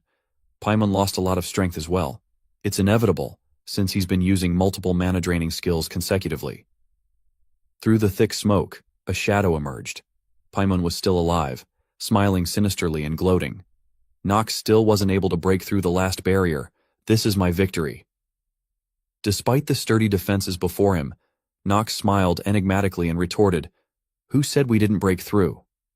In the next moment, Nox shifted his state and attire. A system notification appeared.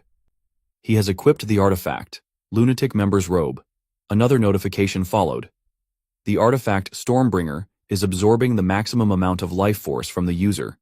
The special effect of the artifact, Lunatic Member's Robe, has been activated. His attack power has risen. But it didn't stop there. Nox channeled mana into his palm and activated the skill Limit Break.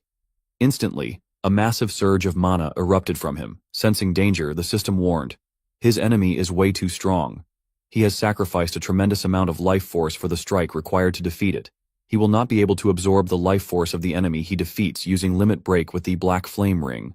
The system then asked Nox if he wished to proceed with the skill. Without hesitation, Nox smiled confidently and confirmed. His eyes flashed with a deadly gleam as he looked straight at Paimon. A massive concentration of mana began to gather into his black sword. Raising it toward the sky, Nox prepared his next attack. Seeing the colossal amount of mana Nox was accumulating, Paimon faltered and cursed him. He quickly channeled energy into his own sword and charged at Nox, shouting, "It's no use struggling, nothing will change." Nox effortlessly deflected Paimon's attack, their mana clashing violently and rippling outward. However, Paimon's strength was waning. Seizing the opportunity, Nox struck him, sending him flying backward. Paimon struggled to accept the reality of his weakness. Nox gave him no chance to recover. He dashed forward and unleashed a flurry of slashes with his sword. Activating the skill, Black Sword Art, first technique of the first half, Shadow Blade, Slash. Nox's eyes transformed into a mysterious purple hue filled with deadly intent. With a swift strike, Nox cleaved Paimon from top to bottom. Paimon, unable to comprehend what had happened, began trembling in fear before letting out a scream of pain. His body split in two, dissolving into nothingness. As he faded away, he cried out desperately, "No, no! I finally got the chance to awaken once again, to be defeated by the likes of you." With Paimon's final demise, a brilliant light descended from the sky. Nox's body trembled from the immense strain of the power he had unleashed. The system issued another warning. A tremendous amount of his life force has been reduced. Following this notification, Nox collapsed to the ground, unconscious and utterly drained. The system further warned, his lifespan is less than 30 days.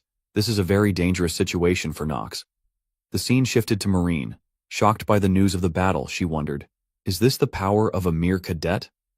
With Paimon defeated, his monocore floated mid-air. Marin pondered deeply, thinking, even Captain Luna mentioned how fast her arrows are, but Nox dodged it at this distance. Is that something achievable with human reflexes? From her vantage point, she observed the devastation below. The surroundings were utterly destroyed, reduced to rubble. On the ground, Nox remained unconscious, utterly spent. Marin forced a smile, feeling a mix of relief and astonishment. Looks like an incredibly strong person just became my junior, yet, she mused further. His talent might surpass Captain Luna's, it might even surpass that of his father, Theo von Reinhofer. She questioned, why is he keeping such a low profile despite being so talented? Perhaps, she thought, maybe he believes his exceptional talent could one day become a problem for him. Allowing others to call him a good-for-nothing might be his way of hiding his existence. That might also explain why he always has his maid accompanying him. Marin seemed to have finally connected the dots and understood the reason. Overjoyed, she hurried to the scene of the battle and exclaimed, "Rookie, despite looking so handsome, you've got a pretty crafty side to you, but I think it can be done. Together with the Rookie and Captain Luna, we'll be able to bring down Esteban von Archheim, the foolish emperor, although we'll also have to kill his daughter, Penelope, in the process." At the battlefield, Noah, with a lifeless expression, stood next to Luna as they observed the massive mana core left behind by the slain demon. Despite its lifeless state, the core continued to emit an eerie energy at a slow pace. Luna called out to Noah and questioned why she allowed Paimon to awaken. She seemed to understand that Noah's reasoning was that he could destroy the demonic essence crystal. Her eyes filled with anger as she asked Noah once again. Noah remained silent, and Luna took his silence as confirmation. "Now that I think about it, it was really strange," Luna muttered, reflecting on the situation. Noah, who had suffered so much because of demons, had allowed Paimon to awaken. If it had only been about revenge, that would have been way too childish of Noah. Noah's gaze seemed sorrowful, but the next moment, she regained her cheerful demeanor, smiled, and admitted, "It's true. I wanted revenge. It's a pity my abilities weren't strong enough, but that's all there is to it." Luna understood her words but hoped Noah would provide a proper explanation next time before taking such actions. Noah smiled faintly and replied, "Let's hope that'll be the case," Luna advised Noah. "Better recover your strength as much as possible for the next time we meet. Stronger enemies will surely appear and—" But before she could finish, Noah turned away, waved her hand dismissively, and told Luna not to worry. Sitting beside Nox's unconscious body, she smiled and said, "I'll make sure to look after him." Luna turned away as well, saying, "Then, I'll entrust him to you." Noah watched Luna's silhouette fade into the smoky air. She then turned her gaze to Nox, who lay unconscious on the ground, smiled gently, and whispered words of gratitude that he couldn't hear. At that moment, the protective barrier slowly dissipated, revealing a breathtaking scene. As soon as the barrier was gone, the Academy staff arrived, visibly shocked by the current state of the battlefield. They rushed to check on Noah and inquired about the demonic essence crystal being released from the museum's basement. Noah casually replied, "That just sort of happened." Her nonchalant response worried the two instructors, who pressed her for clarification on what "sort of happened" meant. Meanwhile, a purple-haired professor was horrified to see his prized student, Nox, lying unconscious on the ground. He frantically called out Nox's name, trying to wake him up. Other staff members used magic to begin clearing the debris. The bald professor, still full of questions, asked Noah if she had defeated Paimon alone, suspecting it was her doing. Noah dodged the question with a playful smile and asked, "What do you think about that possibility?" The bald professor sighed, thinking, that expression she's making, that means she'll never tell us who defeated Paimon. His face grew serious as he discussed with his colleague how to report the incident to the imperial family. Unsure of what to say, they exchanged worried glances. Meanwhile, Noah paid no mind to their concerns and began to leave. Deep in thought, she mused that the demonic essence crystal's seal wouldn't have been broken without a reason and wondered about the cause and the mastermind behind the events. The first person who came to her mind was Prince Louis von Arkheim. If he was involved, it meant that the royal family had been present where the demon had awakened. Her eyes burned with anger as she muttered, "How dare those demon worshippers bring their foul stench into my territory?" 3 days after the incident, students were gossiping about Knox's absence and speculating whether he had died. Talia, worried, asked Knox's maid about his condition and declared, "This is really bad news. We must contact his father immediately and get some medicine for him." However, Jitri stopped her, urging calm and saying, "Let's observe the situation for now." Eleanor, on the other hand, wondered why Knox had been at the scene of the battle with Paimon. Suspicion lingered in her eyes. Leon dismissed her concerns, believing Knox must have had a reason for being there. Their argument continued outside while, inside the academy's infirmary, Knox lay unconscious in bed. When he finally woke up, his first words were, "This is my first time feeling scared to wake up." Still lying still, he reflected on the events and realized he had recovered at a surprising speed. At the same time, a notification sounded in his mind. "The blessings of the moon are upon you. The blessings of ice are upon you." Feeling grateful, Knox thought, "I can't help it since I have both of their blessings. The academy needs to stand on the Emperor's side publicly. Yet here I am, a student tied to a criminal organization." He wondered if Noah had helped with his recovery to extract information from him. Either way, he decided to act like he was still asleep to buy time. With that, he drifted into a peaceful sleep, a soft breeze flowing through the window. Later that evening, Knox woke again, unsure of how long he had been asleep. The surroundings seemed quieter. Sitting up and holding his head, he was startled by Eleanor standing beside his bed. "You're awake," she said, her voice breaking the silence. Knox's heart sank at her presence. Sighing inwardly, he braced himself for the trouble she would bring and asked politely, "What brings you here? It's very late at night." Eleanor got straight to the point. She wanted to ask about Shane, the man they had seen in the labyrinth. Her tone was uncharacteristically timid as she questioned Knox about his connection to Shane. It seemed Eleanor had developed feelings for Shane, unaware that he was another version of Knox. What would happen when she discovered the truth? Knox, upon hearing Eleanor's question, felt a bit flustered, but soon became curious, and asked what she meant. Eleanor looked at Knox with a knowing gaze, and told him that when Knox lies, his eyes shift, and his hands tremble slightly. Even these small details of Knox were perceived by Eleanor, causing his expression to freeze momentarily. She smiled at him and asserted that even though his voice remained calm, she could still tell. At that moment, Knox felt a slight fear towards the woman before him and thought to himself that his rare talent for acting isn't enough to deceive Eleanor's genius acting. Petty tricks wouldn't work on her. Now that it had come to this, Knox realized he needed to figure out what she was after. Eventually, he nodded and admitted that Shane is related to him. Eleanor then asked if he was connected to the blood moon and pointed out that Knox and Shane's eyes bore a striking resemblance. Knox grew curious about why she asked this, and Eleanor simply added that she understood everything now and knew that he's from an extended family that his family has hidden. She had heard that the Reinhafer household uses talented people from their extended family as hunting dogs, and she speculated that Shane must be one of those cases. Hearing this, Knox chuckled softly. Eleanor's assumptions weren't overly detrimental to him, but her perception of the Reinhafer family seemed a bit too harsh. After all, his family wouldn't stoop to such malicious deeds. At this point, Eleanor remarked further that she found it strange from the start. He didn't look like he planned to harm them in any way. Knox, not wanting to engage in prolonged conversation, cut to the chase and asked what she wanted from Shane. Eleanor offered a gentle smile and said she wanted to repay him for his help. Her face flushed slightly, reminiscent of a young girl, as she admitted that she had fallen for Shane and wanted to recruit him into her merchantry. Knox, however, paid little attention to her emotions and confirmed that her desire was to set Shane free. She affirmed this, saying that someone of his talent is worth the effort. For the first time, Eleanor revealed such a bright and beautiful smile. A philosopher once said, "The essence of love is the collapse of reason," and it couldn't be truer. Knox tried to maintain the pretense that Eleanor's deductions were entirely accurate.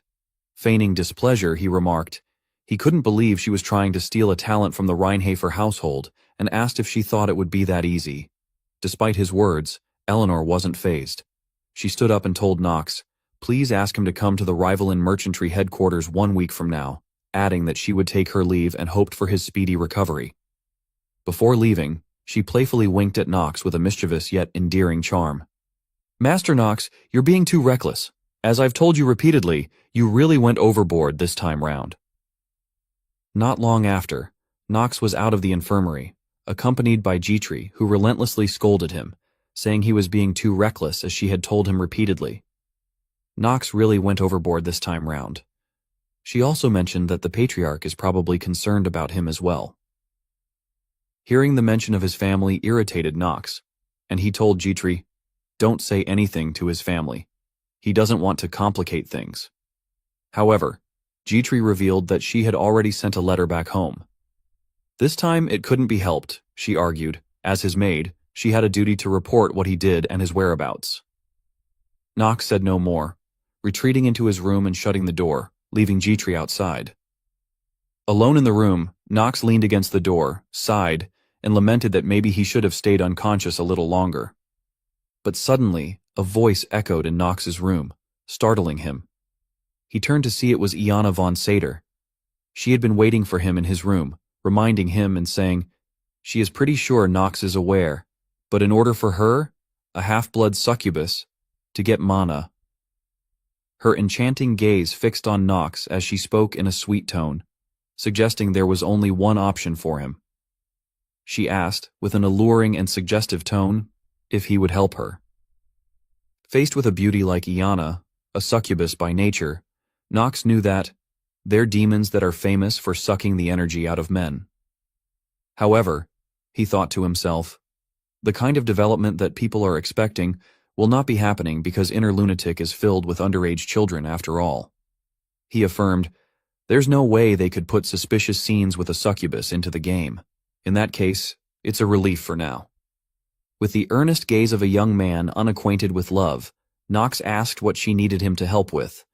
Iana, her face flushed with shyness, surrounded by an almost fragrant aura of youthful femininity, said she wanted to know if she could hold his hand for a few minutes. Hearing the request, Knox thought it wasn't a big deal and confirmed, you only want to hold my hand, right? To which Iana shyly and awkwardly affirmed. Before they could proceed with anything ambiguous, Knox had some questions and asked Iana why she had been following him. When asked, Iana lowered her head in embarrassment, unable to meet Knox's eyes. She explained that she too hailed from a dark household which made her curious about him. As she spoke, her sparkling eyes began to waver and her face turned increasingly red. She admitted, Knox seems to have changed quite a lot recently. In the past, Knox were a little more... She paused, hesitant to continue, leaving Knox curious. He asked her what she was implying about his past self. At the same time, Knox began to remove his outer jacket, which made Iana incredibly tense, causing her to hiccup out of sheer nervousness. Embarrassed, she apologized, unsure of what to say next. Knox decided to let it go, not pressing her further.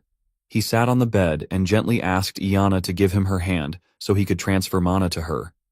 In the quiet room, with only the two of them, Iana seemed flustered, but obeyed. She gently sat down on the bed next to Knox, extending her hand to receive his mana. Knox closed his eyes, contemplating Iana von Sater. While she looks ditzy and naive, unlike a usual succubus, I know the truth since I have played through this game many times. He thought about how Iana had another side, one far more seductive and provocative. Breaking the silence, Knox firmly stated, we'll only do this for 10 minutes. No overtime. However, Iana's face gradually lost its flush, her breathing growing erratic, even though she was merely holding Knox's hand. Seeing her expression, Nox began to worry about his own condition. Suddenly, Iana turned to look at Nox with a gaze full of allure and lust. Sensing something was wrong, Nox quickly stood up and declared, "Time's up. I need to leave." But before he could, Iana grabbed his sleeve, asking where he was going. At that moment, her true nature was revealed. Her possessive gaze made it clear she wanted to claim him then and there. She firmly clasped his hand, intertwining her fingers with his, and declared that she wasn't satisfied yet. At that moment, a system notification appeared, displaying information about her stats and skills like pheromone addict, charm, and blood. However, the system screen suddenly glitched, becoming blurry as if disrupted. A warning sounded. Currently, the character is experiencing a status abnormality known as dual personality, and her personality has flipped 180 degrees. Nox, stunned by the notification, couldn't comprehend what was happening. Suddenly, his body was pushed forward onto the bed. Iana, despite Nox's resistance, managed to pin him down with ease. He thought to himself, "This had to happen while I haven't recovered my mana." He urgently called out Iana's name, warning her to calm down and that she would regret continuing this. Yet Iana's body was already overwhelmed with an unusual heat. She loosened her tie slightly, questioning why Nox seemed to dislike her, finding it strange. Sitting fully on top of him now, she provocatively smiled and declared, "I have never met any men that disliked me." Leaning closer, she asked Nox if she should lull him into a dream and inquired about the type of partner he desired for such an experience. In his weakened state, still recovering from the hospital bed, Nox had little strength to resist, or perhaps no ability to oppose her charms. He hurriedly begged Iana to stop immediately. However, just by Nox's words, it was impossible to stop Iana. At this moment, she moved even closer to Nox. With a flushed face filled with excitement, she suggested that they will just kiss for a little while. She even proposed that Nox should step forward and hug her, insisting it would feel really good if they did so. Nox, unable to say anything further, could only resign himself to his fate, preparing for the moment when Iana would take his first time. Suddenly, the door to Nox's room was burst open, and someone came in to ruin their fun. It was Marin. She stormed into the room, and witnessing the awkward scene, turned as red as a beet. A young girl who had never experienced love before, Marin immediately shouted at Nox, calling him a jerk. She angrily yelled at him, accusing him that she is busy wrapping things up, and Nox is secretly fooling around with a girl in here.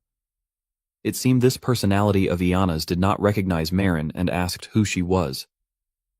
Marin didn't waste any words. She conjured a water orb and attacked Iana, knocking her unconscious. Nox, somewhat worried, asked Marin what she had done to Iana. Marin replied that she simply blew some mana into her and assured him that she won't be hurt. Marin then looked at Nox with a mysterious smile.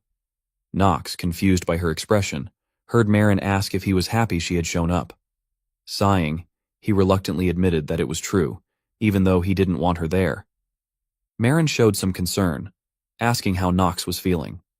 Nox, adjusting his clothes, replied that he did share some of his mana, but he feels fine. Marin looked at him silently for a moment, her gaze growing a bit shy, and she said that he had saved her. Nox sighed and told her to forget about it, saying he only did it to survive. Afterward, Nox ignored Marin and left the room, leaving her furious. But after a moment, she smiled warmly as she watched Nox's retreating figure.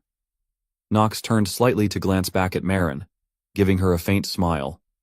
Marin, staying true to her sharp tongue, scolded Nox, saying, "That obnoxious attitude of yours is your problem. Do you think archers are a joke? I'm 2 years older than you." The sky had already turned to night by this point. At the Reinhafer family estate, Luna was present, having learned that Nox defeated Paimon. She found it incredibly hard to believe, but Luna confirmed that it was the truth. The head butler, Rodwell, stood by her side, deeply surprised at the news of Paimon's defeat. He couldn't believe his young master had accomplished such a feat.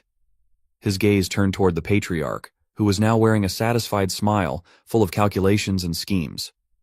Rodwell wondered to himself if this was true. What kind of events would unfold in their household in the future? The mere thought filled him with unease. Even so, Theo remained calm and didn't seem to understand why Nox would do something so dangerous. In his mind, Theo thought the reason for Knox's actions might be tied to the death of his mother. Theo recalled a scene from the past, a house engulfed in flames. On the night of slaughter, he witnessed the murder of his own mother. After that, he was in a half-crazed state and lived like a good-for-nothing. He didn't care about anyone around him. But now, he must have done that, to avenge his mother. Thinking of this, Theo felt pleased and secretly smiled. Luna, however, thought Theo was lying. She don't know what Theo is scheming, but that power can only be obtained through the bloodline of the Reincarnated household. She knew that the void revelation is something that can only be activated when one reaches their own limit. Now that she had accepted the rookie into lunatic, she wouldn't let him get played by Theo. After a while, Theo spoke up, replying that parents don't necessarily know everything about their children. Hearing this, Luna questioned Theo about, it's not like Theo were a warm father to Knox. She pointed out that his first son is already with the Imperial faction. To be more precise, he's already working with the demons. Theo understood this and predicted that a storm of blood will be hitting this continent. Luna then left, but before departing, she turned back to remind him that she hopes Theo doesn't forget his promise. Her entire body exuded a terrifying aura as she commented that if his son ever dares to stand in my way, she will kill him.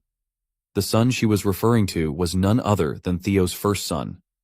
That's how Lunatic operates, and that is his contract with Lunatic, so throw away any personal feelings Theo has. After saying this, Luna vanished in a mysterious swirl of black and red smoke. Meanwhile, Theo sat deep in thought, reflecting on everything about to unfold. He stood up, looking out the window as the blood moon shone through, casting its eerie light into the room. Theo pondered that he knows all of this is for the sake of destroying the Imperial family and the 72 demons. The scene then shifted to Eleanor's mercantile guild. Eleanor was speaking to someone and said, "Simply put, you've piqued my interest, so I want you to sign a contract with the rival in merchantry." She lifted her teacup with a smile and promised that she will make sure to compensate him handsomely. She was proposing a contract to none other than Shane. Shane, with a confused expression, apologized to Eleanor, explaining that he is working with his family. Eleanor smiled warmly, mentioning that she had already heard about this from Knox, and said that Knox has already permitted this, so Shane need not worry. Shane's face showed unease as Knox, in his mind, felt furious, thinking that he had never agreed to this. Though he did take down the boss monster in advance and gained some free stats, he still couldn't work for the rival in merchantry. Feeling awkward, Shane addressed Eleanor politely by name, but Eleanor insisted that he call her simply Eleanor.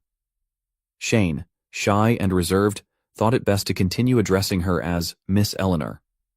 Despite this, Eleanor refused and remarked that there's something both Shane and Knox have in common. Gently stroking her hair, she sighed and said she didn't want to turn this into a big deal. But a collateral family of the Reincarnated household that does all its dirty work. If the fact that Shane infiltrated Eldon Academy to execute a secret mission somehow reaches Dean Noah's ears, what do you think will happen? Eleanor's words left Shane unsettled. He said he thought Eleanor was kind and wouldn't exploit others' weaknesses. Eleanor, sipping her tea, replied, "I am a merchant. There's no reason for Shane to be kind." Confused, Shane asked what she wanted him to do. Eleanor, placing her teacup down with a calculated but beautiful smile, asked, "Are you not going to do it?" Whatever she was implying remained unclear. Later, outside the guild, Shane held an item called Fire Spirit's Pendant, knowing it was an overpowered artifact that can only be obtained just before the ending of this game. Eleanor had generously gifted it to Shane, saying it was both her present and the down payment for his contract. Knox, aware of this artifact's nature, recognized that it was great, but it was being tracked. He realized that Eleanor was truly obsessed with Shane. In the guild's lounge, Eleanor sat alone, enjoying her tea when a voice commented that Eleanor had really taken a liking to the man named Shane. Rick noted that he had never seen Eleanor invite someone to recruit them before.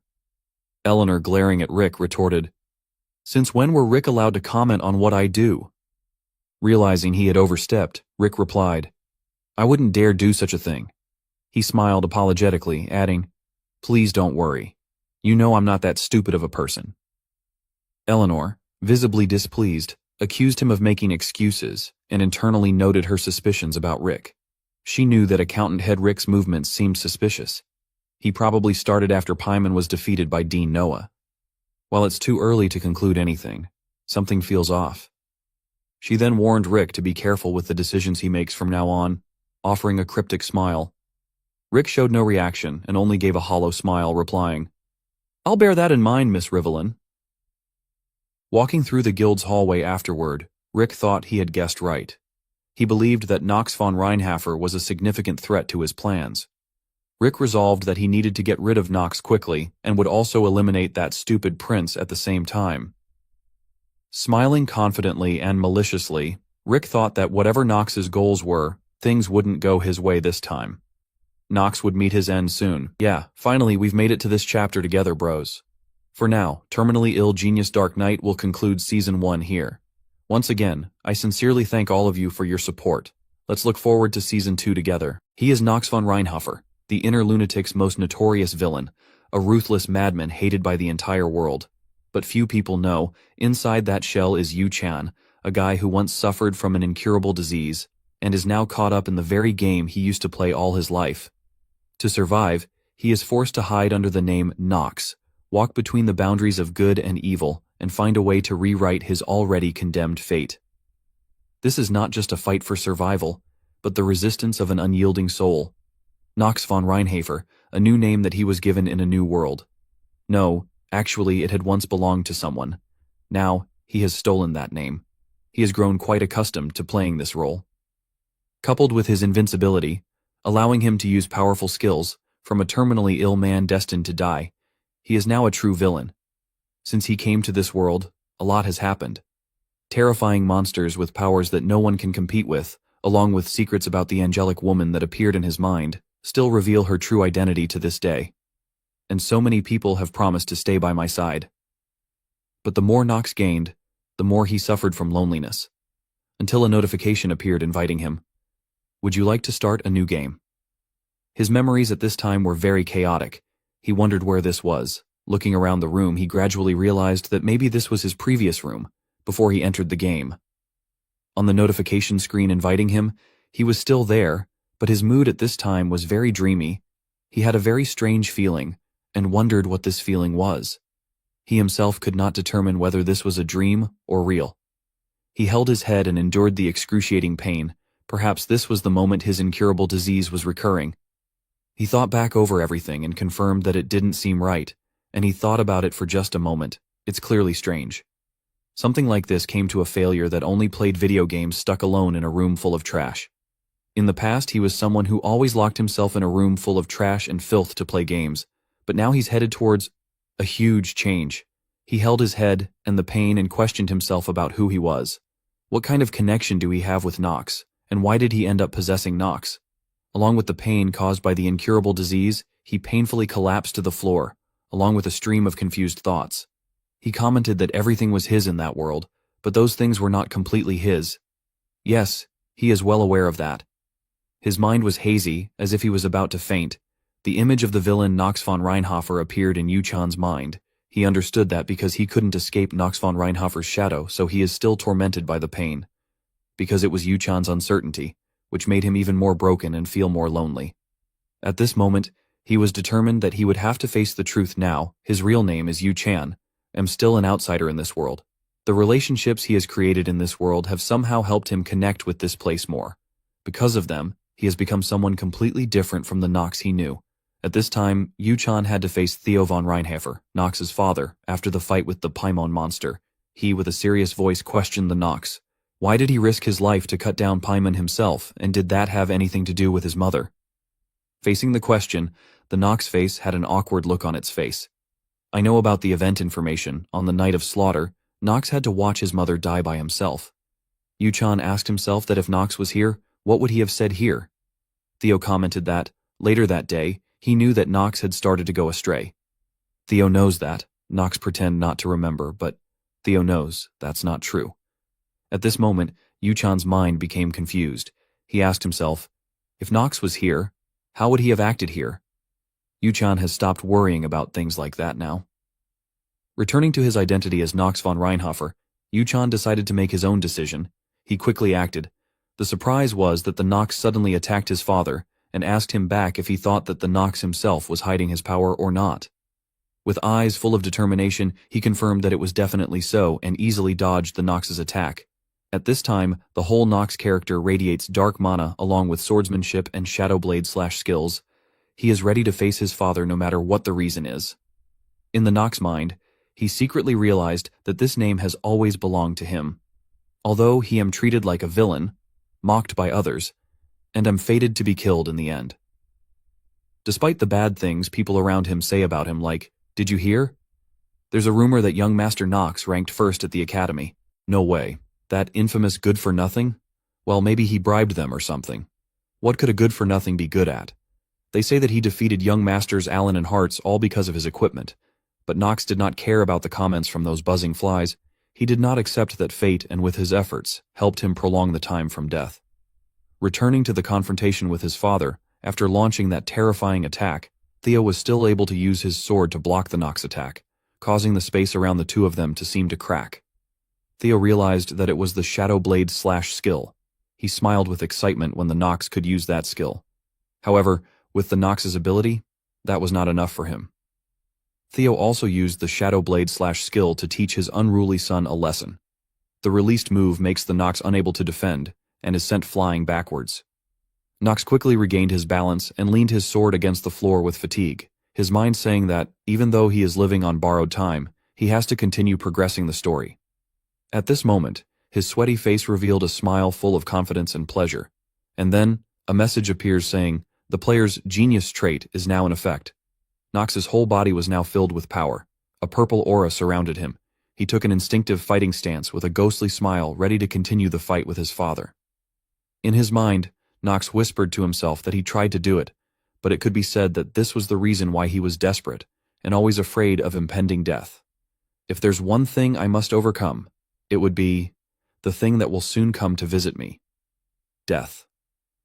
Everything the Nox did seemed to change the Nox scenario of the game Inner Lunatic. He changed the fate of those who were supposed to die and saved the useless Nox character himself. The Nox plot has gone off the rails, and no matter how it plays out, Yu-chan is now truly into the role and sees this as his life. After the fight with Paimon and the confrontation with his father, it seemed he had to stay in bed for a few more days, now in the conference room and starting a new journey. Jitri then pointed at the map and said that they are currently in the northeastern region of Chaders. She turned to the Nox side with concern and asked him to make sure that they still plan to keep moving like this. Nox with a firm voice confirmed that it was true, and he commented that they are moving northeast. The young knight next to him calls the Nox young Master Nox and tells him that such a plan is very dangerous.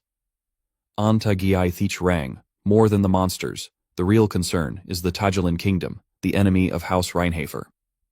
Nox understood that because he already knew the plot by heart, and this was his intention, and he affirmed that they were still continuing with their travel plan, and the problem that the young knight mentioned was also the reason he chose this path. Before the Nox's confident decision, the girl in the room was a little worried, but did not give any further advice. Nox commented further that he is heading to the Tajalin Kingdom from here, and he asked them to send a letter with the content, "The son of House Reinhafer is coming," and asked them to prepare to welcome Nox. At this time, Nox's face revealed a smile full of meaning and mischief, truly looking forward to the developments at the Tajalin Kingdom. Yeah, Season 2 begins.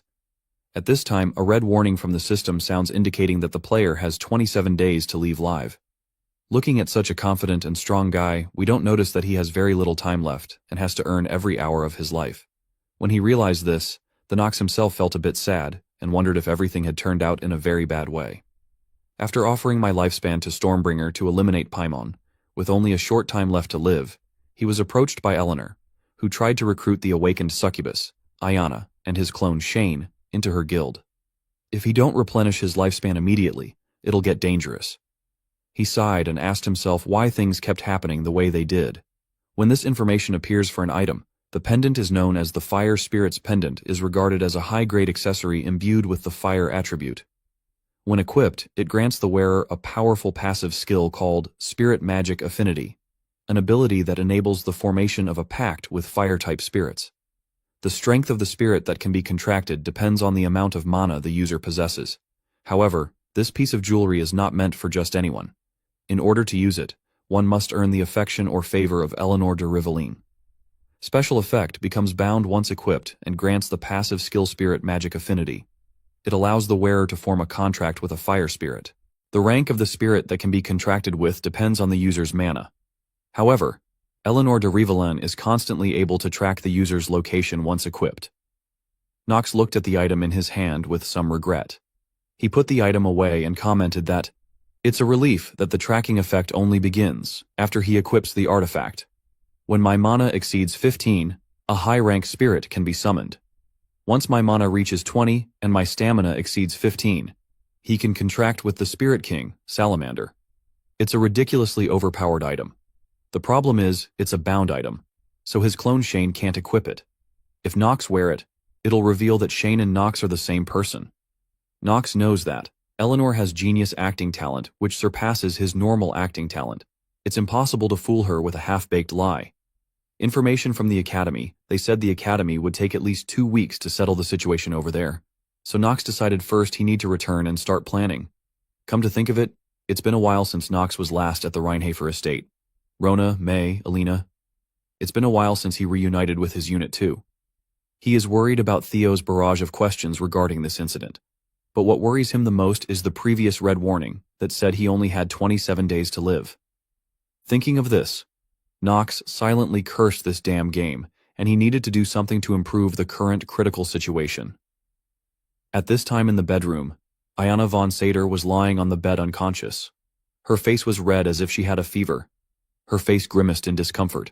In her dream she remembered the words her mother had said. "I can't believe you still can't drain magic from a man's body. And yet you call yourself a bearer of House Sader's blood? It would have been better if one of your had sisters inherited the demon's blood instead. You're disgusting. Get out of my sight." Faced with her mother's curses, Iana could only bow her face to face her. At this moment, she suddenly woke up from the nightmare, and that was also the truth that she had to go through. She woke up with a face covered in sweat and fear. When she held her head and remembered everything, she realized she had done dark things to Nox. At that time, she was in a state of excitement, her face was red, her breath was rapid, and she whispered to the Nox, "Just a quick kiss would do. Come here and hug me. Just kissing is okay. If it were me, the game would have ended, and there wouldn't be any more chapters." When she remembered everything, Iana felt crazy shy because she had done too much with the Nox. She struggled on the bed embarrassed and did not want to believe what she did was true. Remembering that moment, Iana's whole body could no longer calm down and trembled as if she had lost control. She tried to control herself, and now she sat in front of the mirror. A more seductive alter ego of Iana appears in front of the mirror. Looking at Iana with a smile, the girl in the mirror smiled at Iana, making Iana surprised. An illusionary image appeared before Iana's eyes. The personality spoke up and told Iana that she had finally realized this. Let's wait and see what it is. This time at the family Reinhafer, Nox now returned while waiting for the Academy to make repairs. At this time, Nox got down from the carriage together. G-Tree next door, the head butler, Rodwell, was waiting to welcome Nox's return and ask about his health condition. Nox replied to him to confirm that his condition was still very healthy, and he asked to see his old father and asked where he was. The head butler replied that Theo was in the Nox room and he would take Nox there. While Nox was passing by, the group of servants working started whispering to each other, "Did you hear? There's a rumor that young Master Nox ranked first at the Academy." Other people heard that and expressed disbelief. "No way. That infamous good-for-nothing?" Others also joined in saying, "Well, maybe he bribed them or something. What could a good-for-nothing be good at? They say that he defeated young Masters Allen and Hartz all because of his equipment." G-Tree heard the bad gossip about the Nox. His face looked a bit sad. The Nox didn't pay any attention, because anyway, the buzzing flies didn't reduce his lifespan at all.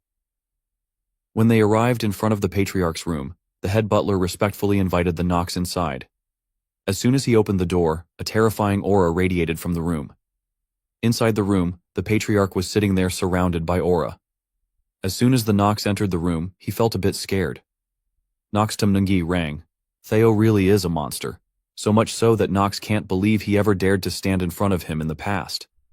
The Patriarch then called out to Nox von Reinhafer with a scary deep voice, and he said Nox seemed to have grown considerably. With a fatherly look of fear, he commented that, For Nox to be able to remain calm even after sensing his presence, it seems the reports weren't wrong. Faced with the scary situation in front of him, the Nox still remained calm with a fearless face and asked his followers to stay calm when meeting him. Nox Cho Rang, he told Theo already. He no longer intend to do anything that would harm the family. Theo bin Luan Rang. He have heard that Nox have become a candidate to marry the princess and that Nox even took down payment. Theo's words made him realize that normal acting talent is wavering. Theo then questioned the Nox character that he had hidden a lot of things that Theo didn't know. Nox denied and said that he only landed the final blow and he was just lucky. With the Nox's excuse, Theo raised his voice and radiated aura of anger and said that the Nox was trying to lie to him. Theo Cho Biet them rang. Even the family retainers agree that Nox deserved to be punished. Nox was not embarrassed at all, he accepted it, and commented that, if according to the wish to hold him responsible, he would accept it humbly. However, when Theo spoke up and asked if the Nox character knew, his empty words made the Nox confused, the way to suppress and justify all these deceptions and betrayals. It's to become strong. So strong that no one dares to even look Nox in the eye. Theo asked Nox if Nox had said that he was not interested in the position of homeowner. Nox quickly confirmed that it was true. Theo heard the answer and smiled slightly. This made Nox not understand why he laughed because of Nox's answer. The head butler then came forward and gave him the cloak. He took it and put it on with the majesty of a patriarch. He smiled happily and reminded the Nox that he should not underestimate the patriarch's position. Then he headed towards the door and told Nox to follow. At this time in the family arena, father and son were facing each other. With a serious expression, the patriarch asked the Nox to draw his sword.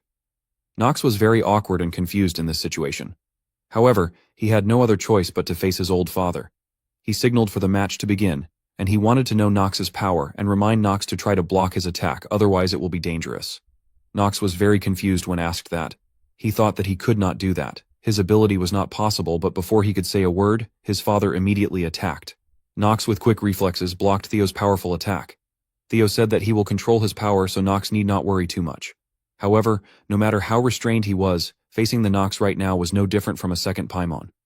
The lightning attacks quickly covered the entire arena, and the Nox character found it extremely difficult to face his father. Nox can now only focus on blocking those terrifying attacks, and is gradually pushed back.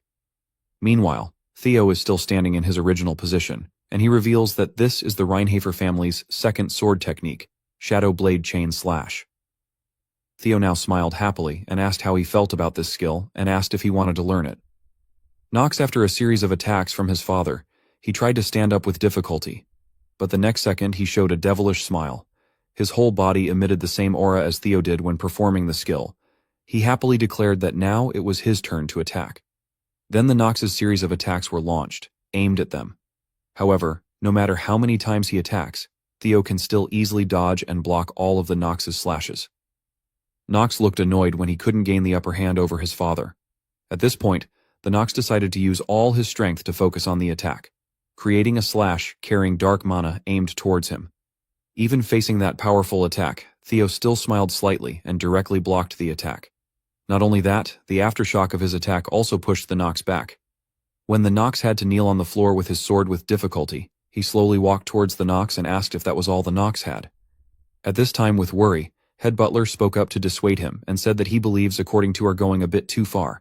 Even if it's against young Master Nox, even young Master Garen would have struggled to endure sword techniques of that level. Even though he said that, the head butler was still very scared because the person standing in front of him was now the patriarch of the family Reinhafer.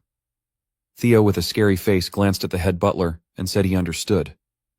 Then he smiled and thought to himself that he had accidentally used too much force on the sword without realizing it. He would need to adjust his strength a bit. Then the patriarch turned around and told the Nox to rest. However, for a stubborn person like the Nox, the patriarch's actions are insulting him. The Nox tries to hold the sword and stand up, and asks where he is going. The entire purple aura now covers the Nox and sword. That aura source is no longer just surrounding. Now its shockwave radiates strongly to the surrounding as if this power is endless and never exhausted. Nox spoke provocatively and said, "He still hasn't learned a single thing, Vet."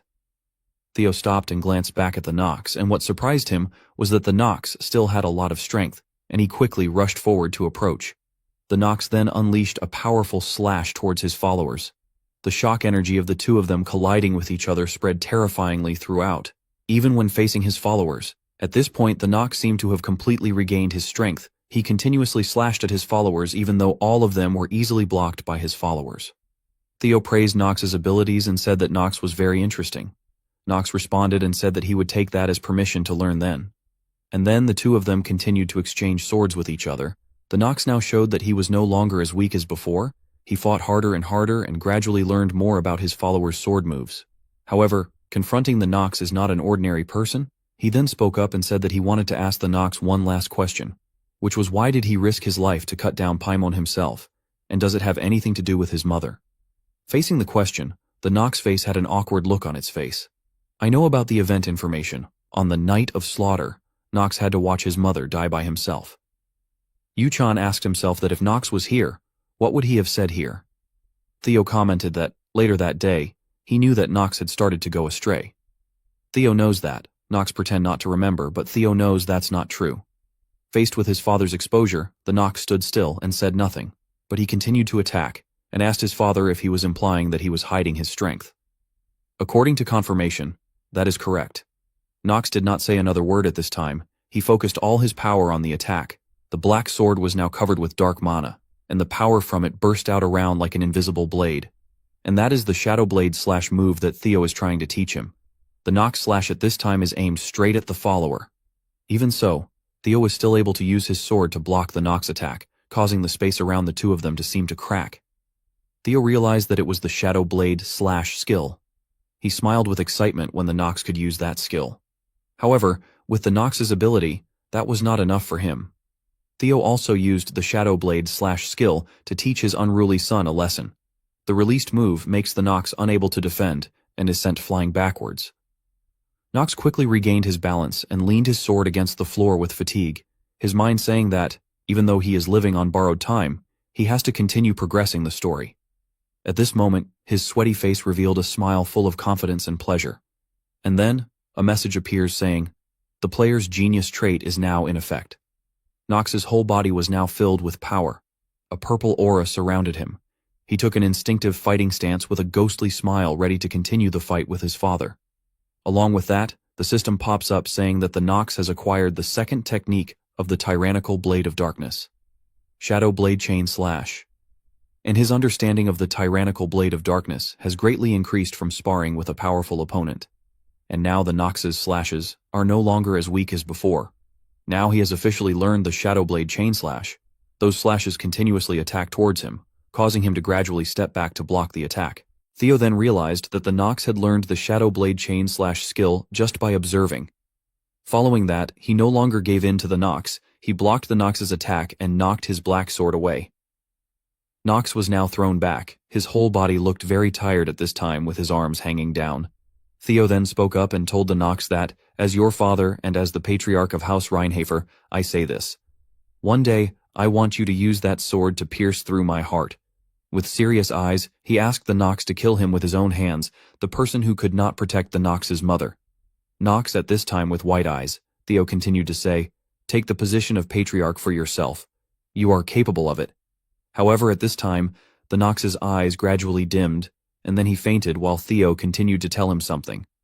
At this time, without knowing how much time has passed, a message appears in the Nox's mind inviting the Nox and asking the Nox, would you like to start a new game?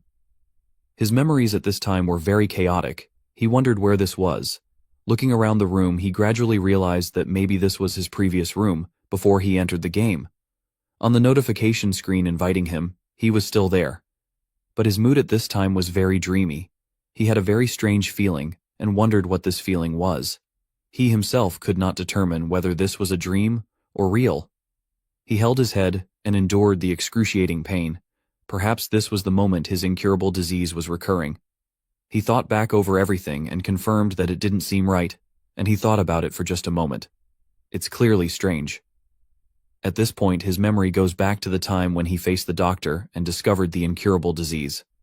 At that time, he was abandoned by his family, he lost his memories, and he received a terminal diagnosis. It seemed like his memory had returned a bit before the terrible incurable disease took all of his memories, and when he remembered a bit, he couldn't believe that all the evil things that happened to him happened at the same time. He wondered if this was possible and cruel to him. All of these seemingly impossible memories happened to him, making it very hard for him to believe. However, the surprising thing now is that he realized that, before Yuchan entered Nox, Yuchan couldn't remember his name. At this time, when trying to regain his memories, his head began to hurt like never before. At this time, he was trying his best to remember his own name. He tried little by little, but the name he remembered was Nox, not Yuchan. It was confusing, but at this point his abilities reached their limit and he began to fall unconscious. Is it right to call it unconscious, since all of these events were taking place while he was unconscious? And the only name he remembered right now and thought was his own name was Nox von Reinhofer. Back to reality, the Nox character is now lying unconscious on the bed due to exhaustion after the battle with the Patriarch. Suddenly, his eyes opened wide, and the clan's signature purple light glowed. Reinhofer is now clearer than ever. Along with his expressionless face, I don't know who he is now and who he is. Luckily, by this time the Nox's face had regained its normal expression. At the same time, he suddenly woke up and wondered what the feeling he had just experienced was. He then sat up, clutching his aching head, and realized he must have been dreaming about something very important to him. But his privacy didn't last too long, and he realized there were a lot of eyes staring at him. Those were his 3 beautiful wives, looking at the Nox with a confused and slightly worried expression. Nox saw them and looked like he wanted to question him, but he didn't want to think anymore, and sighed and asked them to slowly tell him one by one. Jitri spoke first, as the Nox maid. She spoke in a polite but very scary tone. Kocho rang. There truly isn't a single day that goes by without Nox causing some kind of trouble. At this rate, any maid serving Nox would end up dying from a heart attack. Nox avoided Jitri's eyes and blamed external circumstances and said that things did not turn out as he expected. Jitri no longer had a serious face. She now looked worried. Alina also expressed that Nox mustn't keep getting into such dangerous situations. She then grabbed the Nox hand and held it close to her face. Her face turned red and she looked very happy, saying that they were very worried about him. May behind her was a bit worried and realized that Alina was drunk again. Nox realized something was wrong, immediately withdrew his hand and told Alina to calm down, and then they could continue talking to each other. Alina regretted not being able to continue holding the Nox hand and asked the Nox to let her hold his hand a little longer. Jitri then spread his icy face around and said that the Nox was not feeling well and uncomfortable. Her eyes looked at Alina, making her scared and stop acting. Even so, she still tried to hold on more, but was luckily pulled away from the Nox character. This made the Nox just sigh in frustration. However, when his eyes focused on the maid Rona, he realized that there was something very strange about Rona, because normally she'd have rushed over and given him trouble by now. But he also dismissed that thought and said that, more than that, there's something important he needs to address first. Then he spoke up and said, since they are all here, he has something to say. Starting tomorrow, all of them will be accompanying him to the Chaders region. It's part of a plan he had in mind ever since returning to the family. After eliminating the powerful beasts of Chaders, he need to extend my lifespan. He haven't replenished any of it since my fight with Paimon, and what he's worried about right now is that he only has 27 days left to live, and he needs to act quickly. He then said that he was done talking and that if they had nothing more to do, they could leave because he wanted to rest. Jitri bowed respectfully and confirmed the Nox's order and would go prepare immediately. After they all left, there was a knock in the Nox room. He asked who it was. The maid, standing outside the door with a timid voice, said it was her and said she had something to tell the Nox. Nox allows her to enter. Rona then gently walked into the room, very different from her previous mischievous look. Her tears were now wet. Her whole face was red with worry. Rona then sat down next to the Nox bed and slowly began to speak, with a worried voice and a little fear. Hesitatingly opened her mouth and said that the scary day she went through on the night of slaughter when his mother passed away. She then seemed to realize that the Nox had remembered what happened that night, with eyes full of regret, and asked if it was true that the Nox had remembered or not. Memories of that bloody night reappeared, when the blood moonlight appeared outside the family. Scenes of carnage, bloodshed, and destruction occurred. The demon Paimon, when it appeared, realized that there was a smell of blood nearby.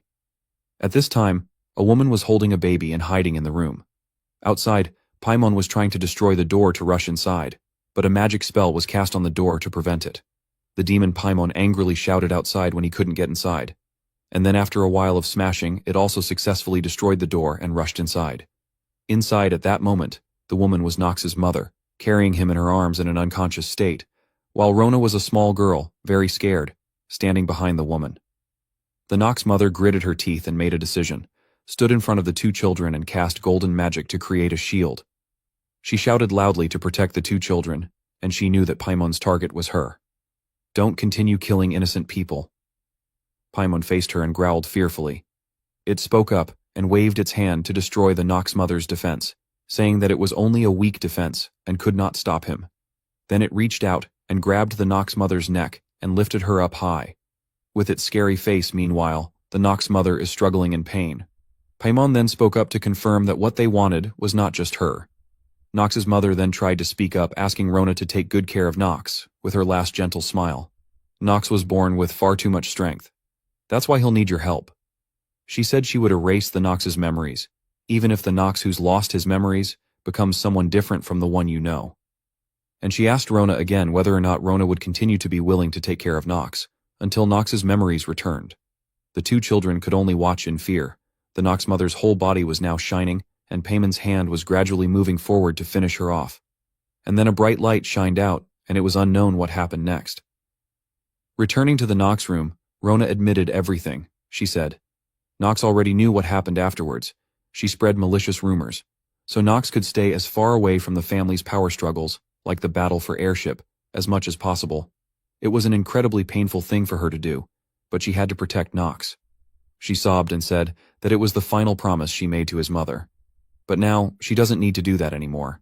She added that, if Nox have regained all his memories, then someone like her, who deceived Nox and hid the truth from Nox, has no right to remain by his side. After that, she hesitated but couldn't speak yet. Nox immediately said that it wasn't a big deal.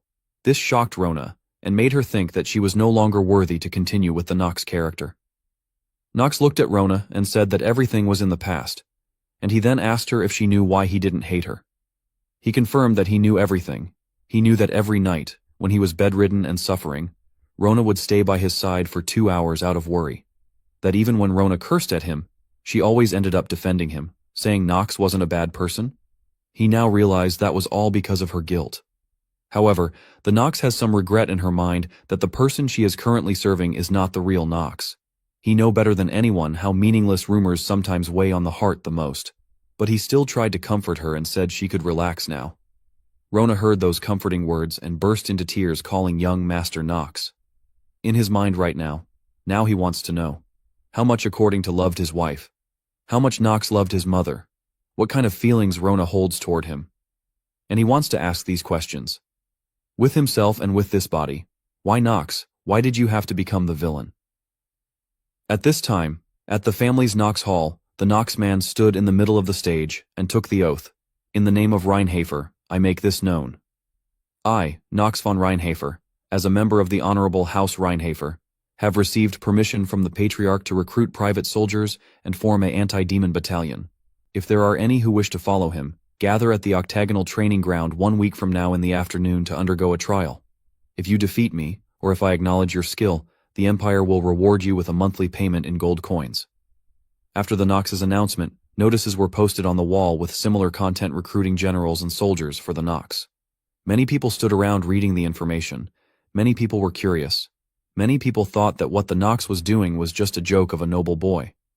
Some men discussed and thought that the Nox player probably had nothing to play at this time, so he set up this recruitment trick. Some others commented that, surely no one would actually apply for this. This is absurd. Why not? If the pay is good, it might be worth a shot, but is there anyone here who can't beat young Master Nox? The man laughed and commented that even my 4-year-old daughter could give it a go. At this time, a man dressed in a robe commented that the people here seemed to be having a lot of fun, and he slowly walked into the pub, and he challenged them whether they wanted to fight with him or not. He threw on the table a money bag full of gold coins and said, I'd wager that hardly anyone will pass Nox von Reinhafer's trial. A young blonde man stood up and commented that, just by looking at you, you seem like a pampered child from a wealthy household. Haven't you heard the rumors about the youngest son of the Reinhafer family? Hearing the other guy mention Nox, he burst out laughing, which made the men around him wonder why he was laughing. Some men expressed that they were worried about him. Seeing that the people here were worried, the cloaked guy laughed loudly and gradually took off his cape and revealed his identity.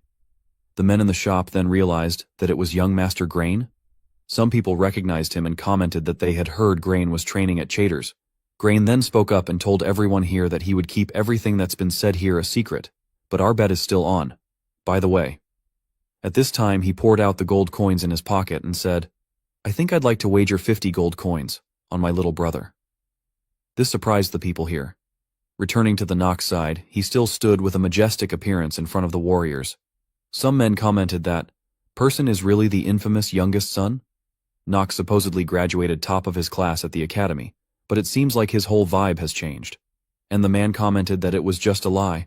The person next to him also agreed and commented, It has to be, right? He must have pulled some kind of trick. Nox stood looking down and could hear many similar bad talks about him, but he said nothing and continued to wait for the first person. He then thought, why has this become such a big deal all of a sudden? I did post a recruitment notice for soldiers to subjugate the monsters in Chaders, but I didn't expect this many people to show up. Did my reputation suddenly go up or something? Ah, now I get it. That bastard stirred things up, doing things I never even told him to. Grain was now below waving to the Nox with a bright smile. His actions unintentionally put the Nox person in a more difficult situation. Nox then asked the person next to him, had everyone gathered here yet? The man confirmed that at this time there were 1,192 men and 126 women registered. Nox, after hearing the results, whispered that, well, maybe it's not all bad. With this many people, there are bound to be some capable ones. At this moment, a hand was raised and had something to say. The man with a large appearance spoke up and asked the Nox, what kind of trial will we be undergoing exactly? Just tell us already. Nox saw that this man was quite happy. He silently exclaimed, oh my, look at him. That arrogance. And that perfectly built physique. The mana radiating from him is no joke either. There's no way someone like him came to enlist as a simple private soldier. And Nox thinks that this man was sent by Garen to cause difficulties for Nox. Even so, he still smiled confidently. He understood that Garen had started checking up on him. It's too bad though. Someone with only that much power is no match for him. After some calculated thinking, Nox answered the man and confirmed that he would tell them the test procedure. Nox spoke up to explain, the rules are simple. Use any method you want to come at me like you're trying to kill me. Even if you succeed in killing me, you will not be held responsible. Hearing the rules that the Nox set out, the man opposite him observed the Nox with a serious face. A feeling of wariness appeared in his mind. He thought things seemed a bit strange. Nox von Reinhofer, he's supposed to be the trash of House Reinhofer. When Lord Garen hired me, I thought it would be an easy job. But what's with his confident demeanor? The man appeared worried in front of the Nox character. Then their fight began with the referee's signal ringing. The man seriously looked at the Nox, while the Nox looked at him with disdain. Then a loud shout from the referee allowed both to start. The next second, the man with murderous intent rushed towards Nox quickly. In his eyes, Nox was just a stupid kid. He thought, Nox can't even react to his speed. And someone like Nox wants to form a battalion? He will show Nox what real strength looks like. He will teach Nox a lesson. That's what this man thought when facing the Nox, and he thinks the Nox is an arrogant brat. Nox, faced with that terrifying aura, still calmly looked at the man, and in the blink of an eye, he quickly leaned over to avoid his attack. The moment the man realized, he was very surprised, and couldn't believe that Nox could dodge. Nox looked at him with a disdainful smile and thought his speed was too slow. And the Nox asked him the question, is that how he fights? After saying that, the Nox cut a slash across the man's chest. Causing his sword to fly away and crack, the man luckily did not die, but his body was frozen as he stood rooted to the spot, unable to believe what had happened. His face was now sweating in fear, and the Nox's blade was pressed against his neck as a declaration that the battle had ended. Nox then spoke up and said that he would give the man one more chance, and asked him to fight seriously. Even the Nox body then radiated a terrifying aura and warned him that, if not, Nox might just send one of his arms flying. Threatened by Nox, the frightened man's face turned pale. Nox glared at him, reminded him of his request, and asked the man to hold up the sword. The man could only tremble and stutter to apologize for his lack of respect. However, Nox did not let him say much. He immediately swung a punch straight at his face, causing the man to throw himself backwards. All the people present in the hall who witnessed that scene and the young master's overwhelming power were also scared. No one dared to speak up. Nox, with a cold, deep voice, told those present, "Cowards who lack even this basic level of courage are of no use to me. Next." Who dares to challenge me? Of all the people present, no one dared to step forward to challenge Nox's majesty. Grain, standing below, was also very surprised and did not expect that his younger brother had developed so quickly, and expressed the fact that he himself had nothing to teach this younger brother. In his heart, he thought, "This bet will probably earn me a nice profit, but that's not what's really important. He is the only rope I have in the Reinhafer family, Nox von Reinhafer. Now that he's begun revealing his true strength, the rest will be smooth sailing for him. As his reputation rises, mine will naturally rise with it as well." At this time, the crowd, after witnessing the young master's fearsomeness, everyone expressed fear and wanted to retreat, and expressed that they did not know their own abilities, and that becoming a knight was beyond their ability. Some of them even made excuses and wanted to return to farming. However, Nox could not let these people retreat easily. He asked them to stand still. His evil eyes looked up at the group of people who wanted to retreat and said that he had not let them retreat yet, and reminded them that they have already applied to become his soldiers. The group of people who heard that were very scared and knew that they had no way to retreat but to join Nox. Nox now looked scary and commented, "If you give up and try to return now, I'll make sure your lives become worse than hell itself. I swear upon the name of Nox von Reinhafer." Hearing this, the young men present all sweated and prayed for themselves. After that, Nox's testing ritual continued, but the scene at this time was very pathetic. Everyone was overwhelmed by Nox on the ring. When Nox rushed at them, they could only run away. One by one he defeated them, but what was surprising was that Nox accepted all of them and believed that it was his fault to defeat them even if they resisted. However, a second later, Nox spoke up with a cold voice and reminded them not to be happy too soon, and let them know that, from now on, he will push they all to the brink of death. The men regretted participating and thought they had made a huge mistake in their lives. A few days later, the army led by Nox began moving towards Chater. The girls of Nox sat on the carriage chatting with each other. Alina spoke up and wanted Nox to have some problems. Nox spoke up and told May to help Alina calm down before she asked him random questions. May sighed, expressing that she understood. May then immediately took the apple and put it in Alina's mouth to avoid causing trouble to Nox. Alina did not give up and asked May to stop. However, even that could not stop her. With the expression of an alcoholic, she wondered why. Nox planning to return to Chater's and commented she heard Nox bought the land there. Nox gently explained, because he is going to develop it. Alina heard Nox's wishes and thought it was a difficult task, because that land is barren, unfit for farming, and is crawling with monsters. Nox reassured her and told her that he already had a plan. Hearing that, Alina thought Nox was a stubborn person, but her face turned scarlet and perverted to the point of being scary. Luckily, seeing that Alina's illness had recurred, she immediately covered her mouth to prevent her from talking nonsense. Meanwhile, Nox pondered over some stories. He expressed that, "I can understand the others tagging along, but even Rona, the family maid, came with us. Could it be that she still feels guilty about my mother?" Rona's side looked sad, but the next second her face turned back to a mischievous look and thought about the horse Carl and wondered when she would be able to ride on its back. Seeing that mischievous expression, Nox sighed and thought he was thinking too much. He then observed the surrounding soldiers and silently assessed that the private soldier recruitment for the monster subjugation seems to have gone quite well. The knight walking next to Nox also commented at this time.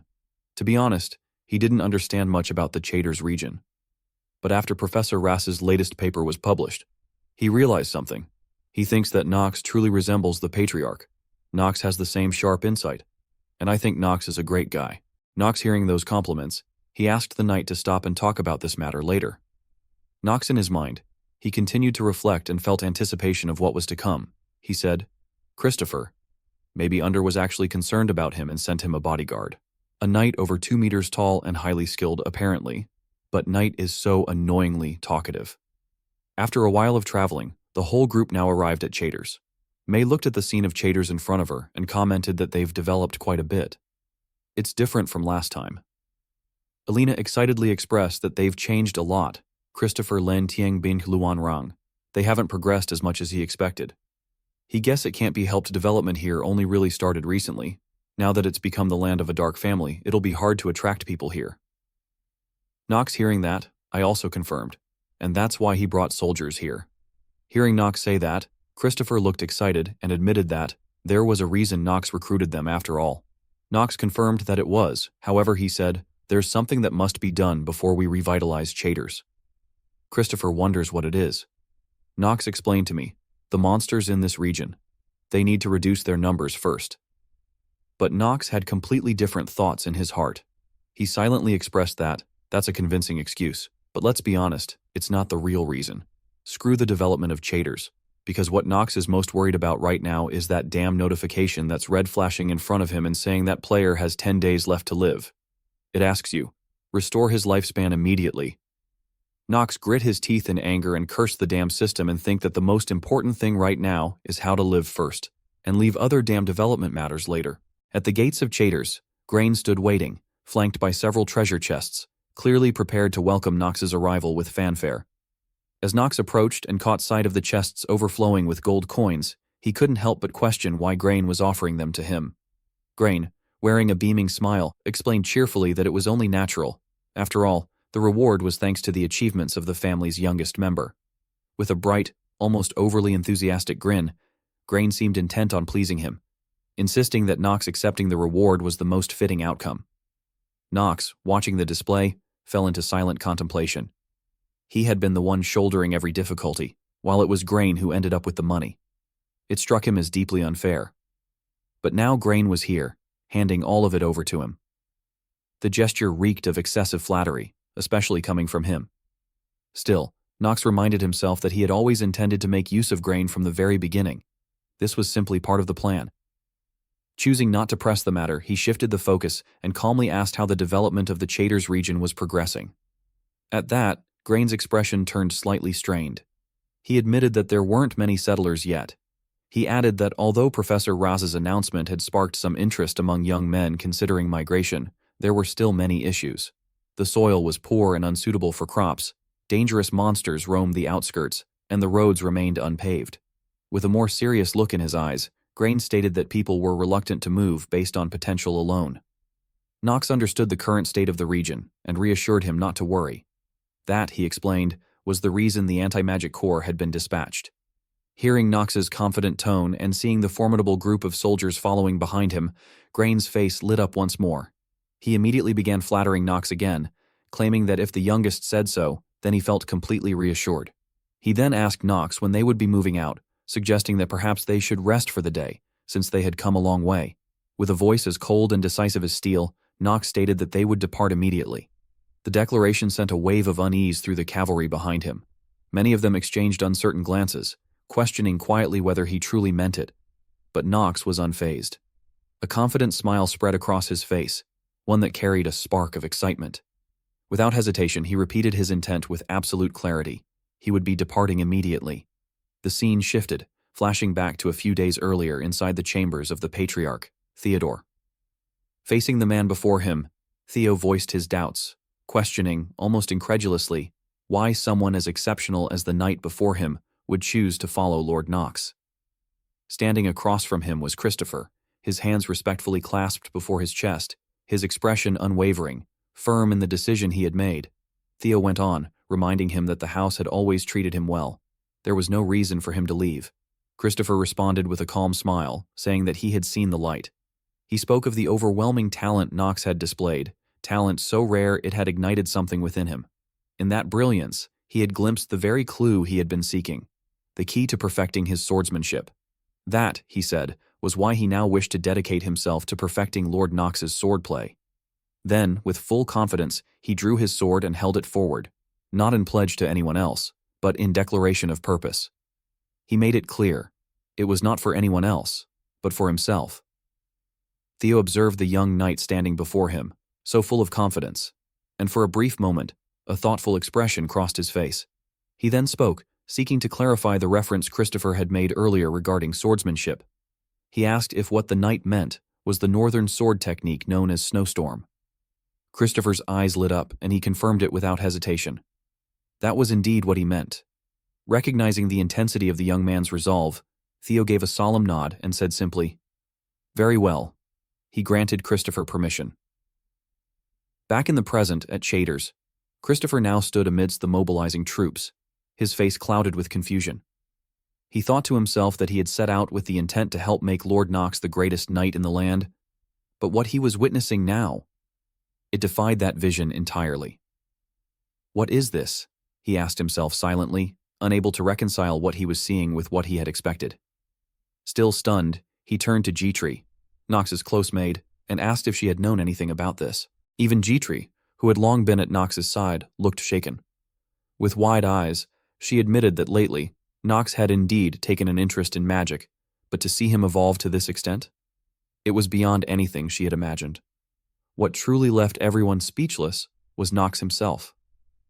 At that very moment, he was casting a high-tier spell, an advanced magic technique fueled by an immense mana reserve that no one could have ever imagined possible from a swordsman. The entire spell had formed a massive arcane matrix spanning across the sky above the Chatter's Gate. Below it, a horde of monsters stood restlessly, ready to strike. They hadn't yet realized that their end was already written. For now, they simply watched the strange, shifting pattern in the sky, unable to comprehend the danger looming above. A moment later, the silence shattered. From the skybound magic array, beams of concentrated, high-voltage energy suddenly rained down. They tore through the air and struck the monsters below with unrelenting force. Each blast triggered a terrifying explosion, tearing through the creatures. Only then did the monsters begin to understand the severity of the threat. Panic surged through their ranks as they howled in terror, trying to flee from what was now an unstoppable assault. On the city walls, May and Alina watched the destruction unfold, both completely stunned by the display of power. May, wide-eyed and breathless, muttered in disbelief, "What the? He's gotten even stronger. And it's only been a few months." Alina, unable to contain her worship of Nox, clutched her face with an expression bordering on obsession. Her mind spiraled into wild admiration, already fantasizing about his overwhelming coolness. Back near the battlefield, Nox was slightly winded from the mana expenditure, but stood his ground. Around him, a series of system-like notifications began echoing repeatedly. "You have defeated a Null. Your lifespan has increased by 2 hours." And again. "You have defeated a Null. Your lifespan has increased by 2 hours." The rewards flowed in, as did the quiet awe of everyone watching. Nox was not pleased, and he muttered to himself, feeling frustrated. He couldn't believe that after each kill he was only getting 2 hours. A Null, being a fairly strong mid-tier monster, should have been worth more. According to the effect of the Black Flame Ring, the stronger the opponent compared to his current strength, the more his lifespan would increase upon their defeat. This meant that defeating stronger foes would make him that much stronger, but he couldn't help but feel irritated. With a displeased expression, Nox continued to wave his hand, channeling his power to unleash relentless attacks on the monsters below. The creatures, unable to resist, could only scream in despair. After a while of carnage, the system's notification sounded, informing him that his remaining lifespan had increased by just 4 days. Nox stared at the message, his face full of disdain and annoyance. Even after killing so many, it only increased by 4 days. He thought to himself, "I'll need a solution for this." His gaze then turned cold as he looked down at the Knight Army below. No one knew the ironic predicament Nox was facing. All they could see was his formidable presence, which left them in awe. Everyone stood there, mouths agape, unable to speak, silently admiring Nox. Seizing the moment, Alina swiftly ran up to where Nox stood. Without hesitation, she threw herself into his arms, exclaiming, "Lord Nox, you're amazing!" Despite her enthusiastic praise, Nox's expression remained anything but pleased. Afterwards, it was thanks to May's timely intervention, pulling Alina away, that Nox was able to finally find peace. Christopher, who had been standing nearby, was deeply impressed by Nox's abilities. He said that he had thought Nox was only skilled in swordsmanship, but was now surprised to learn that he was also proficient in magic. Christopher was genuinely amazed and could not help but express his curiosity, saying that he was really interested in how far Nox's limits went. Upon hearing Christopher's words, Nox quietly realized and thought to himself that they didn't know he was good at magic. He paused and reflected on this fact. A little later, all of Nox's personnel had gathered to discuss what needed to be done next. To quell their curiosity about his abilities, Nox explained, somewhat reluctantly, that he had learned all of this from Professor Rass, a person with immense theoretical knowledge. His explanation, though reluctant, left everyone present feeling skeptical. Nox, sensing their doubts, put on a somewhat villainous expression and added that if they didn't like it, they didn't have to believe it. Seeing that the situation was starting to spiral out of control, Jitri cleared her throat and suggested that they revisit the issue later. She then pointed to a map below and began analyzing the plan, stating that they were currently in the northeastern region of Chaders. After speaking, she turned to Knox with a worried expression and asked if he was planning to continue moving in that direction. Knox responded with a serious tone, confirming that he would indeed keep heading northeast. Christopher, however, voiced his concern, warning that it was dangerous. He mentioned that the stronger monsters were located in the eastern region. As he spoke, he recalled the scene where Knox had effortlessly slaughtered the monsters by himself, which made him scratch his head and laugh awkwardly. He quickly changed his approach and said, "No, wait, that's not the real concern." He then continued his analysis, pointing out that the greater issue was the Tagelin kingdom, which was hostile toward House Reinhafter. He suggested that it might be dangerous, and that avoiding it could be the better choice. But Knox remained completely unfazed, and calmly explained that this was precisely the reason he was heading in that direction. He declared that he would now head to the Tagelin kingdom. This announcement surprised all the women present in the room, leaving them both shocked and curious about the reason behind Knox's swift decision. Knox then clarified his request, instructing them to send a letter. With a rather villainous expression, he demanded that they write to inform the Tagelin kingdom that a son of House Reinhafter was on the way, and that they should prepare accordingly. The scene then shifted to another fortress, one that bore the ancient and weathered architecture of a remote desert region. Inside a lavishly decorated royal chamber, a man with striking red hair began to awaken. He rose from his bed and approached a large mirror. Standing before it, he removed his outer robe, revealing a well-built physique and a prominent scar across his body, an unmistakable reminder of a life-or-death battle he had once endured. At that moment, an elderly man carrying a ceremonial staff entered the room and addressed the red-haired man as Prince Kushan. Bowing with solemn respect, the old man informed him that the infamous youngest son of House Reinhafer was expected to arrive soon. With a contemptuous expression, the old man added that the boy's arrogance must know no bounds, and questioned whether he truly believed his father's influence extended all the way to Tagelin. Prince Kushan remained composed upon hearing the news. He gave a faint smile and responded calmly, asking the old man if he knew about the day Theo von Reinhofer had killed his father and brothers. Kushan said he still remembered every single person who had stood by his side and protected him that day. The mention of that event caused the old man, whose name was Kramser, to fall silent, his face revealing a sorrowful reflection on Kushan's painful past. Prince Kushan went on to express more of his thoughts to Kramser. He acknowledged that although people often criticized Kramser for being no more than a mere regent, he knew the truth. He remembered how Kramser had taken on part of the prince's duties during the time Kushan had been paralyzed by grief after the loss of his family. Raising his sword to emphasize his point, Kushan declared that Kramser had done so for the sake of lessening the burdens of the prince's responsibilities, even if only a little. Kramser listened to these heartfelt words without saying anything in return. He simply looked upon the prince with a face full of reverence and respect. Kushan then gave an intrigued smile and asked Kramser to confirm whether the name he had mentioned was Knox von Reinhofer. He went on to state with cold certainty that once he killed Knox, Theo von Reinhofer would finally understand how much he had suffered, and how he had managed to survive that living hell. Kramser, upon hearing those grim words, bowed respectfully with one hand placed over his chest. He affirmed that he understood and would make the necessary preparations. Now that such a grave decision had been made, he urged the prince to rest at ease. Yet, as soon as he turned away, Kramser's expression began to contort grotesquely. His face twisted into something vile and perverse, his eyes glowing red with malice, and from between his lips slithered the long, forked tongue of a wicked serpent. Meanwhile, outside the walls of Tagelin, the entire fortress was surrounded by the harsh, arid stretch of desert. Yet within the city itself, signs of prosperity still shone through despite the barren landscape. At the massive gates of Tagelin, 2 guards stood watch.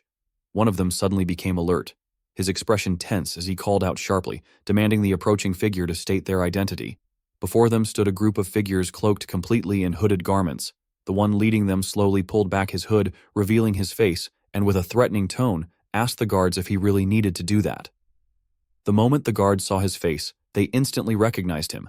It was Knox von Reinhafer, the infamous youngest son of the Reinhafer family. Their expressions shifted immediately into ones of fear. Realizing their mistake, the 2 guards quickly apologized, their voices trembling in submission. However, Knox showed no hint of kindness in his demeanor.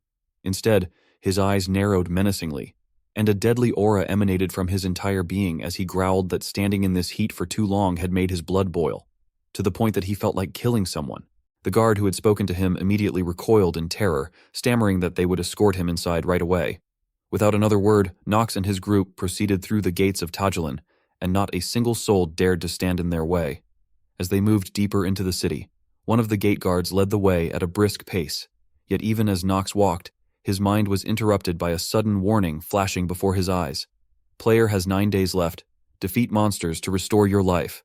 Reading the message, Nox's expression darkened. He muttered to himself that crossing the desert had severely drained his remaining lifespan. Still, he reassured himself. It was exactly for this reason that he had come to Tajulan. Once he obtained the item hidden in the ancient ruins of northern Tajulan and dealt with that guy, he believed he wouldn't just survive. He would grow stronger faster than ever. The thought brought a subtle, sinister smile to his lips as he imagined the next monster he would tear apart. In his mind's eye, the creature's face twisted and reshaped, until it looked just like that wicked man, Kramzer. But things never went as smoothly as he hoped. Without warning, a red system alert flashed violently before him. Penalty applies if lifespan falls below 10 days. Negative trait, dead count has been applied. Almost immediately, Nox felt the impact. His body staggered, overcome by weakness, and a violent cough erupted from deep in his chest, spraying blood into his palm. And then, another message followed. All physical abilities reduced by 20%. The activation probability of the negative trait, lingering ailment, increases exponentially. This caused Nox to become severely exhausted. He held his head in his hands, and sweat continued to pour from his body. Noticing Nox's worsening condition, Rona, who was walking beside him, panicked and asked about his health. Her face was now streaked with tears as she looked at Nox with deep concern. In frustration, Nox expressed his irritation at the system and the damned incurable trait, then quietly told Rona to keep it a secret. He explained that he had come here to improve his physical condition. Although Rona didn't understand what he meant, she quickly nodded in agreement, indicating that she understood. After a while, Nox's group entered the main hall of Tajulan. Above them, Prince Kushan and a woman were already seated, waiting to receive Nox. At that moment, Christopher leaned in and whispered a reminder to Nox, telling him that although he likely already knew it, from this point onward, he would need to be extremely cautious.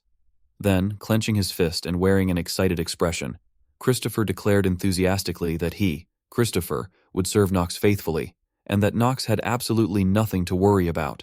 By this time, Nox's group was standing before Prince Kushan. However, the prince looked at them with an indifferent expression, showing no sign of welcome. The woman sitting beside him mirrored his attitude, despite her striking beauty. When Nox approached the seat opposite them and stood before Prince Kushan, the prince finally spoke, saying that Nox had arrived and that they had received his letter. However, the way he addressed Nox showed no respect, sounding more like someone of superior status speaking down to him. This made Nox furious, and it was clear he would not let it slide. Gripping his sword tightly, he didn't even let Kushan finish speaking. In the very next moment, radiating overwhelming presence and killing intent, Nox raised his blade and cleaved the table in half. The unfortunate table, entirely innocent, was shattered into splinters.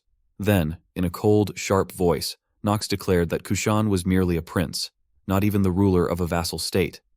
He stated that he had arrived bearing the name of Reinhofer, and questioned whether Kushan truly thought he could greet someone of that name while remaining seated.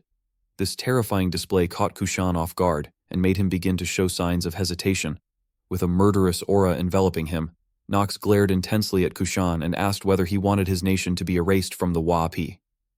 Without giving him a chance to respond, Nox then shouted a command, ordering Kushan to kneel immediately. Kushan, overwhelmed by Nox's aggression and terrifying presence, froze entirely, unable to speak a word. At that moment, it became evident that Nox's threats were not empty. His eyes carried a deadly seriousness, and a lethal aura emanated from him as he warned Kushan that if he didn't comply, Nox would erase him first. The scene then shifted to the Reinhofer estate.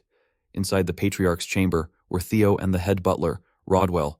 Rodwell broke the silence by asking Theo why he hadn't stopped the young master from heading to Tajulan. Theo, puzzled, asked what he meant. Unbothered, Theo read from a sheet of paper and calmly explained that he believed Nox could handle that much. Then, turning to Rodwell, he added that Rodwell's insight was unmatched, and it was impressive that he had read his thoughts so clearly. Rodwell listened to Theo's words without responding. Theo then acknowledged that he was right, stating that he had decided to name Nox his heir and place him in that seat. He explained that attracting too much attention before Nox was ready was dangerous, and that until he reached a certain level, he wouldn't be able to protect himself. Hearing Theo's explanation, Rodwell understood his intentions and confirmed by asking if that was why he had assigned the Black Sword Knights to guard him this time, adding that Theo had always preferred certainty in situations like these. Theo stood up and replied that if any threat were to arise, those elite knights would act immediately.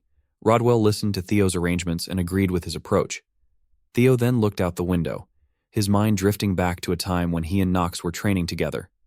At that time, he had told Nox, speaking as his father, and as the patriarch of House Reinhafer, that one day he wanted Nox to use that sword to pierce through his heart, to cut him down himself with his own hands for failing to protect his mother, and to take the position of patriarch for himself, saying that he was capable of it. Thinking about those things, his face became pensive, and he said to Rodwell that he must know this as well. His end, the end of Theo von Reinhofer, was drawing near. Theo's words were like a final instruction. Rodwell's face showed sadness, but he understood that it was inevitable and could not be changed. Rodwell then bowed respectfully and declared that he would always stand with his lord.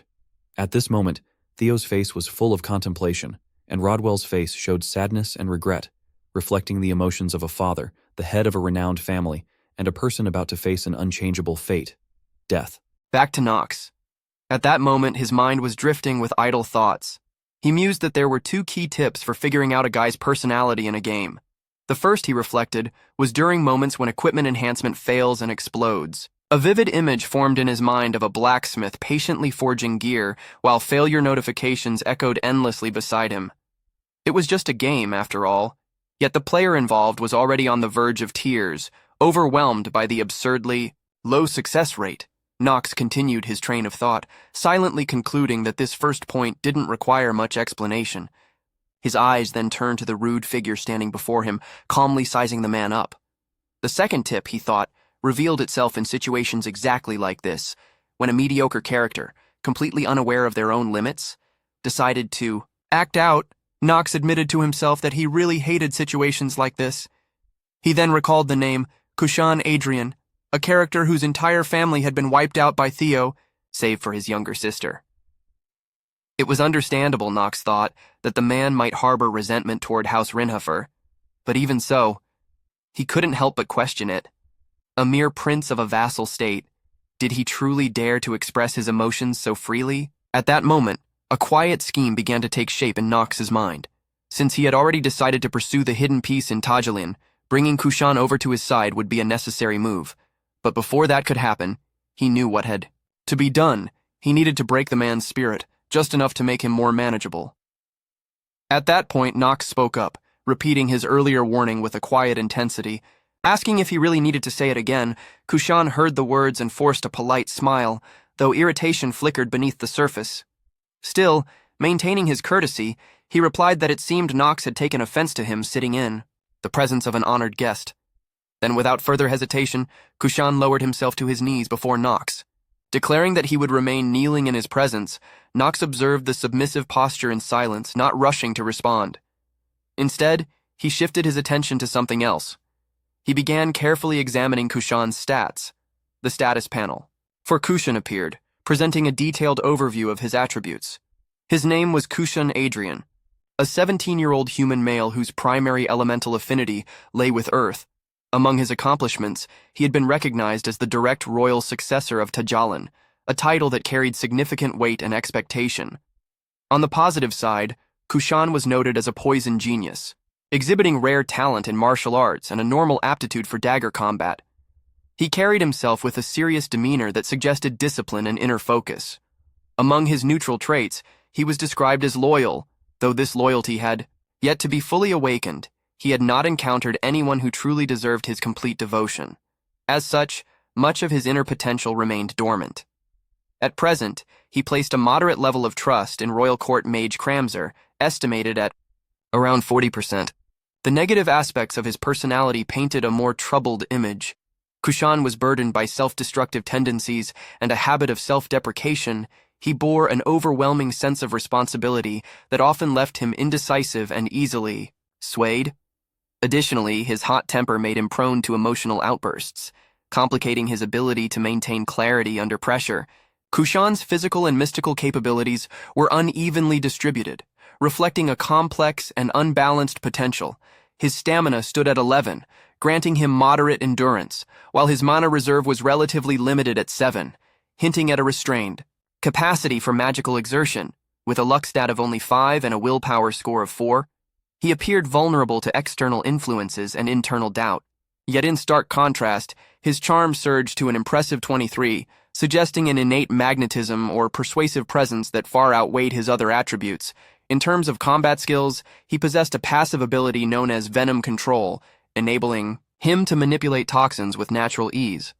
Complementing this was his active technique, Intermediate Poison Dagger Arts, a specialized form of close-range combat that fused agility with lethal precision. Together, these abilities marked him as a unique and dangerous figure, particularly in the art of poison-based warfare. At that moment, a red warning appeared in front of Nox, alerting him to Kushan's demeanor. His hatred toward House Reinhafer had reached its peak. Simultaneously, Kushan lifted his gaze toward Nox, showing not fear, but a simmering anger visible through his eyes. Thanks to the system's early warning, Nox quickly picked up on this shift. Not wanting the situation to spiral out of control, he offered Kushan a gentle smile and calmly invited him to take a seat. Once both parties had settled in, Nox kept a close eye on Kushan and reflected silently to himself that Kushan Adrian's main flaw was his tendency to be overly self-critical and emotionally immature. Nox recalled how, during his 27th lunatic playthrough, Kushan had been completely deceived by Kramzer, who was not only his regent but also a demonic human in disguise. Kushan had never discovered the truth. In the end, he had fallen into ruin and self-destruction. Although Nox already knew that things were headed in a tragic direction, he remained confident. With the power and knowledge he now possessed, he believed he could prevent all those calamities. That, after all, was why he had come to Tajaleen. Seeing that Nox kept silently observing him without saying a word, Kushan eventually broke the silence and asked respectfully why he had come to the Tajalan kingdom. Nox returned to his serious demeanor and answered curtly that he was there for tourism and to explore ancient ruins, nothing more. Then, with a smile, he added a warning. Until he left, Kushan was to behave properly. He emphasized that Kushan surely understood what that meant. Kushan didn't argue. He simply nodded in understanding and signaled to one of the attendants nearby. Kramzer, catching the signal, gently rang a small bell. Moments later, a group of attendants appeared, exclusively young and beautiful women, with the servants now gathered. Kushan instructed them to make the proper arrangements for Lord Nox to tour the kingdom, and if he made any further requests, they were to treat him with the utmost hospitality. Before Kushan could finish his sentence, Nox interrupted him, clearly displeased, and ordered him to stop speaking. Then, with a sly and indecent smile, Nox suggested they change the guide for the tour. His gaze then shifted toward the young woman sitting next to Kushan, his only sister and the one he cherished most. This caused visible panic in Kushan, who was usually calm and composed. The thought of his beloved sister falling into the hands of the man known as the most vile in the kingdom, Nox von Reinhofer, left him visibly shaken. Nox then looked directly at Arya, a beautiful girl with red hair and golden eyes like a desert. Though her expression was vacant, lifeless, he declared that she would personally attend to him and show him around the kingdom. Hearing this, Kushan grew anxious and tried to speak up, seemingly to refuse, but the words caught in his throat. Seeing Kushan's hesitation, Nox asked with a mocking smile whether there was a problem. Not wanting to create any conflict or risk further trouble, Kushan reluctantly replied that there was none. He then turned to his sister and instructed her to do her best to assist Lord Nox. Arya gave a lifeless nod in response, showing no resistance at all. Meanwhile, the women accompanying Nox began to grow concerned. Rona, his first wife, was the first to speak up, whispering in alarm to Jitri that it seemed the young master had taken an interest in another woman. Jitri, equally shocked and anxious, replied that she had no idea what to do, admitting she didn't have a manual for handling such a situation. Alina, on the other hand, reacted with even more intensity, nearly screaming in protest that they couldn't let the young master get close to another woman, even if it meant her own death. Her outburst was quickly silenced as May restrained her and signaled her to stay quiet, reminding her to keep calm for the moment. Upon noticing that his harem was beginning to rebel, Nox felt a wave of inner turmoil. Inwardly, he couldn't help but admit to himself that things were spiraling into chaos, so much so that even he might have misunderstood the situation had he not known better. His thoughts soon shifted focus. His gaze turned toward him, and a sharper instinct kicked in. What mattered wasn't the confusion in front of him. He could sense something deeper, something more pressing. He realized that she had already been affected. In Nox's eyes, Princess Arya now appeared as though she were trapped within the clutches of a monstrous being, entirely under its control, powerless in its grasp. Snapping back to the moment, Nox addressed his group, calmly but firmly announcing that it was time to go.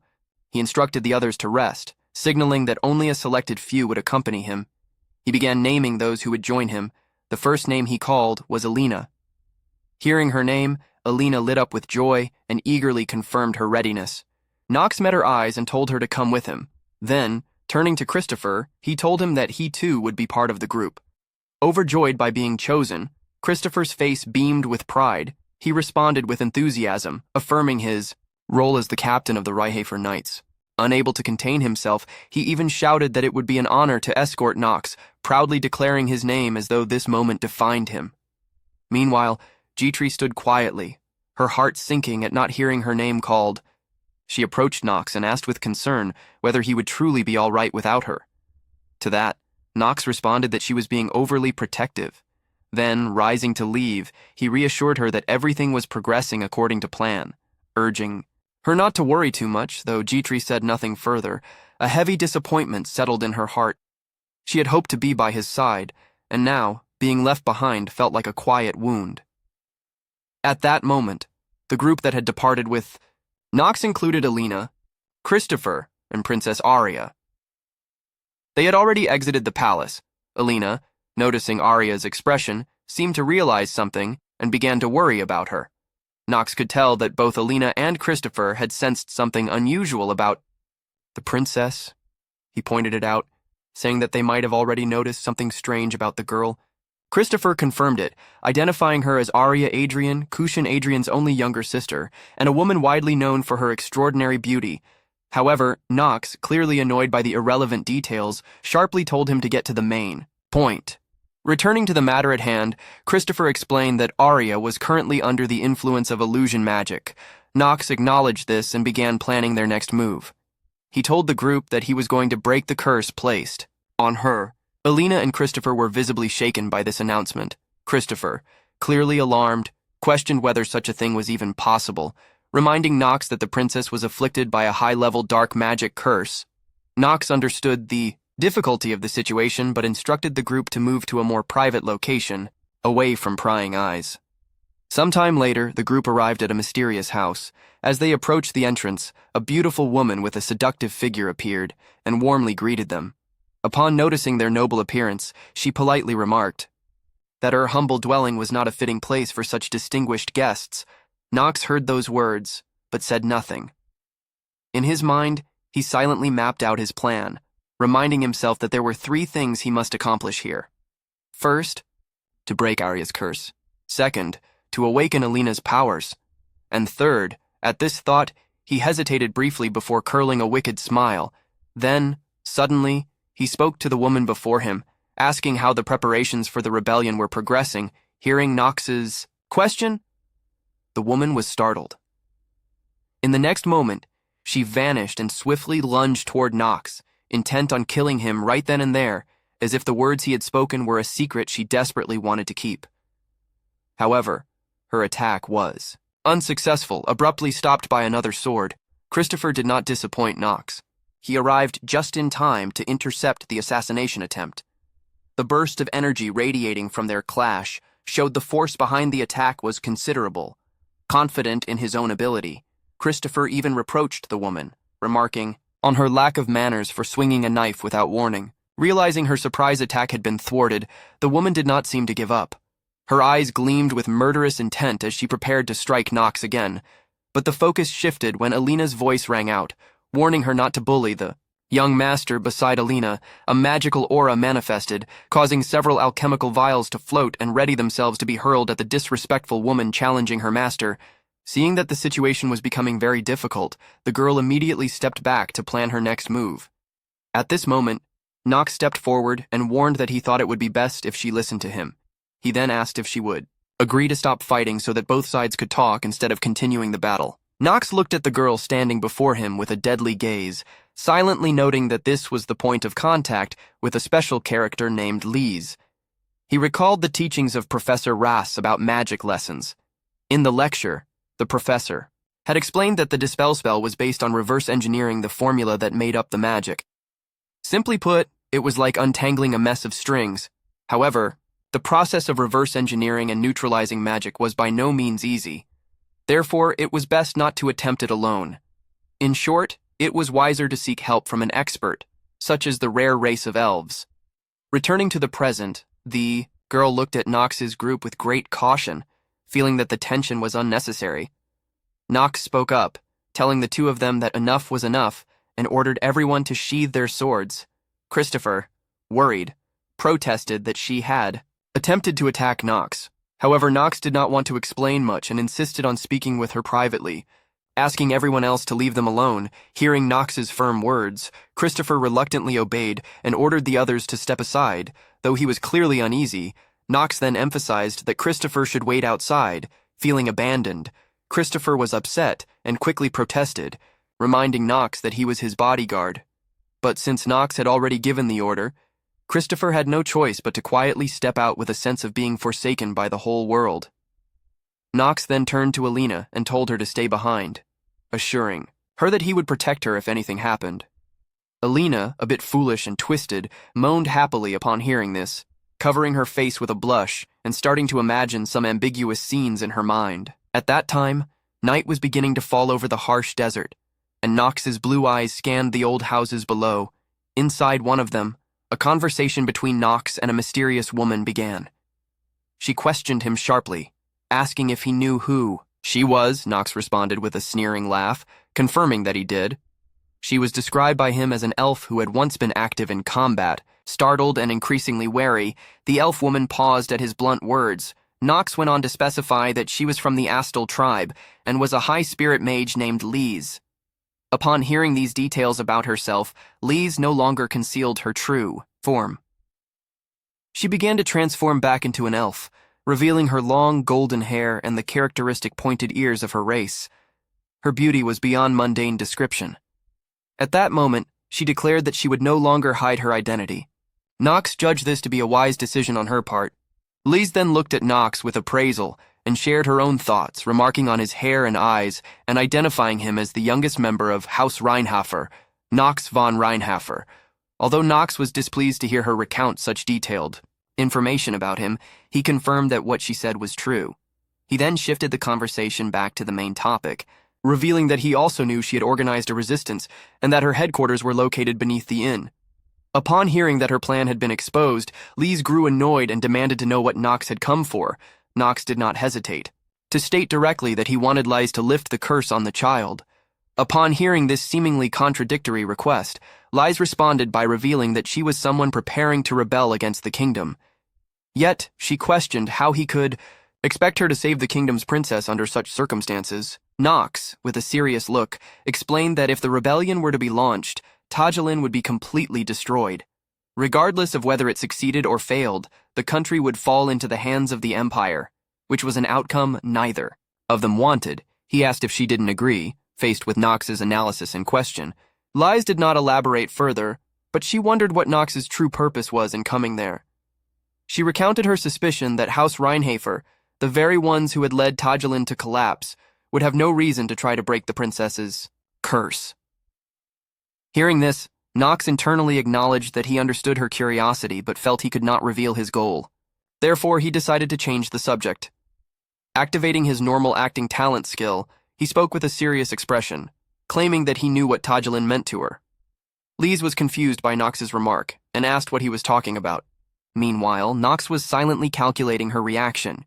He noticed that although she pretended to be calm, she was clearly shaken, because he knew the reason why a high-spirit mage like her was stuck in a place like that, in a different setting.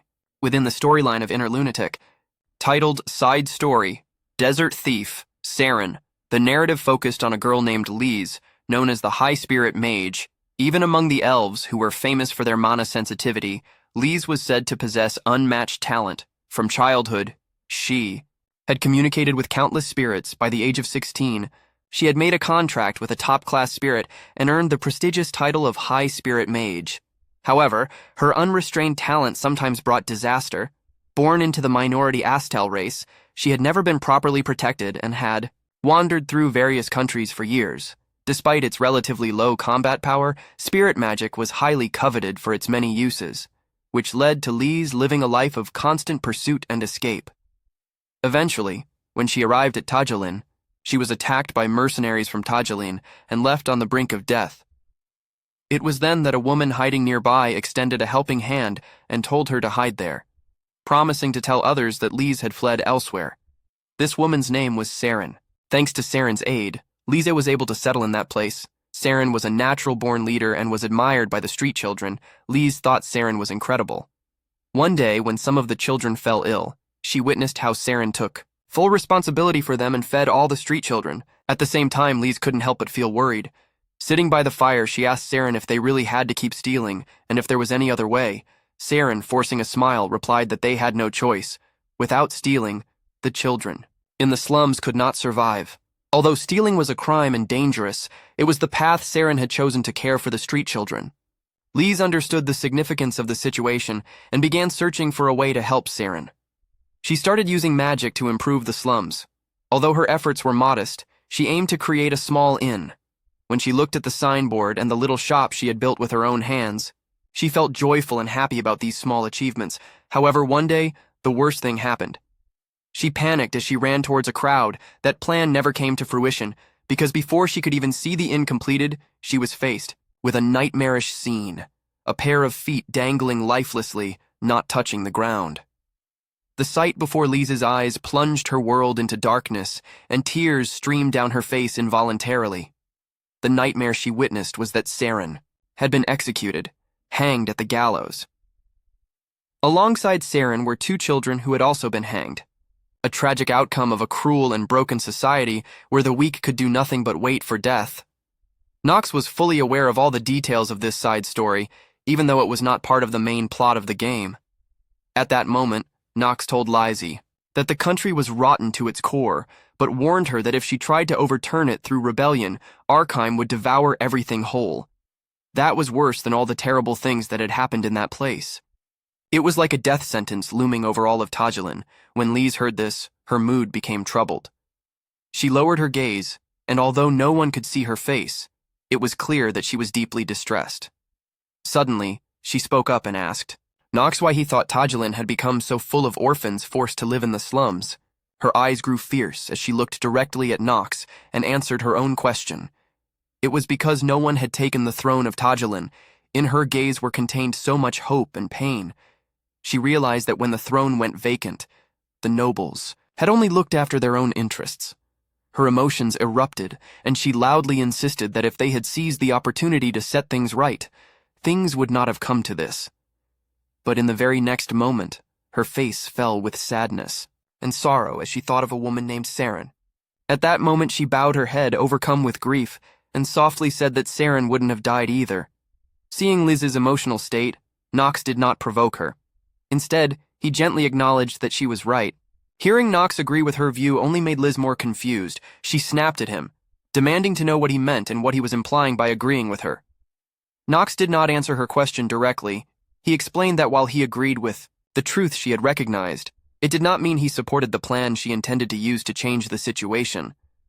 He comforted her and advised her not to let vengeance consume her and ruin everything. He urged her to think carefully about how to protect everyone because her methods were lacking.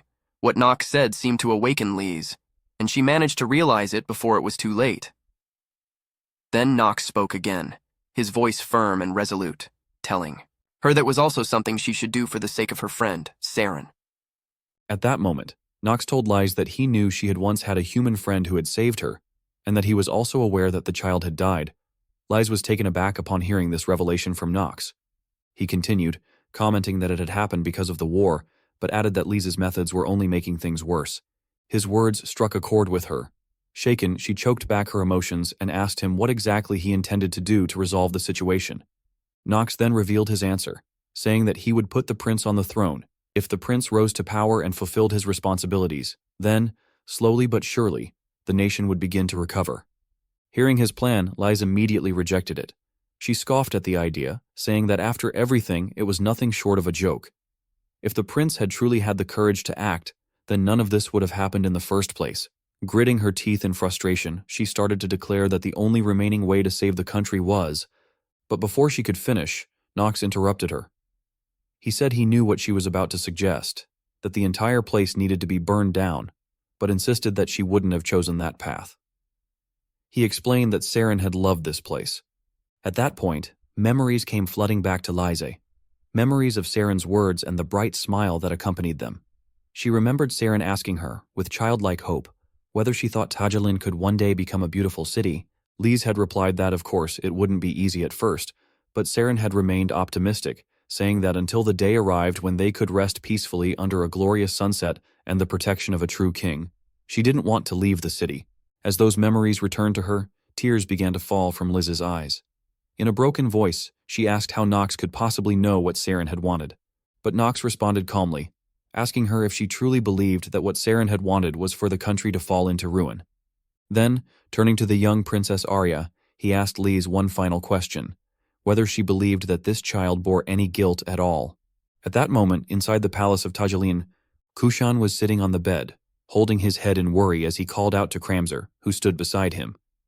With a troubled and desperate expression, he turned to Kramzer and asked what in the world he was supposed to do. He said that if he lost Arya on top of everything else, he didn't know how he could bear it. Kramzer calmly tried to reassure him, telling him not to worry, and that they were doing everything they could to locate the princess and ensure her safety. But deep inside, Kramzer had other thoughts. He kept thinking about the man called Knox. He had believed Knox was just a small-time thug, insignificant. But now things had clearly changed. If this went on, Duke Gremory could be freed without suffering any harm. A sly smile crept onto his face as the thought amused him. Meanwhile, Kushan was still holding his face in frustration and guilt, blaming himself. He thought to himself that he was a coward, that he had handed over his own sister with his own hands. Even if it had cost him his life, he believed he should have protected her. Kramzer, on the other hand, was also wondering silently if there might be a specific reason why Arya had been taken. Then he spoke up, telling Kushan that when Sir Knox arrived later that day, he would poison the banquet. The unexpected plan left Kushan visibly surprised. Kramzer smiled slyly and said it was the late king's weapon. He handed a dagger to Kushan, telling him to use it to eliminate the youngest member of the Reinhafer household. The gesture was clear. It was time for Kushan to make a choice. Kushan took the dagger with a face full of sweat and hesitation. Kramzer continued to persuade him, saying that it was the only way to achieve true revenge and to return Lady Arya to her original self. His expression was sly and venomous, like that of a serpent. At that moment, outside the castle corridor, Knox had already returned and was walking alongside Jitri. Suddenly, the sly voice of Kramzer called out to him, addressing him as, "Sir Knox." Knox turned his head at the sound. Kramzer smiled in a very friendly manner and invited him to come, saying that dinner had been prepared. Even though Knox clearly knew who this old man was, he still asked, "Who are you?"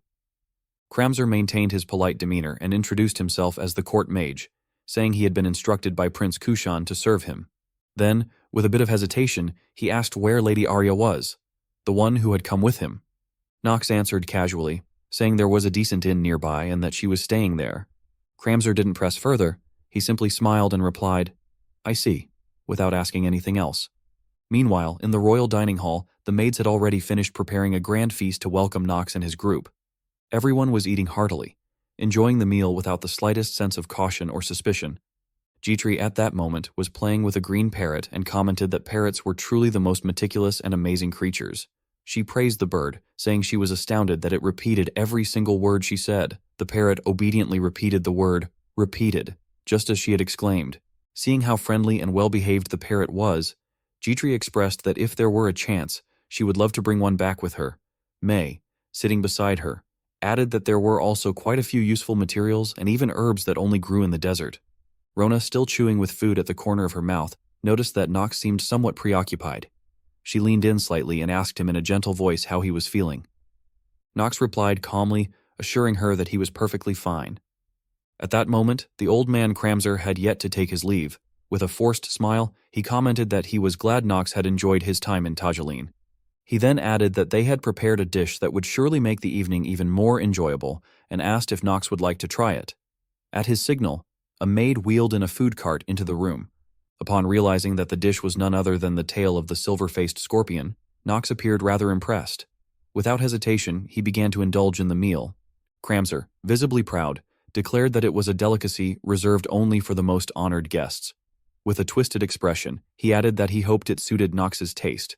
Meanwhile, night had fallen over the Tajalan castle, blanketing the entire city in a haunting stillness. Outside the balcony of one of the rooms, a shadowy figure silently infiltrated the castle. His silhouette was cast clearly beneath the bright moonlight. With practiced stealth, he gently opened the door and slipped inside without making a sound. It quickly became apparent that the intruder was Kushan. His face was concealed, and in his hand, he gripped a dagger, his intentions unmistakably deadly. In his heart, he muttered to himself that a single stab would end it all. As he slowly pushed open the door to Nox's bedroom, thoughts of vengeance burned within him. He believed that with this act, he could avenge his father and brothers. Revenge for what Theo had done. His eyes were full of hatred as he told himself that this was the best path. Although his forehead was drenched in sweat from the pressure of the task, he pressed on. The man he was about to assassinate, Nox, was someone whose terrifying power he had witnessed firsthand. Kushan crept closer to the bed, thinking that if Cramser's plan had worked as intended, then Nox would already be heavily poisoned. If he was to succeed in one strike, now was the perfect moment. He raised his dagger and shouted with bitter conviction that Nox should blame his father for what was about to happen. The blade was already inches from Nox's face, who still appeared to be deep in slumber, unaware of the imminent threat. But in the very next moment, Nox's eyes shot open. He sprang up instantly and in a flash blocked the descending dagger.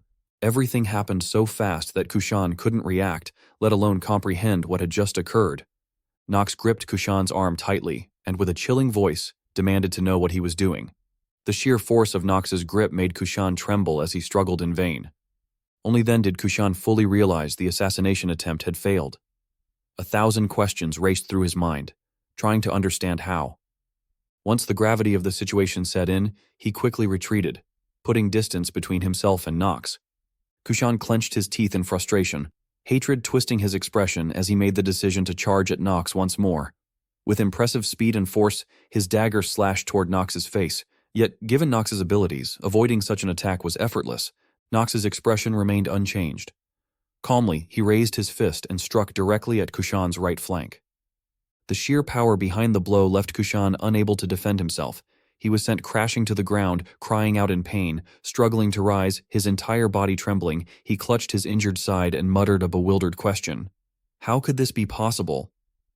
In response, Nox gave a wicked grin and mockingly said that if Kushan was wondering how he could still move after being poisoned with such a potent toxin, then he had no intention of explaining anything to someone who had just tried to kill him. Realizing that Nox had been fully aware of his plan all along, Kushan fell silent, awaiting judgment. Then, Nox summoned his black sword and pointed its tip toward Kushan, asking with biting sarcasm whether he wouldn't agree. Not long before the current events, Nox, already fully aware of Kushan's assassination plot against him, had taken the initiative to prepare a countermeasure. He discreetly summoned Alina, whose curiosity was piqued by the unexpected request. He told her, in a cryptic manner, that it was the poison of the silver screen scorpion. According to him, it wasn't inherently toxic, but when consumed with certain types of food, it could become lethal. He warned her that Kushan would attempt to poison him with it, and ordered her to create an antidote. Hearing Nox speak about an incident that had yet to happen as if it were a foregone conclusion left Alina deeply shocked. She asked, bewildered, how he could possibly know such a thing. In truth, Nox knew because he had witnessed this scene play out dozens of times in the game, but he had no intention of revealing that to her. Instead, he simply rebuked her, asking when he had ever allowed her to talk back to him. He coldly commanded her to follow orders without question. Although his expression was stern and scolding, Alina seemed perversely thrilled by his dominant attitude. With an excited look on her face, she commented admiringly on how cool and commanding he always was. Nox, ignoring her eccentric behavior, continued his internal thoughts. He noted that even if Kushan were to mobilize many soldiers, it wouldn't matter, because he had already noticed everything. His eyes subtly flicked toward the rooftop of a nearby building, where he silently assessed the figures stationed there. They were the Black Sword Knights. House Reinhafer's elite forces. Just by observing their stance and aura, he could tell how formidable they were in combat. In his mind, he wondered if Theo was the one who had secretly sent them. He allowed himself a faint smile as he thought about Theo, remarking to himself how Theo's overprotective affection for the youngest sibling was almost tear-inducing. These knights were top tier when it came to stealth, even in the game. But to someone who had cleared the game dozens of times, even they couldn't remain hidden. In any case, Nox was confident that even an entire army wouldn't be a threat with just these knights around. Back in the present, Nox stood over Kushan, whose body was sprawled on the ground, and looked down at him with an icy stare.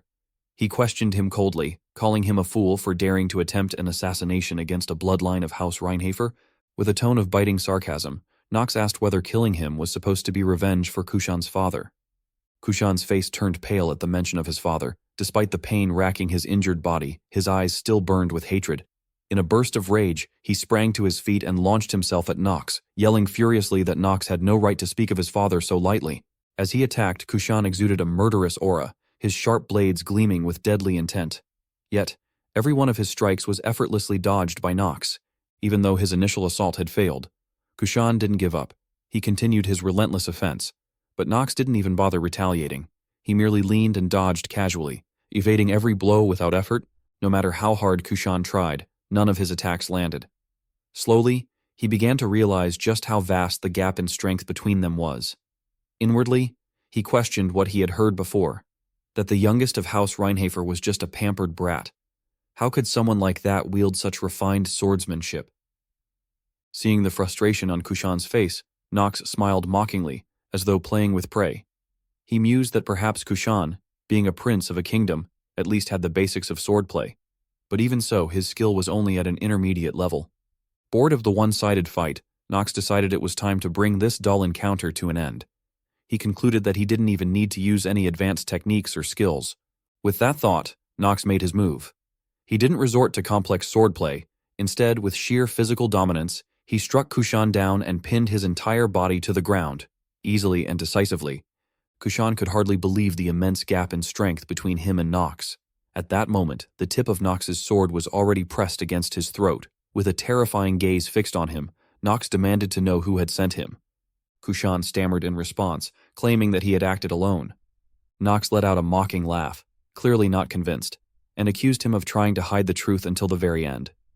He then called for Christopher. Upon hearing his name, Christopher appeared immediately, visibly thrilled to be summoned. His eyes sparkled like stars, and with great enthusiasm, he declared that he had stationed everyone as ordered, and that if it were Nox's command, he would even leap into fire. But Nox found Christopher's excitement irritating and quickly cut him off, issuing his first order, telling him to shut his mouth. His second command was to make Kushan kneel. Christopher responded without hesitation, accepting the order with a loud "yes," and politely asked Kushan to excuse him before moving in to carry out the command. Now completely overwhelmed, Kushan found himself unable to resist and could only remain silent under Christopher's pressure. Nox, noticing the resentment still burning in Kushan's eyes, coldly remarked that he could see the hatred in his gaze. He asked Kushan a question. What did he think had ruined him, the kingdom, and his younger sister? Kushan's expression turned troubled upon hearing these accusations. He remained silent. Nox continued pressing him. Since he refused to answer that question, Nox proposed another. His eyes now filled with genuine anger, he asked whether Kushan truly believed he was sitting in the seat meant for him. That remark broke Kushan's composure. He lashed out, demanding what Nox could possibly know to say such a thing. Nox, who was born the youngest in a noble family and had never carried any burdens. But Nox remained indifferent. He told him that one didn't need to bear a burden to understand it. Then he asked Kushan if he knew why he hadn't killed him yet. It was because there was still some value left in that fated throne he held. Kushan, hearing that, was visibly irritated. He shouted that the throne was worthless and that he had never wanted such value in the first place. Nox, with a calm and composed expression, closed his eyes slightly and stated that regardless of what Kushan wanted, he had been born with that value. If he could not bear it, then who else could stand in that position? Who else could possibly take his place? The barrage of rhetorical questions left Kushan speechless, unable to form a reply. Then, Nox finally made an offer. He told Kushan to become the king of Tahalin, and if he did, Nox would reveal the truth to him. Kushan's face reflected deep confusion, unsure of what to say. Nox went on to reveal one truth first. He claimed he had done nothing to Kushan's sister. Even as he said it, the admission seemed reluctant on his part. The two young women who had been eavesdropping behind them were visibly shocked. Kushan, too, appeared stunned and couldn't believe what he had just heard. Elsewhere, at a gathering of Tahalan's leadership, a seductive dancer was performing in front of the assembled officials. One man asked aloud, why exactly that man, Nox, had come to Tahalan this time. Another replied that no one knew. Even after much probing, they had found nothing. No information had been uncovered. An old man at the table slammed his fist down in anger, declaring it absurd. He criticized the idea of Nox, regardless of whether he came from a great house or not, bringing private soldiers into their land. To him, it was an insult to Tahalan. Though angered, some among them admitted that the situation was difficult, murmuring with resignation that there was little they could do since Theo belonged to House Reinhafer. For now, they said, they had no choice but to simply watch. Before the discussion could come to an end, a sly voice interrupted them. It was the old man Kramzer, who suggested that this might actually be an opportunity for them all. Surprised by his sudden statement, one of the men asked what he meant by that. With a cunning smile, Kramzer responded that it was time to get rid of the prince, and that now might be the perfect moment. Hearing this, those present grew visibly uneasy, yet some began to echo his words, saying that perhaps this really was the right time. Another voice, however, expressed hesitation, suggesting that it still felt a bit too early, unwilling to let his plan be shaken. Kramzer pressed on. He reminded them of the disgrace the prince had shown that day, asking if they all hadn't witnessed it. Some of them questioned him, asking if by disgrace he meant the moment the prince had knelt. Another agreed, remarking that it was indeed shameful for a prince to kneel before a mere noble. To ignite the crowd further, Kramzer struck his cane against the floor, his face lighting up with excitement as he exclaimed that the people's discontent had reached its peak and that they should eliminate the prince along with Nox's group. An aura of raw ambition radiated from his entire being. Despite Kramzer's provocations, a few still hesitated, expressing concern about whether it was truly acceptable to kill the youngest son of House Reinhafer. But Kramzer only laughed triumphantly, revealing that he had already poisoned the meal meant for Nox, calling him a scoundrel. He added that the prince himself had claimed he would end his own life. This revelation stirred excitement among the others. They praised the plan, saying they could pin Nox's death on the prince and use the resulting chaos to spark a war. A brilliant scheme, they called it. Laughter filled the room as more voices joined in, hailing Kramzer as a mastermind. Overwhelmed by their praise, Kramzer laughed uncontrollably, basking in their admiration. Far off in the shadows, a figure who had been there long enough to overhear everything stood still. Someone who had witnessed the entirety of their wicked scheme. That figure was Nox. He now stepped forward alongside Kushan. They had heard it all. Turning to Kushan, Nox asked him what he thought about the truth he had just witnessed firsthand. Kushan, now fully awakened to the reality before him, looked pale and furious. He clenched his teeth and growled in response, calling it filthy and despicable. At that moment, the scene shifted to what resembled the bottom of the deep sea. Arya was drifting within the confines of her own mind, trapped in a haunting illusion. A familiar and sinister voice echoed through her thoughts. It was Kramzer. He taunted her, asking why she thought the late king and queen had perished, and whether she truly didn't understand why Tahalan had fallen into such ruin. According to him, the blame rested on her incompetent older brother, a coward lacking the strength and resolve to claim the throne. Within her mind, Arya struggled desperately to resist the fear and manipulation that Kramzer exuded. She refused to accept his words and cried out in defiance, insisting that it couldn't be true and accusing him of lying. But Kramzer merely laughed with twisted delight, telling her that everything would be easier if she simply let go. He urged her to leave it all to him, insisting that as a princess, she should remain in a long, happy dream. Before her appeared an illusion of her family, together and joyful, an image of the past that no longer existed. Yet this vision was nothing more than a false construct, a mental trap crafted by Kramzer to imprison her within a dream. Her face had grown pale and lifeless as if she were on the verge of surrendering. In her despair, she thought that even though she knew this was a meaningless illusion, she couldn't move her body or even speak. A single, painful question echoed through her mind. Was this truly the end? But just as her will was beginning to crumble, a voice rang out through the silence of her mind, calling her name. Arya Adrian, can you hear me? The unexpected voice jolted her awake from the false dreamscape. Desperately, she looked around for the owner of the voice, asking who it was. Although she had no idea who was speaking, She cried out in desperation, pleading for help, for someone to get her out of that place. The voice responded, telling her that if that was what she wanted, they would do it. They had planned to intervene anyway.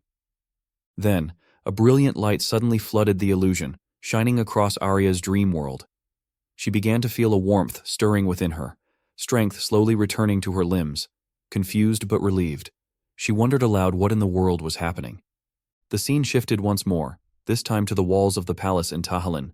There, Kushan knelt before Nox, guilt written across his face as he confessed his faults.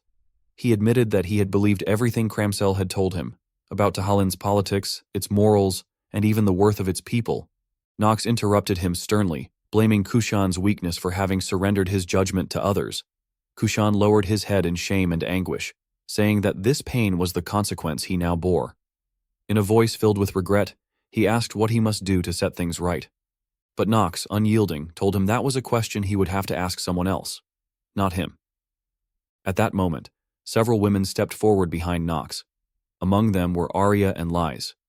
Arya's expression was bright and alive again, a clear sign that Lies had helped free her from the illusion created by Kramser. When Arya saw her older brother again, she gave him a radiant smile, one she hadn't shown in a long time. Kushan, startled and moved by the sight of her restored spirit, quickly stood up, grasped her small hand and asked if she was truly all right and what had happened. Nox answered for her, explaining that she had been under Kramser's brainwashing. The revelation shocked Kushan, who repeated the word in disbelief. Brainwashing? No way! But Nox affirmed it firmly. He said that Kramsel was not just manipulative. He was a demon, a devil. Kushan wanted to reject the idea, but suddenly, fragments of memories, long buried and suppressed, rushed back to him. The confusion and force of it all sent waves of pain through his head. Seeing this, Nox calmly explained that Kushan too had been partially brainwashed. As the truth returned to him, the illusion shattered bit by bit, causing the splitting headache. But Nox assured him that if he waited a while longer, the pain would ease, and he would come to understand what he truly needed to do. Just as those words left Nox's mouth, something unexpected happened. Kushan sensed a presence behind him. When he turned around, Lise was already there, her eyes blazing with fury. Without hesitation, she struck him hard across the face. She shouted at him with righteous anger, warning that if even now he failed to make the right decision, she would hang his head on the royal tower. Upon hearing the accusations, Kushan remained silent, merely listening without offering any rebuttal. Lise, overwhelmed with fury, continued to shout that it was because of Kramsel's tyranny and Kushan's weakness that things had come to such a tragic end. Standing nearby, Nox quietly reflected to himself that her reaction was to be expected. Everything, he thought, had stemmed from Kramsel's machinations. That man, once the royal court magician, had manipulated the kingdom through regency and brainwashing. But beneath that facade, he was, in truth, a demon whose ultimate goal had been to resurrect Gremory, one of the 72 demons. Through his control over the king and queen of Tahalin, who had been brainwashed, Kramsel incited them to act against the royal family. This enraged the Archheim Empire, which, following Kramsel's plan, ordered the Reinharbor family to directly subjugate Tahalin. In the end, it was through the ruthless efforts of Theo, Rodwell, Christopher, and the Black Sword Knights that the king of Tahalin, and countless others, lost their lives. To Nox, the revelation of these truths had been deeply shocking when he first uncovered them. He now saw that Liza's rage and Kushan's frailty were mere consequences of that greater tragedy. After a moment lost in thought, Nox finally spoke, telling both of them that they had experienced the same pain. He reminded them that in war, there were no true winners or losers. No one could be entirely defended, nor wholly blamed, but he urged them not to misplace their resentment. Lise, however, was not ready to listen. Angrily, she shouted at Nox that it was too late, that Kushan had still not found the resolve to act. If he had had even a shred of courage to seize the throne, Saren and the children might still be alive. Nox, undeterred, gently insisted that even if it was too late, people could only grow by reflecting on the past. He encouraged her to move forward, even if the reality they faced was grim and miserable. Lise was unexpectedly moved by his sincere words. In that moment, she saw the shadow of an old friend in Nox, almost as if that friend were standing before her again, speaking those very same words. Overcome with emotion, Lise began to sob, and in her heart she admitted to herself that she had known it all along. Kushan was just like her. They both carried the helplessness of losing everyone they loved, the unbearable weight of that loss. They had wanted to run, to hide, to vanish from the world. But even so, there was still something they had to protect. At that moment, Kushan was filled with intense regret.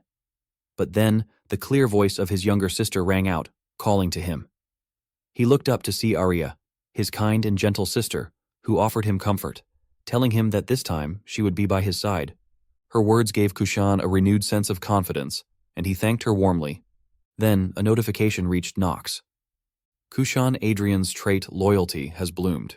Kushan Adrian's loyalty to Nox von Reinharber has sharply risen to 100. Now Kushan Adrian will show unshakable, eternal loyalty to the player. With their resolve restored, both Kushan and Lise regained the confidence and faith they had once lost. In their hearts, they swore they would no longer run away from their past. Nox, upon receiving this confirmation, smiled with quiet satisfaction. In his mind, he thought that it was done. He had successfully secured both Kushan Adrian and Lise. Now, they would become two of his most reliable units. Just like with Marin, he would help them grow stronger. After her inner turmoil and the moving words she had heard, Lise finally spoke up. She thanked Nox, saying that her anger had finally found its rightful direction. He didn't seem at all like the man she had heard about in the rumors. Arya also expressed her gratitude, calling Nox her brother's savior and thanking him for saving her as well. Nox, ever humble, responded that he had only opened the path. They had walked it themselves, and just as he was about to continue, his words were interrupted by the sound of loud voices rising from the city. The crowd was shouting in unison. Let's depose the incompetent Prince Kushan and usher in a new era. Let's crown Lord Cramsel as the new king. Nox's group stood above, observing the scene unfold, yet Nox himself showed no sign of concern. Instead, a crooked smile formed on his face as he remarked with a dark glint in his voice that it was far too early to be receiving thanks. What awaited them now was the true war, a war against their real enemy. Meanwhile, the crowd below, manipulated and incited by Cramser, had fallen into chaos. In a frenzy, they shouted slogans in unison, declaring that there was no kingdom worth handing over to an incompetent prince and princess. They demanded that the royal siblings be found immediately and cried out that only one man could save them, Lord Cramser. Watching the riled-up mob, Cramser looked down with a twisted satisfaction. The image of these manipulated people stirred old memories in him. Specifically, the day he was first given an opportunity, a voice had once echoed within his mind, questioning how long it had taken him to reach this moment. That voice had told him that while a rare few were born with great talent and noble lineage, most people never got to experience such a life. It had sneered that barren talent was like barren land, useless, and that he was just a low-born child with nothing to his name. The voice had seen the hunger in his eyes, but mocked that his low birth and petty talent would forever be a curse. It warned he would wander endlessly, never achieving his goal until he was eventually buried by time itself. This is not fair, the voice had insisted. Opportunity must be given equally. And so it had offered him a chance to rise above his worthlessness, even if it meant stepping over others, even if it required selling his soul. That day marked the beginning of his transformation into a venomous serpent who would go on to control all of Tajaline. And now, Cramser believed that his desperate prayers had finally borne fruit. With the great power bestowed upon him by Lady Gremory, he would not just become someone special, he would seize the kingdom for himself. Back in the present, some of the royal officials were scrambling to locate the prince. They frantically called out, asking whether he had been secured and urging others to find him immediately. But before the search could escalate, Kushan calmly stepped forward and declared that there was no need. His sudden appearance caught Cramser off guard. Unshaken, Kushan looked him straight in the eye and asked what he was doing. There was something in Kushan's gaze, his presence, that made Cramser instinctively wary. It was a dangerous shift, one he couldn't ignore. Staring at the young man, Cramser found himself troubled by what he saw. It was strange. That same prince, once broken and consumed by vengeance, had always seemed a pitiful wreck. Just moments ago, he had been a coward, curled in on himself and unable to shatter his shell. But now, what was this new aura radiating from him? Then it struck him. The brainwashing that had bound the prince and princess had worn off. He couldn't help but wonder, what in the world had happened? Before Cramser could finish that thought, Kushan began to speak again, confronting him directly. He reminded Cramser that he had once trusted him like family. Yet in the end, Cramser had not tried to protect the kingdom of Tahalin. Instead, he had only ever sought to steal the land that Kushan's father and ancestors had built. Despite the accusations and the exposure of his true intentions, Cramser remained unbothered. With a smug smile that he made no effort to hide, he responded condescendingly. He claimed that His Highness still failed to grasp the reality of the situation. He mocked Kushan for wasting the past 2 years and pointed toward the furious crowd, insisting that the citizens now stood behind him, enraged by the prince's incompetence. Did Kushan no longer have the eyes to see the sorrow in their faces? Even the late king, Kramser added venomously, must surely be cursing his son from the grave. And as the two men clashed in words, the crowd's roar did not cease. The chants and protests continued, echoing through the streets with unrelenting fury. Kramser was inwardly delighted, thinking to himself that, at this rate, the furious crowd would kill the prince and he wouldn't even have to dirty his own hands. However, just then, Nox intervened. Although he claimed he wasn't particularly fond of meddling in another family's affairs, he asserted that there was one thing he had to point out. The moment Nox's voice rang out, everyone present froze in place. Standing atop the fortress wall with a bright smile, he began to openly criticize them. Referring to various individuals as mere clowns, Kramser and his faction were caught off guard, feeling insulted. Gritting his teeth in anger, Kramser inwardly cursed Nox, dismissing him as a brat emboldened by a fortunate bloodline and a dangerously inflated ego. Still, outwardly, he looked up respectfully and addressed him as Nox von Reinhofer, questioning what business the esteemed heir of House Reinhofer had with him.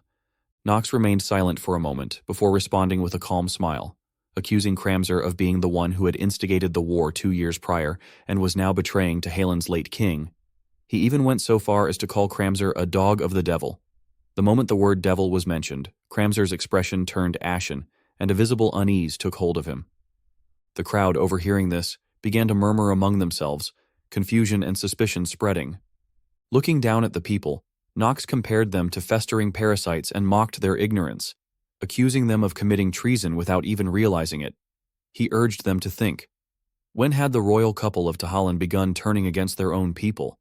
When had relations with the Arkheim Empire started to deteriorate? It had all begun, he reminded them, after Kramser had taken his position as the court mage. As Nox's words exposed long-buried truths, the attending nobles began to look at Kramser with eyes full of doubt. Strangely, the crowd also began to feel something was off. Suppressed memories started to resurface, accompanied by splitting headaches. Confused voices cried out, wondering what was happening to them, some even clutching their heads in pain, saying it felt like their skulls would burst. Witnessing this, Kushan realized the horrifying truth about how widespread the brainwashing was. He thought to himself that the headaches were a sign the mind control was breaking down. Not only had Kramser brainwashed him and his siblings, but he had also manipulated many nobles. Seeing the tide turning, Kramser panicked and hastily tried to justify himself. He warned them not to be deceived, accused Nox of being the one who truly brought down Tehalen, and questioned whether they would really believe the words of House Reinhofer. Demanding proof that he was aligned with the devil, he threatened Nox, claiming he couldn't guarantee his safety if such rumors continued. Nox responded with a scornful tone, mocking the word guarantee as amusing. Without hesitation, he leapt down into the crowd below. This reckless act caused both May and Christopher to panic, warning him that it was dangerous and that enemies awaited him below. Yet despite descending from such a height, Nox landed unharmed. He turned to his worried companions and dismissed their concerns, saying that the situation was, in fact, the opposite of dangerous. He pointed out that although he had come down alone, not a single one among the armed crowd dared to strike him. He condemned them for being deceived by Kramser's empty promises of eternal wealth and for exploiting the common people. As he spoke, he unsheathed his sword, and a surge of purple aura radiated from him. Enraged by the insults, the crowd's fear turned into fury. They shouted back, demanding to know how someone from House Reinhofer could dare say such things, and questioning his right to judge them. One particularly foolish man among them decided to act, shouting that Nox was alone and that if they killed him now. However, Nox merely looked at the man like he was a fool, not even bothering to acknowledge him. In the next instant, his blade sliced cleanly through the man's torso. Blood sprayed out around them as Nox spoke coldly, declaring that if someone had drawn their sword, then they had better be ready to be cut down. The others recoiled in fear, panicking as one of them exclaimed that he had really killed him. Another shouted in outrage, saying that even if Nox was from House Reinhofer, such interference in the kingdom's affairs was unforgivable. But Nox stood firmly, resting his sword upright before him, his gaze fixed on the cowardly crowd. He told them to understand clearly who it was that had pointed their sword at him, and more importantly, who it truly was that had blinded their eyes. Kramser, watching the scene unfold, was furious. yet he didn't dare act recklessly. Then, Nox turned and called for Kushan. The latter immediately descended in response to the command. With a calm but commanding tone, Nox told him that a new king would be born into Holland tonight, and that he was to show it with his own hands. Kushan nodded without hesitation and answered, "Of course, Sir Nox." Without delay, he rushed toward the nearest enemy and began slaughtering them. The clash above triggered a powerful explosion, sending shockwaves through the lower levels of the city. The citizens below were thrown into confusion, unable to comprehend what was happening. Seeing the battle erupting above, Lise realized this was the signal they had been waiting for. She turned to her allies and cried out that the time had come. They were to attack. With that, her group charged forward and began cutting down those loyal to Kramzer. The entire area was soon plunged into chaos, turning into a battlefield of carnage and madness. Kramzer, like the coward he was, stood off to the side in irritation, shouting that lowly scum dared to act against him. But what unsettled him more than anything else was the terrifying strength of Nox's subordinates. Alina and May hurled enchanted potions from a distance with relentless precision. Christopher remained at the vanguard, leading the charge with unwavering might, while Princess Arya stood behind him, casting spells in support. Kramzer's face grew pale as sweat beaded down his temples. Panic set in, and he muttered to himself that the situation was turning dire. They needed to regain the upper hand somehow. Just then, his eyes locked onto Jitri, who was fighting alone. Seizing the opportunity like a true coward, he launched a surprise magical attack aimed at killing her. Jitri, unaware of the incoming danger, didn't react in time as the spell closed in. But in that critical moment, Nox intercepted the attack. He stepped in between them and blocked the incoming magic just in time. He now stood protectively before her, his eyes locked on Kramzer, no longer dismissive, but alert and serious. After all, the one standing before him now was no mere man, but a true demon. At that moment, Jitri realized she was safe and immediately grew concerned for Nox, who had taken the attack in her place. Nox, however, simply turned to her and instructed her to step back for her own safety. Meanwhile, Kramzer was seething with rage. Internally, he was in disbelief, unable to accept that his magic had been shattered with a single strike. He fumed at the thought that someone he considered a disgrace to House Reinhafer had managed to defy him so effortlessly. The other men allied with Kramzer found themselves in peril as they were being hunted down. In desperation, they ran toward him, pleading for his help, but Kramzer had no intention of saving them. With a snarl, he unleashed his magic upon his own subordinates, shouting at them to get out of his way. A wave of demonic energy erupted from him, spreading terror across the field, accompanied by the anguished screams of those who drew near. Witnessing this horrific act, Kushan cried out in shock that Kramzer was attacking his own allies. Standing beside him, Lisa's face was filled with dread as she pointed out that a portal was forming. He was trying to escape. She insisted they had to stop him. Just as Lise had realized, Kramzer was indeed attempting to cast a teleportation spell to flee the scene. Inwardly, panic began to rise within him. He believed that if he could retreat and regroup, he might still stand a chance against Nox. But his escape plan was thwarted. A beam of magical light suddenly shot toward him at incredible speed, slicing through the air like an arrow. When it collided with the teleportation circle, it exploded on impact. Kramzer's face twisted in fear and disbelief as he questioned aloud what was happening to the portal. On the opposite side stood Nox, watching with a scornful smirk. He mocked Kramzer, questioning if that was truly the skill of the famed court magician. Magical energy still gathered in his hand, ready for another long-range attack, as he sneered at how sloppy and pathetic Kramzer had become. Sweat streamed down Kramzer's face as he anxiously wondered whether Nox had actually reverse-engineered his magic circle just by observing it.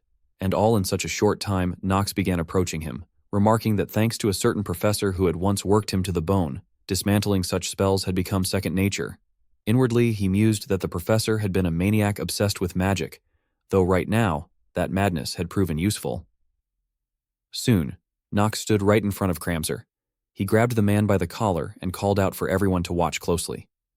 What he was about to do, he said, would be undeniable proof that this man was, in fact, a demon. He immediately began casting a spell to expose Kramzer's true demonic form. Realizing the danger, Kramzer screamed for Nox to stop, but it was already too late. Nox's mana surged into Kramzer's body, causing his veins to rise and darken, black mist to seep from his skin, and his eyes to turn a terrifying shade of red and black. He coughed up blood, a sickening dark fluid that only demons bled. The onlookers were stunned. Someone cried out that his mana was backfiring, and another gasped at his monstrous form. The truth was now evident. Court magician Kramzer was a demon. Nox didn't hold back his contempt, declaring Kramzer a vile piece of trash. and adding that those who had followed him were even worse. Exposed and enraged, Cramser tried to fight back. He cursed Knox, calling him a disgrace to Reinhafer. Then, with a twisted expression, he revealed the name of the demon he served. Gremory, one of the 72 demons and a Grand Duke, he proclaimed himself Gremory's most loyal servant and warned that once Gremory found out what had happened to him, they would all suffer. But Knox didn't let him continue. Without a word, he thrust his dark sword straight through Cramser's chest. The demon screamed in agony, his voice rasping as the blade pierced through him.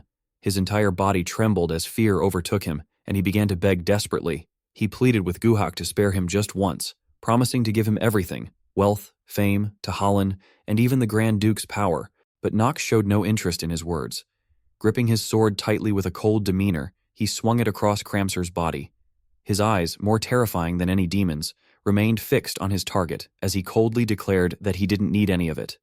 Cramser's body was split in two and began to dissolve into the air, vanishing without even the chance to scream. Despite having known what was coming, Kushan was still deeply shaken upon witnessing the horrifying scene. Standing beside him, Knox calmly explained that Gremory was a devil, who in exchange for granting demons overwhelming power, claimed both their bodies and souls after death.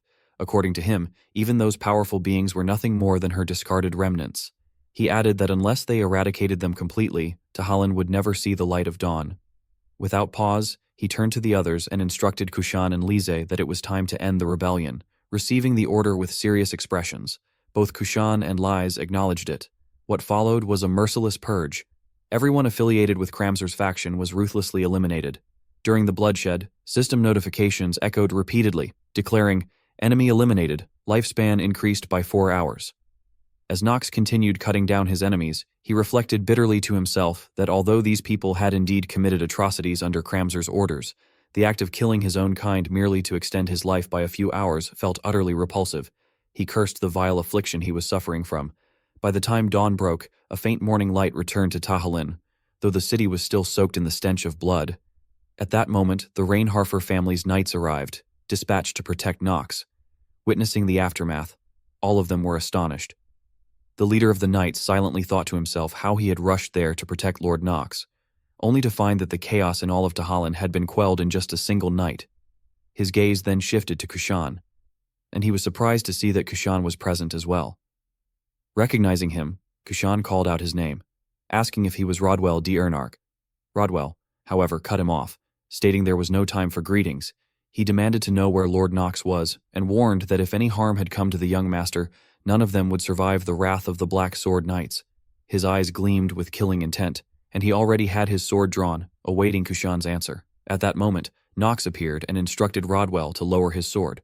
Upon seeing him, Rodwell immediately called out his name in relief, exclaiming that the family had been very worried. Knox responded dryly, saying that he could tell, especially considering how many Black Sword Knights had been dispatched. Rodwell replied that it was only proper to bring elite troops when it came to protecting the bloodline of House Reinhafer. Upon hearing those words, he questioned the man before him, asking whether he hadn't considered the consequences. He couldn't believe this was something his father would have done. Surely this decision had been made solely by the man himself. If any punishment were to come from it, he instructed the man to simply say that it was he, Knox, who had summoned him and left him with no other choice. Rodwell, clearly moved by Knox's attempt to protect him, seemed emotionally shaken for a brief moment. But regaining his composure, he calmly clarified that it had indeed been the patriarch, Knox's father, who had made the decision. Knox, caught off guard by this revelation, expressed his surprise, to which Rodwell confirmed once more that it was true. Hearing such a firm answer, Knox found it hard to believe and silently questioned whether Theo had really done that. It was unexpected. Then, Rodwell asked Knox why he was with Prince Kushan. Before Knox could respond, Kushan himself stepped forward and answered that it had been his decision. He struck his chest with a clenched fist, symbolizing his loyalty, and declared that Lord Knox had saved the kingdom of Tahalin. To him, being pulled out of that hopeless pit by Knox was akin to receiving a divine blessing, something he could never repay even in a lifetime. With those words, he dropped to his knees and humbly offered his loyalty to Knox. Knox, visibly pleased, let out a laugh and remarked at the irony of it all. The king of Tahalin pledging allegiance to someone considered a disgrace of House Reinhafer, he then asked Kushan whether he could endure the mockery that might come from his people because of this decision. Kushan, without hesitation, affirmed that he could. His loyalty, he said, was not to House Reinhafer, but to Knox and Knox alone. At that moment, Lise also stepped forward and voiced her agreement, turning to Princess Arya for confirmation. Arya, standing beside her, smiled gently in response, silently affirming her support. Observing this newfound group of allies, Nox smiled to himself, mentally noting that 3 units were now secured and that everything was progressing smoothly. Meanwhile, standing behind them, Rodwell watched Nox's mature figure in silence, reflecting inwardly. For a long time, he admitted, he had harbored a faint sliver of doubt about the young master. But now, that doubt had vanished completely. Witnessing Nox take responsibility for the actions of his subordinates and gradually earning their unwavering loyalty, Rodwell felt certain. The young master, before they had even realized it, was beginning to embody the presence of a true sovereign. But just then, a red alert rang in Nox's ears. A short-term negative trait had been activated. The trait labeled Dead Count was now in effect. Immediately, his body weakened significantly, nearly causing him to collapse. Another notification soon followed, informing him that his physical abilities had decreased by an additional 5%. The system explained that the trait would only be removed once his remaining lifespan increased by more than 30 days. Eyes wide and lips trembling, Nox held a hand to his mouth and wondered why the negative trait had activated when his remaining days were under 10, but now required over 30 days to be removed. A sarcastic thought crossed his mind. Should he have filed a complaint to the developers asking for a patch? Noticing his unusual expression and unstable condition, Jitri grew alarmed and cried out in concern, asking if he was all right. Though clearly weakened, Nox forced a smile and reassured her not to worry. Deep inside, however, he reminded himself that soon his remaining lifespan would increase significantly, and the one he awaited was the real demon, the being responsible for turning this place into a twisted and manipulated domain.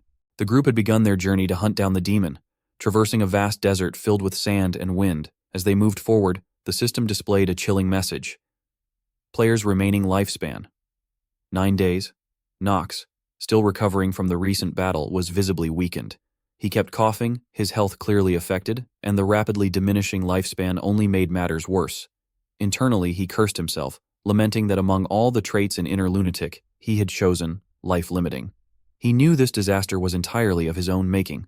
Sweat dripped down his face as he muttered silent profanities.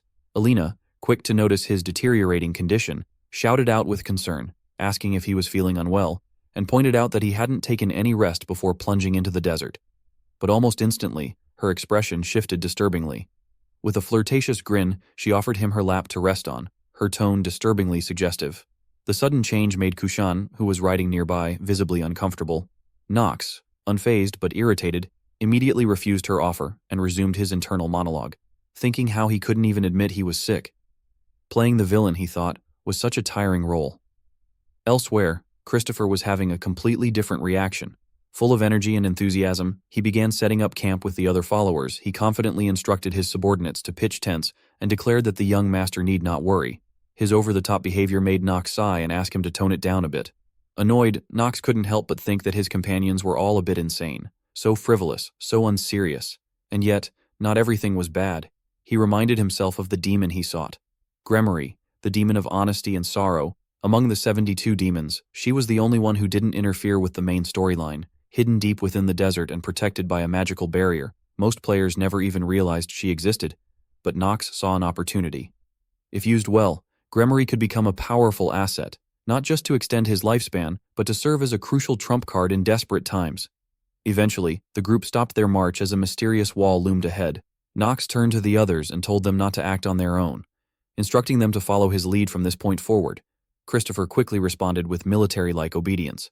Kushan echoed the sentiment, reaffirming his loyalty to the young master, Alina. Cheeks flushed and tone dripping with affection, eagerly promised to obey whatever Nox desired. Nox paid her no mind. Focused, he began casting a spell. Advanced Barrier. As expected, the presence of Gremory was confirmed. She was indeed hiding within. He turned to Alina and asked if she could activate the magic. Her face lit up with joy as she confirmed she could. Closing her eyes, Alina began chanting, "Gnome, Earth Spirit and Fairy, answer your master's call in this place." A radiant light shimmering like a rainbow began to emanate from the point where her magic was cast. At that moment, the system also began to reveal more details about Alina herself. Alina is a 21-year-old half-elf whose main elemental affinity is wood. She is known for her cheerful demeanor, often radiating positivity in any situation. A genius in potion-making and a prodigy in the spiritual arts, Alina possesses an open-minded nature that allows her to embrace new ideas with ease. She has recently awakened the blooming state of the law of spirit contract, hinting at her growing potential. Despite her talents, Alina often displays a dreamy, air-headed disposition, accompanied by a naive charm that makes her both endearing and unpredictable. She tends to fall in love easily, swept away by emotions without much thought. However, her innocence is paired with a lack of awareness about the world around her. Adding to her flaws, Alina is also known to indulge in alcohol a bit too freely, which sometimes leads to irresponsible behavior. At that moment, everyone was able to witness Alina's true potential. Above her, a radiant light believed to be from a spirit began to shine, illuminating the entire surrounding area. Simultaneously, the system issued a notification indicating that the unit would receive additional buffs when contracting with wood-type spirits. Nox then began to explain certain aspects of the game lore. Inner Lunatic. According to him, the game offered various combat styles and corresponding traits. Among them, Spirit Arts stood out as a special ability. While it lacked firepower, it required extremely high stats, which made even seasoned players reluctant to use it. Nox believed that if Alina were developed with Spirit Arts as her subclass, she could potentially grow into a prodigy. This was the reason Alina had been one of his favorite units. In terms of raw stats, Liz's Fire Element Spirit Arts were stronger, but in this desert, where fire elements were difficult to use effectively, Alina had the advantage. He also noted that Liz would become more useful once he unlocked stats related to Spirit Arts. At that point, the green light above Alina began to concentrate, forming a small orb, signaling the near completion of the spirit summoning ritual. The system then confirmed the contract. Contracted Spirit. Gnome. As the light dispersed, it revealed a pure white, adorable gnome. Christopher, intrigued, sat down and watched the newly summoned spirit with fascination.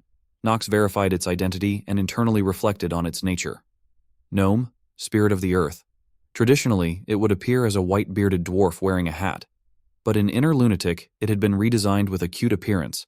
Having completed her task, Alina beamed with joy and spoke playfully, claiming she had done well and affectionately addressing Nox as darling. Nox, uninterested in her antics, began tying a rope around himself to prepare for the next phase of their mission. He eventually turned back and acknowledged her efforts with a brief compliment, saying she had done well now that she was sober. Despite the praise, Alina wasn't satisfied.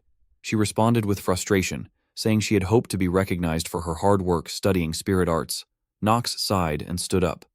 Then, to her surprise, he stepped forward, patted her on the head, and repeated his praise with a bit more sincerity.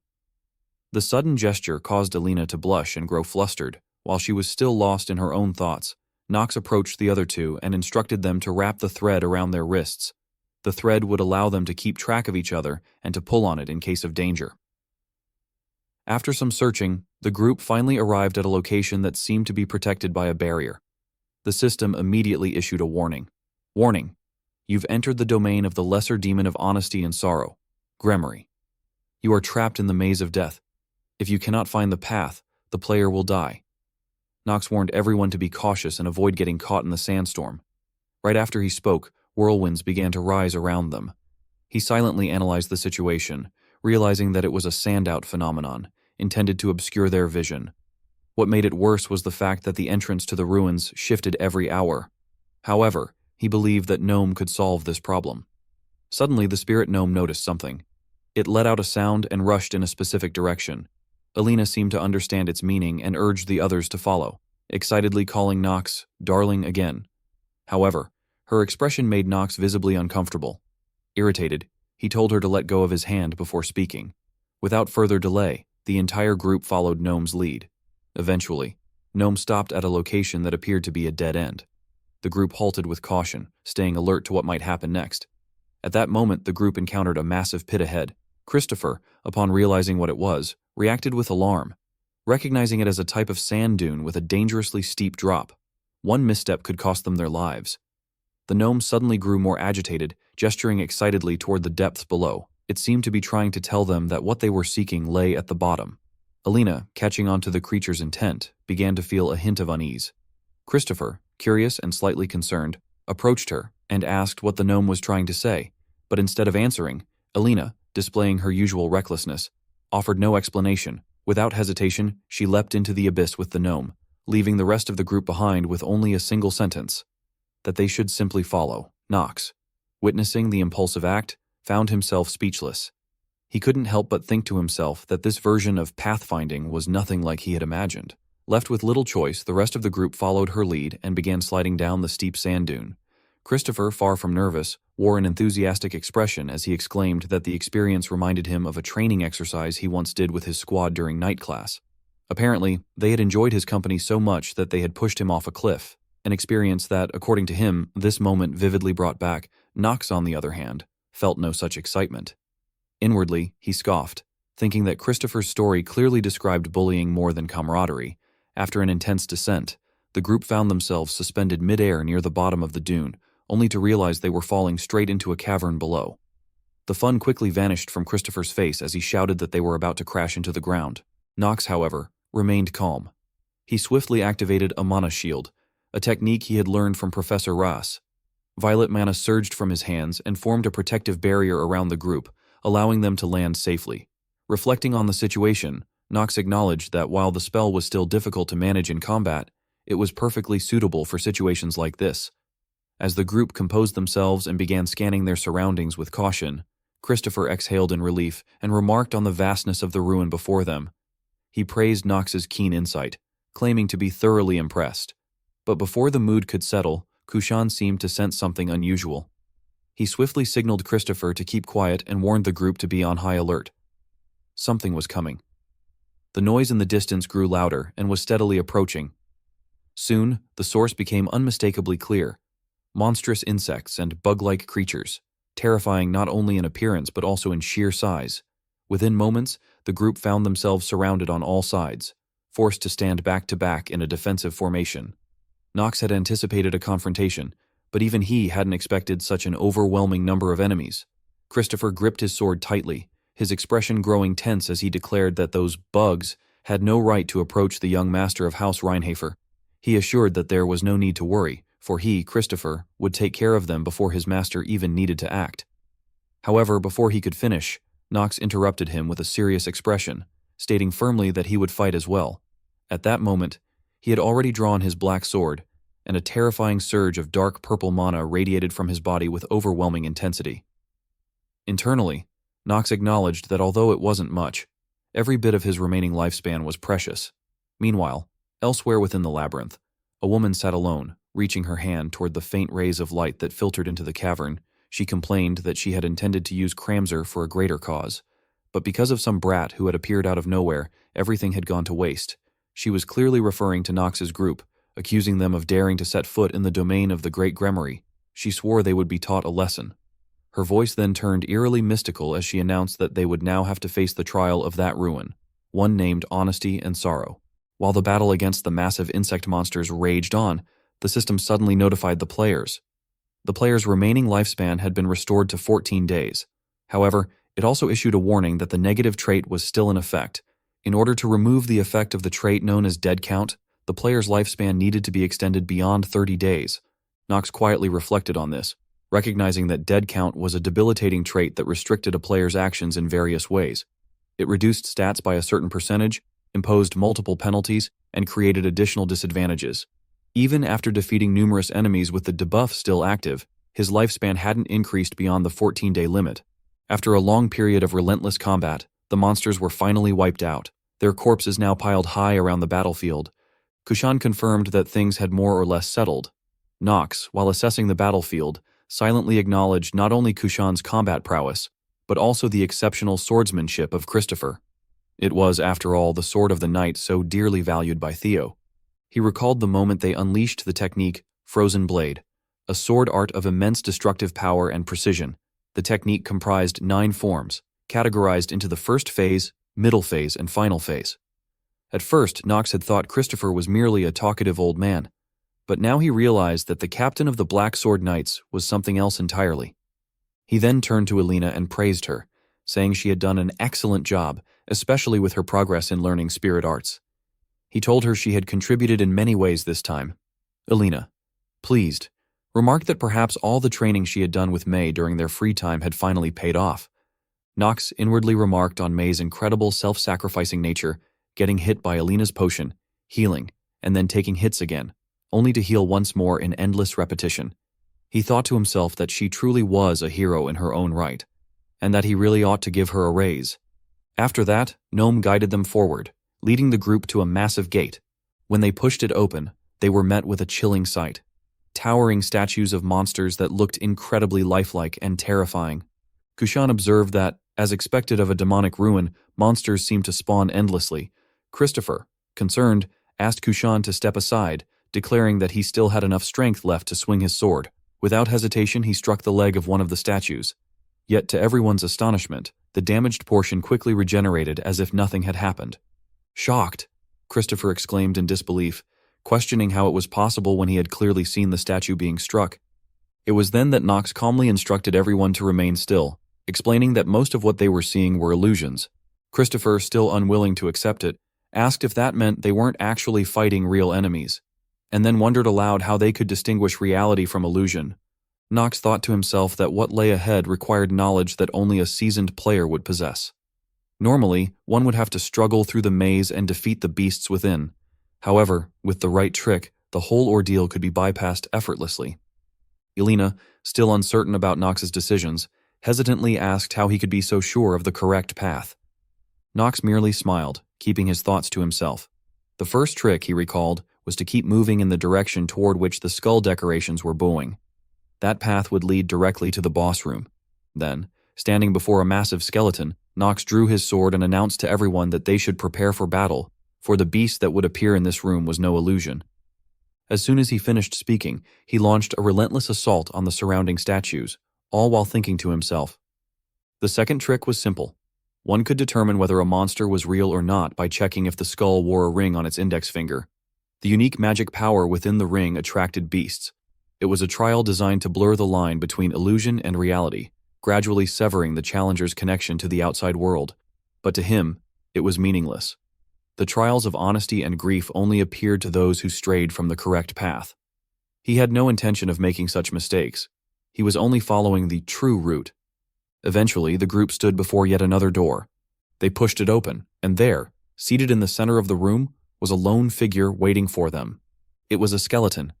It addressed them with a chilling voice, calling them foolish creatures, and declaring that they had finally reached this realm. There was no longer any reason for it to hide.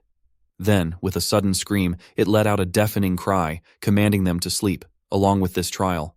At that moment, a thick cloud of dust spread rapidly throughout the room, engulfing everyone. The group fell into panic, their minds racing with fear and confusion over what was happening. Nox, however, remained calm. He assessed the situation with a cool gaze, mentally noting how flashy this so-called final outburst was. Almost simultaneously, a notification from the system appeared, stating that the player had seen through the illusionary scenery. The poison status would be ignored, and no damage would be taken. His eyes lit up with determination. In one swift motion, he swung his sword, cutting through the surrounding dust. His voice rang out clearly and forcefully as he shouted that enough was enough. He declared that it was time to end these meaningless, boring trials, and demanded the being to rise. The skeleton appeared enraged. It let out a dreadful laugh and remarked that an interesting kid had entered. It acknowledged that Nox's defeat of Cramser had not been a fluke after all. Those who had accompanied Nox were visibly shaken by this revelation. In their panic, they stammered and questioned aloud whether this could truly be what they feared. Nox answered them with composure. He confirmed that it was exactly as they suspected. This was Grand Duke Gremory, one of the 72 demons, the very beginning and the end of the tragedy tied to the Tajilan kingdom. The female demon, wearing a twisted smile, expressed her fascination. She admitted that he was the first human she had seen in these ruins who hadn't succumbed to her illusions. She was genuinely curious about how he had done it.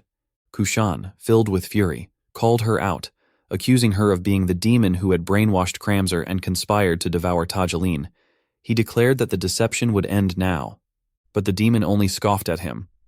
With a mocking tone, she questioned his use of the word deception. She reminded them of her nature. She was the demon of honesty. As long as humans existed, and with them, the divisions of class, the downfall of Tajilan was no lie. Reality, she said, was often more cruel and devastating than any illusion. All she had done was reveal the truth and the natural order that resided within her. Then she addressed him directly, calling him Little Prince. Kushan lost his composure and demanded to know why such a thing had been done.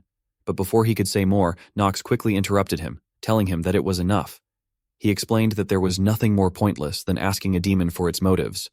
With a mocking smile, he added that perhaps it was because of resurrection. The demoness, beautiful and composed, responded with a gracious smile, noting how surprisingly knowledgeable the young boy was. Far more so than the prince, she confirmed his guess, admitting that he was right. Knox, seemingly satisfied with having steered the conversation in his intended direction, chuckled inwardly. Then he offered to share even more knowledge, mentioning, almost casually, the archangel who had once sealed the demoness in the past. That revelation visibly stunned her. She asked how he could possibly know that. Knox replied calmly that yes, he was just a human, but one who knew all her weaknesses. Infuriated, the demoness shouted back at him, questioning his smug tone and reminding him of her rank as a Grand Duke. She insisted she could crush a mere human effortlessly, but Knox remained composed. Closing his eyes, he addressed her by name, Gremory, and told her to end the pathetic charade. He revealed that he had known everything from the beginning and had merely played along with her meaningless trials. Then, without hesitation, he cut his own hand, letting the blood flow down his sword. The unexpected action confused and unsettled the demoness, Knox continued, stating that due to her contract with the Archangel, she was unable to harm a human within the final sealed chamber of those ruins. And just as he said that, chains materialized from nowhere, binding the demoness tightly and preventing her from resisting. Thrown down by the chains, she cursed the contract and shouted in frustration, trying to twist the logic, claiming that Knox had attacked her first. The onlookers, witnessing the astonishing scene, could hardly believe what they were seeing. They exclaimed in disbelief that a demon unable to harm humans was unheard of. Suddenly, all the strange behavior made sense. The Grand Duke-level demon had never fought directly but relied on illusions and trials. It became clear that young Master Knox had known her weakness from the start. Now, with the demoness firmly restrained, Knox pointed his blood-streaked blade at her and coldly demanded full cooperation. If she answered everything he asked, he promised to spare her life. His first question was simple: the name of the angel who had sealed her. The demoness scoffed at the request, claiming she wouldn't remember the name of just any angel. But Knox's eyes narrowed, his voice hardened as he recalled slaying a demon like her once, one who had also been too slow to understand their situation. He wondered aloud whether that demon's name had been Paimon, pressing the tip of his sword against her throat. Frightened now, the demoness hastily offered to describe the angel's appearance instead. Knox gave a faint smile, expressing how much he appreciated her sudden willingness to cooperate. He then ordered her to tell him everything she had seen and everything she knew. Despite facing Knox and feeling a deep sense of discomfort, the female demon seethed inwardly, unable to suppress her indignation. How dare he subject her to such humiliation? And yet, something about his tone, his gestures, and especially his eyes. She was certain she had seen them before. A chilling realization crept in. This man was dangerous.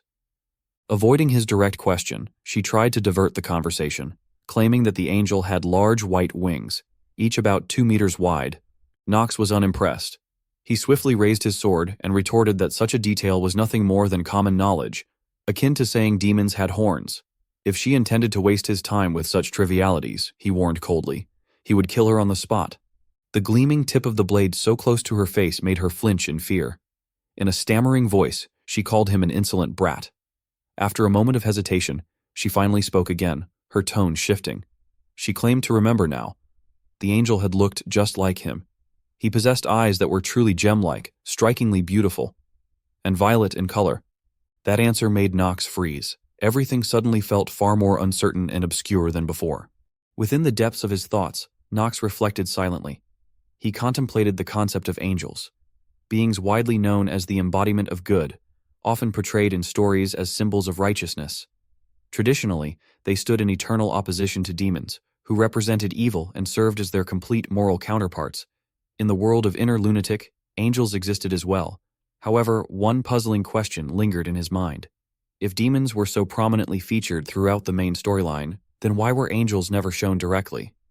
Even when they were mentioned, it was only through hidden references, Easter eggs, or cryptic item descriptions. Driven by curiosity, Knox had dug deep, scouring through documents and in-game texts, until he came to a realization. These beings, these angels, might be tied to a tremendous secret hidden within the lore of Inner Lunatic. What was known for certain was that Gremory had once been sealed away by a great archangel and had remained imprisoned in the ruins for an extraordinarily long time. That fact alone suggested she must know at least something about the nature of angels. Returning to the present, the demoness's voice broke through the silence. She claimed that her memory had returned, that the angel who had sealed her looked remarkably like Nox. She described his gem-like stunning violet-colored eyes, which shimmered with a haunting beauty. Nox, initially expressionless, muttered a simple remark, indicating his understanding, but his demeanor quickly shifted. His face twisted into something terrifying as he raised his sword toward her, demanding whether she meant to imply that her knowledge was ultimately useless. Fear overtook the demoness, and she tried to calm him with a nervous protest, asking if he could perhaps put away the ominous blade.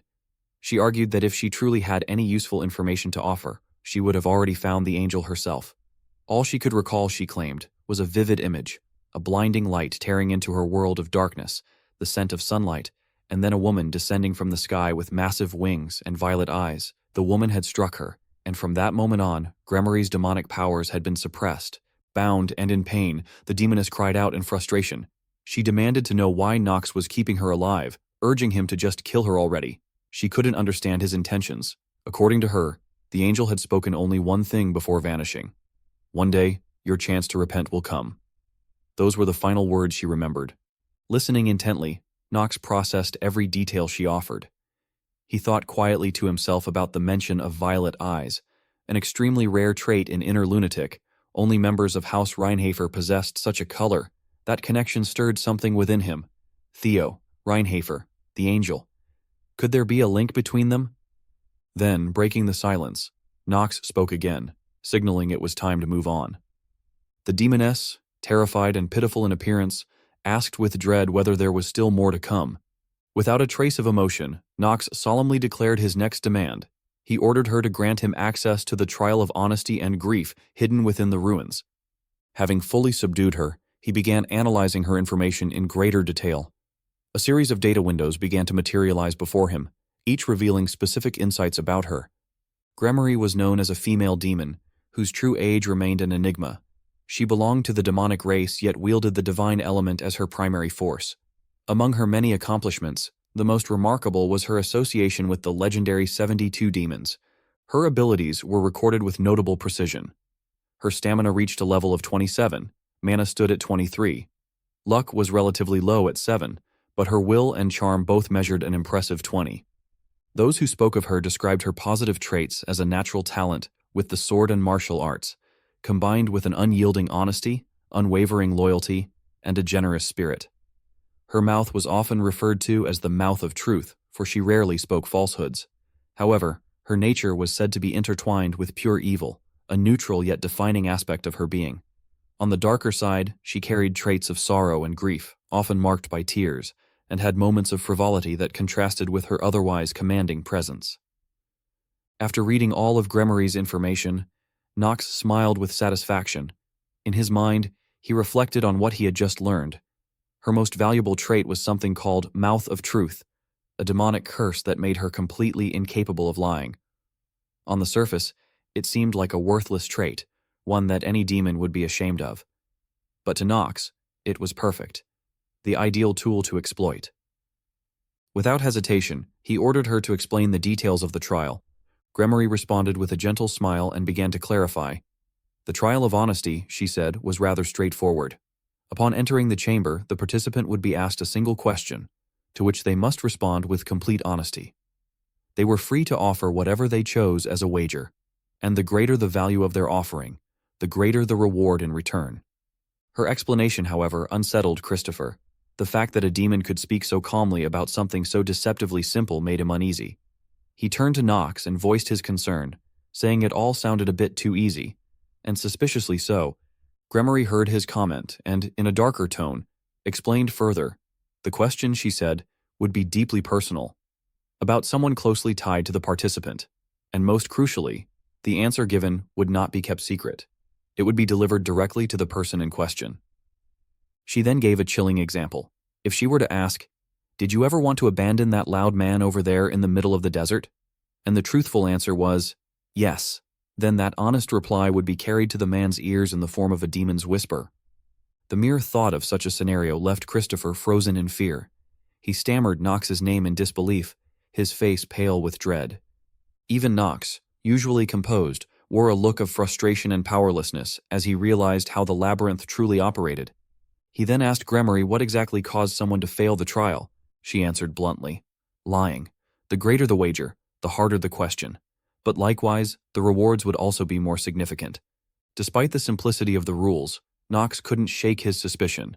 In his mind, he considered the real danger. On the surface, it sounded like an easy trial, but the difficulty wasn't in the question itself.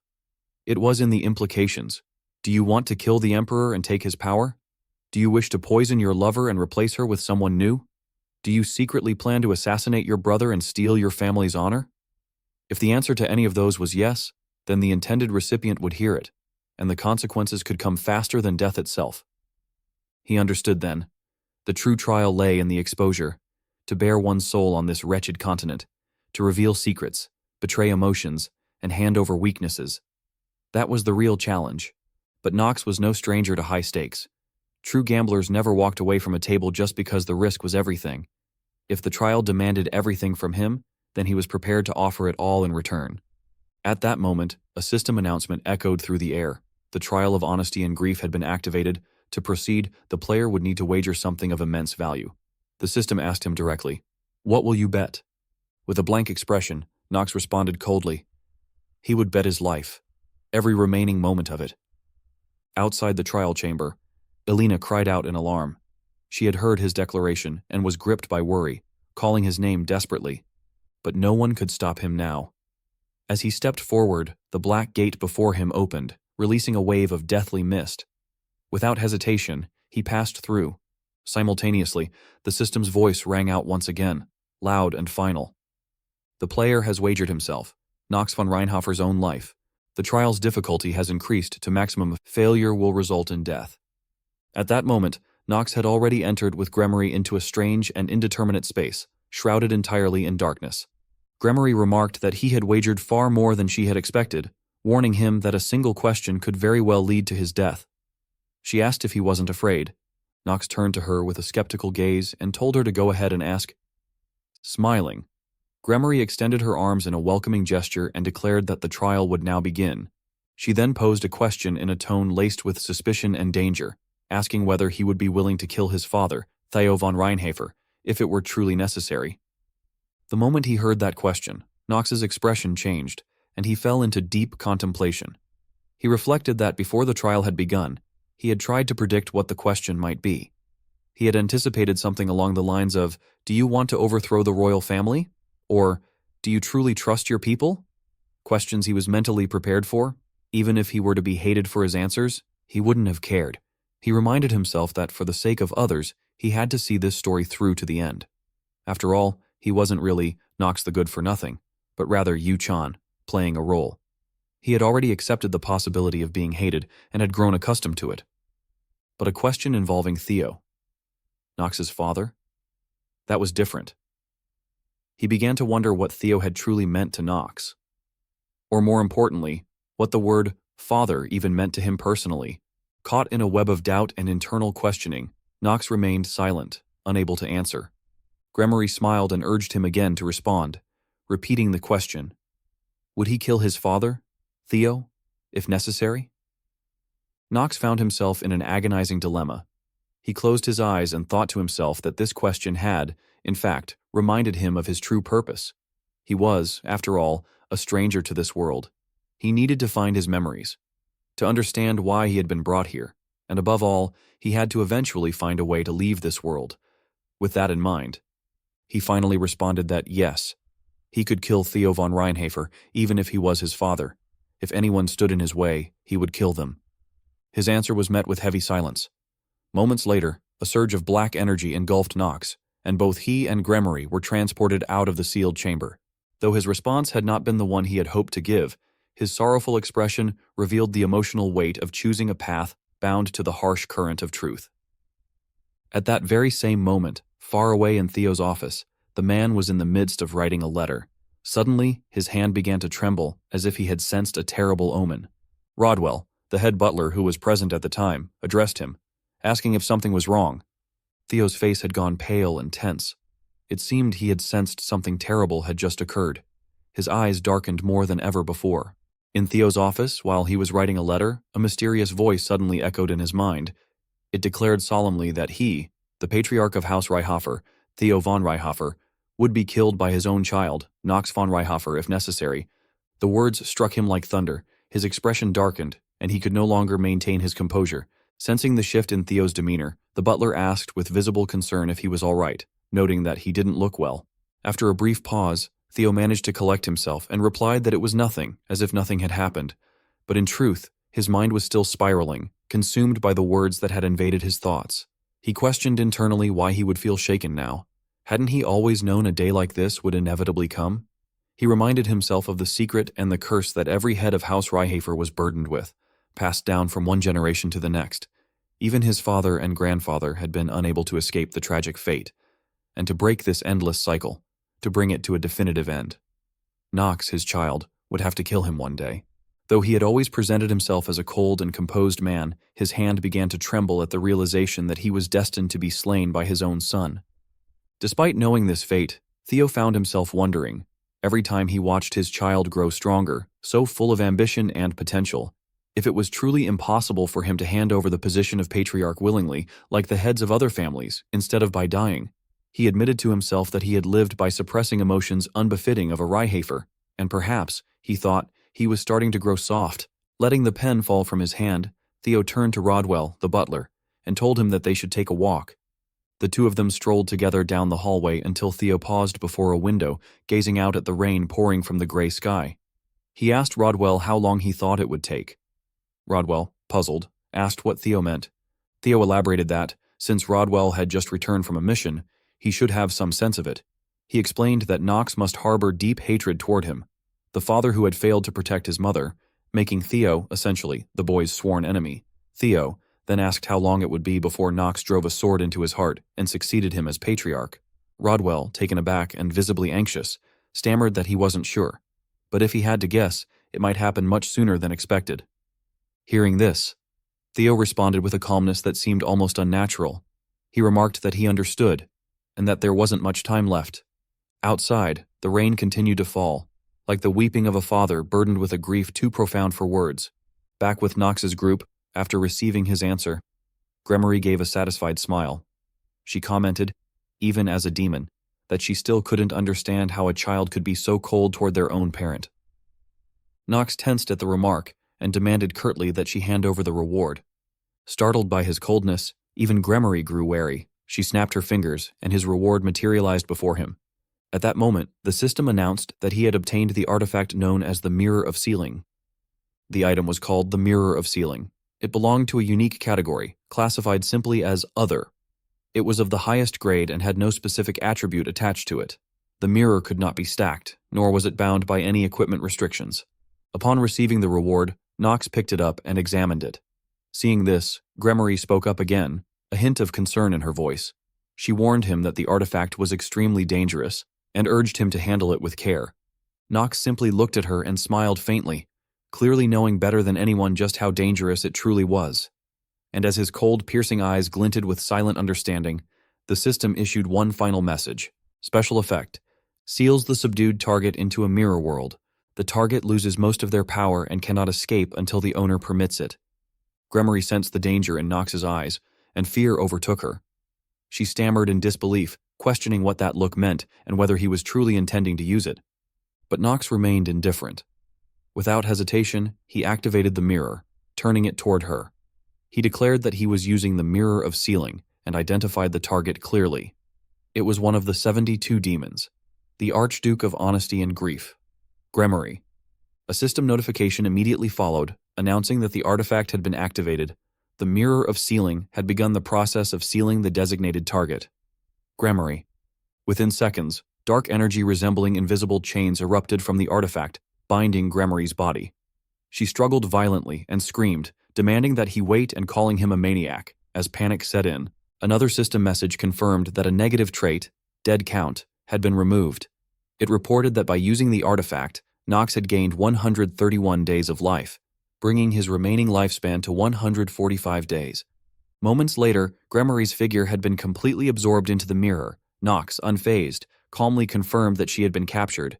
He then handed the mirror to Kushan, telling him that this piece of trash had nearly destroyed his kingdom, and from now on, it would serve as a pawn in their fight against demons. From within the mirror, Gremory howled in fury, demanding to know how he dared to do such a thing to her. Nox ignored her curses and lifted the mirror toward the sunlight. The light irritated her, and she began shouting obscenities from within. Seeing that she had quieted down a bit, Nox smirked and remarked that things were peaceful now. He warned that if she made noise again, he would double the heat next time. Kushan, witnessing the scene, was left speechless by Nox's ruthless behavior. He couldn't help but wonder who the real demon was. Christopher, still concerned, hesitantly voiced his thoughts. He reminded Nox that even if Gremory had been captured, a demon was still a dangerous creature. He questioned whether bringing her back might cause trouble at the estate and suggested that it might be better to dispose of her immediately. Nox brushed off the concern with a simple explanation, stating that as long as no one found out, it would be fine, and that the discussion should end there. Alina came running over with relief and joy. She expressed that all she cared about was Nox's safety, and that if it was something he was doing, she would trust it no matter what. Encouraged by her words, Christopher chimed in as well, echoing the sentiment and saying that they felt the same. Nox, paying no mind to his overly enthusiastic servants, turned inward in thought. He reflected that although Gremory had lost much of her power and wouldn't be of much help in direct combat, she would still serve excellently as a compass for future demon hunts. He noted that the Black Flame Ring granted the most lifespan not from beasts, but from demons, and thanks to Gremory, he had gained enough time to breathe a little easier. He then concluded that it was time to return. The Tajilan rebellion had come to an end with the great reward of his extended lifespan. He had already ordered Kushan, Arya, and Lise to concentrate on stabilizing Tajilan for the time being. Once everything settled down, he intended to integrate all three of them into Eldine as soon as possible. He also considered integrating individuals like Alina and others into Eldine as well. Although each house was officially granted only 3 entry passes, he reminded himself that with enough money, the rules could be bent. After all, that was the true essence of nobility, finding loopholes when needed. At that moment, Kushan, clearly in high spirits, told Nox that he would wait for his orders as previously discussed. Nox responded by saying that was good and promised to send word as soon as he could. Inwardly, however, he admitted to himself that even the mere sight of desert sand now made his skin crawl. He thought that once he returned, he would take a hot bath and collapse into a soft bed. Finally, he could relax a little. After a long journey, Nox and his group had finally arrived at the family estate. However, what awaited him there was something even more terrifying than any demon. The moment he stepped foot inside, the loud voice of a woman called out his name, startling him to the core.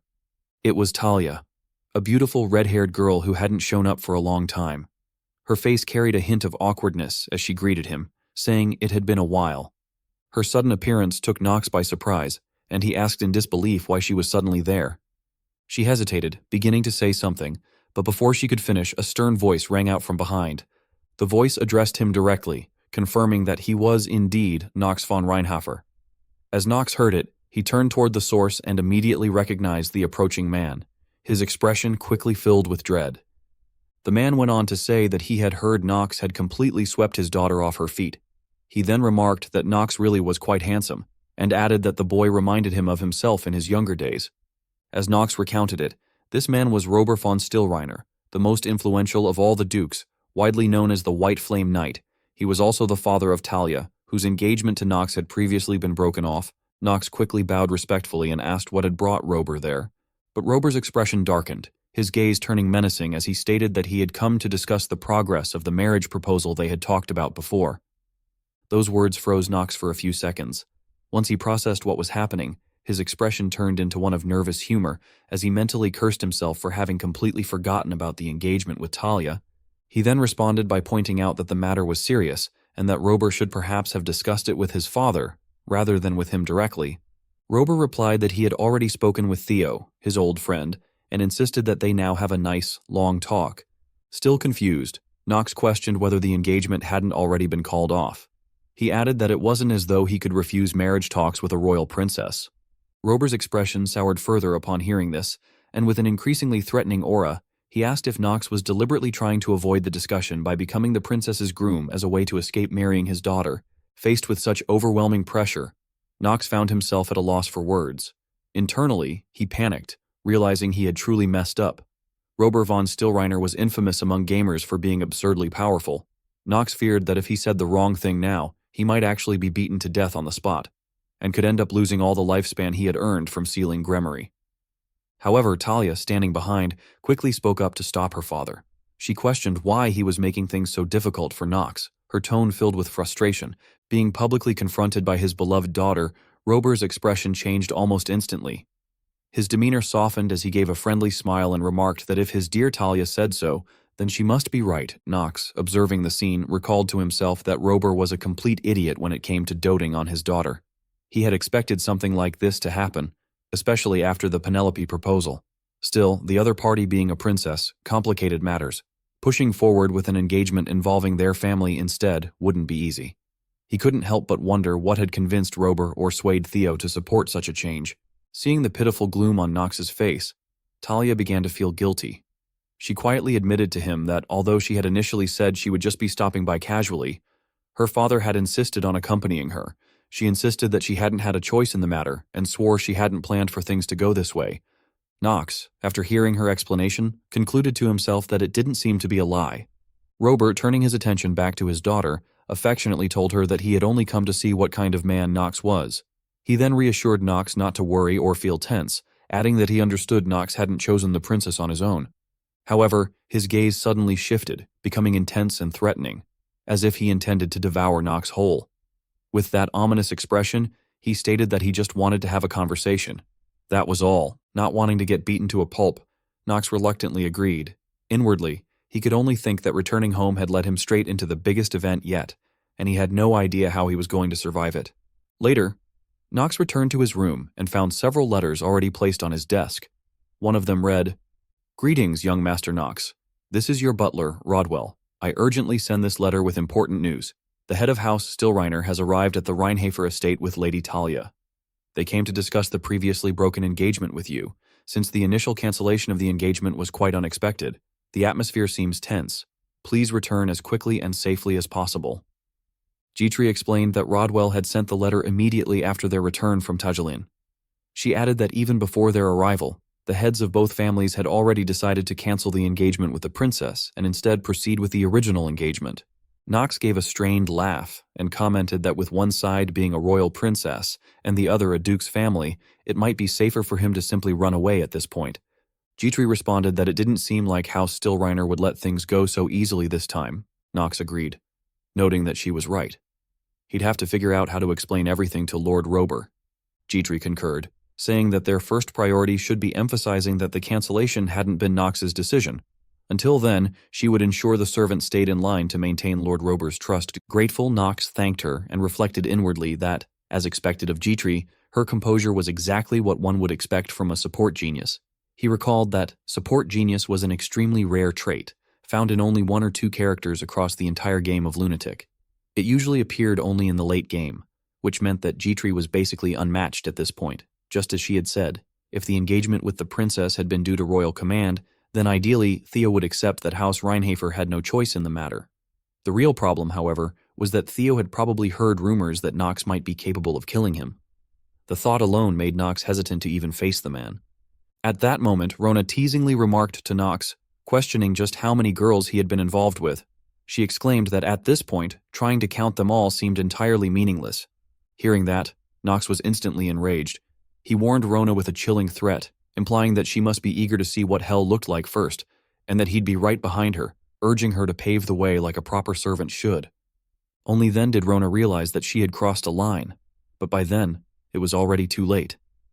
Just then, a knock came at the door, calling for Nox. It was Talia. She introduced herself somewhat hesitantly and asked if he could open the door. Jitri leaned in quietly and asked Nox what he planned to do. Nox responded that there was no other choice. He needed to go out. As he walked toward the door, he thought to himself that the key to resolving the current situation lay with Talia.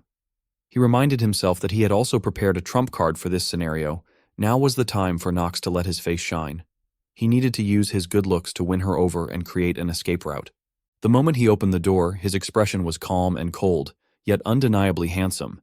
He asked what was going on so suddenly, feigning indifference. Talia, clearly captivated by his appearance, grew shy and suggested that, if he didn't mind, perhaps they could go for a walk and have a little chat. Internally, She found herself thinking how handsome he truly was. Nox, caught off guard by her proposal, questioned whether she really meant to go for a walk, especially at such a late hour. Neither of them realized that someone was secretly watching them from the shadows, his expression filled with displeasure. Nox, however, had sensed the man's presence. He wondered whether that madman Rober was planning to burn down the entire estate. From a distance, Rober watched the two walk away and cursed Nox under his breath, calling him a little rascal. As they strolled, Talia, still a bit shy, commented that the moon was especially bright that night and the stars were twinkling beautifully too. Nox responded with a somewhat awkward tone, and in his mind, he lamented the situation.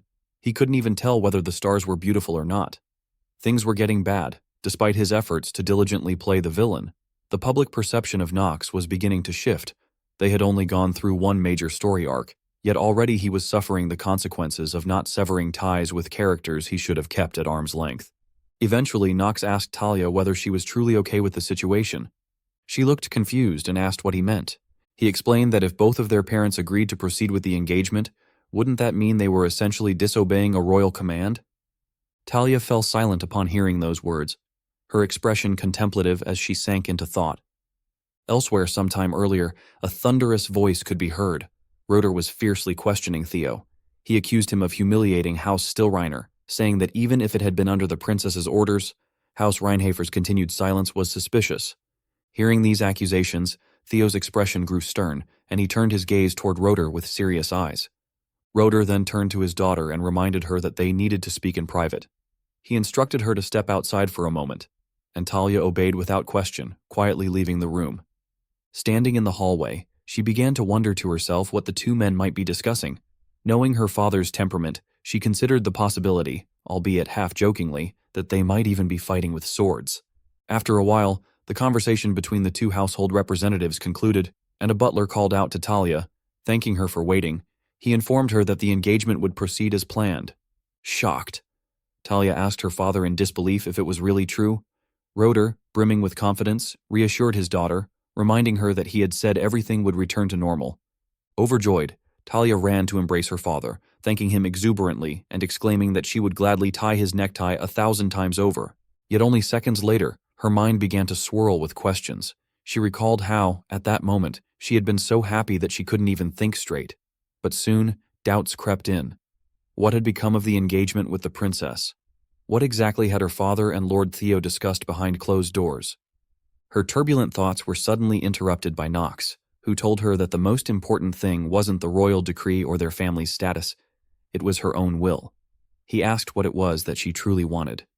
With a hint of sorrow, Talia admitted that she didn't really understand complicated matters and knew she had many shortcomings, but confessed that she didn't hate the engagement. Nox, maintaining a calm expression, simply acknowledged her response. Inwardly, however, he recalled the version of Talia from the game, that Talia had been like a disaster.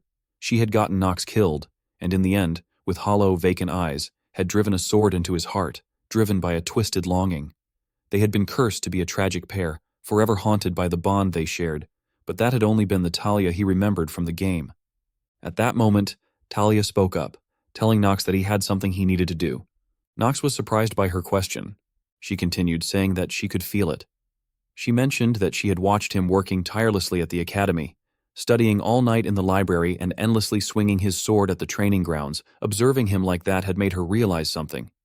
He was chasing after something with all his heart. She said he had no time to think about others, but even so, if he could occasionally talk to her and share moments like this, just the two of them, that would be enough for her. She even brought up how she had been given the title of Nox's fiancée, claiming with a hint of playful pride that she was in the lead now. Nox's expression turned a bit somber. He admitted to himself that he could no longer deny it. There was a subtle but undeniable gap between the Talia from Lunatic in his memories and the one standing before him now. He silently remarked that she was far too naive. Talia said nothing in response to his thoughts. Instead, she simply followed him closely from behind. Then, without warning, she wrapped her arm around his in a gesture so sudden and intimate that he couldn't even react in time. She began speaking again, telling him that he probably already knew she had an older sister. Someone very strong, though perhaps not as strong as him. For some reason, she said, her sister harbored a deep hatred for her. Talia admitted it might sound silly, but she still wanted to talk to her sister, to understand the reason behind that hatred. To do that, she felt she had to become strong, stronger than her sister. Unlike their father or her sister, she claimed, she lacked talent and was rather foolish. Even so, she believed that she could grow stronger one day. She said she wouldn't give up. Not on her sister, and not on Nox either. Later, back in their room, Talia was helping her father fix his clothing. She asked him, almost incredulously, whether he really still remembered what she had said when she was a child.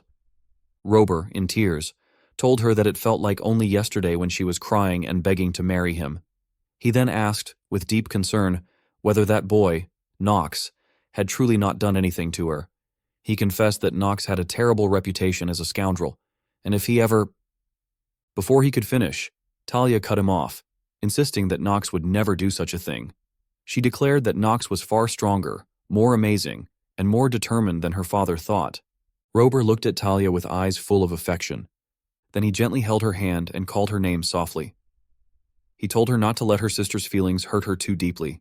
No matter what happened, he said, both she and her sister were his precious daughters. Her sister was just a bit tired, and with time, things might change. Talia nodded, telling him it was okay now. She said she would become strong enough to earn the chance to speak with her sister. And then, in her mind, she recalled what Nox had once told her, that if she wanted to chase after her sister, she should go. He had told her to forget the pain, clear her mind, and that he believed she would overcome it. His words of encouragement had taken her by surprise. As he turned to leave, he added that the Talia von Stillreiner he knew was a strong person. Back in the present, Talia continued her conversation with her father. This time, she beamed with joy and mentioned that she now even had a husband who truly believed in her, giggling as she said it.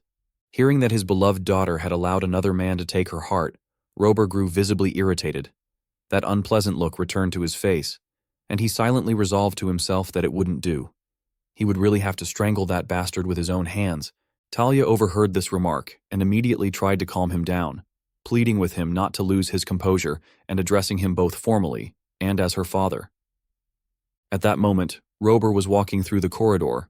Unfortunately, he happened to run into Nox there. With a calm and composed voice, Nox greeted him respectfully. Bowing slightly, he apologized for the trouble that had arisen due to the engagement matter. Rober was somewhat surprised by Nox's attitude and responded that since Talia believed in him so deeply, he would say no more about it. He then noted that Nox's father, Theo, was the leader of the Dark families and that he was well aware of Theo's plan to rebel against the royal family. Rober added that he sincerely hoped Nox would succeed, because if the royal family fell, then Nox and Talia could be together, couldn't they? With that, Rober walked away, laughing heartily. Nox let out a sigh of relief and thanked him. Internally, he reflected that this must have been the private conversation between Theo and Rober that Talia had mentioned earlier. It was now clear to him. House Stillreiner had likely caught wind of Theo's rebellion plan. The primordial god. Arden was said to have created humanity, and it was in that place that the engagement took place in secret. Talia, standing beside Nox, whispered an apology to him, saying that she had not thought her father would demand such a formal engagement ceremony. Nox reassured her that it was fine and that it wasn't something she could have foreseen. The priest conducting the ceremony then called upon the children of both houses to exchange the sacred symbols of engagement. Talia slipped the engagement ring onto Nox's finger, and as he looked at it, he reflected to himself that it was the symbol of a vow, an enchanted ring infused with mana that temporarily restored about 10% of one's power. He thought that he might not wear it immediately, but it could prove useful in an emergency. Christopher, visibly excited, declared that it was just as expected of the young master. He said that witnessing such a beautiful engagement filled his heart with emotion, and praised Lady Talia for shining so brightly, insisting that their love was beautiful. Jitri, standing beside him, quietly tried to remind him to restrain himself, but his foolishness prevented him from understanding. When her expression darkened, Christopher grew frightened, and quickly fell silent, standing rigidly in place. From above, Nox noticed this exchange, and wondered what Jitri could have said to make him react so strongly, since he had only asked her to keep Christopher quiet. Rona, meanwhile, burst into tears, lamenting that she had always known the young master would grow into a man of dignity, yet she still felt upset. Jitri tried to reassure herself, saying that he would be fine, though what troubled her was that the entire engagement had been arranged in secrecy, hidden from the imperial family. Rona laughed through her tears and teased Jitri, saying that she still did not understand the young master. She argued that he would never be the kind of man to love only one woman for his whole life, and that he would probably take at least a few concubines. Hearing this, Nox grew irritated and silently vowed that Rona would be punished later. Alina, clutching a wine bottle in despair, sniffled about her husband, while May, standing beside her, pleaded with her not to drink, at least for that day. Suddenly, the solemn atmosphere of the ceremony was interrupted when Carl, Nox's loyal horse, galloped into the hall with a flower in its mouth, offering its own congratulations to its master. Rona, delighted by Carl's appearance, greeted it joyfully. Nox, however, thought to himself that even Carl had shown up, and that Theo must truly be holding a death ritual for him. Yet, strangely, he felt an odd sense of pride about it. As the ceremony drew to an end, Talia's father, Rober, stood up and thanked Nox for accepting his request. Then his face darkened as he warned him to take good care of his daughter, Nox. Uneasy, reluctantly agreed but wondered inwardly if Rober could at least put his sword away before speaking in such a manner. Rober went on, telling Nox that he would eventually fall in love with Talia. Even if he had not yet, he certainly would because she was that kind of girl. Nox realized then that Rober already knew the truth, that he did not yet love Talia, that his thoughts were still clouded, and that his heart remained unsettled. He understood that if he was to protect her from heartbreak, he would need to see this story through to the very end. At last, Nox turned to everyone and instructed them to begin preparing to leave, telling Talia as well that they would head to the academy. Talia, overjoyed, smiled brightly. After some time back at the academy, the professor was overjoyed to see Nox's return. He exclaimed that his top apprentice had finally come back and told him there were countless topics he wished to discuss. He added that he had presented a paper at the last conference, and that the results had just been released. Nox smiled and remarked that the professor had not changed at all. Inwardly, he reflected that this moment marked the beginning of the second chapter of the main story. He knew he had to endure all sorts of classes to prepare for the dark clouds that lay ahead. For at its core, Inner Lunatic was an academy story. To raise his stats, he would have to survive the hellish lessons starting now. He also reminded himself that he needed to quickly get his characters enrolled at the academy. The professor, still enthusiastic, mentioned that, along with the announcement of their paper, there had been unexpected news. The dwarves had reached out through magical communication.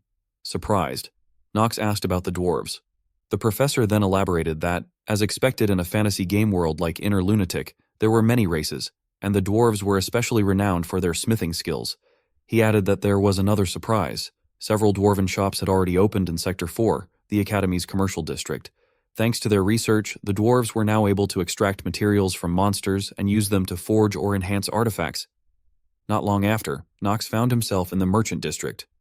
Seeing the bustling shops, he thought to himself that the crafting and enhancement system had finally been unlocked. Looking back, he admitted that his luck stat of 10 had felt nearly useless up until now. But at last, he could say goodbye to the days of suffering from cursed RNG and begin benefiting properly from equipment. Gitri then remarked that thanks to his paper, Sector 4 had undergone dramatic changes. She added that it seemed like he was finally maturing, and as someone who served him, she felt genuinely relieved. Nox teasingly asked if she was worrying about him now, though inwardly he admitted that it was good to hear her words. He noticed that her face had brightened recently, and he reflected that if he hadn't saved her, Gitri might have become a tragic victim. He was truly glad that he had saved her. Yet, despite the changes in the future, he reminded himself that he still had to keep up the act of being a scoundrel during the main story. Later, they arrived at a smithy where a dwarf was busy forging weapons. Nox greeted him, but the dwarf turned to them with an unfriendly look and demanded to know who they were. Nox thought privately that the way the dwarf spoke was incredibly rude. Choosing to ignore the attitude, he stated that he had come because he wanted equipment made. The dwarf gave him a skeptical look and scoffed, saying that he surely wasn't the first arrogant noble brat to visit. He asked if Nox thought weapons appeared out of thin air upon command, then pointed out that he didn't even have any demon materials. Unfazed, Nox emptied his bag, laying out a pile of rare ingredients and items that stunned the dwarf. The smith stammered in disbelief, exclaiming that such rare materials in such quantity were almost unheard of. With this much, he admitted something could indeed be crafted. His tone softened, and he invited them inside. He then introduced himself, saying his name was not Dwarf, but Arson, and asked them to remember that, since calling them merely by their race was highly disrespectful. Nox, however, brushed it aside, and mockingly referred to him as Dwarf again. Enraged, Arson shouted that Nox could call him whatever he liked. Ugly, shorty, bearded gnome. It didn't matter. Nox smirked to himself, thinking that Arson was exactly as he remembered. He had truly wanted to meet him. For dwarves were the best race for roasting. Their reactions were dramatic, their tempers explosive, and the impact always entertaining. Even among players of the game, many continued to call them by their race name for that very reason. To most characters in the game, dwarves were treated as nothing more than crafting stations anyway. Shifting to a more serious tone, Nox addressed him by name and remarked that he knew he wasn't the only noble from the academy to visit this workshop. Arson admitted that was true, but added that Nox was only the second to bring actual materials. Then he paused, confused, and asked what Nox had just called him. To smooth things over, Jitri interjected, explaining that their young master was a man of reason and that what had happened earlier had merely been a joke. Brightening, Arson exclaimed that perhaps the young man wasn't so bad after all, then eagerly asked which noble house he was from. Nox answered simply that he was from House Reinhafer. At once, Arson's expression shifted to fear. He stammered, repeating the name of the house as if confirming it, before nervously asking what kind of equipment Nox wished to have made. Puzzled, Nox questioned the sudden change in attitude and asked if something was wrong. The dwarf hastily insisted that this was how he always spoke, forcing out a strained laugh. Observing Arson's sudden shift in attitude, Nox immediately understood the reason. A few years earlier, his father, Theo von Reinhofer, had brought an end to the war started by the Dwarf King, utterly defeating the dwarves. Though it had not yet been revealed in the story, Arson was a descendant of the former Dwarf King. Naturally, the mere mention of the name Reinhofer was enough to provoke such a reaction. Afterward, Nox presented a blueprint of armor and suggested that, if there was no problem, they should continue. He asked Arson if he could craft armor based on that design. When Arson saw the blueprint, his eyes lit up with excitement. He exclaimed that the listed materials were extraordinary. 2 griffin hearts to maximize wind power, 3 feathers for mobility and speed, and golem cores, both stone and iron, for balance and defense. He admitted it was lavish, but at the same time, brilliant, something most dwarves would never even imagine designing. Nox, however, thought to himself that such a thing was natural. The design was his custom-built, endgame tier early to mid-story armor, created through trial, error, and over-the-top gameplay. More importantly, it raised the hidden stat of agility to 10, which extended his key skill, Chore of the Genius, to 10 minutes. Excited, Arson affirmed that there should be no further delays and urged that they begin crafting immediately. Yet before they could proceed, a voice suddenly interrupted, declaring that the transaction was void. The speaker was Eleanor. She explained that the rival in merchantry had been the first to request such a deal. Both Nox and the dwarf craftsman were startled by her unexpected appearance. Arson, visibly uneasy, protested that he wished to be the first to craft the item. Eleanor countered by pointing out that Arson's father had already signed a contract. She added that, since her side had placed a bulk order, even if Arson were to submit his request immediately afterward, production would not be possible until 3 months later. She remarked that it was unfortunate for him. Hearing this, Nox realized the situation was troublesome. He wondered if this was the butterfly effect caused by his earlier interventions, since in the original story, contact with a dwarf would not have occurred this early. He then reviewed the personal details of the craftsman. Arson was a 24-year-old dwarf of royal blood, aligned with the element of earth, renowned for his genius in artifact crafting and handiwork. Though the latter had been reduced to level 1 by the Dwarf King's blessing, he was optimistic yet obsessive. Quick to change stances and sometimes simple-minded, he also displayed darker flaws, bullying the weak, yielding to the strong, and being plagued by insecurity, burdens, and forgetfulness. His stamina and will both reached 14, while his mana was only 2, his luck 9, and his charm 6. Blessed by the Dwarf King, his active skills included hammer swing and heavy strike. At that moment, Arson, embarrassed, admitted with difficulty that he had completely forgotten about the agreement. He urged that it should not be misunderstood, insisting that his race was normally very intelligent. Before coughing awkwardly, Nox, dissatisfied, thought that the foolish dwarf posed a serious problem. Without Arson, who possessed both the genius of artifact crafting and handiwork, the equipment would not even be possible to produce. Eleanor then remarked that it seemed Nox also wished to commission Arson to craft an item. Catching the look in her eyes, Nox reflected that she had the uncanny ability to immediately recognize extraordinary talent, always showing keen interest in abilities that shone like gold. Yet, her dislike for him persisted, no matter how great his talent might be. When he responded by asking what of it, she proposed that they should have a constructive discussion. She suggested that his Nox merchantry sell the bulk monster materials he had acquired to her group. In exchange, she would allow him the first opportunity at equipment production. Hearing this new title, Nox felt irritated. He wondered what Nox merchantry was supposed to mean, and suspected that Grain had once again acted on his own without orders. From her demeanor, it seemed she was only pretending to remain calm, while in reality, she had yet to secure the actual materials and had merely signed the contract in advance. Thinking back, he realized that it had never made sense from the beginning. In the early and mid-game, nearly all monster materials came from the Chaders. With the Riehafer family holding exclusive control, it would never have been possible for Eleanor to produce equipment in such large quantities in the first place. After that, Knox, wearing a cold expression, turned back to the blacksmith and told him to sit. Since the conversation might take a while, he added that the same went for arson. Hearing this, Eleanor became uneasy and questioned in surprise whether Knox had just called the dwarf by his name. They then moved inside to continue their discussion. Eleanor remarked that she had never expected him to name a merchant company after himself, and even more so to pass the notoriously strict merchant approval process. Knox replied that it had simply turned out that way. Eleanor continued, saying she had not anticipated that he would own a merchant company on top of annexing the entire Chaders region, and admitted that her own information-gathering skills as a merchant might still be lacking. Knox, feeling irritated, thought to himself that this was just her prejudice. Eleanor went straight to the point and declared that the Rivalin Merchant Company would purchase all the Chaders monster materials he had listed on the market. She emphasized that they would pay the full price, for their honor was at stake. Knox reflected silently that when it came to profit, Eleanor always threw herself into matters with great passion. The hunger for love she had never received from her father, the wealthy magnate Clarkson, had twisted into a relentless desire to seize more and more, to shake people by controlling resources. To Knox, she was a tragic figure in many ways, and it did not help that he himself was tied to one of her deepest traumas. He resolved inwardly that he would never sell all monster materials to a single family, since allowing one family to monopolize resources would make it harder for others to produce artifacts, slowing their growth. He reasoned that if his only goal were immediate financial gain, then selling everything to Eleanor's company would indeed be the best option. But what mattered most to him was the average growth statistics of his characters.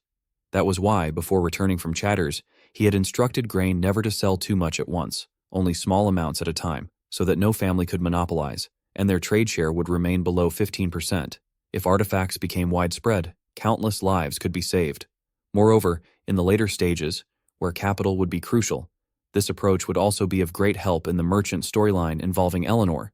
He finally voiced his stance, saying they could not release everything on the market, and that exceeding 15% was not possible. Eleanor was displeased and asked why, adding that she already knew he possessed far more monster materials stored both in Chaders and in his warehouse, and insisted that selling only a small amount would not cause any problems.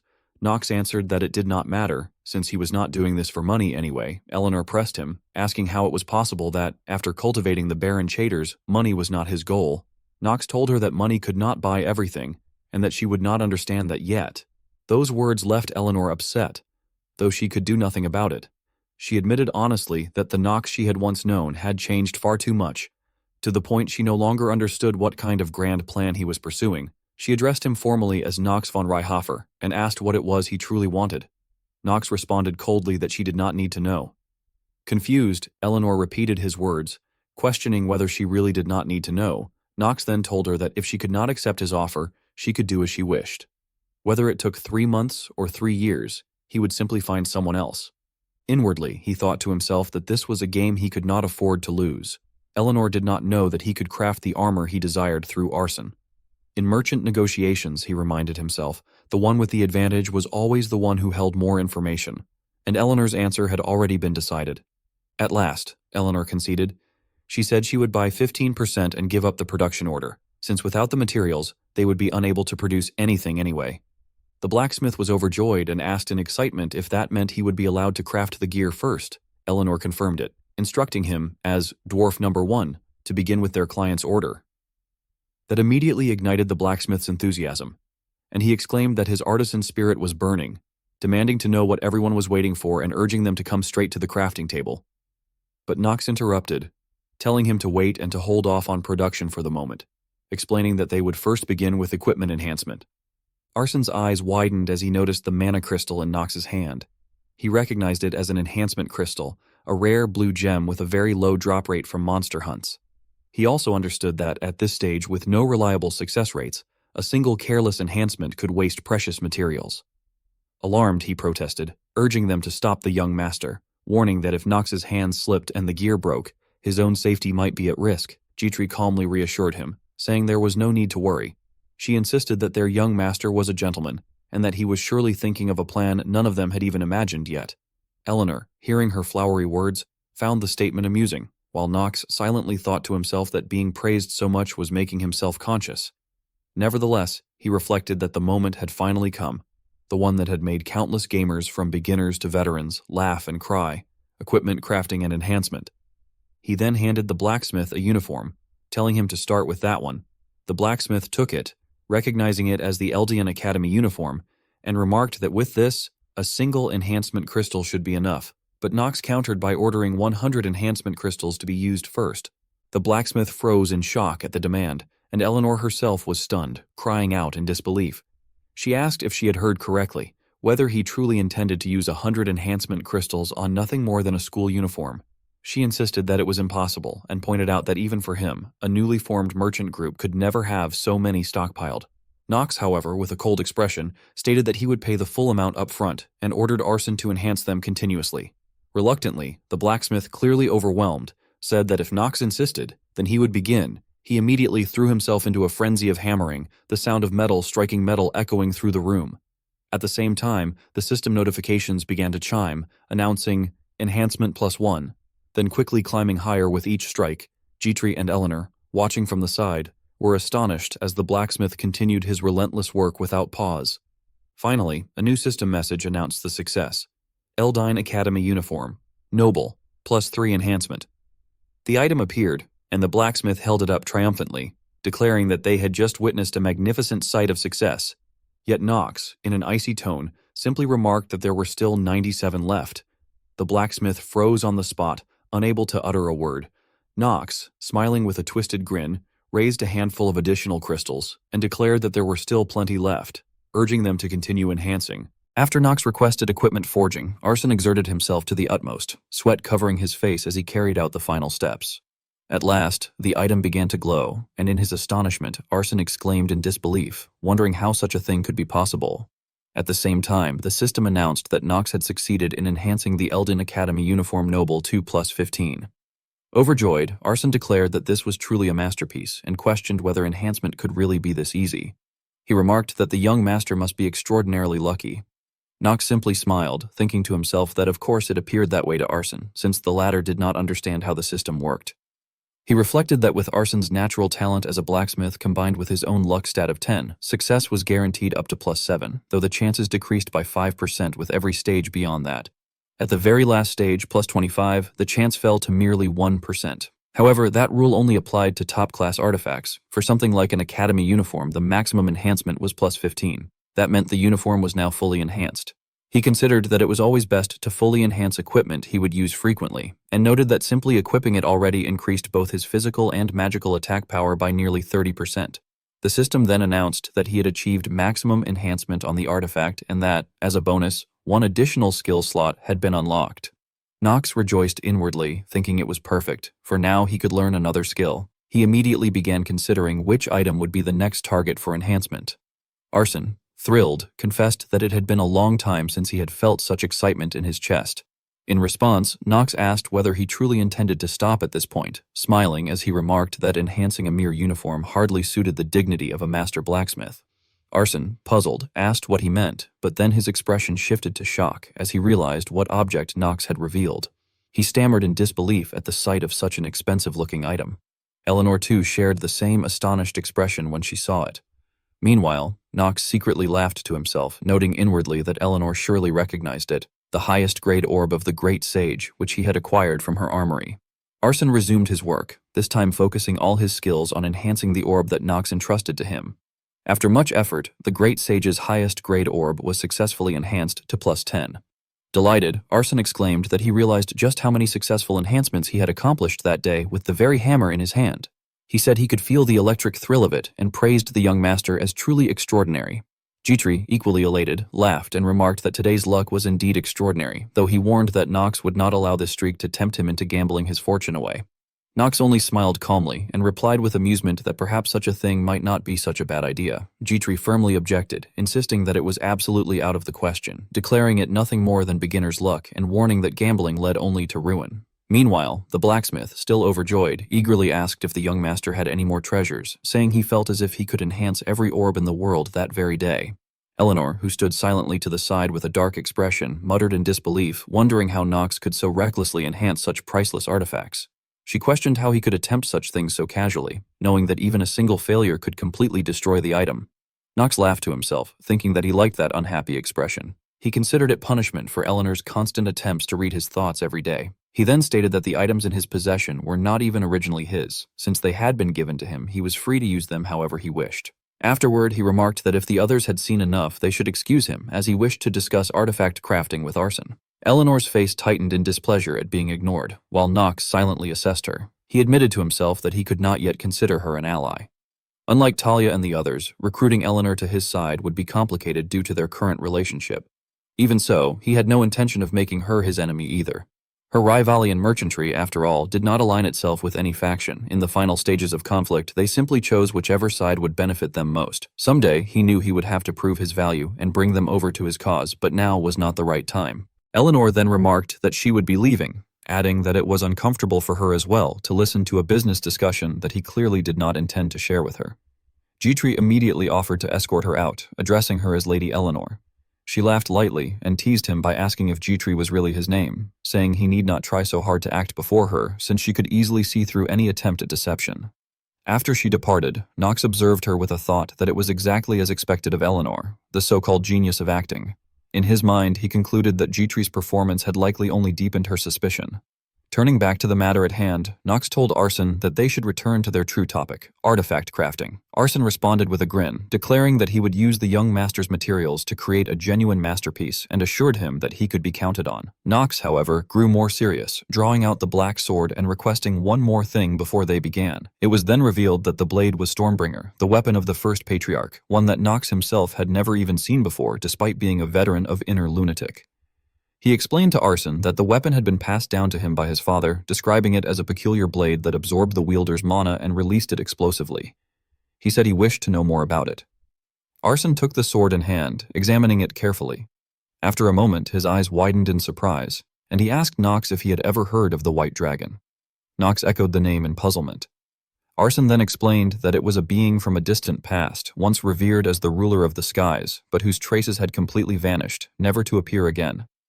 Knox reflected on this, noting that even after countless playthroughs of Inner Lunatic, he had never encountered such lore.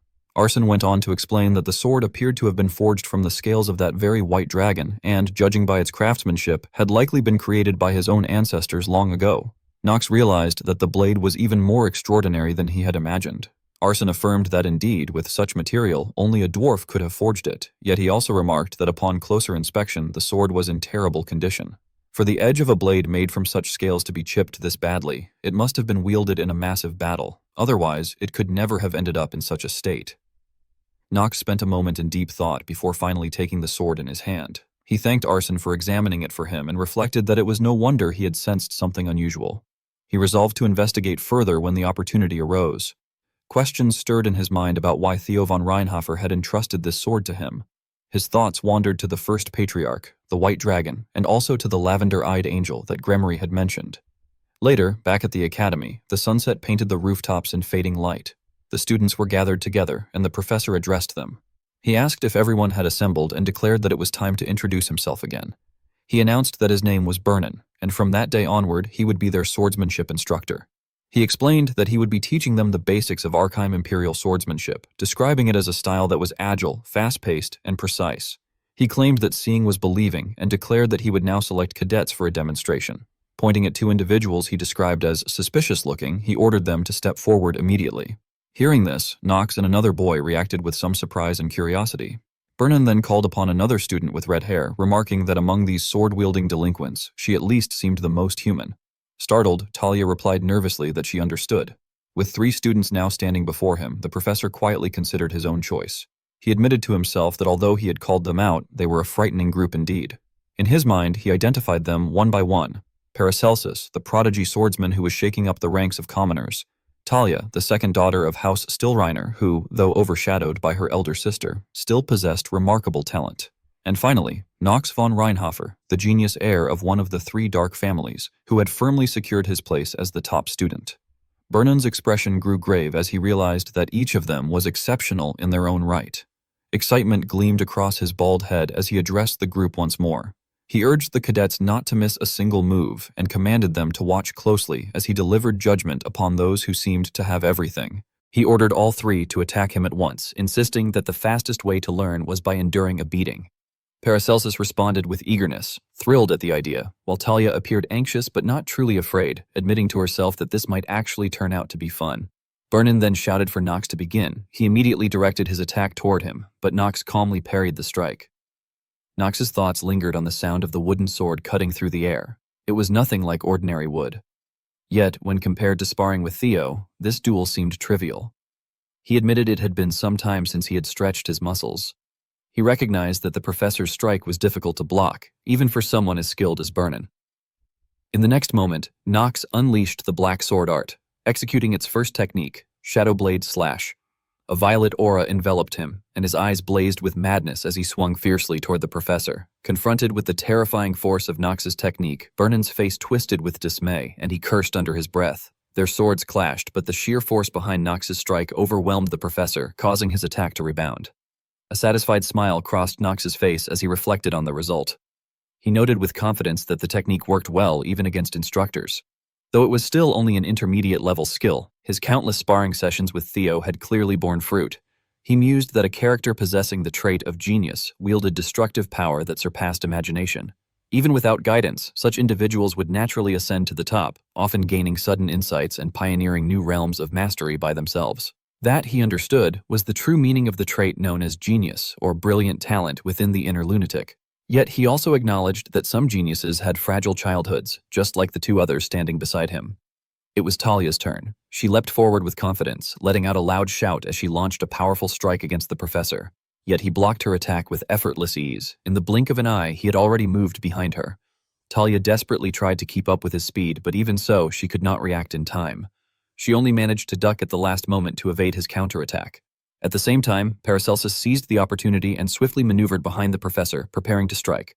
However, with a calm expression, the professor accelerated, creating afterimages, and parried Paracelsus's assault just in time. Both Talia and Paracelsus were forced to retreat, their expressions grim. From outside the battle, Knox observed that they were struggling considerably, especially Talia. He reflected that while her natural ability was nothing more than ordinary talent in swordsmanship and combat, she was, in the long run, the only one with the potential to surpass even those born with genius traits. The professor's face then twisted into one of frightening anger as he declared that all of them were so talented, clicking his tongue in annoyance and remarking that the world always seemed to revolve around those blessed with a full head of hair. But when his gaze shifted toward Knox, his expression changed and his thoughts darkened. He considered how that white-haired boy looked far too relaxed. Vernon must have realized it too, that he had not yet revealed his full power.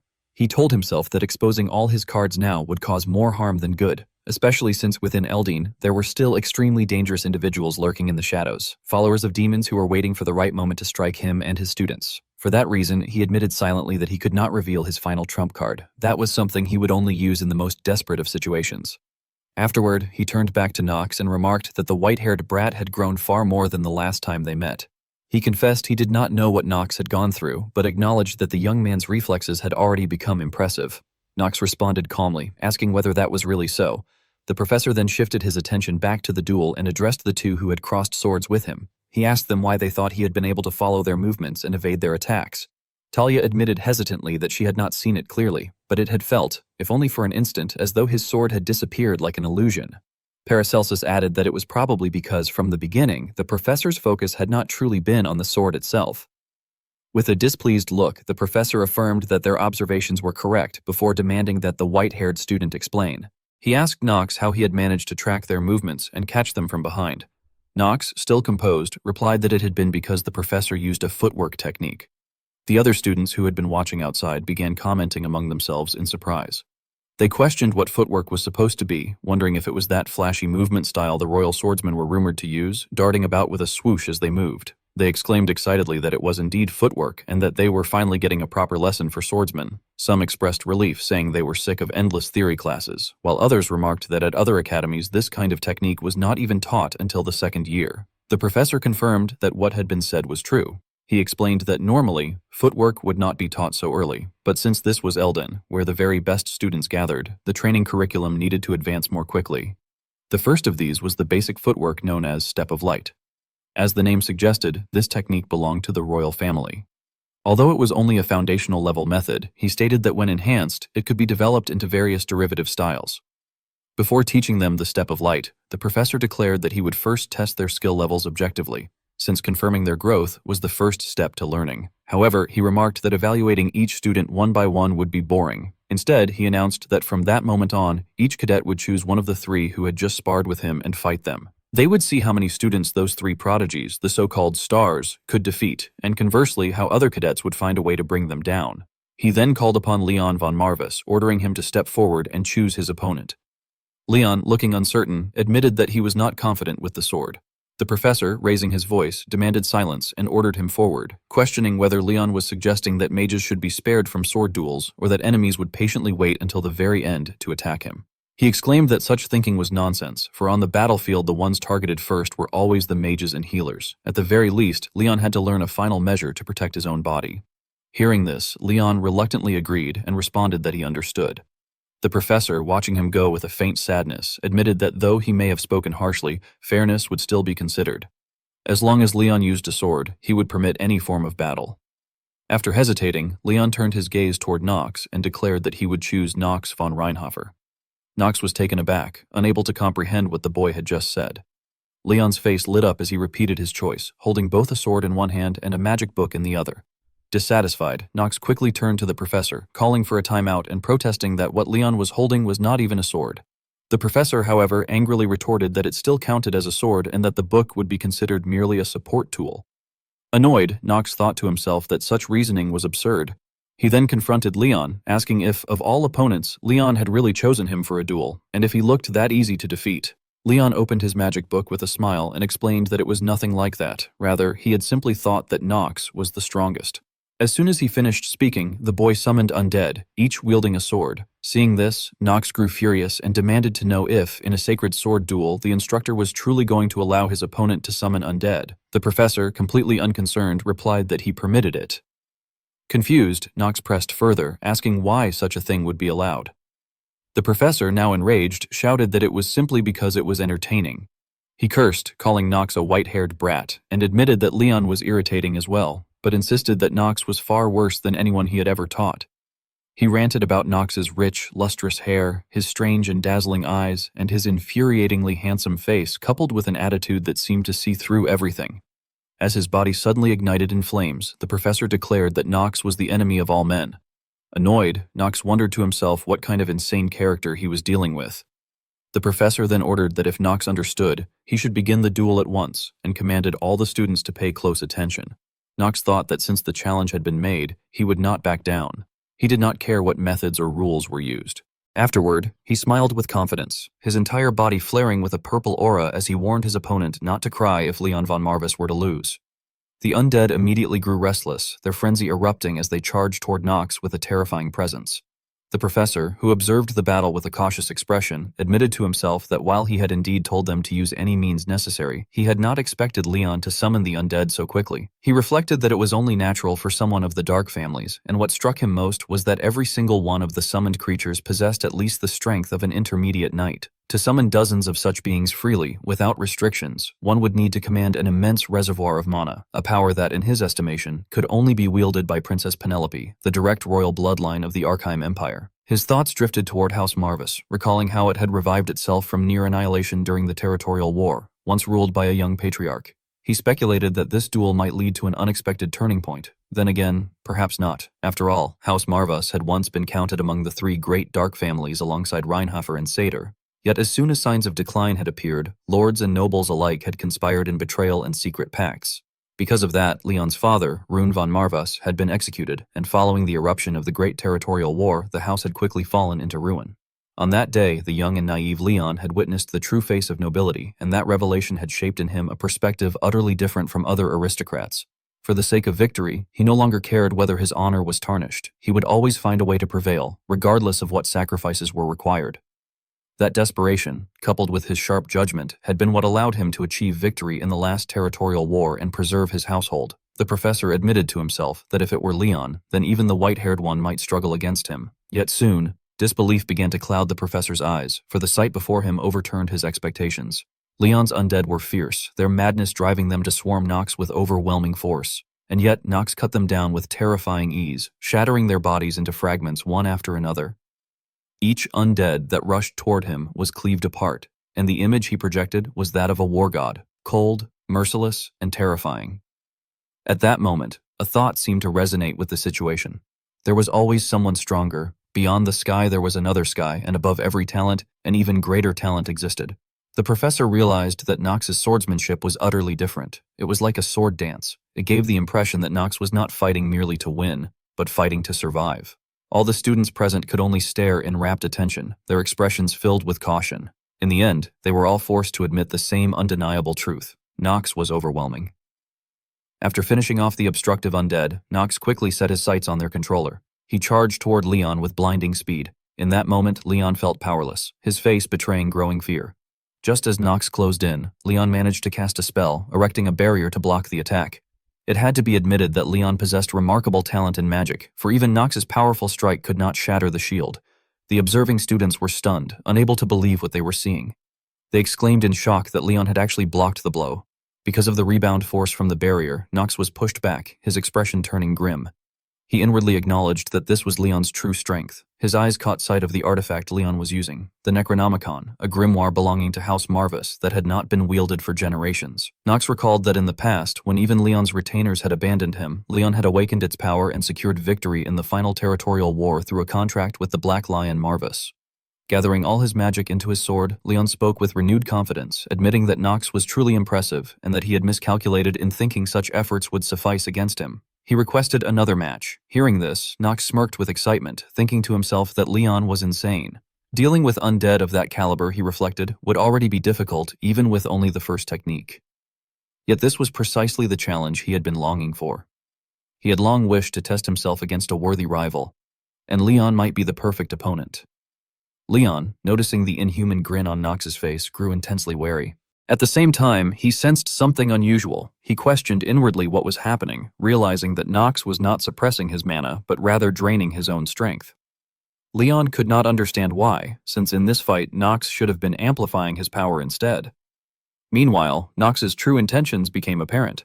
Behind him, a massive orb of dark purple magic was forming, steadily growing larger as it absorbed the surrounding mana, an ominous sight befitting a descendant of the Dark Swordsman's lineage. Leon did not know what Nox intended, but he remained cautious and did not underestimate his opponent. He ordered his gigantic undead to charge forward and attack, while thinking to himself that he had no idea what judgment Nox was making, but that it would be best to attack quickly. The massive undead, wielding a sword wreathed in deadly miasma, hurled itself toward Nox with terrifying force. Yet Nox showed no intention of moving. His face grew so grim it was frightening, and in that moment, he unleashed a technique he had never used before. The Black Sword Art. Second technique, Dark Severing Flash. At first, the scene appeared deceptively ordinary, but only a second later, the strike created a compressed purple sphere of energy, from which an immense surge of mana burst forth, tearing apart Leon's massive undead bit by bit. The professor, who was observing, found the sight nearly unbelievable. He told himself there could be no doubt that the sword dance was the second technique of the Black Sword Art. He reflected that there was not a single sword instructor across the continent who would fail to recognize the supreme Black Sword Art. However, he also knew that to master the second technique, one normally had to surpass a certain age. If someone gained overwhelming power too early, it became dangerous, and the direct bloodline naturally inherited greater strength. Yet this boy, at barely 15 years old, was perfectly wielding the second technique, and with nothing but a wooden sword. The giant undead could no longer maintain its form and began to disintegrate. Leon's face darkened as he remarked that Nox truly was different. Nox, brimming with confidence, retorted that if Leon wished, he could crush him even further. Realizing that he had already exhausted everything else, Leon resorted to his most mysterious magic. He quickly began gathering power beneath his feet. Nox observed him and thought that Leon was fated to become one of the strongest figures in the future. In this world without its destined protagonist, he reflected, if the only one who could burn with competitive spirit was himself, then so be it. At that instant, a massive skull was summoned beneath Nox's position, and its gaping maw opened wide, attempting to swallow him whole. Yet Nox still smiled brightly, thinking to himself that just as with Paracelsus, he could only give Leon the same answer, that Leon would eventually come to realize his weakness, and Nox would become the goal he strove toward, as the villain and the one who had to reach the end of the story in the protagonist's place. Without hesitation, he cleaved the skull before him into fragments and immediately charged at Leon with a look of delight, striking directly at him. Leon, nearly drained of mana and unable to form another magical barrier, could only defend himself reluctantly against the assault. The collision of their auras created a shockwave that threw the air into chaos. Inwardly, Nox declared that he would overwhelm and crush everything before him. When the dust and smoke finally began to fade, the battle was over, and Nox had emerged victorious. Leon's sword had broken in two, though he still managed to stand for a few moments longer. Looking down at his own hand, Leon admitted defeat, telling Nox von Reinhofer that he conceded and that, thanks to him, he had learned much. In response, Nox remarked that Leon's use of the undead in combat was not a bad choice. Surprised, Leon expressed his gratitude to him. Then the instructor raised his voice, announcing that the sparring was over and that the winner was Whitehair. Hearing himself called by that nickname, Nox felt annoyed, muttering in his thoughts that his name was Nox. The instructor continued, declaring that the next matches would proceed and urging everyone to choose their sparring partners. The other students, after witnessing the battle, hesitated and whispered among themselves that rather than face a monster like Nox, they would prefer to fight Paracelsus or Talia instead. Standing quietly in a corner, Paracelsus overheard their disparagement and, angered, drew his sword and shouted that if that was how they felt, then all of them could come at him at once. Meanwhile, Nox adjusted his stance, thinking with satisfaction that with the overwhelming difference in power he had shown from the start, those reckless enough to challenge him blindly would likely not appear for some time. At that moment, Princess Penelope stepped forward toward the instructor and stated that she too wished to select Nox von Reinhofer as her sparring partner. Her declaration left the rest of the students astonished that she would dare to challenge such a monster. Some tried to dissuade her, yet the princess herself remained calm and composed, as though she had some hidden intention. The princess, wearing a confident expression, stated that he was all right with the situation, reminding him that the rule allowed one to fight anyone designated as an opponent. The professor beside her had already begun sweating in worry. Around them, the other students whispered among themselves, speculating whether Her Highness had deliberately chosen Nox von Reinhofer, expressing their shock and wondering if it was because of the annulled marriage engagement, or perhaps because Nox had caused so much trouble that the princess intended to punish him personally. Nox, grinding his teeth in irritation, commented that he could not understand at all the reason she had chosen him. The princess smiled and remarked that she possessed a rather keen sense of hearing. The system notification then announced that the trait normal talent of acting was violently shaking. Nox observed her and wondered to himself whether she might know something about his engagement with Talia. The princess quickly drew her sword, preparing herself, and instructed him not to worry but to give it his all, though only to the extent that the Empire would not arrest him on charges of attempting to assassinate the princess. Nox, feeling awkward, thought that even if she asked something that ridiculous, her sword stance was completely wrong. He reflected that the princess was a mage, not a swordswoman, and had no talent whatsoever in swordsmanship, so he questioned how on earth he was supposed to fight her. Seeing that both had agreed, the professor raised his hand and loudly declared that the duel should begin.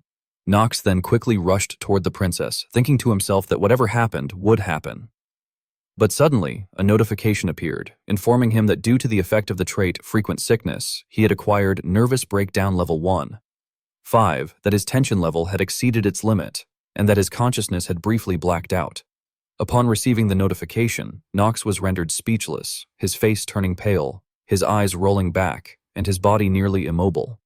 The princess, seeing his expression, assumed he was mocking her and warned him to stop fooling around. She then swung her sword straight at Nox's head while he remained unable to resist. With a single strike, the princess defeated Nox, knocking him to the floor and leaving her confused at what had just happened. The other students, equally shocked, whispered to one another in disbelief, asking if they had seen what had just occurred, remarking that the princess had defeated Nox. Another retorted that anyone could see he had let her hit him on purpose. Though Nox could hear their words, his immobilized body left him unable to respond aloud. He could only protest inwardly that there was no way he would ever do that. The professor's voice then announced the winner as Princess Penelope von Arkheim. This result left the princess in disbelief, while the other students felt delighted, commenting that when faced with Her Highness's graceful beauty, how could anyone swing a sword at her, speculating further that perhaps he still loved the princess. Nox, lying flat on the floor in frustration, thought to himself angrily that this was not the case. Sometime later, Nox was brought to the infirmary, where he lay in bed and slowly regained consciousness, his face pale. He tried to sit up, thinking to himself with irritation that of all times he had to collapse at that exact moment. From within the seal, Gremory's voice rose, exclaiming how long he had slept, claiming she had thought he had really died, and demanding how someone with such a frail body could have sealed her away in the first place. Nox, annoyed, told her to be quiet because his ears were ringing. She grew angrier, lamenting why she had to live like that, constantly fearing that the one maintaining the seal might die at any moment. Nox told her to stop grumbling and pointed out that she had recovered a lot compared to before. She responded that during the fight, he had looked like a monster, and she asked why he had suddenly collapsed. Knox answered that it was nothing, just the effects of frequent sickness. Gremory laughed and remarked on the trait, teasing that he actually had a hidden weakness and offering to cure his illness if he would just let her out of the mirror. But before she could finish, Knox flung the mirror aside, frightening her. He told her that, as expected of a demon, she was always scheming to escape, and assured her that even if he died and went to hell, he would take the mirror she was sealed in with him. Gremory cursed at him, saying that if only she could be freed from the seal, she would, when suddenly another voice called out asking for Knox von Reinschäfer's attention. Hearing it, Knox signaled Gremory to stay silent and picked the mirror up. The princess stepped inside and remarked that since he had woken up, she had let herself in, asking if they could have a conversation if his body was fine. Knox replied that if Her Highness wished it, then so be it, while thinking to himself with relief that their conversation with Gremory had not been overheard. The princess, with a slightly displeased expression, asked in order why, during the sword duel, Knox had let her win. Knox, troubled by the question, wondered how he was supposed to answer it. He thought he could not possibly reveal that it had been because of the terminal ill debuff. At times like that, he reasoned, it was better to say it had been his own choice. He then replied that, at that moment, he had thought it was the best decision and apologized if it had displeased her. The princess questioned further, saying that at the very least they should have exchanged a few proper blows. Knox answered with all due respect that she did not have the ability to exchange even a few strikes with him. If he had gone easy and forced the fight to continue, he said, that too would have only been deception. He recalled then that it had been harsh but true. Penelope had no talent for the sword whatsoever. Even if she had faced Talia or Paracelsus instead of him, she would have dropped her sword within a single strike. Hearing his reply, the princess said she understood what he had been thinking. She believed it had likely been for the dignity of the imperial family. At the same time, she remarked that by yielding, he had withdrawn support for the prince and instead declared support for her. Knox thought to himself that he did not know what misunderstanding she was under, but he had better keep quiet.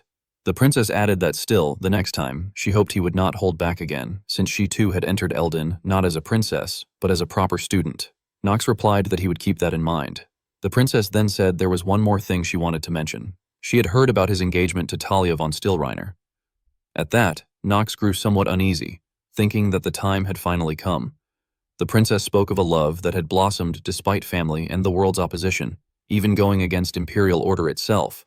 Yet, she added, she had no intention of judging his so-called true love. After all, she claimed, she was past the age of believing in such things. She explained that she had only approached him to use him, for pure faith alone could never make one an emperor. Knox, bewildered, thought that an imperial princess speaking of true love and such things sounded laughably novelistic. He reminded himself to hold it in, to keep his expression in check. He then answered that, despite thinking carefully, in the end, he had caused her trouble and felt ashamed. The princess, pleased, said that regardless, she thanked him for that day and appreciated the thought he had shown in looking out for her. Since he had put on such a splendid act, she said, she too would wish him a swift recovery, though she doubted he was really hurt. Knox, watching the two girls leave, thought to himself that he really was hurt and wished they would hurry up and go. Every time he came to the academy, his frailty of mind and body passive never went away. Once the two of them had left the room, the princess began to sigh, her expression now looking far sadder than before. She reflected inwardly that Knox von Reinhofer truly had a strange charm, that calm detachment that drew people's attention, his disregard for others' opinions, and even his genius talent. No matter how hard she tried not to be interested, she admitted to herself that it was difficult to go against her heart. Echidna, who had been silent all this time, finally spoke, noting that the princess seemed much more at ease now that she had gotten everything off her chest. Echidna suggested that this time they should not scold Knox too harshly. The princess turned back with a radiant smile and said that just this once she would forgive him. Elsewhere, the eccentric professor cried out with joy when he saw Knox, declaring that he had heard everything and asking if Knox had truly been stricken by lovesickness. He exclaimed that Knox was indeed a born romantic and urged him to let that fiery passion fuel his studies as well. Knox, however, snapped at him to be silent, clearly irritated, while inwardly thinking that he had no time for the rants of a mad professor or the princess's delusions. What mattered was that he quickly mastered the Step of Light and several more black magic spells, for the second main storyline was soon approaching. His attention then shifted to a design sheet on the desk. Picking it up curiously, he examined the costume sketch before a wicked grin spread across his face. He told himself that the easiest way to break through the second episode was with money, vast amounts of it. It was about time, he thought, that he went gold farming. It was explained that basic empire magic was a subject designed to help students develop their primary elemental affinity and improve their magical accomplishments accordingly. Since most students were unable even to identify their attributes, the first class always began with a test to discover their primary element. Standing at the podium, the professor instructed the class that each of them would come forward one by one and infuse their mana into the crystal of judgment. He explained that the core element they were most attuned to would then materialize within the orb. Whether it manifested as light, color, or something else entirely, they were to share what they saw and felt, and this would be used as reference for their personal curriculum. He then called for the students in the front row to begin. Meanwhile, Knox sat idly, lost in thought. For someone like him, who already knew not only his attributes but also his talents, the exercise seemed tedious. From the beginning, noble heirs had their elemental attributes determined by family lineage and birth. He wondered to himself that if, by some chance, the divine element suitable for healers were to manifest for him, it would be incredible. But he knew that such a divine attribute was monopolized almost exclusively by the House of Gynos. Above all, as someone born of a dark family, it had nothing to do with him. At last, he stepped forward and placed his hand upon the orb, as instructed. Immediately, dense black-violet colors began to swirl within it, so rich and overwhelming that even Knox himself was caught off guard. The mana surged outward in all directions, filling the hall with a suffocating violet darkness. When he finally withdrew his hand, he stood there in silence, confused and unable to make sense of what he had witnessed. The professor, however, praised him for doing well and asked what the orb had revealed. Knox replied curtly that the professor already knew. It had shown nothing but dense, dark violet shadows. Yet inwardly, Knox was unsettled. He had noticed a faint trace of pure white light seeping into the shadows. On his status window, no such white light was listed. That brilliance was unmistakably the holy element monopolized by the House of Gynos. It did not match any of the data he had gathered thus far. Something was amiss. There had to be something in his past, something even he, despite all his gamer's knowledge, could not see. He resolved that he would need to investigate further. When the magic class ended, it was time for combat training with the bald professor. The man explained that footwork techniques required immense mental strength, but once mastered, they allowed a fighter to move beyond ordinary perception. To demonstrate, he suddenly vanished from where he stood and reappeared beside the nearest student in the blink of an eye. He told them that with such mastery, one could slip entirely out of others' awareness. The students, stunned by the speed, burst into exclamations of disbelief. Some muttered that it was far too fast, that they could not even trace the trajectory of his movement. Others wondered aloud how anyone could possibly track an opponent at that speed. Knox watched the technique intently. At the same time, he activated his active skill, Hour of the Genius Plus. Time around him slowed dramatically, which allowed him to study the professor's technique in minute detail. He observed that everything seemed to slow as if frozen in time while a single figure moved swiftly to close the distance. The professor had chosen Knox as the subject for the demonstration, but Knox could clearly see every motion the professor made and thought that the man was merely looking for a chance to land a blow on him. There was no reason to allow it. When the professor's blade descended, Knox managed to dodge in time. The students were stunned and murmured in alarm, asking what had just happened and remarking that Knox had apparently evaded the instructor's sword using footwork. Some admitted they had not seen how it had occurred and wondered aloud how it had happened. With a composed expression, Knox said that he understood. So that was what footwork truly was. The professor, feeling slighted, muttered insults and grew angry. Talia, shocked, demanded to know how Knox had done it and when he had even learned footwork. The professor told Talia that she had seen it wrong. Knox had not actually used footwork, but had simply read his movements and reacted. Even so, the professor judged that the fact Knox could react like that without training was remarkable, and he ordered the white-haired student to stay after class for personal instruction. Hearing this, Knox felt uneasy and thought that the situation seemed like déjà vu. The other students whispered among themselves, wondering why the best student in the class would need extra training. With his face twisted in anger, the professor declared that he only ever favored the chosen ones and told anyone who was jealous to learn footwork themselves. Otherwise, he warned, even lesser monsters, not just demons, would cut them down. A frightened student apologized loudly. Another observed that, as expected of the bald instructor, he was an expert, though his personality was a little off. After overhearing the comments, the professor grabbed one student by the head and promised that he would help awaken their talent as he had with himself. The same, he said, would apply to everyone. He announced that he would explain the step of light once more, slowly. He then began teaching them step by step. He explained that the step of light consisted of 3 stages in total. The first step, he said, began with mana transmutation, converting part of the caster's attribute into divine energy and channeling it into the legs. The second step was tensional flow, in which the transmuted energy interacted with the ground to create a smooth current. The final step was blink, which used the momentum built by the previous steps to make the caster vanish instantly from the opponent's sight. He added that since most of the students were only now learning their elements, they could not even stabilize mana properly, let alone transmute it. Therefore, he announced, they would spend the entire day practicing only mana transmutation. Nox watched and smiled inwardly, thinking that it sounded fun and wondering how quickly he could master footwork. Paracelsus looked at Nox with irritation, muttering inwardly that Nox von Reinhofer was a bastard. His mind drifted back to his youth, to a time when he had once asked his teacher whether the 7 stars of the continent were truly that powerful. His teacher had affirmed that they were, saying their strength was overwhelmingly so.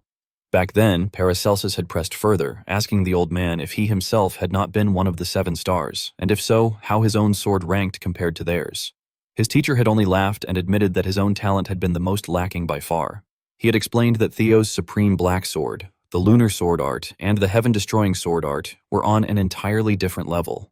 Though he himself had once been called a sword emperor, their talents had been far greater than his own. Paracelsus had protested, insisting that his master was the strongest person he had ever seen, and wondered aloud how it was possible that someone like him was still not at the top. His teacher had answered that when he compared himself at Paracelsus's age to the boy standing before him, he had been far inferior. That, he explained, was what talent truly was, something so transcendent that it could not be surpassed by time or experience. He had added that he could see that same overwhelming brilliance within Paracelsus and urged him to stop with the nonsense and devote himself even harder, calling him a genius boy. At the time, Paracelsus had reflected deeply on the notion of talent. He had thought that he knew exactly how strong his master was and how high he stood. If someone like that called him a genius, then just how terrifying must his strength truly be? He had wondered whether he could ever hope to catch up. His master's words about an awe so overwhelming that one could not even imagine surpassing it had finally begun to make sense to him. He had smiled to himself, thinking that his master was far more insane than he had ever believed. Talia, who stood nearby, had only looked at him in confusion, unable to understand why the eccentric man was laughing to himself. Inwardly, she had reflected that this was exactly as expected of Nox. Compared to him, she felt so small and insignificant that it was almost embarrassing. Still, she had resolved that if she continued to train steadily, then one day she too might reach greater heights. After some time of training, the students were all exhausted. Panting heavily, Talia had remarked that even just transmuting her attribute into divine energy demanded such intense focus. The professor had responded that this was natural, since some people could not even progress past that stage and failed to learn footwork at all. He had then turned to Nox, calling him Whitehair, and demanded to see what he had practiced, asking whether he had completed the mana transmutation step. Hearing this, Nox had smiled with cunning confidence. From his palm, he conjured a concentrated sphere of energy, declaring it as mana transmutation, his expression brimming with self-assurance. Then he raised his leg, initiating tensional flow. A moment later, he stomped hard against the floor, and in the blink of an eye, his body shifted. His movement flowed with an elasticity as if he were pressing down on a rubber mat, unfolding so swiftly that it was nearly impossible for the naked eye to follow. The students whispered in astonishment, wondering how, in less than half a day of lessons, Nox had not only mastered transmutation, but had also fully learned the technique known as Step of Light. The professor, instead of being proud, grew furious, though paradoxically, his anger stemmed from Nox's overwhelming brilliance. He demanded to know how the white-haired boy had managed to complete the entire lesson so quickly. Meanwhile, Nox ended the technique with a commanding presence before the eyes of everyone present. Back at the Reinhofer estate, inside Theo's study, he sat in deep thought over the matters soon to unfold. A voice called from outside, asking for forgiveness for disturbing his rest and conveying that the mistress urgently requested his presence. From behind came the figure of a woman who told Rodwell to dispense with formalities, remarking that it had been far too long since they concerned themselves with such courtesies. Theo, upon seeing her, remarked that it was rude of her to appear without notice. She calmly replied by asking when they had ever stood on ceremony with one another and insisted they get straight to the point. Her expression then darkened as she declared that the matter concerned his child with that woman, Nox von Reinhofer. Theo sat in his patriarch's chair, regarding Lady Priscilla with a cold gaze before telling her to speak. She said she had heard that his youngest son, Knox von Reinhofer, was achieving good results at the academy. At that, Theo's expression hardened as he asked what she was trying to imply. Lady Priscilla urged him to pay enough attention to Alan and Hartz as well, reminding him that they were his sons too. Theo responded by stating that she must surely know Eldane Academy only allowed up to 3 children per family, and that was why they were arranging for Alan and Hartz to enter another academy. She admitted that she knew, but countered that other academies lacked both the right environment and proper support. She insisted that Alan and Hartz also had room to grow, yet Theo still chose to pass down even the second form of the Black Sword solely to Knox. Theo declared firmly that such matters were for him, the head of the house, to decide. Lady Priscilla pressed further, asking whether he thought the other retainers felt the same. Theo dismissed her concern, saying he did not care what they thought. Growing agitated, Lady Priscilla demanded to know why he favored that child in particular, pointing out that Knox had once been the shame of the family, someone no one had cared about. One person remarked that even if Knox had won Theo's favor with nothing more than petty talent, it was only temporary, and went on to question whether Theo's recent favoritism was because Knox was the child of that woman. At this, Theo warned Priscilla to watch her tongue.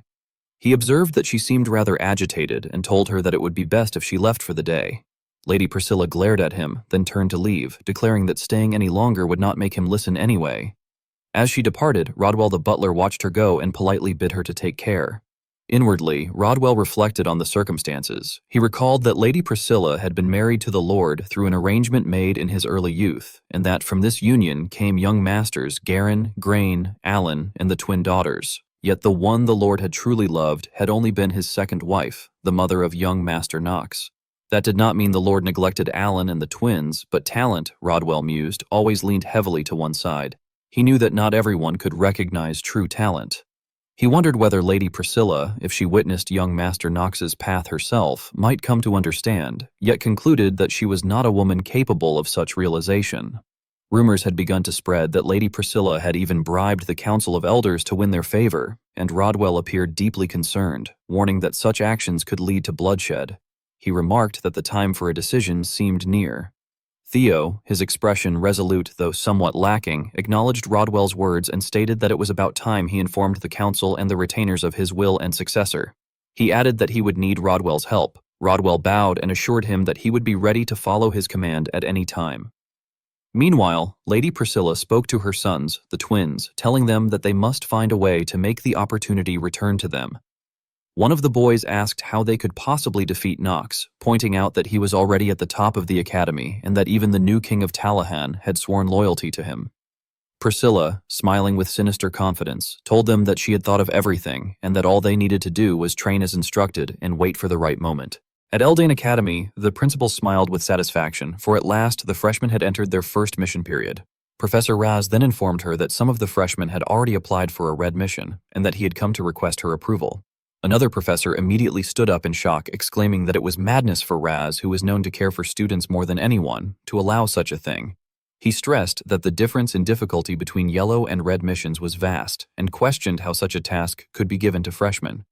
In response, Professor Raz explained that in the Elden economy, missions were divided into 5 levels of difficulty: yellow, red, blue, white, and black. He reminded them that the subjugation mission of the Charter's grain from the past had been only a yellow mission, the lowest level, but that this year was different. Among the newly enrolled cadets, he added, a top 5 would be acting as a team. Once Raz finished, Instructor Baldy nodded in agreement. He remarked that with names of such caliber, it was understandable why they had been entrusted with a red mission. Moreover, he added that with that troublesome white-haired student among them, he doubted there would be much of a problem. The other professor eventually conceded that if everyone else acknowledged the matter, he would have no objections either. However, he reminded them that for freshmen to take on a red mission, the headmaster's approval was still required. In response, Professor Raz turned to the principal and explained that he had brought no fewer than 26 cadet analysis reports, requesting that the headmaster review them. The principal, with a dismissive wave of her hand, stated that she approved. Professor Raz was left stunned, unable to believe how easily the approval had been granted. He thought to himself in disbelief that Paracelsus and Lady Talia were knights, while Leon and Lady Eleanor were mages. To that, Knox was someone capable of wielding both sword and magic. With such a lineup, he reasoned that even if something were to happen, they could rest assured. In his mind, there could be no team more perfect than this. Before the meeting concluded, one of them added that there was still one last thing to be said. Suddenly, the room became filled with a chilling aura, leaving the professors shocked.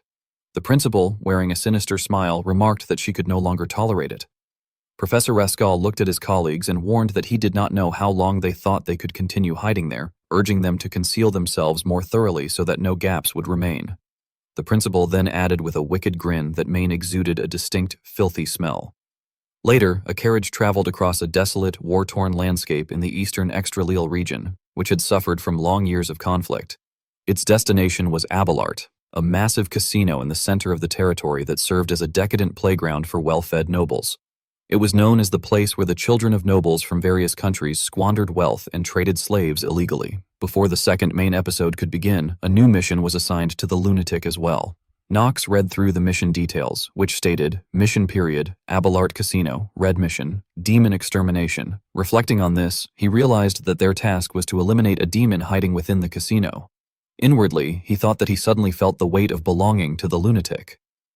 Paracelsus then asked him why, as a noble, he had not arranged for a fine carriage to be sent for him and instead had chosen to ride in the wagon of a merchant caravan. Knox responded that there was no need to advertise that they were traveling to a casino where their identities had to remain hidden, and he reminded Paracelsus that the eastern region was his homeland, telling him to stop grumbling.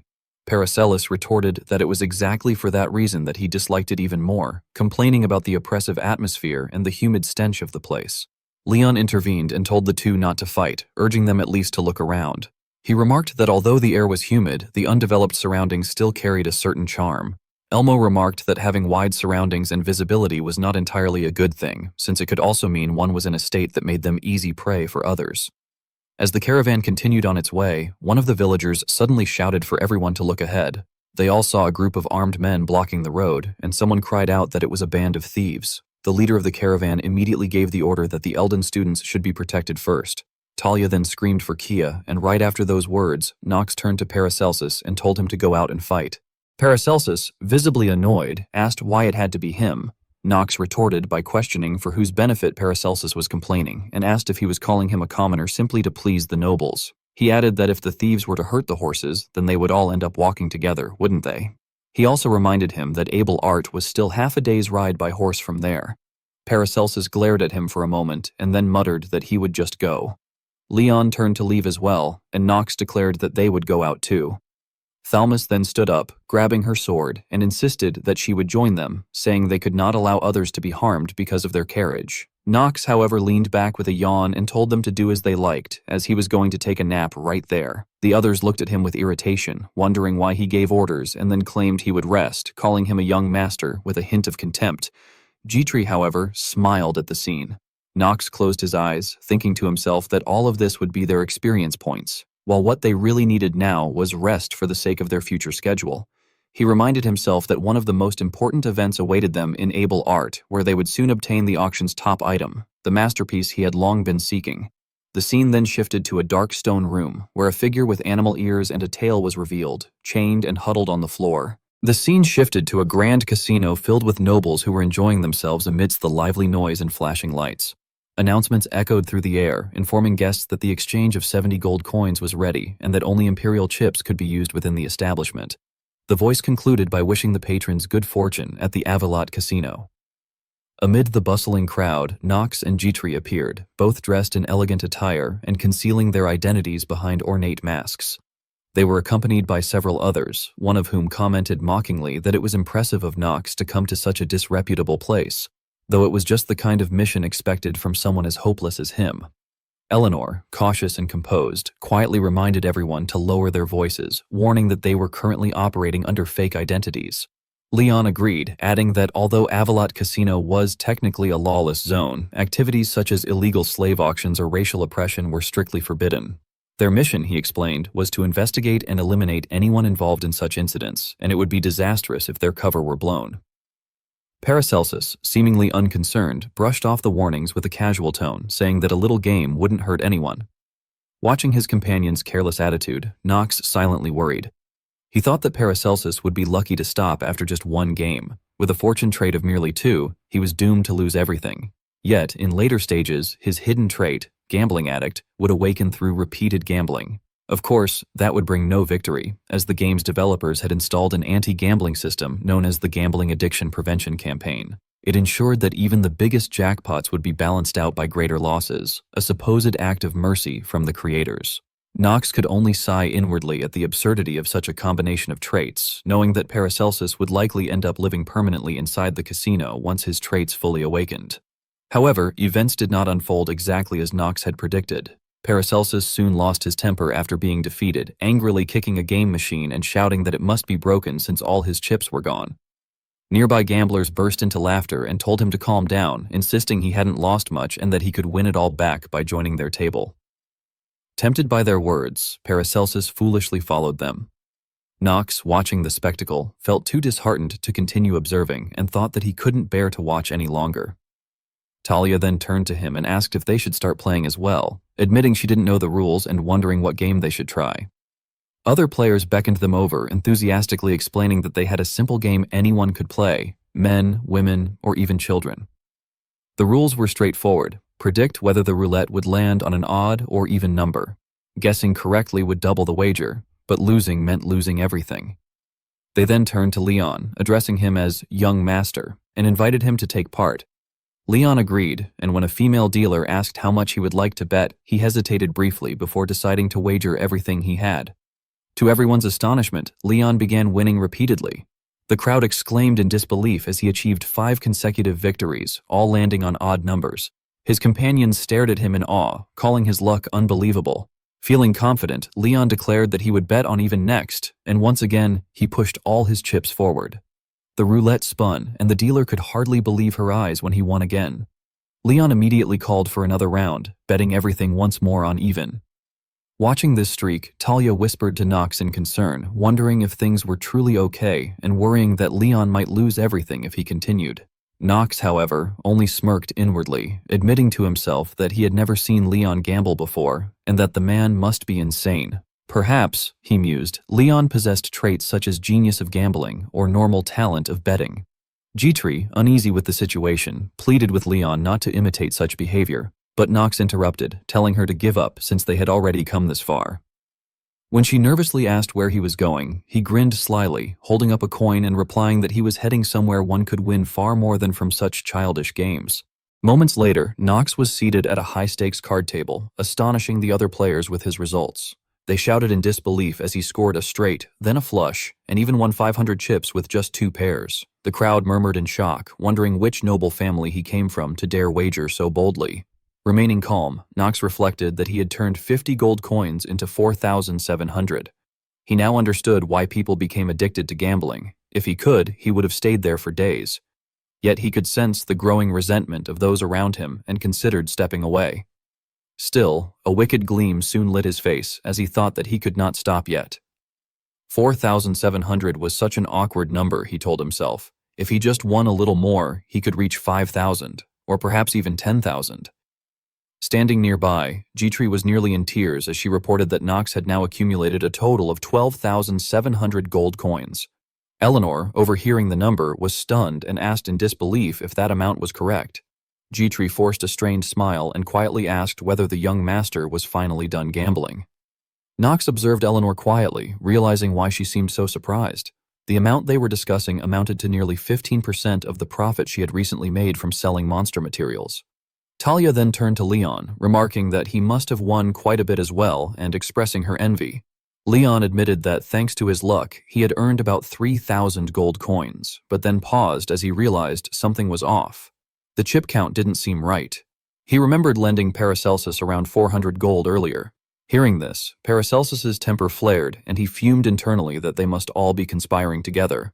Talia, watching his reaction, assumed that he had probably already lost everything. Eleanor complained in annoyance, calling someone an idiot and insisting that she would never gamble herself.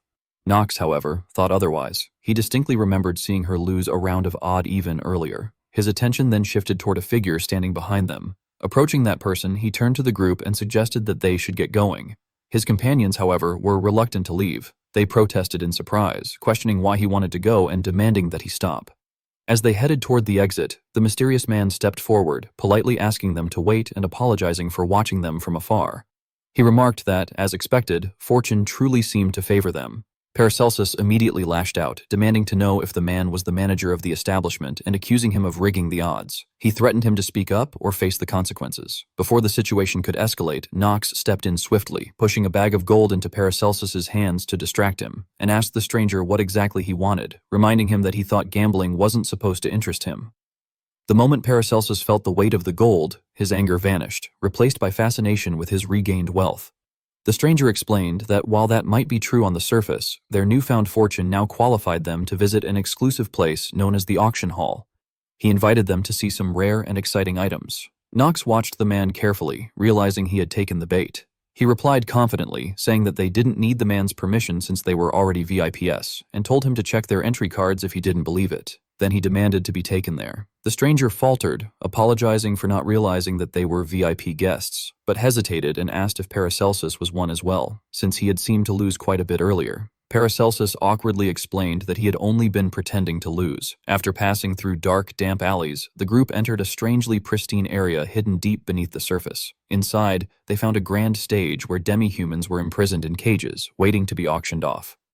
The host of the event stood before the crowd and announced that the evening's special products were available exclusively for VYPS, strong, long-lived, and utterly obedient demi-humans. The chained captives cried out in agony, begging to be released, with one mother pleading desperately for her child's life as a soldier approached holding a red-hot iron rod. From his seat, Knox observed everything with grim composure.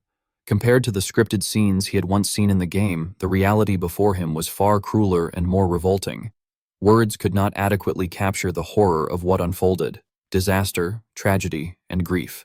He thought of Gremory, the demon whose essence embodied honesty and sorrow.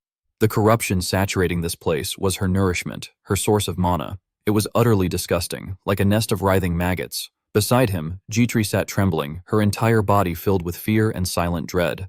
Her expression froze as a sudden warmth clasped her trembling hand. She turned toward Knox, whispering his title in a confused voice. He looked at her with quiet sympathy, reflecting that the trait which endlessly tormented her, misery, was now being awakened again. He silently apologized for forcing her to confront such pain, but reasoned that with so many enemies now targeting him, it would have been too dangerous to leave her alone. At that moment, the host raised his voice, thanking everyone for their patience and introducing himself as Herman, the general manager of the underground auction. He urged the assembled nobles to give their cheers and applause for what promised to be an exciting night.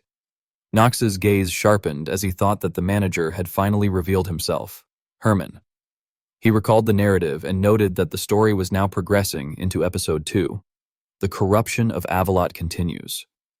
In this chapter, the corrupt nobles exploited the commoners, driving social tensions to their breaking point and giving rise to a revolutionary army.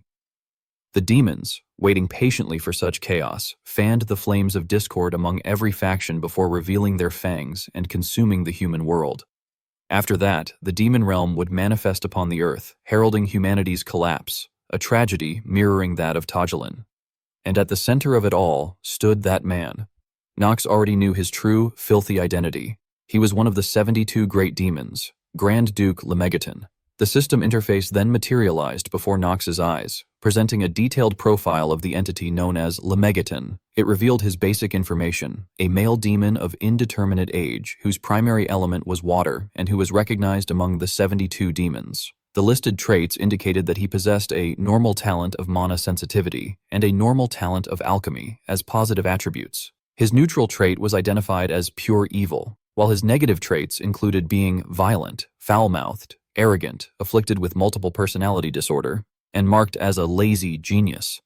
His statistics were displayed next: stamina measured at 20, mana at 23, luck at 5, will at 17, and charm also at 17. Finally, his skills were shown: a passive ability in alchemy and an active skill titled Tempest of the Flood. Lemegeton's abilities were described as unimpressive when compared to the other 72 demons. Among all types of geniuses, he was known to bear the most unfavorable trait, that of a lazy genius.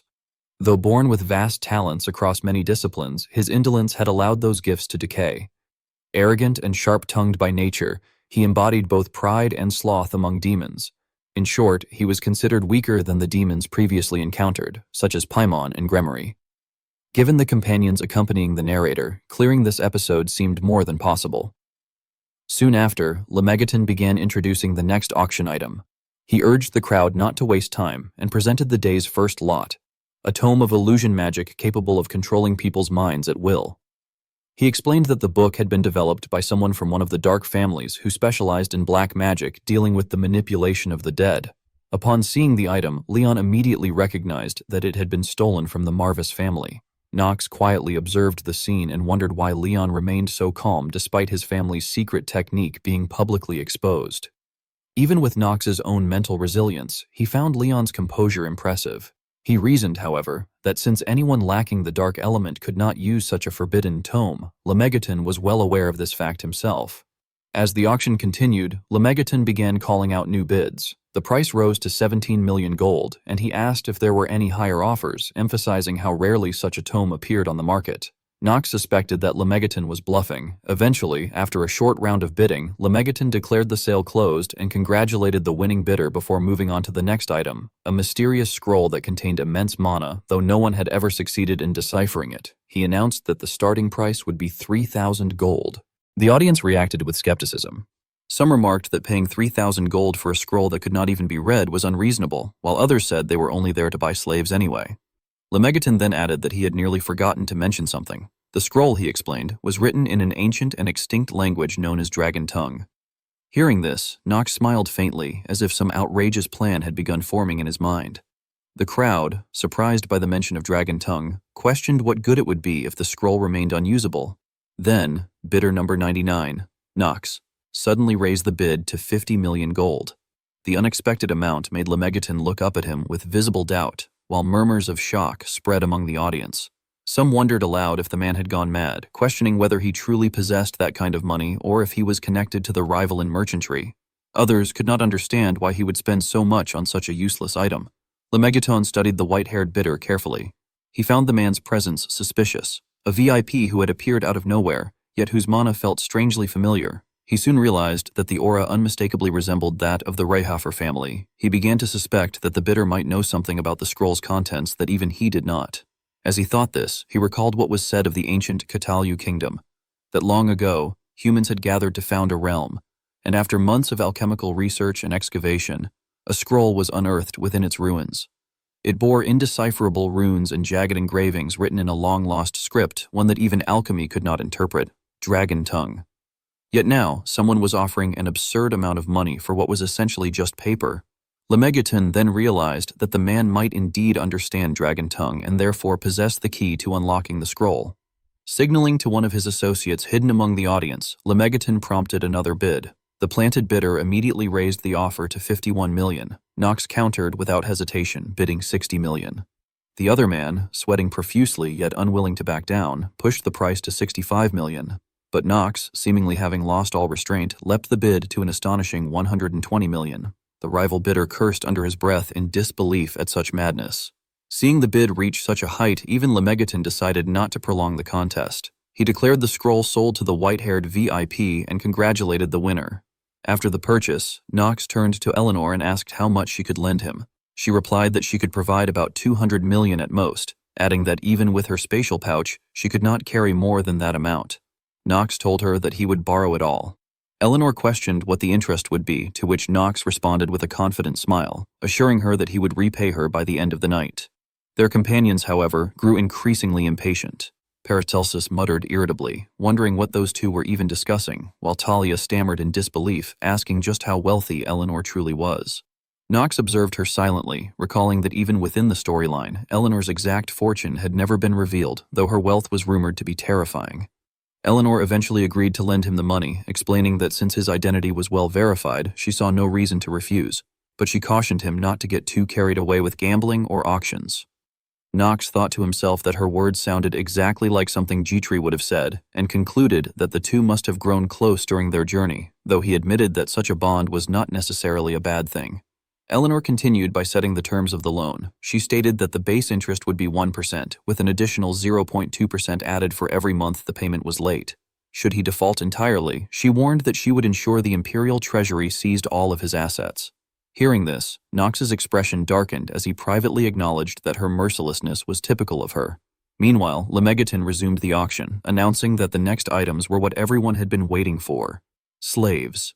He declared that from humans to demi-humans, a wide selection was available to satisfy any master, and began introducing the first category, beastkin. Before anyone else could react, Knox raised his bidder's plate again and called out a price of $1.8 billion.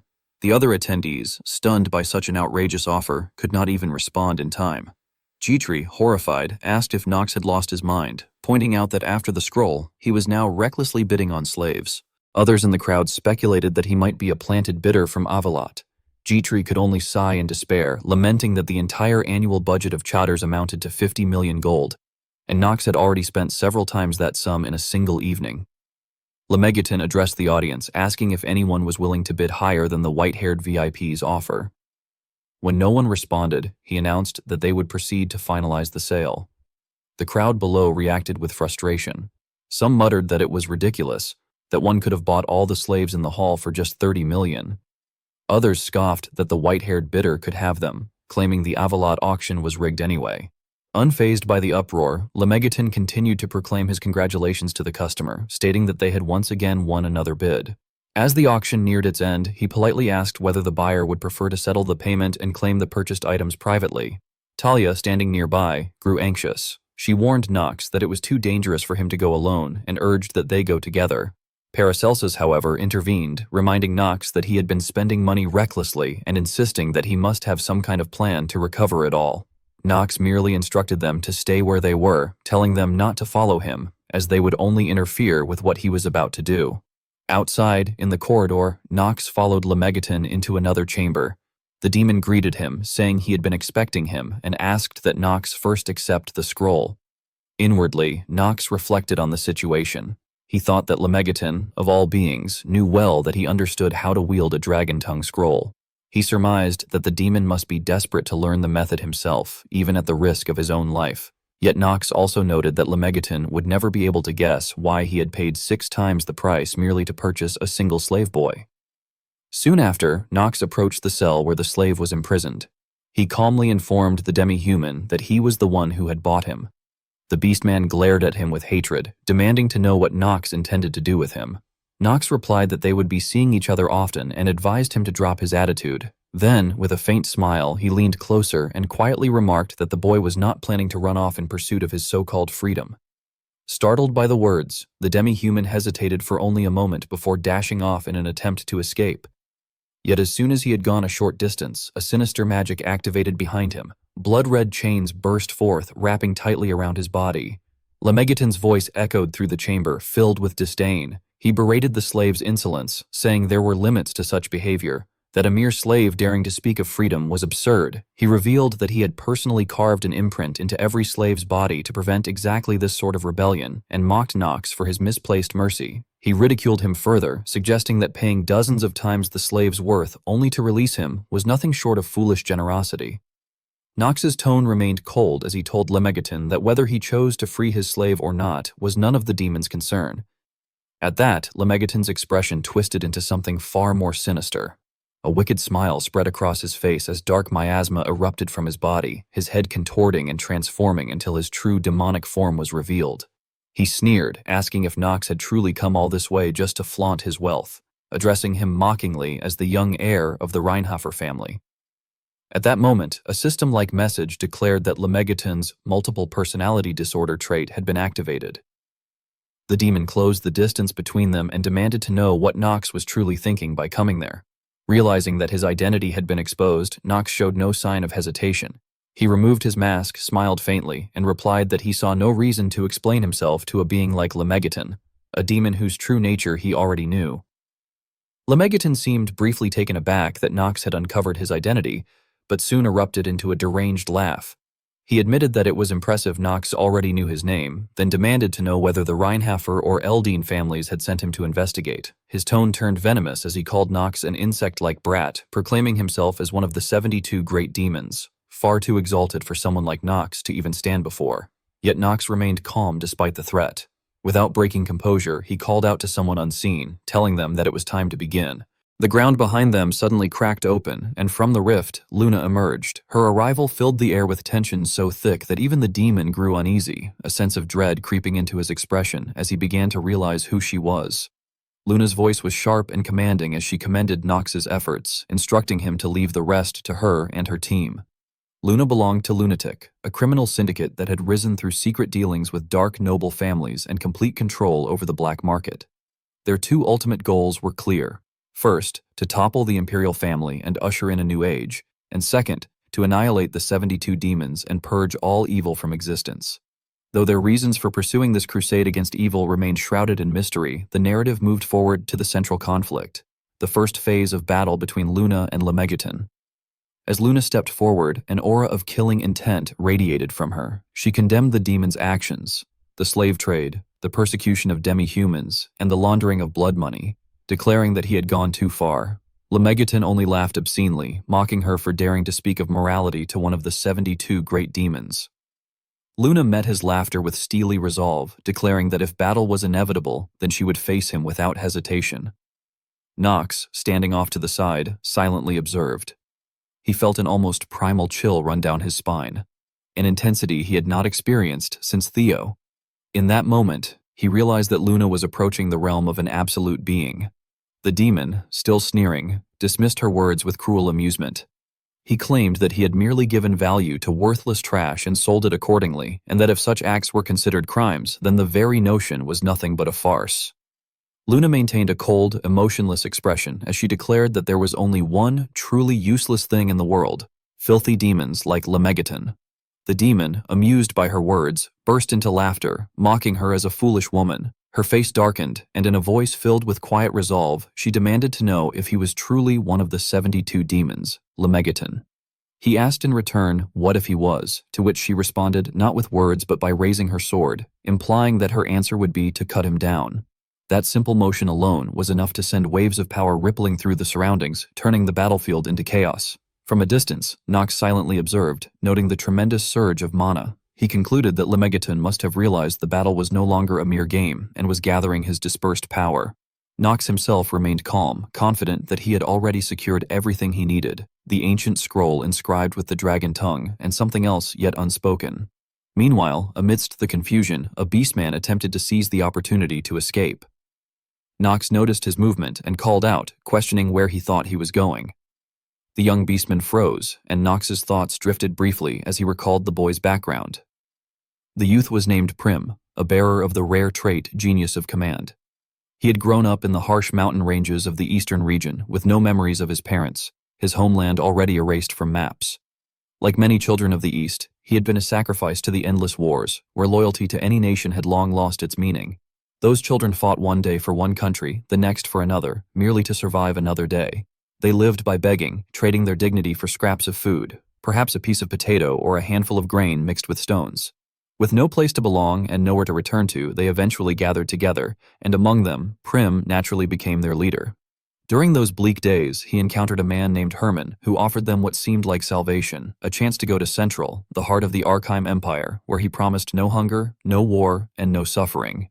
Yet, it had been a cruel lie. The children were sold as slaves to various nobles. Even so, Prim had never abandoned his dream of freedom. With his natural charisma, he inspired his fellow slaves to attempt escape after escape, but each time, Lemegeton's demonic mark ensured their failure. Still, in that moment of chaos, Prim felt it stronger than ever. This was his chance.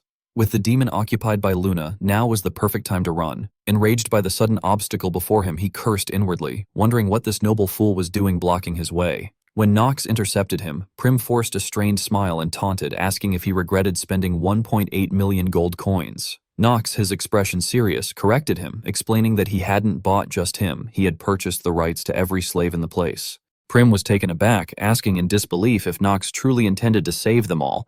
Nox replied that he would take them to his own territory, where they would have food, water, and support. Humans and demi-humans alike would live under the same laws, without discrimination. Prim stared at him in shock, accusing Nox of trying to deceive him just as the demon had before. He demanded if Nox knew why his kin suffered so greatly. It was because they had believed in sweet lies like the one he was hearing now.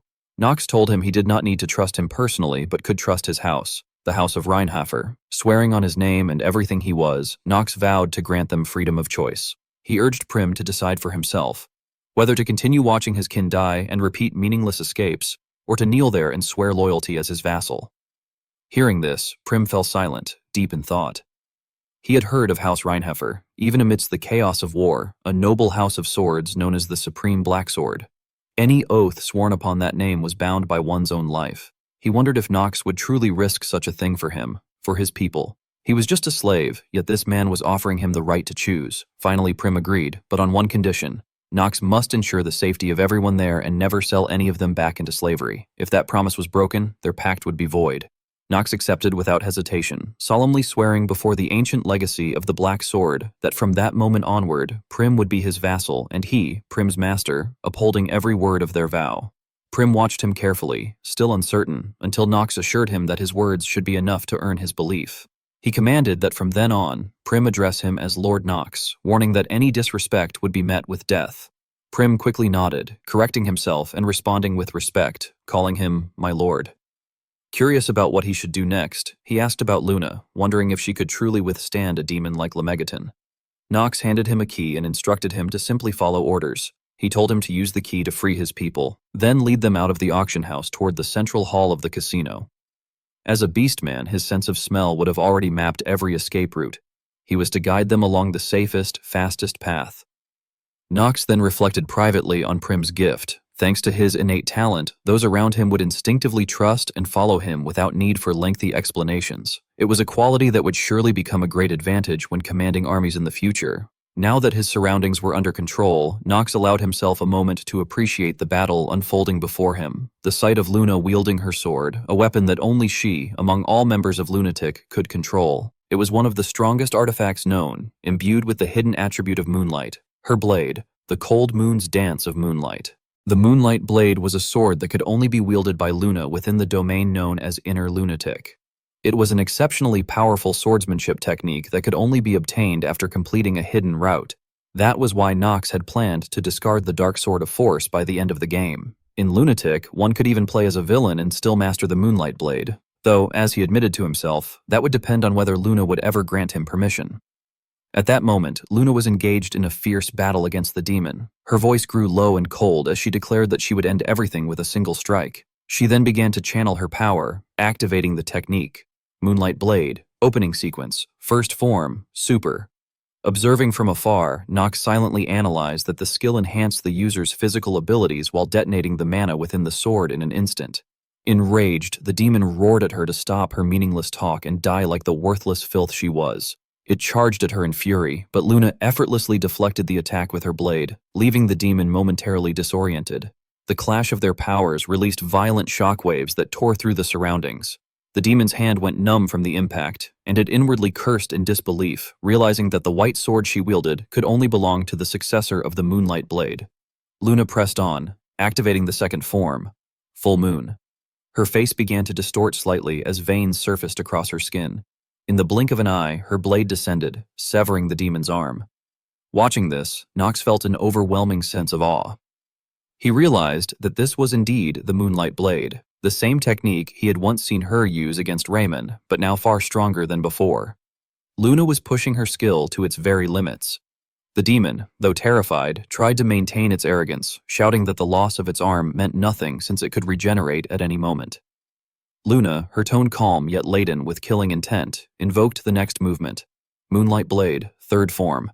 The instant her words fell, her graceful figure flashed forward, too swift for any eye to follow. Her sword sliced cleanly through the demon's body, splitting it in two. A spray of dark purple blood erupted from the creature as it struggled in vain, unable to react, its mouth gaping in silent despair before death. Then came the finishing technique, Moon-Splitting Slash. In less than a heartbeat, thousands of radiant strikes rained down upon the demon, shredding its body into countless fragments until not even a trace remained. The brilliance of the attack illuminated the area in breathtaking splendor. Nox stared, wide-eyed and speechless, thinking that it was far more beautiful than anything he had ever witnessed on a screen. A thought crossed his mind, that if possible, he wanted to learn that swordsmanship himself. Luna's gaze then turned to the pitiful remnants of the demon, and she murmured that she would finish this cleanly. The creature, reduced to a writhing mass of flesh, managed to rasp out a defiant question, demanding whether she truly thought it was over. But before she could respond, a tremor rippled through the ground where the demon had fallen. Luna sensed a surge of danger. From that very spot, a magic circle began to emerge, and mana started converging upon it with violent intensity. Luna raised her voice in warning, though even she could not comprehend what was happening. From the center of the magic matrix, a monstrous arm suddenly emerged, followed by the gradual reconstruction of the demon's entire body, stronger and more formidable than before. Nox watched the scene in disbelief, his thoughts racing. He couldn't accept what he was seeing. Based on the progression of the main storyline so far, Jigan shouldn't have had enough energy to activate his second phase. Yet the evidence before his eyes told him otherwise. There was no doubt in his mind. The magic circle that had appeared was not ordinary sorcery, but alchemy. In most other games, alchemy functioned merely as a support skill for creating potions, but in Inner Lunatic, it was an entirely different discipline. Unlike traditional magic, which relied on the natural mana in the air, alchemy required specific materials and mediums, a craft honed only through countless hours of meticulous study and experimentation. The level of alchemy displayed here would have taken tens of thousands of hours to master. Nox had never witnessed Jagan's growth to such an extent through mere gameplay. He wondered if Jagan had somehow been artificially enhanced, though he was certain that amplification features had yet to exist.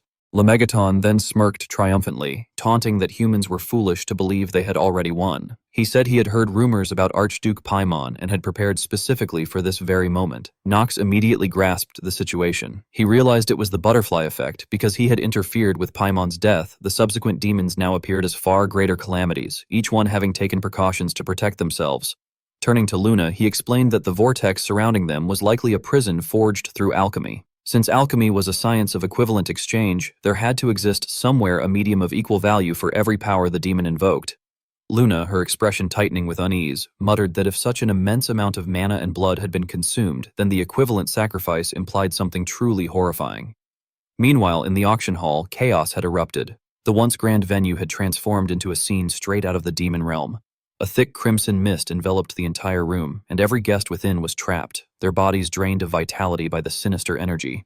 Their agonized screams echoed through the hall as their life force was consumed one by one. All the demonic energy condensed at the demon's position, continuously feeding it with life force.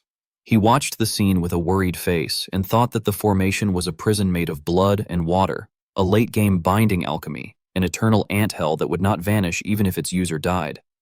If they allowed it to continue, he believed, it would spread and devour everyone there. He noted that the butterfly effect had pushed the difficulty to an uncontrollable level. Seeing an Act 2 boss borrowing a late-game skill did not surprise him. He had seen it happen several times before the end of other stories, so he believed he knew the method to destroy it. He reasoned that the Blood Lake functioned like a prison. Once someone was trapped inside, the battlefield could only end when the prison's objective had been met. The only way to weaken the skill, he concluded, was the death of a comrade. A sacrificial ally would be required to shatter this nightmare field, after which the boss's assault would cease. He understood the grim implication of that tactic. At that moment, Luna shouted a warning to Nox, telling him to be aware and calling him a rookie. She warned that if he stayed there, everything would be swept away. She demanded to know whether he had some desperate plan this time and urged him to tell her how they were going to destroy the prison. She asked if their only option was to kill all the nobles so the prison would stop. Nox worried that if he disclosed the plan, Luna would die. He resolved not to trigger the prison's lock first, because if he revealed the escape method, she would surely sacrifice herself. He weighed Luna's value, and whether killing her would allow him to see the end of the Inner Lunatic. He judged her harder to direct than other units and of low strategic worth, and the thought trailed into an unfinished private assessment. Meanwhile, a thick blood mist gathered and surrounded the two of them, and from it demonic arms reached out to pull them in. Demons summoned by fresh blood appeared nearby in many shapes and sizes. Luna reminded Nox that he had saved her before, and that this time he would have to be the one to leave. She warned that if he did not obey her order, she would consider him to be disobeying a commander's command. Nox, feeling calm, refused her order. As the demons screamed and charged at them, he swung his sword at one of them and told Luna that he would not go anywhere. After slaying the demons, Nox raised his hand and deliberately absorbed the power that had escaped from their bodies. The eerie energy began to weave itself into thin threads that coiled tightly around his arm. Witnessing the scene, Luna cried out in alarm, calling his name and demanding to know what he was doing, but Nox paid no attention to her. A faint smile curved his lips as he remarked that his reckless plan had made him remember something simple. Luna stared at him in disbelief, unable to comprehend what she was seeing. Nox then turned to her with a confident grin, saying that she could simply consider this another act of disobedience. Without hesitation, he hurled himself into the center of the matrix, where the densest, blood-red demonic energy surged violently. Luna was left outside, frozen in uncertainty, unsure of how to act. All she could do was widen her eyes and call his name in desperation as he vanished into the storm of dark energy. Inside the hall, the air was filled with screams of agony, and the blood-soaked, death-laden atmosphere pressed heavily on everyone present. Many people were begging for help, crying that someone should save them, that all the blood in their bodies was being drained, and demanding to know what the others were doing. Some shouted desperately for everyone to escape. Eleanor, overwhelmed, asked in panic what had happened. Leon remarked that the nobles had apparently been dealing with Herman for a long time, and he pointed out that the alchemy circle before them was one that used human blood as a catalyst. Considering Nox's last words, he said something about the situation felt wrong. Paracelsus wondered aloud where the noble lord had run off to at such a crucial moment, but the very next second, the surge of blood energy became even more violent, causing the entire group to feel a growing sense of dread. Talia commented anxiously that the energy they felt had clearly come from the hall where Nox had gone to retrieve the goods. Paracelsus then drew his sword and urged everyone to hurry, insisting that Nox might be in danger. Behind them, Jitri trembled with fear, though her worry for her master outweighed everything else. Meanwhile, on the battlefield, the sphere of energy continued to devour power in a frenzy. Luna stood nearby, helpless to intervene. Inside the sphere, Nox endured unbearable pain from the raging energy. Seeing this, Luna exclaimed in frustration that even if someone beyond human limits arrived, they would not last more than 10 minutes. She lamented that she should have handled their opponent more cautiously. The demon, however, merely laughed and said the strike had been intended to kill Nox, adding that imprisoning such a weak brat was no fun at all. It jeered at Luna, asking if she was trembling because she feared that the boy might die. It mocked humans for drowning in sentiment and said that if she understood her place and fled now, it might even spare her. Luna, enraged, shouted that it talked too much. She then prepared her sword and charged at the demon, declaring that unlike filthy scum like it, a lunatic never abandoned their comrades. But the demon remained confident, protected as it was by the limitless power of the alchemy matrix. Luna's strike did nothing. It looked at her with contempt and said that was why her kind were fools before casually countering her attack with a flick of its arm. Struggling, Luna thought that the water prison was weakening the demon's destructive power, but time was running out. If she delayed any longer, both she and the rookie would die. Determined, she resolved to end everything with her next attack and invoked Lemegeton. She shouted the name of her technique, Full Moon. The demon observed her and remarked that she was strong enough to make it regret not capturing her alive. It guessed she was the one who had killed Archduke Paimon, but told her there was something she needed to know. If she cut it down now, the boy would die as well. Hearing this, Luna's expression became uneasy. The demon continued taunting her, reminding her that alchemy was the science of equivalent exchange. It explained that the water prison had been created by sacrificing its own life. Because its life was part of the exchange, only it could dispel the prison, or the person trapped inside would have to risk their own life to break it. Only then would the prison collapse. There was no other way. It added that if it, the caster, died, the prison would explode instantly, shredding the boy to pieces. It said that her troubled expression was delightful to see. Luna's face darkened as she fell into turmoil. She thought that this situation was the same as when her master had died, and wondered why she was wavering again. She reminded herself that the rookie of House Reinhofer had no hope, yet she could not understand why her emotions refused to let go of even the faintest chance, or why she continued to wait for her comrade. She called the rookie a fool in her mind. At that moment, Nox's voice suddenly echoed in her mind, telling her he was there. Along with his words came his familiar, brazen grin. He seemed to be using some kind of voice transmission magic and asked her whether she was still holding on. He explained that his vision was blurry, his breathing ragged, and that even keeping his eyes open required all his strength. He acknowledged that this was the interior of the water prison. He said he had chosen to save Luna, and that if he could prove that choice wasn't wrong, he might avoid the bad ending. Then, the system issued a warning stating that the oxygen levels in the player's body were critically low, that cardiac arrest would occur in 8 minutes, and that his death would follow in 9. Nox silently reflected that he had assumed this would merely serve as the setup for Chapter 3, but he might have been mistaken. He decided that he would first use telepathy to contact Luna. Just then, the system issued another notification, warning that using a skill in his current state could further shorten his lifespan. After reading it, he sighed, admitting to himself that he was fully aware of that risk. The system then asked whether he still wished to activate telepathy. He confirmed that he did, though his expression showed clear displeasure as he wondered sarcastically if the system was trying to frighten him. Once the skill was activated, he quickly established contact with Luna and asked whether she was still alive, telling her that he remained present. Hearing Nox's voice shocked Luna, as she could not understand how he was speaking to her, and she immediately expressed her worry. She insisted that he kept doing foolish things and reminded him that using mana inside the water prison consumed life force even faster, urging him to stop at once. Nox responded by saying that she might find it hard to believe, but he knew a way to save everyone. He explained that the plan would only succeed if she trusted him completely, and that from that point on, he would give her 2 choices, letting her pick whichever she preferred. Hearing this, Luna asked what he meant by choices. Nox clarified that the first option was to let him die and use that moment to cut down Lemegeton, who had been weakened by maintaining his control over Nox. He added that if she moved quickly, she could strike the enemy before he had time to react. Luna dismissed the suggestion as nonsense and demanded to know the second option. Nox then reflected inwardly on Luna's nature. Sacrificing a rookie who had barely joined Lunatic would have been the easiest solution, yet she still preferred to take the more difficult and dangerous path. He admitted to himself that he was no different. He then explained that the second option was simple. She needed to teach him her lunar sword art. Upon hearing this, Luna looked at him with disbelief, unsure of his intentions. Nox, seeing her expression, foolishly assumed that it was horrifying enough that she might as well have chosen the first option, and he briefly lamented that he had gotten his hopes up for nothing. Luna hesitated, but eventually agreed. She told him that ever since their battle with Paimon, she had already sensed that he always came up with ideas beyond her expectations, and she asked him to explain his reckless plan once more. Nox heard the unexpected answer and found it impossible to believe that Luna had actually accepted his proposal.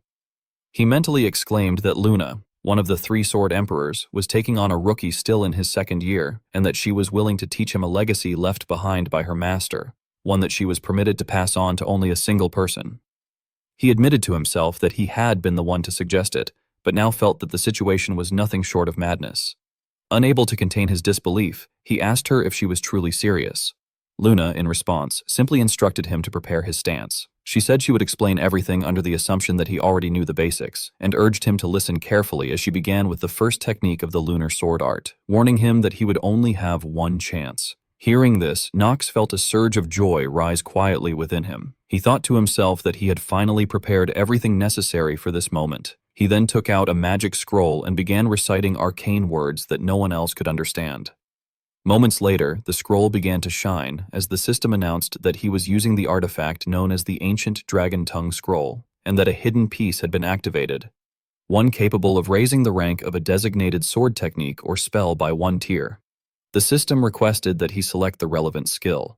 Nox quickly confirmed his choice, designating Dark Family Intermediate Swordsmanship. The system then stated that the scroll had been successfully used. His expression grew more triumphant and confident than ever before, and the dark sword in his hand released a fearsome, overwhelming aura of black-purple energy. The system continued by announcing that Dark Family Intermediate Swordsmanship had advanced to Dark Family Advanced Swordsmanship. Nox sank into thought, recalling that the first requirement for learning the lunar sword art was to possess swordsmanship at the advanced level or higher. The second requirement, he remembered, was to use what he had learned from the Step of Light technique to transmute his main element, darkness, and cloak himself in the special element known as moonlight. At the same time, pure white light formed in his left hand, while the darkest energy swirled around the black sword held in his right. Feeling deeply satisfied, Nox smiled so broadly that it stretched across his face, and he told Luna that they should begin, declaring that he was fully ready to inherit her lunar sword art. By then, however, the pure light in his hand had already been twisted and converted into darkness, perfectly reflecting the wicked nature that surpassed even that of a demon. The text described the first half of the lunar sword art, specifically its 3rd technique, Moon Slash. It was said to possess such astonishing destructive power that it seemed capable of shattering the moon hanging in the open sky. The technique was specialized in destroying mana-related spells, such as barriers or circles. Under normal circumstances, one might assume it would be better for Luna to be the one trapped inside the water prison. However, it was explained that this was impossible because Luna, the sole user of the lunar sword art, had extremely low innate mana sensitivity. Because of that limitation, Nox determined that he would be the one to enter the water prison, receive the lunar sword art directly from Luna, and break the core that sustained the water prison from within. It was the only breakthrough he had been able to devise. With a confident smile, he stated that he was fully prepared to inherit Luna's lunar sword art. Luna responded by warning him that he would not be able to breathe in rhythm with the sword technique inside the water prison, and instructed him to envelop his body in as much mana as possible while keeping it stable, as well as to infuse sword energy into his weapon. Nox silently assessed her explanation, acknowledging that breathing aligned with the sword was indeed crucial. He recalled that powerful warriors like Luna and Theo activated their breathing and sword techniques at exactly the same timing, which was why the tips of their swords never wavered regardless of external circumstances or their own mental state. Luna then swung her sword and told him to search for the state in which his breathing felt most natural, advising him to sense everything, his posture, his physical condition, and even his thoughts, while warning him that the process was going to become painful. As Nox observed her demonstration with complete focus, Luna privately noted that he already understood this truth well. She reflected that the lunar sword art was a technique steeped in madness, a sword style soaked in the kind of insanity that devoured the self. That madness spread not only to the user but also to those nearby, which was why initiates of lunatic were tested on whether they could withstand the madness of the Red Moon. Conversely, she believed that if someone possessed overwhelming mental strength and resistance and could control even the darkest parts of themselves, that very madness would become their sword. At that moment, Nox's eyes turned blood red as though he were undergoing a dark transformation, and the black aura swirling around him began to merge with the surrounding blood-tinged energy. At the same moment, the system announced that the player's willpower was being pushed to its limit and that he was entering a state of trance. Luna added that when he was ready, he should recall the worst moment of his life. Whether it was powerlessness, pressure, or pain, anything would be acceptable, as long as he remembered the moment in which his despair had reached its absolute peak. Nox closed his eyes and began to feel the memories rushing back. He wondered which moment had truly been his most difficult and miserable. He questioned whether it had been the time when the doctor informed him that he was terminally ill, or perhaps the moment he began living an absurd existence inside lunatic. Then he reconsidered and realized that neither of those had been the worst. The moment filled with the greatest pain, he thought, had been the instant he understood that he would never shine again. He then opened his eyes and stated that he was finally starting to grasp it. Simultaneously, the system reported that, due to the trait swordsmanship and combat genius, his understanding of the lunar sword art was rapidly increasing, and that he had successfully self-learned the basic lunar sword art. Luna reminded him with a serious tone that there was still one more step left, learning the third technique, Moon Slash. However, Nox replied that she did not need to explain it to him. His answer confused her, prompting her to ask again for clarification, unsure of what he meant. Meanwhile, Nox's new energy began radiating outward, blending with the surrounding bloodlust and giving off a terrifying sense of oppression. The system declared that the active skill hour of the Genius Plus was being activated. His face changed visibly. His violet eyes shifted to a golden, metallic hue, and a surging flow of mana rose across his body. In that moment, he clearly sensed that the energies within him were clashing against one another. He finally understood why Luna had told him to recall the darkest part of himself. Because the lunar sword art could only be wielded by those who had shattered the most powerless moment of their life.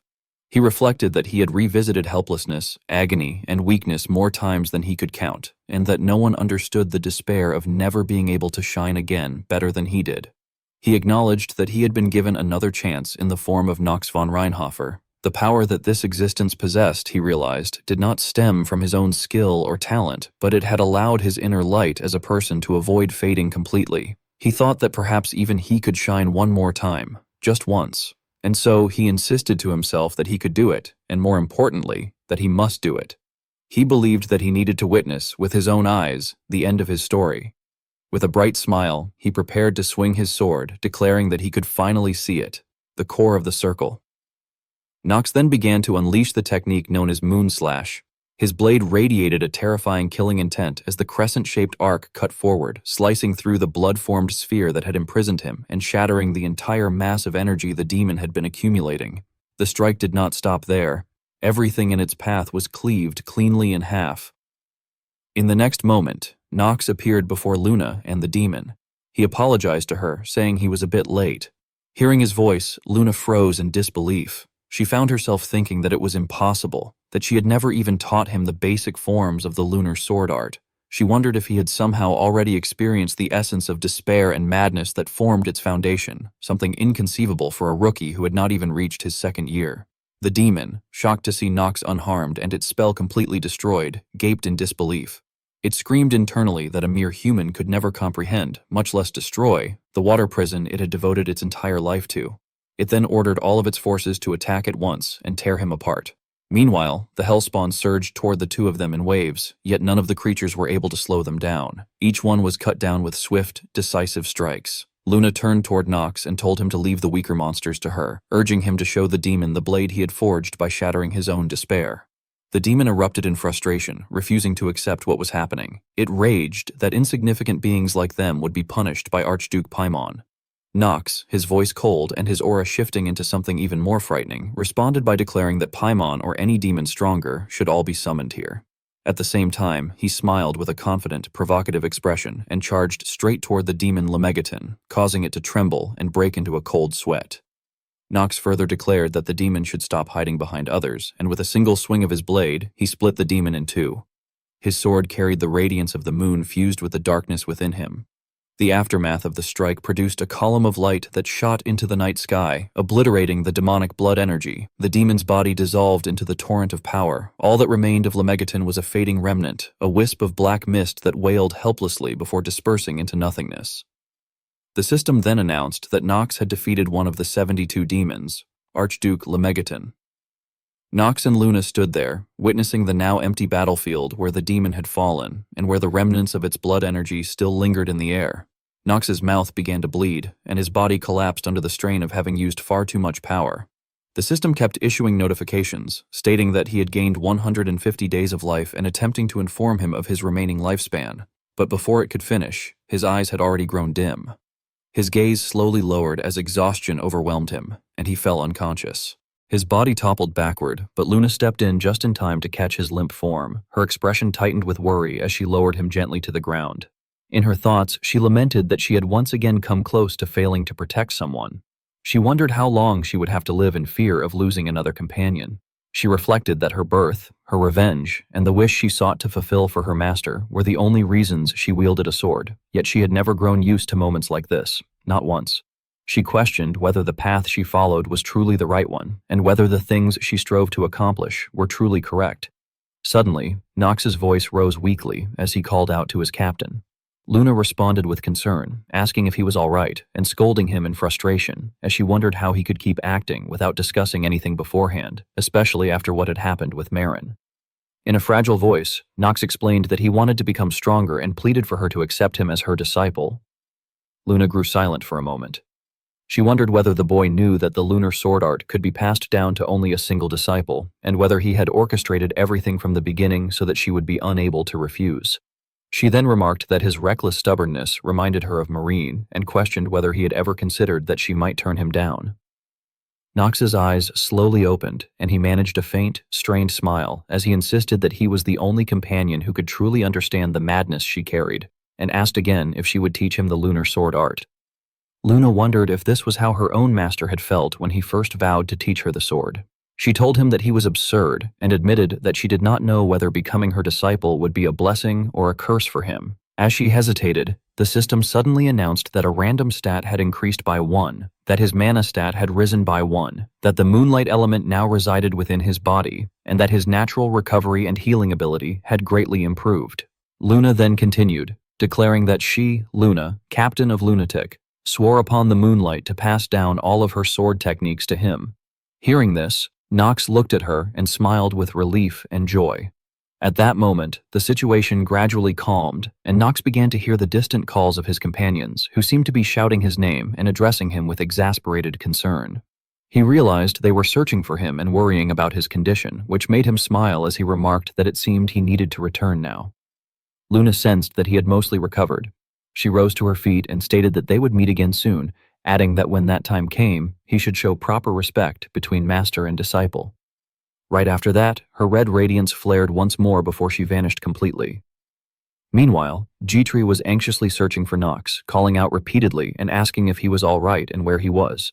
The more she called without hearing a response, the more her expression tightened with worry.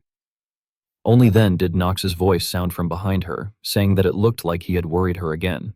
His battered figure stood there, offering her a reassuring smile as he told her not to worry and that he was fine. Soon after, the rest of Nox's group arrived and pressed him for an explanation.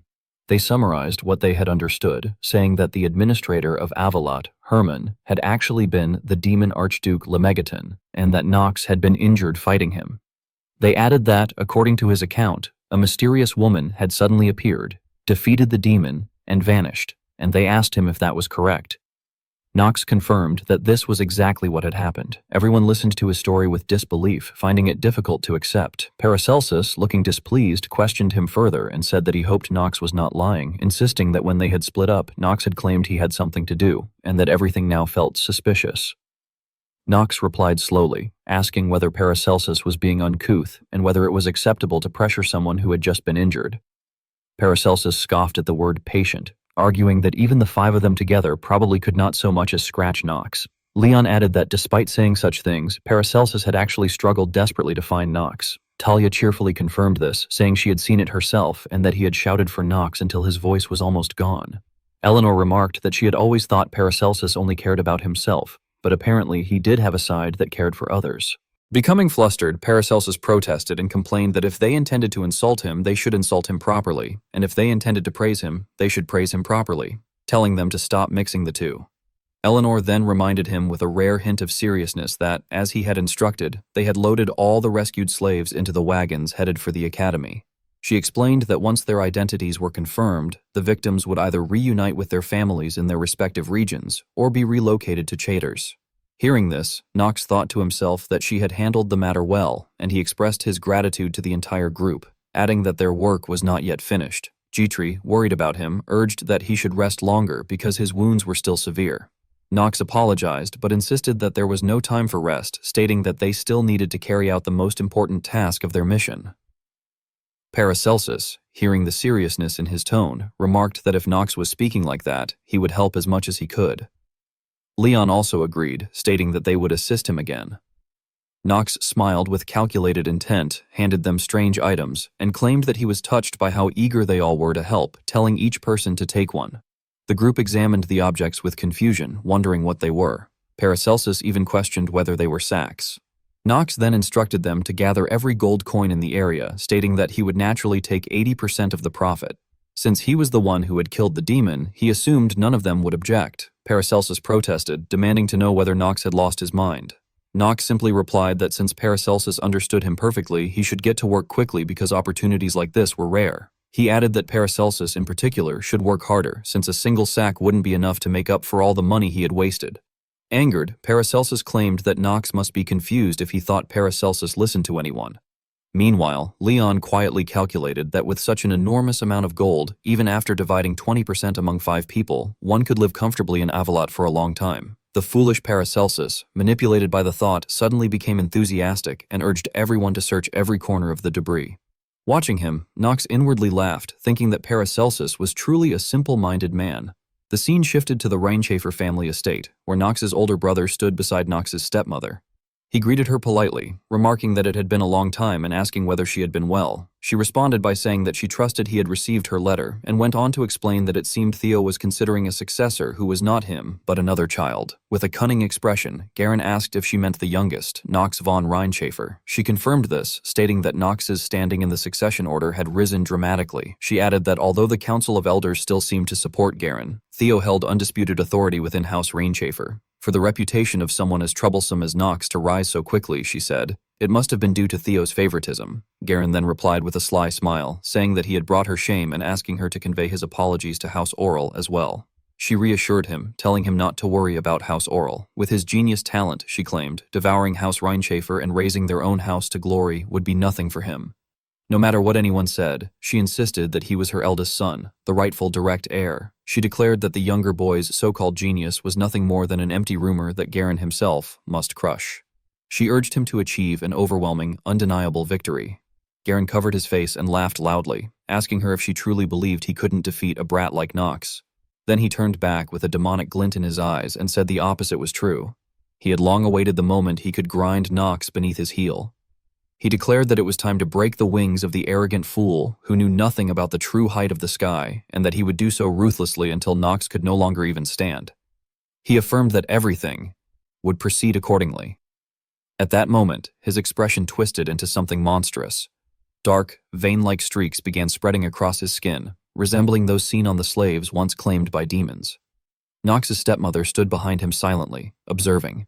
Only seconds later, her own face contorted with the same terrifying transformation, and a demonic smile emerged, revealing that both she and Garen were slaves to the demons. Garen then proclaimed that everything would proceed according to the will of the Archduke. Knox stated that the total amount came to 1.97 billion gold, adding that at this point he was running out of space to store it all. He then handed the payment to Eleanor and declared that the debt had now been completely paid off. Dietrich responded by saying that they had even added the interest on top of the original 200 million gold. Eleanor, wearing an annoyed expression, remarked that they should forget about the interest, explaining that since everything had been repaid within just a few hours, collecting interest would only make people say that the rival in merchantry was stingy. Paracelsus then added that he would have someone deliver the remaining money back later, while commenting that the interest alone must still be a ridiculous amount and musing that rich people truly lived differently.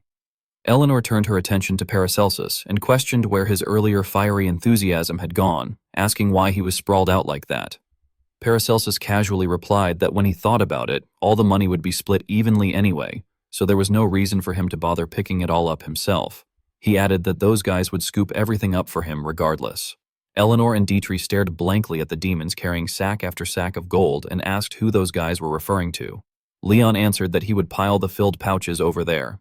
Knox noticed Talia carrying sacks as well and wondered why the undead looked strangely pitiful.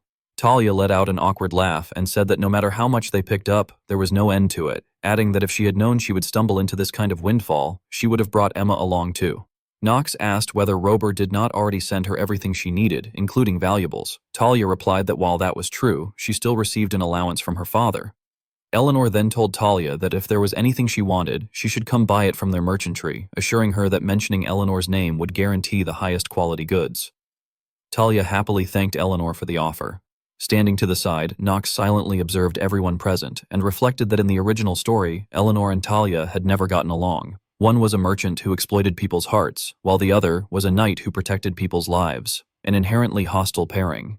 He noted that this was not the only change, as Paracelsus and Leon were also natural-born opposites destined to clash, and as for Dietrich, she would have died long ago if not for him. He concluded that his existence had created a butterfly effect that triggered all these changes.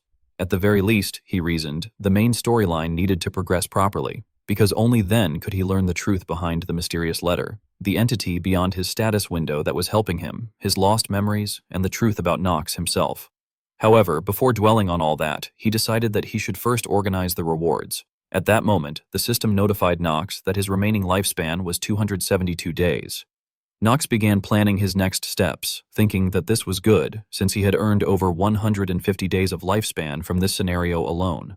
Still, he acknowledged that there was no guarantee things would always go this smoothly. His enemies would grow stronger, and if overcoming this trait were easy, the game would never have given him the broken advantage of possessing two genius traits. He recalled that among all players, there had never been a single successful case of fully overcoming the terminally ill trait, and even after searching the community and the official homepage, the trait was barely mentioned.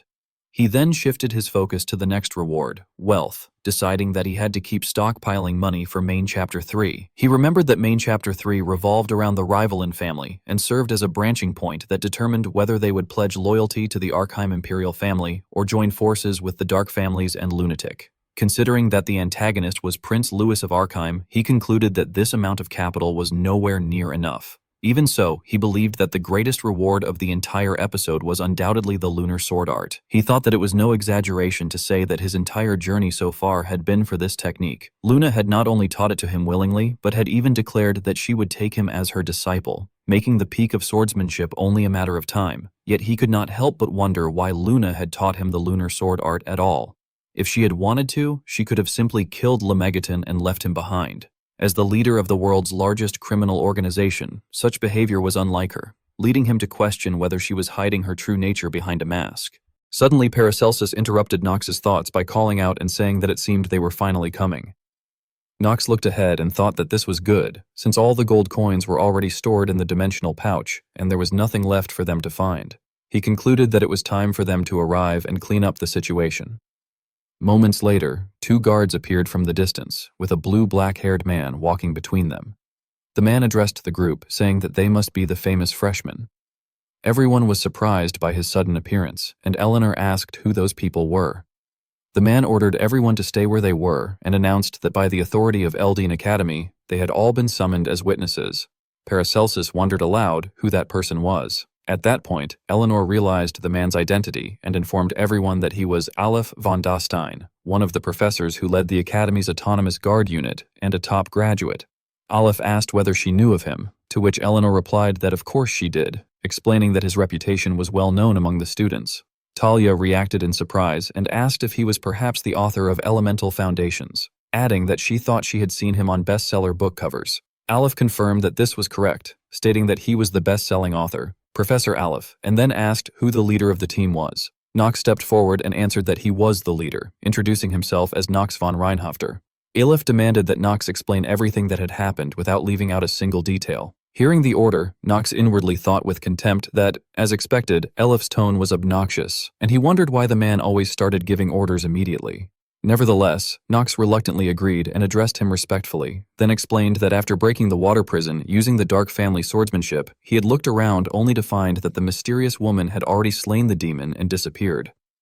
Aleph continued by describing the woman as someone with crimson eyes, an affinity with the moon, and overwhelmingly powerful swordsmanship. In response, Knox asked whether Aleph had any idea who she might be. Aleph replied that this was not something the students needed to know and ordered them not to concern themselves with her from that moment on, stating that the woman had been officially designated by the state as an extremely dangerous entity. Upon hearing this, Knox found it ironic and thought that Aleph was likely frustrated because he constantly encountered her, yet still could not persuade her to teach him her swordsmanship. After the investigation concluded, everyone returned to the academy. Sometime later, they were sitting together and talking. Paracelsus laughed and remarked that it seemed the professor had not noticed how much gold there had been, adding teasingly that the little noble occasionally did things that actually made him likable. Leon echoed a similar sentiment, noting that sometimes Knox did things that made him likable as well. Knox simply affirmed this.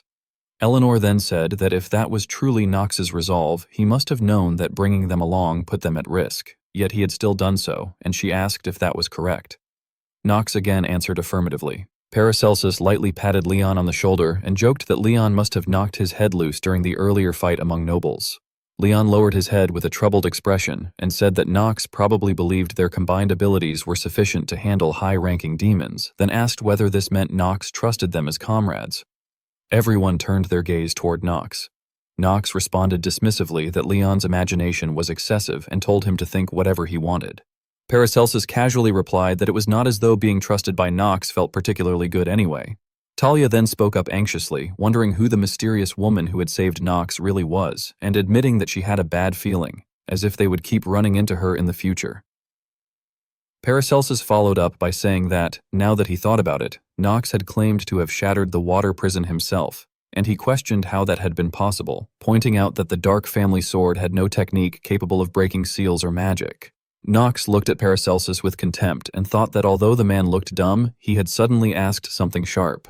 After clicking his tongue, Knox decided to be honest and explained that he had recently been practicing a different swordsman's swordsmanship, one that was not from the Dark family. He admitted that he had even copied some of that woman's swordsmanship after observing it briefly, and that was how the water prison had broken. Eleanor reacted with shock, asking whether Knox had truly copied it after seeing it only once, and questioning why he would learn someone else's swordsmanship when the black sword art was already the pinnacle.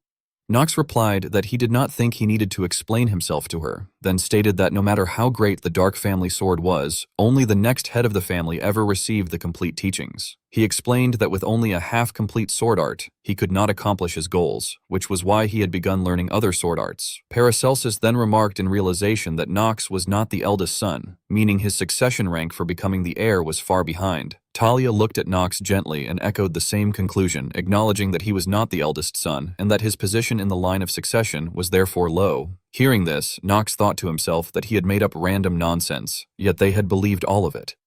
He then noticed that Dietrich had been silent the entire time.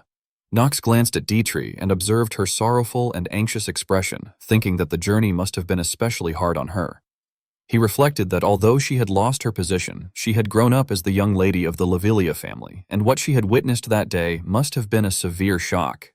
He then took her hand and told her to forget everything she had seen that day and not to think too much about it.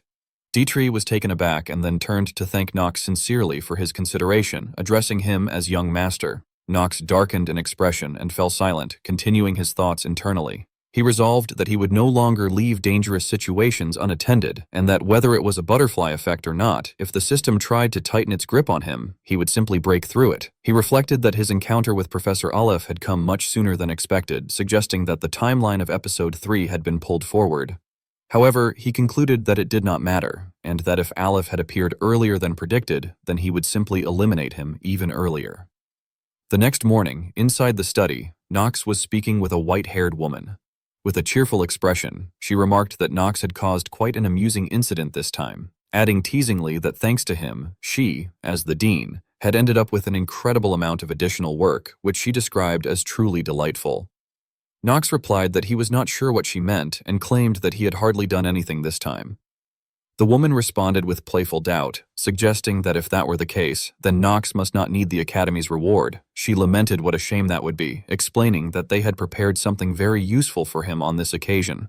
Knox spoke again while thinking to himself, internally insisting that he had actually worked very hard this time and criticizing her for crossing the line by using the reward as leverage, calling her an old lady in his thoughts. The white-haired woman laughed softly and commented that even his obvious lies were cute in their own way, but emphasized that rewards required clear justification. She then asked whether he would explain everything, addressing him as a kid, and questioned what kind of demon he had fought this time. She pointed out that he reeked of the stench of one of the 72 demons, and stated that she would prefer it if he did not lie to her. Knox fell silent for a moment, thinking that lying in front of Noah Von Trinity would be practically suicidal, and concluded that this time he had no choice but to tell the truth. He then began explaining that at first, he had simply thought the enemy was a suspicious man with questionable connections. Even though the man was Avalot's chief administrator, his behavior had gone far beyond what was acceptable. Knox explained that large-scale illegal operations had been running for a long time without punishment, which led him to suspect that the man might be a demon capable of manipulating human minds. He added that he had only learned the man was Archduke Lemegeton after the fight, and that, as expected of a demon infamous for his alchemy, the battle had been brutal. He admitted that if someone had not intervened midway, he might have died. The woman reacted with a strange, amused sound and commented that Paimon had died, so she supposed the demons were preparing their defenses now. She casually added that it would not save them anyway, since she intended to kill them all regardless.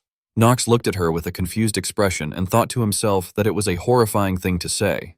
He noted internally that at least she believed him, and reflected that although he had omitted every important detail, nothing he had said was technically untrue. The woman then showed Knox a bottle and stated that since he had succeeded in subjugating a demon, she would give him a special gift, presenting it with dramatic flair. Knox stared at it and thought in disbelief before speaking, questioning whether it was whiskey and wondering if she was out of her mind. He thought about the fact that he was a student and questioned whether she was not currently on duty. She dismissed his concerns, telling him that he thought too much. She argued that even if she drank there, no one would dare harm her, and insisted that this was not the problem. She encouraged him to take a glass, remarking that she did not often get the chance to drink with her students. She then suggested that they toast, celebrating him as the first freshman to clear a red mission and for slaying one of the filthy 72 demons. Knox smelled the alcohol and thought to himself about it, recalling that even in real life he had not really drunk much. He remembered how hangovers were torture and how he would rather play another game than suffer through them. Still, he reasoned that maybe a single sip would not hurt. After taking a sip, he was shocked, thinking that the alcohol content had to be at least 40%, and questioning whether she had truly expected him to drink it straight. Suddenly, the system notified him that he had consumed the item Black Dragon's Tear Liquor 50 years. And that his mana and stamina had both increased by 1. Knox was confused, internally questioning what was happening. The woman noticed his reaction and remarked that he was starting to feel it, pointing out the growth rushing through his body. Knox thought in disbelief that this was absurd, realizing that simply drinking something had increased his base stats. He reflected that even after countless playthroughs, he had never heard of a hidden item like this. He then resolved internally that he would drink it every day. The woman laughed and said that she understood his enthusiasm, but explained that after the first drink, additional gains no longer applied. Knox thought bitterly that she was only mentioning that now. Despite the artifact's miraculous effect, he realized that his body was still in terrible condition. Even with his lifespan extended, his health was the worst it had ever been. He recalled the battles with Paimon, Tajalin, Gremory, and Lemegaton, battle after battle, wounds upon wounds, none of which had properly healed. The woman stepped closer and stated that the demons would grow even more rampant from now on, and that monsters even she could not stop might appear. She explained that she had therefore decided to raise talented students strong enough to stand against them, so that no demon, and none of the dogs who followed them, could ever rise again. She went on to say that among all the students she had observed, the one who fit her long-term plans the best was Knox von Reinhaver. She listed his titles, calling him the Scoundrel of Reinhaver, the wielder of the Black Sword Art, a bold freshman, and a subordinate of Lunatic. She remarked with amusement that the expression suited him well. Finally, she asked whether he had really thought she would not notice his little extracurricular activities. Knox's face stiffened as disbelief froze his expression. In his mind, he wondered how such an outcome was even possible, recalling that he had risked his life to kill one of the 72 demons, only to now face death at Noah's hands. He questioned whether this was what one would call a bad ending. Noah, however, calmly told him to relax, explaining that he did not care which organization Knox belonged to, what secrets he carried, or what plans he harbored. He made it clear that he had no intention of killing him. Noah added that whether Knox was part of a criminal group or a lunatic conspiring against the Imperial family was irrelevant. What truly mattered, he said, was that Knox continued to grow stronger. He openly acknowledged Knox von Reinhaver's bizarre talent, noting that both his swordsmanship and magic far exceeded expectations. Noah pointed out that Knox's rapid growth in sword arts was likely due to his father and environment, yet remarked that his magical talent remained terribly underdeveloped. He then revealed that a visiting professor would soon arrive at Eldon Academy and advised Knox to try to catch that person's attention, assuring him that success would allow him to grow far stronger than he currently was. Upon hearing this, Knox felt a surge of fear and anticipation. Inwardly, he wondered whether the visiting professor could be her, realizing that this meant he would finally meet one of the four sages, someone like Noah and the true owner of the orb Eleanor had given him. Noah then laughed lightly and announced that it was time for Knox's second reward, deliberately drawing out the moment before revealing it. Meanwhile, in the corridor, Dietrich and Prim were searching for Knox. Dietrich formally reported that he had brought the boy Knox had requested. Knox acknowledged Dietrich's work and, while looking at Prim, reflected inwardly that this was the greatest gain from the entire sequence of events. He greeted Prim, noting that it had been a long time, and expressed his hope that Prim had not forgotten the oath made on that day. Prim was introduced as a dog beastkin, a genius of command. Prim curled his lips and mockingly asked what oath Knox was referring to. In response, Knox internally assessed Prim as a catastrophic collection of defective traits, a complete disaster, before questioning aloud whether Prim was implying that he intended to break the oath to follow him. Prim laughed and replied that there must be a reason Knox had spent such a fortune to buy him. He assumed that meant he was incredibly valuable and suggested that he should therefore be treated accordingly. Knox's expression darkened as he turned his gaze toward Dietrich. In his thoughts, he repeated Prim's demand to be treated accordingly before coldly deciding that it was time to bring it out. He instructed Dietrich to prepare for what he called negotiation and conversation. Dietrich was immediately struck with fear, while Prim admitted to himself that this kid was a natural-born personality disaster. He thought that if Yuchan's personality had been in control instead, he would have sympathized and tried to console him. Suddenly, Knox told Prim that he should blame his own traits. Confused, Prim looked up in response. Knox then picked up a baseball bat, his face twisted into something terrifying, and declared that from that moment on, he would demonstrate how the scoundrel of Reinhaver dealt with a troublesome mutt, correcting himself mockingly by adding that he meant a servant, of course. Standing beside them, Dietrich signaled to Prim, advising him to simply admit his mistakes and beg for forgiveness. Prim had no time to properly process the situation before a blow came crashing down onto his head, cutting off his attempt to protest mid-thought. Sometime later, Dietrich spoke to Prim and sternly instructed him that when serving the young master, he had to always speak politely and was never allowed to attack or doubt the young master's words, asking if he understood. After receiving no response, Dietrich hesitantly wondered what they should do, assumed that Prim was no longer answering because he must already be dead, and even muttered that he hoped Prim would be reborn as a good dog in his next life. Prim, filled with pain and anger, suddenly shouted back that he was still alive and had not died yet. Knox, who had been standing there the entire time, coldly threatened him by questioning how he dared to raise his voice. Terrified, Prim choked on his breath. With a ferocious expression, Knox continued, implying that if Prim needed more conversation, he would gladly provide it. Trembling in fear, Prim hurriedly said that it was not necessary, insisted that it was already enough, and awkwardly thanked Knox for the explanation. However, in his mind, he cursed them as insane nobles. Dietrich then added that at least Prim's negotiation with the young master seemed to have gone smoothly. Prim clenched his teeth internally, questioning how that could possibly be considered a negotiation. Dmitri reassured Prim not to worry and stated that he would personally teach him slowly. He explained that he would instruct Prim on how a servant should properly and politely treat his master and what was expected of him. Nox interrupted coldly, telling Dmitri to stop, remarking that Prim's eyes still showed fighting spirit and that he would recover soon. He then pretended to raise his staff threateningly and suggested that they should prepare for a negotiation season 2 in advance. Panicking, Prim quickly blurted out that he had been born with a frightening face and meant no harm. Dmitri then turned to Nox and politely excused himself, informing him that he had heard Nox's other companions had officially received permission to transfer to a Lydian academy. He added that Lord Gran must have spent a great deal of money to make it happen, considering that the process itself was illegal. Nox silently reflected that Dmitri was referring to the other units, Alina, Rona, May, and the unit from Tahalun, and noted with satisfaction that all the units he needed had finally gathered, just as expected from the Dark family. He also acknowledged inwardly that Gran was quite useful for handling matters in the shadows.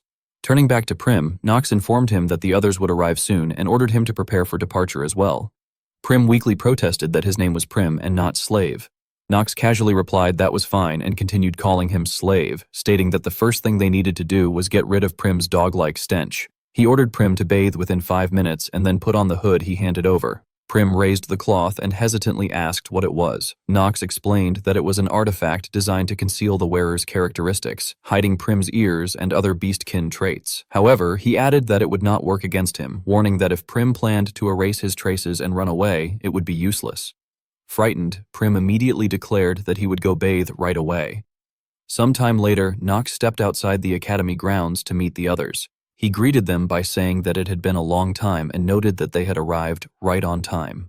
Although they likely already knew each other, he said he would reintroduce everyone just in case.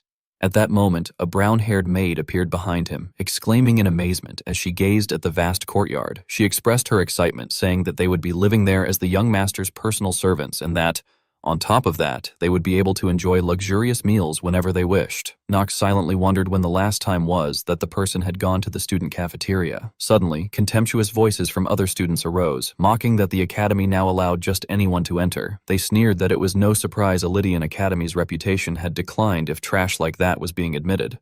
They also remarked that the individual must be Nox von Reinhaver, and that it was only natural for him to associate with people of such low status. The brown-haired maid became furious and exclaimed in anger, questioning whether they had just been called lowly, repeating the insults of being labeled trash and dogs and angrily asking where any dogs even were. Nox then called out firmly, ordering Rona to stop and come to him.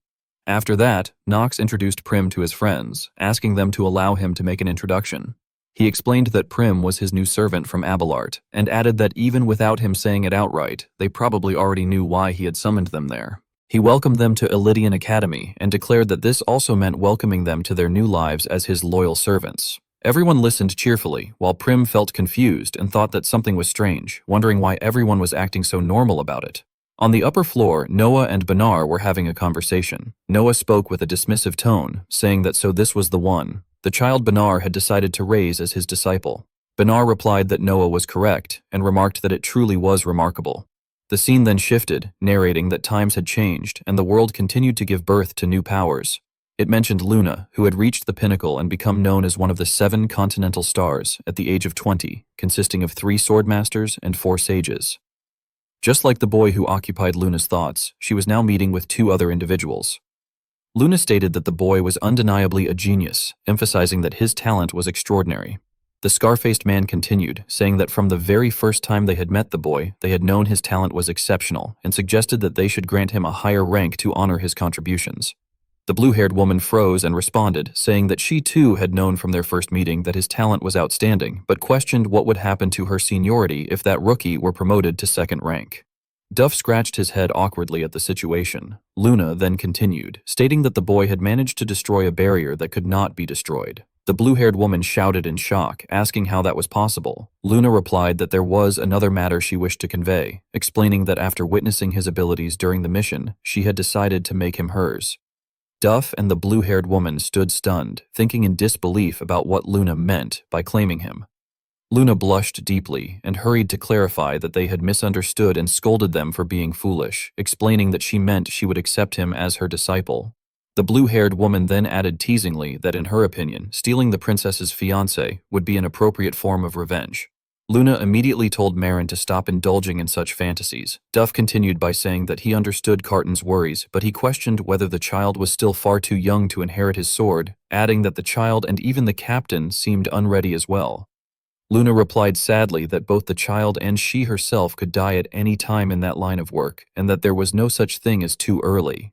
She explained that the moment she saw the child wield the moonlight element, she had already made her decision, just as her own master had once made a decision when giving her a name. After that, her thoughts drifted back to the past. She recalled that long ago, beneath the sky above the sky, there had been a girl born with extraordinary talent. The girl had been praised as a sword genius, yet abandoned by a nameless noble family from a very young age. People had called her the sword demon. Luna remembered that if the girl could obtain even a piece of dirty bread or a bowl of thick soup, she would not care whose life she had to take in return. To her, heroes, knights, and swordsmen were nothing more than fading smoke. Any hope that her life would one day improve had long since been cast aside. In order to survive, she had joined a mercenary corps in a small village, taking on the most dangerous jobs just to make it through each day. At that time, Luna remembered hearing the soldiers chatting casually about the day's battle. They had boasted that they had made a good catch again that day, telling one another to take their share and keep it, mentioning an amount of 7,000. They had expressed surprise that such a monster had appeared so suddenly in their area, and remarked on how lucky the captain was, claiming that if that woman were given a piece of bread, she would slaughter anyone, whether 10 or even 20 people at once. Suddenly, a long gray-haired woman called out to Luna, and it seemed that she was Luna's master.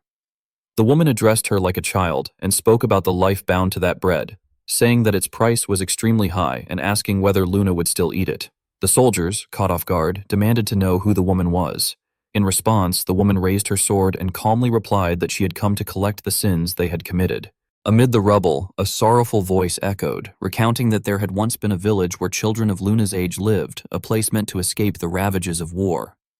As the speaker gazed at the motionless figures scattered around, she continued by explaining that, at that time, a group of thieves disguised as knights had raided the village. The white-haired woman hesitated as she narrated that those children had all been slaughtered without offering even the slightest resistance, and she stated that this was precisely why she had come here, to demand recompense for the sins of those bandits. She then turned her gaze gently toward Luna and told her that it had surely been a place where Luna could have lived in peace, expressing her condolences and asking what Luna wished to do next. At that moment, Luna silently lowered her eyes. She picked up a piece of bread from the ground, broke it cleanly in half, and stated firmly that she no longer wanted muddy bread. Lifting her head, she added that she wanted the woman to take her along. Seeing the light blazing in Luna's eyes, the woman reflected inwardly that this was a girl who did not yet dare to understand the true value of the sword, yet possessed an undeniable certainty, being utterly captivated by it. A faint smile appeared on her lips. She then calmly asked whether Luna desired that sword. Noticing Luna's bewildered expression, the woman went on to explain that the sword was called the Moonlight Blade, and that it was passed down to only a single disciple, making it everything to her. She pressed further, warning that if Luna resolved to learn her swordsmanship, everything about her would be erased, her name, her identity, and the life she had lived so far, and asked whether Luna would accept that condition. After hearing this, Luna said nothing, yet her eyes were filled with determination. Seeing this, the woman extended her hand and remarked that it was a good gaze. She declared that from that moment on, Luna's name would be given anew. Gently stroking her head, she said that her name was Luna, affirming once more that her name was Luna. Time passed, and the girl went on to learn every form of swordsmanship wielded by that woman, achieving remarkable accomplishments at a very young age, by the time she was 20. Yet what awaited her was calamity. The small hopes she once held, and the joy she felt while learning the sword, were all shattered, like moths drawn irresistibly toward a flame. A few years later, in that ruined town, Luna rushed in with her sword in hand. At that moment, her face was filled with panic and anxiety, for she had witnessed her master being brutally destroyed by a demon right before her own eyes. In her despair, Luna wondered whether this truly was the end of that wretched world. Returning to the present, the moon now shone brightly beneath a crimson sky. As she gazed at the reflection in the river, Luna recalled that not long afterward, her master's name had gradually faded away, and she herself had inherited the title of Sword Emperor in his place. The image of Nox surfaced in her mind, and she reflected that Nox von Reinhaver was still imperfect, yet he followed her swordsmanship flawlessly. and the look in his eyes when he said he wanted to learn it still echoed vividly in her memory. Silently, she prayed that in this world, he would not walk the same path she had taken, hoping that the reckless rookie would find a different fate. As for Lydian Academy, it was an immense and luxurious institution where talents from across the continent enrolled, though not all of them graduated. There were many reasons for this: a strict curriculum, an exhausting schedule, and deadly dangers. There was also the disgust felt by noble descendants who were suddenly forced to attend classes alongside commoners, as well as the harsh realization of how insignificant their talents truly were once they faced demons. As a result, cadets frequently dropped out, leaving many vacancies behind. Because of this, the academy devised a solution. Every year, when around 30% of new students vacated their seats, the academy would select transfer students to fill those positions. While holding a teacup, Knox pondered that, in addition to this, with the admission of transfer students, the academy's rule limiting full family admissions to 3 would be completely abolished. This meant that the Reinhaver twins, Alan and Hartz, would be entering the academy. Remembering Priscilla's temperament, he thought that this would likely cause trouble. Setting his teacup down, he silently prayed that they would not tarnish the academy's reputation. Suddenly, Rona planted her hands on her hips and complained loudly, saying that the young master should stop treating her like a household servant, since she was supposed to be his personal attendant now. She protested that the moment she arrived, he immediately ordered her to do this and that, and she demanded that he show her more respect. Knox, crossing his legs, coldly cut her off and remarked that she was far too noisy and needed to calm herself down. Alina, feeling sluggish, whined affectionately to her husband while hiccuping, lamenting that she truly hated studying, yet she and Kanara still had to meet again at the academy. She complained about classes and assignments and suggested that they forget everything and run away together. Seeing this, May felt utterly helpless. She twisted open a bottle and asked Jitri if he could hold Alina's hand, explaining that she would immediately give her some hangover medicine. Upon hearing this, Alina was so shocked that her mouth fell open. Kushan laughed brightly and interjected that the atmosphere was still as harmonious and lively as ever. Then, turning toward Knox, he flattered him by saying that, just as the saying went, good people naturally gathered around good leaders, and that being able to serve the young master was the greatest fortune of his life. Knox muttered helplessly to himself that the so-called harmonious atmosphere was nothing but empty nonsense, as the noise was so overwhelming that it felt as though it could kill him. Lowering his voice into a commanding tone, he ordered everyone to fall silent. Rising to his feet, he stated that there was a reason he had gathered all of them there at the Lydian Academy. With cold detachment, he instructed them that from that moment onward, each of them was to play their respective roles within the academy and support him without exception. May voiced her confusion, asking what exactly he wanted them to do. Knox calmly explained that within the academy, a demon was hiding. Someone who had colluded with one of the 72 demons, concealed their true identity, and spread monsters throughout the area. Lise, taken aback, questioned whether that claim was truly real. Knox lowered his head and declared that he intended to find every one of them and kill them all. To accomplish that goal, he said, they would have to become his faction within the academy. Narrowing his eyes, Knox asserted that he had no intention of forcing them to risk their lives. If any of them wished to withdraw, he would not stop them, as the choice was entirely theirs. Kushan fell silent for a moment before quietly analyzing the situation. He reflected that in the past, the 72 high-ranking demons had been sealed by Solomon, and that killing every demon who embodied calamity was an achievement that even legendary heroes, whose names were etched across the continent, had never managed to accomplish. Uneasily, he wondered how far ahead the young Master Knox had planned and questioned why he would voluntarily take on something so extraordinarily dangerous. Rona hesitated before speaking, stating that she opposed his decision. Inwardly, she acknowledged that there was no longer any doubt that the mistress's death was what had changed him. Gathering her resolve, she declared that she had promised the late mistress that she would protect him no matter what happened. With visible anxiety, she confessed that pursuing those demons meant breaking that promise, and that doing so felt no different from watching her master throw himself directly toward the brink of death. Knox responded coldly that his decision was already final. He told Rona that his goal of killing the 72 demons was not driven by personal reasons, as she believed. Speaking indifferently, he added that there was a greater public purpose behind it, and that although he could not yet explain everything to her, there was something he needed to uncover on his own. Even after hearing his explanation, Rona remained deeply unsettled. Nevertheless, she reluctantly obeyed, stating that she understood his intentions and would follow him.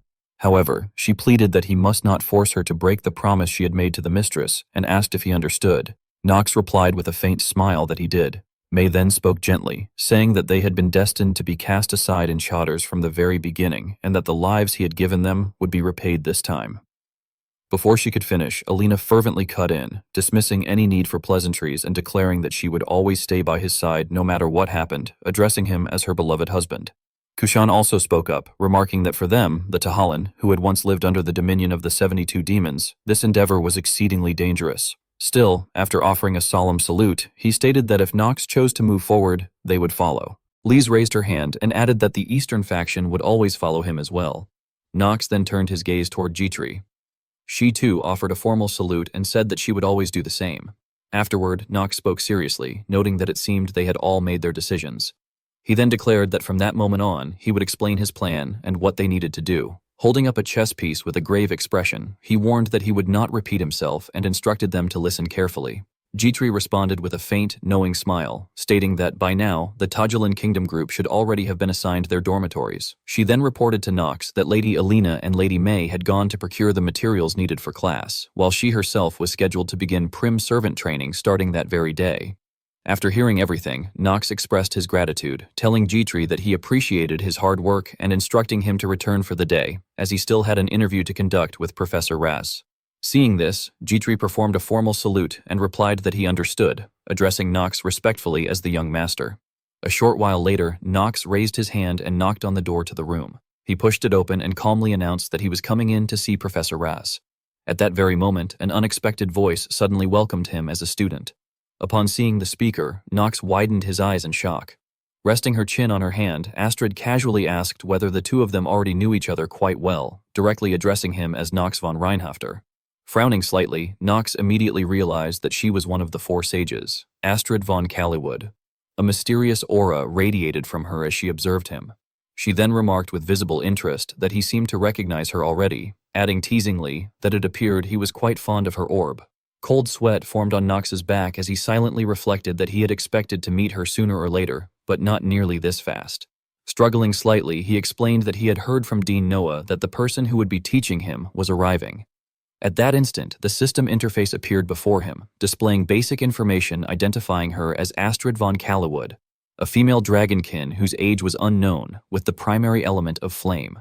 The interface continued by listing her stats, achievements, including her status as one of the four sages, a descendant of the dragon, a survivor of the gorge, and a demon exterminator. Seeing this, Raz spoke up hesitantly, admitting that had he known someone so important was coming, he would have prepared refreshments.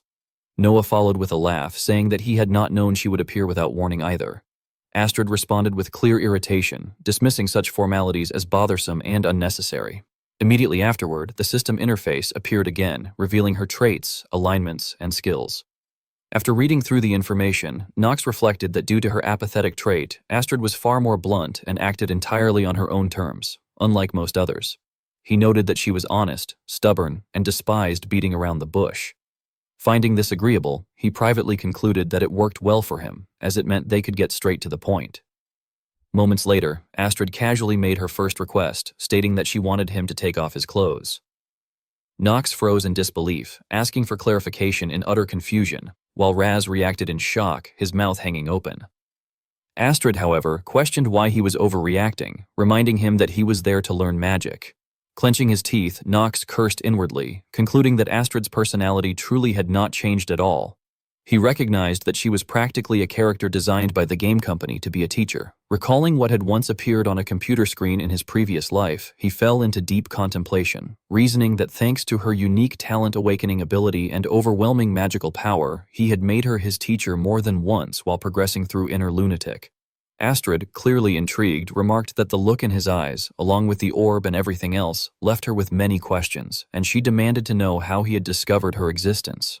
Nox immediately replied that he had figured it out on his own. Suddenly, a surge of energy wrapped around Astrid's hair, and as her form subtly transformed, she casually acknowledged that what he had said was indeed the truth. Observing her cold expression, Nox reflected internally that Astrid's unique skill, lie detection, made deception impossible, and that even with the acting genius trait, there was no way around it.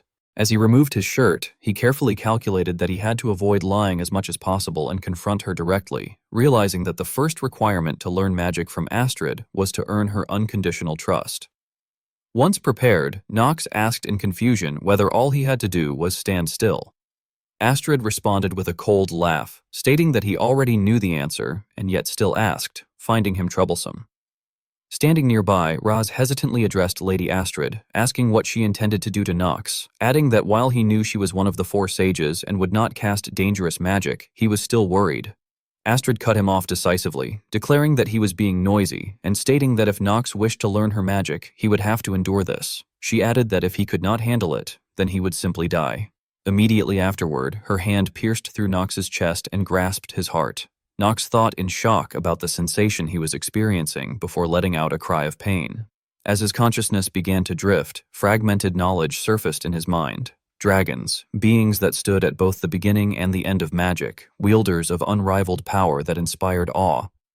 In Inner Lunatic, dragons used magic through a special linguistic system known as dragon tongue, employing words far more advanced than anything humans could express, which made their spell formulas vastly more stable. The source of their power lay in the dragon heart, the so-called power organ that circulated mana throughout their bodies, while most mages inevitably reached the limits of the human body and could never even approach dragon magic. When the recollection ended, Knox let out a pained groan, and in utter helplessness, he thought that at this rate, he might actually die. At the same time, his heart began to undergo a transformation. The system announced that a dragon's mark was being engraved into the player's heart. Opposite him, Astrid calmly continued to channel energy. The system then displayed another message, stating that the integrated item, Dragon Heart, had been bound to the player, and that all stats had been permanently increased by 1. At that moment, a scorching surge of energy enveloped Knox's heart. Gasping for breath, he was stunned as he thought that all of his stats had been permanently increased by 1, finding it unbelievable, truly incredible, yet still difficult to fully accept. Soon after, Knox's vision gradually began to blur. Astrid, visibly excited, remarked that he had truly picked up something useful and that the result was genuinely interesting. As soon as she finished speaking, Knox's body swayed and collapsed. Seeing him slump to the ground, Rash rushed over in panic, urgently calling out for Knox to wake up and snap out of it. Several hours later, inside a luxurious hospital room, Knox slowly sat up, exhausted, covering his face. Suddenly, a voice remarked that it seemed he had not died after all. Hearing this, Knox turned his gaze over with suspicion. Astrid approached and suggested that, since that was the case, they should move directly on to the next stage. Folding her arms, she explained that from now on, because he would be using the dragon heart, they needed to completely rebuild his breathing method from scratch. Knox, taken aback, asked if they were really going to start immediately, pointing out that he had only obtained the dragon heart the day before. Astrid smiled warmly and replied that if he could not do it, then she did not need to teach him, which would be wonderful since it would be one less annoying thing for her to deal with. Hearing this, Knox pressed his lips together and silently thought that she was seriously like a reptile that did not understand jokes at all. After a brief pause, Knox calmly stated that he would do it, but first wanted her to show him a demonstration so he could copy it. Astrid bluntly commented on how brazen he was and ordered him to come closer. When he was suddenly pulled into her chest, Knox stood there blankly, wondering if she was making him listen to the sound of her heart. Astrid gently explained that she would show him herself and told him to slowly feel her breathing. Knox found it somewhat confusing at first. Astrid then asked in a friendly manner whether he could feel the 3 mana organs and the circulation route through which mana flowed in order to be used.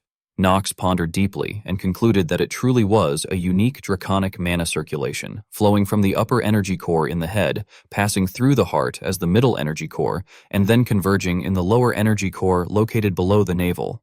He further reasoned that this circulation route, which was still not fully developed, could only be understood and opened by entering the mind world. Sitting down, Knox continued to reflect, thinking that the mind world was an imaginary space manifested by willpower and wondering what his own mind world would be like. Astrid, after some thought, stated that he still had not opened his lower energy core, although mana was flowing there faintly. Knox responded calmly that if she gave him time, he would quickly master the draconic breathing method, and if he succeeded, he wanted her to properly acknowledge him as her student. Astrid remained silent for a moment, lowering her gaze as she contemplated his words. Then, decisively, she said that although it was annoying, it could not be helped since it was his request. However, she added that there was one thing he absolutely had to promise. Crossing her legs, she declared that he must never lie in front of her, and that if he could keep that promise, she would consider him her student. Hearing this, Knox responded with firm resolve, stating that he would never lie to her. After he finished speaking, his chest trembled slightly. Nox frowned as he thought that he had no reason to do so.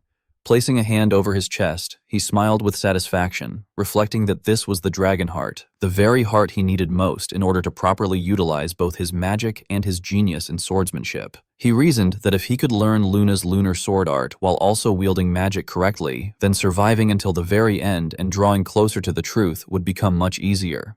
At that thought, Nox tightened his grip on his clothes and contemplated inwardly that the truth was right, because in the end, everything ultimately revolved around finding the answer. Inside a cavern filled with shimmering stones, Nox sat in deep meditation. With his eyes closed, he reflected that a month had already passed since he began training under Astrid, and that even the dragon breathing technique, something that once seemed impossible, was slowly taking shape. Afterward, he opened his eyes. An image of a classroom surfaced in his mind, and he noted inwardly that time was passing quickly and his lifespan continued to diminish, yet the other units were also steadily growing stronger step by step. Along with that recollection appeared the confident figures of Alina and Kushan.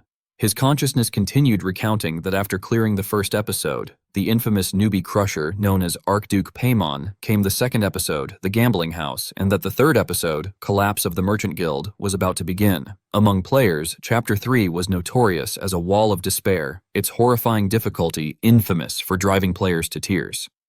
Returning fully to the present, Nox stood up and considered that although there were indeed many variables to be wary of, with their current specifications they should be able to pass through smoothly. He reasoned that demon hunting had always been a core element of every main episode, and most importantly, this time there was no pressure to recruit mandatory units.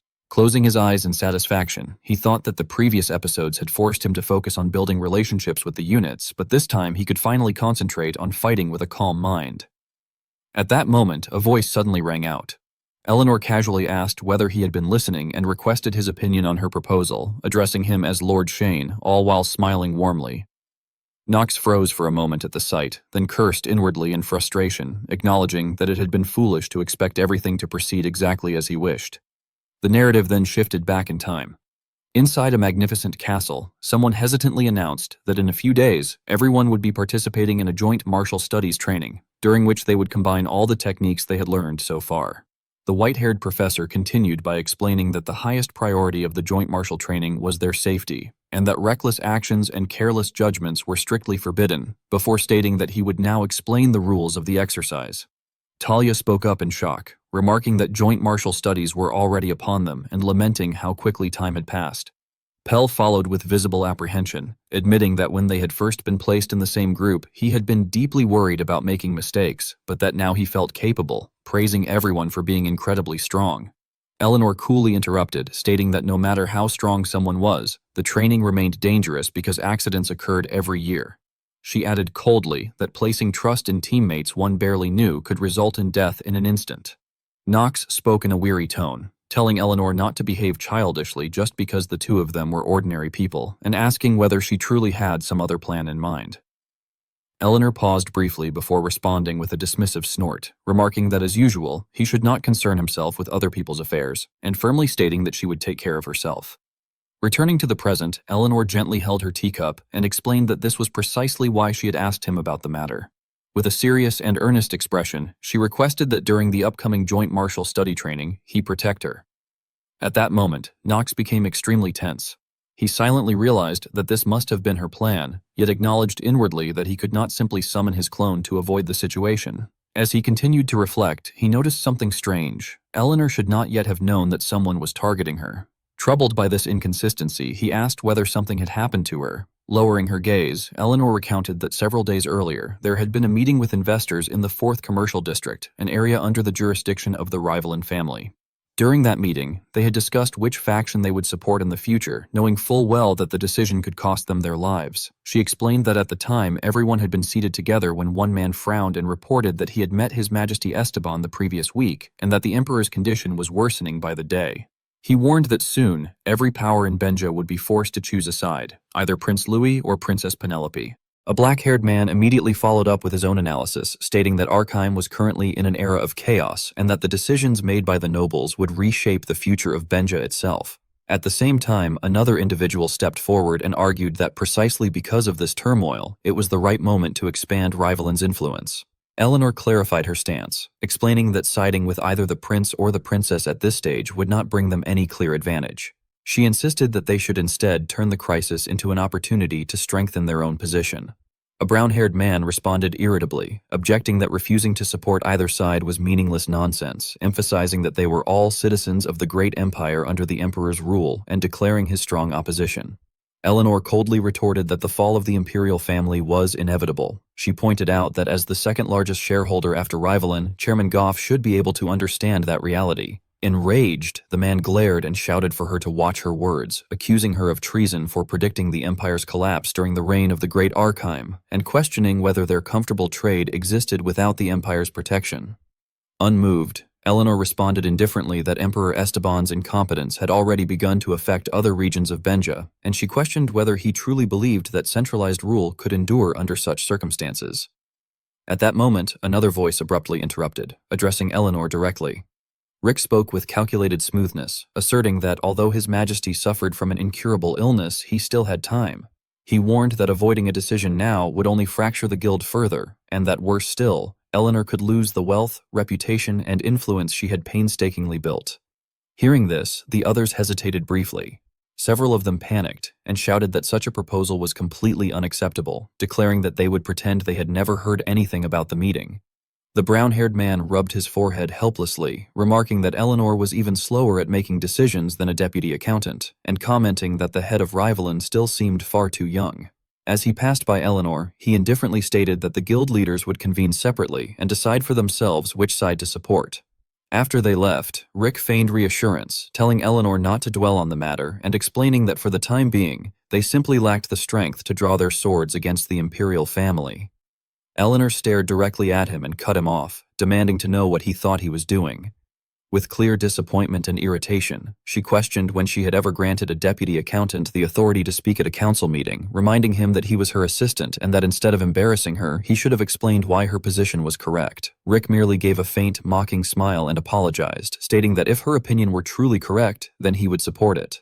Upon hearing that, Eleanor froze and widened her eyes in shock. Rick responded with open disdain, explaining that what he meant was that her judgment was mistaken. Seeing his attitude, Eleanor clenched her dress in fury. Grinding her teeth, she announced in a harsh voice that she was formally dismissing Rick from his position as deputy accountant and ordered him to leave at once. Without another word, Rick departed indifferently, and the atmosphere inside the room immediately sank into heaviness. Left behind, Eleanor felt a deep sense of sorrow and thought bitterly that this feeling meant there was no one by her side, that she was utterly alone, and that no matter how many times it happened, it was always humiliating and infuriating. Painful memories began to surface in her mind. A father who had regarded her merely as an asset, a mother who had abandoned her, Nox von Reinhaver, and that wretched childhood, every one of them. At that thought, Eleanor fell silent and lowered her head. Soon after, she steeled herself inwardly, telling herself that she must not be swayed by such emotions. She reminded herself that she had openly rejected the imperial bloodline, and that from now on there would be even more people who wanted her dead, not ordinary soldiers or large armies that would easily draw attention. As these thoughts passed through her mind, her retreating figure looked profoundly lonely. Recalling that moment, Eleanor silently concluded that she needed someone who would never waver, someone who would protect her, the one and only person who would save her without asking for anything in return. Returning to the present, she spoke dejectedly, apologizing for contacting him under such circumstances and admitting that she knew his position as a member of the Reinhaver branch family made it difficult for him to act freely. Before she could finish, Nox gently interrupted, saying that it did not matter and that if he could help, he would. He then stated firmly that he would help her. Deep down, Nox clenched his teeth and cursed inwardly, thinking how humiliating this was, how Eleanor's ego reminded him of Yuchan's, making it impossible for him to ignore her tone. Eleanor tightened her grip on her dress and calmly remarked that he was truly strange, pointing out that she had not even mentioned compensation or a contract yet, and that agreeing so readily meant he must have some hidden motive. Curious, she questioned why she could not read his act at all. Nox sighed inwardly, lamenting that Miss Eleanor's eyes seemed capable of seeing through lies. Placing a hand over his chest, he stated solemnly that his decision to protect her was not a lie, but purely his own will, even as he felt an intense urge to retch. Irritated, he reflected that even if this was part of his ego, it was unbearably embarrassing, and admitted to himself that Eleanor was indeed a unit far too valuable to discard. At that moment, Nox looked up in surprise. Eleanor's face was filled with emotion and quiet sorrow. That night, in a courtyard of the mansion, a black-haired man curled his lips and remarked with satisfaction that it was fortunate they had listened to Rick, and that he had never imagined their rival would be cornered like this. Rick bowed respectfully and replied that it was far too early to celebrate, as this was only the beginning. He went on to explain that, according to the plan, the first prince would support Guildmaster Goff, provide military supplies for the imperial family, and widen the gap in the market. Before long, he concluded, the rival faction would be absorbed by the imperial faction and Guild Goff. With a sinister smile, he added that after that, they could eliminate Eleanor as well. In the middle of the silent nighttime yard, a voice echoed, stating that it would not be long before Rivalin was absorbed by the imperial faction and the Goff Guild. Rick then added with a sinister laugh that afterward, they would also be able to eliminate Eleanor. The old man burst into delighted laughter, declaring that it was excellent and perfect, and remarking that considering how Eleanor and those shameless women from the Rivalin Guild had looked down on them for so long, this still was not enough, though he admitted it was truly surprising. He questioned how an ordinary person like Rick could have formed a connection with His Highness, the First Prince, and expressed his hope that Rick would continue to be a valuable asset to the Goff Guild from that point on. Hearing this, Rick smiled gently and replied in a friendly manner that of course he would comply, respectfully addressing him as Lord Goff and adding that he would soon deliver another message from His Highness. Rick then bowed politely and invited him inside, wishing him a pleasant day. The old man waved his hand in satisfaction and remarked that they should drink together sometime later. After the other party left, the atmosphere around Rick immediately grew heavy. In a gloomy murmur, he muttered the name Knox von Reinhaver. Thinking of that figure, Rick scowled inwardly, reflecting that if it were not because of Knox, he would not have needed to go this far, and that he had once thought Knox was nothing more than the disgrace of the Reinhaver family, a worthless youngest son. Falling into deep contemplation, Rick considered that after Archduke Paimon, Jagan, and even Gremory, defeating 3 of the 72 demons was no easy task. However, he reasoned that if he made use of Eleanor and that greedy Goff, he could easily bind the hands and feet of Knox von Reinhaver. Curling his lips in satisfaction, Rick resolved that he would certainly stop Knox von Reinhaver, and with a calculating, cunning smile, he thought that this time, they would see whether Knox could survive again. Elsewhere, by a window, a voice remarked that it was already late at night and that the promise would be kept. Knox sat there calmly, stating that he would ensure Eleanor would not be in danger. She replied heavily that it was fine. He then stood up and said that in that case, he would take his leave. Eleanor hurriedly interrupted and asked him to wait. After her words, Knox's hand, which had been holding the door handle, paused slightly. Hesitantly, she asked whether she could ask one more thing. He replied casually that she could. With sorrow in her voice, Eleanor asked about the reason he had not yet worn the necklace she had given him, and whether it meant that he still did not trust her. After saying this, she lowered her head sadly. Seeing her reaction, Knox was momentarily stunned. She then spoke in a troubled voice, concluding that it was so, and told him that he could leave now. Knox frowned slightly and pressed his lips together. As he walked down the corridor, Knox reflected inwardly that even when Eleanor had asked him that question while showing an expression he had never seen before, he had been unable to answer. He realized that this was true both as Shane and as Knox. With a sense of quiet pain, he contemplated that even in this world he knew all too well that he was not someone anyone could truly rely on. Meanwhile, in the kitchen, an exclamation rang out as someone marveled at the golden fork. Another person panicked and warned them to be careful not to damage it. A brown-haired maid remarked sarcastically that even the plates were decorated with gemstones, calling her truly a golden fox. A blonde maid questioned what golden fox meant, and the other explained that everyone knew how Madame was obsessed with gold coins and expensive artifacts, having no interest in anything else besides hoarding treasure in her warehouse. Looking at the plate on the table, she added that because of this, people in the guild had started calling her the Golden Fox. The blonde maid teased that she did not know who had started calling her that, but agreed it fit perfectly, adding that it made her feel envious. The brown-haired maid mocked that she was probably lying around in clothes embroidered with the finest coins, and sighed that if only she had been born into such a wealthy family, even for just one day. At the same time, in the bedroom, Eleanor sat silently on the bed. She stood up barefoot and walked toward the mirror, facing her own haggard reflection. Touching her sleeve, she frowned and thought that it was torn again, and that perhaps the fabric had grown thin after so many repairs. Looking at the tear, she lowered her eyes in sadness. Memories from her childhood began to surface, when clothes had been scattered all over the floor and she had exclaimed excitedly that this dress was beautiful and that one was beautiful too. Holding up a dress, she had asked gloomily whether all those clothes were meant for her older sister, saying that she was too young to wear them. Her mother had calmly told her that those clothes were not for that day, but for when Eleanor grew up and became a real woman, and made her promise that she would wear them then, extending her little finger and saying it was their promise. At that time, Eleanor had hooked her finger with hers and replied enthusiastically that she promised. Returning to the present, Eleanor sat back down on the bed with a heavy heart. Lowering her head in grief, she thought painfully that her mother had passed away less than a month after that day, having prepared for her farewell all on her own. Eleanor buried her face into the pillow and reflected silently that the scent, the memories, and the presence associated with it had all long since faded away. Yet she remained lying there quietly, wondering why she still could not bring herself to throw away those pajamas. She acknowledged to herself that whenever she felt restless, she always ended up searching for them. A faint smile crossed her lips as she reassured herself that this behavior was not like her usual self, and that this was not the time to indulge in nostalgia. Narrowing her eyes in thought, Eleanor reaffirmed her judgment that the Archime Empire no longer possessed the same authority it once had. She reasoned that if Emperor Esteban, who continued to cling stubbornly to a glory that had already faded, were to die, then the Central Territories would collapse as well, just as the Eastern Imperial States eventually had. She recalled that the East had once been a source of immense pride for the Empire, fortified by harsh terrain and the power of the central nobility.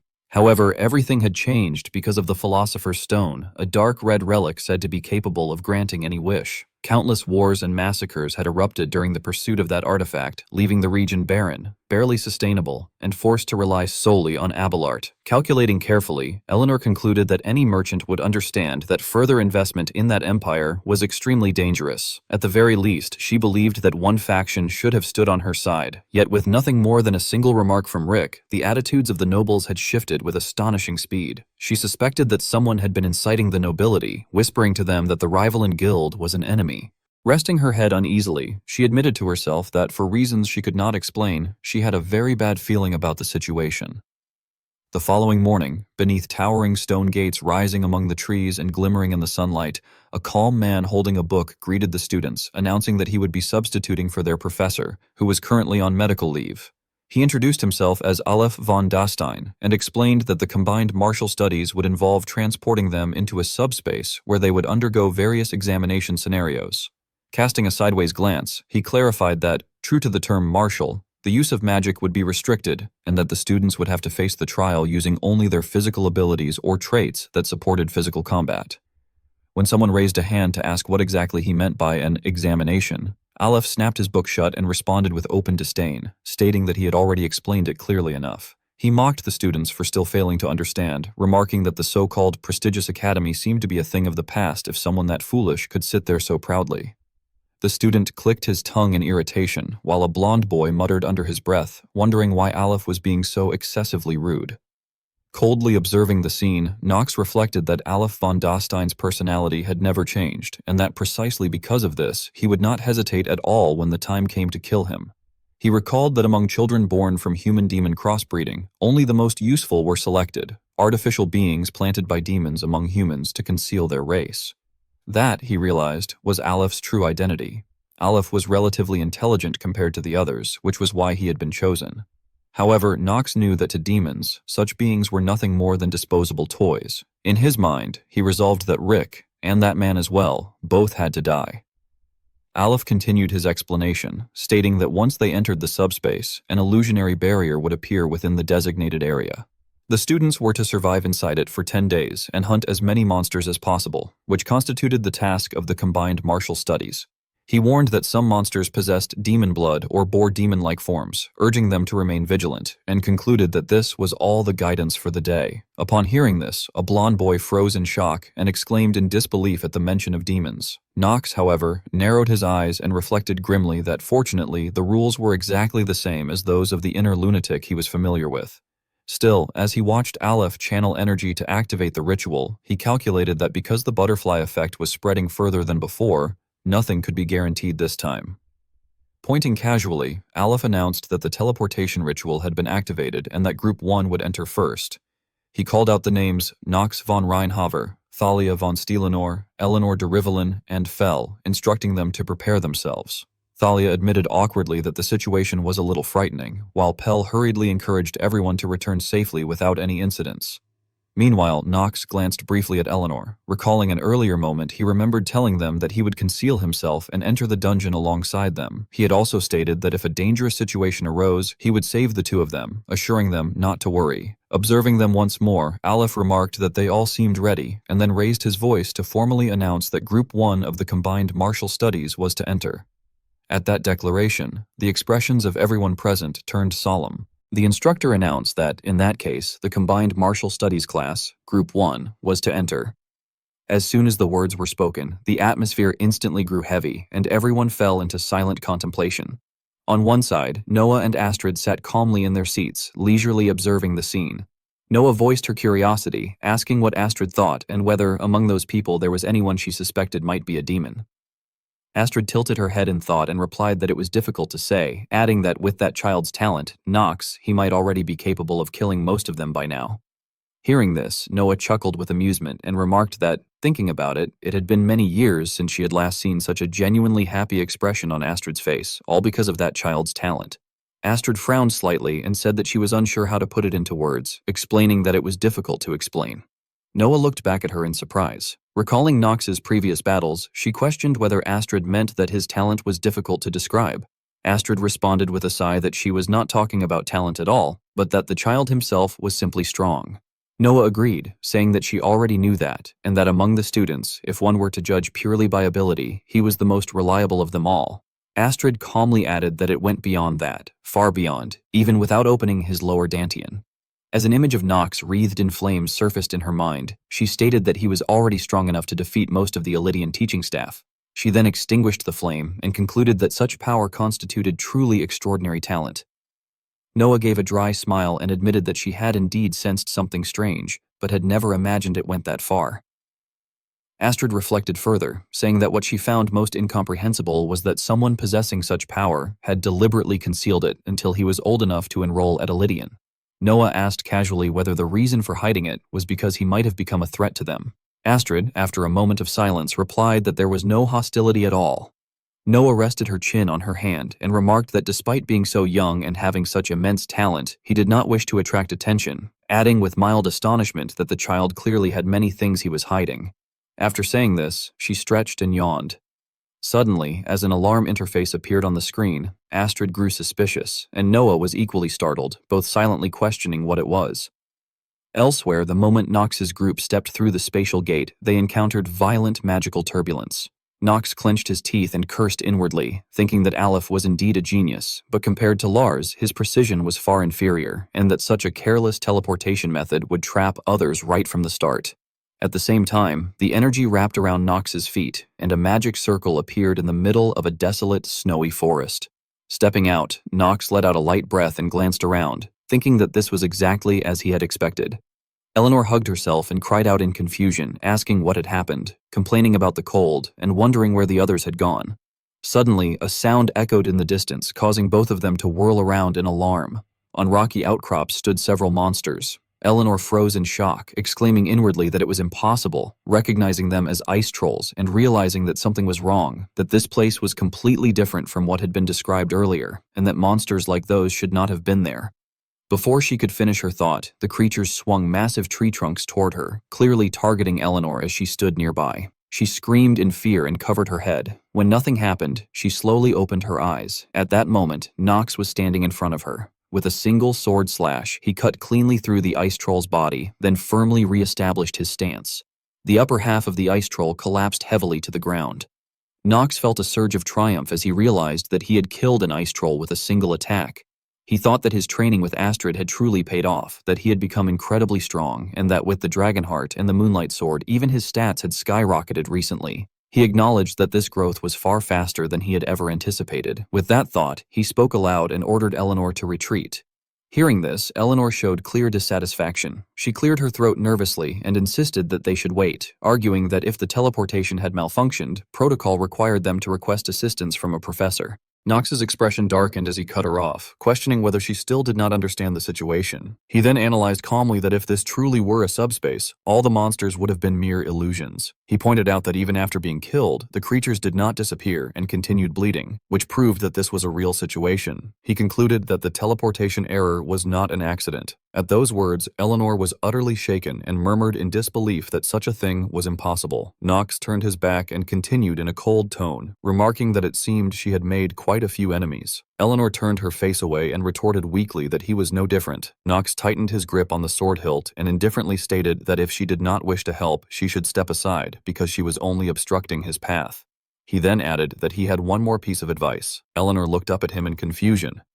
Knox casually told her that from now on, she should abandon her habit of overthinking and temporarily set aside her hatred toward him. He further warned her coldly that if she failed to do so, she would die here. After that, Knox swung his sword and swiftly cut down every ice troll. One by one, the creatures were struck and finished on the spot. Standing at a distance, Eleanor watched in overwhelming astonishment, silently thinking that it was beautiful and that his movements resembled a dance far more than mere swordsmanship. Moments later, Knox severed the arms of the remaining monsters. Noticing Eleanor's stunned expression, he called her name. While wiping the blood from his face, he frowned and asked whether she was done admiring the spectacle. Caught off guard, Eleanor flusteredly denied that she had been admiring anything. Knox glanced around and calmly stated that it was time to leave, warning that if they remained there, more dangerous monsters would soon arrive.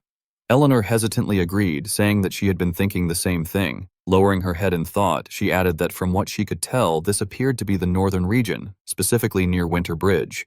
Knox looked toward the snow-covered forest ahead and acknowledged that she was right, identifying the place as the forest of frozen frost trees. Eleanor exclaimed in shock, wondering how he could even know the name of such a place and questioning how that was possible. Knox coldly interrupted her again, reminding her that he had already told her to set aside her overthinking for now, instructing her to follow him and assuring her that he would find a way out. Hearing this, Eleanor cast him a doubtful glance. Powerless, she thought to herself that no matter how hard she tried to reason it out, none of it made sense and that she could not read his intentions at all. Watching Knox's back gradually disappear into the distance, she silently worried that even though they were on the same team, if a real crisis occurred, he could kill her without hesitation because she would only become a burden. She questioned why, despite that, he was still staying with her. These thoughts left her face filled with unease as her worries drifted away like the wind. Meanwhile, in a luxurious room elsewhere, Aleph sat there, feeling excited as he thought that it was indeed true that Knox von Reinhaver had been involved in an incident related to the Archduke demon. However, he quickly reassured himself that it was all merely a coincidence and that it was impossible for a beginner to accomplish something so extraordinary. He then speculated that all these incidents were nothing more than a farce orchestrated by Theo von Reinhaver. With Garen joining as mine, Theo's position as successor would certainly be shaken, so he must have supported Knox von Reinhaver and written a scenario to make him appear like a genius. After pondering this for a while, Aleph cursed bitterly, ridiculing Rick as a useless fool who trembled because he could not see something so obvious. He scorned them all as cowardly, stupid, and pathetic. Letting out a sinister chuckle, Aleph muttered that it did not matter, because once everything was over, he would occupy a position far higher than his current one. At that very moment, Noah appeared and coldly mocked him, asking what kind of higher position he was referring to. Hearing this, Aleph was terrified and looked up in shock. He jumped to his feet and stammered nervously, asking when Noah had arrived and complaining that he could at least have been informed beforehand. Noah merely smiled indifferently and addressed him as Professor Aleph. When Astrid stepped up beside Noah, she calmly suggested that they continue the story Aleph had been telling earlier. Noah then let out a cold, mocking laugh and threatened him by asking whether he had enjoyed his little game of hide-and-seek. Winter Bridge was described as a region ruled by the most terrifying monsters in history and uncontrollable demons. It was also a materialized monster derivative zone that would later be unlocked depending on the progression of the main storyline. Because it lay in the far north and was perpetually trapped in winter, the region had long been known as a living hell to many. As a result, only a small population remained, and merely several tens of thousands of troops were stationed there. The Arkheim Empire provided gold to the northern Allied states in exchange for their cooperation, and both sides deployed forces to guard the bridge and prevent monsters from crossing into the Central Territories. However, the bridge that had once served as the final defensive line had now fallen into severe neglect. Most of the small northern cities had been destroyed, and the remaining minor republics had collapsed. Consequently, the management of Winter Bridge became increasingly lax, and according to the scenario, the bridge would eventually collapse. From that moment onward, within the forest of frozen frost trees, the incident was destined to begin. At that time, Eleanor and Knox walked silently through the white snow, their footprints stretching behind them in the stillness. Walking ahead, Knox pondered inwardly that, judging by its name alone, the place did not sound particularly dangerous, yet it was in fact the habitat of trolls, high-level monsters comparable to entes, and, if they were unlucky, he might even encounter a dragon believed to be extinct. He recalled the rumors claiming that an ice dragon resided there. Stroking his chin and closing his eyes, he reflected that Astrid herself was proof that such beings truly existed, so it would not be strange for a dragon to dwell somewhere. Still, he frowned uneasily as he considered that if they truly encountered a dragon due to sheer misfortune, the two of them would be finished. Afterward, he looked ahead and suggested that they rest in the cave nearby. Eleanor reacted in shock, expressing disbelief and arguing that the cave was far too narrow and dark. Annoyed, Knox retorted that there was no time to be picky in an emergency. He stated that although he knew she disliked sharing confined spaces, they had no other choice. Hearing this, Eleanor hesitated before quietly acknowledging that she understood. Seeing her comply, Knox sighed inwardly, remarking to himself that at least she listened, which felt oddly relieving, until he suddenly sensed something amiss. At that moment, someone transmitted a telepathic message to him, asking whether he understood. Knox immediately glanced at Eleanor and cautiously responded that he did. Eleanor, transmitting her thoughts to Shane, who was, in truth, Knox himself at that moment, gently requested that he ensure her protection, promising compensation if they managed to return safely. Using Shane's voice, Knox replied that he had already said he did not need any compensation. Hearing that, Eleanor faltered, trying to object. Meanwhile, Knox glanced forward and complained inwardly that he was far more tempted to ask her to stop sending telepathic messages altogether, as it was incredibly irritating to have to respond to them while fighting. Only then did Eleanor fall silent before remarking that she had just remembered something. She explained that she had originally intended to search for something useful, but she could not even use her subspace pouch. She then voiced her concern that, just as Knox had suggested, someone had likely been targeting them from the very beginning.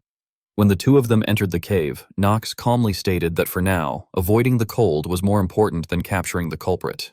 Immediately after, he shouted a command to ignite, and a flame swiftly formed in the palm of his hand. The light it emitted gradually illuminated the entire cave. Holding it forward, Knox surveyed their surroundings and thought to himself that there was no one there, which was good.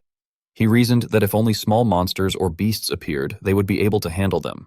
Suddenly, several yellowish points of light darted out from the darkness. Upon seeing multiple pairs of large, round, glowing eyes staring back at him from within the shadows, Knox froze in shock, wondering what those lights were and realizing that whatever they were not alone. At the same moment, voices echoed from the opposite side, identifying them as humans and repeating the word with hostile emphasis. Hearing this, Knox and Eleanor widened their eyes in shock.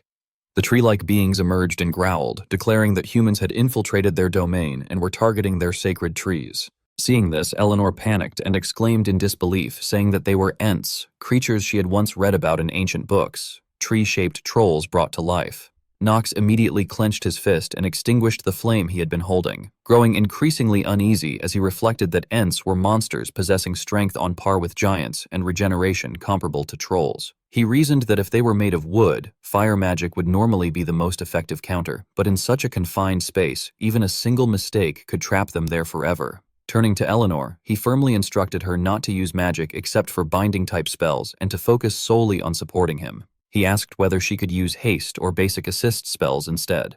Eleanor crossed her arms and loudly challenged him, demanding to know what he was saying and questioning whether he truly intended to fight them alone. She insisted that such a plan was impossible, pointing out how dark it was and arguing that no matter how strong he was, facing so many enemies at once was unrealistic. Knox coldly cut her off, asking whether they had any other choice. As he summoned his sword, he wearily reflected that they had only come here to rest, yet instead had encountered a group of ents. He admitted to himself that it was indeed bad luck, but not the first time he had faced such a situation. He recalled that, back when he had ordered arson to reinforce the academy uniforms, he had already prepared for the day his subspace pouch might be blocked. For that reason, he had asked Fuller, the criminal responsible for creating the academy uniforms, to grant him a new skill, sub-inventory. He reminded himself that this inventory was unaffected by subspace interference and that he had stored backup equipment inside it, including Astrid's Orb +10 and basic gear purchased from the commercial district. Glancing toward the Ents, Nox calculated internally that while the equipment was not particularly efficient, it was more than sufficient to deal with them. He then raised his sword high and channeled energy into it, activating Dark Blade, Flow Slash, and noting that Stormbringer absorbed its user's mana. Immediately afterward, he dashed forward, cutting the Ents apart from multiple directions and reducing them to fragments. As he looked down at the sword in his hand, he calmly concluded that this confirmed his expectations. His swordsmanship rank had increased, along with the attack speed of Dark Blade, Flow Slash. At that moment, a system notification sounded, informing him that he had killed 3 Ents and that due to the effect of the Black Flame Ring, his lifespan had increased by 24 hours. Swinging his sword with satisfaction, Nox mused that the result was decent, calculating that each Ent granted 8 hours and remarking that this was good enough for him to continue. At once, a vortex of purple energy spiraled outward from him, sweeping horizontally through the surrounding Ents. Nox went berserk, cutting every last one of them down without mercy. He narrowed his eyes and carefully observed the opposite side of the battlefield. Suddenly, a streak of blue energy flew past, causing him to look back in shock. Behind him, Eleanor was concentrating on channeling energy into his body, muttering that he needed haste and strength, while uncertainly wondering if what she was doing was truly correct. Feeling the surge of power flowing through him, Nox responded in surprise that it was indeed working. He stared at his own body in astonishment, thinking that the effect was remarkably strong. Even though he could not determine the exact numerical increase, he could clearly feel his stamina rising. Upon reflection, he concluded that Eleanor was truly a genius. As he looked at her, he silently marveled at the fact that she had mastered all basic magic purely through theory. Even though her talent was primarily focused on making money, her magical ability was undeniably impressive. On the other side, the Ents roared angrily among themselves, grumbling that humans had once again chopped down trees, harmed them, burned everything, and destroyed their home. Seeing their reaction, Nox fell into thought, wondering whether this was lingering resentment left over from the Northern War. He believed he had not intended any of this, yet he could not deny that their temperaments were truly terrible. Hoisting his sword onto his shoulder, he spoke with disdain, telling them that if they wanted to complain, they should say it to those who were already dead, and that, in any case, he would soon be sending them to join them. After that, he continued pouring energy into his blade.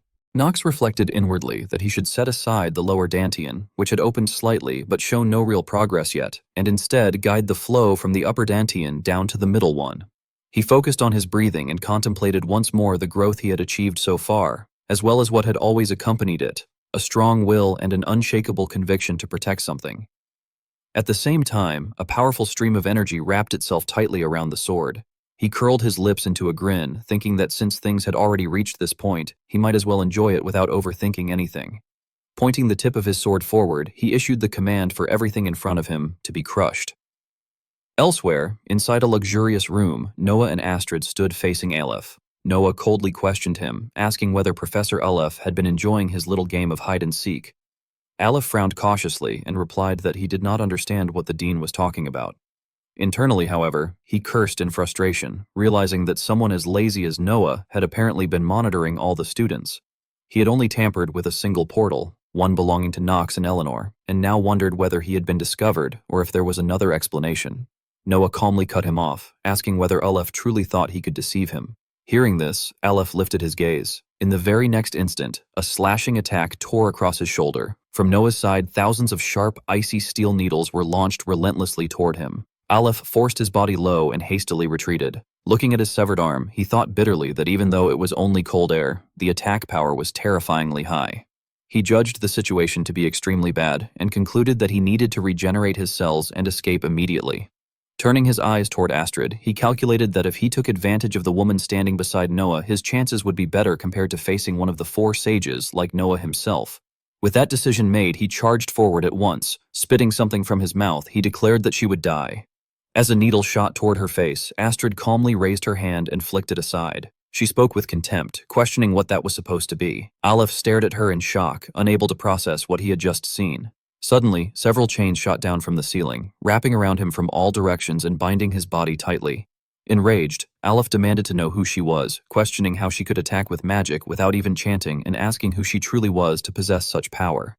She replied indifferently that her name was Astrid, and then asked whether he was finished talking. If so, she said, it was now her turn to ask questions. Upon hearing this, Aleph's eyes widened in terror, Astrid then spoke in a chilling, oppressive tone, demanding to know where her student was. Astrid stared straight at Aleph, who was bound tightly by iron chains, and asked him in a low, heavy voice where he had sent her disciple. Hearing that, Aleph immediately raised an eyebrow provocatively and wondered mockingly whether she truly thought he would reveal the information so easily. Astrid, unfazed, cut him off indifferently and remarked that she had never assumed it would be that simple.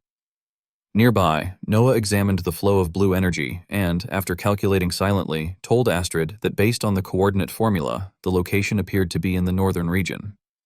Aleph was struck with shock and inwardly denied the possibility, unable to believe that she could deduce the location merely by glancing at the formula. Astrid stepped closer and coldly explained that the northern region was always the default choice, since everyone assumed that anyone sent to the barren lands would inevitably die, which was why they tended to use careless formulas like that. At that moment, the chain suddenly forced Aleph down to his knees. Astrid bent down and gently asked him exactly which part of the north he had sent them to. Gritting his teeth, Aleph insisted that he had already said he would not answer. Astrid's gaze immediately turned icy as she fell silent for a brief moment.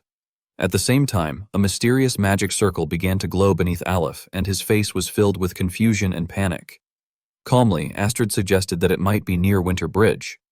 Hearing this, Aleph froze in shock and internally cried out that it was impossible. Astrid let out a cold smile and concluded that it seemed to be around that area, urging him to be more specific, as it was not a place one could survive in for 10 days. Aleph's face turned deathly pale as he desperately thought that none of this made sense. Stroking her chin thoughtfully, Astrid speculated whether it was the Valley of Cold and Blood, dismissing the idea almost immediately as nonsense before suddenly expressing surprise and proposing the Forest of Frozen Frost Trees instead. Upon hearing that name, Aleph was overwhelmed with terror. Astrid slowly stood up and confirmed that it was correct. Seeing her calm and indifferent demeanor, Aleph panicked internally, thinking it was absurd and wondering how she could possibly know, even fearing that she might be able to read minds. Noah then coldly interjected that before they left, they still needed to take care of this matter. Immediately after, a chilling wall of ice formed around Aleph, trapping him completely. Seeing Aleph's utter terror, Astrid casually reassured him that she had no intention of killing him. Noah then took out a communication orb and identified herself as Professor Lars von Celestia. Calmly, she informed Professor Lars that they had captured a demonkin and asked whether he could imprison it until she returned. The voice on the other end reacted in shock upon hearing the word demonkin. Noah then explained that a demonkin had been hiding among the professors and was currently located in faculty room number 2, asking him to handle the matter. The voice replied evenly that he would help them write the incident report once they returned. Noah immediately ended the call and remarked that she needed to leave to rescue all the students, excusing herself. She then called out to Astrid that it was time to go. Hearing this, Astrid shot her a cold glance and commented that Noah truly managed to annoy everyone. In an instant, blazing red flames engulfed Astrid's body as wings and horns emerged, her form reverting to her true shape as a majestic red dragon. Noah climbed onto her back and nostalgically remarked that it had been a long time since she had ridden her like this. Astrid turned her head back sharply and warned her to be quiet. Noah fell silent, but excitedly thought that although Astrid might act indifferent, there was no way she would fly so far north if she truly did not care about Nox. Astrid then looked up at the sky and, with interest, reflected again on the forest of frozen frost trees. She leapt into the air and took off with Noah, soaring high into the sky. Riding on her back, Noah let her thoughts drift with the wind, considering that trolls or ents could at least be dealt with, but no matter how strong Nox was, if he encountered that thing, he would surely die. After a brief moment of silence, as Astrid continued to ascend, Noah resolved internally that she would have to move quickly. Meanwhile, several flashes of swordlight severed the bodies of the ents one after another, causing them to crash heavily to the ground after Nox's assault. Nox bent over, bracing himself on his knees as he panted heavily. The system announced that the player had exhausted all mana in both the lower and middle dantians, that natural recovery would take approximately 3 days, and that the mana prohibition penalty had been applied. Struggling to lift his sword, Nox helplessly thought that all his potions were gone and that he was now affected by mana prohibition, making it impossible for him to properly use mana for the time being. He realized grimly that it would be difficult to continue fighting while also protecting others. With worry, he glanced back at Eleanor behind him. Suddenly, Nox's vision darkened, and his expression stiffened momentarily as system warnings rang out one after another. The system reported that due to the effect of chronic ailments, Colo Level 5 had been applied to the player, that the negative trait Cold Hands and Feet had been significantly reduced temporarily, and that Action Restriction Level 3 had also been applied. Immediately afterward, Nox collapsed to the ground, supporting himself with one hand. Gasping harshly, he angrily thought that of all possible times, chronic ailments and cold hands and feet had to trigger now, cursing bitterly and believing that even misfortune should have its limits. Seeing this, Eleanor stepped closer and hesitantly asked whether Knox was all right. Knox remained silent and forced himself to stand by leaning on his sword. As she watched his figure sway unsteadily, she anxiously called his name. Knox, breathing heavily, thought that the situation was dangerous. Seeing his condition, Eleanor panicked and cried out for him. On the other side, Knox collapsed helplessly onto his back, gasping for breath. With half-closed, weary eyes, he thought that after defeating 50 Ents, he had ended up like this instead.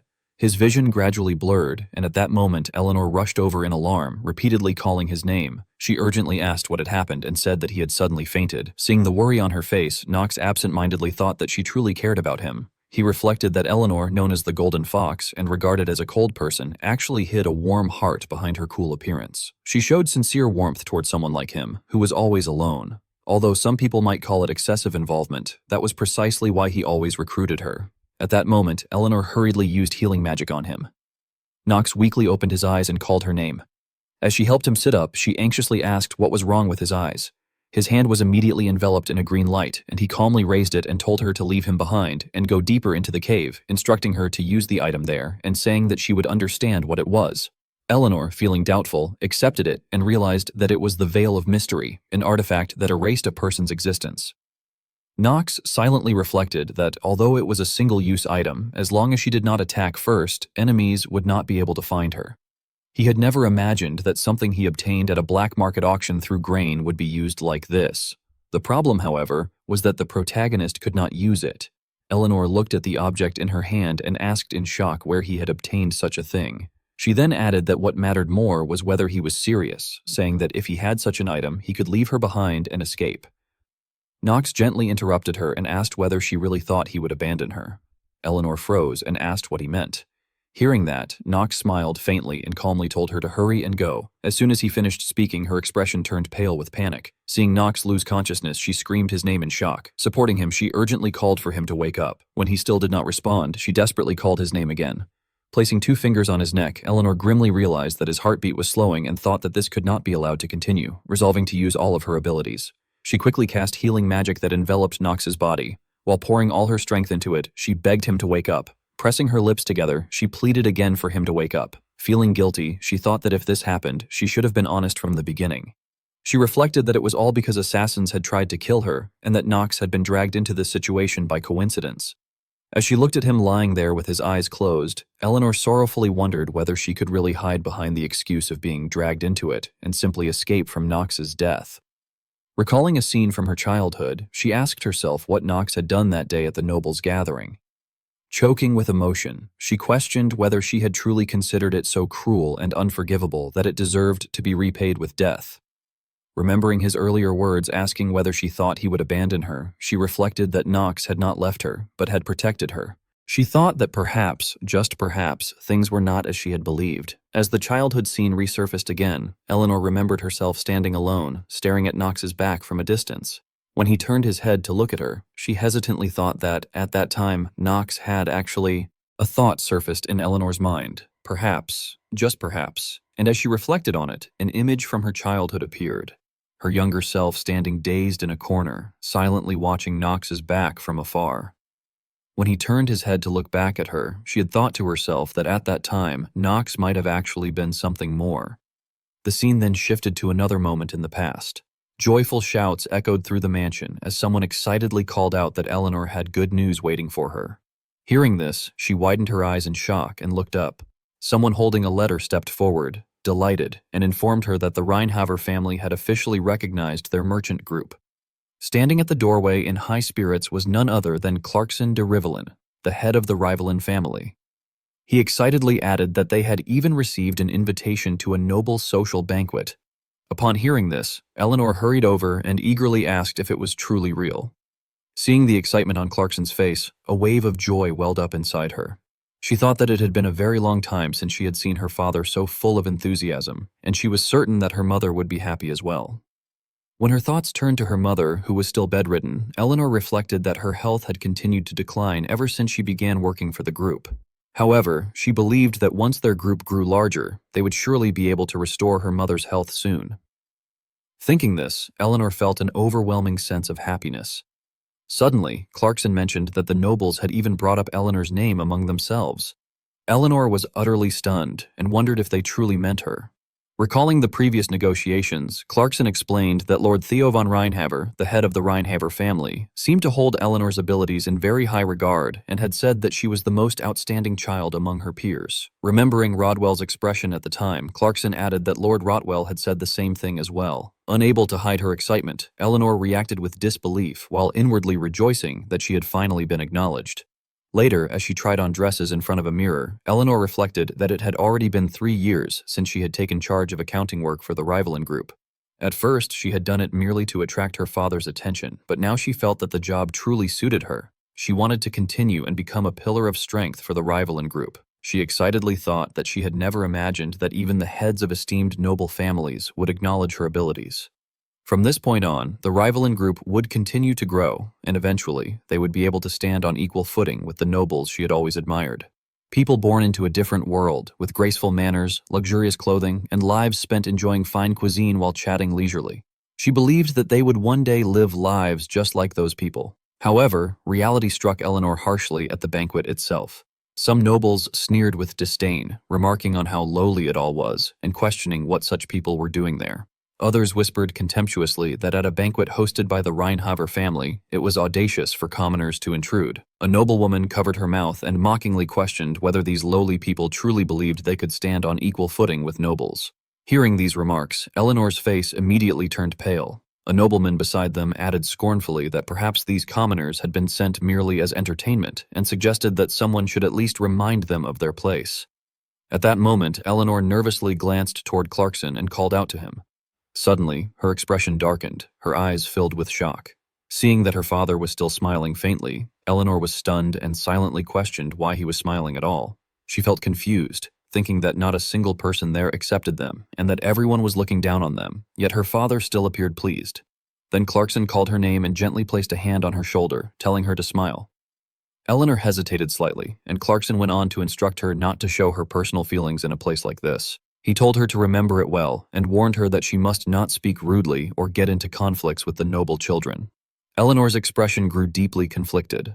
The surrounding atmosphere seemed to fall silent as she hesitantly agreed. Later, during the banquet, someone curiously asked whether Clarkson's child would be going for knight training.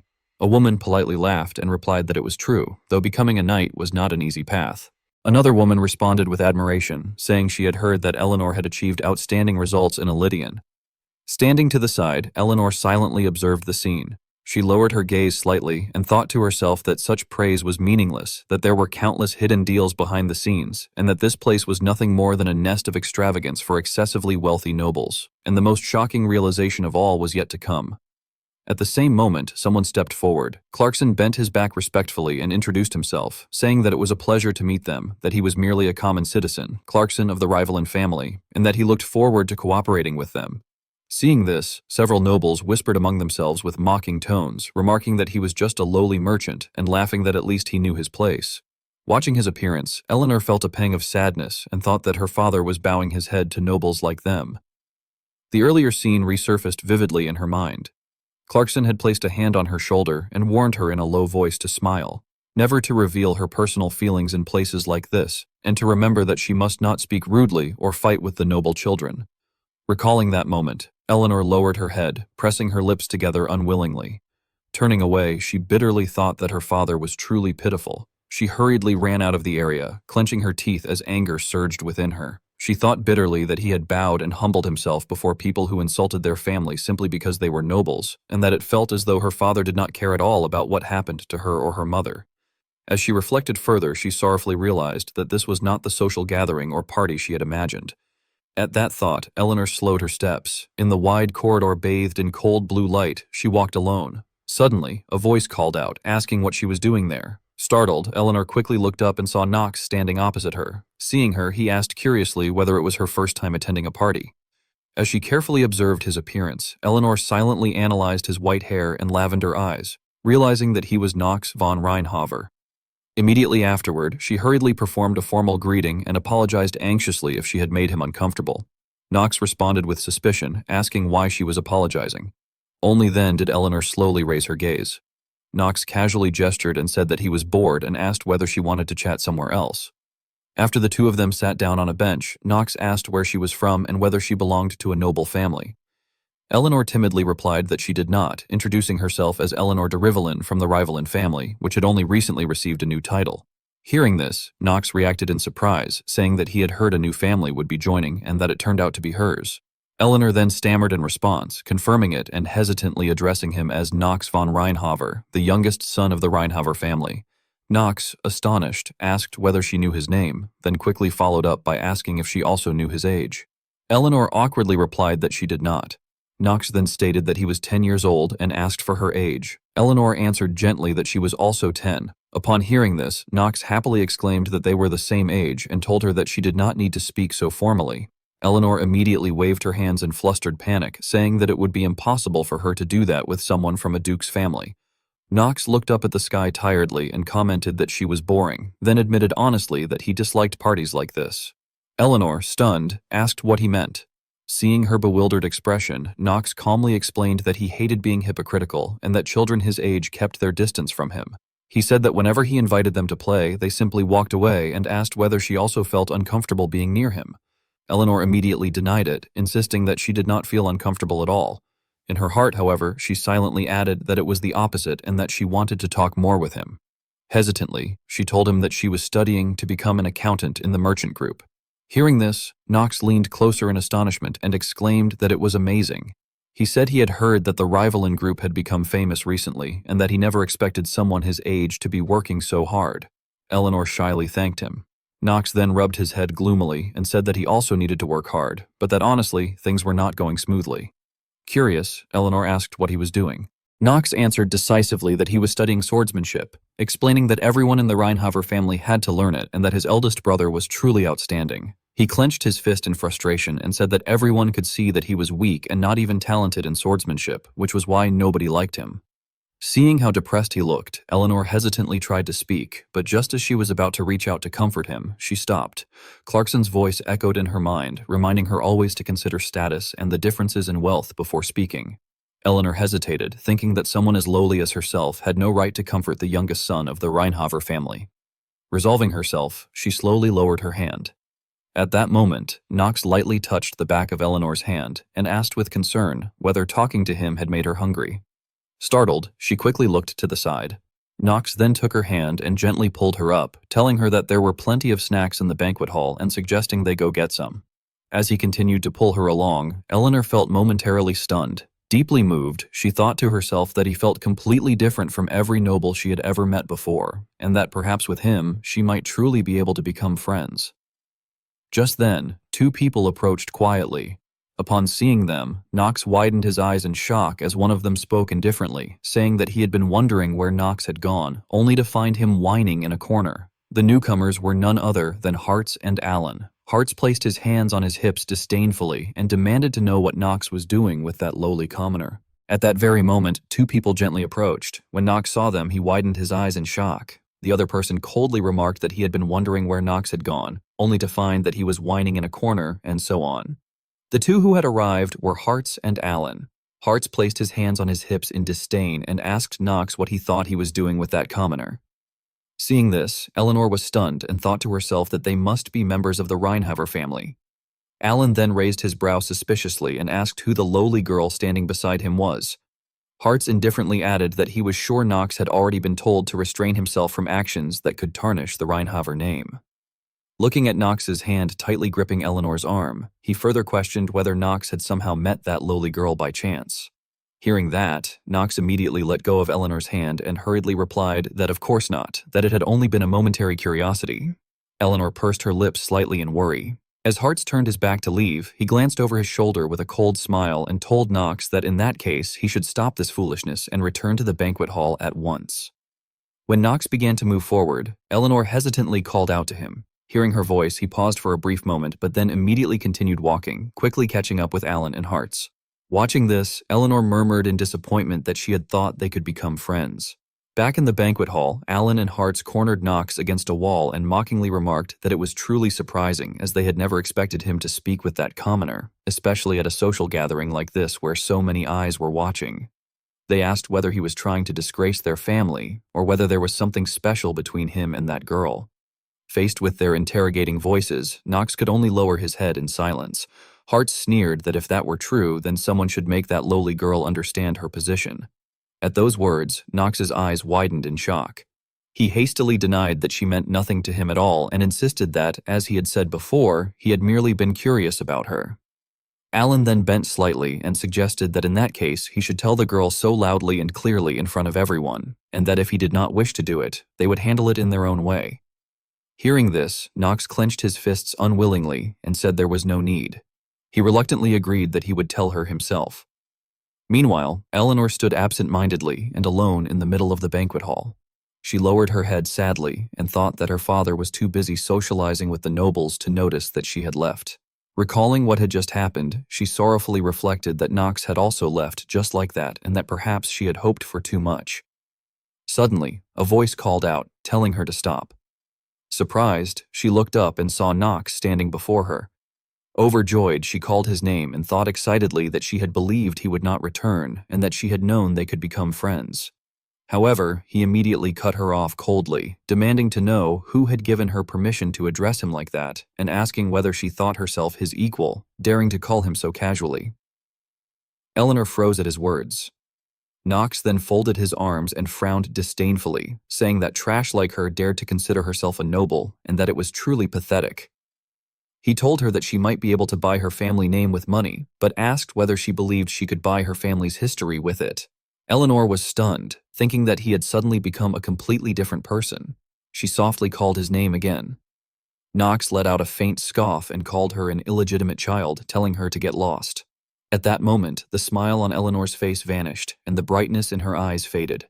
Observing the scene, the surrounding nobles whispered among themselves that it seemed she had truly angered the young master of the Reinhover family, and that this was what happened to commoners. They speculated that she must have committed some terrible offense, and remarked that commoners should never have been admitted in the first place. Unable to endure it any longer, Eleanor quickly gathered her skirt and ran away.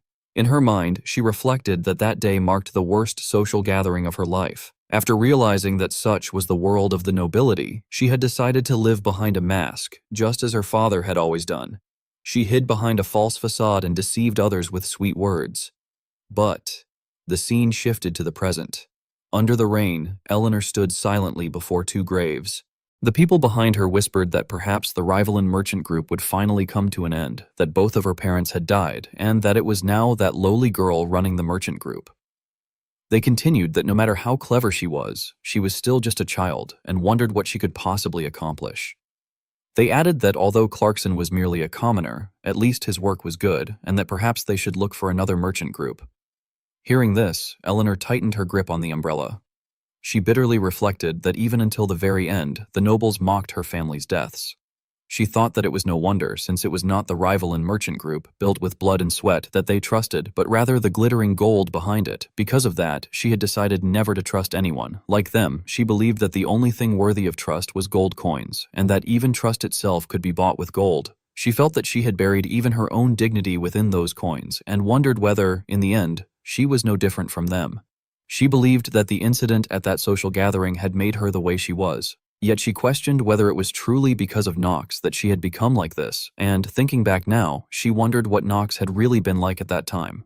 At that moment, Eleanor hurriedly turned away and climbed into the carriage. Immediately, Knox's head appeared through the carriage window, and she turned back gloomily to look at him. Eleanor's eyes were blank for a moment as she sat absent-mindedly in the carriage and thought that at that time Knox had actually been unable to pretend before humiliating her because Alan and Hartz had been hiding behind a pillar to keep watch. She sorrowfully reflected that Knox had not wanted to do that in fact she had known it all along, and that she had known Knox and his brother in the Reinhover family did not get along. She remembered that his brother had even been standing right behind him at that time, and concluded that he had been cruel to her because he had been afraid they would harm her. She admitted to herself that she had convinced herself that it had been Knox who made her end up like that it had all been his fault, so she had to hide her face, twisting the event for her own benefit and ignoring the truth. Outside the carriage, Knox had looked at her earnestly and called her name, and now, as she watched him collapse right in front of her, Eleanor sorrowfully thought that in the past, at that moment, and even in the future, Knox von Reinhover was a bad person, and that was what she had believed. As her healing energy gradually ran out, she pleaded that it seemed she could not hold on any longer. With tears rolling down Nox's cheek, she choked out that she had not even properly thanked him and asked why he was lying there and why. Lowering her head in despair, she begged him to wake up. Sobbing, she called out to Shane and said that she needed his help and begged him to save Nox von Reinhaver. Her desperate voice echoed through the silent cave, but when there was no response, she was stunned and thought it was strange that there was no reply from Shane. She wondered whether Shane might also be on the brink of death at that moment. The snowy mountain fell into complete silence. Clenching her hands in a daze, she muttered that there was no one who could save him, and that she had not even had the chance to say it, that she had not yet thanked Nox or Shane. She questioned whether it would truly end like that and tearfully begged Nox to wake up. As soon as she finished speaking, the cave suddenly trembled violently. Seeing rocks fall, she was shocked and wondered what that mana was. When sharp icicles appeared, she thought in alarm that she had never felt such a powerful wave of mana before and that something was wrong. Eleanor quickly grabbed the white cloth, helped him stand, and wrapped it around them, but realizing it was not large enough for two people, she anxiously thought that its size was insufficient and that if that were the case, the artifact would be useless. Suddenly, a gigantic claw lunged at them, shattering rocks. At that very moment, Eleanor hurriedly supported Nox and ran aside to dodge. Watching the white cloak fly away with the debris, she tearfully thought of Nox. At that moment, the ice dragon stood before them and coldly asked whether she was the one who had awakened it with her mana, calling her child. Far away, Astrid seemed to sense that presence and immediately spread her wings and shot into the sky. Noah, riding on her, complained irritably and asked why she had suddenly acted like that, adding that his hair had become a mess. Astrid responded coldly that his heart had stopped. Hearing that, Noah stared blankly and asked what she meant. Astrid frowned gravely and stated that Nox von Reinhaver's heart had stopped. A gigantic claw immediately thrust out from the pile of shattered rocks, and a white dragon raised its head toward Eleanor and Nox, growling as it demanded to know who had awakened it with their mana. Seeing this, Eleanor frowned in shock and exclaimed that it was a dragon. She then fell silent and reflected that dragons were mysterious creatures with high intelligence, recalling that she had once heard that some of them were dangerous, dragons that devoured humans and absorbed their mana for themselves. Narrowing her eyes warily, she realized that the dragon was clearly showing hostility and thought that the situation was dangerous. Noticing a large rock not far away, she carefully placed Nox against it and concluded that the dragon's target was clearly Nox. As she adjusted his cloak, she worriedly reflected that she had no natural talent for magic and that her mana reserves were not abundant either. After brief consideration, she determined that it was impossible for her mana to have awakened the dragon and reasoned that it must have responded to Nox's mana instead.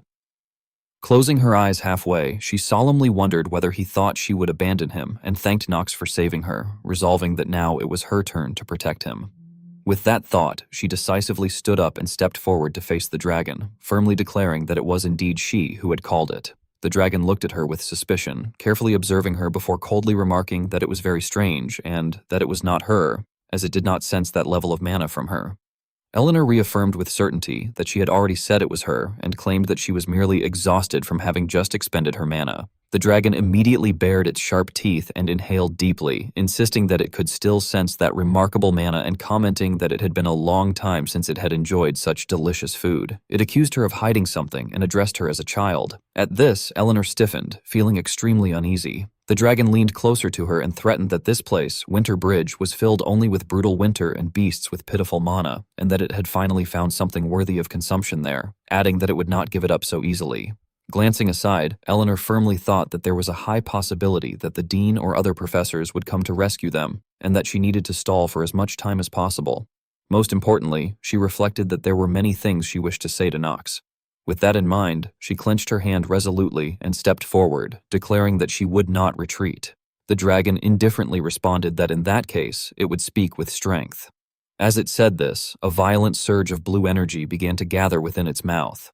Eleanor summoned her fire magic to counterattack and resolutely shouted for ignition. In an instant, a dense fog enveloped the space ahead, and from within it, the dragon's sharp claw suddenly shot forward, lunging straight at Eleanor. In a deep voice, it repeated that its target was not her. Clutching the wound on her arm, Eleanor pressed her lips together unwillingly. Ignoring the blood seeping onto the ground, she struggled to stand and hesitantly insisted that she truly could not, before resolutely adding that she would not step aside. Hearing this, the dragon contemptuously called her a foolish creature, yet remarked that such foolishness was what made humans so interesting. It then declared that she could curse her own stupidity for her death and pressed its enormous claw toward her. At that very moment, Knox's arm twitched slightly. Memories began to surface in his mind as he reflected that Knox von Reinhaver was a new name he had obtained in a new world, though it had originally belonged to someone else, a name he had stolen for himself. He admitted that he had grown accustomed to playing that role. Many things had happened, and he had formed countless bonds in that world. Yet the more Knox gained, the more he himself was haunted by loneliness. He acknowledged that he remained trapped in suffering because he could not escape Knox's shadow, and that he, Yu Chan, was still an outsider in that world. He questioned who he truly was and why he had possessed Knox's body. Suddenly, the scene shifted to his room in the modern world, and Knox's consciousness, Yu Chan's consciousness, began to return. Looking at everything on the desk, he thought in astonishment that it was his room. On the computer screen appeared the words, "inner lunatic," and the keyboard began typing continuously. A whispering voice asked Yu Chan who he thought he was, stating that he was no different from Knox. Confused, Yu Chan questioned what that meant. Then, the figures of Yu Chan and Knox gradually overlapped, and a thought slowly emerged in his mind. Yu Chan was Knox, and Knox was Yu Chan. They were one and the same, his only child. At that point, Knox's mind seemed to be enlightened, and the image of his previous life's room gradually faded. Clenching his hand with certainty, he concluded that he was both Yu Chan and Knox, two people who were the same from the very beginning. Looking up excitedly, he murmured that the name had belonged to him from the start, and that he was not a fraud using Knox's body, but Knox von Reinhaver himself. Because he had believed Yu Chan and Knox were different, he had continued to feel doubt and uncertainty, and that uncertainty had been the most destructive force within him. He reasoned that the hollow memories from his time as Yu Chan were not real, and wondered whether he had merely been sent to another world temporarily, recalling the words "welcome back" written in the letter addressed to him. Afterward, Knox stepped forward lightly and stood calmly, stating that at last the picture had become clear.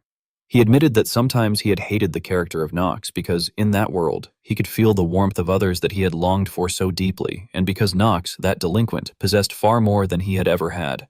He reaffirmed that Yu Chan was Knox, and Knox was Yu Chan, and that from the beginning, they had been one and the same. Raising both hands absent-mindedly, he reflected that all of it had belonged to him from the start. Finally, lifting his face with relief, he resolved that in that case, he would willingly accept even his own flaws and use them to survive, no matter what happened. Knox closed his eyes tightly as he recalled that Astrid had told him that in order to master dragon breathing, he had to open his lower dantian and circulate mana there, and that to do so, he needed to enter his mental image, his inner world. He gave a faint smile and reflected that he had already entered his inner world, the inner worlds of Yu Chan and Knox, which was the room from his previous life. Looking down at the purple-blue energy swirling before his chest, he concentrated and reasoned that if he opened his lower dantian, he would be able to overcome every obstacle and rise again, but in exchange, to release that power, he would have to erase every trace of presence and breath within his body. He closed his eyes and solemnly concluded that this meant he had to stake his life, yet none of that mattered to him anymore. Soon after, his body seemed to begin falling. He relaxed himself and sensed that his consciousness was fading.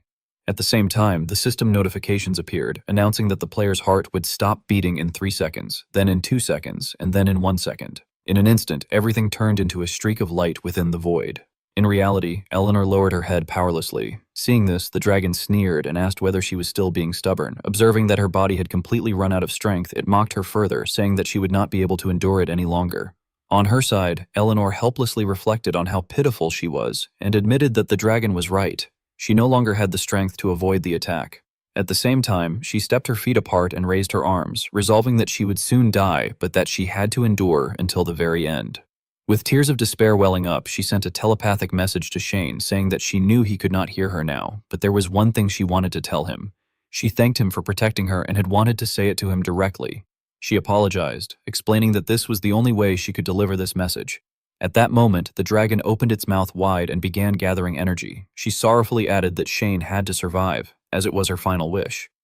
Just then, the dragon's mouth shone brightly, and the powerful energy was about to be unleashed. Suddenly, a gentle voice responded that it was still too early to part like that, and at the same time, a purple slash descended from the sky in attack.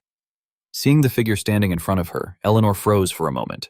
She widened her eyes in shock and wondered if it was Shane, but then, stunned, she called out unconsciously, asking if it was Knox. Eleanor stared in shock and exclaimed in disbelief that it was Shane, then immediately denied it and wondered if it was Knox instead. The person who had stopped breathing earlier was now standing firmly before her with a sword in hand. At that moment, Eleanor noticed the red light coming from the pendant around her neck and wondered why the pendant on her neck had suddenly reacted. She questioned why the pendant she had given to Shane was reacting to Knox. A sudden realization struck her, and she blurted out that perhaps Knox had actually been Shane all along.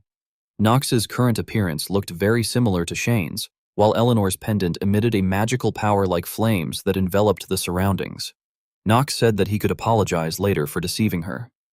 At that moment, a blazing eye appeared, and Knox smiled as he told her that it would be better if she stayed silent. The power from that eye merged with the purple energy emanating from Knox and gathered into the sword as he unleashed Moonlight Blade. First form, Super. Knox inwardly remarked that he had expected that she was the one who had awakened him. The purple power surged like a storm as he continued with Moonlight Blade. Second form, Full Moon. First step. The white dragon began its attack, and Knox taunted it by saying that it had awakened on its own and started causing trouble. The dragon became even more ferocious and attacked wildly.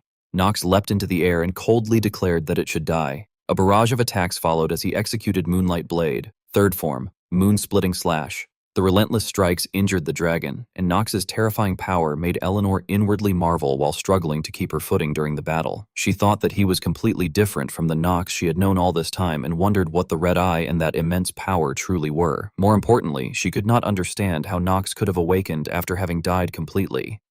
Within Knox's fading consciousness, he recalled that to master dragon breathing, one had to open the lower dantian and circulate mana into it.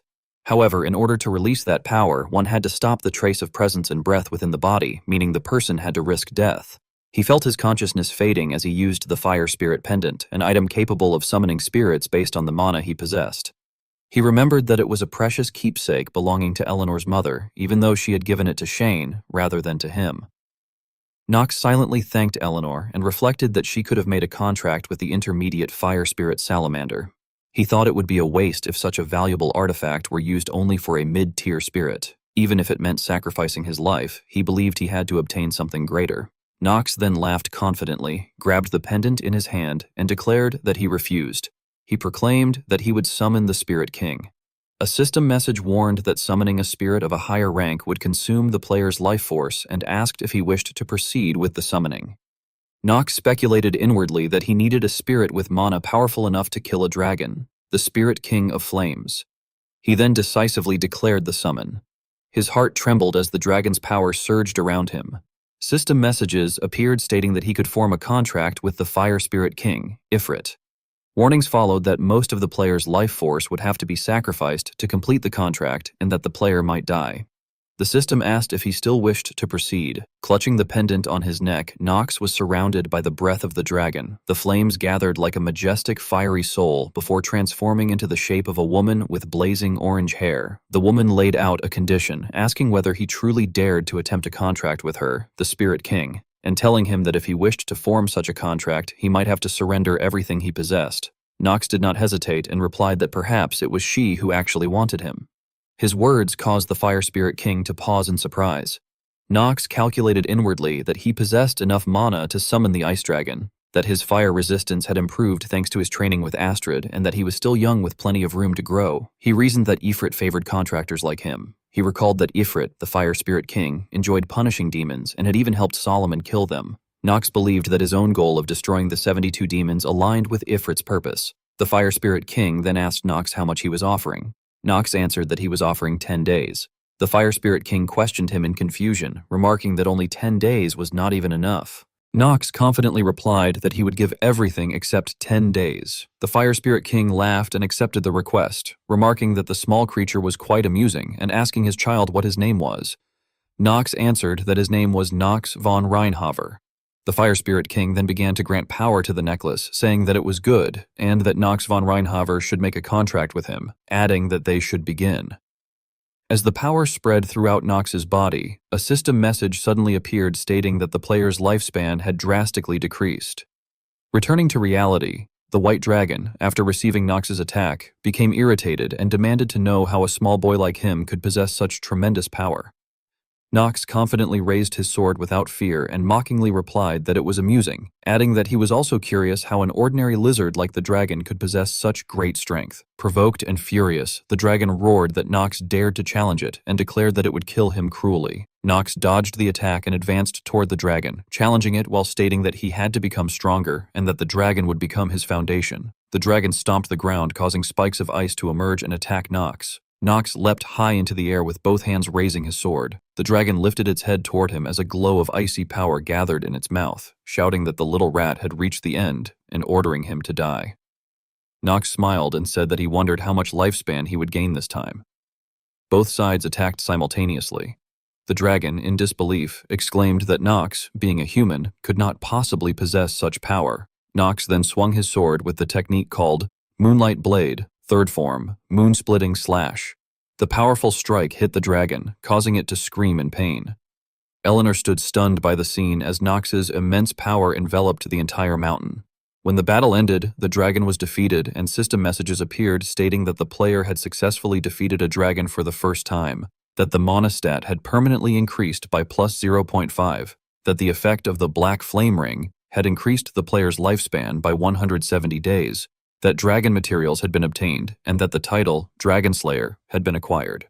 With blood staining his sword, Nox smiled at his own victory. Rick looked at the glowing orb in his hand and called the person involved a pathetic fool, remarking that the man had acted cocky and arrogant, only to end up getting caught by them. He then thought to himself that Reinhofer's eldest would have been better, but concluded that it did not matter anymore because Lord Amdusias would soon be revived. In front of Rick, beyond the chains, the crystal moon emitted a purple mark. Rick reflected that Demon Amdusias was among the 72 demons and that he used sound attacks, with skills said to be extraordinary. He thought that being able to meet such a great being was unbelievable. More importantly, he noted that the sealing stone had remained safe this time and believed that Amdusias must have almost completely recovered his power. Rick reasoned that once that happened, they would be able to kill not only Nox von Reinhofer, but also Noah von Trinity, along with Luna. After finishing his thoughts, Rick reached out and touched the mark on the crystal. The crystal began to crack and eventually shattered, revealing a strange demonic figure. The figure asked who had awakened him. The being had dark skin and a single horn on his head. Rick immediately knelt on one knee and respectfully stated that he was the one who had awakened him and greeted Lord Amdusias. Amdusias observed that Rick seemed to be quite a useful one and then asked where Archduke Baal and Agares were.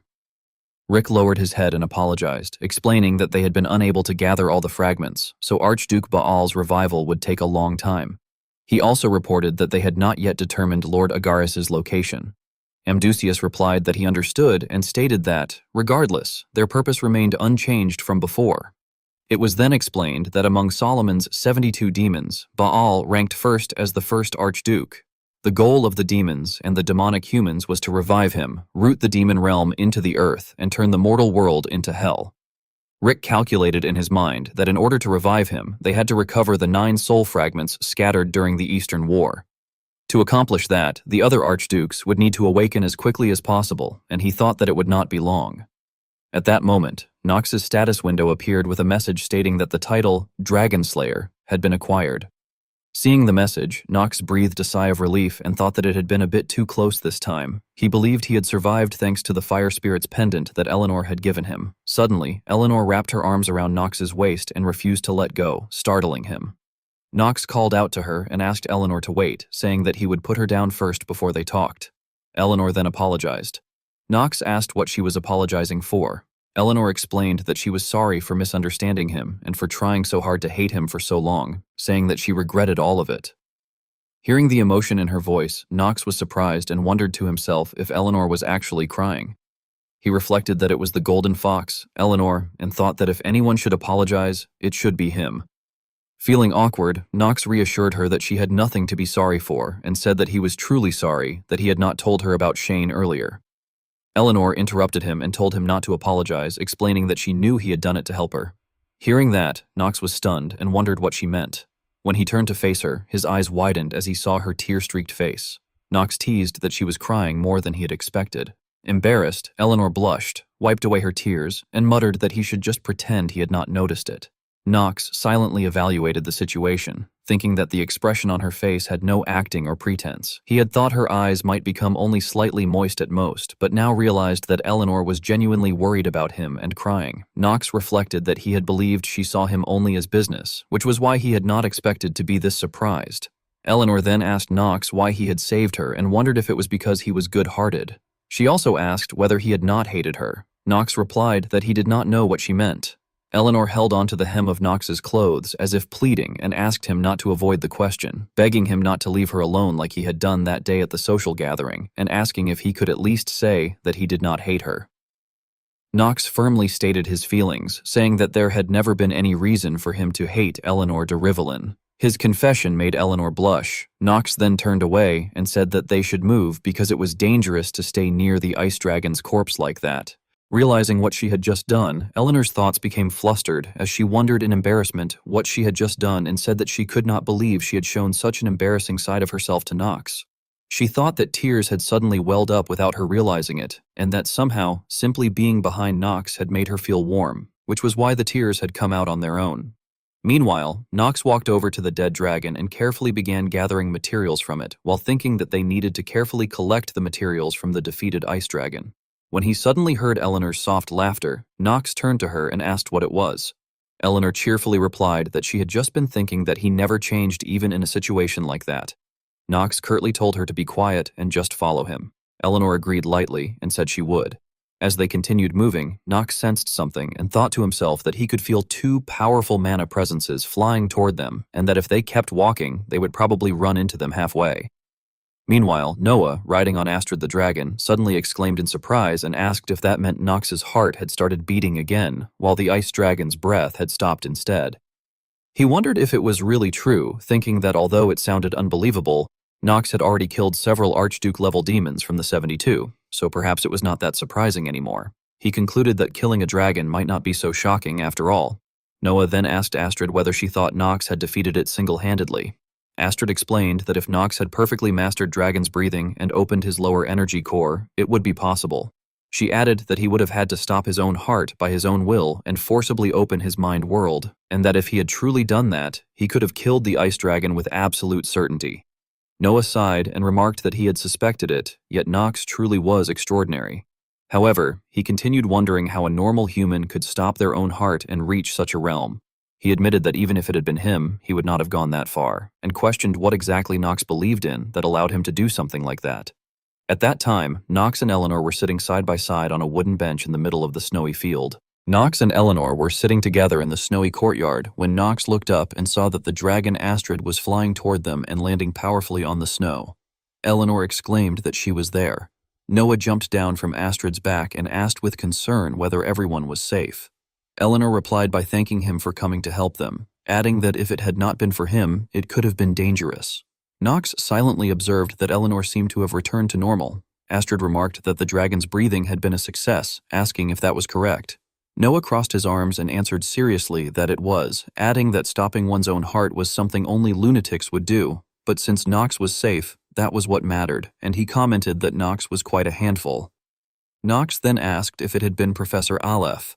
Noah confirmed that it was, explaining that Professor Aleph had been a demonic human and that, in any case, he had been nothing special, angrily adding that those vermin had dared to lay a hand on his academy.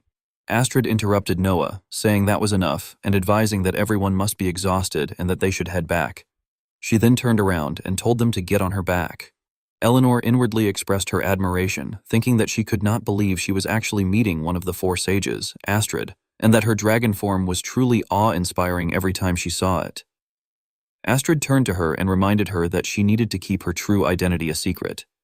Eleanor stammered that she understood. Knox jumped onto Astrid's back first, then reached out his hand to Eleanor and told her that he would help her up, asking her to grab on. Eleanor paused for a moment before placing her hand in his, shyly thanking him. Noah cheerfully announced that boarding was complete. Astrid then took off, saying that they should depart. As morning came, it was said that they returned safely to the academy. However, rumors about Eleanor began to spread among the students, as they wondered whether she had really been expelled from the Rivalin merchantry, mentioning that they had heard even the nobles had turned their backs on her and questioning how that had happened, adding that the imperial family had completely severed ties with her. Upon hearing this, Knox turned and glared angrily. Eleanor gently held Knox's arm and smiled reassuringly, saying that she had expected something like that might happen. She explained that when she had asked him, to protect her, the nobles had already begun turning their backs on her, but that everything was fine now. She then smiled optimistically as she walked, declaring that if anyone thought she would back down that easily, they were mistaken, and that more than anything, she would not let anyone take what was hers. Knox inwardly reflected that he had thought she would be quite shocked, but that this was actually a relief, adding that he knew exactly how the scenario would play out in the end. He thought that now was the perfect time to devise a plan to pressure and deal with Rick and the First Prince. Knox then stepped forward, placed a hand on Eleanor's shoulder, and told her that a crisis could also be an opportunity, advising her to try to maintain her composure. Eleanor replied cheerfully that she would trust him. That evening, at the mansion, the maid Gitri seriously reproached Knox, asking what kind of trouble he had gotten himself into this time for things to escalate like that. Knox paused for a moment, then turned away and calmly asked whether she should not at least ask about his health first. Hearing that, Gitri immediately became worried and asked if he was feeling unwell. Knox replied that he seemed to have a slight fever. Gitri hurriedly told him to wash up and get some rest, asking if he could wash himself on his own. Knox took off his coat and replied that he probably could, while inwardly recalling that he had been in the cold for a long time and felt as though all his strength had been drained. Gitri placed a hand on his shoulder and said that it could not be helped, adding that she would help him with his upper body. Knox widened his eyes helplessly as he was dragged away, calling out to her to wait. Gitri then prepared a large bath for him and told him to wash thoroughly before leaving. Knox let out a sigh, closed his eyes and relaxed in the bath, thinking that no matter what, this was unusual, as his frequent sickness had been flaring up quite often this time, and he referred to it as a cursed trait. He then decided that he would check the newly acquired title first.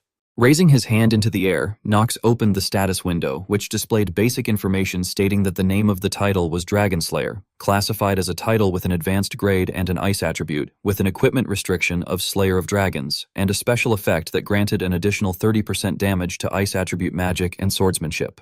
Knox quietly reflected that ice attribute magic and swordsmanship were something he had not yet mastered due to the cold hands and feet trait, but if he learned them properly, they would be quite useful.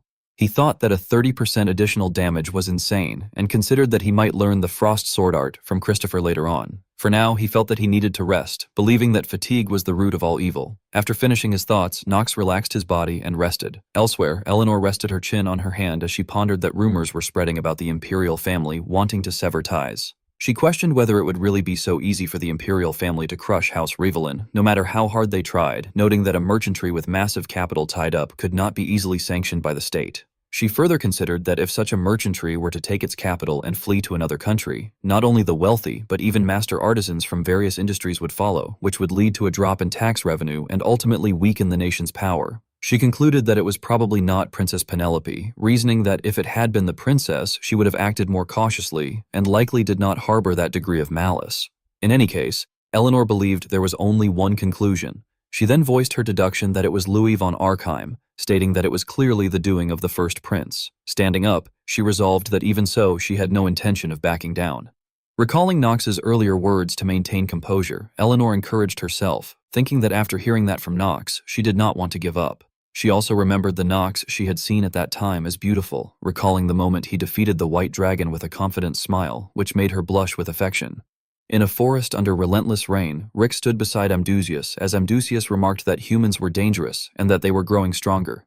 He warned Rick that among them, Knox von Reinhofter could become as dangerous as the 7 saints of the continent, and instructed him to eliminate both Knox and Eleanor de Rivellin immediately, as they were becoming a threat to their plans. Rick responded with an eerie smile as he acknowledged that all of this was for the resurrection of Baal, while Amdusius laughed cruelly in excitement. Knox sat in the study and thought that it seemed like this situation would keep him busy for quite some time, as, although he had returned alive, the 3rd episode had still not ended. He reflected that the Rivellin merchantry had already fallen halfway into Rick's grasp, and even though Eleanor had also returned alive, the overall situation remained dangerously precarious. He considered that the greatest problem was the involvement of the imperial family, and that the most frustrating part was that the first prince, who stood in direct opposition to him, was acting as a threat. He reasoned that if the imperial family began to suppress House Rivellin in earnest, it would either lead to all-out war or continuous problems as long as one side refused to yield, and he believed that this was likely what Rick was aiming for. He concluded that to keep these forces in check, they would need power, specifically a backing strong enough to restrain even Prince Louis. At that moment, the door opened and a blonde girl entered, asking whether he had called for her because he wanted to keep her brother in check. The situation, he thought, was that although Eleanor had lost some of her forces, it was only temporary, and that the most crucial elements in regaining power were capital and leadership, both of which were possessed by none other than Eleanor, the great merchant known as the Golden Fox. Knox then requested that she lend him her strength. In his mind, Knox calculated that if he joined forces with her, he could orchestrate the downfall of the first prince, restore the prosperity of the rival in merchantry, and help balance the power among the factions. However, Penelope gently refused, saying that she was sorry, but was not fond of the proposal. Knox froze and asked for clarification, inwardly shocked as he wondered why she was rejecting the proposal. He questioned whether there might be someone else serving as her financial backing, or if she had already allied herself with Prince Louis. Penelope smiled politely and replied that it was not proper etiquette to ask another woman to help a rival marriage candidate. Hearing this, Knox was stunned, though he soon felt a sense of relief as he realized that she seemed to be joking. Even so, he thought that such a joke still felt like a threat and that she should seriously return the title of merciful princess. Penelope then set down her teacup and stated that in any case, she understood his proposal and the reasoning behind it. She explained that since they needed to keep the Gope merchantry, which had close ties with Prince Louis, in check, she assumed he believed it would be best for their side to collude with the rival in merchantry. However, she pointed out that he was surely aware that Eleanor did not support the imperial family, and thus questioned what reason she would have to collaborate with her. Knox fell into deep thought, recalling that Eleanor had recently openly rebelled against the imperial family during a large-scale merchant assembly. He reflected that Eleanor despised war to an extreme degree and fundamentally harbored deep skepticism toward the empire, believing that if the Archive Empire continued to persist, an age of war would inevitably arrive. He further considered that Eleanor had judged Princess Penelope to lack the qualities necessary to prevent such a future, concluding that countless lives would be lost regardless. Therefore, Eleanor's plan had been to abandon the nation and instead seek a way to survive together with the people, which Knox thought might have been the wisest choice after all.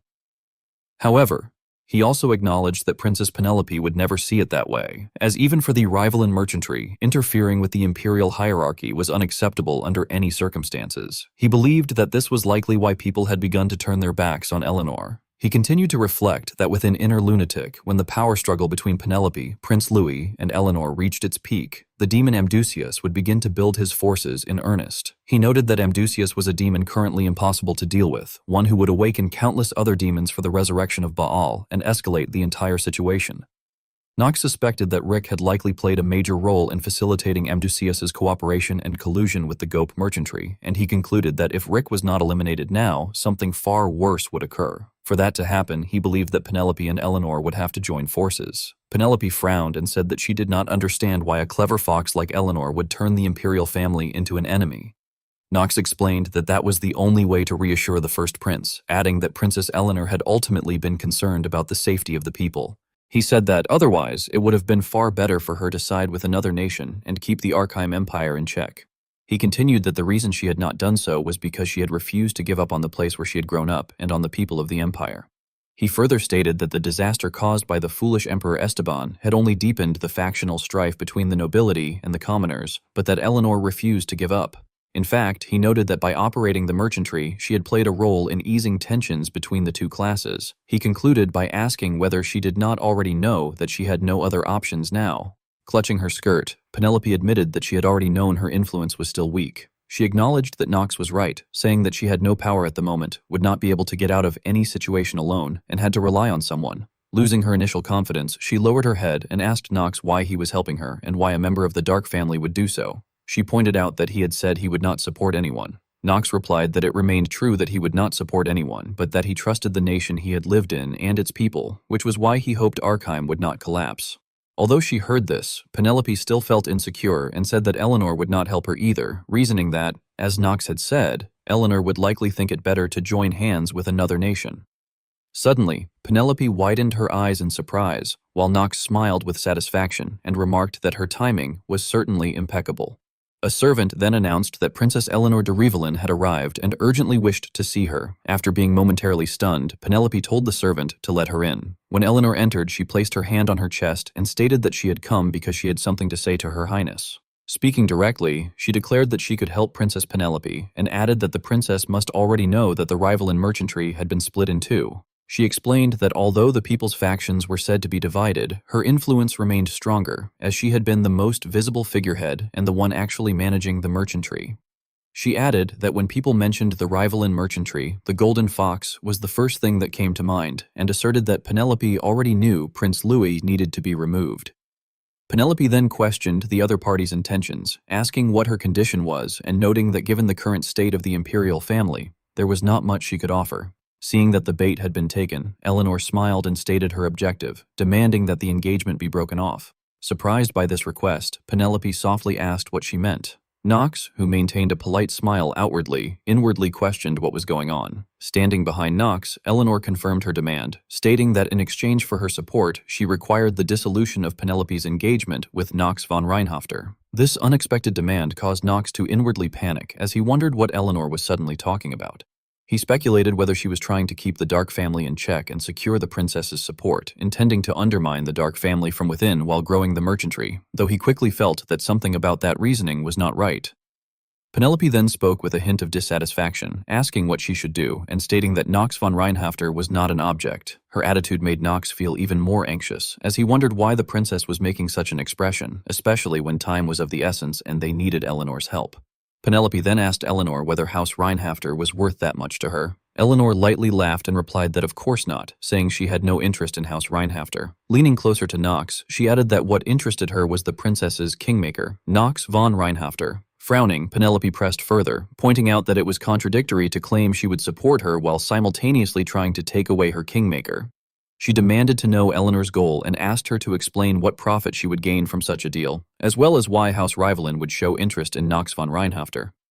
Eleanor responded with a smug, provocative smile, revealing that the truth was that she had come to want him and had therefore decided to take him for herself.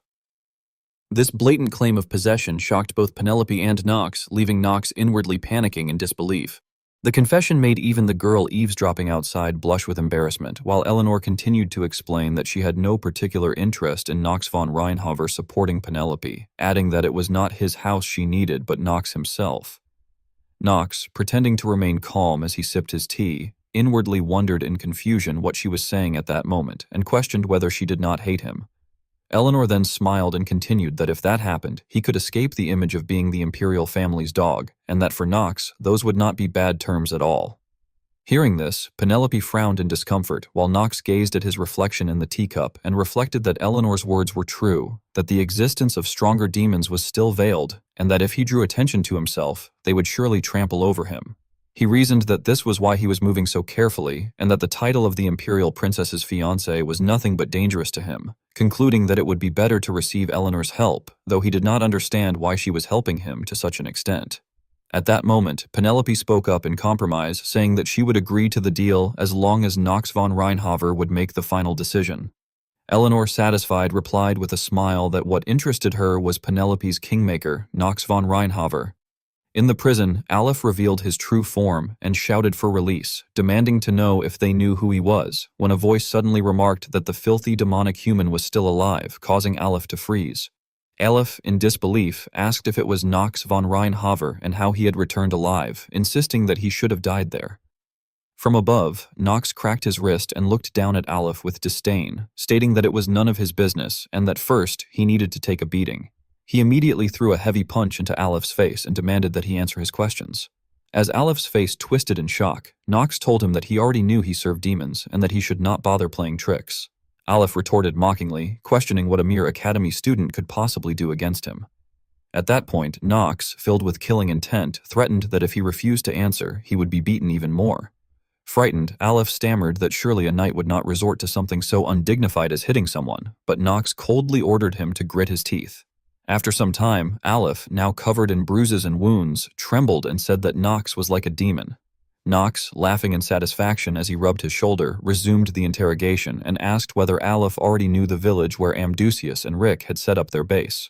Still shaken from the beating, Aleph reacted in shock, while Knox's expression turned cold as he held his sword before Aleph and mentioned Pandemonium, offering that if Aleph told him where they were, he would ease his pain slightly.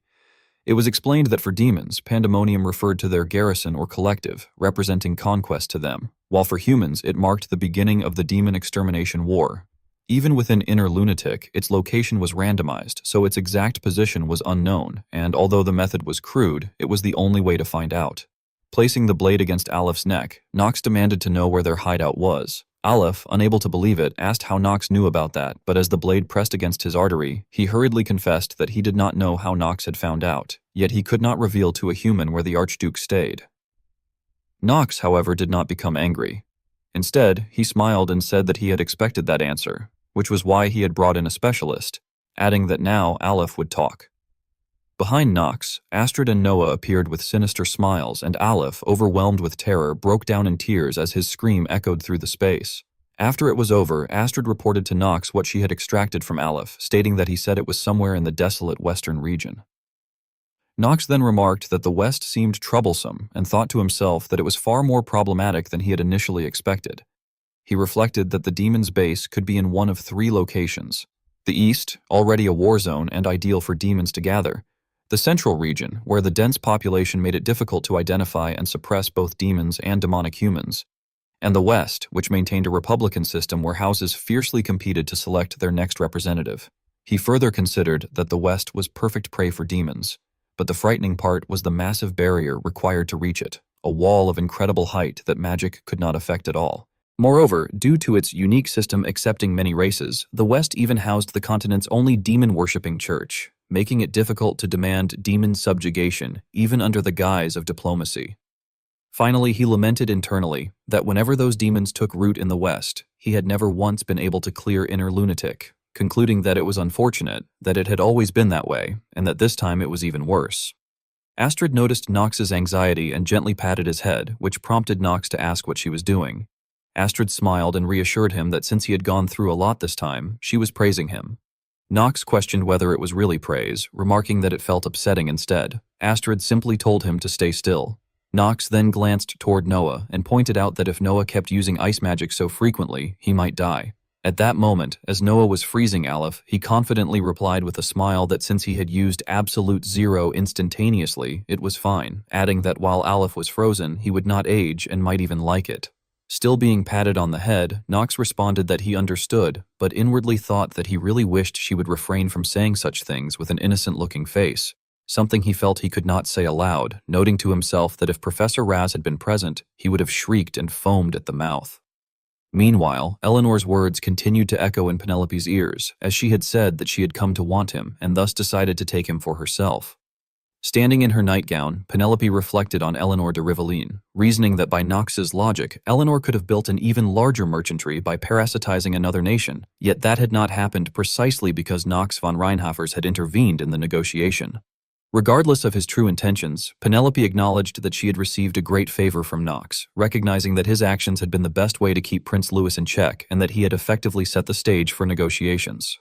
However, she admitted that there was one thing that still bothered her. Recalling Eleanor's condition in exchange for her support, that Penelope dissolve her engagement with Nox von Reinhafers, Penelope wondered what that even meant, reasoning that as the owner of a merchantry, there would be no reason to make such a proposal. She admitted that she could not claim to fully understand Eleanor's words, acknowledging that it was common for powerful houses and merchantries like House Reinhafers to form alliances and expand their influence. Yet what troubled her more was the nuance behind Eleanor's words. Murmuring to herself that Eleanor had come to want him, Penelope continued reflecting that there was something pure in those words that she could not comprehend. She questioned whether Eleanor truly desired to have Nox, and whether the so-called Golden Fox genuinely wanted that.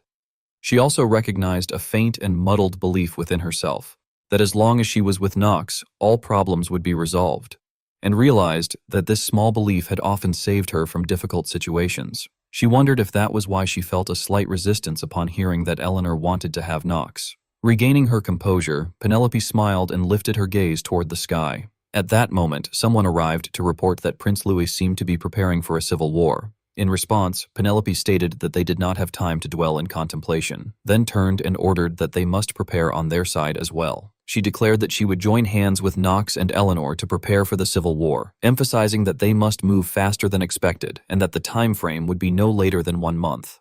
Eleanor stood before the ferocious white dragon and, in that life-or-death moment, closed her eyes as she inwardly thought that it was over. At that moment, a voice called out to her, and Nox appeared, asking whether she had really thought he would abandon her. Eleanor then woke from the dream, suddenly sitting up as she placed a hand over her chest and thought that she believed she liked Nox von Reinhofer, and that it was more than just friendship.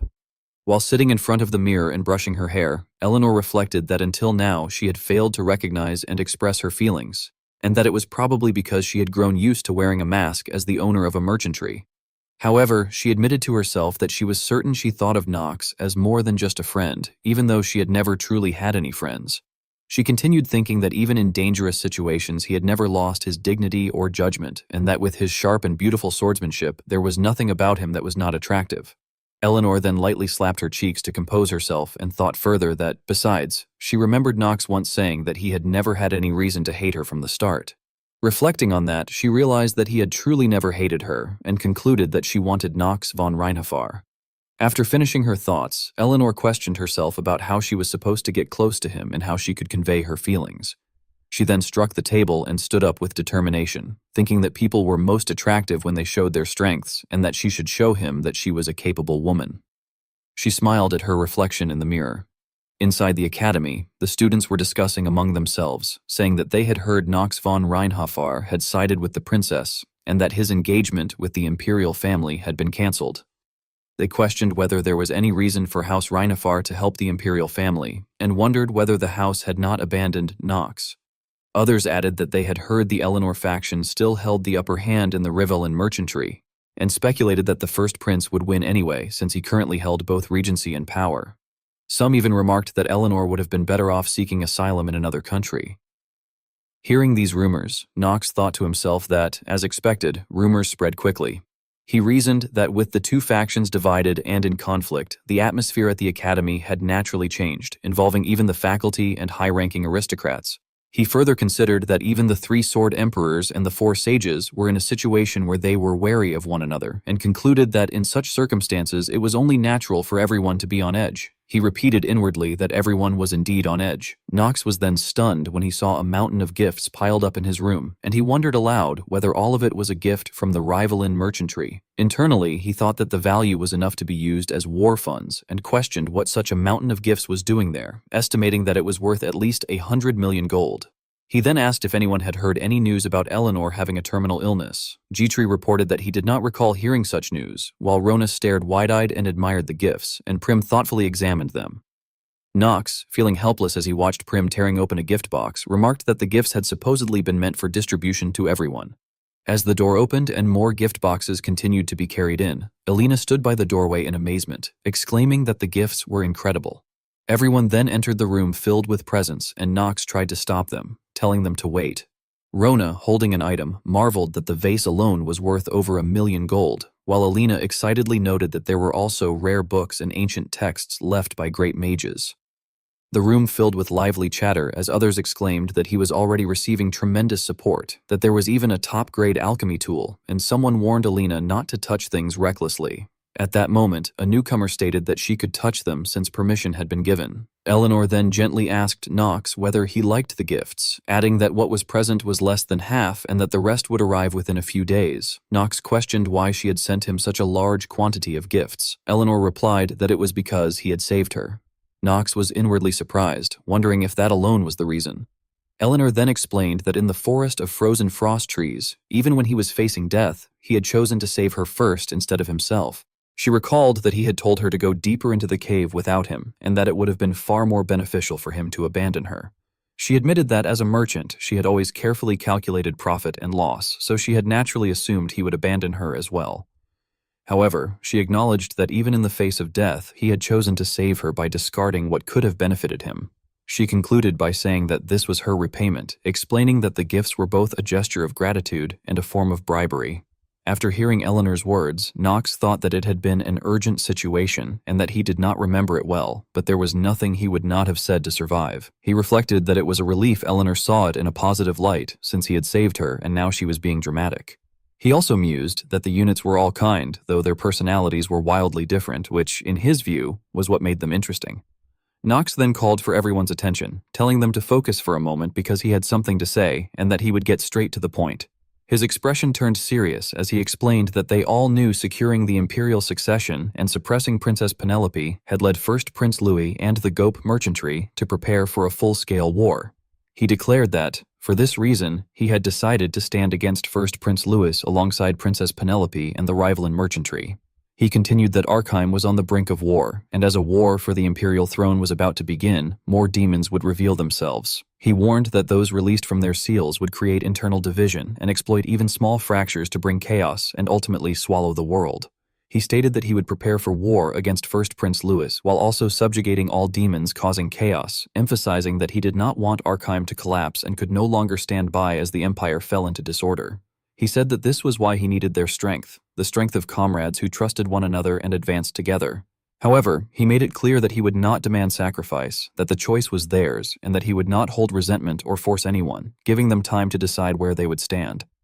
At that moment, Nox noticed someone in the ranks and internally evaluated Leon von Marvas, thinking that House Marvas had recently lost its patriarch and many retainers in territorial disputes, making their situation unfavorable for joining the war. He concluded that Leon would probably not stand by his side, but reassured himself that Leon trusted him deeply and was the kind of person who would immediately join him if it were solely his decision.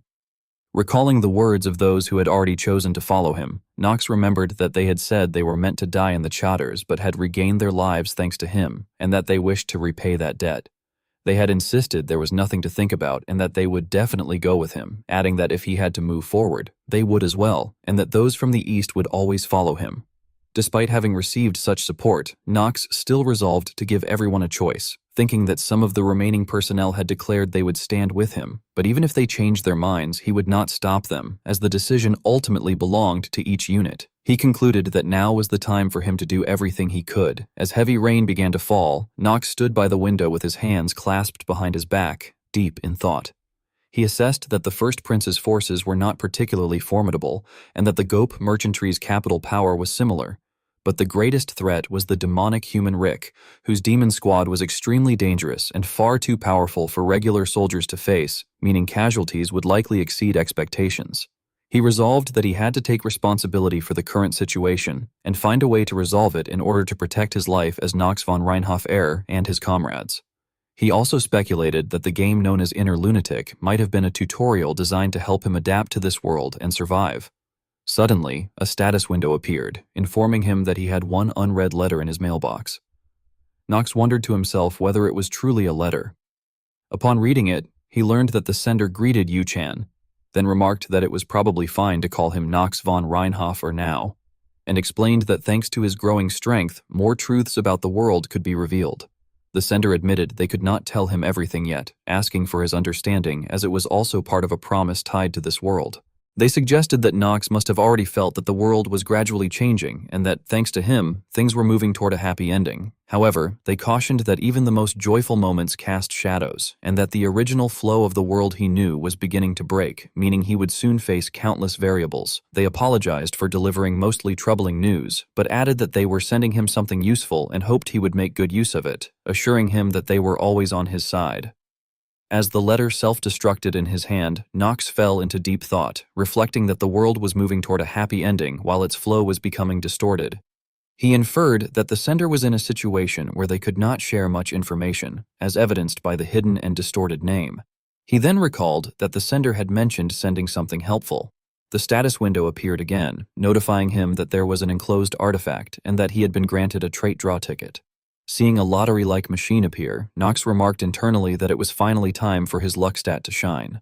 As he reached out to grasp the lever, he thought that since his luck stat was maxed, he would definitely feel its effects, questioning whether this was a game or reality. Smiling confidently, he wondered what would come out, noticing among the balls inside the machine that one in particular was glowing brightly. A 7-colored gem fell out of the prize machine, and Nox exclaimed in astonishment that it was a rainbow-colored highest-rank trait. He then watched as the 7-colored sphere transformed into a scroll, and upon opening it, he thought to himself that he had never seen anything like it before, and that it was a new trait of inner lunatic. As he read the contents, which described a trait called synchronization, stating that when a player experiences a special turning point, they synchronize with the reality of the past they face and retrieve backup data. Nox reflected that backup data must refer to what had happened when he first entered Inner Lunatic, when the synchronization rate had stopped at 71%. He continued thinking that synchronization must be what allowed him to understand his past as Nox von Reinhofer, and that, in other words, it was a process of reclaiming himself. He further reasoned that if he truly wished to live as Nox, then as the subject of that body, he had to come to understand himself, especially when experiencing a special turning point. Under a crimson sky, Duff reported to Luna that he thought the situation would be difficult, adding that even so, he was uncertain whether Lunatic should support the Imperial faction's forces. Marin followed by saying that Duff was correct and that although she would follow whatever Luna decided, she still believed the rookie's actions had been foolish, pointing out that despite belonging to Lunatic, he was moving alongside the princess, who was no different from their enemy. Holding her sword, Luna reflected that the princess had been at the forefront of purging Lunatic until now, and that his cooperation with such a person could indeed be seen as betrayal, but she hesitated. Duff then expressed his belief that Nox von Reinhaver was not that kind of person. Luna agreed, stating that if he had truly betrayed them, he would have targeted Lunatic first as the greatest variable before the war began, since that would have been the only way for the princess to gain any advantage. She concluded that Nox must have another purpose. Marin sighed in frustration, saying that she could not understand why he was acting so cunningly and that there were limits to being so absurd. Meanwhile, Luna thought to herself that Nox never tried to resolve things with anyone else and instead handled everything alone, which inevitably made her worry. She reflected that he bore far too many burdens on his shoulders and that even in truly dangerous moments, he continued to wear himself down. Looking up at the sky, Luna wondered what exactly the rookie was planning. At the Stillreiner family residence, Lober assessed the situation, stating that he saw Nox von Reinhaver was preparing for war with the princess and was asking the house that followed him to show its support accordingly. Emma listened attentively and was startled when Lober suddenly laughed and slammed the table, declaring that of course they should support Nox von Reinhaver. She inwardly marveled at how easily he made the decision, then asked whether that meant they were supporting House Reinhaver. Lober replied with a smug laugh that supporting House Reinhaver was ridiculous, clarifying that what he supported was not the house but his son-in-law Nox. He explained that even then, he needed to calculate profit and loss clearly, and that he was simply supporting his son-in-law's talent and capacity to elevate his own house, which was the position of House Stillreiner.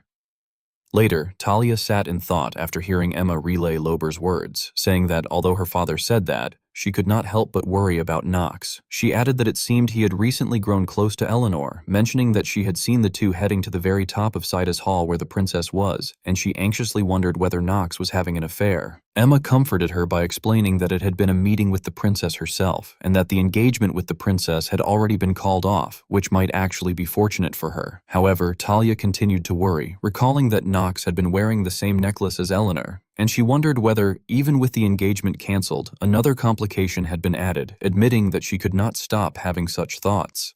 Emma then knelt and sincerely reassured her, asking whether she truly thought Nox would abandon his fiancée and insisting that he would never leave her alone. Talia steadied herself and admitted that it was true, but then resolved that this would not do. She declared that once the struggle for imperial power ended safely, she would give clear warnings to those around him, insisting that Nox was meant to be with her. Emma encouraged her by affirming that no matter what anyone said, Nox was engaged to her, and advised her to trust him and focus first on the succession issue. As a gloomy sky poured down a dreary rain, Theo walked through a long corridor with his guard Christopher, lost in thought, reflecting that unless something major went wrong, the struggle for imperial power would likely become the exclusive stage of the first prince. He considered that when that happened, the forces threatening House Reinhaver would also grow, and they might face a situation where the house's very existence was at stake, so they had to prepare countermeasures. In that context, he recalled that Nox had declared he would support the princess, and he questioned whether Nox was implying that he would abandon the Reinhaver name, or perhaps something more. Theo's gaze turned frightening as he remembered a warning addressed to him as Theo von Reinhaver, the head of House Reinhaver, that his child, Nox von Reinhaver, would kill him if necessary. Upon entering the Reinhaver conference chamber, an announcement was made that the patriarch was entering. Grain, the eldest son, wore a sinister smile, and once seated at the head position, Theo stated that he believed everyone understood why the Council of Elders had been convened. Beryl von Reinhaver, Theo's older half-brother, responded that he was aware the patriarch faced a major decision in the current situation, adding that the problem between the imperial family and House Reinhaver was not one that could be handled easily. Tass von Reinhaver, Theo's younger brother, continued that because of the engagement incident between the patriarch's youngest son, Nox von Reinhaver, and the princess, the relationship between the first prince and House Reinhaver had already reached its worst point. He insisted that as the patriarch, Theo could not overlook this, noting that the imperial family's recent favoritism toward the divine family had gone too far and urging him to make a decision. All eyes then focused on Theo, creating invisible pressure. At that moment, Aris von Reinhofer, Theo's younger sister, proposed that there was an option that could avoid any bloodshed. At Theo's command for her to speak, she suggested that they should announce their support for the first prince and, in exchange, abandon Knox Reinhofer, his youngest son. Theo was taken aback by this proposal, and Christopher could not restrain himself from exclaiming in protest. However, he was suddenly struck by a punishing force that caused him to collapse, unable to breathe, as Beryl rebuked him for daring to speak carelessly in the chamber as an uninvited vassal.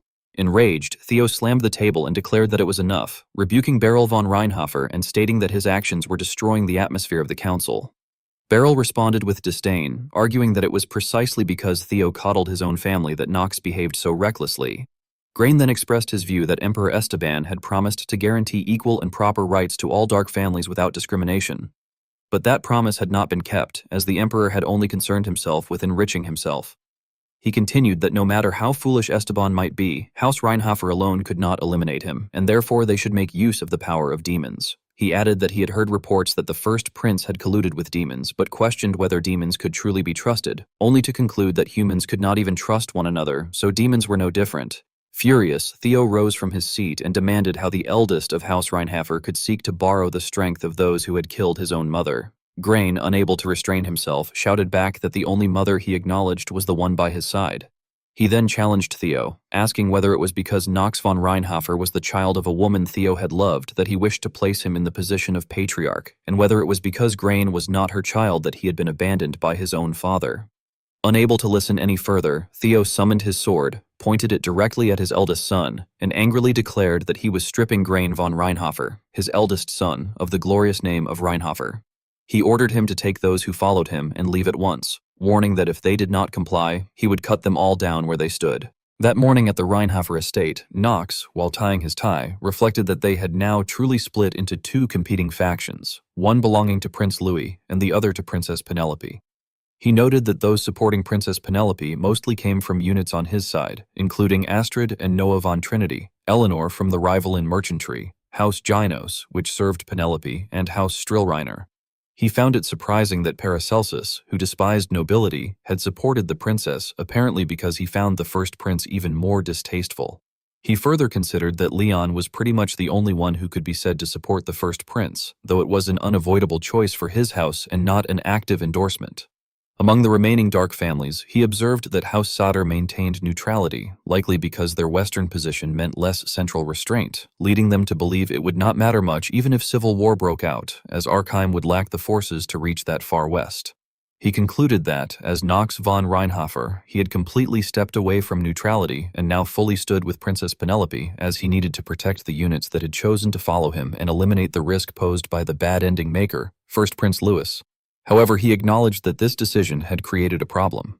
Christopher, looking worried, reported that he had been told the Council of Elders of House Reinhofer had been convened and had split into two factions due to internal discord. He explained that one faction, led by Grain von Reinhofer, sought to topple the Arkheim imperial system, while the other, led by Theo von Reinhofer, the Patriarch, aimed to maintain the imperial regime. Knox assessed the situation, remarking that Grain had caused trouble after all, but pointed out that House Reinhofer should not have enough forces to attack the imperial family, and that the Black Sword Knights would not move without the Patriarch's permission. Christopher then hesitated before continuing his report, saying that he had heard young Master Grain had joined hands with a demon. This revelation shocked Knox, as Christopher went on to explain that Grain had sought to use demons to overthrow the Arkheim Empire, but that the Patriarch had ultimately expelled him from House Reinhofer. He added that the retainer's opinions of Knox had become very sharp, partly due to his attempt to forge ties with the imperial family and his past, and that Priscilla's influence within the Council of Elders had grown more than expected. He further noted that there were currently quite a number of people who did not trust the name of Knox von Reinhofer. Christopher clarified the situation, while Gitri, crossing his arms, questioned how Grain could go so far as to make a pact with demons to attack the Empire. Knox inwardly expressed dissatisfaction, wondering whether that bastard Grain had truly lost his mind. He then, pressing his temple in thought, asked which demon might be backing him, though he assumed it was probably unknown. Christopher replied that it was indeed unknown, and added that the Patriarch had declared he would support neither faction, stating only that he would definitely punish young Master Grain before leaving the hall. Knox did not hesitate as he asked what would become of his punishment. Christopher replied that nothing had been decided yet, but added that if Knox continued to remain by the princess's side like that, the situation would not seem particularly favorable for him. Hearing this, Knox internally assessed that it was an unexpected turn of events, reflecting that in the original story, Grain had been building strength quietly at that point, yet now he was already moving actively, seizing imperial authority and elevating himself to the highest position. He further considered that matters were worsening because Grain was borrowing power from demons, and that Theo would take advantage of the chaos of war to eliminate him, the marked successor, and secure his position within the Council of Elders. Knox also reasoned that Grain, being overly cautious by nature, would not attack him recklessly, but would instead wait until he was careless or alone. After finishing his thoughts, Knox expressed that he had grasped the situation for now and praised Christopher for his great work. Christopher then pleaded that the young master was needed by House Reinhofer. This request led Knox to reflect that aiding Theo von Reinhofer would be problematic, since Theo would become one of the final villains after being possessed by a demon, and even in Inner Lunatic, his attack patterns had been terrifyingly dangerous. Knox concluded that regardless of circumstances, Theo was certainly his enemy, and moreover, he had sworn to kill him himself. He recalled the moment he had once declared that he could kill Theo von Reinhofer. Continuing his reasoning, Knox thought that the Patriarch had already been warned about this, and because of his ties to the imperial family, the retainers treated him as a traitor, leaving him without a position in the house where he could stand with dignity. Therefore, he concluded that he could only trust himself and act accordingly. Turning away, Knox stated that his mind remained unchanged, explaining that he had his own reasons to help Princess Penelope and that he would focus on stopping first Prince Louis. Christopher bowed and affirmed that he would follow the young master's will, to which Knox replied with a smile that he had faith in him. As Knox walked away, he felt uneasy and admitted to himself that he did not know how much time he had left as himself, but he would do his best with what he had. Meanwhile, in the lecture hall, Professor Ras continued his lesson, stating that he would briefly review the previous session before moving on, and that they would apply the theory taught that day to the previous lesson's content. Internally, Ras pondered why first Prince Louis, despite solidifying his power, seemed to be in such a hurry to start a war. He speculated that another faction was likely inciting Louis, noting that the prince was shallow-minded and quick to reveal his true nature, and recalling vividly his arrogant attitude and disdain for commoners. Raz remembered an earlier incident when Prince Louis had angrily overturned chairs and caused a disturbance in class, shouting that he should not have to attend lessons with commoners he considered trash, and arrogantly claiming that with a single word from him, all instructors and professors could be put to death. He also recalled a sword training session where, after being struck once by an opponent, Louis had flown into a rage, declaring that a lowborn dared compare himself to him and threatening to teach the insolent commoner his place, even warning that running would make things less fun. Raz remembered how Louis had swung his sword, causing blood to splatter as a student screamed in agony, sobbing that it hurt and calling out to the professor. The student had lost a leg and lay trembling in a pool of blood. Raz reflected that although Academy rules forbade the use of real swords, the prince had brazenly used one, and as Louis himself had implied, there had been no way to oppose him. He questioned whether he himself had improved even slightly as a person since then, admitting uncertainty, but acknowledging that one thing was clear. Coming out of his thoughts, Raz addressed the students, stating that recently various rumors had been circulating within the academy, and although such matters were difficult to ignore, there was one fact they must remember, that the academy was a place of learning. Internally, he resolved that he would protect his students no matter what happened, and wondered what choice Knox would make in a crisis like the current one. He reflected that although Knox was his apprentice whose thoughts he could not read, after learning what kind of person he truly was, he believed he could trust whatever decision Knox would make. Raz then concluded the lesson, announcing that they would end the class there for the day. After class, Knox approached Jitri and called her name, and the maid respectfully responded by asking what he required. Knox suggested that they should depart for the 4th Commercial District immediately. Jitri, slightly surprised, asked if they were leaving right away, to which Knox confirmed that he had heard the special equipment entrusted to Arson had been completed and instructed that they depart at once. Jitri acknowledged the order and stated that she would make the necessary preparations. Unbeknownst to them, a figure stood quietly by the doorway, listening to their conversation. Later, on a bustling street, Knox stood in front of a shop and called out to Arson, asking if he was inside. Hearing the commotion within, Arson was surprised upon recognizing his distinguished visitor and greeted the young master of House Reinhofer, asking if he had come to collect the item he had previously commissioned. Knox replied that he had heard it was finished and asked to be shown the item. Arson invited him inside, urging him to come in first. At that moment, a familiar voice was heard saying that he had arrived, causing Knox to freeze in surprise as he questioned what Eleanor was doing there. Nox stared at Eleanor in disbelief as she smiled and explained that she had appealed to Dwarf 1 by mentioning that they shared a rather close relationship. Arson was visibly startled by her remark and awkwardly laughed as he hurriedly clarified that she was right, adding that since Eleanor was supposedly on special terms with Nox, he had no choice but to let her inside. At that moment, the money pouch carelessly tucked inside Arson's pocket slipped out and hit the floor. Golden coins scattered everywhere, immediately drawing everyone's attention. Nox's expression darkened as he slowly pulled out his fox-winged sword and warned Arson to choose his next words carefully before asking whether he had happened to share the production method with her. Terrified, Arson frantically denied it and insisted that he had only allowed Eleanor inside because she claimed she merely wanted to see the artifacts. Eleanor calmly supported his explanation by remarking that the dwarf simply could not refuse her attractive offer. Nox instantly recalled how Arson had been bribed earlier by Eleanor's bag of gold, causing his anger to intensify. He harshly questioned whether Arson had really let her in just because she wanted to see the artifacts, then accused him of shamelessly accepting the confidentiality fee while betraying his trust. Nox coldly declared that Arson deserved death. Panicking further, Arson begged him to wait and insisted that Nox would feel differently once he saw the item.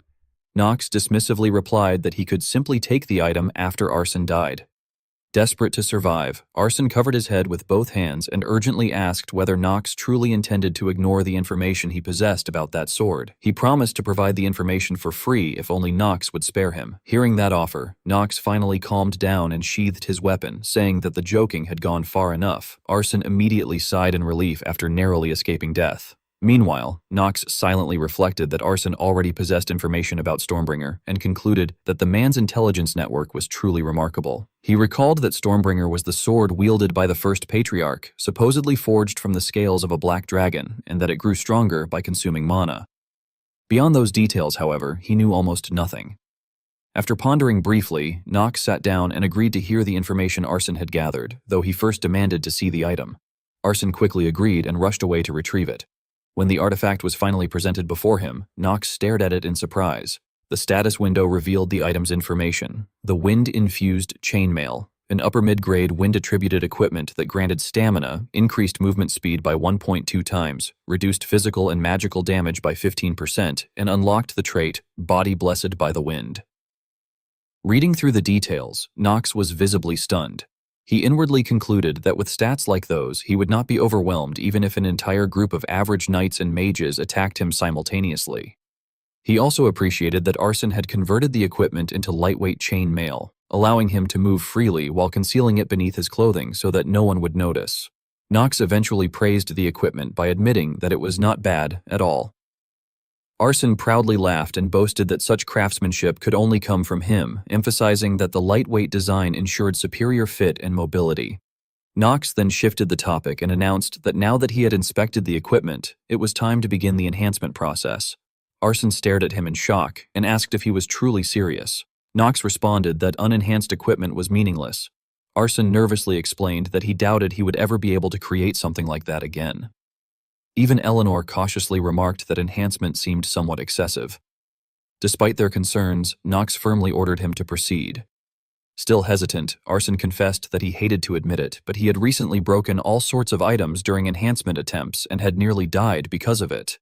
Curious, Nox asked who the last person was that had entrusted him with an enhancement. Arson sighed deeply and answered that it had been Paracelsus, who had attempted to kill him afterward. He added that he had only narrowly escaped death because Paracelsus's companion stopped him. As Arson recalled the terrifying memory and trembled in fear, both Nox and Eleanor simultaneously realized that the companion who intervened had undoubtedly been Leon. Without hesitation, Nox placed a stone on the table and ordered Arson to proceed with a +10 enhancement. Arson stared at the stone in conflict before reluctantly agreeing on the condition that Nox would not hold him responsible if anything went wrong. Arson then began enhancing the armor. Moments later, the status window announced that the +10 enhancement of the wind-infused chainmail had succeeded successfully. Arson erupted in excitement while Nox inwardly smiled in satisfaction, thinking that Paracelsus's equipment had effectively become the sacrifice for his own enhancement. Once the enhancement process ended safely, Nox turned toward Eleanor and politely asked whether she could excuse them for a moment. Eleanor brushed her hair aside and gracefully agreed, though she requested that Nox reserve some time for her later because there was something she desperately wished to ask him. She also reminded him not to forget the contract involving Shane, or rather, the contract involving himself. Though slightly uneasy, Knox quietly agreed. Eleanor waved farewell before departing, telling him that she would see him later. After she left, Knox turned toward G-Tree, who immediately responded to his young master before casting the spell, Silence. A sealed barrier formed around them, ensuring that none of their conversation could escape. Arson then began speaking seriously, explaining that House Reinhaver had truly established itself roughly 200 years ago. He revealed that the first patriarch, Jean von Reinhaver, had built the family from nothing and possessed enough power to dominate the entire continent like a supreme ruler. Knox thoughtfully remarked that 200 years ago would have been before the establishment of the Arkheim Empire. Arson confirmed this and explained that the history of House Reinhaver extended far deeper than most people realized. He then added that there was an even more shocking rumor claiming that Jean von Reinhaver had actually been a demon. That revelation left Knox utterly stunned. Arson clarified that it was merely a rumor, but according to the story, the first patriarch had wielded demonic power. Using that power, he supposedly slew the holy enchanted beast known as the Black Dragon and forged Stormbringer from its scales, hide, and teeth. Knox's thoughts immediately turned toward his mother. He bitterly remembered that a demon had killed her and found it impossible to accept that the founder of his own house might also have been a demon. Clenching his fist tightly, he admitted that although he could understand the possibility, it was still extremely difficult for him to accept. G-Tree agreed, stating that if the first patriarch had truly been a demon, then the madam would never have met such a tragic end. Arson nodded thoughtfully and admitted that he felt the same way, though he also remarked that 200 years could change many things and perhaps even cause such creatures to fall into corruption. He then awkwardly realized he might have insulted House Reinhaver and sincerely apologized. Knox shook his head and assured him that it was fine, adding that thanks to Arson, he had gained valuable information about both his house and Stormbringer. On a more positive note, Arson suddenly revealed that he believed he might be capable of enhancing Stormbringer itself. Knox was immediately surprised and asked whether that was truly possible. Arson then explained that countless mysterious artifacts existed throughout the continent, especially in the barren east and the lands where the Catalu Kingdom once stood. He mentioned legendary items such as Cold Moon, wielded by Luna of the Lunatics, and the sword Dusk, once used by Knox's father. However, among all those artifacts, Stormbringer stood above the rest. The real issue, according to Arson, was that the blade was heavily chipped and required repairs. He lamented that if only dragon scales or fangs could somehow be obtained, restoration might become possible. Knox froze briefly before pulling out the scales of a white dragon and calmly asking whether those would suffice. Arson's eyes widened in absolute shock as he recognized them immediately as the scales of an adult ice dragon. Unable to comprehend how Knox had obtained something so precious, he demanded to know where they came from. Knox casually replied that he had killed the dragon himself. Arson nearly jumped in disbelief, but Knox calmly stated that he intended to keep the matter secret and therefore would say nothing more. He simply asked whether Arson could repair the sword. Arson answered that restoring Stormbringer perfectly would be difficult, though with materials of such quality, he believed he could at least repair it substantially. Satisfied, Knox stood up and asked how long the process would take. Arson confidently claimed that if he began immediately, he could finish within a month. Knox immediately replied that he would return in 2 weeks to retrieve it. Arson could only stare blankly at him, while Knox silently gave him a look that seemed to ask whether there was a problem. Realizing resistance was futile, Arson reluctantly accepted the impossible schedule and muttered that he would simply have to survive on several all-nighters. He also requested that Knox keep the matter secret from the reddish-brown-haired girl because he had already promised to craft equipment for her and would now have to postpone it. Knox smiled faintly and thanked him. Afterward, Knox silently reflected on everything he needed to accomplish from that point onward. He resolved to prepare for the coming war, uncover the secrets surrounding the first patriarch, and guide the world toward a better ending than the destruction awaiting it. He believed that if he could accomplish those goals, he would eventually be able to triumph even against the first prince. Determined not to surrender so easily, Knox swore that he would carve out his own path just like the infamous troublemaker of House Reinhaver. Beneath a crimson sky, Prince Louis stood atop a cliff overlooking an army of demons. He quietly declared that once the war ended, he would finally dispose of his younger sister after such a long time. Louis then revealed a sinister smile, while Rick slyly agreed that it truly had been a very long time indeed. Garen respectfully knelt before Amdusius as the latter ordered Knox von Reinhofer to be dealt with, asking how many archdukes that troublesome brat had already eliminated, and warning that if they failed to stop him, there was no telling what other variables might emerge. Therefore, Amdusius declared that he was assigning Garen von Reinhofer a mission to kill his younger brother, Nox von Reinhofer, and promised that if he succeeded, the armies of the demon realm would be placed under his command. Garen smiled cruelly as he accepted the order, declaring that the first mission Lord Amdusius had entrusted to him would be completed without fail, and that he would surely offer up Nox von Reinhofer's corpse. As if sensing an ominous foreboding, Eleanor quietly raised her pendant and murmured Nox's name in deep thought. At that very moment, the citizens of the town noticed a troop of soldiers appearing before the city walls. The commander atop his horse raised his sword high and proclaimed to the people of the empire that the era of Emperor Esteban had come to an end. He announced that the imperial palace had been surrounded and all imperial decrees nullified. Henceforth, the new emperor of the Archheim Empire would be declared as the first prince, Louis von Archheim, and he proclaimed the dawn of a new empire to all its citizens. The townspeople panicked and fled in terror while Prince Louis crossed his arms arrogantly as he watched the chaos unfold.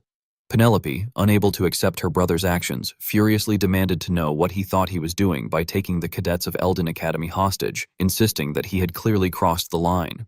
Louis merely smiled and coldly replied that she should stop calling him brother because he had simply come to claim what was rightfully his. The students of the academy trembled in fear, and Penelope realized inwardly that the first Prince Louis had orchestrated the entire affair in order to secure the sons and daughters of noble families throughout the nations as hostages.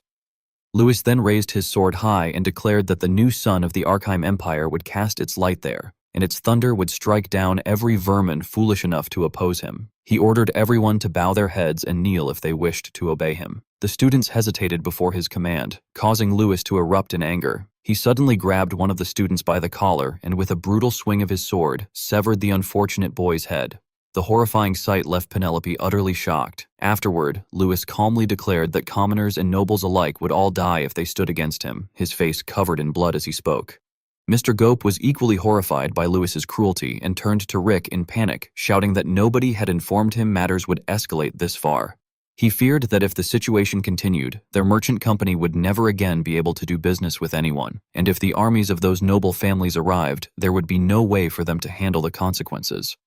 Rick responded with a sinister grin, mocking him for still failing to understand the situation and calling him nothing more than human trash. The answer filled Mr. Gope with terror as he cursed himself for his madness, lamenting that he had truly committed an act of insanity. Meanwhile, Louis showed no intention of stopping his tyranny and once again raised his sword, ordering everyone to swear their loyalty to the new sun. At another location, a fierce battle erupted between the Reinhofer brothers. Garen declared that for the sake of the house and the greater cause, Nox von Reinhofer had to die there.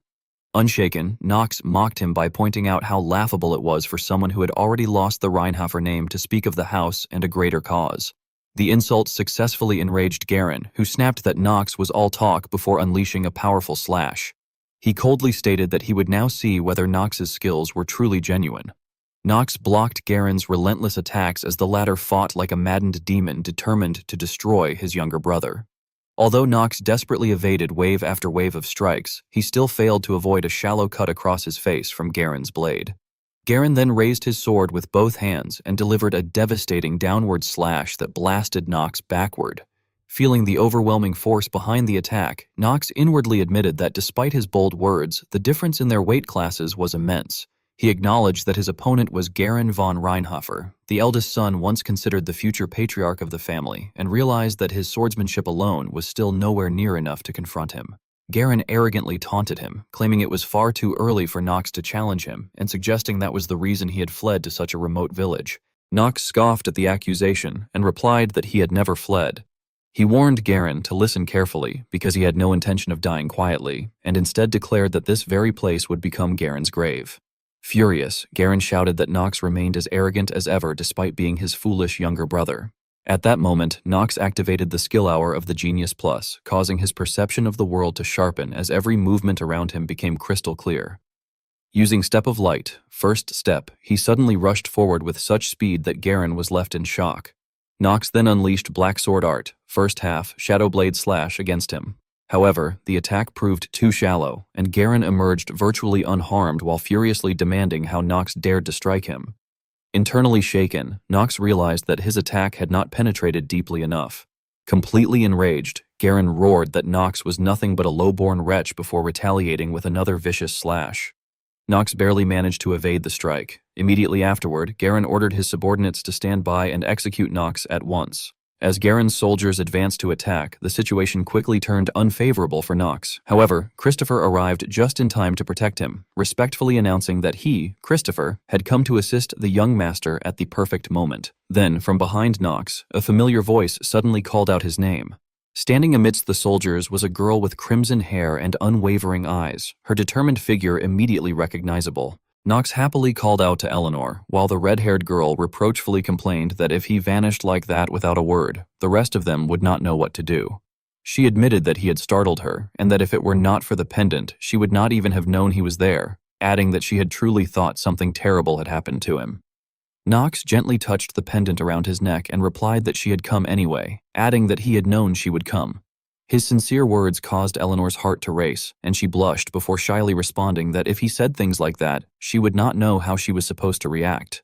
At that moment, Garen spoke with contempt, saying that it seemed Nox had used a shallow trick, but that was as far as it would go. He declared that no matter how hard Nox tried, he would never be a match for him. As Nox looked at him, he silently evaluated that Garen's words were not merely empty boasting. He realized that the army Garen had bought was overwhelming in size and that his skill far exceeded what an ordinary house flag bearer could handle. Nox calmly answered the mockery by stating that Garen had only succeeded in tarnishing the Reinhaver name and called him a fool. Garen retorted that such words were not something he wanted to hear from a disgrace to the house like Nox. He added that if Nox had simply stayed out of things, he might at least have kept his life, before demanding to know why he had dared to oppose him. No longer wishing to hear meaningless words, Nox warned him to cut the nonsense and hold his sword properly, unless he wanted word to spread that he had fallen to the sword of House Reinhaver's disgrace. Nox's words once again enraged Garen, who shouted that Nox was truly getting on his nerves and ordered him to raise his sword. Christopher anxiously asked whether Nox would truly be all right, admitting that even if it was Nox, Garen had once been revered as the legitimate successor of House Reinhaver, so he could not help but worry for his safety. Before Christopher could finish speaking, Nox dismissed the concern as ridiculous and clearly stated that he would never lose to insignificant trash like Garen. Looking at Christopher's worried face, Nox silently thought that he could understand why Christopher was concerned. He reflected that Garen had mastered all 3 techniques of the first half passed down within House Reinhaver, and had even mastered techniques stronger than the previous 2. However, as he stepped forward, Nox reassured Christopher that if he was worried about the house's 3rd technique, then he should not be, and instead trust the one to whom he had sworn loyalty. Garen continued to sneer, saying that Nox certainly seemed confident, but his sword would never reach him. Declaring that he would become serious from then on, Garen charged directly toward him and launched a frontal attack. Nox blocked the powerful slash from his opponent.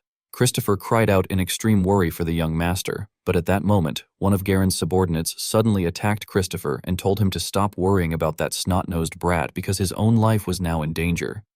The enemy forces reminded Christopher that the battle between both sides had already begun.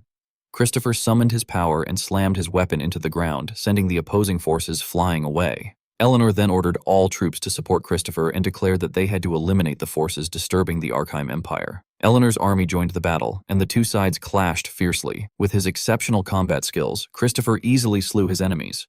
Meanwhile, Nox was struck by one of Garen's slashes, but thanks to the protection hidden beneath his clothes, he remained temporarily safe.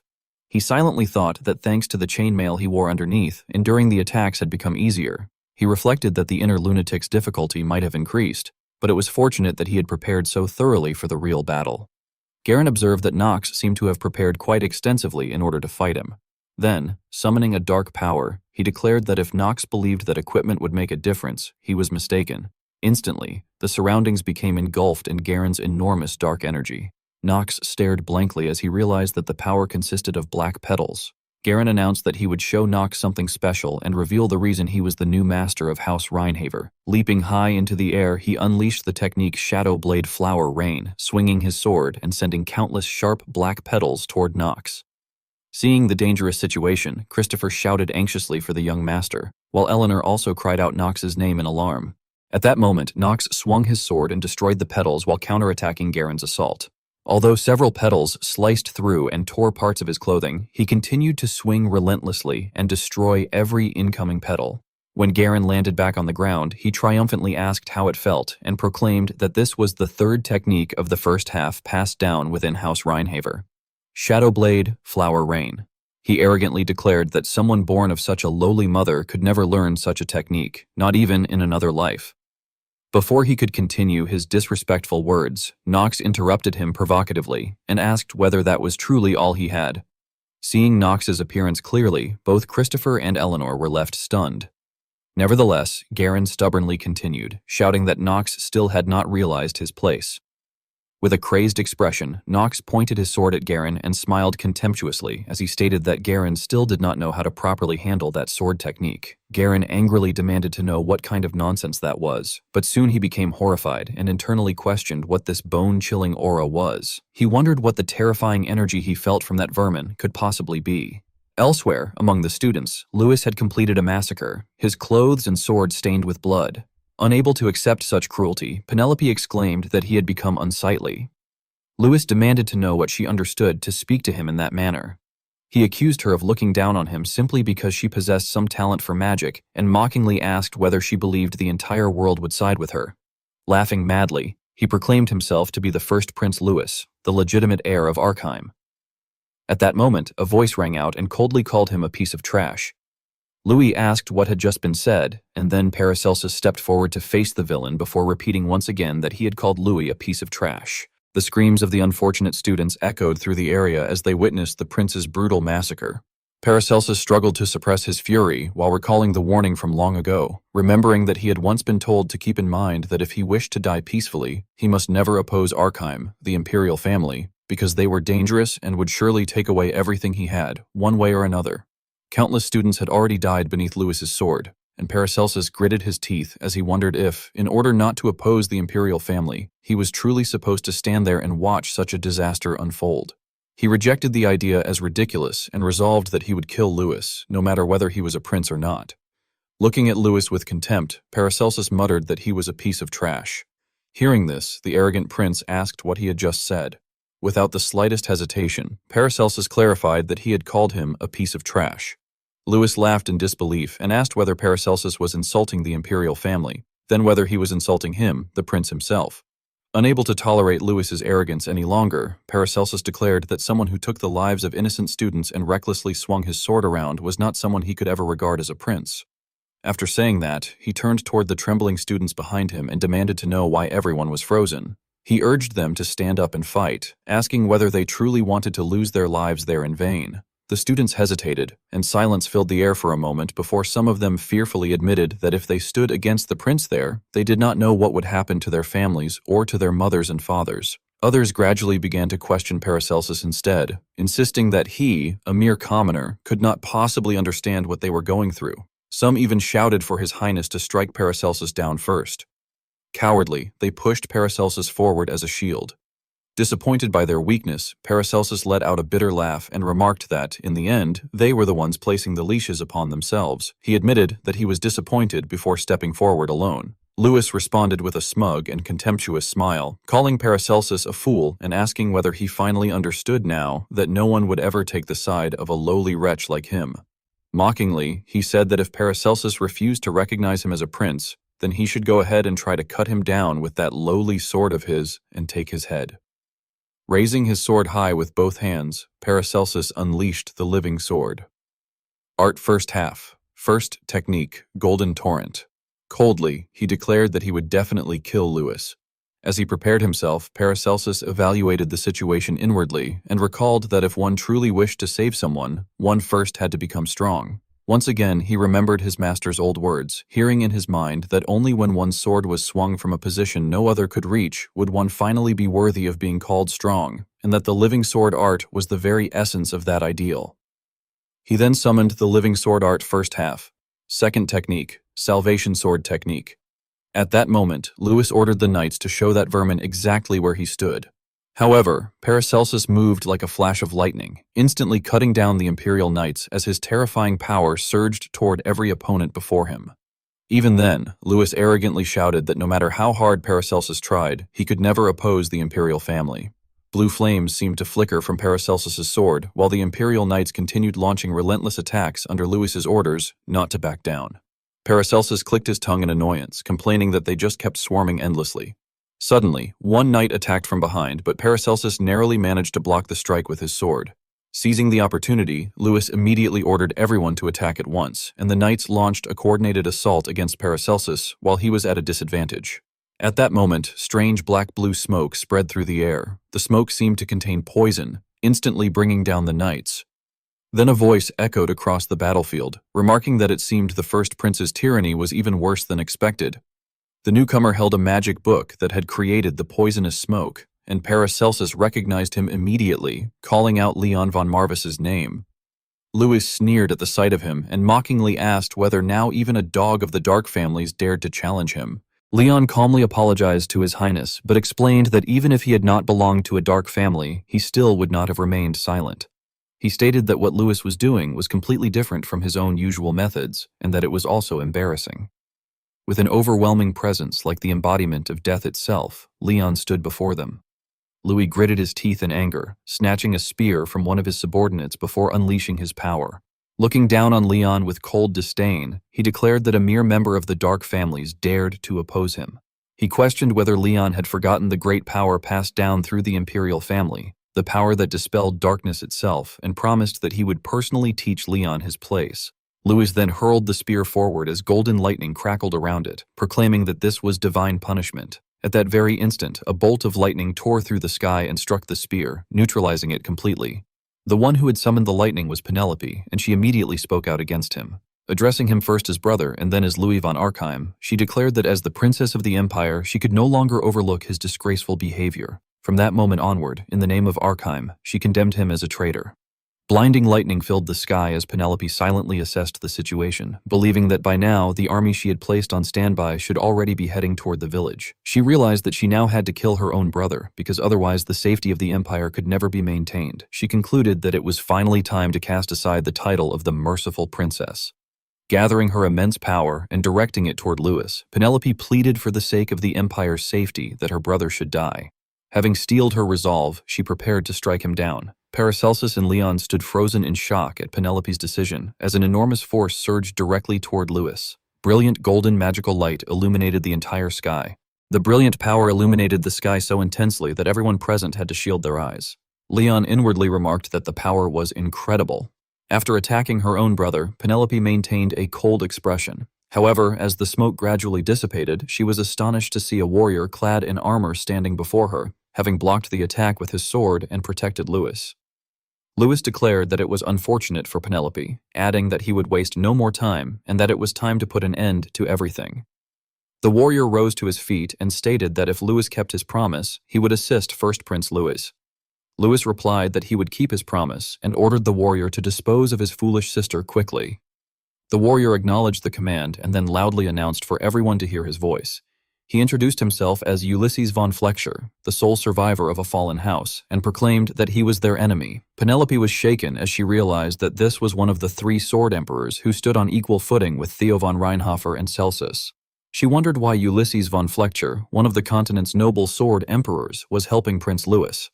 Meanwhile, returning to the battle between Nox and Garen, Nox wore a crazed expression as he judged that Garen still did not know how to handle that sword properly. Garen angrily demanded to know what kind of nonsense Nox was talking about, but he suddenly froze when he sensed the sinister aura emanating from Nox. Inwardly, he questioned what that bloodthirsty aura was and wondered what kind of energy could possibly be coming from someone he had considered trash. Nox smirked before suddenly vanishing from Garen's sight. Garen immediately became alert. In the next instant, Nox appeared behind him and delivered a powerful slash. Garen blocked the attack with his sword and confidently thought that he had stopped it. However, a deep wound suddenly split open across his chest, blood pouring from it. At that moment, Garen realized in shock that he had definitely avoided the strike. Nox continued his relentless assault, forcing Garen backward step by step. Garen panicked inwardly as he questioned whether he, the eldest son of House Reinhofer, was truly being pushed back. The murderous intent in Nox's eyes filled him with fear. Using Shadow Blade Slash, Nox launched another attack. Garen barely managed to evade it and retreat. More than the attack itself, what disturbed him was Nox's expression. Although Nox wore a smile, his eyes were filled with madness. Garen admitted to himself that Nox's face was getting on his nerves. Using the same technique, Shadow Blade Slash, Garen counterattacked and shouted, demanding to know what Nox von Reinhofer found so amusing. The 2 powers collided violently. Nox contemptuously remarked that Garen was weak, and that this was not what he wanted. Garen responded that Nox should try blocking the next attack as well, arguing that no matter how much talent he had been born with, repeating such a feat would be difficult. Garen then unleashed his power and activated Shadow Blade Flower Rain, creating countless sharp petals that surged toward Nox in succession. A massive explosion followed. Exhausted from expending so much power, Garen was stunned when he heard Nox calmly say that it was all right. To Garen's astonishment, Nox had stopped the petals with his bare hands, allowing them to pierce deeply into his palms. Garen trembled inwardly as he realized that Nox had blocked Shadowblade Flower Rain with nothing but his hands. Holding his sword with both hands, Nox stated that if Garen intended to use such a technique, he should have done it properly. As an example, Nox drove the tip of his sword into the ground and summoned a terrifying power. It was as though electricity coursed throughout his entire body as he invoked the Supreme Black Sword, first half, third technique. Upon hearing those words, Garen became even more shocked and demanded to know what Nox had just said.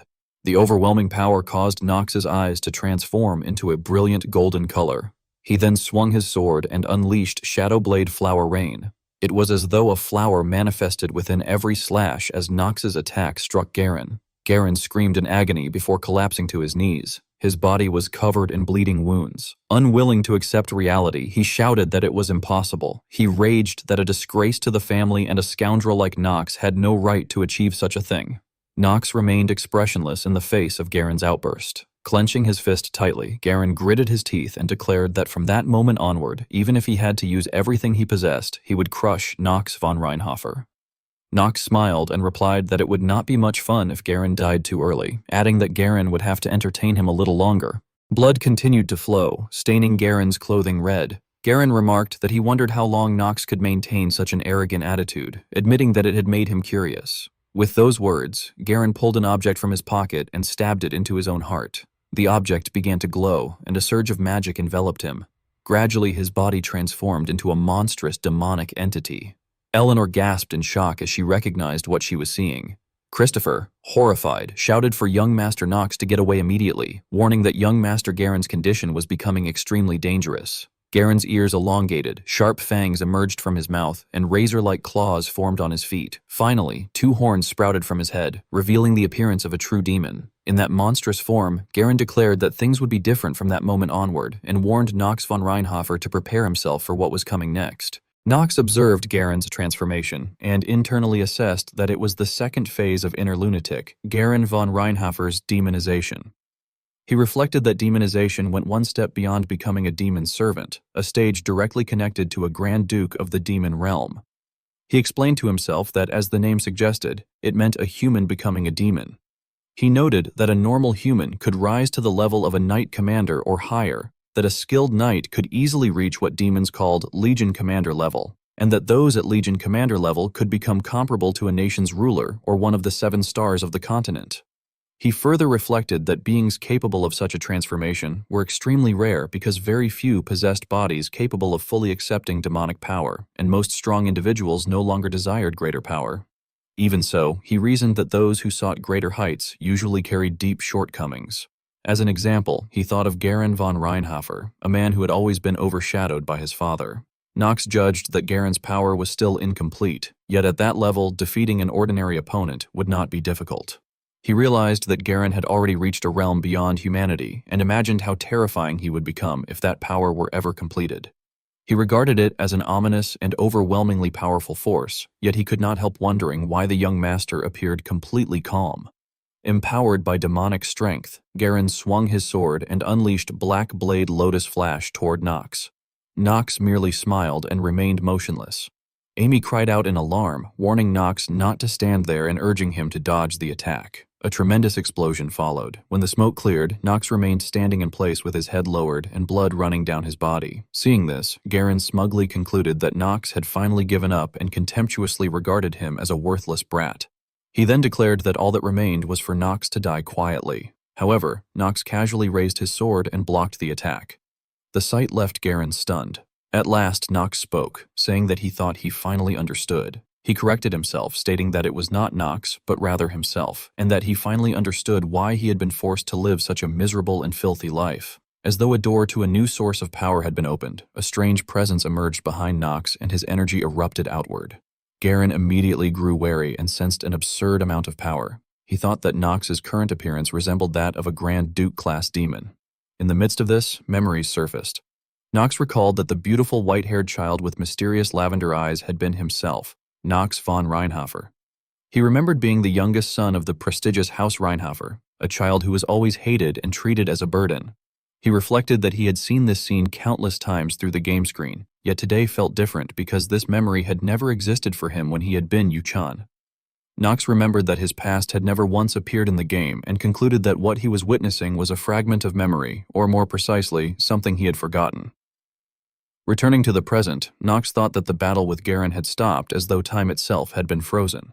He wondered whether this phenomenon was also one of the system's powers, and questioned whether the memories surfacing during his fight with Garen were part of that same mechanism.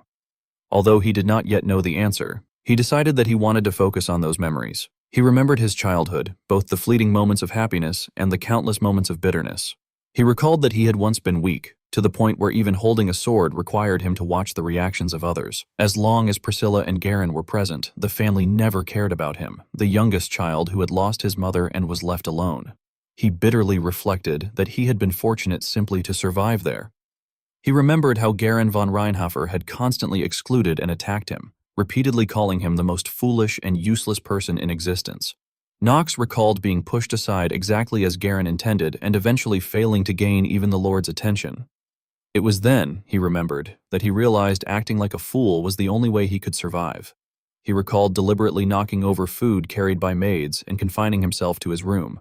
At the same time, he remembered harboring resentment toward his father, the head of the house. He had wondered whether Theo von Reinhofer was trying to deny him the Reinhofer name. He had questioned whether the man who failed to protect his mother was now abandoning him as well. Nox realized that it had been around that time that he had begun to break and that his memories of the world had been severed. As the memories continued, Nox's eyes turned crimson and fangs emerged from his mouth. Clutching his head, he thought that the memories of Nox he had never been able to read had finally been completed, particularly the memories connected to Garen. At last, Nox felt that he truly understood. In his mind, he firmly identified Garen von Reinhofer as the eldest son of House Reinhofer, a vile man who had always needed to stand above everyone else. He regarded Garen as a filthy murderer and a piece of trash who had tried to kill him countless times. A status window appeared before him, displaying the trait information. It stated that synchronization occurred whenever the player experienced a special trigger, causing them to synchronize with the reality and past they were facing, and that backup data from the past would be loaded. It further announced that the synchronization rate had increased by 12%, rising from 71% to 83%. Garen stared at him in confusion and demanded to know how Nox had obtained the power of a Grand Duke-class demon. He insisted that Nox answer him and called out his full name, Nox von Reinhofer. Looking down at his own hand, Nox thought that he now possessed the power to kill Garen. Yet he questioned why his body was trembling. Deep within, he realized that Nox was afraid. Even so, he acknowledged that he already knew what had to be done and that he must cut Garen down. Nox finally spoke in a cold voice, admitting that he was afraid of Garen von Reinhofer. He declared that because of that fear, he had no choice but to cut him down. At that moment, the status window flickered once more, displaying messages indicating that synchronization was continuing as a result of a special trigger, and that the demonization trait was being synchronized with the player. Raising his sword in judgment, Nox solemnly declared that he must cut Garen down. When Nox looked up, his eyes bore the unmistakable marks of a demon. He realized that this was something that had never even appeared in Nox's trait window, concluding that one of the hidden traits had finally manifested, a phenomenon that had remained unknown even within the game itself.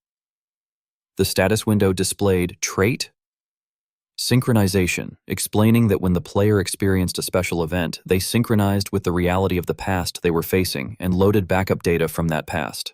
Nox reflected that the trait he had obtained through drawing had finally been identified. Garen continued to look down on him and mockingly asked whether someone like him could truly cut down what he feared. Nox calmly replied that he could if it became necessary. Finding the answer laughable, Garen dismissed it as ridiculous before the battle resumed. Their swords collided once more as the overwhelming pressure of both forces filled the battlefield. After awakening the demonic marks, Nox had become noticeably stronger, and his relentless attacks gradually forced Garen backward. Maintaining a cold expression, Nox unleashed a powerful slash. Garen barely managed to block it before using all his strength to throw Nox back. Without hesitation, Nox summoned his power and activated Shadow Blade Chain Slash, causing his sword strikes to transform into countless chain-like slashes that relentlessly assaulted his opponent. As he fought, he reflected that the Supreme Black Sword was not merely about crushing and destroying the enemy standing before its wielder. He recalled Theo explaining that its true essence was to use everything one possessed to overwhelm an opponent so completely that even their will to rise again would be broken. At that moment, Nox finally realized that this was the true essence of the technique. Another status window appeared, announcing that, due to the influence of demonization, the player's attributes had temporarily received a synergy boost, representing the sword of the supreme path pursued by House Reinhardt. Nox then drove his sword into the ground and coldly declared that Garen should die. At the same time, the system informed him that his lifespan had decreased by 40 days. An enormous amount of power erupted beneath the blade as he activated Shadow Blade Flower Rain, creating a violent whirlwind filled with razor-sharp petals. The unbelievable sight left Garen frozen in disbelief. He demanded to know how someone like Nox could possibly possess such power and desperately questioned why it had happened. Before he could find an answer, magical flames engulfed his body, reducing his cries to agonized screams. The horrifying scene stunned Garen's entire army. Even while suffering unbearable pain, Garen continued shouting that none of it made any sense. Nox silently raised his sword and delivered the final strike, severing Garen's head. The status window declared that Garen von Reinhofer had been defeated. As Garen met a miserable end, another notification informed Nox that his lifespan had increased by 90 days. Immediately afterward, countless crimson status windows appeared, signaling a catastrophic system error. They announced that the main story was being severely corrupted, that the current corruption rate had reached 45%, and that the conclusion of Part 1 was approaching before urging the player to move toward a new ending. Standing motionless in the middle of the battlefield, Nox watched as Garen's soldiers exchanged uncertain glances.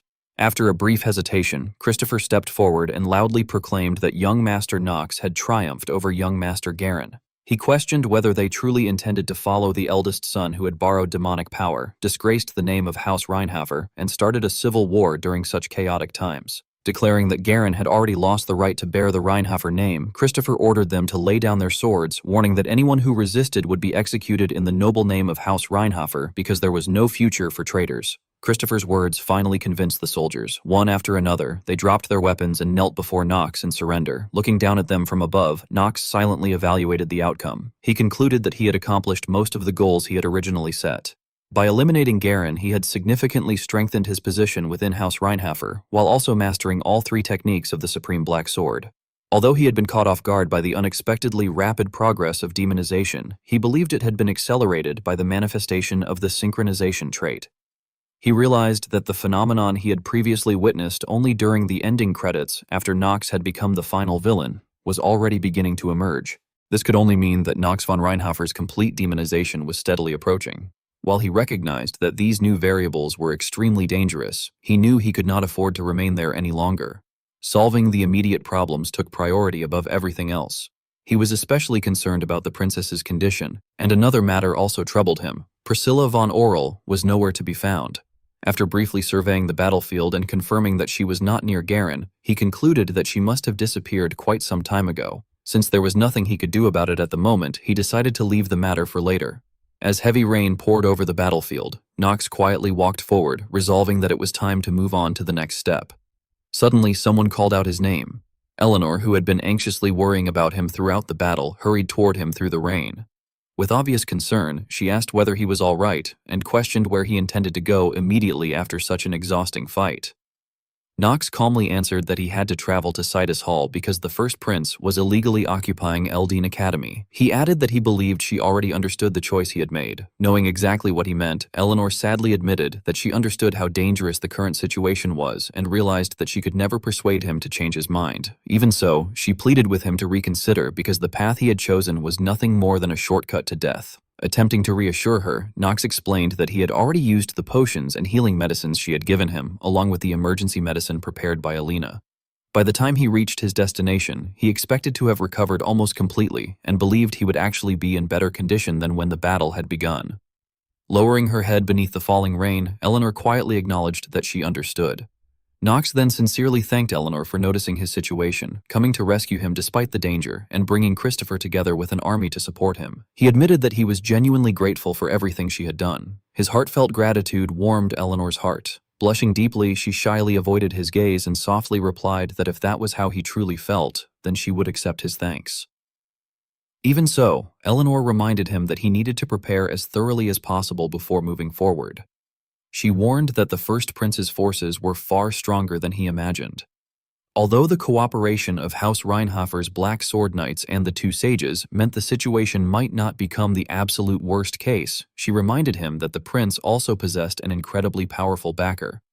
Knox simply answered that he was fully aware. Inwardly, he assessed the threat posed by the mysterious existence supporting the First Prince. He knew that if they deployed an ancient weapon, even Astrid and Noah could be suppressed. Furthermore, one of the three sword emperors had already chosen to stand beside the prince.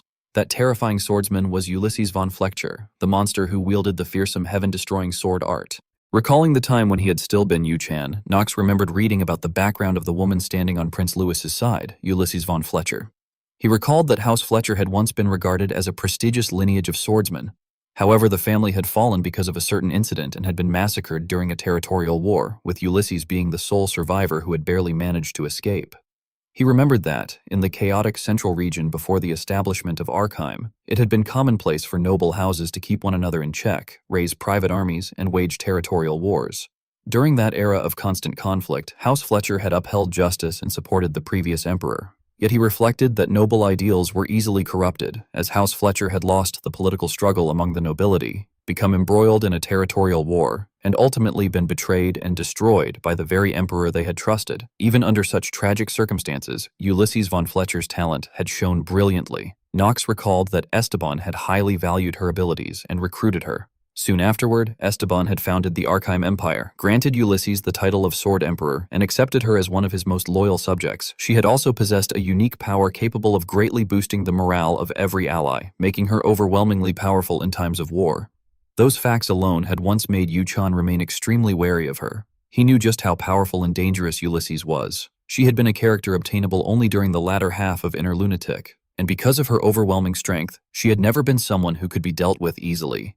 Furthermore, she had been destined to support the first Prince Louis because a Mana covenant existed between her and Esteban. The covenant between the two powerful houses had stated that, after bringing the era of war to an end and unifying the entire continent, Esteban would restore House Fletcher, and in return Ulysses would pledge her life to him and to his legitimate heirs. Knox remembered that the foolish Emperor Esteban had made that promise during the height of his glory, when his reputation had reached the heavens, offering to restore House Fletcher in exchange for her assistance. As a result, the covenant had bound Ulysses for nearly her entire life. Ultimately, through that agreement, she had become the guardian of the first prince and remained faithfully at Louis's side. Knox realized that, if events continued along their current course, only tragedy awaited both Penelope and Ulysses. Once Prince Louis ascended the throne, Ulysses would witness his tyranny and eventually execute him with her own hands. After that point, recruiting her would become impossible. Therefore, Knox resolved that he had to persuade Ulysses and make her his ally in the current struggle for imperial power. He also knew that Rick and Amdusius, who stood behind the prince, were even more dangerous than Louis himself, and that 2 more episodes still remained before the conclusion of Part 1. Thinking through all of this, Knox concluded that it would be nearly impossible to reach the desired ending without Ulysses. Inside the carriage, Knox asked Christopher about the situation at the academy. Christopher reported that the princess was on the verge of going berserk because the balance of the overwhelming mana contained within her frail body had collapsed. In that condition, she would find it difficult even to stand before Lady Ulysses. Eleanor continued the report by explaining that the Academy's supply support had already ended. The princess had asked Prim to evacuate the civilians, while Talia and the others had assisted with the operation. Noah and Astrid had already left the Academy to confront the Demon Legion. According to the professors, they had warned everyone to remain cautious because Prince Louis's faction might have prepared an ancient weapon. If they were struck by it, every mage's energy core would be completely destroyed, making it nearly impossible to reverse the course of the war. Although Knox had already anticipated much of the situation, he silently cursed in frustration, thinking that things had unfolded exactly as he had feared. As he carefully analyzed the situation, he recalled that the ancient weapon was one of the countless ancient relics mentioned in Inner Lunatic. It possessed tremendous power, attacking every mage within a 2-kilometer radius and shattering their energy cores. He had already known that the situation was dire, yet he had never expected such a weapon to appear so early. The only reassuring factor was that very few people were capable of operating an ancient weapon, but someone had apparently already mastered its use. The more he thought about it, the more convinced he became that an unknown individual kept interfering behind the scenes. He could not help but wonder whether that mysterious interference was connected to the fact that the main storyline had already been damaged by 45%. The game system had already displayed a notification indicating that the main storyline had been altered by 45%. Finishing his train of thought, Nox remarked that if they made use of the ancient weapon, there would be no way for his masters to play an active role in that battle. Eleanor remained silent for a moment before adding that even if they did use it, they would only have 2 shots at most, but if those 2 shots were to hit both Dean Noah and Lady Astrid, they would suffer a tremendous loss. Nox replied that this was true, but that it was not as though there were no way around the problem. His words left Christopher and Eleanor momentarily stunned. Suddenly, while the carriage continued moving through the heavy rain, Nox pushed open the carriage door. Eleanor immediately called out for him. At that moment, Nox cast a summoning spell and called forth a black horse. Christopher, now visibly anxious, shouted after young Master Nox. Climbing onto the horse, Nox told them that he would go on ahead and instructed them to follow carefully. With that, he urged the horse forward, commanding it to move, and galloped into the pouring rain. As he rode, Nox reflected that Ulysses was certainly one concern, but there was another factor that worried him even more. After running wild under Louis's tyranny, Penelope von Archheim was destined to become someone who blamed everything upon herself and abandoned her original title. Whether she would cast aside the alias of the merciful princess and descend into evil, transforming into the cold-blooded princess, would be decided at that very moment. The cold-blooded princess would later become someone who watched countless people die because of her excessive utilitarianism. If that future came to pass, then as a member of Lunatic, he might one day be forced to kill Penelope. Before such a tragedy could occur, he resolved that he had to save both the princess and his comrades. Meanwhile, at the academy, Penelope confronted the warrior before her, demanding to know whether Ulysses von Fletcher had ultimately chosen to side with her brother, or rather, with the traitor. Her mind drifted back to the countless occasions when Ulysses had faithfully stood by her side. Ulysses calmly addressed Princess Penelope and apologized that they had to meet again under such circumstances. The undeniable reality of his betrayal filled Penelope with anger as she bitterly reflected that this was the moment when all the years they had spent together became meaningless. She thought that she had already grown accustomed to people turning their backs on her, yet realized that she still had a long way to go. Her anger gradually transformed into power as she clenched her fist and demanded to know why he had made such a choice, asking whether it was to restore House Fletcher. Ulysses advised her that whatever the reason, it would be best if she did not become deeply involved in the matter. He explained that it was an issue between House Fletcher and His Majesty Emperor Esteban, adding regretfully that she was not the legitimate heir of Archheim. As Penelope's power surged even further, she lowered her head sadly and asked whether it was because of his daughter. She then questioned whether the traitor had promised to bring his daughter back to life. Her words struck directly at Ulysses's deepest wound. His expression darkened as he warned her that she was crossing the line. Louis then reminded his younger sister that the matter was none of her concern and remarked that perhaps he should simply refer to her as a rebel instead. Penelope's power erupted violently as she shouted at the traitor to be silent. A massive bolt of lightning born from her magic spread across the sky and crashed toward Louis. However, Ulysses intercepted the attack with his sword. Declaring that the greetings were now over, Ulysses stated that he would fight seriously from that point onward. With an expression burning with fury, Penelope answered that she expected nothing less from him. The battle immediately began. Activating the heaven-destroying sword. Art. First half. First technique. Sky destruction. Ulysses's eyes glowed with a brilliant green light as he swung his sword downward. The strike carved an enormous straight line through the battlefield with such overwhelming force that the ground seemed on the verge of splitting cleanly in two.